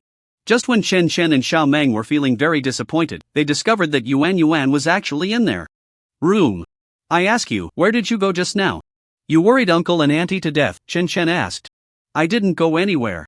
I thought I heard some noise in the room, so I checked under the bed to see if there were any mice because we always have mice at home. Hearing Yuan Yuan say this, Xiao Meng found it quite funny, but she couldn't laugh because she knew that in some rural areas, having mice at home was very common. Really? Were there any mice under the bed? Chen Chen continued to ask. I didn't find any mice under the bed, but I found a big box under there. Hearing Yuan Yuan say this, Chen Chen and Xiao Meng felt it was strange. How could there be a big box under the bed? Since the child said there was a big box under the bed, it wouldn't be too much trouble to check. So they moved the bed and indeed found a big box underneath. When Chen Chen opened the box, he was left speechless in shock. It turned out that the box was filled to the brim with 100 yuan cash bills. What on earth is going on? Could it be that the owner of the hotel put this gold in the cardboard box, or was it placed there by a thief? I think we should just leave this matter alone, since we are only staying in this room for tonight. If it's just some money, I believe it must be the owner's, otherwise, who would leave money under the bed without taking it? Xiao Meng said. What I'm thinking isn't that simple. Since this situation has come upon us, we should investigate it thoroughly, perhaps there's some conspiracy involved. After hearing Chen Chen say this, Xiao Meng felt a bit scared. Are you saying this could really be true? I feel like something bad is about to happen. If that's the case, we might as well hurry and escape this place. Even if we escape, where can we go? Besides, haven't you heard the saying, what is meant to be will not pass you by? Since we've encountered this situation, we might as well make ourselves comfortable. Alright, since you think that way, I'll just go along with it. Xiao Meng replied. So they carefully checked the box again and found some numbers on top of it. Because the light was too dim, they couldn't see clearly, so they took out a flashlight to shine on the numbers. At that moment, they could see that the numbers seemed to be a phone number, and there was also a name next to it, which looked like it belonged to someone named Jian. The handwriting was too messy to read clearly. Now let's call this number and see if it connects. If it does, we might uncover some clues. After saying this, Chen Shen took out his phone and dialed the number. After he made the call, he found that it actually went through. After a few seconds, a very old voice came through. Who is it? An old woman's voice. It's me. I'd like to ask, is this Jian's home? Chen Chen replied. Yes. What do you need from him? The old woman said. Chen Chen noticed that the old woman seemed a bit excited when he mentioned Jian's home. If that's the case, then there must be some issues here. It's nothing important. We have some packages for Jian and want to know how to deliver them. Oh, what's inside? You can open it and take a look, the old woman said. When Chen Chen heard the old man's words, he found it very strange. Since the old man had some connection with this Jian, why did he want them to open this person's package? So Chen Chen continued. To ask, may I ask what relationship you have with this person named Jian? Is it convenient for you to share? On the other end of the phone, Chen Chen could sense that time seemed to pause. After a long while, probably about 3 minutes, the old man finally said, this Jian is my son, but he has already passed away. Upon hearing this, Chen Chen's heart skipped a beat. However, he quickly composed himself and asked the old man how his son had died. I can't say for sure, but I know a little. It seems he was doing some business before he died and made a lot of money, but I haven't seen that money. I don't know where it went. After hearing the old man's words, Chen Chen thought that perhaps this money belonged to his son. But to prevent the old man from lying, Chen Chen asked him how old his son was when he died. Didn't he have any other relatives while he was alive? I heard he married a woman and had a daughter. Chen Chen then asked where this daughter was now. The old man said that since his son died, he had never seen his granddaughter again. Is your granddaughter lost, or is there another reason she can't be found? Have you reported it to the police? Let the police help you look for her. The old man replied, how could I not have reported it to the police? But the police investigated for a long time and in the end, it came to nothing. Chen Chen clearly understood, how could a living person just disappear like that? He continued to ask how old his granddaughter was when she went missing. The old man said, she was about 3 or 4 years old when she disappeared. As soon as Chen Chen mentioned his granddaughter, the old man's words flowed endlessly, revealing how much he loved her. Let me ask you, is this granddaughter quite well behaved? Yes, all the women in our family are not only beautiful but also very smart. I was thinking, if someone could help me find this granddaughter, I would really kneel down to thank them. Upon hearing this, Chen Chen thought that since the old man wanted to see his granddaughter, he wondered if he knew any other information about her. If he could provide details about her friends or other information, perhaps he would pay attention if he encountered her in the future. Chen Chen thought this way and asked, and the old man said that his granddaughter had a red mole between her eyebrows. This was a very obvious characteristic. After hearing the old man's words, Chen Chen suddenly thought of the girl he had met a few days ago, Yuan, who also had a red mole between her eyebrows. Could this girl named Yuan be the old man's granddaughter? After thinking this, Chen Chen couldn't help but deny it. How could that be? They are so far apart. How could they possibly be connected? What am I thinking? Although Chen Chen was caught up in this thought, he still wanted to ask the old man if he had seen what his granddaughter looked like. If he saw her now, would he be able to recognize her? How could I not recognize her? I'm not blind. Anyone who sees her would really like her. She has big eyes and dark skin. After hearing the old man say this, Chen Chen felt that the girl in front of him could very well be the old man's granddaughter. What are the odds of such a coincidence happening in his life?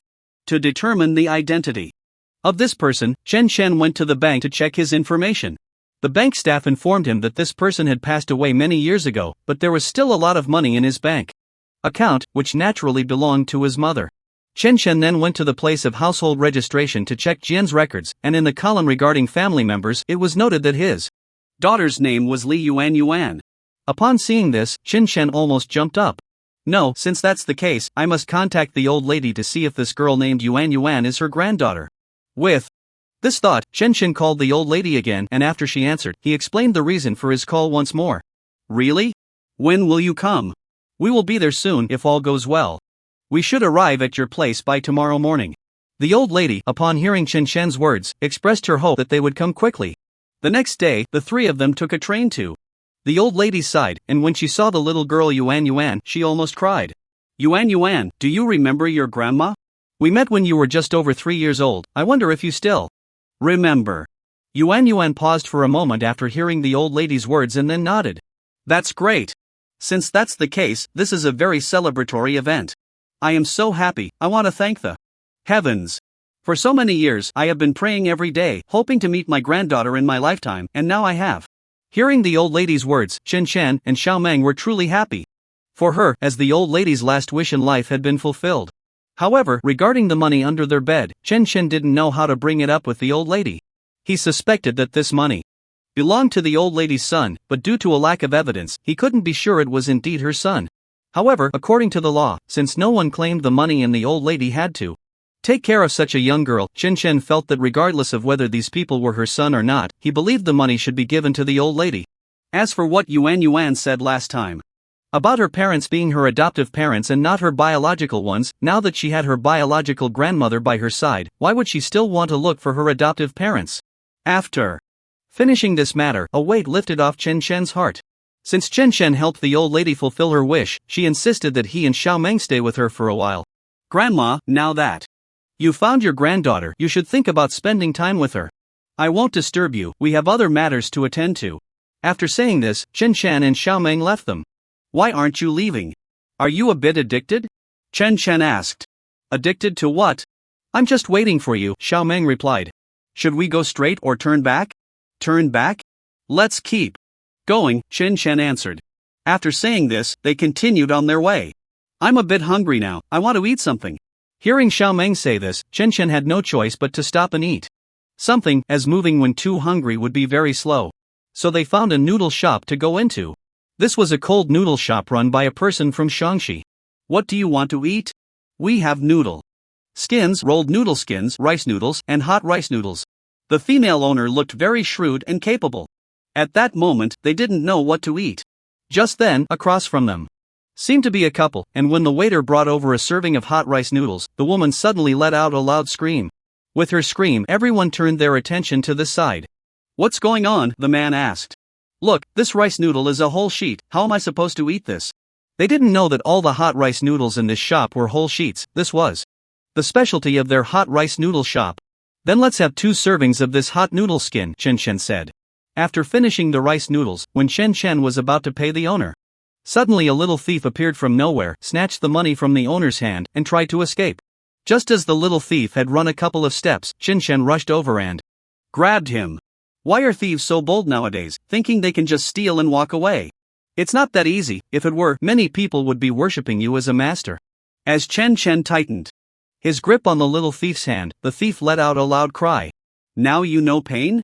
If you knew this today, why didn't you think of it earlier? Let's check his ID and see where he's from. And send him to the police station for a few days so he can learn the consequences of being a thief. Chen Chen picked up the little thief's ID and saw that his name was Wuan, a local. At such a good age, why do something so bad? Why not do something better? Hearing Chen Chen say this, the little thief actually started to cry. What's wrong? Are you feeling wrong just because I said a few words to you for being a thief? Chen Chen asked. That's not it, Wuan replied. After hearing Wuan's words, it turned out that Wuan's father had 5 older sisters, but as parents, they wanted a son, so his grandfather wanted another son. However, after having 5 daughters, they had no choice but to adopt a son. Being the only son, Wuan's grandfather spoiled him from a young age. When the son grew up, he married a wife, but the son and his wife couldn't get along, and in the end, the son left home and the wife remarried. The less than 3-year-old Wuan was left to live with his grandparents. Grandparents have a tendency to either spoil the child too much or be too strict. Wuan belonged to the latter category because of a precedent set by his father. To prevent Wuan from making the same mistakes as his father when he grew up, his grandfather was very strict with him. However, being too strict is not good either, as everything has a limit.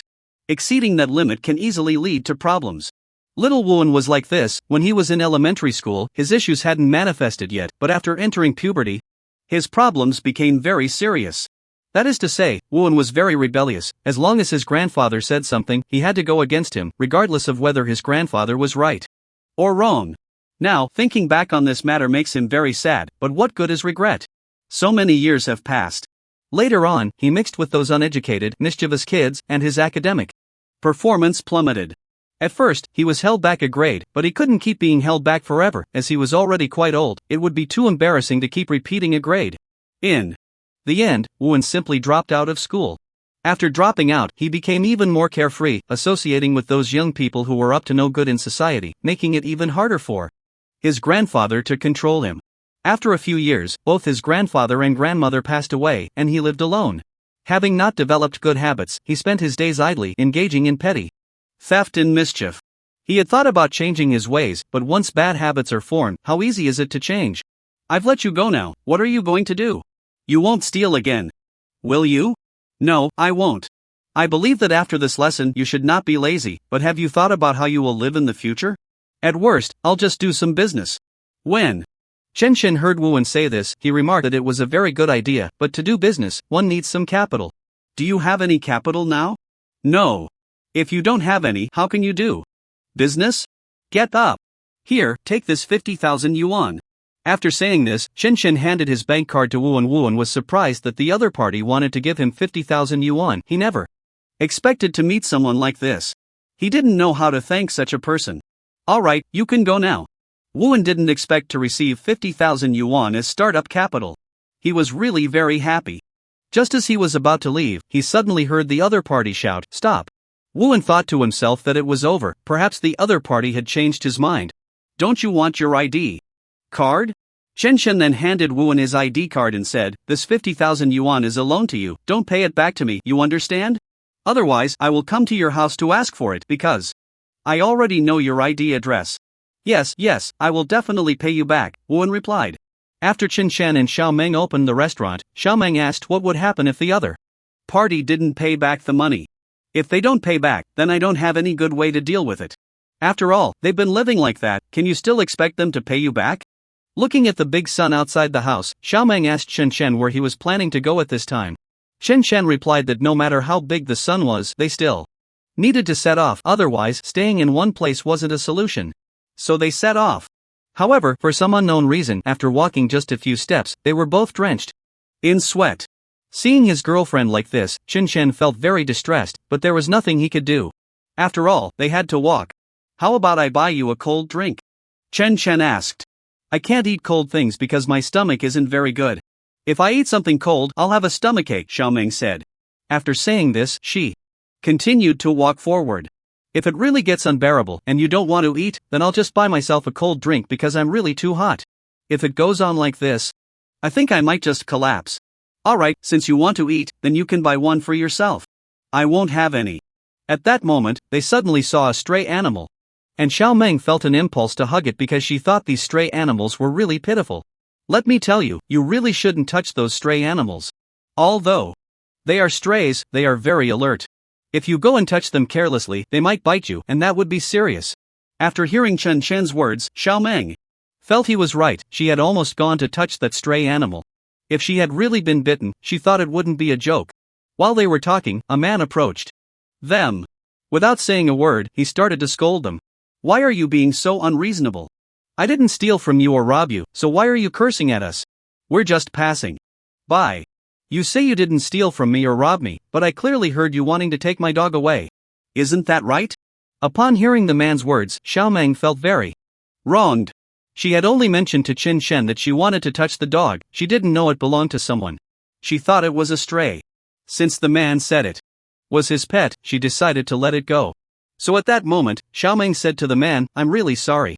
I thought this animal was a stray. Since it's your pet, I truly apologize.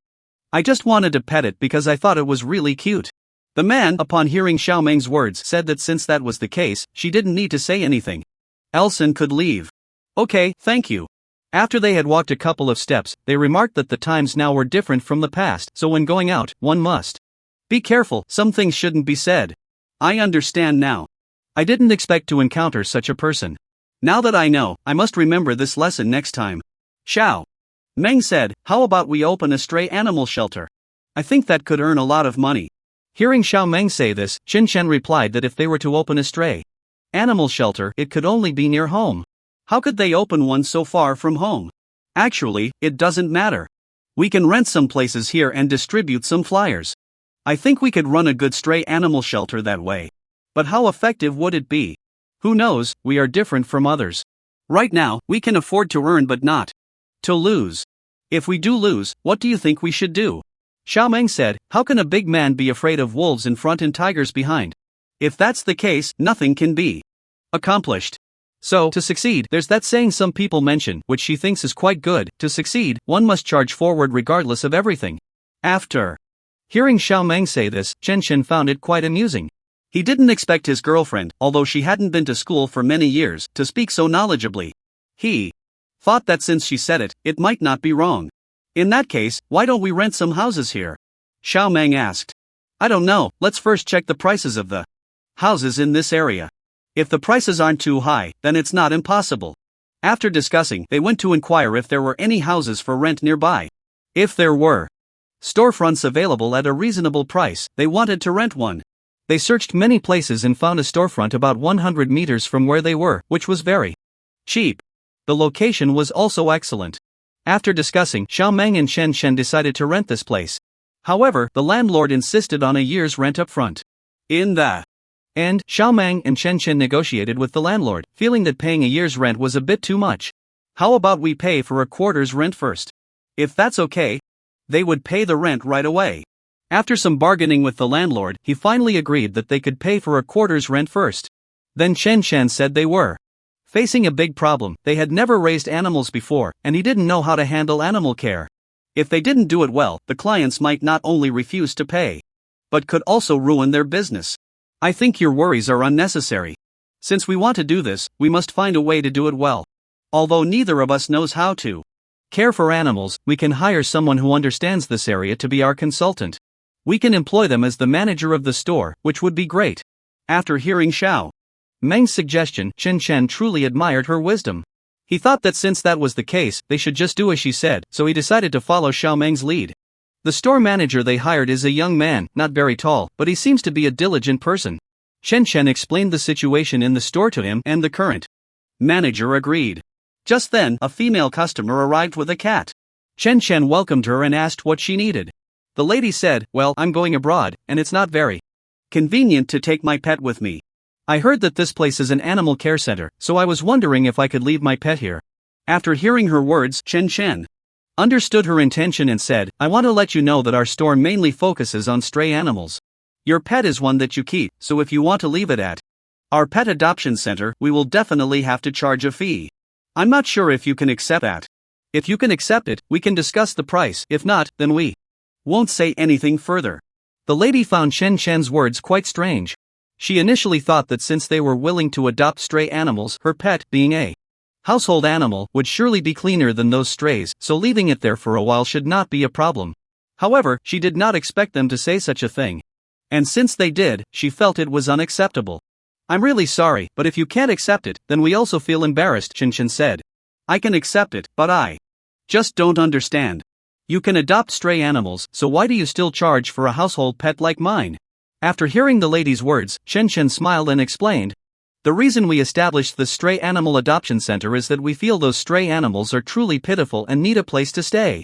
Your pet has such good living conditions, so we generally do not allow such animals to come to our Stray Animal Center. Why? You can imagine, if your pet stays here for a while, its weight might either increase or decrease. If its weight increases, you might be very happy, but if it decreases, you will definitely be unhappy and will have a lot to say to us. In that case, wouldn't we be in trouble? After hearing Chen Chen's words, the lady felt that what he said made a lot of sense, so she agreed with him. Alright, since you can understand our point, it's up to you to decide now. If you can accept what I just said, then you can leave your pet here for a while. But as I mentioned earlier, because there are indeed too many stray animals, we can't provide the same level of care as a keeper would for a single stray animal. So, if you're comfortable, you can leave your pet here. If not, then forget it. The lady replied, since I brought it all the way here, how can I take it back? Just tell me how much it costs, and I'll pay. That depends on how long you want to leave it.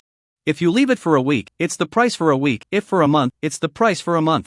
I think the longer you leave it, the more cost-effective it will be. The lady responded, in that case, I'll leave it here for a week. How much will you charge? Since it's for a week, then you should give about 100 yuan, right?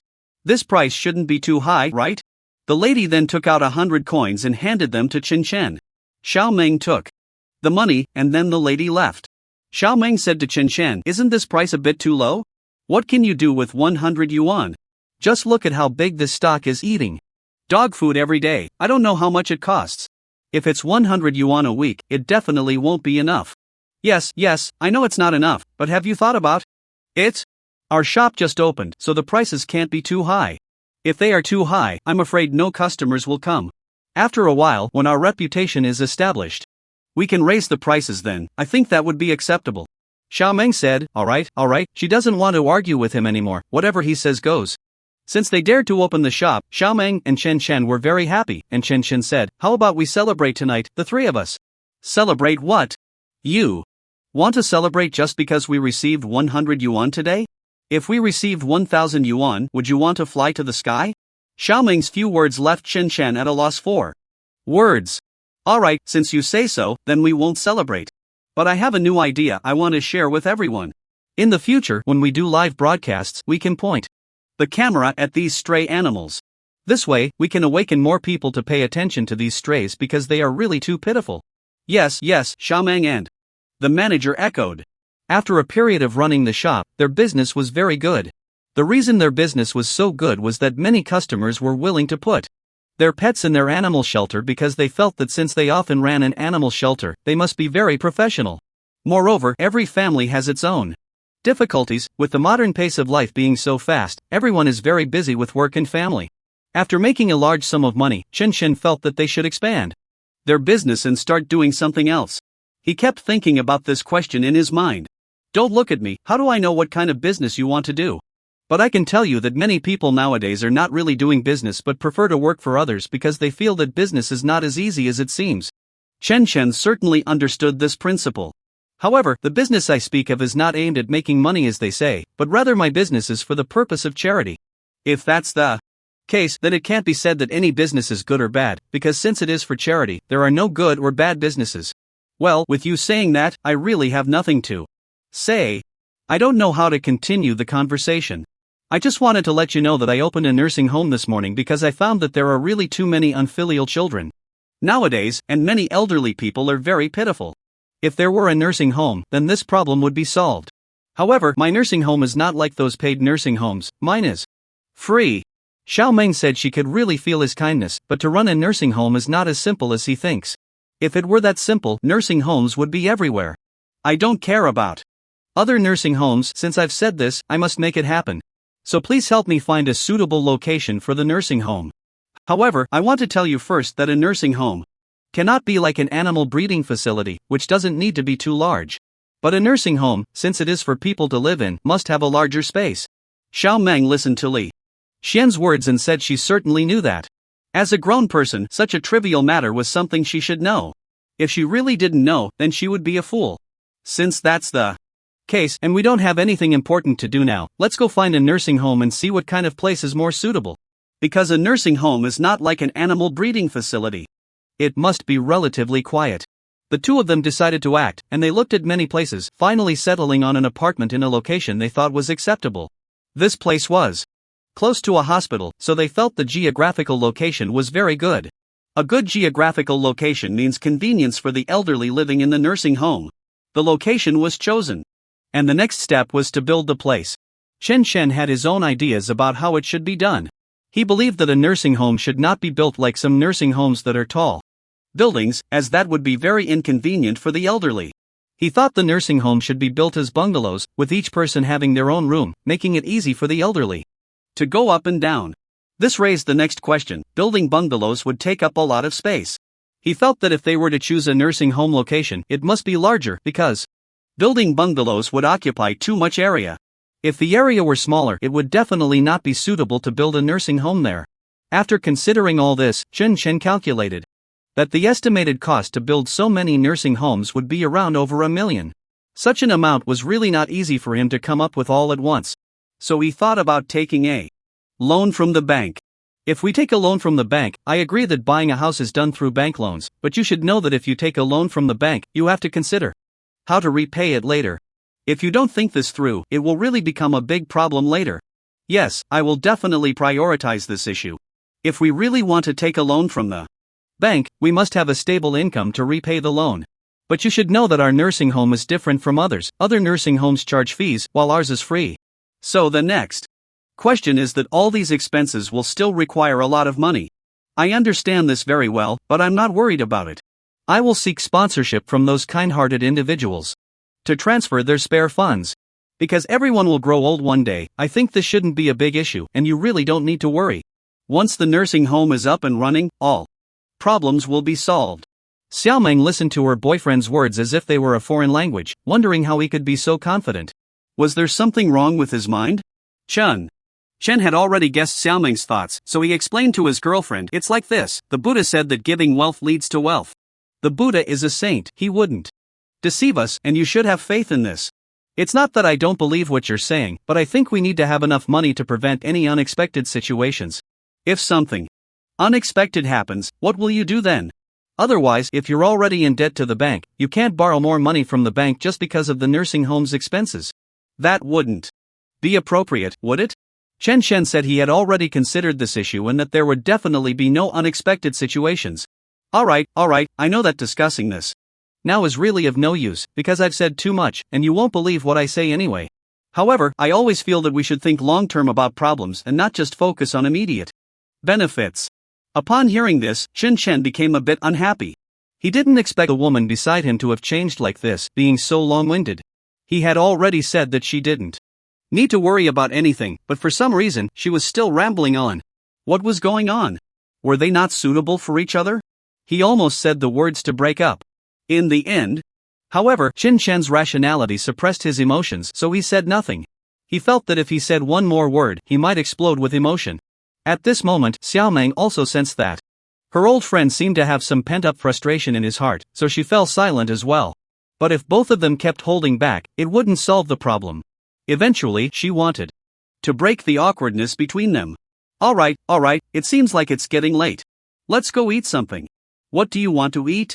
I can go buy it for you, okay? Xiaomeng said. I don't want to eat anything right now. What do you want to eat? Chen replied. I don't know either. I'll see if there's anything good to eat later. If there is, I might eat a little. Xiaomeng answered. After saying this, Xiaomeng went out. She arrived at a restaurant and saw that the sour soup noodles looked quite good. So, Xiaomeng felt her appetite grow and bought a bowl of sour soup noodles, which tasted nice. She thought about buying a portion for Chen as well, but she wasn't sure if he liked it. In the end, she thought better of it. When Xiaomeng returned, she found that Chen was not there. She wondered where he could have gone at this time, which was mealtime. He should have at least told her where he was going. Why did he leave without even saying goodbye? Xiaomeng was troubled, but at that moment, she heard some noisy sounds outside. She thought she should go out and see what was happening. Wondering why there was such a commotion, until she found Chen arguing with a scrap collector outside. What was going on? How did he end up arguing with the scrap collector? Xiaomeng couldn't figure it out. She asked her boyfriend to find out what was happening. It turned out that her boyfriend was inside the house when he suddenly heard the sound of the scrap collector outside. He thought there was a lot of junk around his house, and it would be a pity to throw it all away. It would be better to sell it to the scrap collector, no matter how little he got for it. However, he didn't expect the scrap collector to be so arrogant and speak so harshly. How could he tolerate that? In the end, they got into an argument over a disagreement. What's going on? Xiaomeng asked. Look, the scrap collector said. The scrap collector said many bad things about her boyfriend, and Xiaomeng thought the scrap collector was really despicable. She knew her boyfriend better than anyone else. How could he act like that? The scrap collector must be lying. Now I command you to apologize to my boyfriend. If you don't apologize, I believe you won't be able to leave. Xiaomeng said. You two are really too arrogant. Don't think that just because there are two of you, you can bully me. If it comes to a fight, you might not even be able to take me on. If you don't believe me, you can try. Xiaomeng really didn't expect the scrap collector to be so self-righteous. How could a scrap collector say such things? Besides, isn't there a saying that you shouldn't provoke someone who has the home advantage? Since you said that, then I'll let you have the first move. Chen Chen said. After Chen Chen finished speaking, he waited for the scrap collector to make a move, but the scrap collector thought he was much older than Chen Chen. If he made the first move, he would definitely be laughed at by the people outside, so he refused to make the first move. I didn't expect you to understand so much. Since that's the case, then I'll make the first move. If I injure you or leave you disabled, don't blame me for being too aggressive, because I gave you the chance to go first and you didn't take it. Stop talking nonsense and show what you've got. Don't be so wishy-washy, like a woman. I really hate that type of person. If you really had the ability, you wouldn't be so indecisive. Fine. Since you said that, I won't hold back. I think you're older than me, but your words are really too harsh. I don't know how I ended up meeting you. What kind of karma did I create in my past life to meet someone like you? At this point, Chen Chen couldn't care less. He felt that since the other party had already said such harsh words, there was no need for him to be polite anymore. While the two of them were talking to you, suddenly a car came from the front. It was unclear whether the driver was drunk or doing it on purpose, but he drove straight towards them. At that moment, they didn't think much of it, but when the car approached, they realized it was too late. So, they both crouched under the car, and after it passed, they stood up and blocked the driver, not letting him go. The driver then got out of the car and asked them why they wouldn't let him leave. What more is there to say? Are you trying to run us over or what? We haven't offended you, nor do we owe you any money. Why are you so heartless? You want to kill us, and if you don't give us some reasons or some money right now, we won't let you go. Upon hearing their words, the driver burst into laughter. Chen Chen was a bit stunned by the driver's laughter, not understanding what was so funny. Did he think it was amusing to be asked for money, as if he had so much that he couldn't spend it all? Although Chen Chen thought this, he felt it was still impolite to say so, and he maintained his gentlemanly demeanor. What's so funny? Go ahead and say it. Do you think it's immoral for us to ask you for money, which makes you laugh? No, I would never think that. You can't guess why I'm laughing, because I think I've done a good deed, yet you two are trying to extort money from me. Really? Are you joking? You almost ran us over and claimed to have done a good deed. What good deed are you talking about? If you can't explain it clearly today, we won't let you go, the scrap collector said. At this moment, the scrap collector and Chen Chen unconsciously found themselves on the same side, not knowing if he thought the main conflict was with the driver. The conflict between the two of them, compared to this driver, was truly trivial. From this perspective, the scrap collector was somewhat clever, but the most detestable was the driver, who wanted to see if he could come up with some grand reasoning that would convince them. What they didn't expect was that the driver shamelessly claimed he had deliberately driven over to help them settle their dispute, and instead of thanking him, they were trying to extort money from him. It was truly inhumane. Do you think we will believe what you said? Not only do the two of us not believe you, but I believe that anyone with a sense of justice wouldn't believe you either. What kind of twisted reasoning is this? Regardless of whether you believe it or not, I did it this way. Besides, are you two injured? No one died, right? So why should I pay you? Fine, I give up on you. What is there to say to him?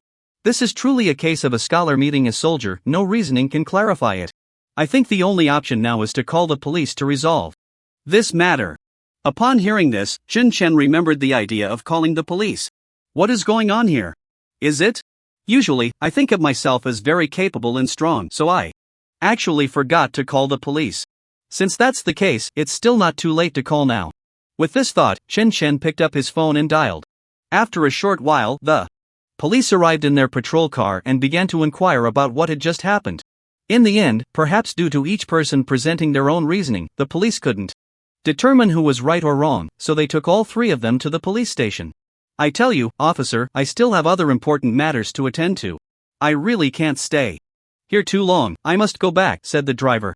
You can go back, but you must apologize to those two because this is all your fault.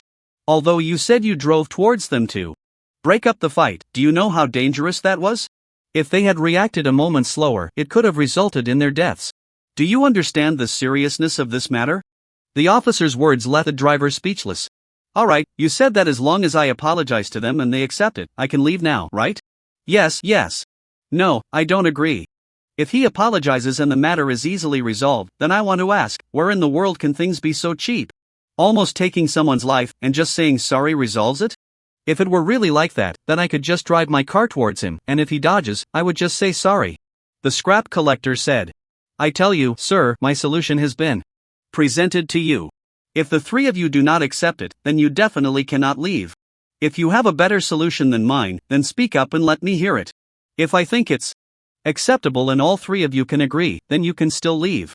After hearing what the officer said, Chen Shen proposed a solution, that the driver should compensate them. No, that's not acceptable. What I mean is that I believe this driver would definitely be unwilling. If he were willing, then the three of you wouldn't have come to this police station, you would have resolved it back there. The officer's words actually made a lot of sense. However, I don't know if it's because the three of them were too angry, but they couldn't accept anything reasonable, the officer said. By the way, I have a solution. I don't know if it will work, said the scrap collector. If you don't know if it will work, then just say it. If you don't say it, how will we know if your solution works? Only by saying it can we judge whether your solution is feasible, Chen Shen said. What I mean is that we shouldn't let this driver compensate us. That would make others think we are too greedy. As long as this driver treats the two of us to a meal, I think this matter can be settled. As for what kind of restaurant to go to and what to eat, that should be decided by the two of us. Chen Shen listened to what this brother who collects scrap said and found it acceptable, but he wasn't sure if he could accept it himself. If the driver could accept it, then he thought he should also invite his girlfriend along, because having 3 people for dinner wouldn't be a problem. I think the plan you two proposed is fine, but I want to add one thing. We should also invite this police officer to join us. We can't just have the 3 of us go. After all, the police officer has been talking to us for such a long time. The driver said, it's not that I don't want to go, as long as the 3 of you can resolve this matter, it would be a good deed for me. However, one thing I don't want is for the 3 of you to have any disputes over the small matter of having a meal. So in my opinion, it's best if the 3 of you don't eat together. I feel that what you 3 are saying now suggests that this driver isn't too busy. If he were too busy, how could he care about such a small amount of money? Just a little money given to him, and then the 2 of them would let you go. Why waste so much time on such a trivial matter? Do you think it's worth it? The driver listened to what the police officer said and felt that there was some truth to it, but he still felt a bit reluctant to part with even the small amount, as he thought he shouldn't spend his money on people or things that made him uncomfortable. Do you think what I'm saying makes sense? If you think my words have no merit, then I might as well not have said anything. But if you feel there's at least some truth to it, then listen to me and quickly resolve this matter. After all, you 3 have wasted so much time. If you had spent that time working, you would have earned a lot of money. If you find it interesting to stay here, then the 3 of you can continue to stay. The police officer had said everything, good or bad, and if the 3 of them were still not satisfied, then there was nothing more to be done. In the end, the driver compromised and took out some money to give to Chen Shen and the scrap collector. Although it wasn't much, Chen Shen and the scrap collector accepted it. The matter was considered resolved. After handling this matter, Chen Shen told his girlfriend that everything was fine now. Well, this issue really worried people to death. What else is there to worry about? Isn't it already over? After hearing her boyfriend's words, Xiaomeng finally felt at ease. Now Chen Shen still thought they should quickly deal with their nursing home situation. It sounds easy to talk about, but doing it is not that simple. You can post about this in your friend circle so they know we are working on it. If you don't post, many friends won't know. Alright. After hearing her boyfriend's words, Xiaomeng posted it in her friend's circle. Chen Shen felt that the funds were still not gathered, so since that was the case, he thought he should earn some money himself. He then thought of planting some vegetables, perhaps that could earn a good amount of money. However, if he were to plant common vegetables, it definitely wouldn't work. He had to plant some rare vegetables, which would have a high price. At that moment, he remembered that the friend he had saved last time gave him a pack of vegetable seeds and said these seeds were medicinal and edible. Since that was the case, he decided to give it a try. For farmers to plant crops, land is needed as a foundation, but for Chen Shen, it was really not that easy. So at this time, he thought about planting these vegetables by the roadside, perhaps that would yield better results. He mentioned this to his friend Xiaomeng. How could that work? The road is so hard, how could you plant vegetables? Besides, what if you damage the road? How will people pass by? You might even get reported and end up in jail, Xiaomeng said. How could that be? Since we are planting vegetables, we definitely need to find some land. We can't just plant them on the road. If we damage the road, that would be very unethical. So the 2 of them found a road that wasn't paved with stones and planted the pack of vegetable seeds given to him by the friend he saved last time. However, not long after, probably just 1 or 2 hours, the seeds they planted sprouted, which was something he never expected. How could this be? These seeds sprouted too quickly. If this continues, the vegetables will surely mature in no time, Chen Chen thought. Just as Chen Chen imagined, by late at night, the vegetables he planted had basically grown. He thought that since it was like this, he could harvest the vegetables before dawn, which was quite good. Sure enough, around 5 o'clock, the vegetables he planted really bore fruit. The fruits were very large and tasted really good. He truly didn't know what to name this fruit and had never eaten such a fruit before, because the taste was like bananas, while they looked very much like apples. So Chen Chen rented a tricycle and started selling this fruit. A person came over and asked him what this fruit was called and how much it cost per pound. Chen Chen said that this fruit was called auspicious fruit, and eating it could cure diseases, and for those without illness, it could strengthen their bodies. Really? Is it that good? It looks very much like an apple. Why do you call it auspicious fruit? Doesn't it taste different from apples? Let me tell you, this fruit is really not an apple. If you don't believe me, you can try it. It tastes like a banana, but it looks like an apple. When this person heard Chen Chen say this, he picked it up and tried it, discovering that it really did taste like a banana. Yes, you're right, it really does taste like a banana. What I'm most concerned about now is not whether this fruit can cure any diseases, but I want to ask how much this fruit costs per pound? The price is about 10 yuan per pound. Since you are the first customer, I can give you a discount. How about 8 yuan per pound? In that case, I'll take 5 pounds to try it first. If my family likes it, I'll come back tomorrow. Chen Chen then weighed out 5 pounds for him to take home. After the customer took it home, his father asked what he had bought, and he said it was a lucky fruit. His father insisted it was an apple. So he told his father, it's really not an apple. If you don't believe me, you can try it. After some urging from his son, the father really did take one to try and found that it was indeed not an apple, but a banana. What surprised him was that his back was no longer hunched. The hunchbacked man, just a few hours later, found that his back had straightened up. Chen Chen's fruit attracted even more customers after this old father spread the word. Auntie, what are you busy with now? I was just thinking, if there are no medicines, he would be in a lot of pain. But you know, you can't buy too many of these medicines. If you buy too much, they can spoil easily. Is that so? In that case, I suggest you buy some fruit, because I heard from our relatives that there is a fruit seller in our area. It tastes a bit like a banana, but it looks a bit like an apple. So I suggest you buy some of this fruit because not only can it be eaten, but it can also cure diseases. It can cure all kinds of illnesses at once. How can I believe that? I've lived this long and have never heard of a fruit that can cure diseases. At most, some fruits can be health supplements and have a significant effect on disease prevention, but to say that they can cure diseases, I really can't believe it. I understand what you're saying. My age is about the same as yours. I've lived this long and have never heard of fruit curing diseases. But since I say this fruit can cure diseases, if you don't believe me, you can buy some to try, and then you'll know, right? Ha! Alright, since that's the case, I'll listen to you and buy some fruit to try and see if these fruits really can cure diseases. If they can, that would be great. If they can't, it doesn't matter, I'll just treat them as fruit. After the two of them talked for quite a while, they came over.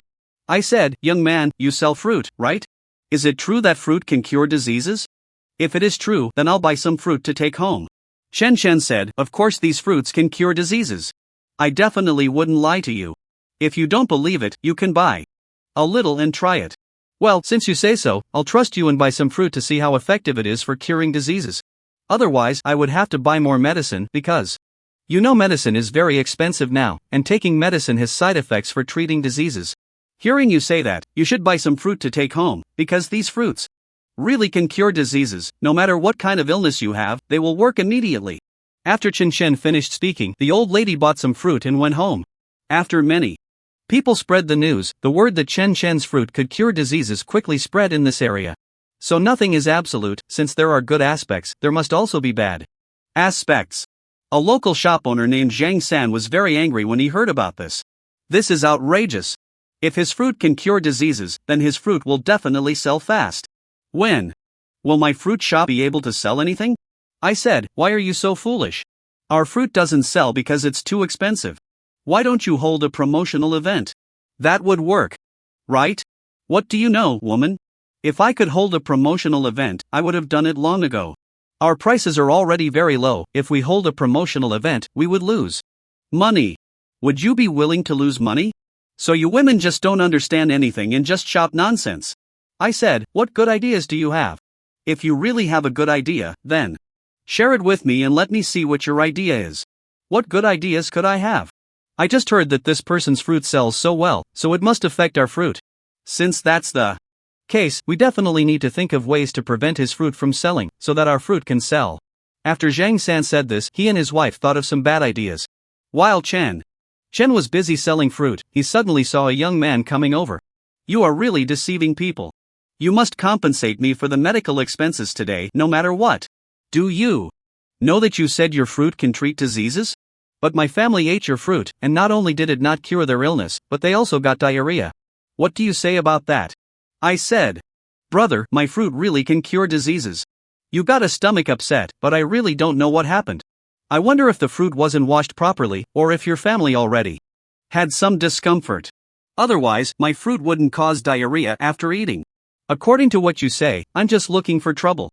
My family was perfectly healthy, and I'm here just to pick a fight with you. Shin Shen really wanted to say that was exactly the point, but he didn't say it out loud because he wasn't too sure, although many people came to buy fruit. Each customer left a somewhat vague impression on Cheng Chuan, but he had no impression of the person in front of him at all. Therefore, he felt that this person must have come to cause trouble. So Cheng Chuan said, how about this, you see how many pounds of my fruit you bought, bring it over, no matter how much you ate, I won't want it back. This should be fine. Right? Cheng Chuan originally thought of a conciliatory attitude, letting this person bring over the remaining fruit, and he wouldn't mind how much was eaten. Then he planned to treat this person to a meal, wanting to resolve the matter this way, as he was very clear that his fruit wouldn't upset anyone's stomach.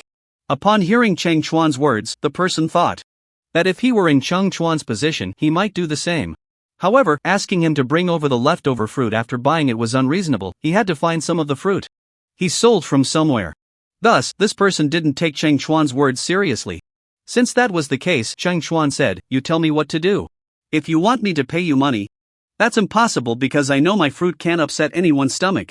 After hearing Cheng Chuan say this, the person felt uncertain and thought he should run back to ask Zhang San what to do about the remaining issue. So he said to Cheng Chuan, alright, since you said that, I'll go get the fruit for you. I said, Lu Ding, why are you here? Did he pay you? You should know that if you do something wrong, you feel guilty. I didn't buy his fruit, and now I'm being unreasonable, claiming his fruit upset my stomach. How can I keep this up? Moreover, he asked me to bring him the leftover fruit. Look, I didn't even buy his fruit, what am I supposed to bring over? It turned out this person was named Lu Ding. Good. You are really foolish. I just wanted you to drive him out of our place, but how did you let him send you away? You could have just told him the fruit was thrown away. If this little bit of fruit makes someone sick, then why keep it at home? Hurry up and go over there. If you don't handle this matter well, then don't expect to get a single penny. After hearing Zhang San's words, Lu Ding came over. I said, brother, I didn't ask you to bring me the leftover fruit from your house, why didn't you bring it? Lu Ding replied, dear, since that fruit can make people sick after eating, why should I bring it over? Should I let him continue to harm others? So he threw all that fruit away. Hearing Lu Ding's words, Cheng Chuan laughed heartily. Alright, since that's the case, you tell me what you want to do. As long as you come up with a solution that I think is feasible, I will listen to you. My solution is quite simple. To prevent you from continuing to deceive us, please leave this place right now. After hearing these words, Chen understood what his intention was. What if I don't leave? Chen replied. Then don't blame me for being rude, Lu Ding said. Chen had been waiting for a long time to hear this sentence. He thought that since it was just the two of them. Looking at Lu Ding, he didn't seem like someone skilled in martial arts, and he definitely couldn't beat him. At that time, he would surely draw out the people behind him. As expected, after a few exchanges with Lu Ding felt he couldn't handle it and fled. After Lu Ding left, he informed Zhang San about the place where they had fought. Alright. I got it. Since he is so stubborn and won't leave, then we definitely can't just let it go. We must think of another way to drive him away, otherwise, my fruit shop's business really can't go on. Look, for several days now, not a single fruit has been sold. If it continues like this, how are we, this whole family, supposed to live? We'll definitely have to eat dirt. Right? Since that's the case, I have an idea, though I don't know if it will work. At this point, what won't work? Just say it, and let's see. Lu Ding shared his idea with Zhang San, and after hearing it, Zhang San burst into laughter. Chen Chen waited a long time in front of the fruit cart, but Lu Ding still hadn't come. He thought that although Lu Ding didn't know any martial arts, he was sure this person wouldn't just give up, he would definitely come back. But when would he come back? Chen Chen couldn't say for sure. In the middle of the night, he planted his fruit seeds on the road again. He thought that since they weren't coming, he couldn't just wait idly, he had to figure out how to do business. In the middle of the night, he suddenly heard a noise and got up to see many dark figures. When Chen Chen saw these shadows, he knew it was definitely the person from earlier that day, now here to cause trouble. Since that was the case, he had to turn the tables and not let them succeed. So, Chen Chen quickly had his friend pour oil on the ground. When these people came over, they didn't expect the ground to be like this, and they couldn't stand up anymore. At that moment, Chen Chen turned on the lights and saw that it was indeed Lu Ding leading a group of people. Alright, since you all dare to commit crimes, then this matter cannot just end here. I will definitely report this to the police and let them handle you. After saying this, Chen Chen called the police. Perhaps it was a bit early, still in the middle of the night, so the police were resting. Suddenly, one officer answered the call and Chen Chen explained the situation to him. Alright, we will dispatch immediately. Please tell me your location. Chen Chen then sent his location, and after a while, the police arrived in their patrol car. Sure enough, after the police came, they took Lu Ding and his group away. Chen Chen thought that now it should be peaceful, but what he didn't expect was that Lu Ding returned after staying at the police station for a while. What on earth is going on? Is this guy bribing the police? Otherwise, how could he have come back so quickly? Although Chen Chen thought this way, he still had no solid evidence. So his girlfriend, Xiaomeng, said, it seems that since that's the case, let's go see the real situation. Today. How do you know people in the police station? Don't you remember that we once helped someone, and that person now works in the police station? I want to find out about Lu Ding's situation through this person, it shouldn't be a big problem. Hearing Xiaomeng say this, Chen Chen felt happy. He didn't expect that the people he had helped before could still be of use now, it was really great. Don't be too happy too soon. I'm just saying this, but whether this person can actually help is still uncertain. It's better to wait until we handle the matter before celebrating. I know. While speaking, Xiaomeng contacted her friend in the police station named Lan Lan. The good news was that this person indeed worked at the police station, and he said that since such a situation had occurred, he would definitely help them investigate what was going on. So, when do you think you can find out about this? Because if we wait until tomorrow, I'm afraid Lu Ding, who was released today, will cause more trouble. Let me tell you, whether I find out tonight or not, I can guarantee you that the troublemaker from today won't dare to act up again, Lan Lan said. Hearing this, Chen Chen felt relieved. He didn't expect the matter could be resolved so quickly. That's really great. If that's the case, then we can come back to do our fruit business tomorrow. This method is quite good, but I think we need to expand our operations. Because, while this business is profitable, it's really small compared to wholesale. Hearing his girlfriend say this, Chen Chen knew the profit involved. So he told her that it wasn't that he didn't want to do wholesale, it was just that he currently didn't have any land for planting. Why didn't you say this earlier? If you had mentioned this before and you know someone in the police station, how could you not get a bit of land for planting? Really? You're not lying to me? If that's the case, then I definitely want to plant some land specifically for this. So Xiaomeng called her friend Lan Lan at the police station to ask for help in getting her boyfriend some land because he wanted to grow some fruit. Don't worry about this. How much land do you want? If I don't want too much, there is a lot of land near my home that belongs to me. I'm busy with the police matters all day, so I haven't had the chance to talk. If you want it, I can give it to you. After hearing Lanlan's words, Xiaomeng felt it was really great, so he told this news to his boyfriend. Chen Chen. Really? If that's the case, then we should first go see what the land near his house is like. Do you know the exact location of his house? I know, but that doesn't stop us from checking out the land he has. I'll have him send us the location of his land through his phone. Once he sends it, we can go see if his land is suitable for planting. What you mentioned. Chen Chen thought that if the land was suitable for planting the auspicious fruits he mentioned, that would be wonderful. If the auspicious fruits were grown there, he was sure no one would dare touch them, because that land belonged to the police. After a while, Chen Chen saw that Lan Lan had sent back the location of his land, so he and his friend Xiaomeng went to take a look. When they got there, they found that this piece of land was indeed very suitable for growing vegetables and fruits, as all the land was used for planting these vegetables and fruits. So it was really great to have these vegetables and fruits planted together. Alright, since that's the case, let's get started now. You know that these vegetables and fruits grow very quickly. I don't know if the vegetables and fruits grown on this land will be bigger than those planted on the roadside. If they really are bigger, that would be wonderful, because then the price could be higher. Chen Chen and Xiaoming worked overnight to plant the seeds of the auspicious fruits in this land, and by the next day, they had harvested a lot of auspicious fruits, which they then wholesaled to retailers. In the evening, Chen Chen said, calculating. Like this, working for a day is equivalent to what we used to do. If we keep this up for about a month, it won't take long for our nursing home fees to come through, and then we can really build a building. Really? But are you still afraid? What if something goes wrong?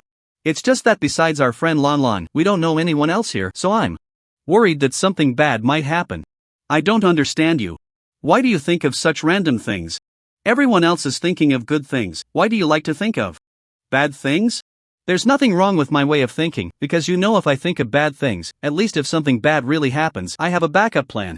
At this moment, Chen Chen didn't want to argue with his girlfriend because he felt it wasn't good. He thought he was already tired from a day's work, and arguing with her would just make it harder to continue.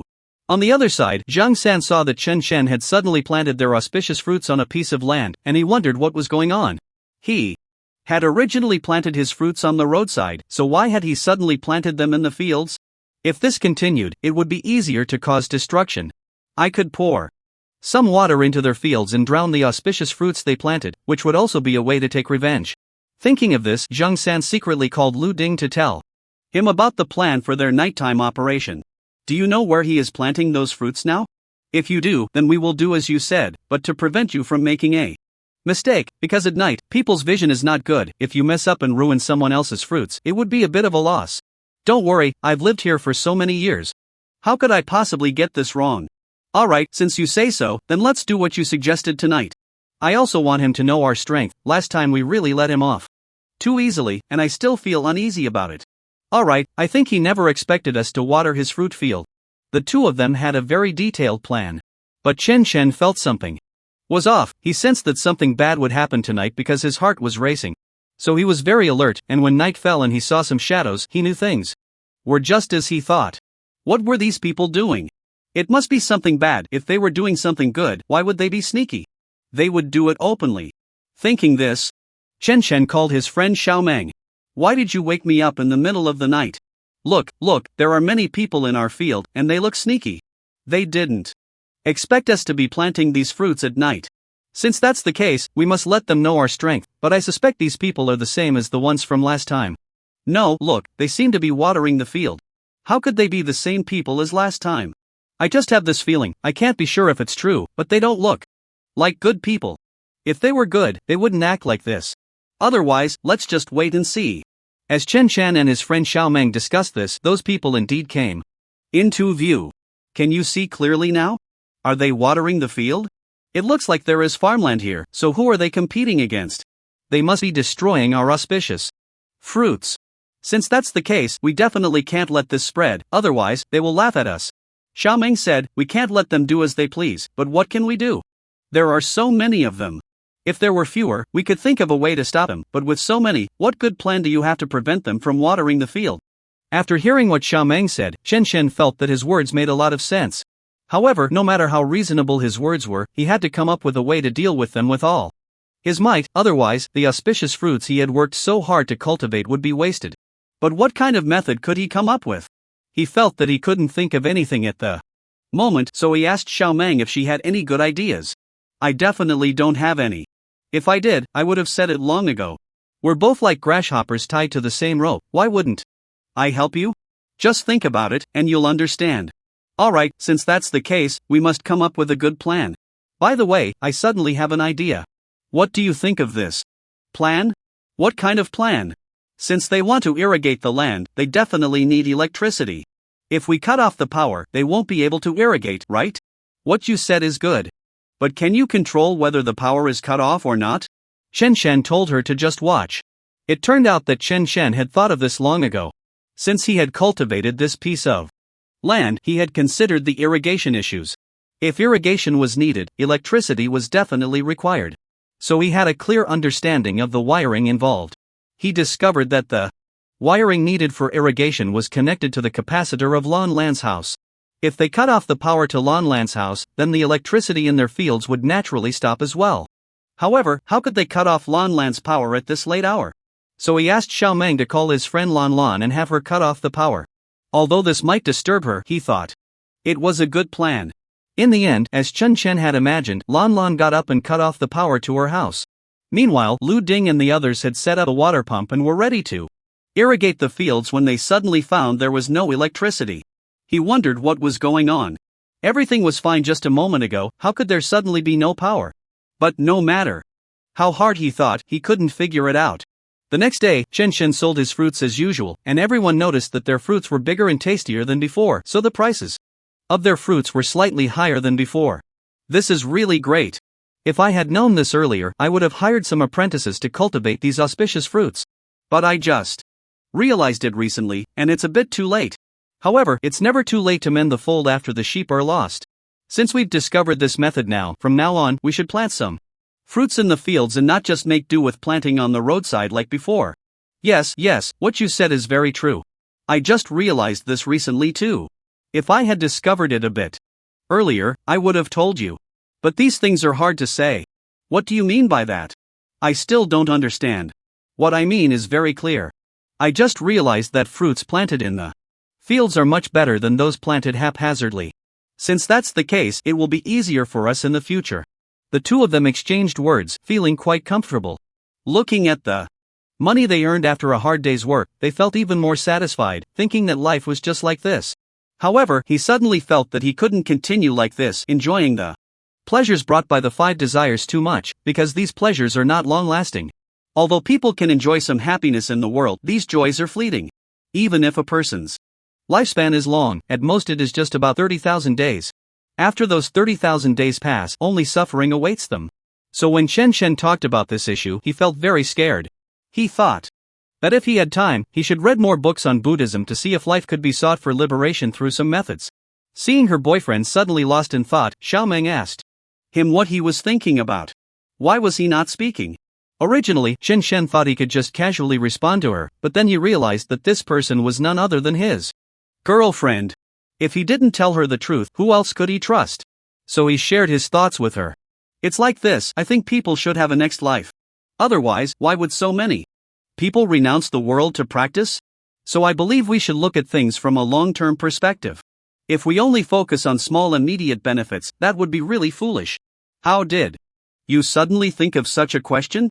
Although it's a significant issue, we are all people living in the mundane world and should enjoy the pleasures of life. Why do you complicate this issue so much? Life is just about eating and drinking. I think that's the most important thing. Everything else can be ignored. Alright, since you say that, I think your words do have some reason. But my thoughts are different from yours. I always feel that life should have some beliefs. Without beliefs, living feels like being a walking corpse, and that's really meaningless. The two of them exchanged words for a long time, and by the time they finished discussing this matter, the sky was already getting bright. How did time pass so quickly? I haven't even enjoyed the night yet, and now it's already daytime. We should cherish the time we have now. We really can't waste it like this anymore. If we keep wasting time, I really feel like I'm letting myself down, not to mention others. I can't even let myself down. After Chen Chen said this, Xiaomeng replied, let's not talk about that anymore, everything else is secondary. Let's hurry and eat something. People are made of iron, and meals are steel. If you skip a meal, you'll feel anxious. If I don't eat soon, my stomach really can't take it. I don't know about you, but at least I'm starving right now. I'm about to faint from hunger. Is that so? Since there's good food, I definitely can't let myself go hungry. If I end up starving, I think that's not very fair. Chen Chen said this and then went to eat. At that moment, Xiaomeng told him that he shouldn't stay in that place for too long because she thought those people wouldn't give up easily. Why do you say that? How do you know they won't give up? Chen Chen asked. Isn't it obvious? Didn't you see that they know your business is getting better and better? So, they are quite jealous. Given that, what can you expect? After hearing Chen Chen's words, Xiaomeng said that if she couldn't manage, he could hide at home for a few days while she went out to work. As a woman, what can you do? Chen Chen asked. I can do some small business, Xiaomeng replied. She then told Chen Chen about the business she wanted to start. Chen Chen said he didn't know how that business would turn out, but they would have to try it. Xiaomeng, following her own idea, wholesale bought some stinky tofu on a shopping app. These were semi-finished products. She then heated them in her home pot. After tasting them, she found the stinky tofu quite delicious. Great! If that's the case, why should I worry about not being able to sell them? They will definitely sell. By evening, Xiaomeng pushed a tricycle to their living area to sell stinky tofu. As soon as her stall was set up, many people, especially children, came over. How much for this stinky tofu? A little boy asked. 5 yuan a portion. How many do you want? Xiaomeng replied. I'll have one. Okay. Xiaomeng answered. Just a few minutes later, a portion of hot, freshly made stinky tofu was ready. At that moment, Xiaomeng asked if he wanted cilantro, garlic, etc. Yes. After preparing those, she handed them to the little boy. The boy took a bite and exclaimed that it was really delicious. With this little boy's endorsement, all the other children came over. Auntie, I want one too. Auntie, I want one, but without garlic. With so many children coming over, Xiaomeng's stinky tofu was sold out in no time. When she returned home that night, Chen Shen asked her how business was. Xiaomeng said it was okay, but he felt that the sales were a bit too low. If she could sell more, that would be even better. Chen Shen then suggested that she could also make some candied hawthorn, which would be better. But I don't know how to make candied hawthorn yet. I need to find someone to learn from. Do you know how? If you do, you can teach me. Chen Shen said he certainly didn't know, but if she really wanted to learn, it wasn't that difficult, just search on Baidu, and everything would come up. Chen Shen's words reminded Xiaomeng, so she searched on Baidu and found videos teaching how to make candied hawthorn. After watching those videos, she felt she should be able to master it. Thus, Xiaomeng started making candied hawthorn. Since she had no prior experience, the first batch of candied hawthorn didn't turn out too well. However, she found that her second attempt was much better than the first. After a few days of practice, Chen Shen felt that as a man, staying at home wasn't a good idea. He needed to find something to do. If he stayed at home all day, it would really drive him crazy. Finally, he discussed it with his friends and then went out. What do you think we should do now? Chen Shen asked. It's up to you, you can do whatever you want, as long as you're willing to do it and it's not illegal. When Xiaomeng said this, it reminded Chen Shen that since that was the case, he really had a lot of things he could do. Chen Shen said this, and Xiaomeng asked him what he was planning to do this time. This time, I plan to grow some mushrooms at home because this is relatively easy to sell, unlike other things that aren't as easy to sell. Xiaomeng then asked him, this sounds easy to say, but isn't it really difficult to do? You don't need to worry about that. I can also search on Baidu. I don't believe I can't learn it. Chen Shen then picked up his phone and searched on Baidu, and indeed found that there were mushrooms for sale on Baidu. Since that was the case, it was really great. Chen Shen then followed the methods on Baidu to grow mushrooms. They worked hard to grow a lot of mushrooms, and then they wondered if these mushrooms would taste good or not. What if they didn't taste good? After a few days, they found that the mushrooms they grew were indeed delicious. At this point, they thought that if this continued, it would really be a good method, but the next step was to sell these mushrooms. Because after working so hard to grow mushrooms, if they couldn't sell them, it would really be of no use at all. They thought about giving all the mushrooms they grew to the supermarket. Wouldn't that be great? They said this and did just that. However, when they took the mushrooms to the supermarket, they didn't expect the price the supermarket offered them to be really too low. If they went by the price the supermarket gave them, it would really not be worth it, and they felt that this was not acceptable. But apart from selling to the supermarket, they really had no other options. In the end, they felt they had to find another way to sell these mushrooms. However, they thought all day and still couldn't come up with a good idea. Just then, they suddenly saw someone on the street shouting to sell dried tofu. He thought about how well this dried tofu sold and where they got it from, and felt he should ask them. You say your dried tofu was definitely made by yourselves, otherwise, where would you get this dried tofu from? Don't you have a workshop? Otherwise, how could you fry this dried tofu?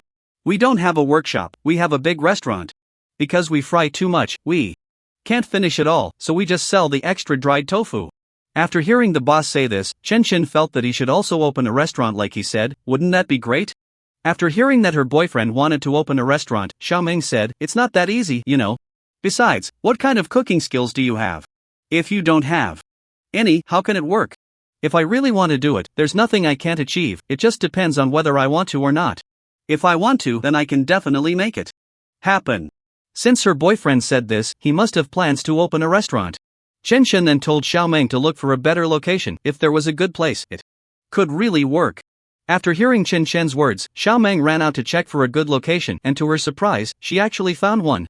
Since that was the case, she hurried to rent the place and asked the landlord about the price. The landlord asked what they intended to do with the place. Xiao Meng explained their plans. Alright. Since that's the case, we'll give you a discount, but we can't lower it by much.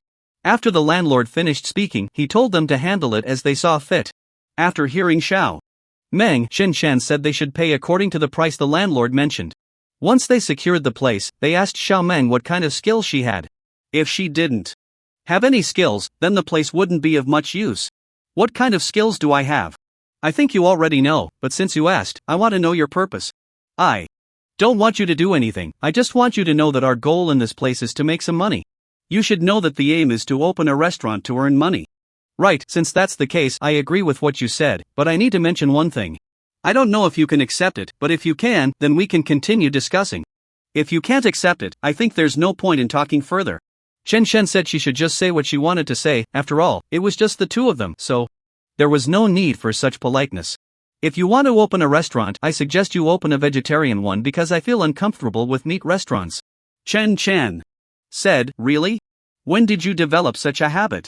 Why do you feel uncomfortable seeing a meat restaurant? Don't you know yet?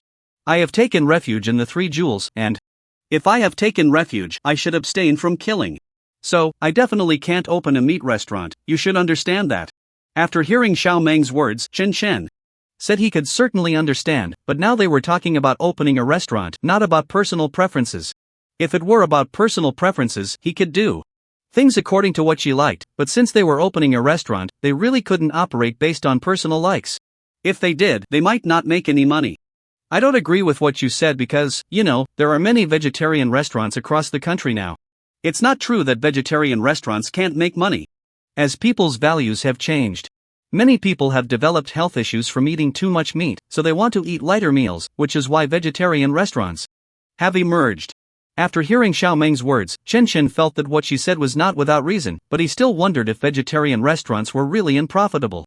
How is this possible? I feel that the profits from vegetarian restaurants are too high. You don't know that when I worked in Zhejiang, a bowl of noodles there cost 7 to 8 yuan. A bowl of noodles, with nothing added except a little sesame sauce. Really? People nowadays really like to eat vegetarian food. But I always feel, why is there only a little sesame sauce and nothing else? An important reason is that the restaurant owner wants to make more money. The thinking of people now is a bit different from that of the past. Nowadays, people think everything revolves around money. If they feel something isn't profitable, they think there's no need to continue. I don't disagree with what you said, but many people believe that eating vegetarian can lead to malnutrition due to lack of nutrients. Do you know about this viewpoint? Xiao Meng said that after being a master for so many years, she knows about the misunderstandings regarding vegetarianism, but those people lack scientific understanding. They always think that being vegetarian leads to malnutrition, but it depends on how a vegetarian eats. If a vegetarian only eats radishes and cabbages all day, it will definitely lead to malnutrition. However, if their diet is diverse, this problem doesn't exist at all. This can be seen by looking at people's teeth. You can see that carnivorous animals have very sharp teeth, like tigers, cats, and dogs, while herbivorous animals have flatter teeth, like sheep, cows, and camels. Moreover, these herbivorous animals are very strong and have great endurance. Just look at the strength of cows and camels. In contrast, while carnivorous animals have good explosive power, their endurance is far inferior to that of grazing animals. Speaking of this, there is an American athlete named Lewis, who is a world champion, but one thing that some people may not know is that this world champion is a vegetarian. There are also many people, like monks, who you shouldn't think do nothing. They are very busy all day. To be honest, their working hours are not shorter than those at home. Especially those martial monks. How can you say they lack strength? That can't be said. After listening to Xiao Meng say so much, Chen Shen really didn't know how to respond. Alright. I'll listen to you, but I can't cook. How can I open a restaurant? Xiao Meng said it doesn't really matter. As long as he wants to open a restaurant, he just needs to go to a snack training center to learn a few dishes, and he can open a restaurant. Is it really that easy? Just learning a few dishes can lead to opening a restaurant? Has anyone done it this way? Or is this just your subjective idea? I definitely have friends who have done this, Xiao Meng replied. Chen Shen thought that if that's the case, then he would go to a snack shop to learn a few dishes and prepare to open a restaurant. I told you, if you want to learn, I don't oppose it, but one thing is that you must open a vegetarian restaurant. So, you can only learn a few simple vegetarian dishes. You absolutely cannot learn to cook meat dishes. At this point, after hearing Xiaoming repeatedly emphasize not to cook meat, Chen Chen felt a bit annoyed and asked her why she kept insisting he make vegetarian food and not meat.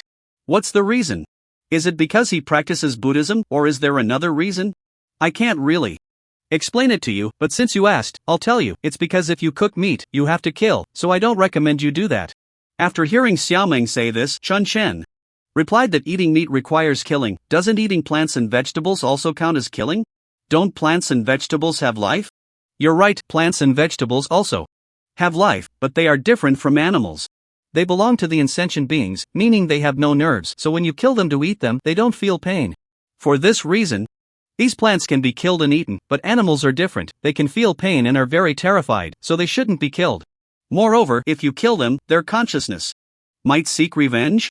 After hearing Xiaoming say this, Chen Chen asked, what is consciousness? Is it the soul? You could say that, but they can't be called souls. Why? Because they are not spiritual. Confucius referred to them as wandering souls, which is quite fitting.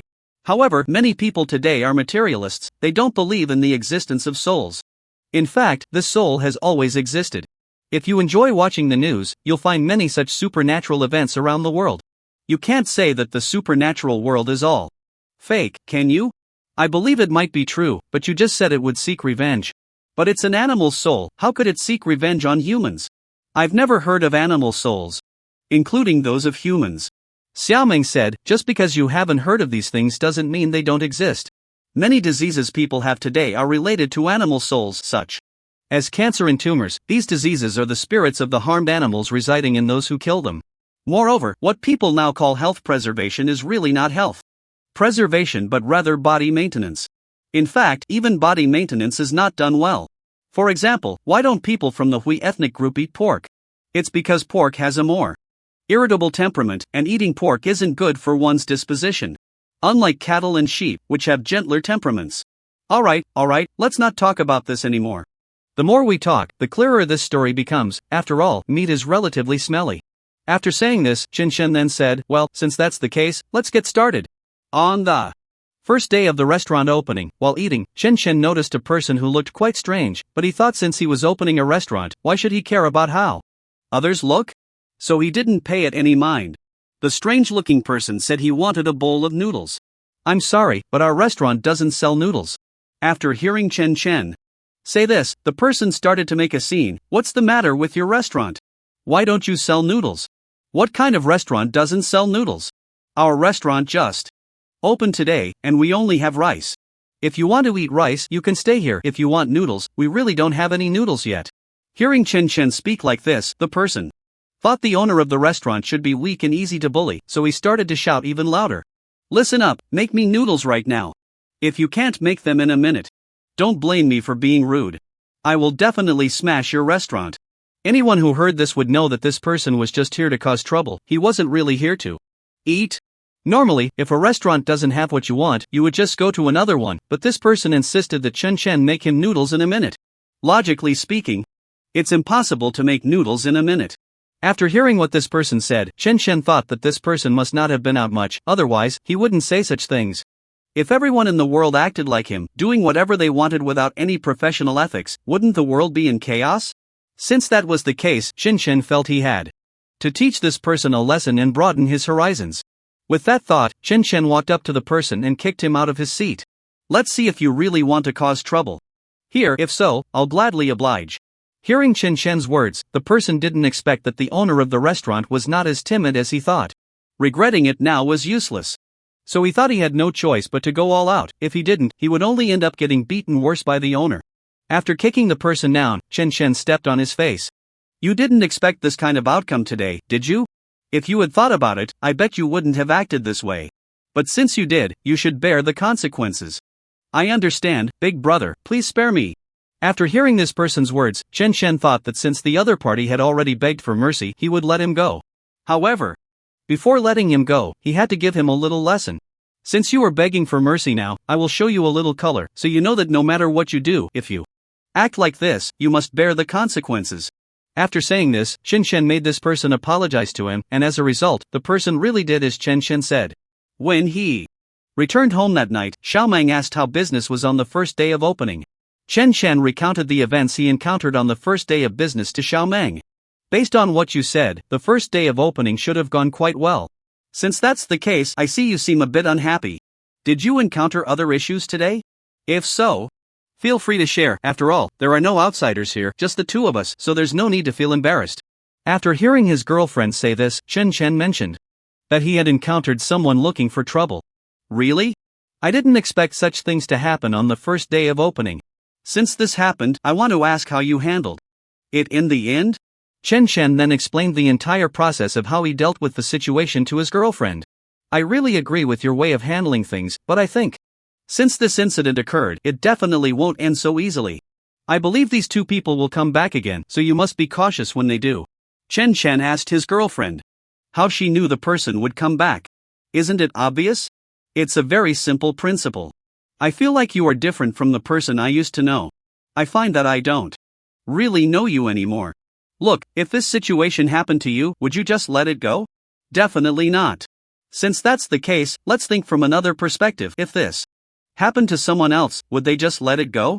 Of course not. So that's how you analyze it.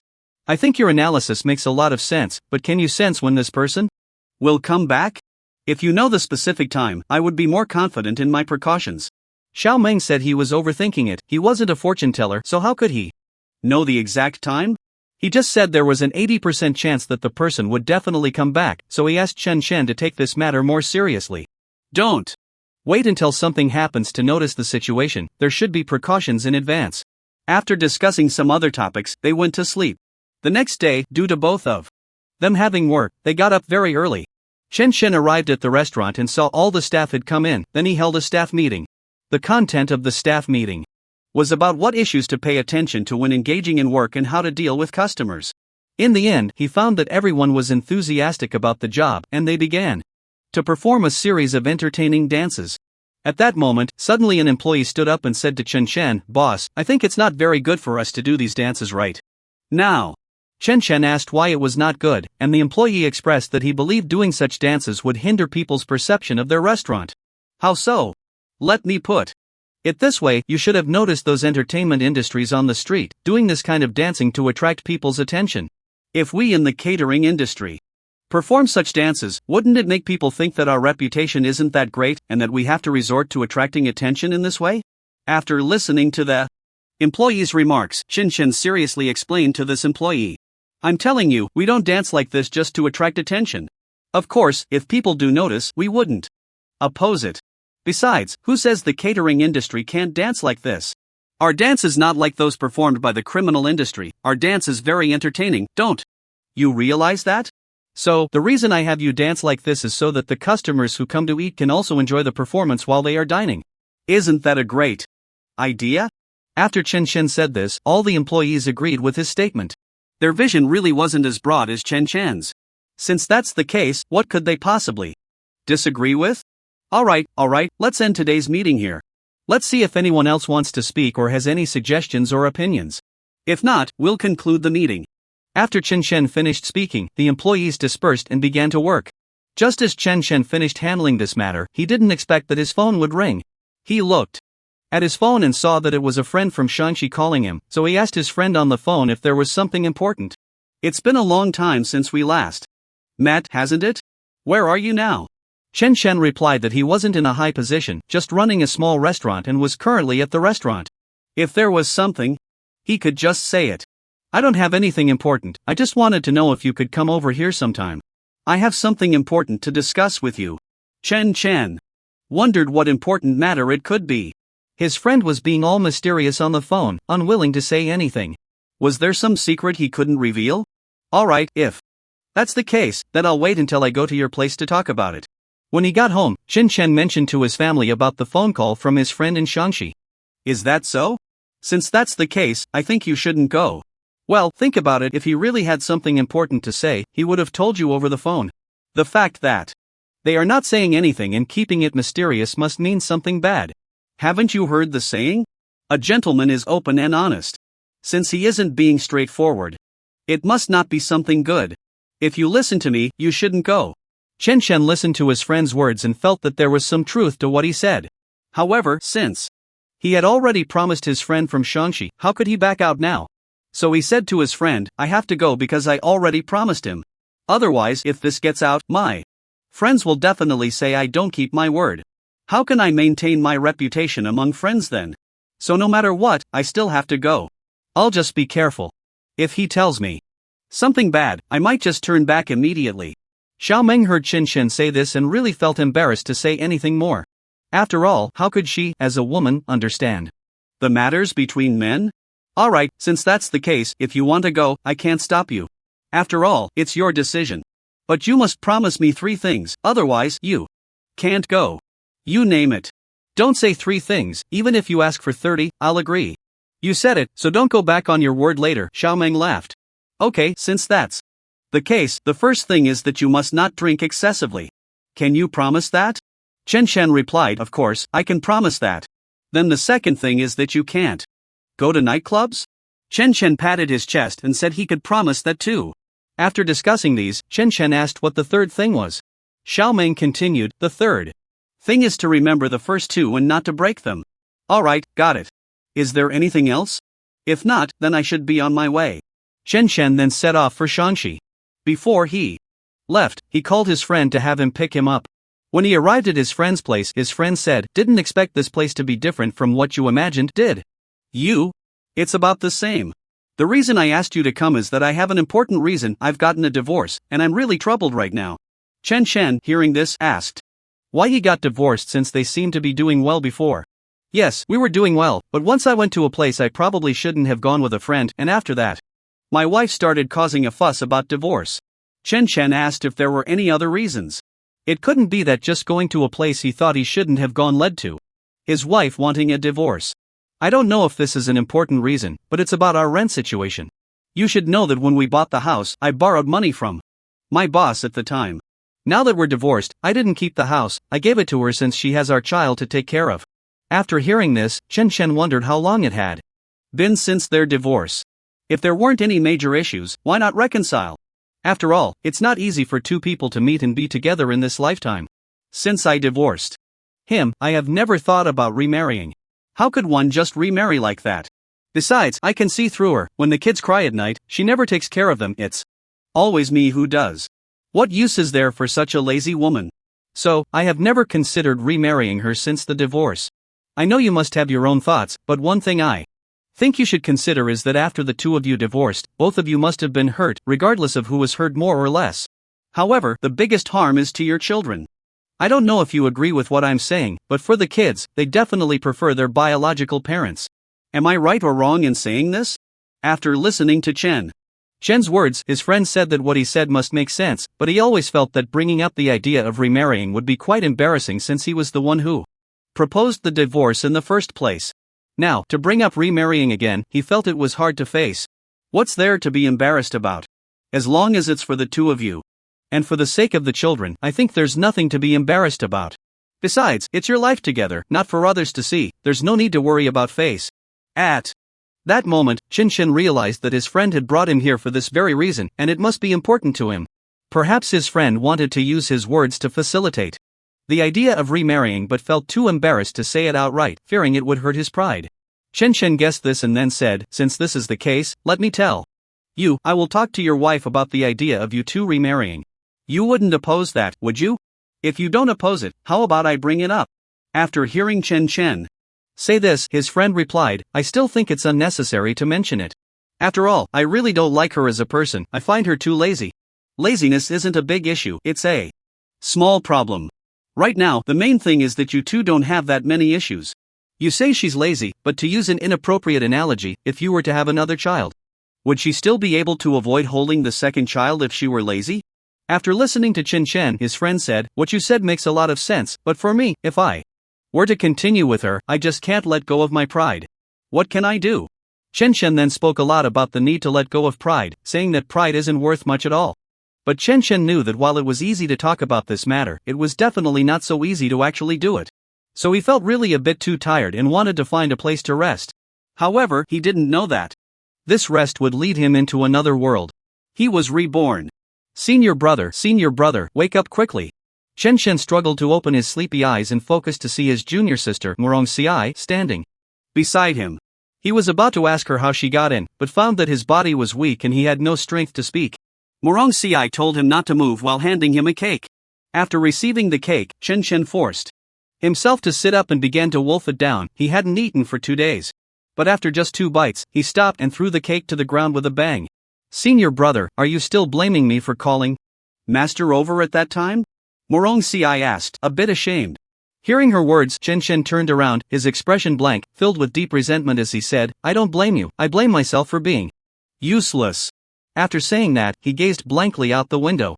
Outside, snowflakes were drifting down, some scattered flakes were occasionally blown over by the north wind, landing on the concrete floor that had no windows. A layer had already piled up, and in the area closer to Chen Chen, perhaps due to his body heat, the snowflakes melted into water, dampening a patch. Seeing the snowstorm outside, his heart felt as cold as the snowflakes at that moment. He thought about how, after his rebirth, he could hear his mother cooking and see his father sitting on the sofa reading the newspaper. He felt very satisfied. Since he could be with the people he was closest to in the world, even if he was a loser, it was still worth it. In the next moment, he felt that as a man of 7 feet, he couldn't be a loser for a lifetime. For the sake of revenge, he had the courage and determination to sacrifice everything. It was 10 years after his parents' incident, on June 15, 2015, and there was still time. His actions were being carried out step by step, just like his plan. He effortlessly found the renowned coach Li Mubai. Although he wasn't very smart, he was a reborn person. When it came to martial arts, he could learn from one example to another. However, when Master Li Mubai was not around, his fellow disciple Zheng Daong came over and smiled at him, saying, Master often praises you, saying you are talented and will definitely achieve great things in the future. You're too kind, your practice isn't bad either. Hearing Zhang Daong praise him, Chen Chen knew that although his skills were far from his own, receiving such compliments still made him very happy. How can I compare to you? Since we have the opportunity today, I wonder if we can ask you for some guidance? Morong Si, the junior sister beside him, heard Zhang Daong and the others speaking in hushed tones and was eagerly giving him signals. Thinking of this, Chen Chen couldn't help but sigh, regretting why he didn't listen to junior sister Morong Si's advice at that time. Otherwise, he wouldn't be in this situation now, locked up here for 2 days without food. At that time, he had treated Morong Si's signals as if he hadn't seen them. He actually didn't take those people seriously, but since there were other senior brothers present, he felt that if he disagreed, it would inevitably make them say he looked down on people. So he replied, of course we can spar, but you can only come one at a time. Zhang Daong readily agreed. But after a while, those people all piled on top of him. Chen Chen didn't expect that in order to avoid hurting them, he would hold back, and as a result, this group of people actually resorted to such underhanded tactics. Since it was like this, what could be tolerated and what could not be tolerated? Let me go quickly. Chen Chen shouted angrily. Zhang Daong and the others who were pressing down on him pretended not to hear. Did you hear me? If you don't get up, I won't be polite. Chen Chen roared. Feeling that there was still no movement from the people above, it seemed they were deliberately bullying him. Chen Chen gritted his teeth, took a deep breath, and then suddenly exerted his strength, throwing Zhang Daong and the others out one by one. At that moment, this scene was witnessed by his master, Li Mubai, who had come over. Seeing this usually quiet, somewhat dull-witted, and even a bit honest Chen Chen behaving so unruly, he thought this could not continue. So he instructed the class leader to lock him up behind the martial arts hall for 2 days without food. What's wrong? Are you thinking about something unhappy? Seeing Chen Chen in a daze, Morong asked with concern. Chen Chen was pulled back to reality by Morong's words and forced a bitter smile, saying, No, nothing. Not yet? Look at your tongue. It's all tied up. Besides, you can't hide your worries from me. Don't you know that when great responsibilities are bestowed upon a person, they must first be made to toil and suffer? Morong said with a sly smile. Hearing Morong's words, Chen Chen thought that his feelings were clearly written on his face. He recalled the determination he had at the beginning, but now, after a small setback, he had become so despondent. What could he achieve like this? With this thought, he immediately felt a bit more spirited. Senior brother Chen, look, we are about to graduate. What about the two of us? Morong smiled at Chen Chen, who was practicing martial arts. What about the two of us? Chen Chen asked while practicing. Morong, a bit annoyed by his question, waved her arms a few times. Oh. What do you want me to say? What do you want to say? Chen Chen stopped and turned to ask her. I mean, when can we be together? Morong said shyly. At this moment, if Chen Chen still didn't understand, he would be a fool, so he told her that they could talk about their matters after he dealt with the black-clad snow wolf. However, killing the black-clad snow wolf was a very distant and difficult task for him. But no matter how far this task seemed, he felt he would definitely accomplish it. The next day, Li Mubai told all his disciples that they could leave this place. Upon hearing the coach say this, Chen Chen expressed his disbelief, saying, I've only been here for 6 years, how? Can you just send me away? Shenner, it's not that I want to send you away, but because you have already learned everything I can teach you, the master replied.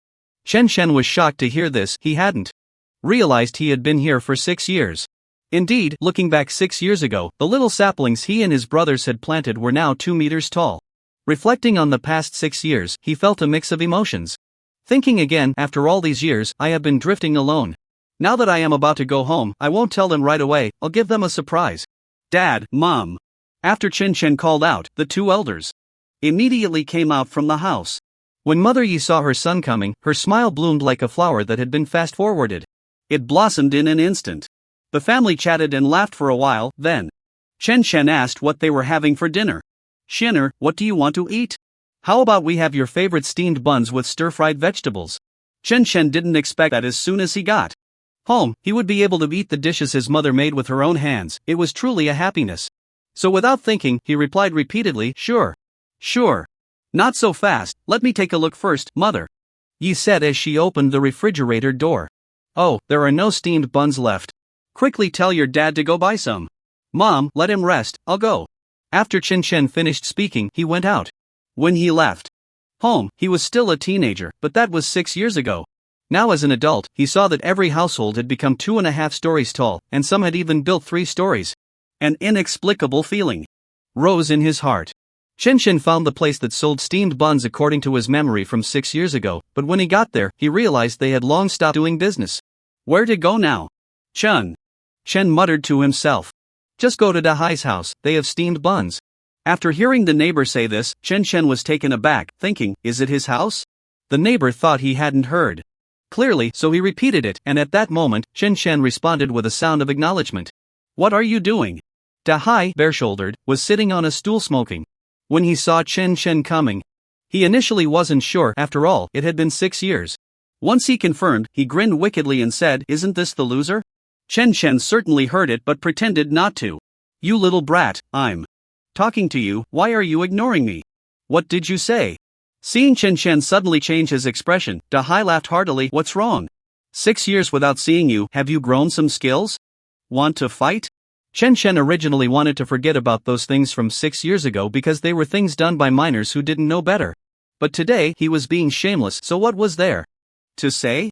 Dahai's smile hadn't fully blossomed when Chen Chen threw a punch, and 2 of his front teeth flew out and landed on the ground. After struggling on the ground for a while, Dahai got up, cursing loudly, and picked up a stool to hit Chen Chen on the head. Before the stool could reach Chen Chen, another punch went into the stool, crushing it like it was made of paper.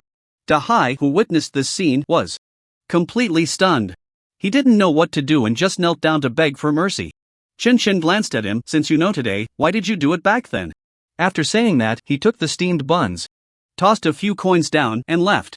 When he got home, Chen Chen asked, Mom, what are we having for dinner? After saying this, he suddenly remembered that he had forgotten to buy some fresh vegetables when he went to the supermarket.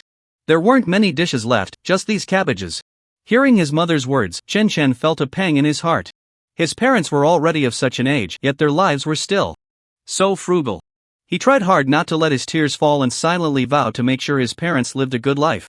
He remembered having experience with lottery tickets before his rebirth, since he was short on money now, why not buy some? With this thought, Chen Chen went to a welfare lottery store at his doorstep. The next day, when he redeemed the grand prize of 10 million after taxes, he finally felt a sense of security, unlike before when he felt empty inside. This money came too easily, right? Many people work hard their whole lives and never attain such wealth, yet for Chen Chen, it was effortless to acquire. At that moment, he couldn't quite believe it himself. So he bit his hand, and when he felt the pain, he realized this wasn't a dream. Now that he had money, he bought his parents a large house. The next day, he returned to the lottery station. Boss, I'll take 4 lottery tickets. Since Chen Chen had won the grand prize at this shop the day before, the boss looked at him with a pitiful expression and said, Hey, Buddy, can you tell me how to pick the numbers? How to pick? Just guess. Chen Chen chuckled and said, alright. Since you asked, I'll give you one. With that, he prepared to hand the boss one of the 4 tickets with the same numbers. Hearing this, the boss laughed and sighed. I thought you had mastered the trick to the lottery, but it turns out you're just guessing. I've been running this shop for so many years and haven't figured it out, yet a young guy like you can crack it? That's too strange. If that's the case, why would I want this piece of scrap paper? Take it back, I don't want it. If the boss had taken that scrap paper, the next day it would have turned into over 10 million. But there are no ifs. Shen Shen could only retract his hand that was reaching out to give the ticket. He took 5 million to buy a Mercedes and converted the remaining 35 million into gold bars, depositing them in the bank. Facing the setting sun, with its myriad rays and dazzling beauty, Shen Shen sat on the balcony of his villa, enjoying over 200 exquisite dishes with his family while admiring the colorful sky. He couldn't help but feel that life was just like this. Son, you should find a girlfriend. A remark from his mother made Chen Chen suddenly realize that his life wasn't quite complete. Indeed, what he lacked was a partner. But finding a partner isn't like buying something, it requires fate, and without fate, it won't work. Coincidentally, that day he drove his parents to the Northwest for a trip. Why the Northwest? Of course, it was to respect his parents' wishes. Suddenly, a phone call pulled him back to reality. He thought it had been a long time since he received a call. Who would be calling him? Hello, may I ask if you are Chen Chen? Chen Chen answered the phone, and upon hearing the caller's accent, he realized it wasn't Mandarin, so he wondered who this person was. Let me introduce myself. I am Secretary Yuan of the town mayor. The mayor would like to ask for your help, and I wonder if you would be willing? If you are, that would be great. After listening to the other person's words, Chen Chen said that he was just an idle person and wondered how he could help. The other party chuckled a couple of times and then said, let me tell you, our town mayor is determined to improve our town, but due to funding limitations, it's impossible, right? If you can help our mayor fulfill this wish, then in the future, the qualification for a representative will surely belong to you. After hearing this, Chen Chen thought that although doing this could make him a representative, he had no interest in the position at all. Then he thought if he could really help, it wouldn't be a bad thing after all. After all, giving someone a rose leaves a lingering fragrance. So, may I ask what kind of help the mayor wants from me? The other party said it was to help the mayor build their town's nursing home. The issue of elderly care, in Chen Chen's view, was very important. He knew that all the nursing homes in their county could truly be described as deplorable. Since there was now this opportunity, why not? Alright, I'll go take a look. After saying that, Chen Chen drove to the nursing home with the people the mayor had given him. The current nursing home didn't resemble a nursing home at all, it was just a dilapidated building, even described as a dangerous structure. Chen Chen immediately told the mayor's secretary that the nursing home should indeed be demolished and rebuilt, and after rebuilding, it must be constructed as single-story houses, which would be more convenient for the elderly residents. As for the flooring, Chen Chen had his own ideas, using cement floors instead of tiles, as they would be less slippery. The secretary reported Chen Chen's words to the mayor, who said his idea was great and that he would be in charge of the entire project. Chen Chen thought that since the mayor had entrusted him with this responsibility, he should start work as soon as possible to help these elderly people get away from danger sooner. The next day, Chen Chen had the construction team begin work. Not long after they started, someone shouted, "What are you people doing? Who told you to demolish my house?"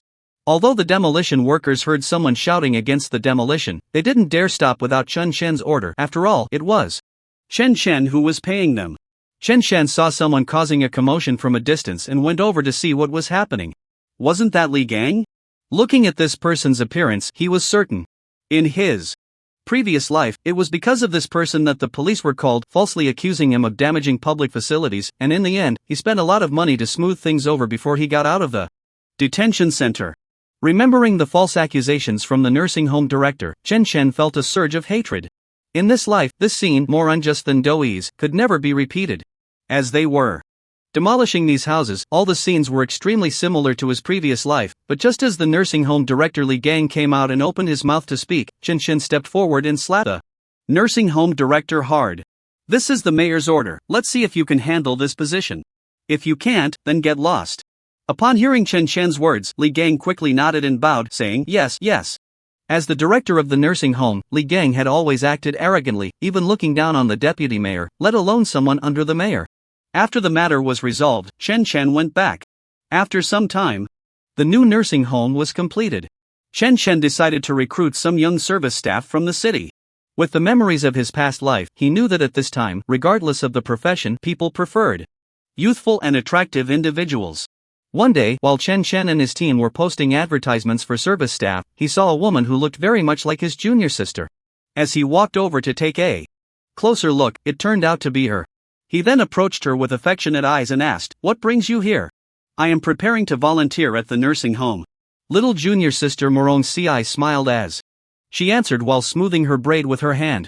The two talked about what they had been busy with since bidding farewell to their master, and the conversation was far from over. Through the exchange with little junior sister, Chen Chen finally felt that he had truly fallen in love with her. The opportunity was right in front of him. If he missed it, it would be gone. Thinking of this, Chen Chen finally mustered the courage to say, "I like you. Will you be my girlfriend?" Morong Si was a bit surprised to hear Chen Chen's words, but deep down, she was delighted. To confirm that he wasn't joking, she asked, "Didn't you say that you wouldn't talk about love until you found the black-clad snow wolf?" Chen Chen turned around and replied solemnly, "Yes, that was true before, but now I feel I should be more rational because I've recently realized that these two things are not in conflict." Right. At that moment, Morong Si was as happy as a willow tree swaying in the spring breeze, dancing with joy. Chen Chen knew that in his past life, after his parents passed away, he lived alone in this world, lonely until he grew old and passed away. But in this life, he felt he must find a girlfriend he liked, marry her, and have a bunch of lovely babies to fulfill the regrets of his past life. Hearing the person he liked say such things made Morong Si feel truly happy.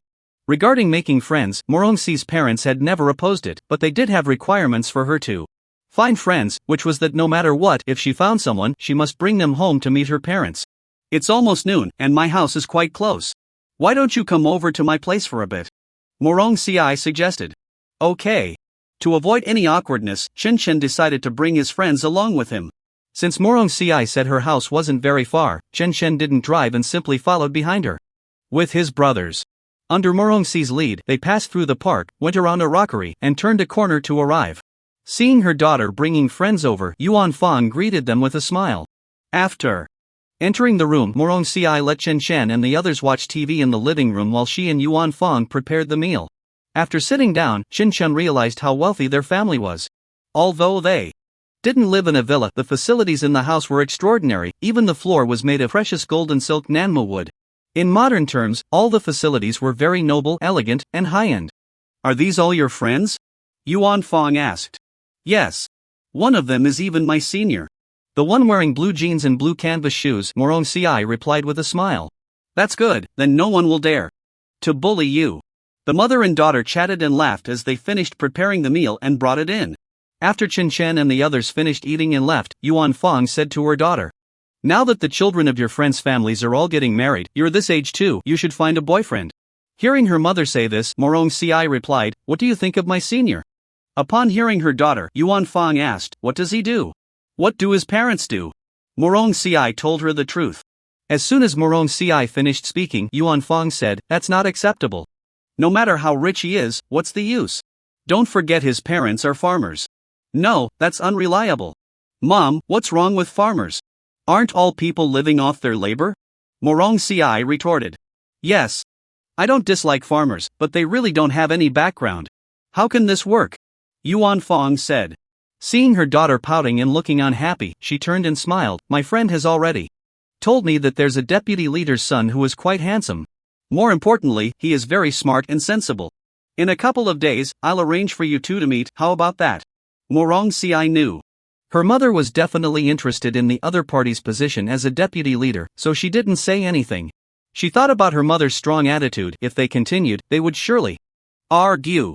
Considering how hard her mother had worked to raise her, she felt she couldn't let her mother be sad.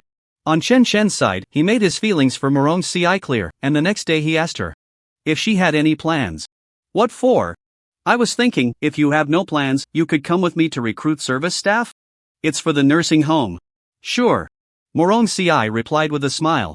As Chen Chen drove, he asked Morong Si how her mother felt about him yesterday. Hearing this, Morong Si didn't want to hide anything, so she shared her mother's thoughts. Chen Chen, upon hearing Morong Si's words, wasn't angry. After all, this was a real situation. Besides, he had rushed to their house and hadn't prepared anything, not even a gift. Perhaps that was why the other party disliked him. With Morong C's help, Chen quickly recruited enough staff for the nursing home. These staff members, after training, were welcomed by all the elderly residents. Chen naturally became the honorary director. Due to the rush of the first visit, Chen was invited by Morong Ci for the second time. He deliberately drove his Mercedes-Benz to Morong Ci's doorstep, and she got out of the car first. Seeing her daughter approach, Yuan Fong smiled brightly, but when she saw Chen coming out as well, her expression immediately darkened. Chen walked over and brought out 2 large gift boxes he had prepared. "Auntie, this is wild ginseng from Changbai Mountain that I had someone buy for you and uncle."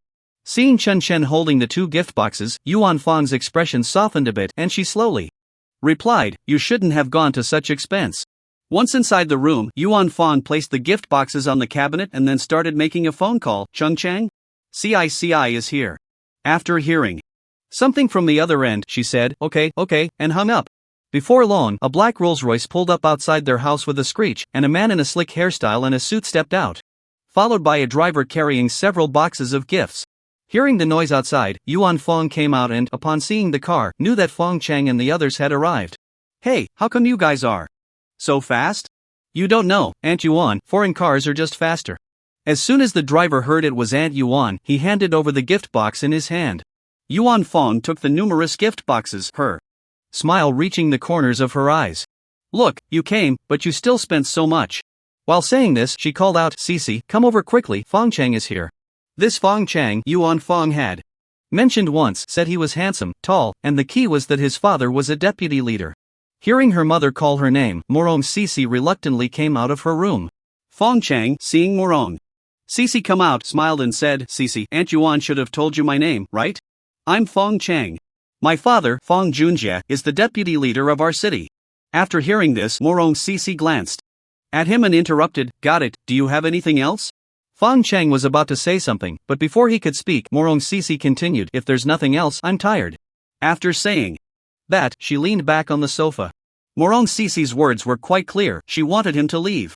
Seeing her treat her future son-in-law like this, Yuan Fong quickly came over to comfort her with a smile.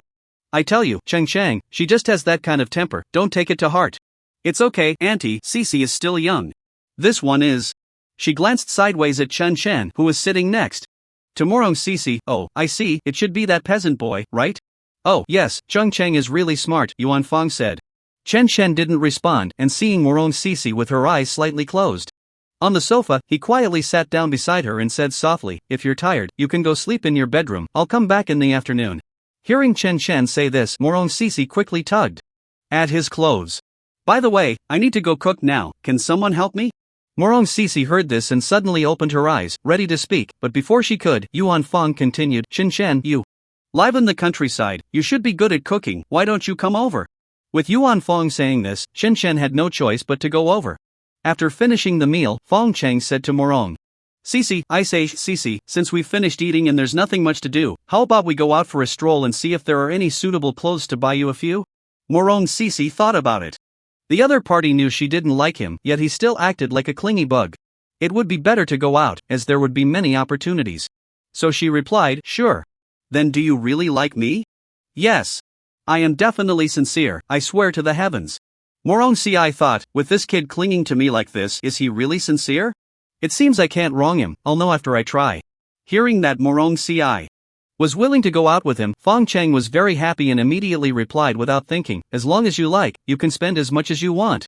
After saying that, he turned to Chen and said, "We're going out to shop, and I advise some people not to always think about being a third wheel, that would look really bad." "Is that so? Let's see who the third wheel is." Clearly, the other person isn't interested. Yet they still cling on stubbornly. Yes. Their parents have long hated it, why do some people still not know when to back off? Alright, you two stop arguing, hurry up and follow me. If you don't leave now, I won't care about either of you. After Morong Ci finished speaking, she stood up. Fong Chang and Chen quickly stood up as well. With a driver to take them, the three of them went out. To avoid raising Fong Chang's suspicions, Morong Ci used her phone to send Chen a text, saying she would invite her local senior brothers over soon to help her out, she didn't want him to see through it. Chen replied with a message saying she understood. The three of them shopped for a whole day, and the sun had already set, leaving only a few streaks of red in the western sky. "I'm a bit hungry and can't walk anymore. Where should we go for dinner? Hearing that Morong Si was hungry, Fong Cheng immediately came over and asked her what she wanted to eat. Morong Si replied that anything was fine, she just didn't want to shop anymore. This place doesn't have a cafeteria, how about we go over there and take a look? Morong Si was just waiting for him to say that. Great! Great! As they turned around, suddenly a group of men in black appeared in front of them. Chen Chen and Morong Si pretended to struggle against each other, and then Morong Si was quickly captured. Once the men in black caught Morong Si, they immediately had someone bind her up. As they were tying her up, Morong Si quietly told them not to tie her too tightly, as she was already feeling pain. The leader of the men in black said he understood, then turned to Chen Chen and Fong Chang and shouted, "You two call the police now, and we will immediately kill her. As long as you cooperate, our boss is not unreasonable." Chen Chen pretended to ask, "Since you are reasonable, why not let her go?" "Alright. Now, if one of you is willing to exchange your life for hers, we can let this woman go. After all, I'm sending her to Africa to do hard labor, women don't have much strength. You can think about it." Hearing this, Fong Cheng grabbed Chen Chen and turned his back to the others, whispering, "Why don't you go in exchange for CICI? Once you get to Africa, call us, and we'll send you some money. You can start a business there or find a woman to marry, after all, the bride price there isn't very expensive." "No way, no way. My parents only have me as their son, they are waiting for me to support them in their old age. How can I go to Africa?" "You should go. After all, your parents have money and don't expect you to support them.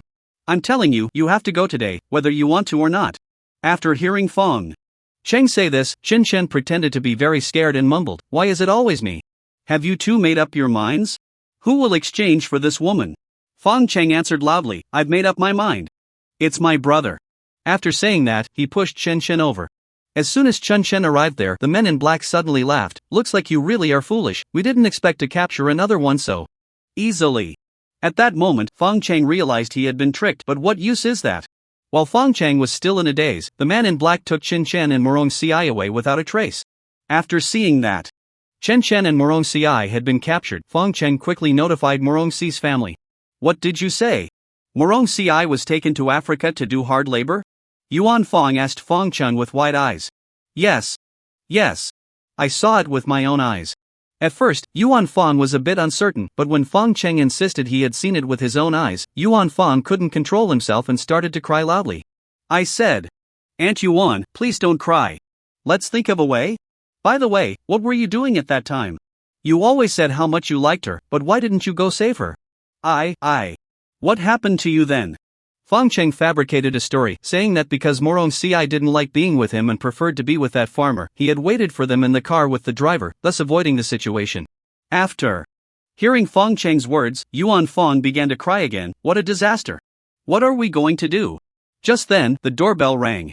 Yuan Fong thought, who could it be at this late hour? Looking through the peephole, she saw that it was Morong Si returning. Seeing her daughter back, Yuan Fong didn't know whether to cry or laugh. "My dear daughter, you're back. Tell Mom, what on earth happened?" "Mom, I listened to. Yuan went out with Fong Cheng and the others. I was captured by a group of men in black who insisted I go to Africa to work. If it weren't for Chen Chen, I might never have seen you again." After hearing her daughter Morong Si say this, Yuan Fong replied, "How can you say that? If you had stayed with Fong Cheng, nothing would have happened."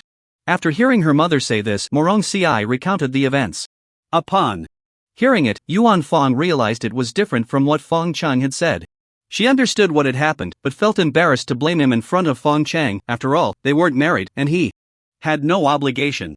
The next day before dawn, Yuan Fong received a call from Morong Liang saying his leg hurt badly and he needed to go home first before going to the hospital for a checkup. Yuan Fong was shocked to hear her husband's words, thinking to herself that her husband usually had no leg problems, so why was he suddenly in pain? She felt something was off. But since things had developed to this extent, she didn't know what to do, so she thought maybe if this matter was left on the table, perhaps there would be unexpected developments the next day. However, by the next day, Yuan Fong decided to find out about a case in the first trial, but it was hard to say what the situation was. Yet, strangely, by the third day, they still hadn't gone to the hospital, and they couldn't explain the true situation of what had happened. Chen Chen quickly shook off those black men. After all, his skills were quite impressive, and those men in black were just ordinary people. With just a little effort, he could easily knock them to the ground. However, Chen Chen did not do that, as they were merely robbers with their own hardships. After shaking them off, Chen Chen felt light and easy. Looking at everything before him, he couldn't help but feel a bit emotional. Having just been reborn, he was already facing a robbery. This life was bound to be colorful. He didn't know how long it had been, but he finally stepped onto the main street. After all, he was in tattered clothes and needed to find a clothing store quickly. After what felt like an eternity, he finally found a clothing store that looked quite splendid. It seemed to be very luxurious. Chen Chen licked his lips and entered without hesitation. Although he was relatively poor now, he still needed to have some clothes. Of course, his notion of being poor was different from that of ordinary people. He was thinking of those billionaires, while ordinary people were just concerned about their daily meals. If one were to calculate Chen Chen's assets using the ordinary person's standards, he would definitely outclass them. Once inside, Chen Chen smiled and nodded at the attendant, saying, "Hello, I would like to get a piece of clothing that looks good. Of course, I will pay a corresponding price." The attendant was busy serving a major client and, though somewhat displeased by Chen Chen's words, turned around. Upon seeing Chen Chen's appearance, the attendant's professional smile instantly turned into a sneer. "Why is even a beggar coming here to buy clothes? Go away, what money do you have?" Chen Chen was puzzled by this remark. Why did this guy have such a deep misunderstanding of him? A beggar? He certainly didn't consider himself one. However, since he was already here, he had to give the guy a chance. Chen Chen smiled and said, "My friend, I believe you should know that one cannot judge a person by their appearance. So, I need to clarify that I am not a beggar." The attendant snorted coldly at this. With your appearance, anyone would think you're a beggar. Don't try to put on airs." Chen Chen felt a bit dizzy upon hearing this. He couldn't understand how this guy could think he was a beggar. Although his assets weren't at the level of a top billionaire, having tens of millions could still be considered a middle-class family. Chen Chen's face fell. Open your eyes and see what this is." Saying that, he took out a gold bar from his pocket, wanting to see what this guy would think upon seeing it. The attendant, though wanting to hit Chen Chen, couldn't do so in the clothing store, so he could only watch as Chen Chen pulled something out of his pocket. After several attempts, Chen Chen finally pulled out a shiny gold object. Seeing this, the attendant's eyes widened and his voice became stammering. Why do you have such a gold bar? You didn't steal it, did you?" Hearing this, Chen Chen rolled his eyes. He couldn't understand how this guy thought. Did having a gold bar mean it was stolen? He was quite magnanimous and, seeing the attendant's reaction, understood that he would definitely not disrespect him again. He smiled and said, "Brother, I told you that one cannot judge a person by their appearance. Now you should understand that my strength is quite formidable." The waiter, upon hearing these words, felt a sense of awe. After all, someone who could produce a gold bar was definitely not an ordinary character. He respectfully bowed to Chen Chen and said, "Yes, sir, I apologize for my previous disrespect towards you. Trust me, from now on, I will absolutely not show you any disrespect." After Chen Chen nodded, he put his arm around the waiter's shoulder and walked into the store. He knew that there couldn't be anything truly good outside this clothing store. The real treasures must be inside. Seeing Chen Chen's actions, the waiter truly felt a sense of respect. Previously, he thought Chen Chen was just a rich second generation who had won the lottery, but after witnessing this behavior, he realized that Chen Chen was well informed and not just one of those nouveau riches. He respectfully led Chen Chen to the back, where the truly high-end products were located. He pointed to a product and said to Chen Chen, "Sir, please allow me to introduce this item. It is a garment designed by a famous foreign designer and took 3 years to come to fruition. Therefore, the price might be on the higher side. May I ask if you can accept it?" Chen Chen nodded and casually replied, "Of course, as long as it's under 30 million, I can accept it." After all, Chen Chen only had that much money at the moment. Although it seemed like a small amount, he was a reborn person. As long as he bought a few more lottery tickets, wouldn't he have more? The waiter instantly worshipped Chen Chen, sighed, and no longer felt jealousy towards him. "Sir, since you say it like that, I won't be polite. This piece of clothing is about 10 million. May I ask if you can accept that?" Chen Chen nodded nonchalantly. "Of course, can I pay by card or cash?"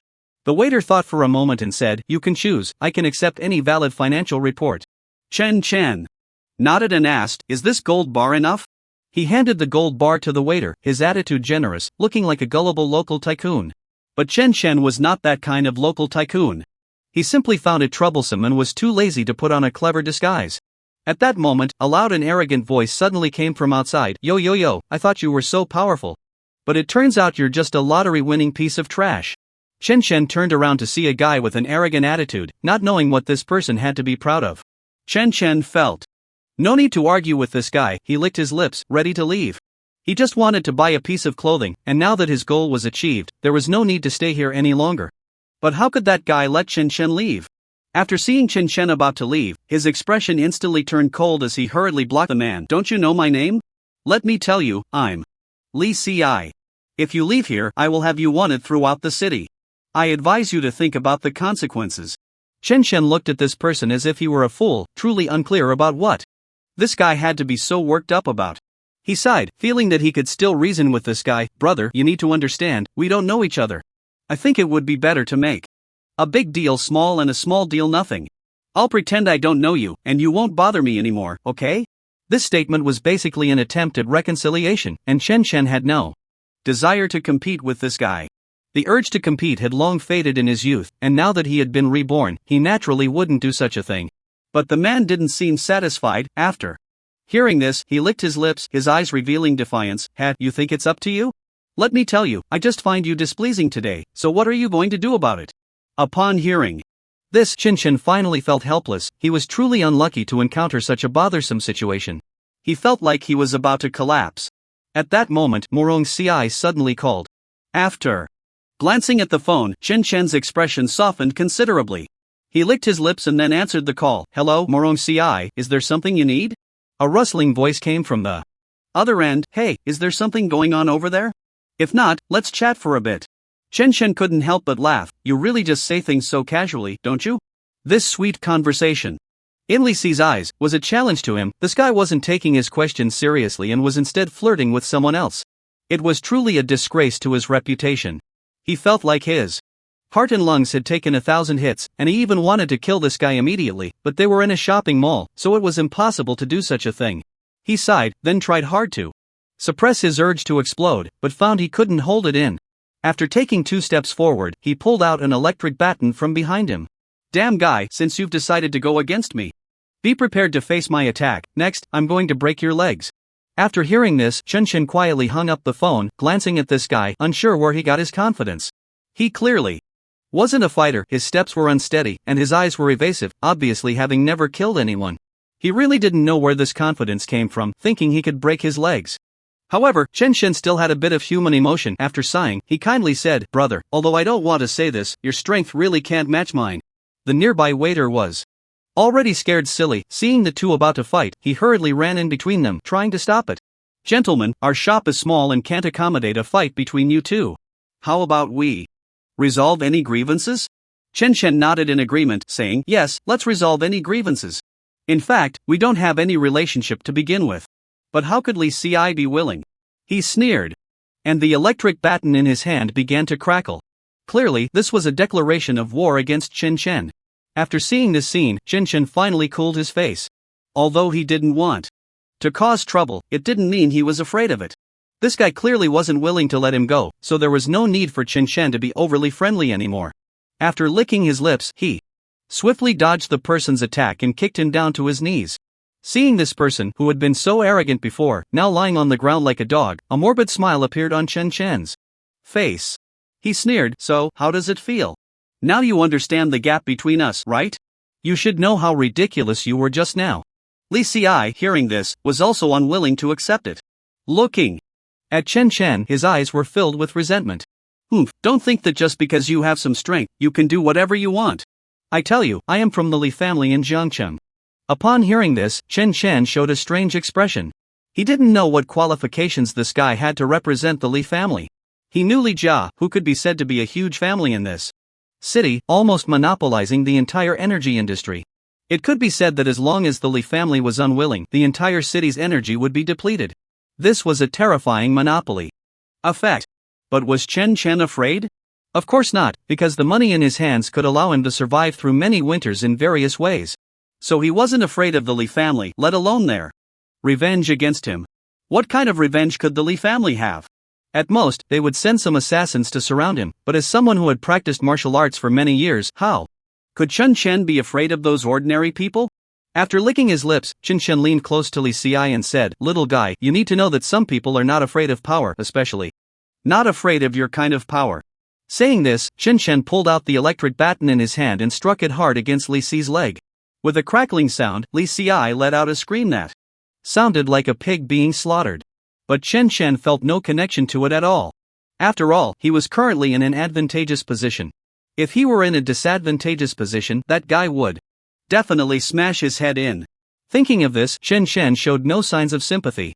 After a while, Li Xiai collapsed to the ground, his voice hoarse from shouting, his legs ruined. Even the most advanced medical techniques in the world couldn't fix his legs. After licking his lips, Chen Chen looked at the stunned waiter beside him. Little guy, I'm sorry for causing trouble in your shop. The waiter was already scared silly. Seeing Chen Chen like this, he felt as if he was looking at a devil. He took a few steps back, constantly swallowing saliva, not knowing where to go. After a while, Chen Chen left the place. After all, he had already put on his clothes, and there was no point in staying here. As for that guy named Li Xiai, someone must have picked him up long ago. Although the Li family was just a clan, their influence was quite powerful. After an unknown amount of time, Chen Chen finally arrived in front of Morong Si's room. He wanted to see how she was doing. After all, he hadn't rushed to see her after getting rid of the black-clad men, and he didn't know if she had been hurt or what her situation was. After sending Morong Si a message, he heard a series of soft knocks from inside the room. It was clear that Morong Si was excitedly coming to open the door for him. Chen Chen licked his lips, a happy smile appearing in his eyes. No matter when, Morong Si's smile had always been his source of healing. After a while, the door was opened, and Morong Si's smile finally appeared before Chen Chen. She was beaming, her eyes crescent-shaped. Oh my, since you've come back alive, I knew your strength was formidable. Chen Chen licked his lips, feeling a bit proud. This was his girlfriend. At that moment, Chen Chen suddenly thought of something. He turned around and noticed that Morong Si's parents were not home. He asked in confusion, where are your parents? Aren't they home? Morong Si, looking a bit happy, nodded and said, I don't know what they're up to, but they're not home right now. Hearing this, Chen Chen finally felt relieved. The affair between him and Morong Si should remain unknown to this guy. Just then, a phone call came in, and Chen Chen felt a bit annoyed. After all, they were still in a flirtatious mood, and now a call had come in. Morong Si also looked a bit displeased, gazing at Chen Chen with a hint of grievance. What's going on? Why is someone calling you? Be honest, is there some vixen? Chen Chen was taken aback by her imagination.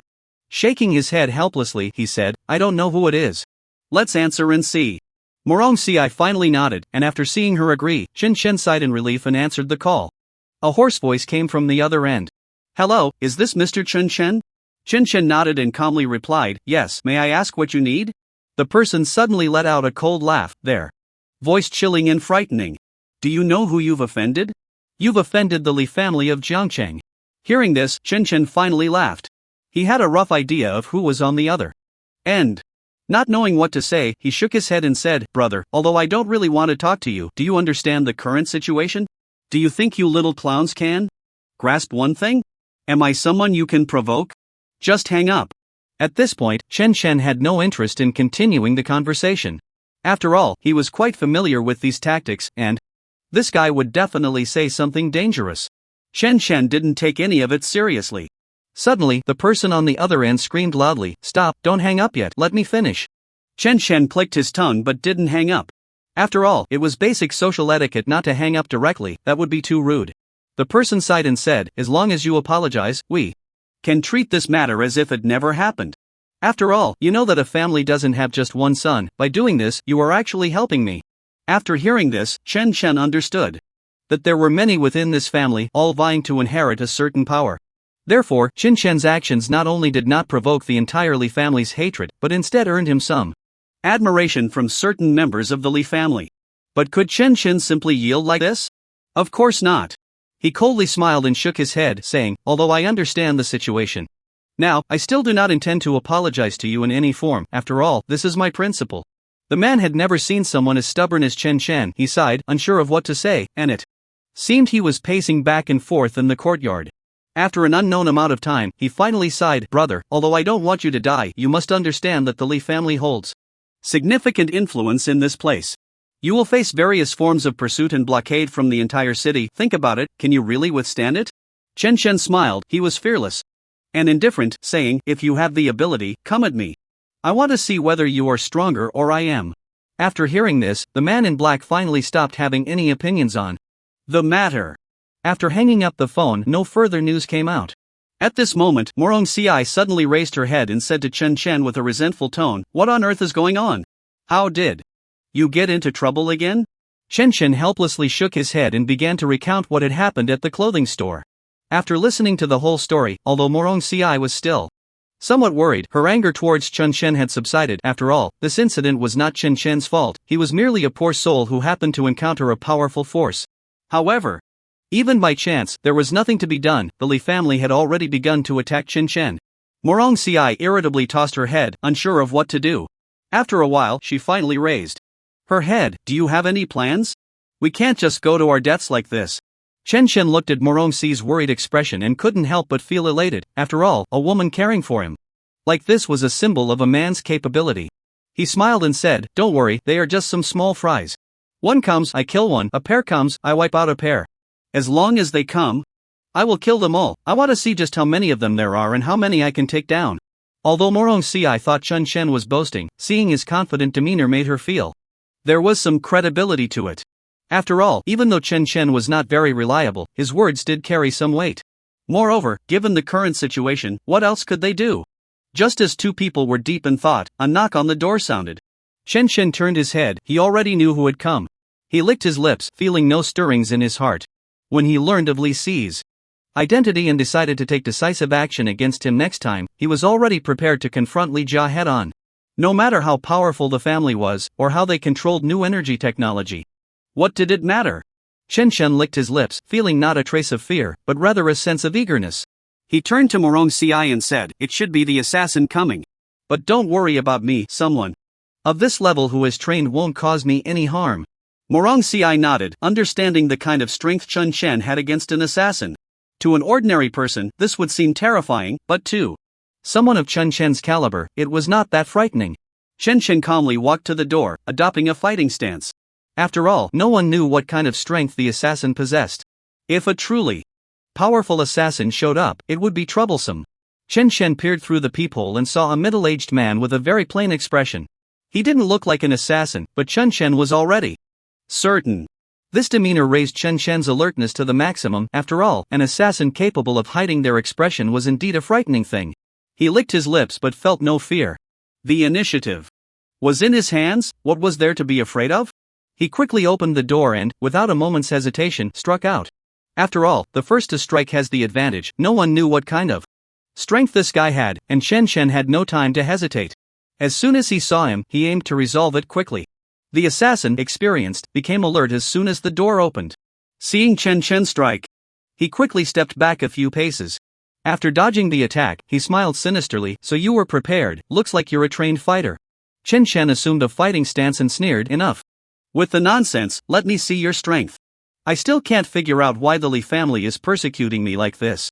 This was a question he already knew the answer to, and Chen Chen had no intention of dragging it out for an answer. He was merely stalling for time. He still didn't understand the situation of the man before him, so he needed to buy some time to gather information. In that brief moment, he could tell the opponent was a power-type fighter, muscular and with a fierce gaze. He didn't seem like an easy opponent.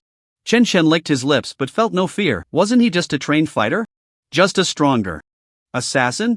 He then stopped hesitating, not waiting for the man to respond, and charged forward. The two quickly became entangled in a fierce struggle, with Chen Chen not holding back, landing punch after punch on his opponent. The assassin had initially thought to use some techniques, but Chen Chen's rogue style left him bewildered. Once he regained his senses, he abandoned all techniques, and the two fought like wild beasts, feeling no pain, no rationality, not even bothering to defend. Chen Chen shouted and landed a powerful punch on the assassin's chest. The assassin, not holding back either, struck him hard on the chin. In a second, they didn't know how many punches they had thrown. In this intense confrontation, they fought like savage beasts, feeling no pain. After an unknown amount of time, Chen Chen finally landed a forceful punch that sent the assassin flying. But Chen Chen was not much better off. His body was covered in wounds, and if he held on a little longer, he might be knocked down. He looked at the guy in front of him, no longer feeling any sense of weakness in his heart. He knew he had encountered a tough opponent. At that moment, Morong Si also walked over. Although she was a woman, her strength was not to be underestimated. As long as she could help Chen Chen, Morong Si was naturally willing to do anything. Morong Si quickly charged towards the assassin, her eyes no longer holding any softness, only a cold killing intent remained. The two collided rapidly, and the assassin expected a bloody scene, but it did not happen. Morong Si actually engaged him directly with her footwork. It is known that women's strength is inherently weaker than men's, a matter determined by genetics. Yet, Morong Si was able to directly clash with a trained male fighter. This was no simple matter. Morong Si's strength had evidently reached a certain level. Chen Shen did not know when Morong Si had become so powerful. He raised his chin, unsure of what to say. After all, he had just been reborn not long ago and did not have a clear understanding of Morong Si's strength. However, it was evident that Morong Si's power would not be underestimated. In a short time, Chen Shen managed to regain his composure. He licked his lips and charged forward as well. Although Morong Si was strong, he was unsure what other tricks the assassin might have. After all, from the beginning until now, the assassin had only used his fists to fight them. No one knew if he had any other methods, such as hidden weapons or poison. It would be best to resolve this guy as soon as possible to put his mind at ease. Suddenly, Chen Shen rushed out, his eyes filled with ferocity. Like a fierce tiger, and he pounced down with a move called Tiger Descending the Mountain. The assassin seemed to have anticipated this. As soon as he saw Chen Shen move, he stepped back 2 paces. Although the distance was short, it was just enough to evade Chen Shen's attack. Chen Shen licked his lips, not feeling discouraged at all. It would be strange if someone like him couldn't evade Chen Shen's attack. The three of them were entangled in a struggle, and Chen Shen lost count of how many punches he threw and how many attacks he dodged.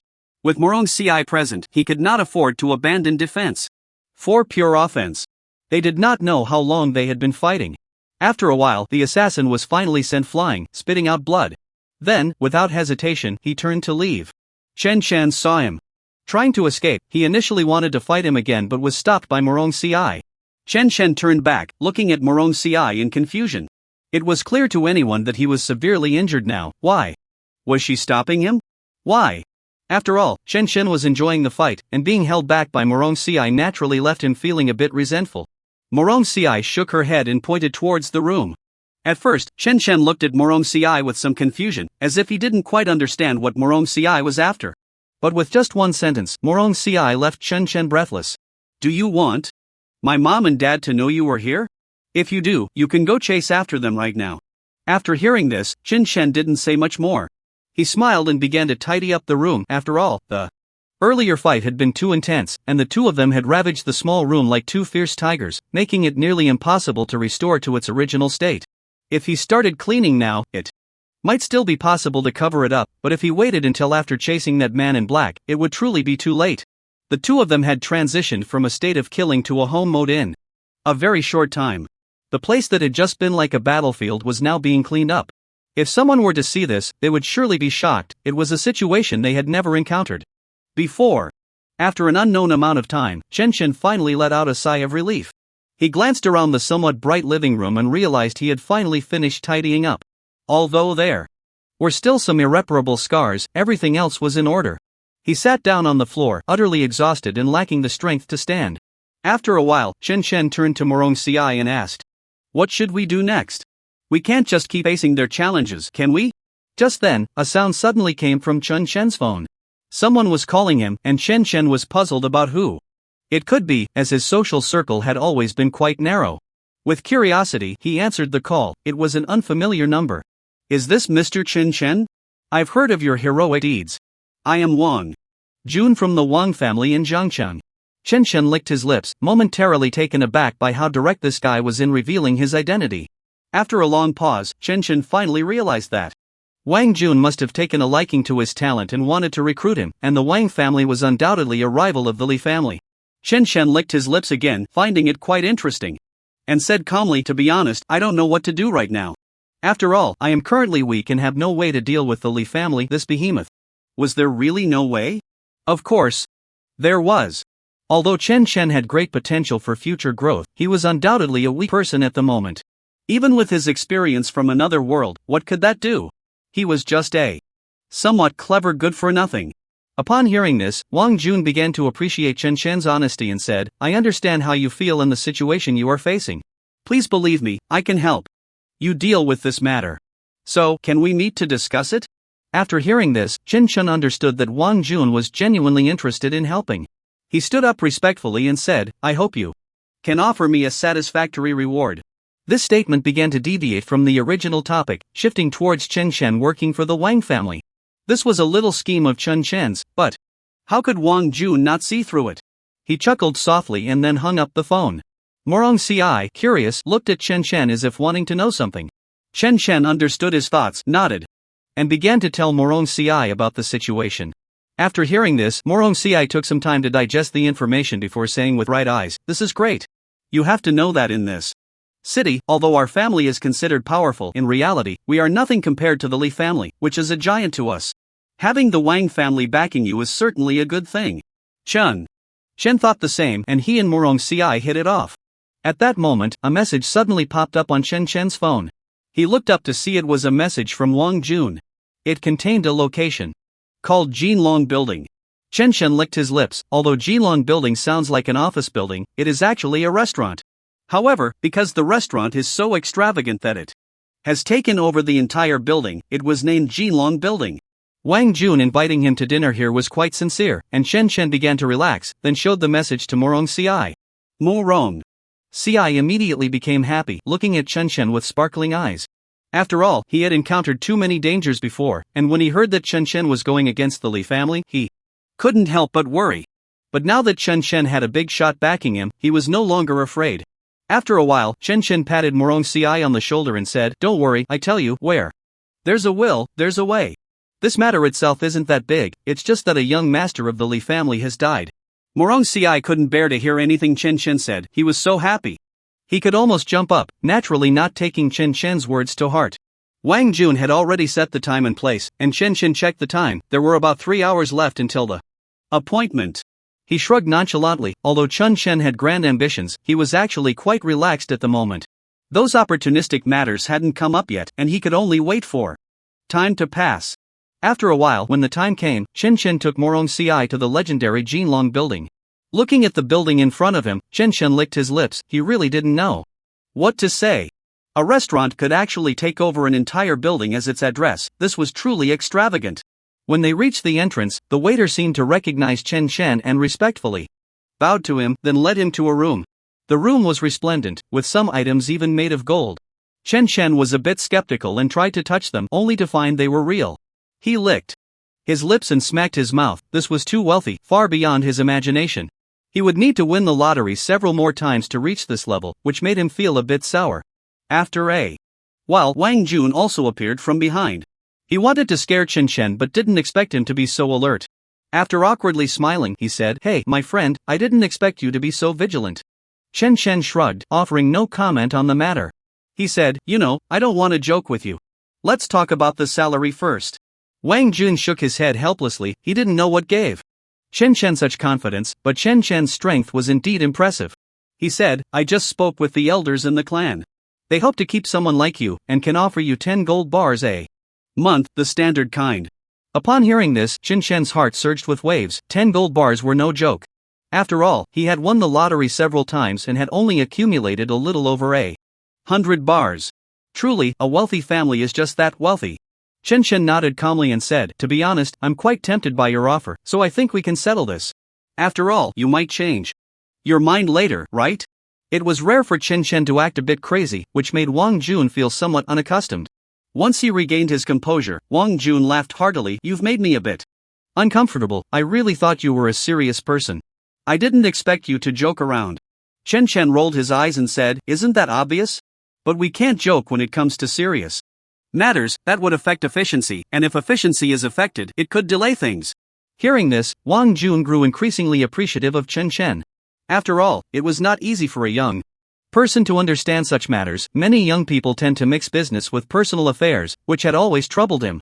Chen Shen was a very composed person, which made him very happy. After sorting out his feelings, he extended his hand to Chen Shen, saying, "Then let's shake hands. With this handshake, the contract is established. Later, I'll introduce you to the elders in the clan, and they will assign you tasks. What do you think?" Chen Shen had no objections and shook hands with Wang Jun calmly. After the handshake, Wang Jun felt much more relaxed. He laughed heartily, calling out to Chen Shen excitedly, though it was unclear what he was so thrilled about. However, Chen Shen was unaware that although the Wang family seemed powerful now, they were actually facing a generational gap. which was why they were willing to recruit outsiders at any cost. Of course, this was not something Chen Shen was thinking about. All his thoughts were focused on the food before him, which was exceptionally delicious, clearly prepared by a 5-star chef. Since they were all on the same side now, Chen Shen was no longer polite, devouring the food as if it were a whirlwind, which made Wang Jun feel somewhat deceived. Wang Jun scolded, "Hey, how long have we known each other? You're already showing your true colors. Save some for me, I haven't eaten yet." But Chen Shen didn't care about that. He continued to eat wildly, ignoring Wang Jun's words, while Morong Ci beside him was already in shock. After all, Chen Shen usually appeared very refined, and no one expected him to go so wild when he saw delicious food, as if he had never eaten before. After a long silence, he finally regained his composure, reminding himself that eating more is a blessing. Morong Ci kept comforting herself, repeating it over and over. After all, having such a boyfriend, who could say whether it was good or bad? After a while, Chen Shen finally finished eating. He politely wiped his mouth and then performed a gentlemanly gesture towards Wang Jun, saying, "Thank you, my friend, for treating me to a hearty meal." Wang Jun, however, completely discarded his burdens and rolled his eyes dramatically, saying, "Hee, you're full now, but what about me? The waiter is serving at the next table." Upon hearing this, Chen Shen's eyes widened in disbelief.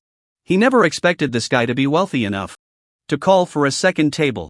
He suddenly felt deceived, realizing that if he had known, he would have chosen the expensive dishes for himself and left the cheap ones for Wang Jun so he could enjoy the expensive food at the second table.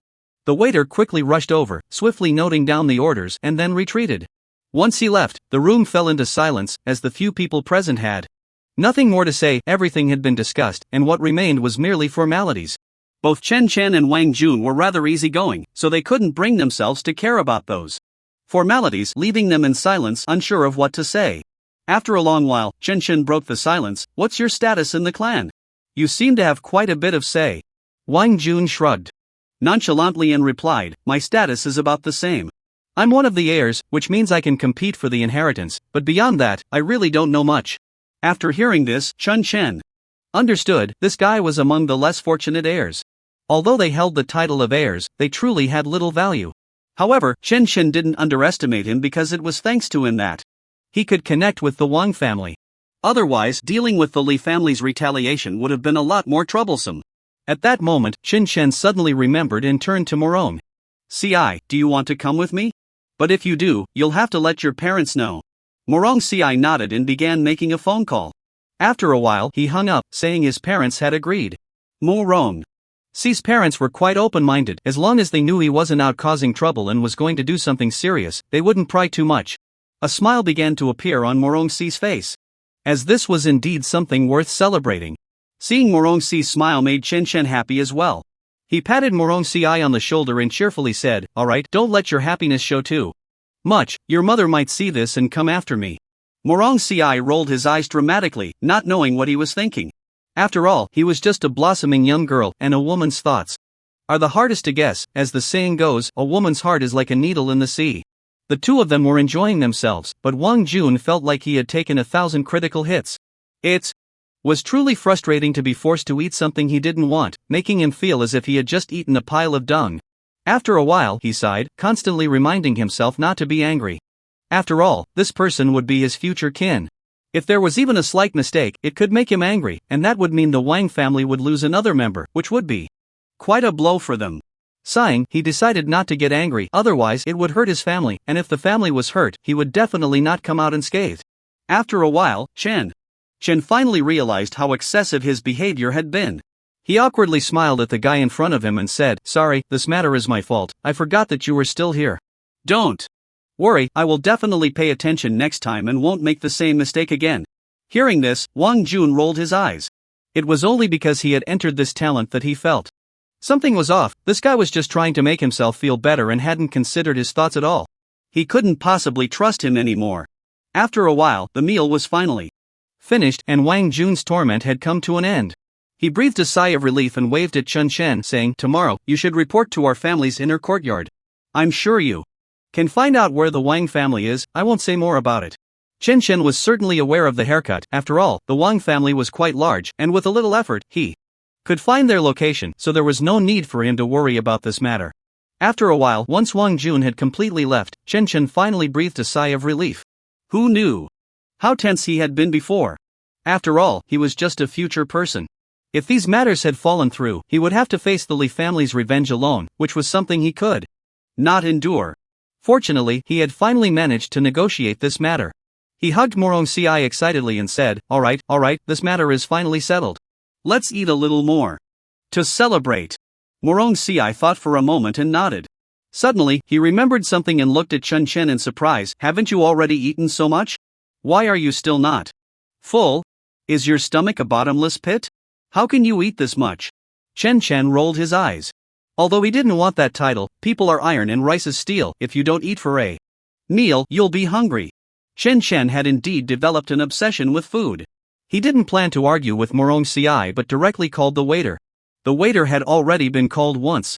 Although he was somewhat surprised by Chen Chen's appetite, he still showed respect and bowed, saying, Sir, may I ask if you need to order anything else, or would you like to settle the bill? Chen Chen was impressed by his polite behavior. After all, the people he had encountered before were all rude, and this guy's politeness made Chen Chen feel a bit uncomfortable. Once he came to his senses, he awkwardly smiled and said, I'm not settling the bill, I just want to eat another meal. Don't worry, I will definitely pay. Upon hearing this, the waiter smiled and said to Chen Chen, you don't need to worry about the meal cost. Wang Jun has already told me that whatever you eat today, he will cover the bill, so you don't need to worry about anything. Just enjoy your meal. After hearing this, Chen Chen licked his lips. On one hand, he was surprised by Wang Jun's confidence, on the other hand, he felt like he was getting a bargain. After all, Chen Chen could eat a lot, and having someone else pay for his meal, while it seemed like a small matter, actually cost quite a bit. He licked his lips and stopped being polite, starting to order more boldly. As long as it looked delicious, he ordered one of everything. After a while, he had already ordered half of the food. After glancing at the quantity, he finally nodded in satisfaction and said, alright, this should be enough to eat. Please bring the dishes out quickly, I'm still a bit hungry. The waiter had good professional qualities. Although Chen Chen's situation was somewhat unusual, he didn't say much and just nodded before leaving. However, the waiter's professionalism did not mean that Morong Si's was also good. Morong Si looked at the guy in front of him as if he were seeing a rare species. He said in surprise, wait, how can you eat so much? Chen Chen shrugged and didn't say much more. Once the dishes arrived, he began to eat heartily. Morong Si stopped eating since he was already full.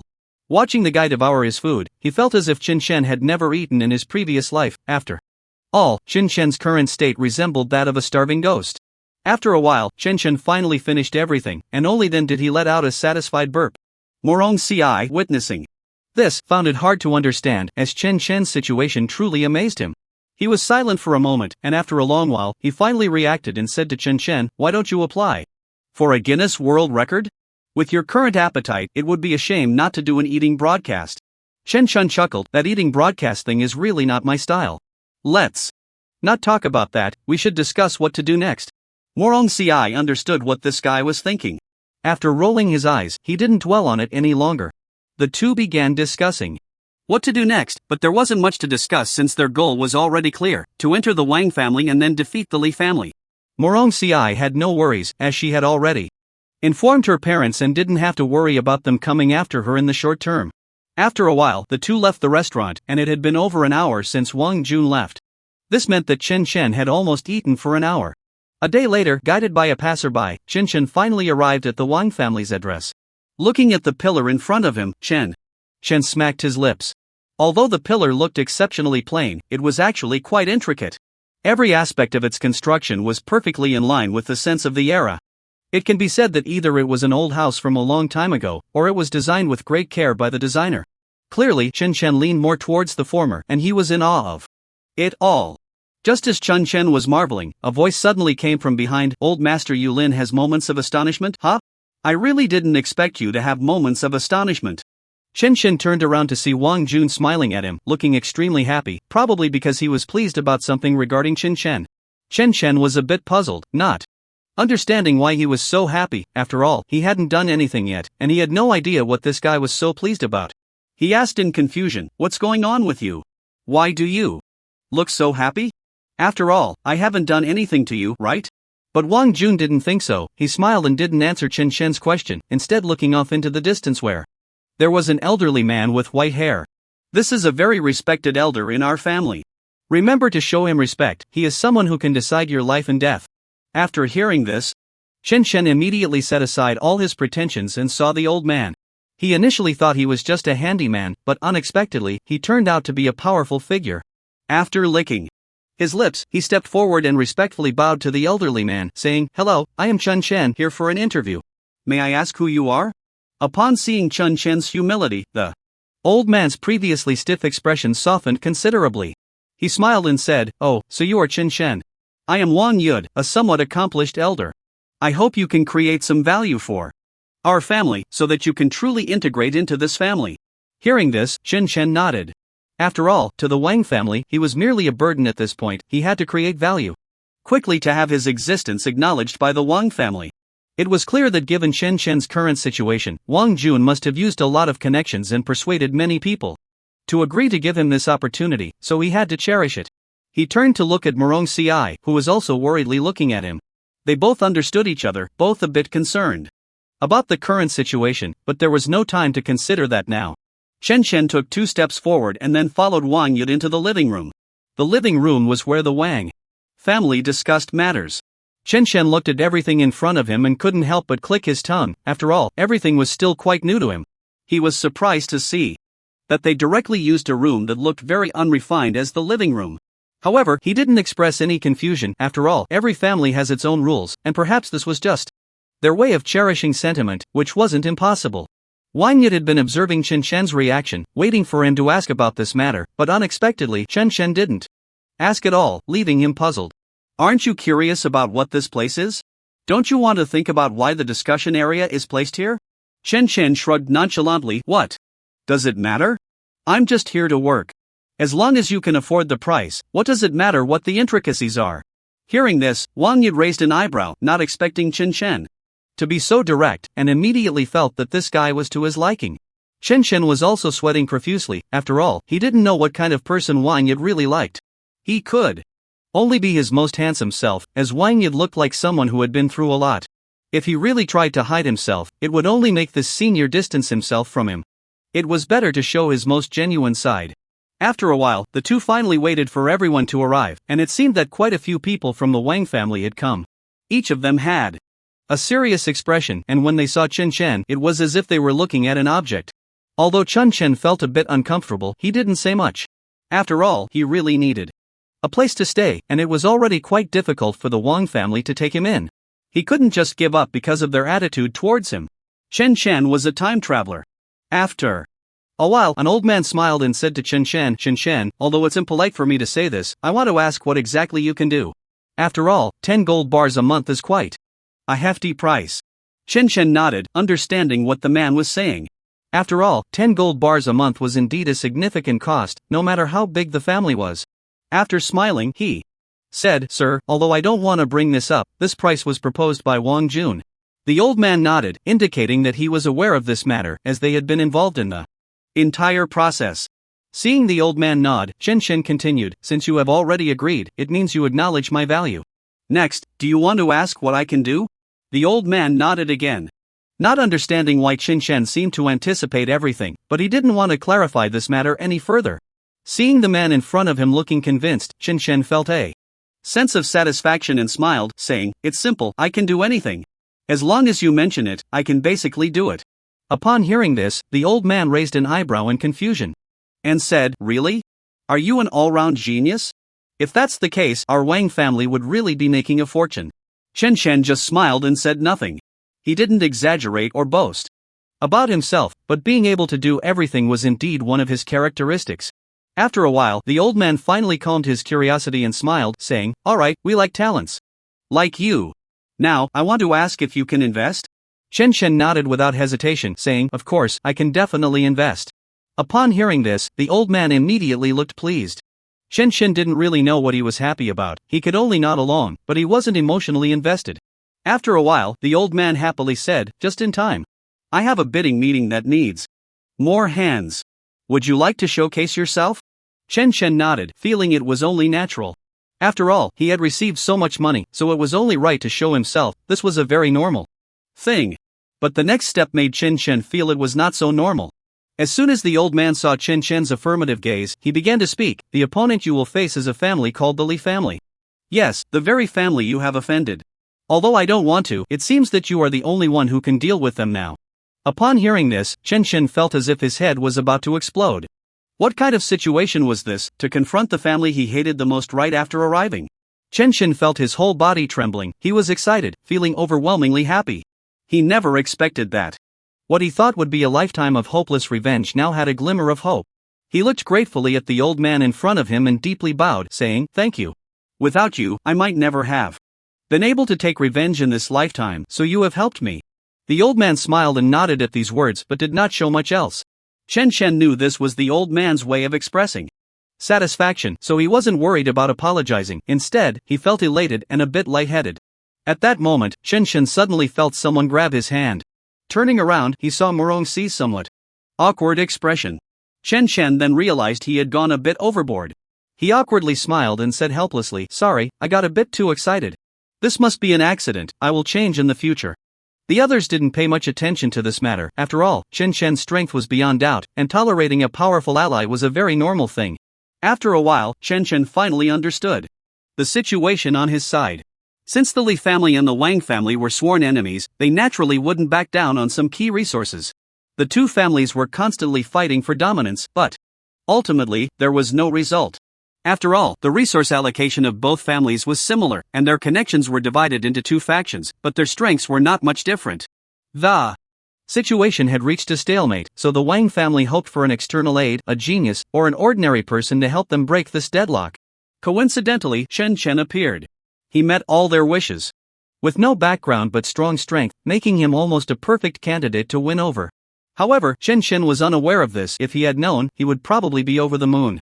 After a while, Chen Shen led a group of people outside. He wanted to help the Wang family win and show those grandsons of the Li family what it meant to take revenge, even if it took 10 years. He felt a surge of confidence. Holding Murong Si's hand, feeling as if everything he had experienced was unreal. After a while, he gradually began to smile. He really couldn't believe it. He never expected life could have such wonderful experiences. He truly didn't expect it. Murong Si. Seeing Chen Shen's childlike smile, Murong Si's heart softened a bit. After all, Chen Shen had hardly stopped since he arrived, and they both knew the reason why. He didn't say much more but gently patted the back of Chen Shen's hand as a form of comfort. After feeling that smooth touch, Chen Shen surprisingly felt a bit reluctant. He held Murong Si's hand back and said with a hint of mischief, "What's going on? Why are you so shy, my little lady?" Murong Si rolled her eyes after hearing this and instantly withdrew her hand. "Really, you have no sense of propriety. Don't you know you need to get on with serious business? Hurry up and move forward. If you lag behind, it won't be good if your subordinates are dissatisfied with you." The subordinates behind the two felt like they were about to go crazy, watching these two live people show affection in broad daylight. Yet, there was nothing they could do, feeling extremely stifled and unsure of how to act. After a while, they finally got into the car. Once Chen Shen got in, he didn't say much at first. He took out a map to study it. After all, the current distribution of power was still unclear, and if something awkward arose from this situation, it would be quite frustrating. After a while, he finally put down the map. As he expected, the situation was quite simple. It was just a competition between the Wang family and the Li family. Other families were also watching, wanting to intervene, but due to the strength of both families, there was almost no opportunity. Seeing this, Chen Shen felt relieved. He sighed and said, "I thought there would be something very dangerous, but it turns out it's just this simple. With this little matter, am I hitting 10 gold bars a month? Isn't that a bit too much?" The subordinates behind him were rolling their eyes to the heavens. It seemed he had no sense of occasion when it came to showing off. 10 gold bars, this was money they could never earn in their lifetime, and he spoke of it so casually, which was quite infuriating. However, they couldn't get angry or take action against Chen Shen. After all, he was the only one they had. If he found an opportunity to get rid of them, that would be a huge loss, and they wouldn't know how to explain it to others. After a while, they finally arrived at a hotel, where a private room had already been booked by a mysterious host. This was mainly for the sale of a technology, specifically in the field of new energy, which happened to be the Li family's strong suit. The Wang family had no real connection to this, but since it was needed by the Li family, they had to get involved. After all, they were old friends. It would be polite, wouldn't it? Chen Shen thought this was quite shameless of the Wang family, but it didn't matter. He liked it this way. Being shameless and demanding face was even harder to say. They wanted face, so how should he carry out his revenge plan? This matter was actually quite simple. It was just about Chen Shen's interests, and he was quite open-minded about it all. The few subordinates beside him saw Chen Shen so relaxed and were unsure of what he was confident about, but they didn't dare to say much. After a while, Chen Shen finally arrived at the restaurant. When he saw my expression, he couldn't help but exclaim. Although this restaurant looked unremarkable, it was actually quite impressive. Everything here had a historical significance. One could say that anyone who could choose this restaurant was a person of great taste. Chen Shen understood that the upcoming battle would not be too easy. However, was he afraid? Of course not. Seeing all this, Chen Shen felt no fear. Instead, he licked his lips and showed an excited expression. After all, there was nothing to be afraid of at this moment. Seeing Chen Shen like this, Morong Ci understood what he was thinking. He quickly tapped Chen Shen on the head and said, "Put away your competitive spirit and play it steady." Hearing this, Chen Shen smiled awkwardly but didn't say much. After all, this was a true reflection of his inner self, and Morong Ci only said this because he understood him too well. After a while, Chen Shen looked at everything in front of him and didn't know what to say. Previously, he had felt some fear towards these things, but now he felt a surge of eagerness. Perhaps this was the influence of crossing over. After a while, he finally entered and was once again shocked by what he saw inside. What kind of person could afford such guests? At that moment, Chen Shen's subordinates behind him felt somewhat speechless upon seeing him like this. They were unsure whether Chen Shen had never seen the world or was just pretending to be like this. If he was pretending, then Chen Shen's acting skills could be considered Oscar level, as he now resembled a naive country boy who had just entered the city. Such an image was naturally not very reliable, but they didn't say much, as this was personally assigned by the highest leader of the Wang family. Dressed in a suit and tie, Chen Shen felt somewhat out of place looking at everything in front of him.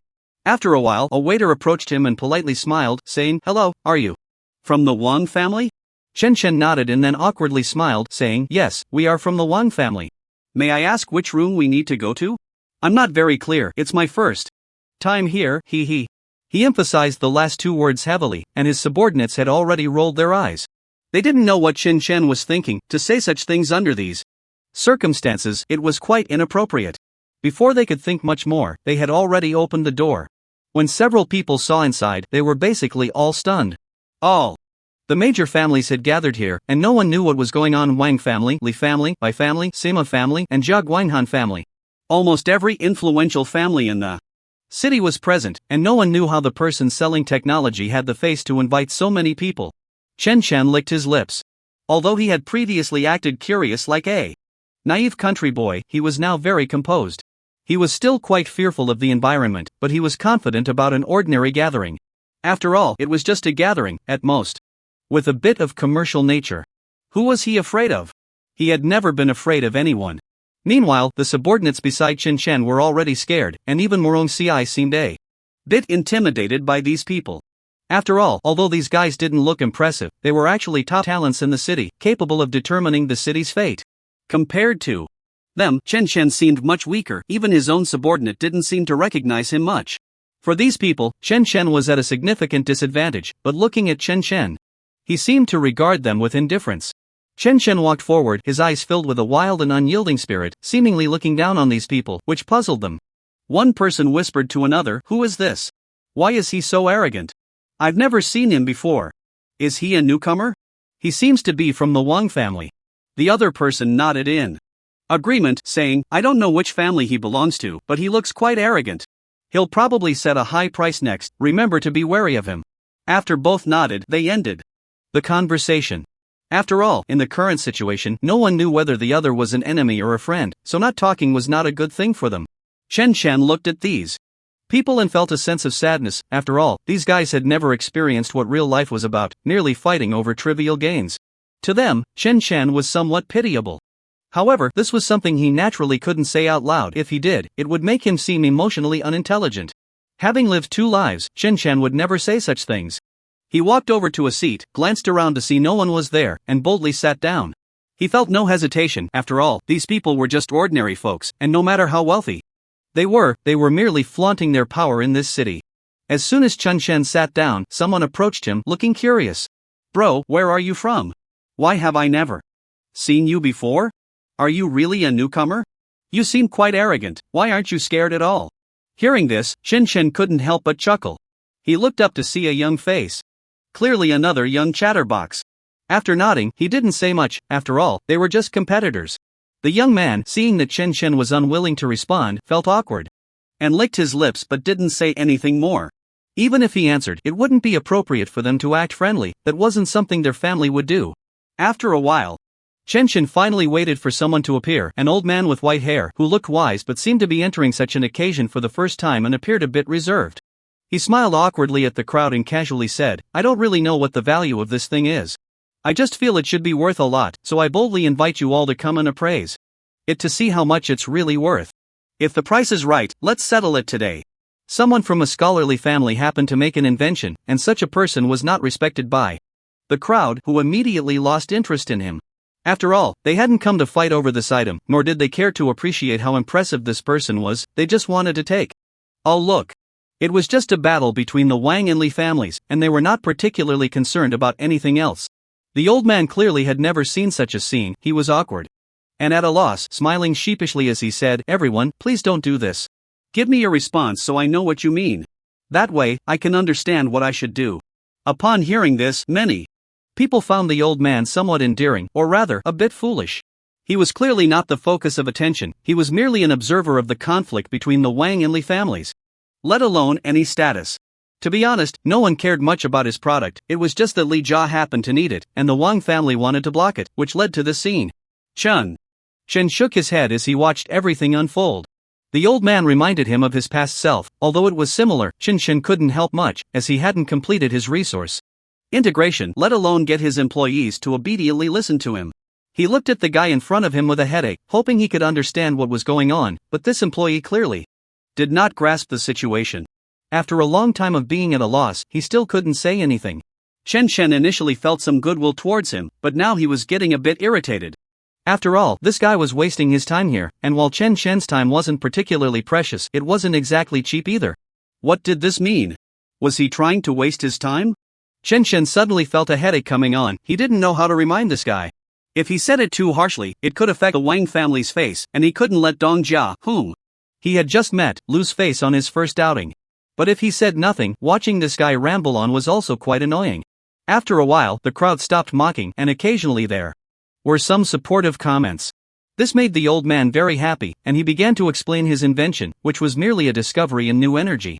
In today's era of new energy boom, this was actually quite common. No one cared or paid attention to this thing. Everyone's gaze was focused on Chen and the people from the Li family. They had already learned through their own channels about the real grievances, and each of them was very interested in their situation. After all, the rivalry between the Wang and Li families was interesting enough, and adding an outsider made it not just interesting, but also a bit more complex and intriguing. After a while, Chen finally sighed and clapped his hands to stop. The old man on stage immediately dared not speak. He looked at Chen nervously, wanting to know what mistake he had made to warrant such punishment, but Chen no longer cared about the old man, as the old man's previous behavior had exhausted his remaining patience. He stared blankly at Li Jia.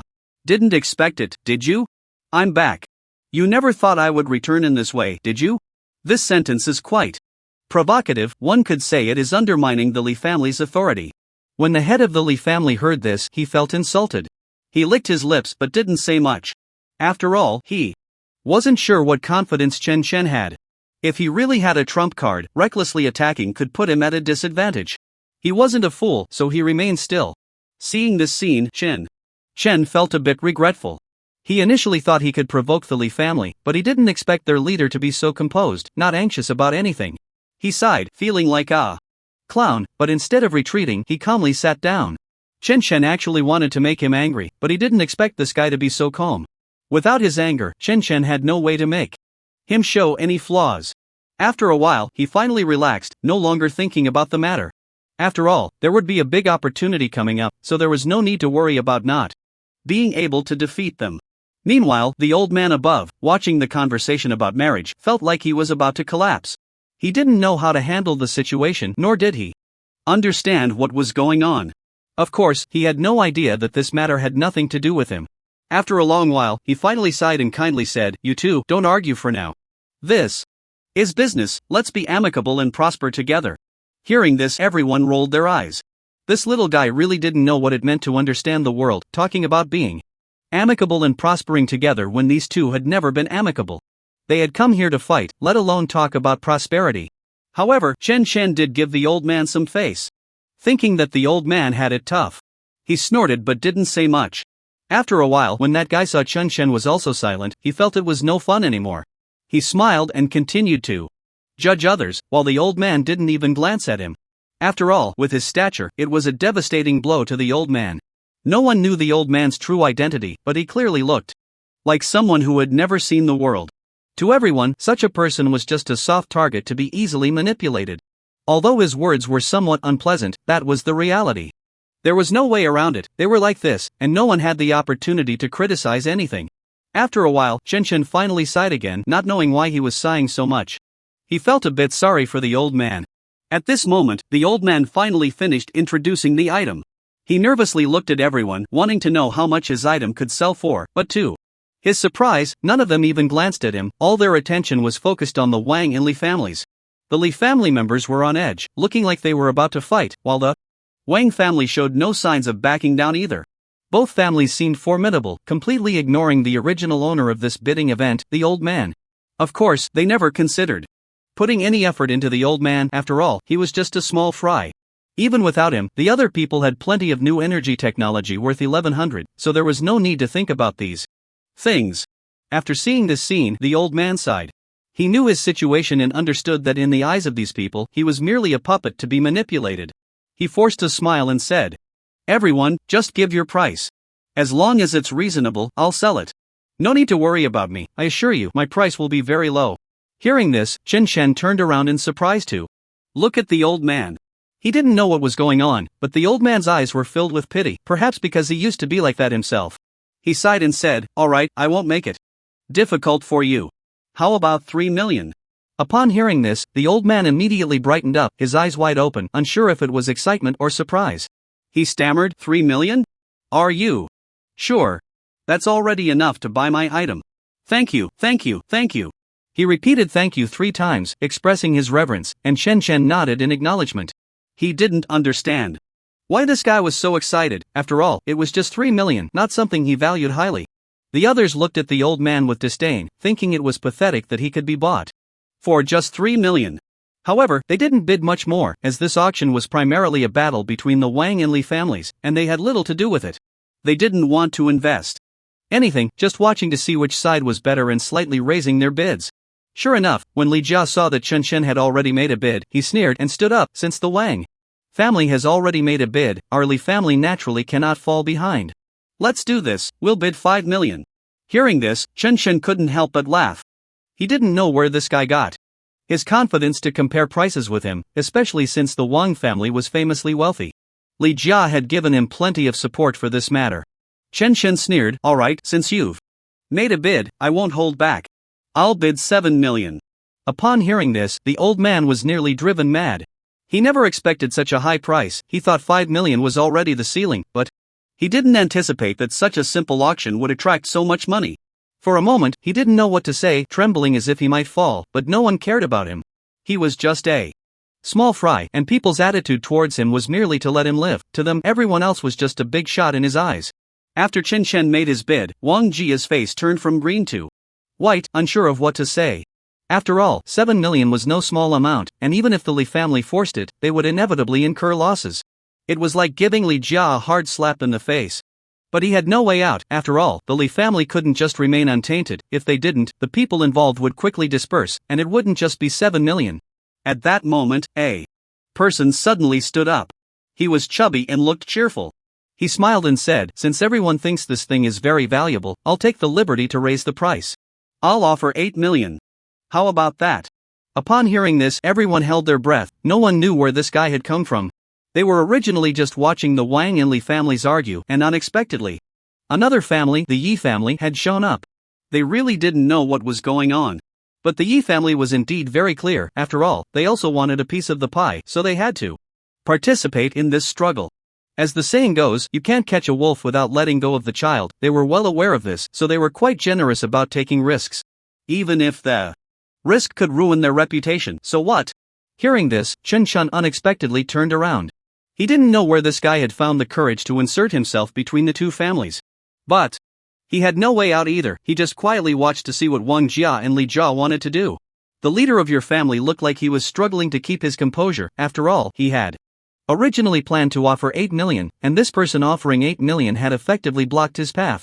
Not knowing what to say, after a long pause, he finally sighed and said, since everyone has already done this, I won't be polite.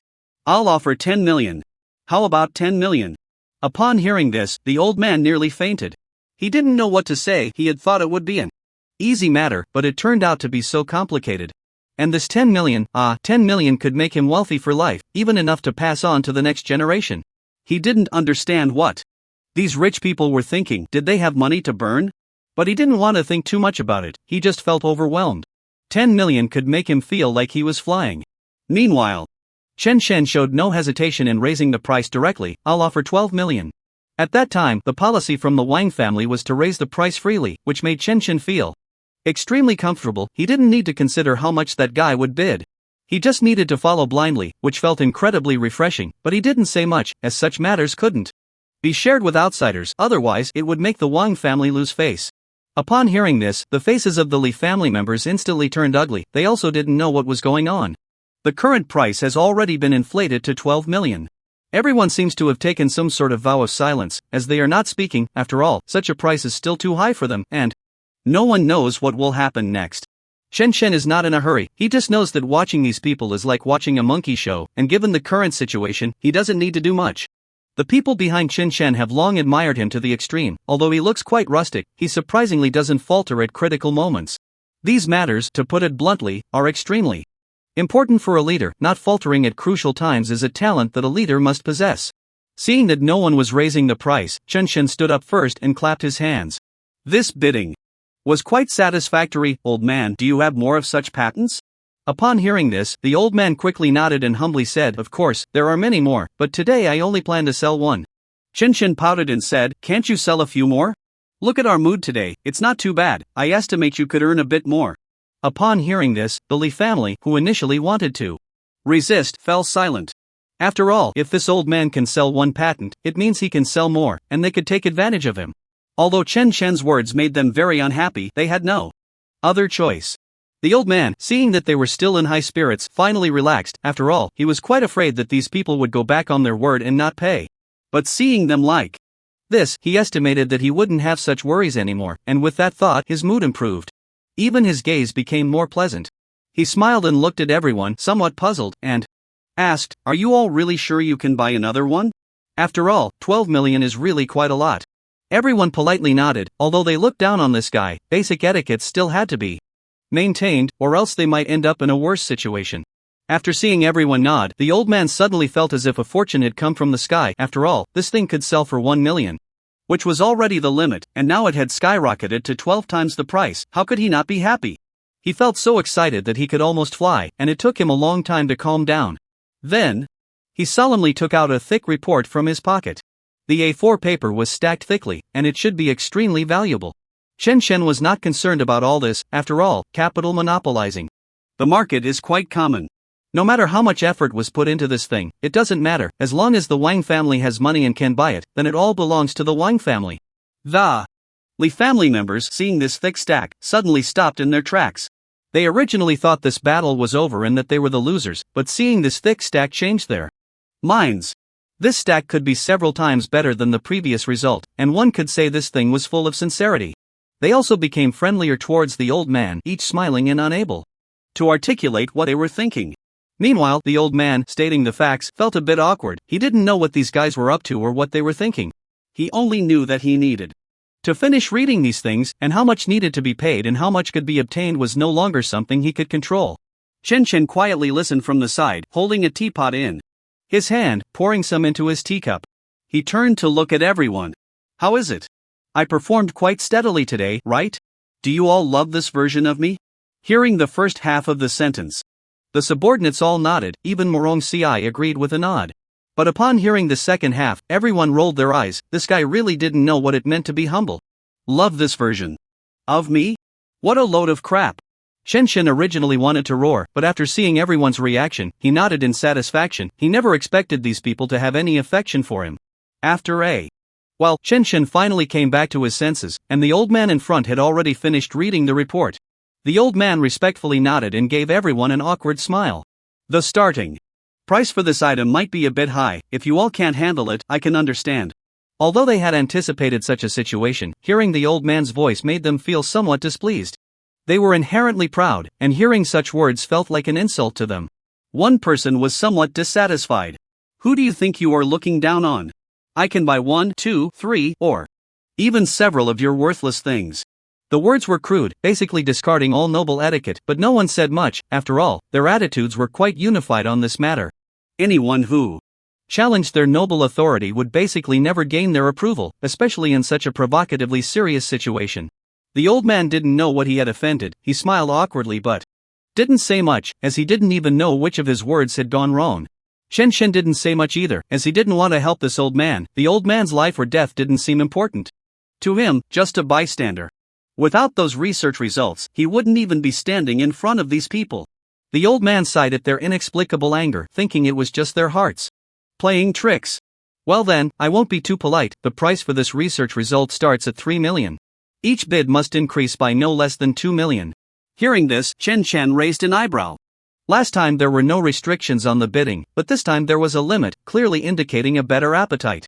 However, Chen Shen didn't feel much hatred towards this person. It was human nature, and not many could resist such temptation. He himself was the same. After a while, Chen Shen licked his lips and was the first to start bidding. I'll go first, starting at 6 million. After saying this, he tapped a hammer in front of him. Hearing this, everyone turned around, and upon seeing Chen Shen's rebellious demeanor, they knew this was yet another war against the Li family. However, the others did not say much. After all, the Wang family and the Li family had harbored grudges for a long time, and it was nothing new that the two families would fight as soon as they saw each other. The members of the Li family swallowed hard after seeing Chen Shen's dashing demeanor. They did not know what gave him the confidence to bid so arrogantly. However, this was a task assigned by their ancestors, so they naturally could not fail to complete it. Each of them sighed. I raised the bid by 8 million. Upon hearing this, the old man turned around and, seeing Li Jia's worried expression, he felt no unhappiness at all, not even a hint of concern about what that guy might do to him. He was just overjoyed. After all, this was 8 million. He had originally thought that getting 1 million at this auction would be good enough, but unexpectedly, it jumped straight to 8 million, plus the previous 12 million. My goodness, it was truly unimaginable. After a while, Chen Shen licked his lips and then began to walk closer. 8 million is not good. That kind of talk has some bad implications. Doesn't that mean you have to call me daddy? Chen Shen teased, his eyes full of mockery. This statement made the members of the Li family react. Their faces turned from green to white, and no one knew what was going on. They had also forgotten that this number was somewhat inauspicious. The leader of the Li family snorted coldly. Let's forget it. You just take care of yourself. I tell you, this matter is not up to you. Any research results related to new energy belong to our Li family. Chen Shan raised an eyebrow. Oh, not much ability, but quite a big tone. I want to see what kind of ability you have that can make me unable to move at all. Show me. Upon hearing this, the members of the Li family felt their eyebrows twitching. Although they were unclear about other aspects, his ability to infuriate was indeed exceptional. Each of them felt like they were about to explode with anger, but they couldn't do anything to Chen Shen. After all, so many people were watching. If they acted, their family's reputation would take a huge hit. Chen Shen licked his lips, knowing that these people couldn't lay a hand on him, and sneered mockingly, just a bunch of beasts.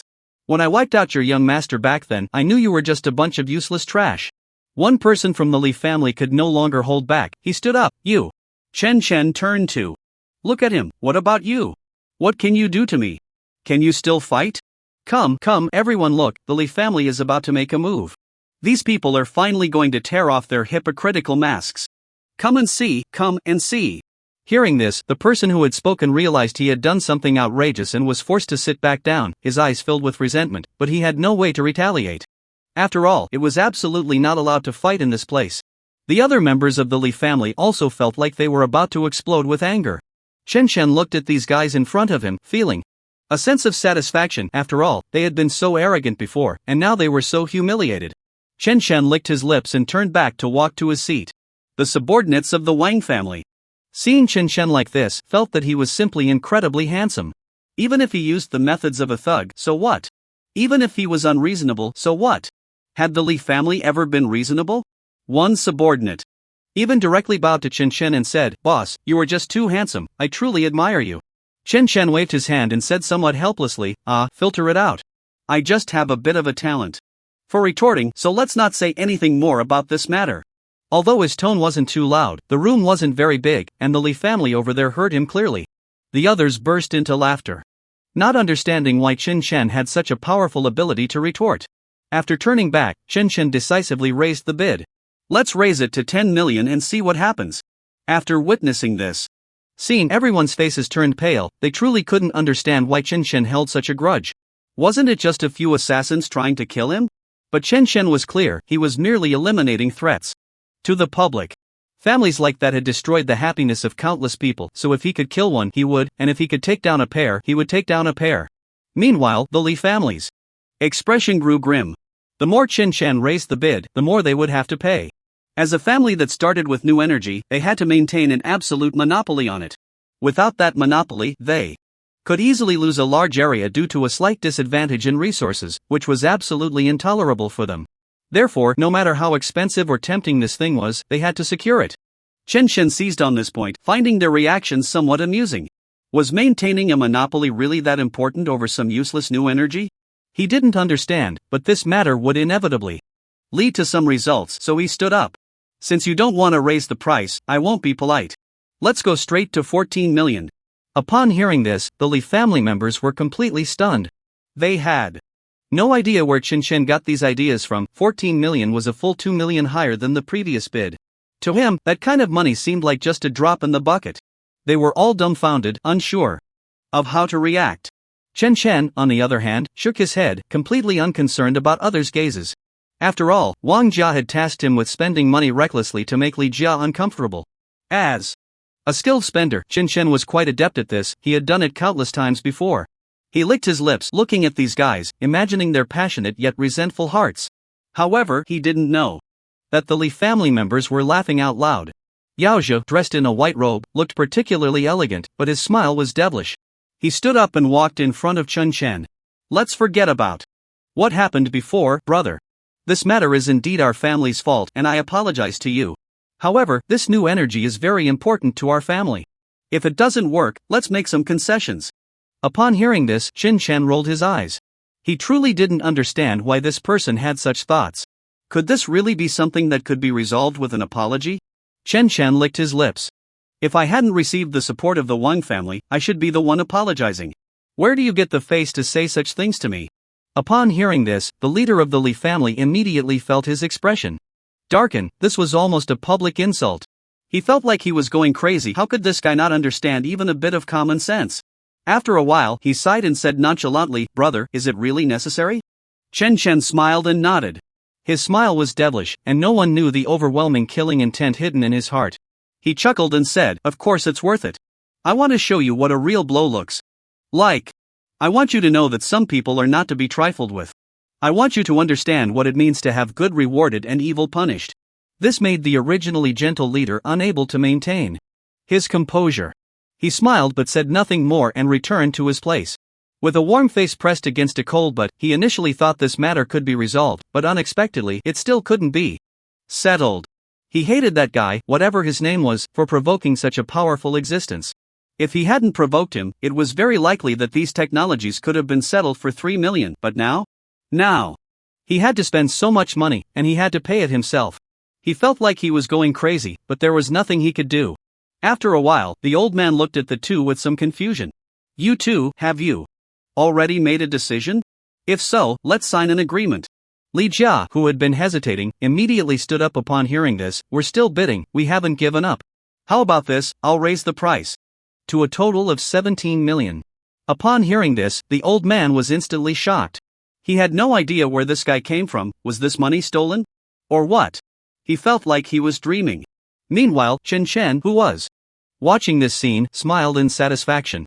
He hadn't planned to win this item, he just wanted to give the Li family a stumbling block. Now that his goal was achieved, if he raised the price further, the Li family might not pay up. After Chen Chen finished his business, the people from the Li family all had unpleasant expressions. They didn't know why, but they felt like they had been played by Chen Chen, yet there was nothing they could do since Chen Chen called the shots. After a while, Chen Chen left with his people, while the remaining ones felt worse than if they had eaten flies. This feeling of frustration was something only those who had experienced it could understand. It was truly unbearable. As Chen Chen was leaving, Morong Si exclaimed in surprise, "Wow, Chen Chen, you're so handsome. How come I didn't think of playing it this way? You've really driven the Li family people crazy." Chen Chen smiled modestly but didn't say much. After all, to him, this was just basic operation, there was nothing to boast about. Who can't raise a bid? It was just that Chen Chen was bolder, which allowed him to take such a serious advantage over the Li family. However, he didn't say much more. After all, everyone likes compliments from beautiful women, and Chen Chen was no exception. He was just an ordinary person. After a while, the two arrived at a very beautiful place, a tea house. After going through such an event, Chen Chen decided to let Li Ying rest for a while. The subordinates behind them saw the two like this and didn't know whether to leave or stay. After all, Chen Chen clearly wanted to have a romantic conversation. Were they supposed to be third wheels here? A few of them were at a loss, hesitating for a long time, while it took Chen Chen a while to realize. Seeing their hesitant expressions, he couldn't help but smile. They no longer had any of the previous disdain for him. Chen waved his hand and said, all right, let's just forget about it. You guys shouldn't say this is my achievement in the future. It's all thanks to the Wang family for giving me such financial power that I dared to descend like this. His subordinates nodded and quickly ran away, as everyone knew it was not wise to linger here. Chen Chen had made it clear, if they didn't have any sense, they would be foolish. A few people hurriedly left, leaving only Chen Chen and Morong Si behind, resembling a couple who had just entered a relationship. Chen Chen awkwardly smiled, unsure of what to say, as even with 2 lifetimes of experience, he still felt a bit inexperienced regarding this matter. He thought for a moment and felt that it shouldn't be so awkward, so he tried to extend his hand and said, I think this situation is somewhat unexpected. We just happened to walk here, but since we are here, let's go in and take a look. After all, the original colors are truly wonderful, aren't they? Upon hearing this, Morong Si nearly rolled her eyes to the sky. What a strange fate he spoke of. How could he say such a thing? However, Morong Si didn't slap Chen Chen's face but could only nod helplessly and say, all right, let's hurry over. Otherwise, it will be dark, and what kind of atmosphere will that be? Don't you think? Chen Chen nodded vigorously, as if afraid Morong Si would change her mind, and hurriedly pulled her forward. After all, he didn't know whether Morong Si was willing or not. If she wasn't, he would be forcing her to do something she didn't like. He felt uncertain inside, and once they were inside, his tone was particularly stiff. When he saw the waiter, he politely nodded and then awkwardly said, hello, we need a private room. Please arrange it for us as soon as possible. After all, my wife and I can't wait any longer. Morong Si shyly lowered her head beside him, wondering when she had become a wife. However, since Chen Chen was happy, she didn't say much more. After all, it was just a matter of time. What difference did it make? The waiter, being perceptive, understood their situation at a glance, smiled knowingly, and then left. After the waiter left, Chen Chen immediately regretted it. It was too awkward with just the two of them, but there was also a strange feeling in that awkwardness. He didn't understand this thought, he just felt it was incredibly beautiful, like the most wonderful feeling in the world. He tried to reach out and hold Morong Si's delicate hand. You've suffered along the way, let's go enjoy ourselves. Don't worry, I will definitely support you in the future and won't let you suffer again. Morong Si nodded happily upon hearing this. She didn't say much more and followed Chen. Did Chen Chen really have that kind of strength? It's hard to say, as no one knew what would happen in the next moment. This world was not one where absolute strength existed, it was just a city after all. However, Morong Si believed that as long as Chen Chen wanted it, he would definitely succeed. That was the charm a man should possess. After a while, the waiter returned. Seeing the expressions of the two, he knew something must have happened between them. He smiled ambiguously and said, gentlemen, please come in. There is already a room, but it is a bit expensive. I hope you can afford it. Chen Chen nodded. What if it was expensive? He wasn't someone who lacked money, what he lacked were those resources. As for money, he really didn't lack it at all. Chen Chen calmly walked inside, while the waiter felt a storm brewing in his heart. An ordinary person, no matter how composed, would surely reveal their nervousness, but Chen Chen showed no signs of that at all. There were only 2 possibilities for someone like him. The first was that he was too composed, but such people were almost negligible. The highest possibility was that Chen Chen was actually a womanizer. His mind began to race. After all, a wealthy family could bring him endless treasures. As long as this person was happy and revealed a bit of treasure, it would be enough for him to live lavishly. With this thought, he led Chen Chen to a room and left after directing him to the palace. After all, he understood that this matter couldn't be rushed, it had to be done slowly. Otherwise, if Chen Chen got angry, everything would be in vain. After he left, Chen Chen shook his head. Although he could tell that the waiter had something on his mind, he didn't know what it was. He wasn't a mind reader.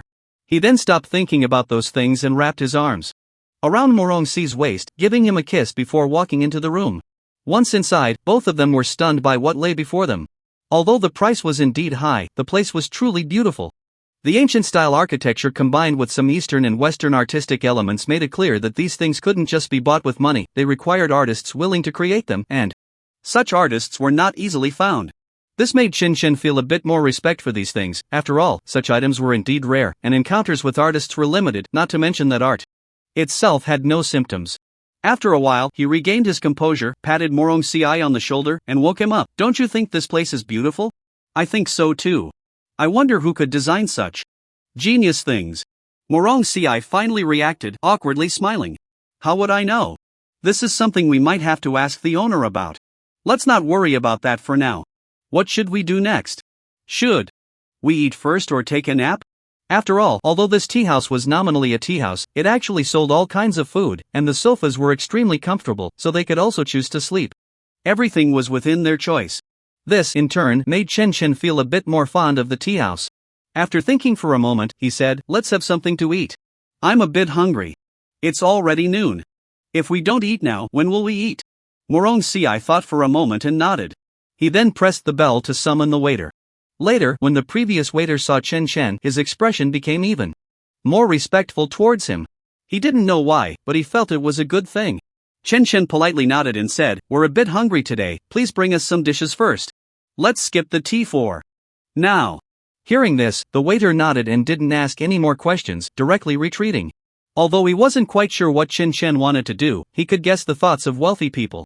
However, he truly didn't expect that Chen Chen had no other intentions, he was just feeling hungry. The dishes were quickly served, all exquisite desserts, and Chen Chen couldn't help but twitch the corner of his mouth at the sight. "Are you feeding fish here, brother?" These items were only enough for Chen Chen alone. If two people were to eat, it wouldn't be enough for him at all. He really couldn't understand why this guy would give him so little. Did he look down on him? That couldn't be possible. Seeing Chen Chen angry, the waiter was at a loss. He didn't know what he had done wrong, but instinctively felt he had made a mistake upon seeing Chen Chen's expression. He quickly knelt down and bowed to Chen Chen, saying, I'm sorry, I didn't know you didn't like these. I'll change it for you right away." Right away. Watching him act so servile made Chen Chen feel a bit uncomfortable. He irritably nodded, the initial excitement completely gone, and sighed, "Alright, I won't make it difficult for you. Just bring me some larger portions. Don't serve it like this, the quantity is too small, it's simply not enough to eat." Hearing this, the waiter finally understood what was going on. Although he felt a bit helpless, he wasn't too upset. It turned out that the initial portion was just too small. This was really easy to fix. Although he couldn't recover the lost image, he wasn't anxious, as there would be plenty of opportunities to interact in the future. Chen Chen also lost his appetite for the meal. Looking at Morongxi in front of him, he swallowed hard, feeling an impulse he couldn't quite place, but he didn't say anything. After a while, he finally sighed. "You say a good thing and let him ruin the atmosphere. What's with the bowing? Do I need him to bow? Really, he should take a look at who he is."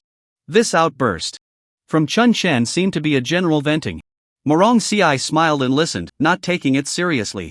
After all, someone like Chen Chen was just tough on the outside.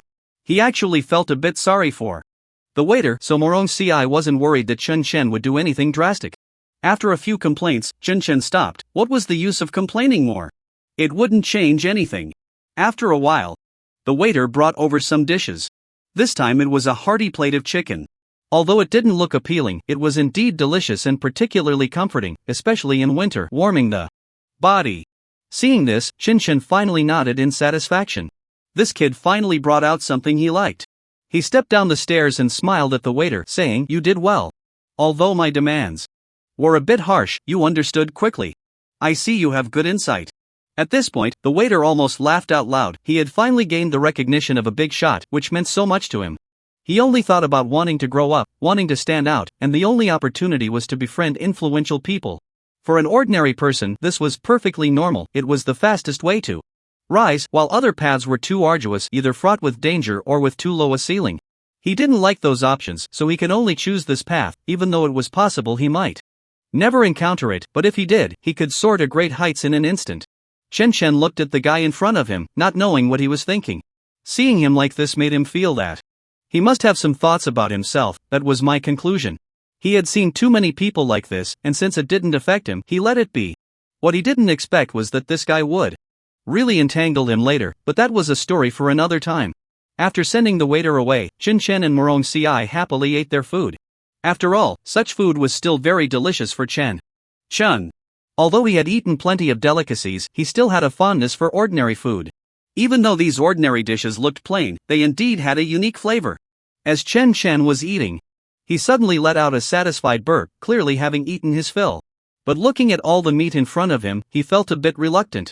Moreover, if he didn't finish the chicken, they definitely wouldn't allow him to take it away, and the only possibility was that it would be wasted. Having lived through hard times, how could Chen Chen stand for such waste?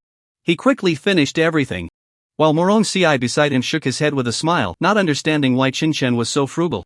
However, it was a good opportunity before the festival, so he didn't say much.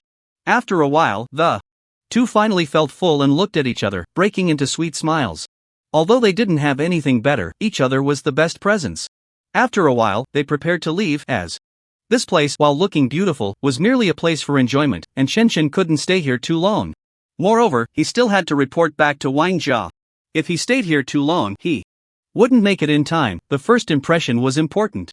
After coming out, Chen Chen quickly headed towards Wangjia. Although he didn't quite remember the way, the navigation was still excellent. And following it, he finally arrived at the entrance of Wangjia. Seeing the large courtyard of Wangjia, he felt a sense of relief. Although these things seemed easy, no one knew the pressure Chen faced. While they were both human, such challenges still frightened him a bit. Fortunately, he had completed the challenge and didn't disappoint the players, and the people from Wangjia saw Chen and walked towards him. A younger member of Wangjia looked at Chen Chen with some disbelief, glancing around in confusion, wondering why Chen Chen had such honor. I say, did you bribe Li Jia? Otherwise, how could it be so easy? Upon hearing this, Chen Chen curled his lips. He didn't know what this guy was thinking, actually suspecting him of having an affair with the Li family. Anyone could see the enmity between Chen Chen and the Li family. It was definitely a feud to the death. He really didn't know what this kid was thinking, but Chen Chen was quite tolerant of such children. He patted the kid's shoulder and said softly, "Little guy, don't say things you shouldn't. You should know that these matters are very serious for me, so remember, emotional intelligence should be used in the right places, right?" The young man merely muttered softly, and upon hearing Chen Chen's voice, he immediately froze. He had never expected that Chen Chen would actually hear him. He stiffly nodded and then quickly left the place. He felt too embarrassed to stay there. The old man watched him leave, shaking his head but not saying much. After all, he was just a child. It would be too much to take a child seriously. Looking at everything before him, he felt quite relaxed. He casually found a chair to sit down, and at that moment, he was quite unreserved. After all, he had accomplished a great feat, causing the Li family to suffer significant losses. This achievement was enough for him to continue working in the Wang family, and it was the best reward he could ask for. After a while, Wang Yid came over to look at Chen Chen. He first laughed heartily a couple of times, then patted Chen Chen on the shoulder. "Indeed, you are the one I have my eye on. You're good, really. Good. I never expected you to have such powerful strength in the future. I'll give you all these kinds of things." Upon hearing this, Chen Chen immediately became displeased. You should take a break. Let me tell you, this kind of thing is also quite a challenge for me. In the future, can you give me some simpler tasks to do? Let me take it easy, okay? He pouted and rolled his eyes. Take it easy? You little brat, how can you say that? Do you know how much the family has invested in you? You still have the nerve to say this. If you keep talking like that, do you believe I'll hit you? Hearing this, Chen Chen pretended to turn around and beg for mercy, but he didn't care at all because he knew that this man was just joking with him and had no real intention of hitting him. Seeing that Chen Chen was not afraid of him, Wang Yid helplessly retracted his fist. Although he knew he couldn't fool this little sly one, he laughed and scolded, not really knowing what he was saying. After a long while, he bowed to a certain position. Chen Chen looked in that direction and saw an even older man with white hair. Chen Chen didn't know what kind of situation this family had gone through to allow such an elderly person to become the head of the family. However, he was not a member of this family, so he didn't dare to say anything. He just respectfully bowed to him. Since Wang Yud had bowed, as a junior, he naturally had to bow as well. Seeing Chen Shen so respectful, the old man nodded, smiled with satisfaction, and said, "Good, good. I like talented young people like you. In the future, work well with our family, and you'll have a good life. But as you can see, there are few family members, so we might be short-handed in some areas. I hope you can understand." This sentence is very polite, openly telling Chen Shen about his family's issues, and is very courteous, not treating Chen Shen as an outsider at all. Upon hearing this, Chen Shen felt extremely comfortable. He regarded this elderly man with even more respect. After all, such people are rare. He thought that this kind of elderly person could be considered a dragon among men. However, he did not say much more, as this matter should be the family's deepest secret. If he said something wrong, it might even make the family leader feel displeased, which would be counterproductive and not make anyone happy. Seeing Chen Shen like this, the old man understood what was on his mind and chuckled. No one knew what he was really thinking, they only felt that this old man was very cautious and profound, and Chen Shen thought the same. However, before he could think for long, the old man stood up, shook his head, and left. Seeing this scene, Chen Shen was momentarily dumbfounded. What did it mean? The highest leader had left. What was he supposed to do? How was he supposed to work? Was there a task to repay or a specific workload? Which department should he report to? There were so many questions, and he didn't know whom to ask. The others had long since gotten used to it. One person patted Chen Shen on the shoulder and said, "Brother, you did great. Your achievements are impressive even in the eyes of the older generation. I truly admire you, please let me be your little brother." Upon hearing this, Chen Shen was even more confused. What was going on? Suddenly, he was being asked to take on a little brother. This was too strange, and he didn't know what to say. After a while, he finally reacted and declined, "Let's forget it, I already have enough little brothers, so I won't take you." Of course, he didn't actually have any little brothers, but to get rid of this guy, he could say anything. The adult nodded regretfully upon hearing this but did not press further. Watching him leave, Chen Shen breathed a sigh of relief. Why would he need to take on a little brother? Was he supposed to form a gang? Chen Shen shook his head, trying to dismiss these thoughts, as they were extremely dangerous. If he really did something like that, he wouldn't be able to forgive himself. The Wang family had helped him, and he absolutely could not do that, absolutely could not do that, absolutely could not do that. Chen Shen licked his lips and then bowed to the old man. After all, he was his benefactor. If he couldn't make him happy, he might lose his job, and more importantly, he could directly face the blockade from the Li family. Chen Shen was somewhat aware of his own strength, he simply couldn't compete with the Li family, so he had to unite with others. The old man, seeing Chen Shen's respect, nodded in satisfaction, as everyone likes to be respected, including the old man himself. Moreover, he was such a powerful person, which raised the old man's fondness for Chen Shen to another level. Chen Shen, however, was unaware of this. If he had known, he might have felt he had struck gold. As he had only said a few words, and those words, in his opinion, had little value, yet they could significantly increase the old man's fondness for him. That was quite a gain. After wandering for a while, the successful banquet for the Jiafu family began, with Chen Shen as the main character of the celebration. This was also the first time he had experienced such treatment. In 2 lifetimes, no one had treated him this way. He actually hadn't lived an easy life. Although he had sought wealth and honor, very few people were genuinely happy for him. Today, however, was the first time. He felt such a wonderful sensation. He was at the celebration banquet. The way he danced and sang truly had that playboy vibe, and Morong Ci behind him also licked his lips, but said nothing more. Everyone knew that Chen Shen was deliberately catering to those royal people, otherwise if he were too stiff, the main character would make the entire celebration lose its color. So it was entirely normal for Chen Shen to say these things, but his demeanor indeed made Morong Ci feel a bit restless. Morong Ci was afraid of becoming bad, but he had no excuse, so he could only vent his frustration on a cake that looked quite exquisite. He took a big bite out of the cake, chewing it fiercely. The cake looked very delicate, but it was utterly ruined by Morong Ci, who devoured more than half of it in an instant. It was soft and simply not enough to excite Morong Ci. Feeling unsatisfied, he took one last bite and turned to look at other things, feeling that he should eat more. Then he entered a scavenging mode, taking advantage of everyone's attention being on him. No one noticed him as he plunged into the path of eating. 1 bite, 2 bites, 3 bites, 4 bites. Others hardly paid any attention to Morong Ci. After all, in such an environment, he was just a useless person. However, Chen Shen, with his keen eyes, noticed Morong Ci's state and shook his head helplessly. He knew what Morong Ci was thinking, but what could he do? He was the main character now and couldn't possibly consider Morong Ci. He could only wait until the palace Banquet was over to seek Morong-si's forgiveness. After a while, Morong-si sighed, feeling full, and then sat down in a chair, beginning to enjoy the afternoon time. It was around 2 p.m., just the right time for a nap. Half asleep, he lifted his head, feeling as if someone was caressing his cheek. This sensation felt very familiar, making him not struggle. After a while, he looked up to see Chen Chen. Chen Chen smiled at him indulgently and gently said, "It's time to go, you little glutton. You've eaten so much here that I'm about to lose face because of you." Morong-si pouted, but didn't refute anything. What he had just done was indeed a bit embarrassing. He reached out and hugged Chen Chen, who hung on him like a sloth, and the two of them walked towards the room assigned to them by Wang Jia. As a person of considerable strength, he naturally didn't need to find a place to stay himself. Wang Jia assigned it to him. Chen Chen was very satisfied with this. After returning home, Chen Chen looked at the Morong-si in front of him and didn't know what to say. How could this guy have no defenses at all? However, this made Chen Chen quite proud, as it showed that he had raised her well, allowing this woman to have no worries, knowing that he was always standing behind her. That was the most beautiful thing. The next day, Chen Chen was called to attend a meeting.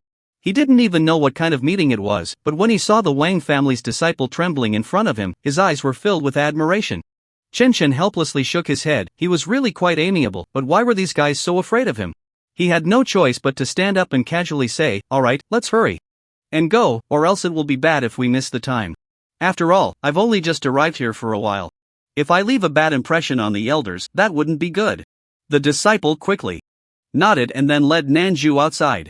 After all, they couldn't go back to the meeting, they could only walk towards the distance. After a while, they finally arrived at a grand hall, which was resplendent and looked very beautiful. Chen Chen licked his lips. He still held a sense of awe for such places, as they represented a significant amount of human investment. Something he couldn't afford. He was always respectful towards things he couldn't afford. The people nearby saw Chen Chen's demeanor and curled their lips. No matter how powerful he was, in their eyes, he was just a country bumpkin. But they couldn't blame them. Chen Chen's rapid rise naturally sparked jealousy in some. Chen Chen sensed their gazes and turned to feel their stares, licking his lips but not paying much attention. After all, he understood that he couldn't please everyone. Being able to satisfy some was already a significant success. He never thought about making them all happy. When those guys saw Chen Chen's expression, they realized he had noticed their presence. They awkwardly smiled, as they were also close to crossing the line with their actions. However, since it had already happened, they had no intention of denying it. A person walked over from the crowd, smiled apologetically at Chen Chen, and said helplessly, "Sorry, Chen Chen, I didn't mean to give you any hints, it was just an instinctive glance. I hope you don't misunderstand." Chen Chen licked his lips. He didn't know what to say. Did this guy take him for a fool? If he couldn't see such an obvious gaze, then Chen Chen could really just go to sleep. But now wasn't the time to tear off the mask. He smiled and said nothing more, instead walking inside. Inside, the royal leader looked at Chen Chen and shook his head helplessly. Logically, Chen Chen should have appeared quite reserved, but he had always been straightforward with this person, showing no signs of fear, just joking and laughing, looking very youthful and energetic. Of course, he didn't oppose such behavior. After all, this was how young people should be. Those old-fashioned things were out of place in the eyes of the youth. Chen Chen had no idea what he was thinking. He just saw the leader looking kindly at him and smiled foolishly. Although he didn't understand the leader's intentions, it couldn't be anything bad, so he was quite happy about it.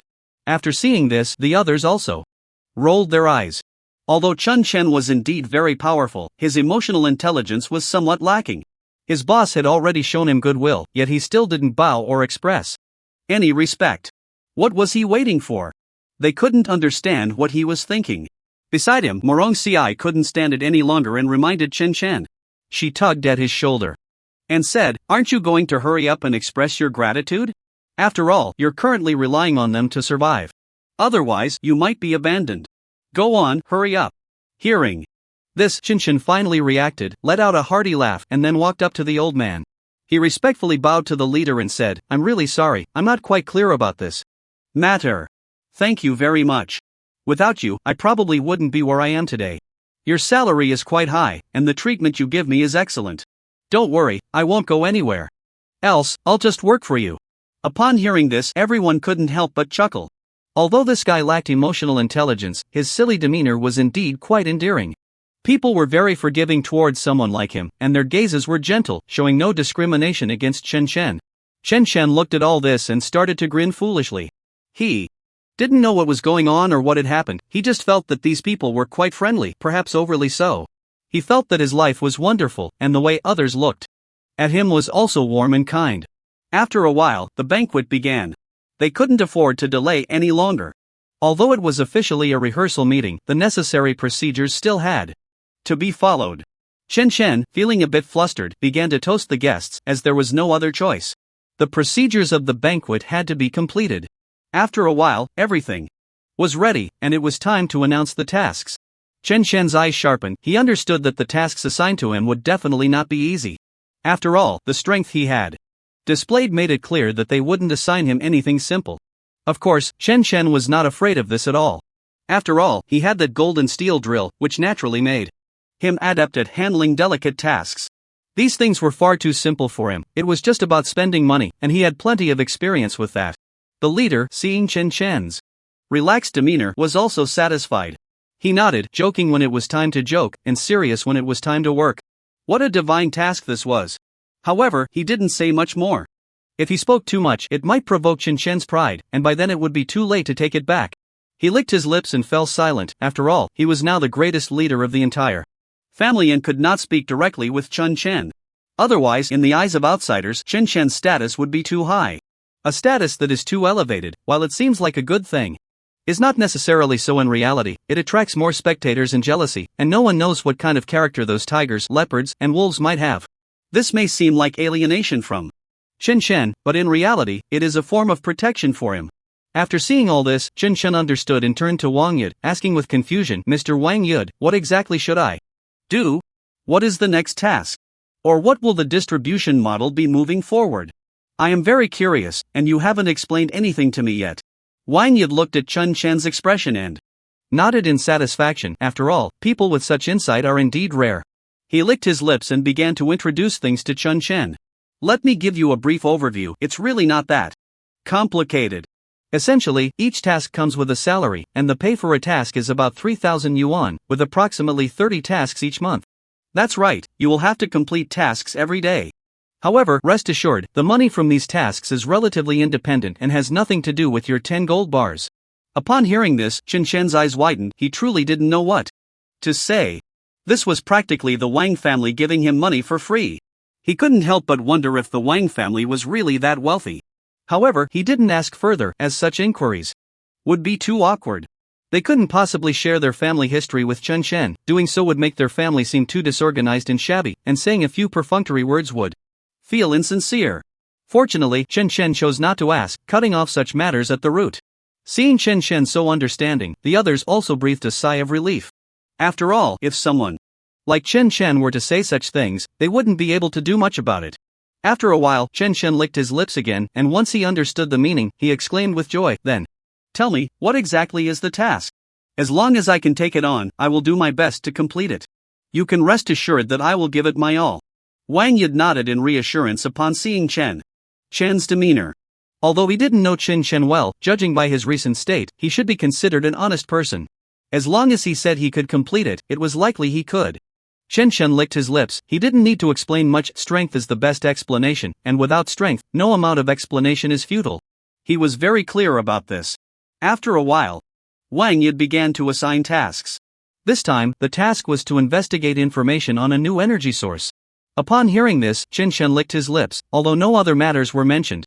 He understood that this was undoubtedly a very important issue. After all, Li Jia's rise was based on new energy, and this was definitely a blow to the lifeblood of the Li family. He felt a surge of emotion. Yes, he was just an outsider, having only been in this family for a few days, yet he was treated this way. It truly moved him, but he didn't dwell on it for long. After licking his lips again, he accepted the task. Seeing Chen Shen take on the task, the others sighed. They didn't know what was on Chen Shen's mind, they just felt that he had taken on the task a bit too rashly. Shouldn't he at least understand the basic information before agreeing? After a while, Chen Shen learned the basic details. The Li family had made progress on a new energy project, but the information was tightly guarded, and Chen Shen had no way of sensing the situation. So Wang Jia planned to send Chen Shen to take a look, at the very least to bring back any intelligence he could gather. Ideally, if possible, stealing the final research results would be the best outcome. When Chen Chen heard this, he understood that this was definitely not a simple matter. After all, such things were fiercely protected by everyone. The difficulty of obtaining such information was immense, yet Chen Chen felt no fear at all. He licked his lips, his eyes filled with ambition, and confidently said to the people in front of him, "Trust me, as long as I can come back alive, I will definitely bring back the research results. After all, you're paying me so much, I can't just sit around and do nothing." Upon hearing this, those who had been jealous of Chen Chen immediately fell silent. Although they claimed to be powerful and skilled in various ways, the courage of someone like Chen Chen was indeed rare. After glancing at the others and shaking his head in disinterest, he turned to the person in front of him and said, "So please tell me the specific details of this task. I need to understand what's going on to proceed with the next steps." The person in front, clearly the leader of this operation, nodded and said, "The situation is actually quite simple. We've arranged an identity for you, and you just need to wear a human skin mask when the time comes." Hearing this, Chen Chen sighed. He knew that he would have no assistance moving forward, but he still accepted the task. He nodded and asked, "So where do we get this human skin mask? It can't be here, right?" His tone was clearly teasing, and the others relaxed a bit. After all, such an operation could be described as being surrounded on all sides. It was not an easy task. Moreover, it was uncertain whether it would even be useful, as the specifics of what Li Jiao was researching could not be disclosed to them. It could only be said that it was likely very important. The person who was clearly the leader stepped forward and said, "This is actually quite simple. Follow me, I'll take you to that place, but you need to be mentally prepared." Chen Chen shrugged. He had already taken on such a task. What could possibly be more frightening? He didn't take the matter to heart. After a while, the two arrived at a place that looked like a laboratory, especially resembling a medical lab. Chen Chen curiously looked around. There were people inside, but very few, making it seem almost empty. He couldn't help but wonder who this narrow and dim underground space was prepared for. Before he could ponder for long, the leader patted Chen Chen on the shoulder and said, "All right, stop dawdling. It's not good to be dazed here for too long. If the nurse sees you making a fool of yourself again, won't you just be a clown?" Upon hearing this, Chen felt a heavy breath escape him. He didn't quite understand why he cared so much about such looks, and beside him, Morong Ci noticed Chen Chen's demeanor and felt a bit displeased. After all, she was Chen Chen's girlfriend, and his behavior seemed disrespectful to her. Rolling her eyes, she patted Morong Ci's shoulder and said sarcastically, "I didn't see you care this much about me before. Why are you so concerned about the nurse's opinion now?" After hearing this, Chen Chen broke into a cold sweat. He awkwardly smiled and replied, "Where? How could I not care about you? It's just that, well, I'm just worried about whether my human skin mask will fit, right?" Chen Chen's eyes rolled, clearly lying, but Morong Ci rolled her eyes and didn't say much more. After all, the desire to be beautiful is a natural human trait. It was a normal reaction for someone. If Chen Chen didn't have such a reaction, it would be his own problem. The person beside them saw the harmonious interaction between Chen Chen and Morong Ci and smirked. He had initially thought of sowing discord but was surprised by their unity, which opened his eyes. He didn't say much more but stepped forward and bowed to a doctor, saying, "The custom human skin mask is what he needs. I hope it can be delivered soon." The doctor, a woman, after looking at Chen Chen and Morong Ci, licked her lips and said, "Sure, the body data you provided is quite realistic. With that, the fit will be almost 100%. Come with me, don't worry, this human skin mask will definitely be exquisite and beautiful." After hearing this, Chen Chen twitched his lips. He couldn't quite understand how a human skin mask could be described as exquisite and beautiful. He felt a bad premonition but couldn't voice it due to the Wang family's favor, so he said nothing more. After a while, several people arrived in front of a box filled with futuristic technology. The iron exterior had a cold, smooth touch that almost mesmerized Chen Chen. He kept touching the box, licking his lips, unsure of what to do. Morong Ci, unable to watch any longer, quickly pulled Chen Chen's hand and tugged him aside. Only then did Chen Chen react, awkwardly smiling. After all, such a situation would be embarrassing for anyone. However, the doctor didn't mind at all. He looked at Chen Chen with satisfaction, nodding. After all, such a straightforward person was hard to find. Nowadays, people were filled with cunning and deceit, and no one could truly treat others sincerely. Someone like Chen Chen was rare. He didn't pursue any responsibility from Chen Chen but happily stepped forward and opened the box with his fingerprint.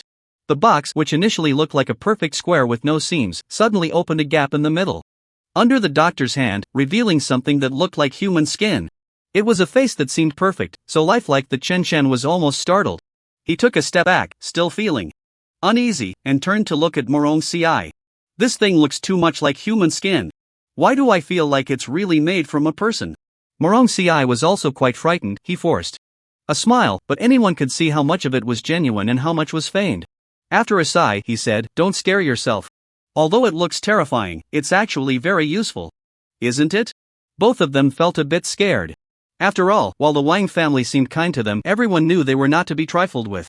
They were definitely not the benevolent type. It was just that they happened to form an alliance with Li Jiaqi. The doctor, seeing Chen Chen and Morong Ci like this, understood their thoughts. After a slight smile, he said, "Don't worry, this is completely made of cells, that is, artificial cells. There's nothing like that, we wouldn't harm a person over this, you can rest assured." Upon hearing this, Morong Ci immediately felt relieved, but Chen Chen still couldn't let go of his worries. After all, was Wang Jia telling them the truth or lies? It was hard to say, but there were no other options.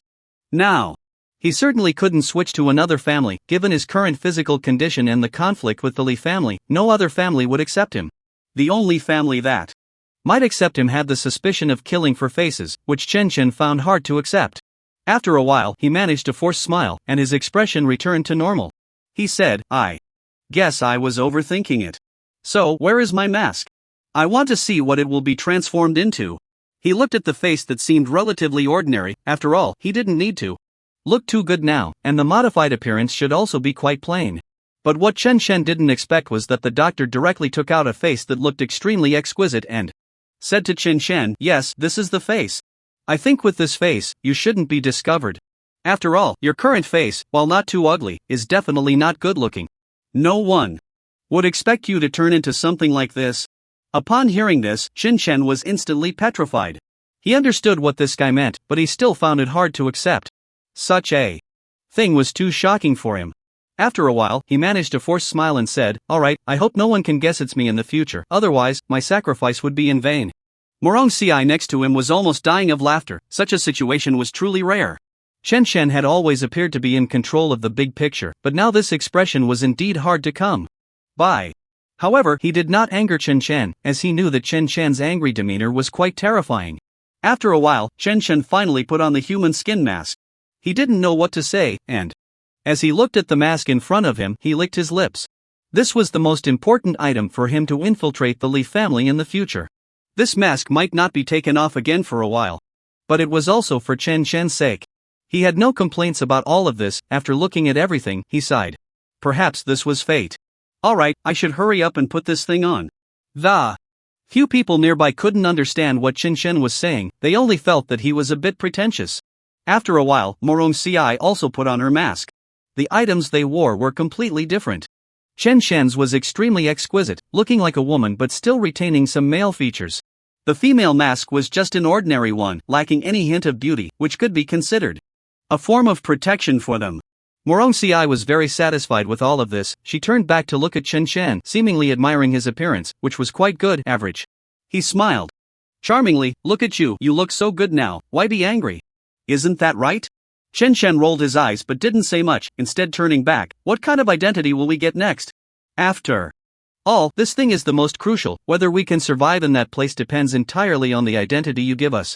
Upon hearing this, the person was momentarily stunned. He truly did not expect Chen Chen's thinking to be so advanced.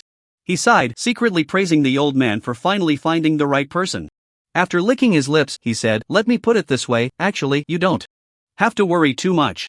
The identity we arranged for you is absolutely safe and secure, probably just, After saying he didn't elaborate further. He seemed somewhat unable to accept that such a simple identity was so hard to articulate. He didn't know what was going on, but out of politeness, he couldn't urge him to say more. He just waited there, looking at the guy in front of him, hoping for something, and after a while, the guy finally conceded. He helplessly shook his head and said, "I also don't know what the old man is thinking, giving you such an identity. You need to be mentally prepared. If you're not satisfied after receiving this information, you can't blame me." Chen Chen rolled his eyes again but didn't say much. It was clearly this guy who had been dragging things out. He was already itching to hit someone, yet he had the nerve to say that. This sentence ultimately remained unspoken. After confirming several times, the person finally sighed. "I didn't expect you to have such an identity. Let me put it this way, you two are the lowest level assistants inside, yes, the kind that just graduated from university and came here to work. Moreover, you two are a married couple with a certificate. Saying this, he pointed at Chen Chen and then at Morong Si, his eyes filled with helplessness and ambiguity. After hearing this, both Chen Chen and Morong Si were shocked. They really couldn't figure out why the guy was like this. But soon, after regaining their composure, the expressions of the two began to show their own thoughts. Chen Chen was initially a bit helpless, but then he became pleasantly surprised. After all, the relationship of husband and wife was his favorite, and he had never had the opportunity to bring this matter to light before. He didn't expect that this old teen leader would be so understanding, allowing him to complete this step directly. Morong Si, on the other hand, was blushing furiously. Such a thing had caught him completely off guard. He had originally planned to hold out for a while longer, but now he had to become Chen Chen's wife within a short period of time. After this time passed, would he really be able to refuse Chen Chen again? He thought it was unlikely. After a while, both of them seemed to accept the reality. Chen Chen smiled and said, "We accept this arrangement, but we need some compensation. After all, this arrangement is indeed a bit excessive." The person nodded, agreeing that it was excessive. How could such an arrangement be humane? If it were up to him, he would have been furious long ago, but he didn't expect that Chen Chen and Morong Si would be so gentle. Instead of questioning this method, they just paused for a few seconds before recovering. Truly deserving of being among the most talented people in the world. Even their temperament was extraordinary. After a while, Chen Chen finally breathed a sigh of relief. He waved his hand at the person and said, "Alright, you can step out for a bit. We need to calm down. After all, this matter is really too hard to accept." The person nodded and left, needing to give the couple some time to process such a sudden event. Once he left, the entire laboratory was left with just Chen Chen, Morong Si, and the doctor. The doctor, seeing the atmosphere between the two, also wisely left, gently closing the door behind him. Now, the space was only left for the two of them, and the ambiguity spread in the air. They both didn't know what to say. After a while, Chen Chen finally placed his hand on Morong Si's shoulder and said helplessly, "This matter really is unavoidable. I'm quite troubled by it too, but since they have arranged our identities, we might as well accept it. This won't be a loss for you. I think we can manage." Morong Si rolled his eyes at this statement. How could he not see what this guy was thinking? However, it was indeed something he could accept. After thinking for a moment, he nodded helplessly and said, "Alright, but you have to remember, don't do anything excessive to me. I will never agree to that." Chen Chen nodded, not taking it to heart. Would he do anything excessive? That was up to Morong Si. After all, some actions between husbands and wives were quite normal, and it wasn't something one could predict. Accidents were all just accidents. Morong Si also knew this point. How could he not? It was all too clear to him. With Chen Chen's demeanor, it was absolutely impossible for him to do nothing. He sighed, unsure of what to say. This family was truly going too far. How could they do such things? After a while, Chen Chen and Morong Si finally came out, both of them showing a hint of shyness in their eyes. After all, such matters were still a bit embarrassing for them. Of course, Chen Chen was relatively thick-skinned. Looking at Morong Si, he was filled with confidence, clearly not having good intentions. Seeing Chen Chen and Morong Si like this, everyone understood the relationship between the two. One by one, they sighed deeply but said nothing more. It was important to note that there was still a layer of paper between the two that had not been broken. If it were to be revealed, then everything would be lost. After a while, Chen Chen finally composed himself, forced a smile, and said, "Alright, let's hurry to the Li family. Otherwise, it's very likely that others will misunderstand us. And that would be a huge hassle." Upon hearing this, the others nodded in satisfaction. They finally saw Chen Chen getting serious. After all, although Chen Chen seemed to have a glorious record, he had always appeared half dead. He only looked diligent in front of the big shots, while to them, the small fry, he seemed exceptionally lazy. They understood that Chen Chen didn't need to act for them, but they still felt a bit displeased. Seeing the two like this, the others nodded in satisfaction but didn't make things difficult for them. They might be comrades fighting side by side in the future. If they were to undermine Chen Chen now, he might set them up later. After all, Chen Chen was almost certain to become a core member of the Wang family. As long as he didn't mess up, he would almost certainly be promoted to a core position in the Wang family. If they wanted to use any tricks later and Chen Chen set them up, that would be a huge loss. After a while, Chen Chen finally left. His eyes were filled with reluctance, but he had to go. They headed to a place that looked like a laboratory, within the Li family's sphere of influence. Chen Shen couldn't help but swallow hard. No one knew how nervous he was. It was known that he and the Li family were at odds to the death. If the Li family discovered him in their territory, he would definitely face a frenzied pursuit. That was why Chen Shen was so afraid, but no matter how scared he was, he had to carry on with this matter. Wang Jia had given him so much kindness, he couldn't just ignore it. Otherwise, wouldn't that be heartless? This was something he would never do. After a while, he finally arrived at that place. Looking at everything before him, Chen Shen licked his lips, unsure of what to say. Although this place looked very practical and luxurious, it was actually filled with poverty. Everything seemed like a counterfeit, but he couldn't articulate what was wrong. He pursed his lips and then said, "What do you think they are really after? It seems they have no powerful strength at all. Why would they behave like this? I really don't understand why they would do this." Morong Ci beside him also shook his head, not understanding why these guys had turned out this way. After that, he spoke as he walked forward, wondering what connection they had with him. Complaining about these guys was completely useless and would only add to their frustration. Such matters were not worth their time.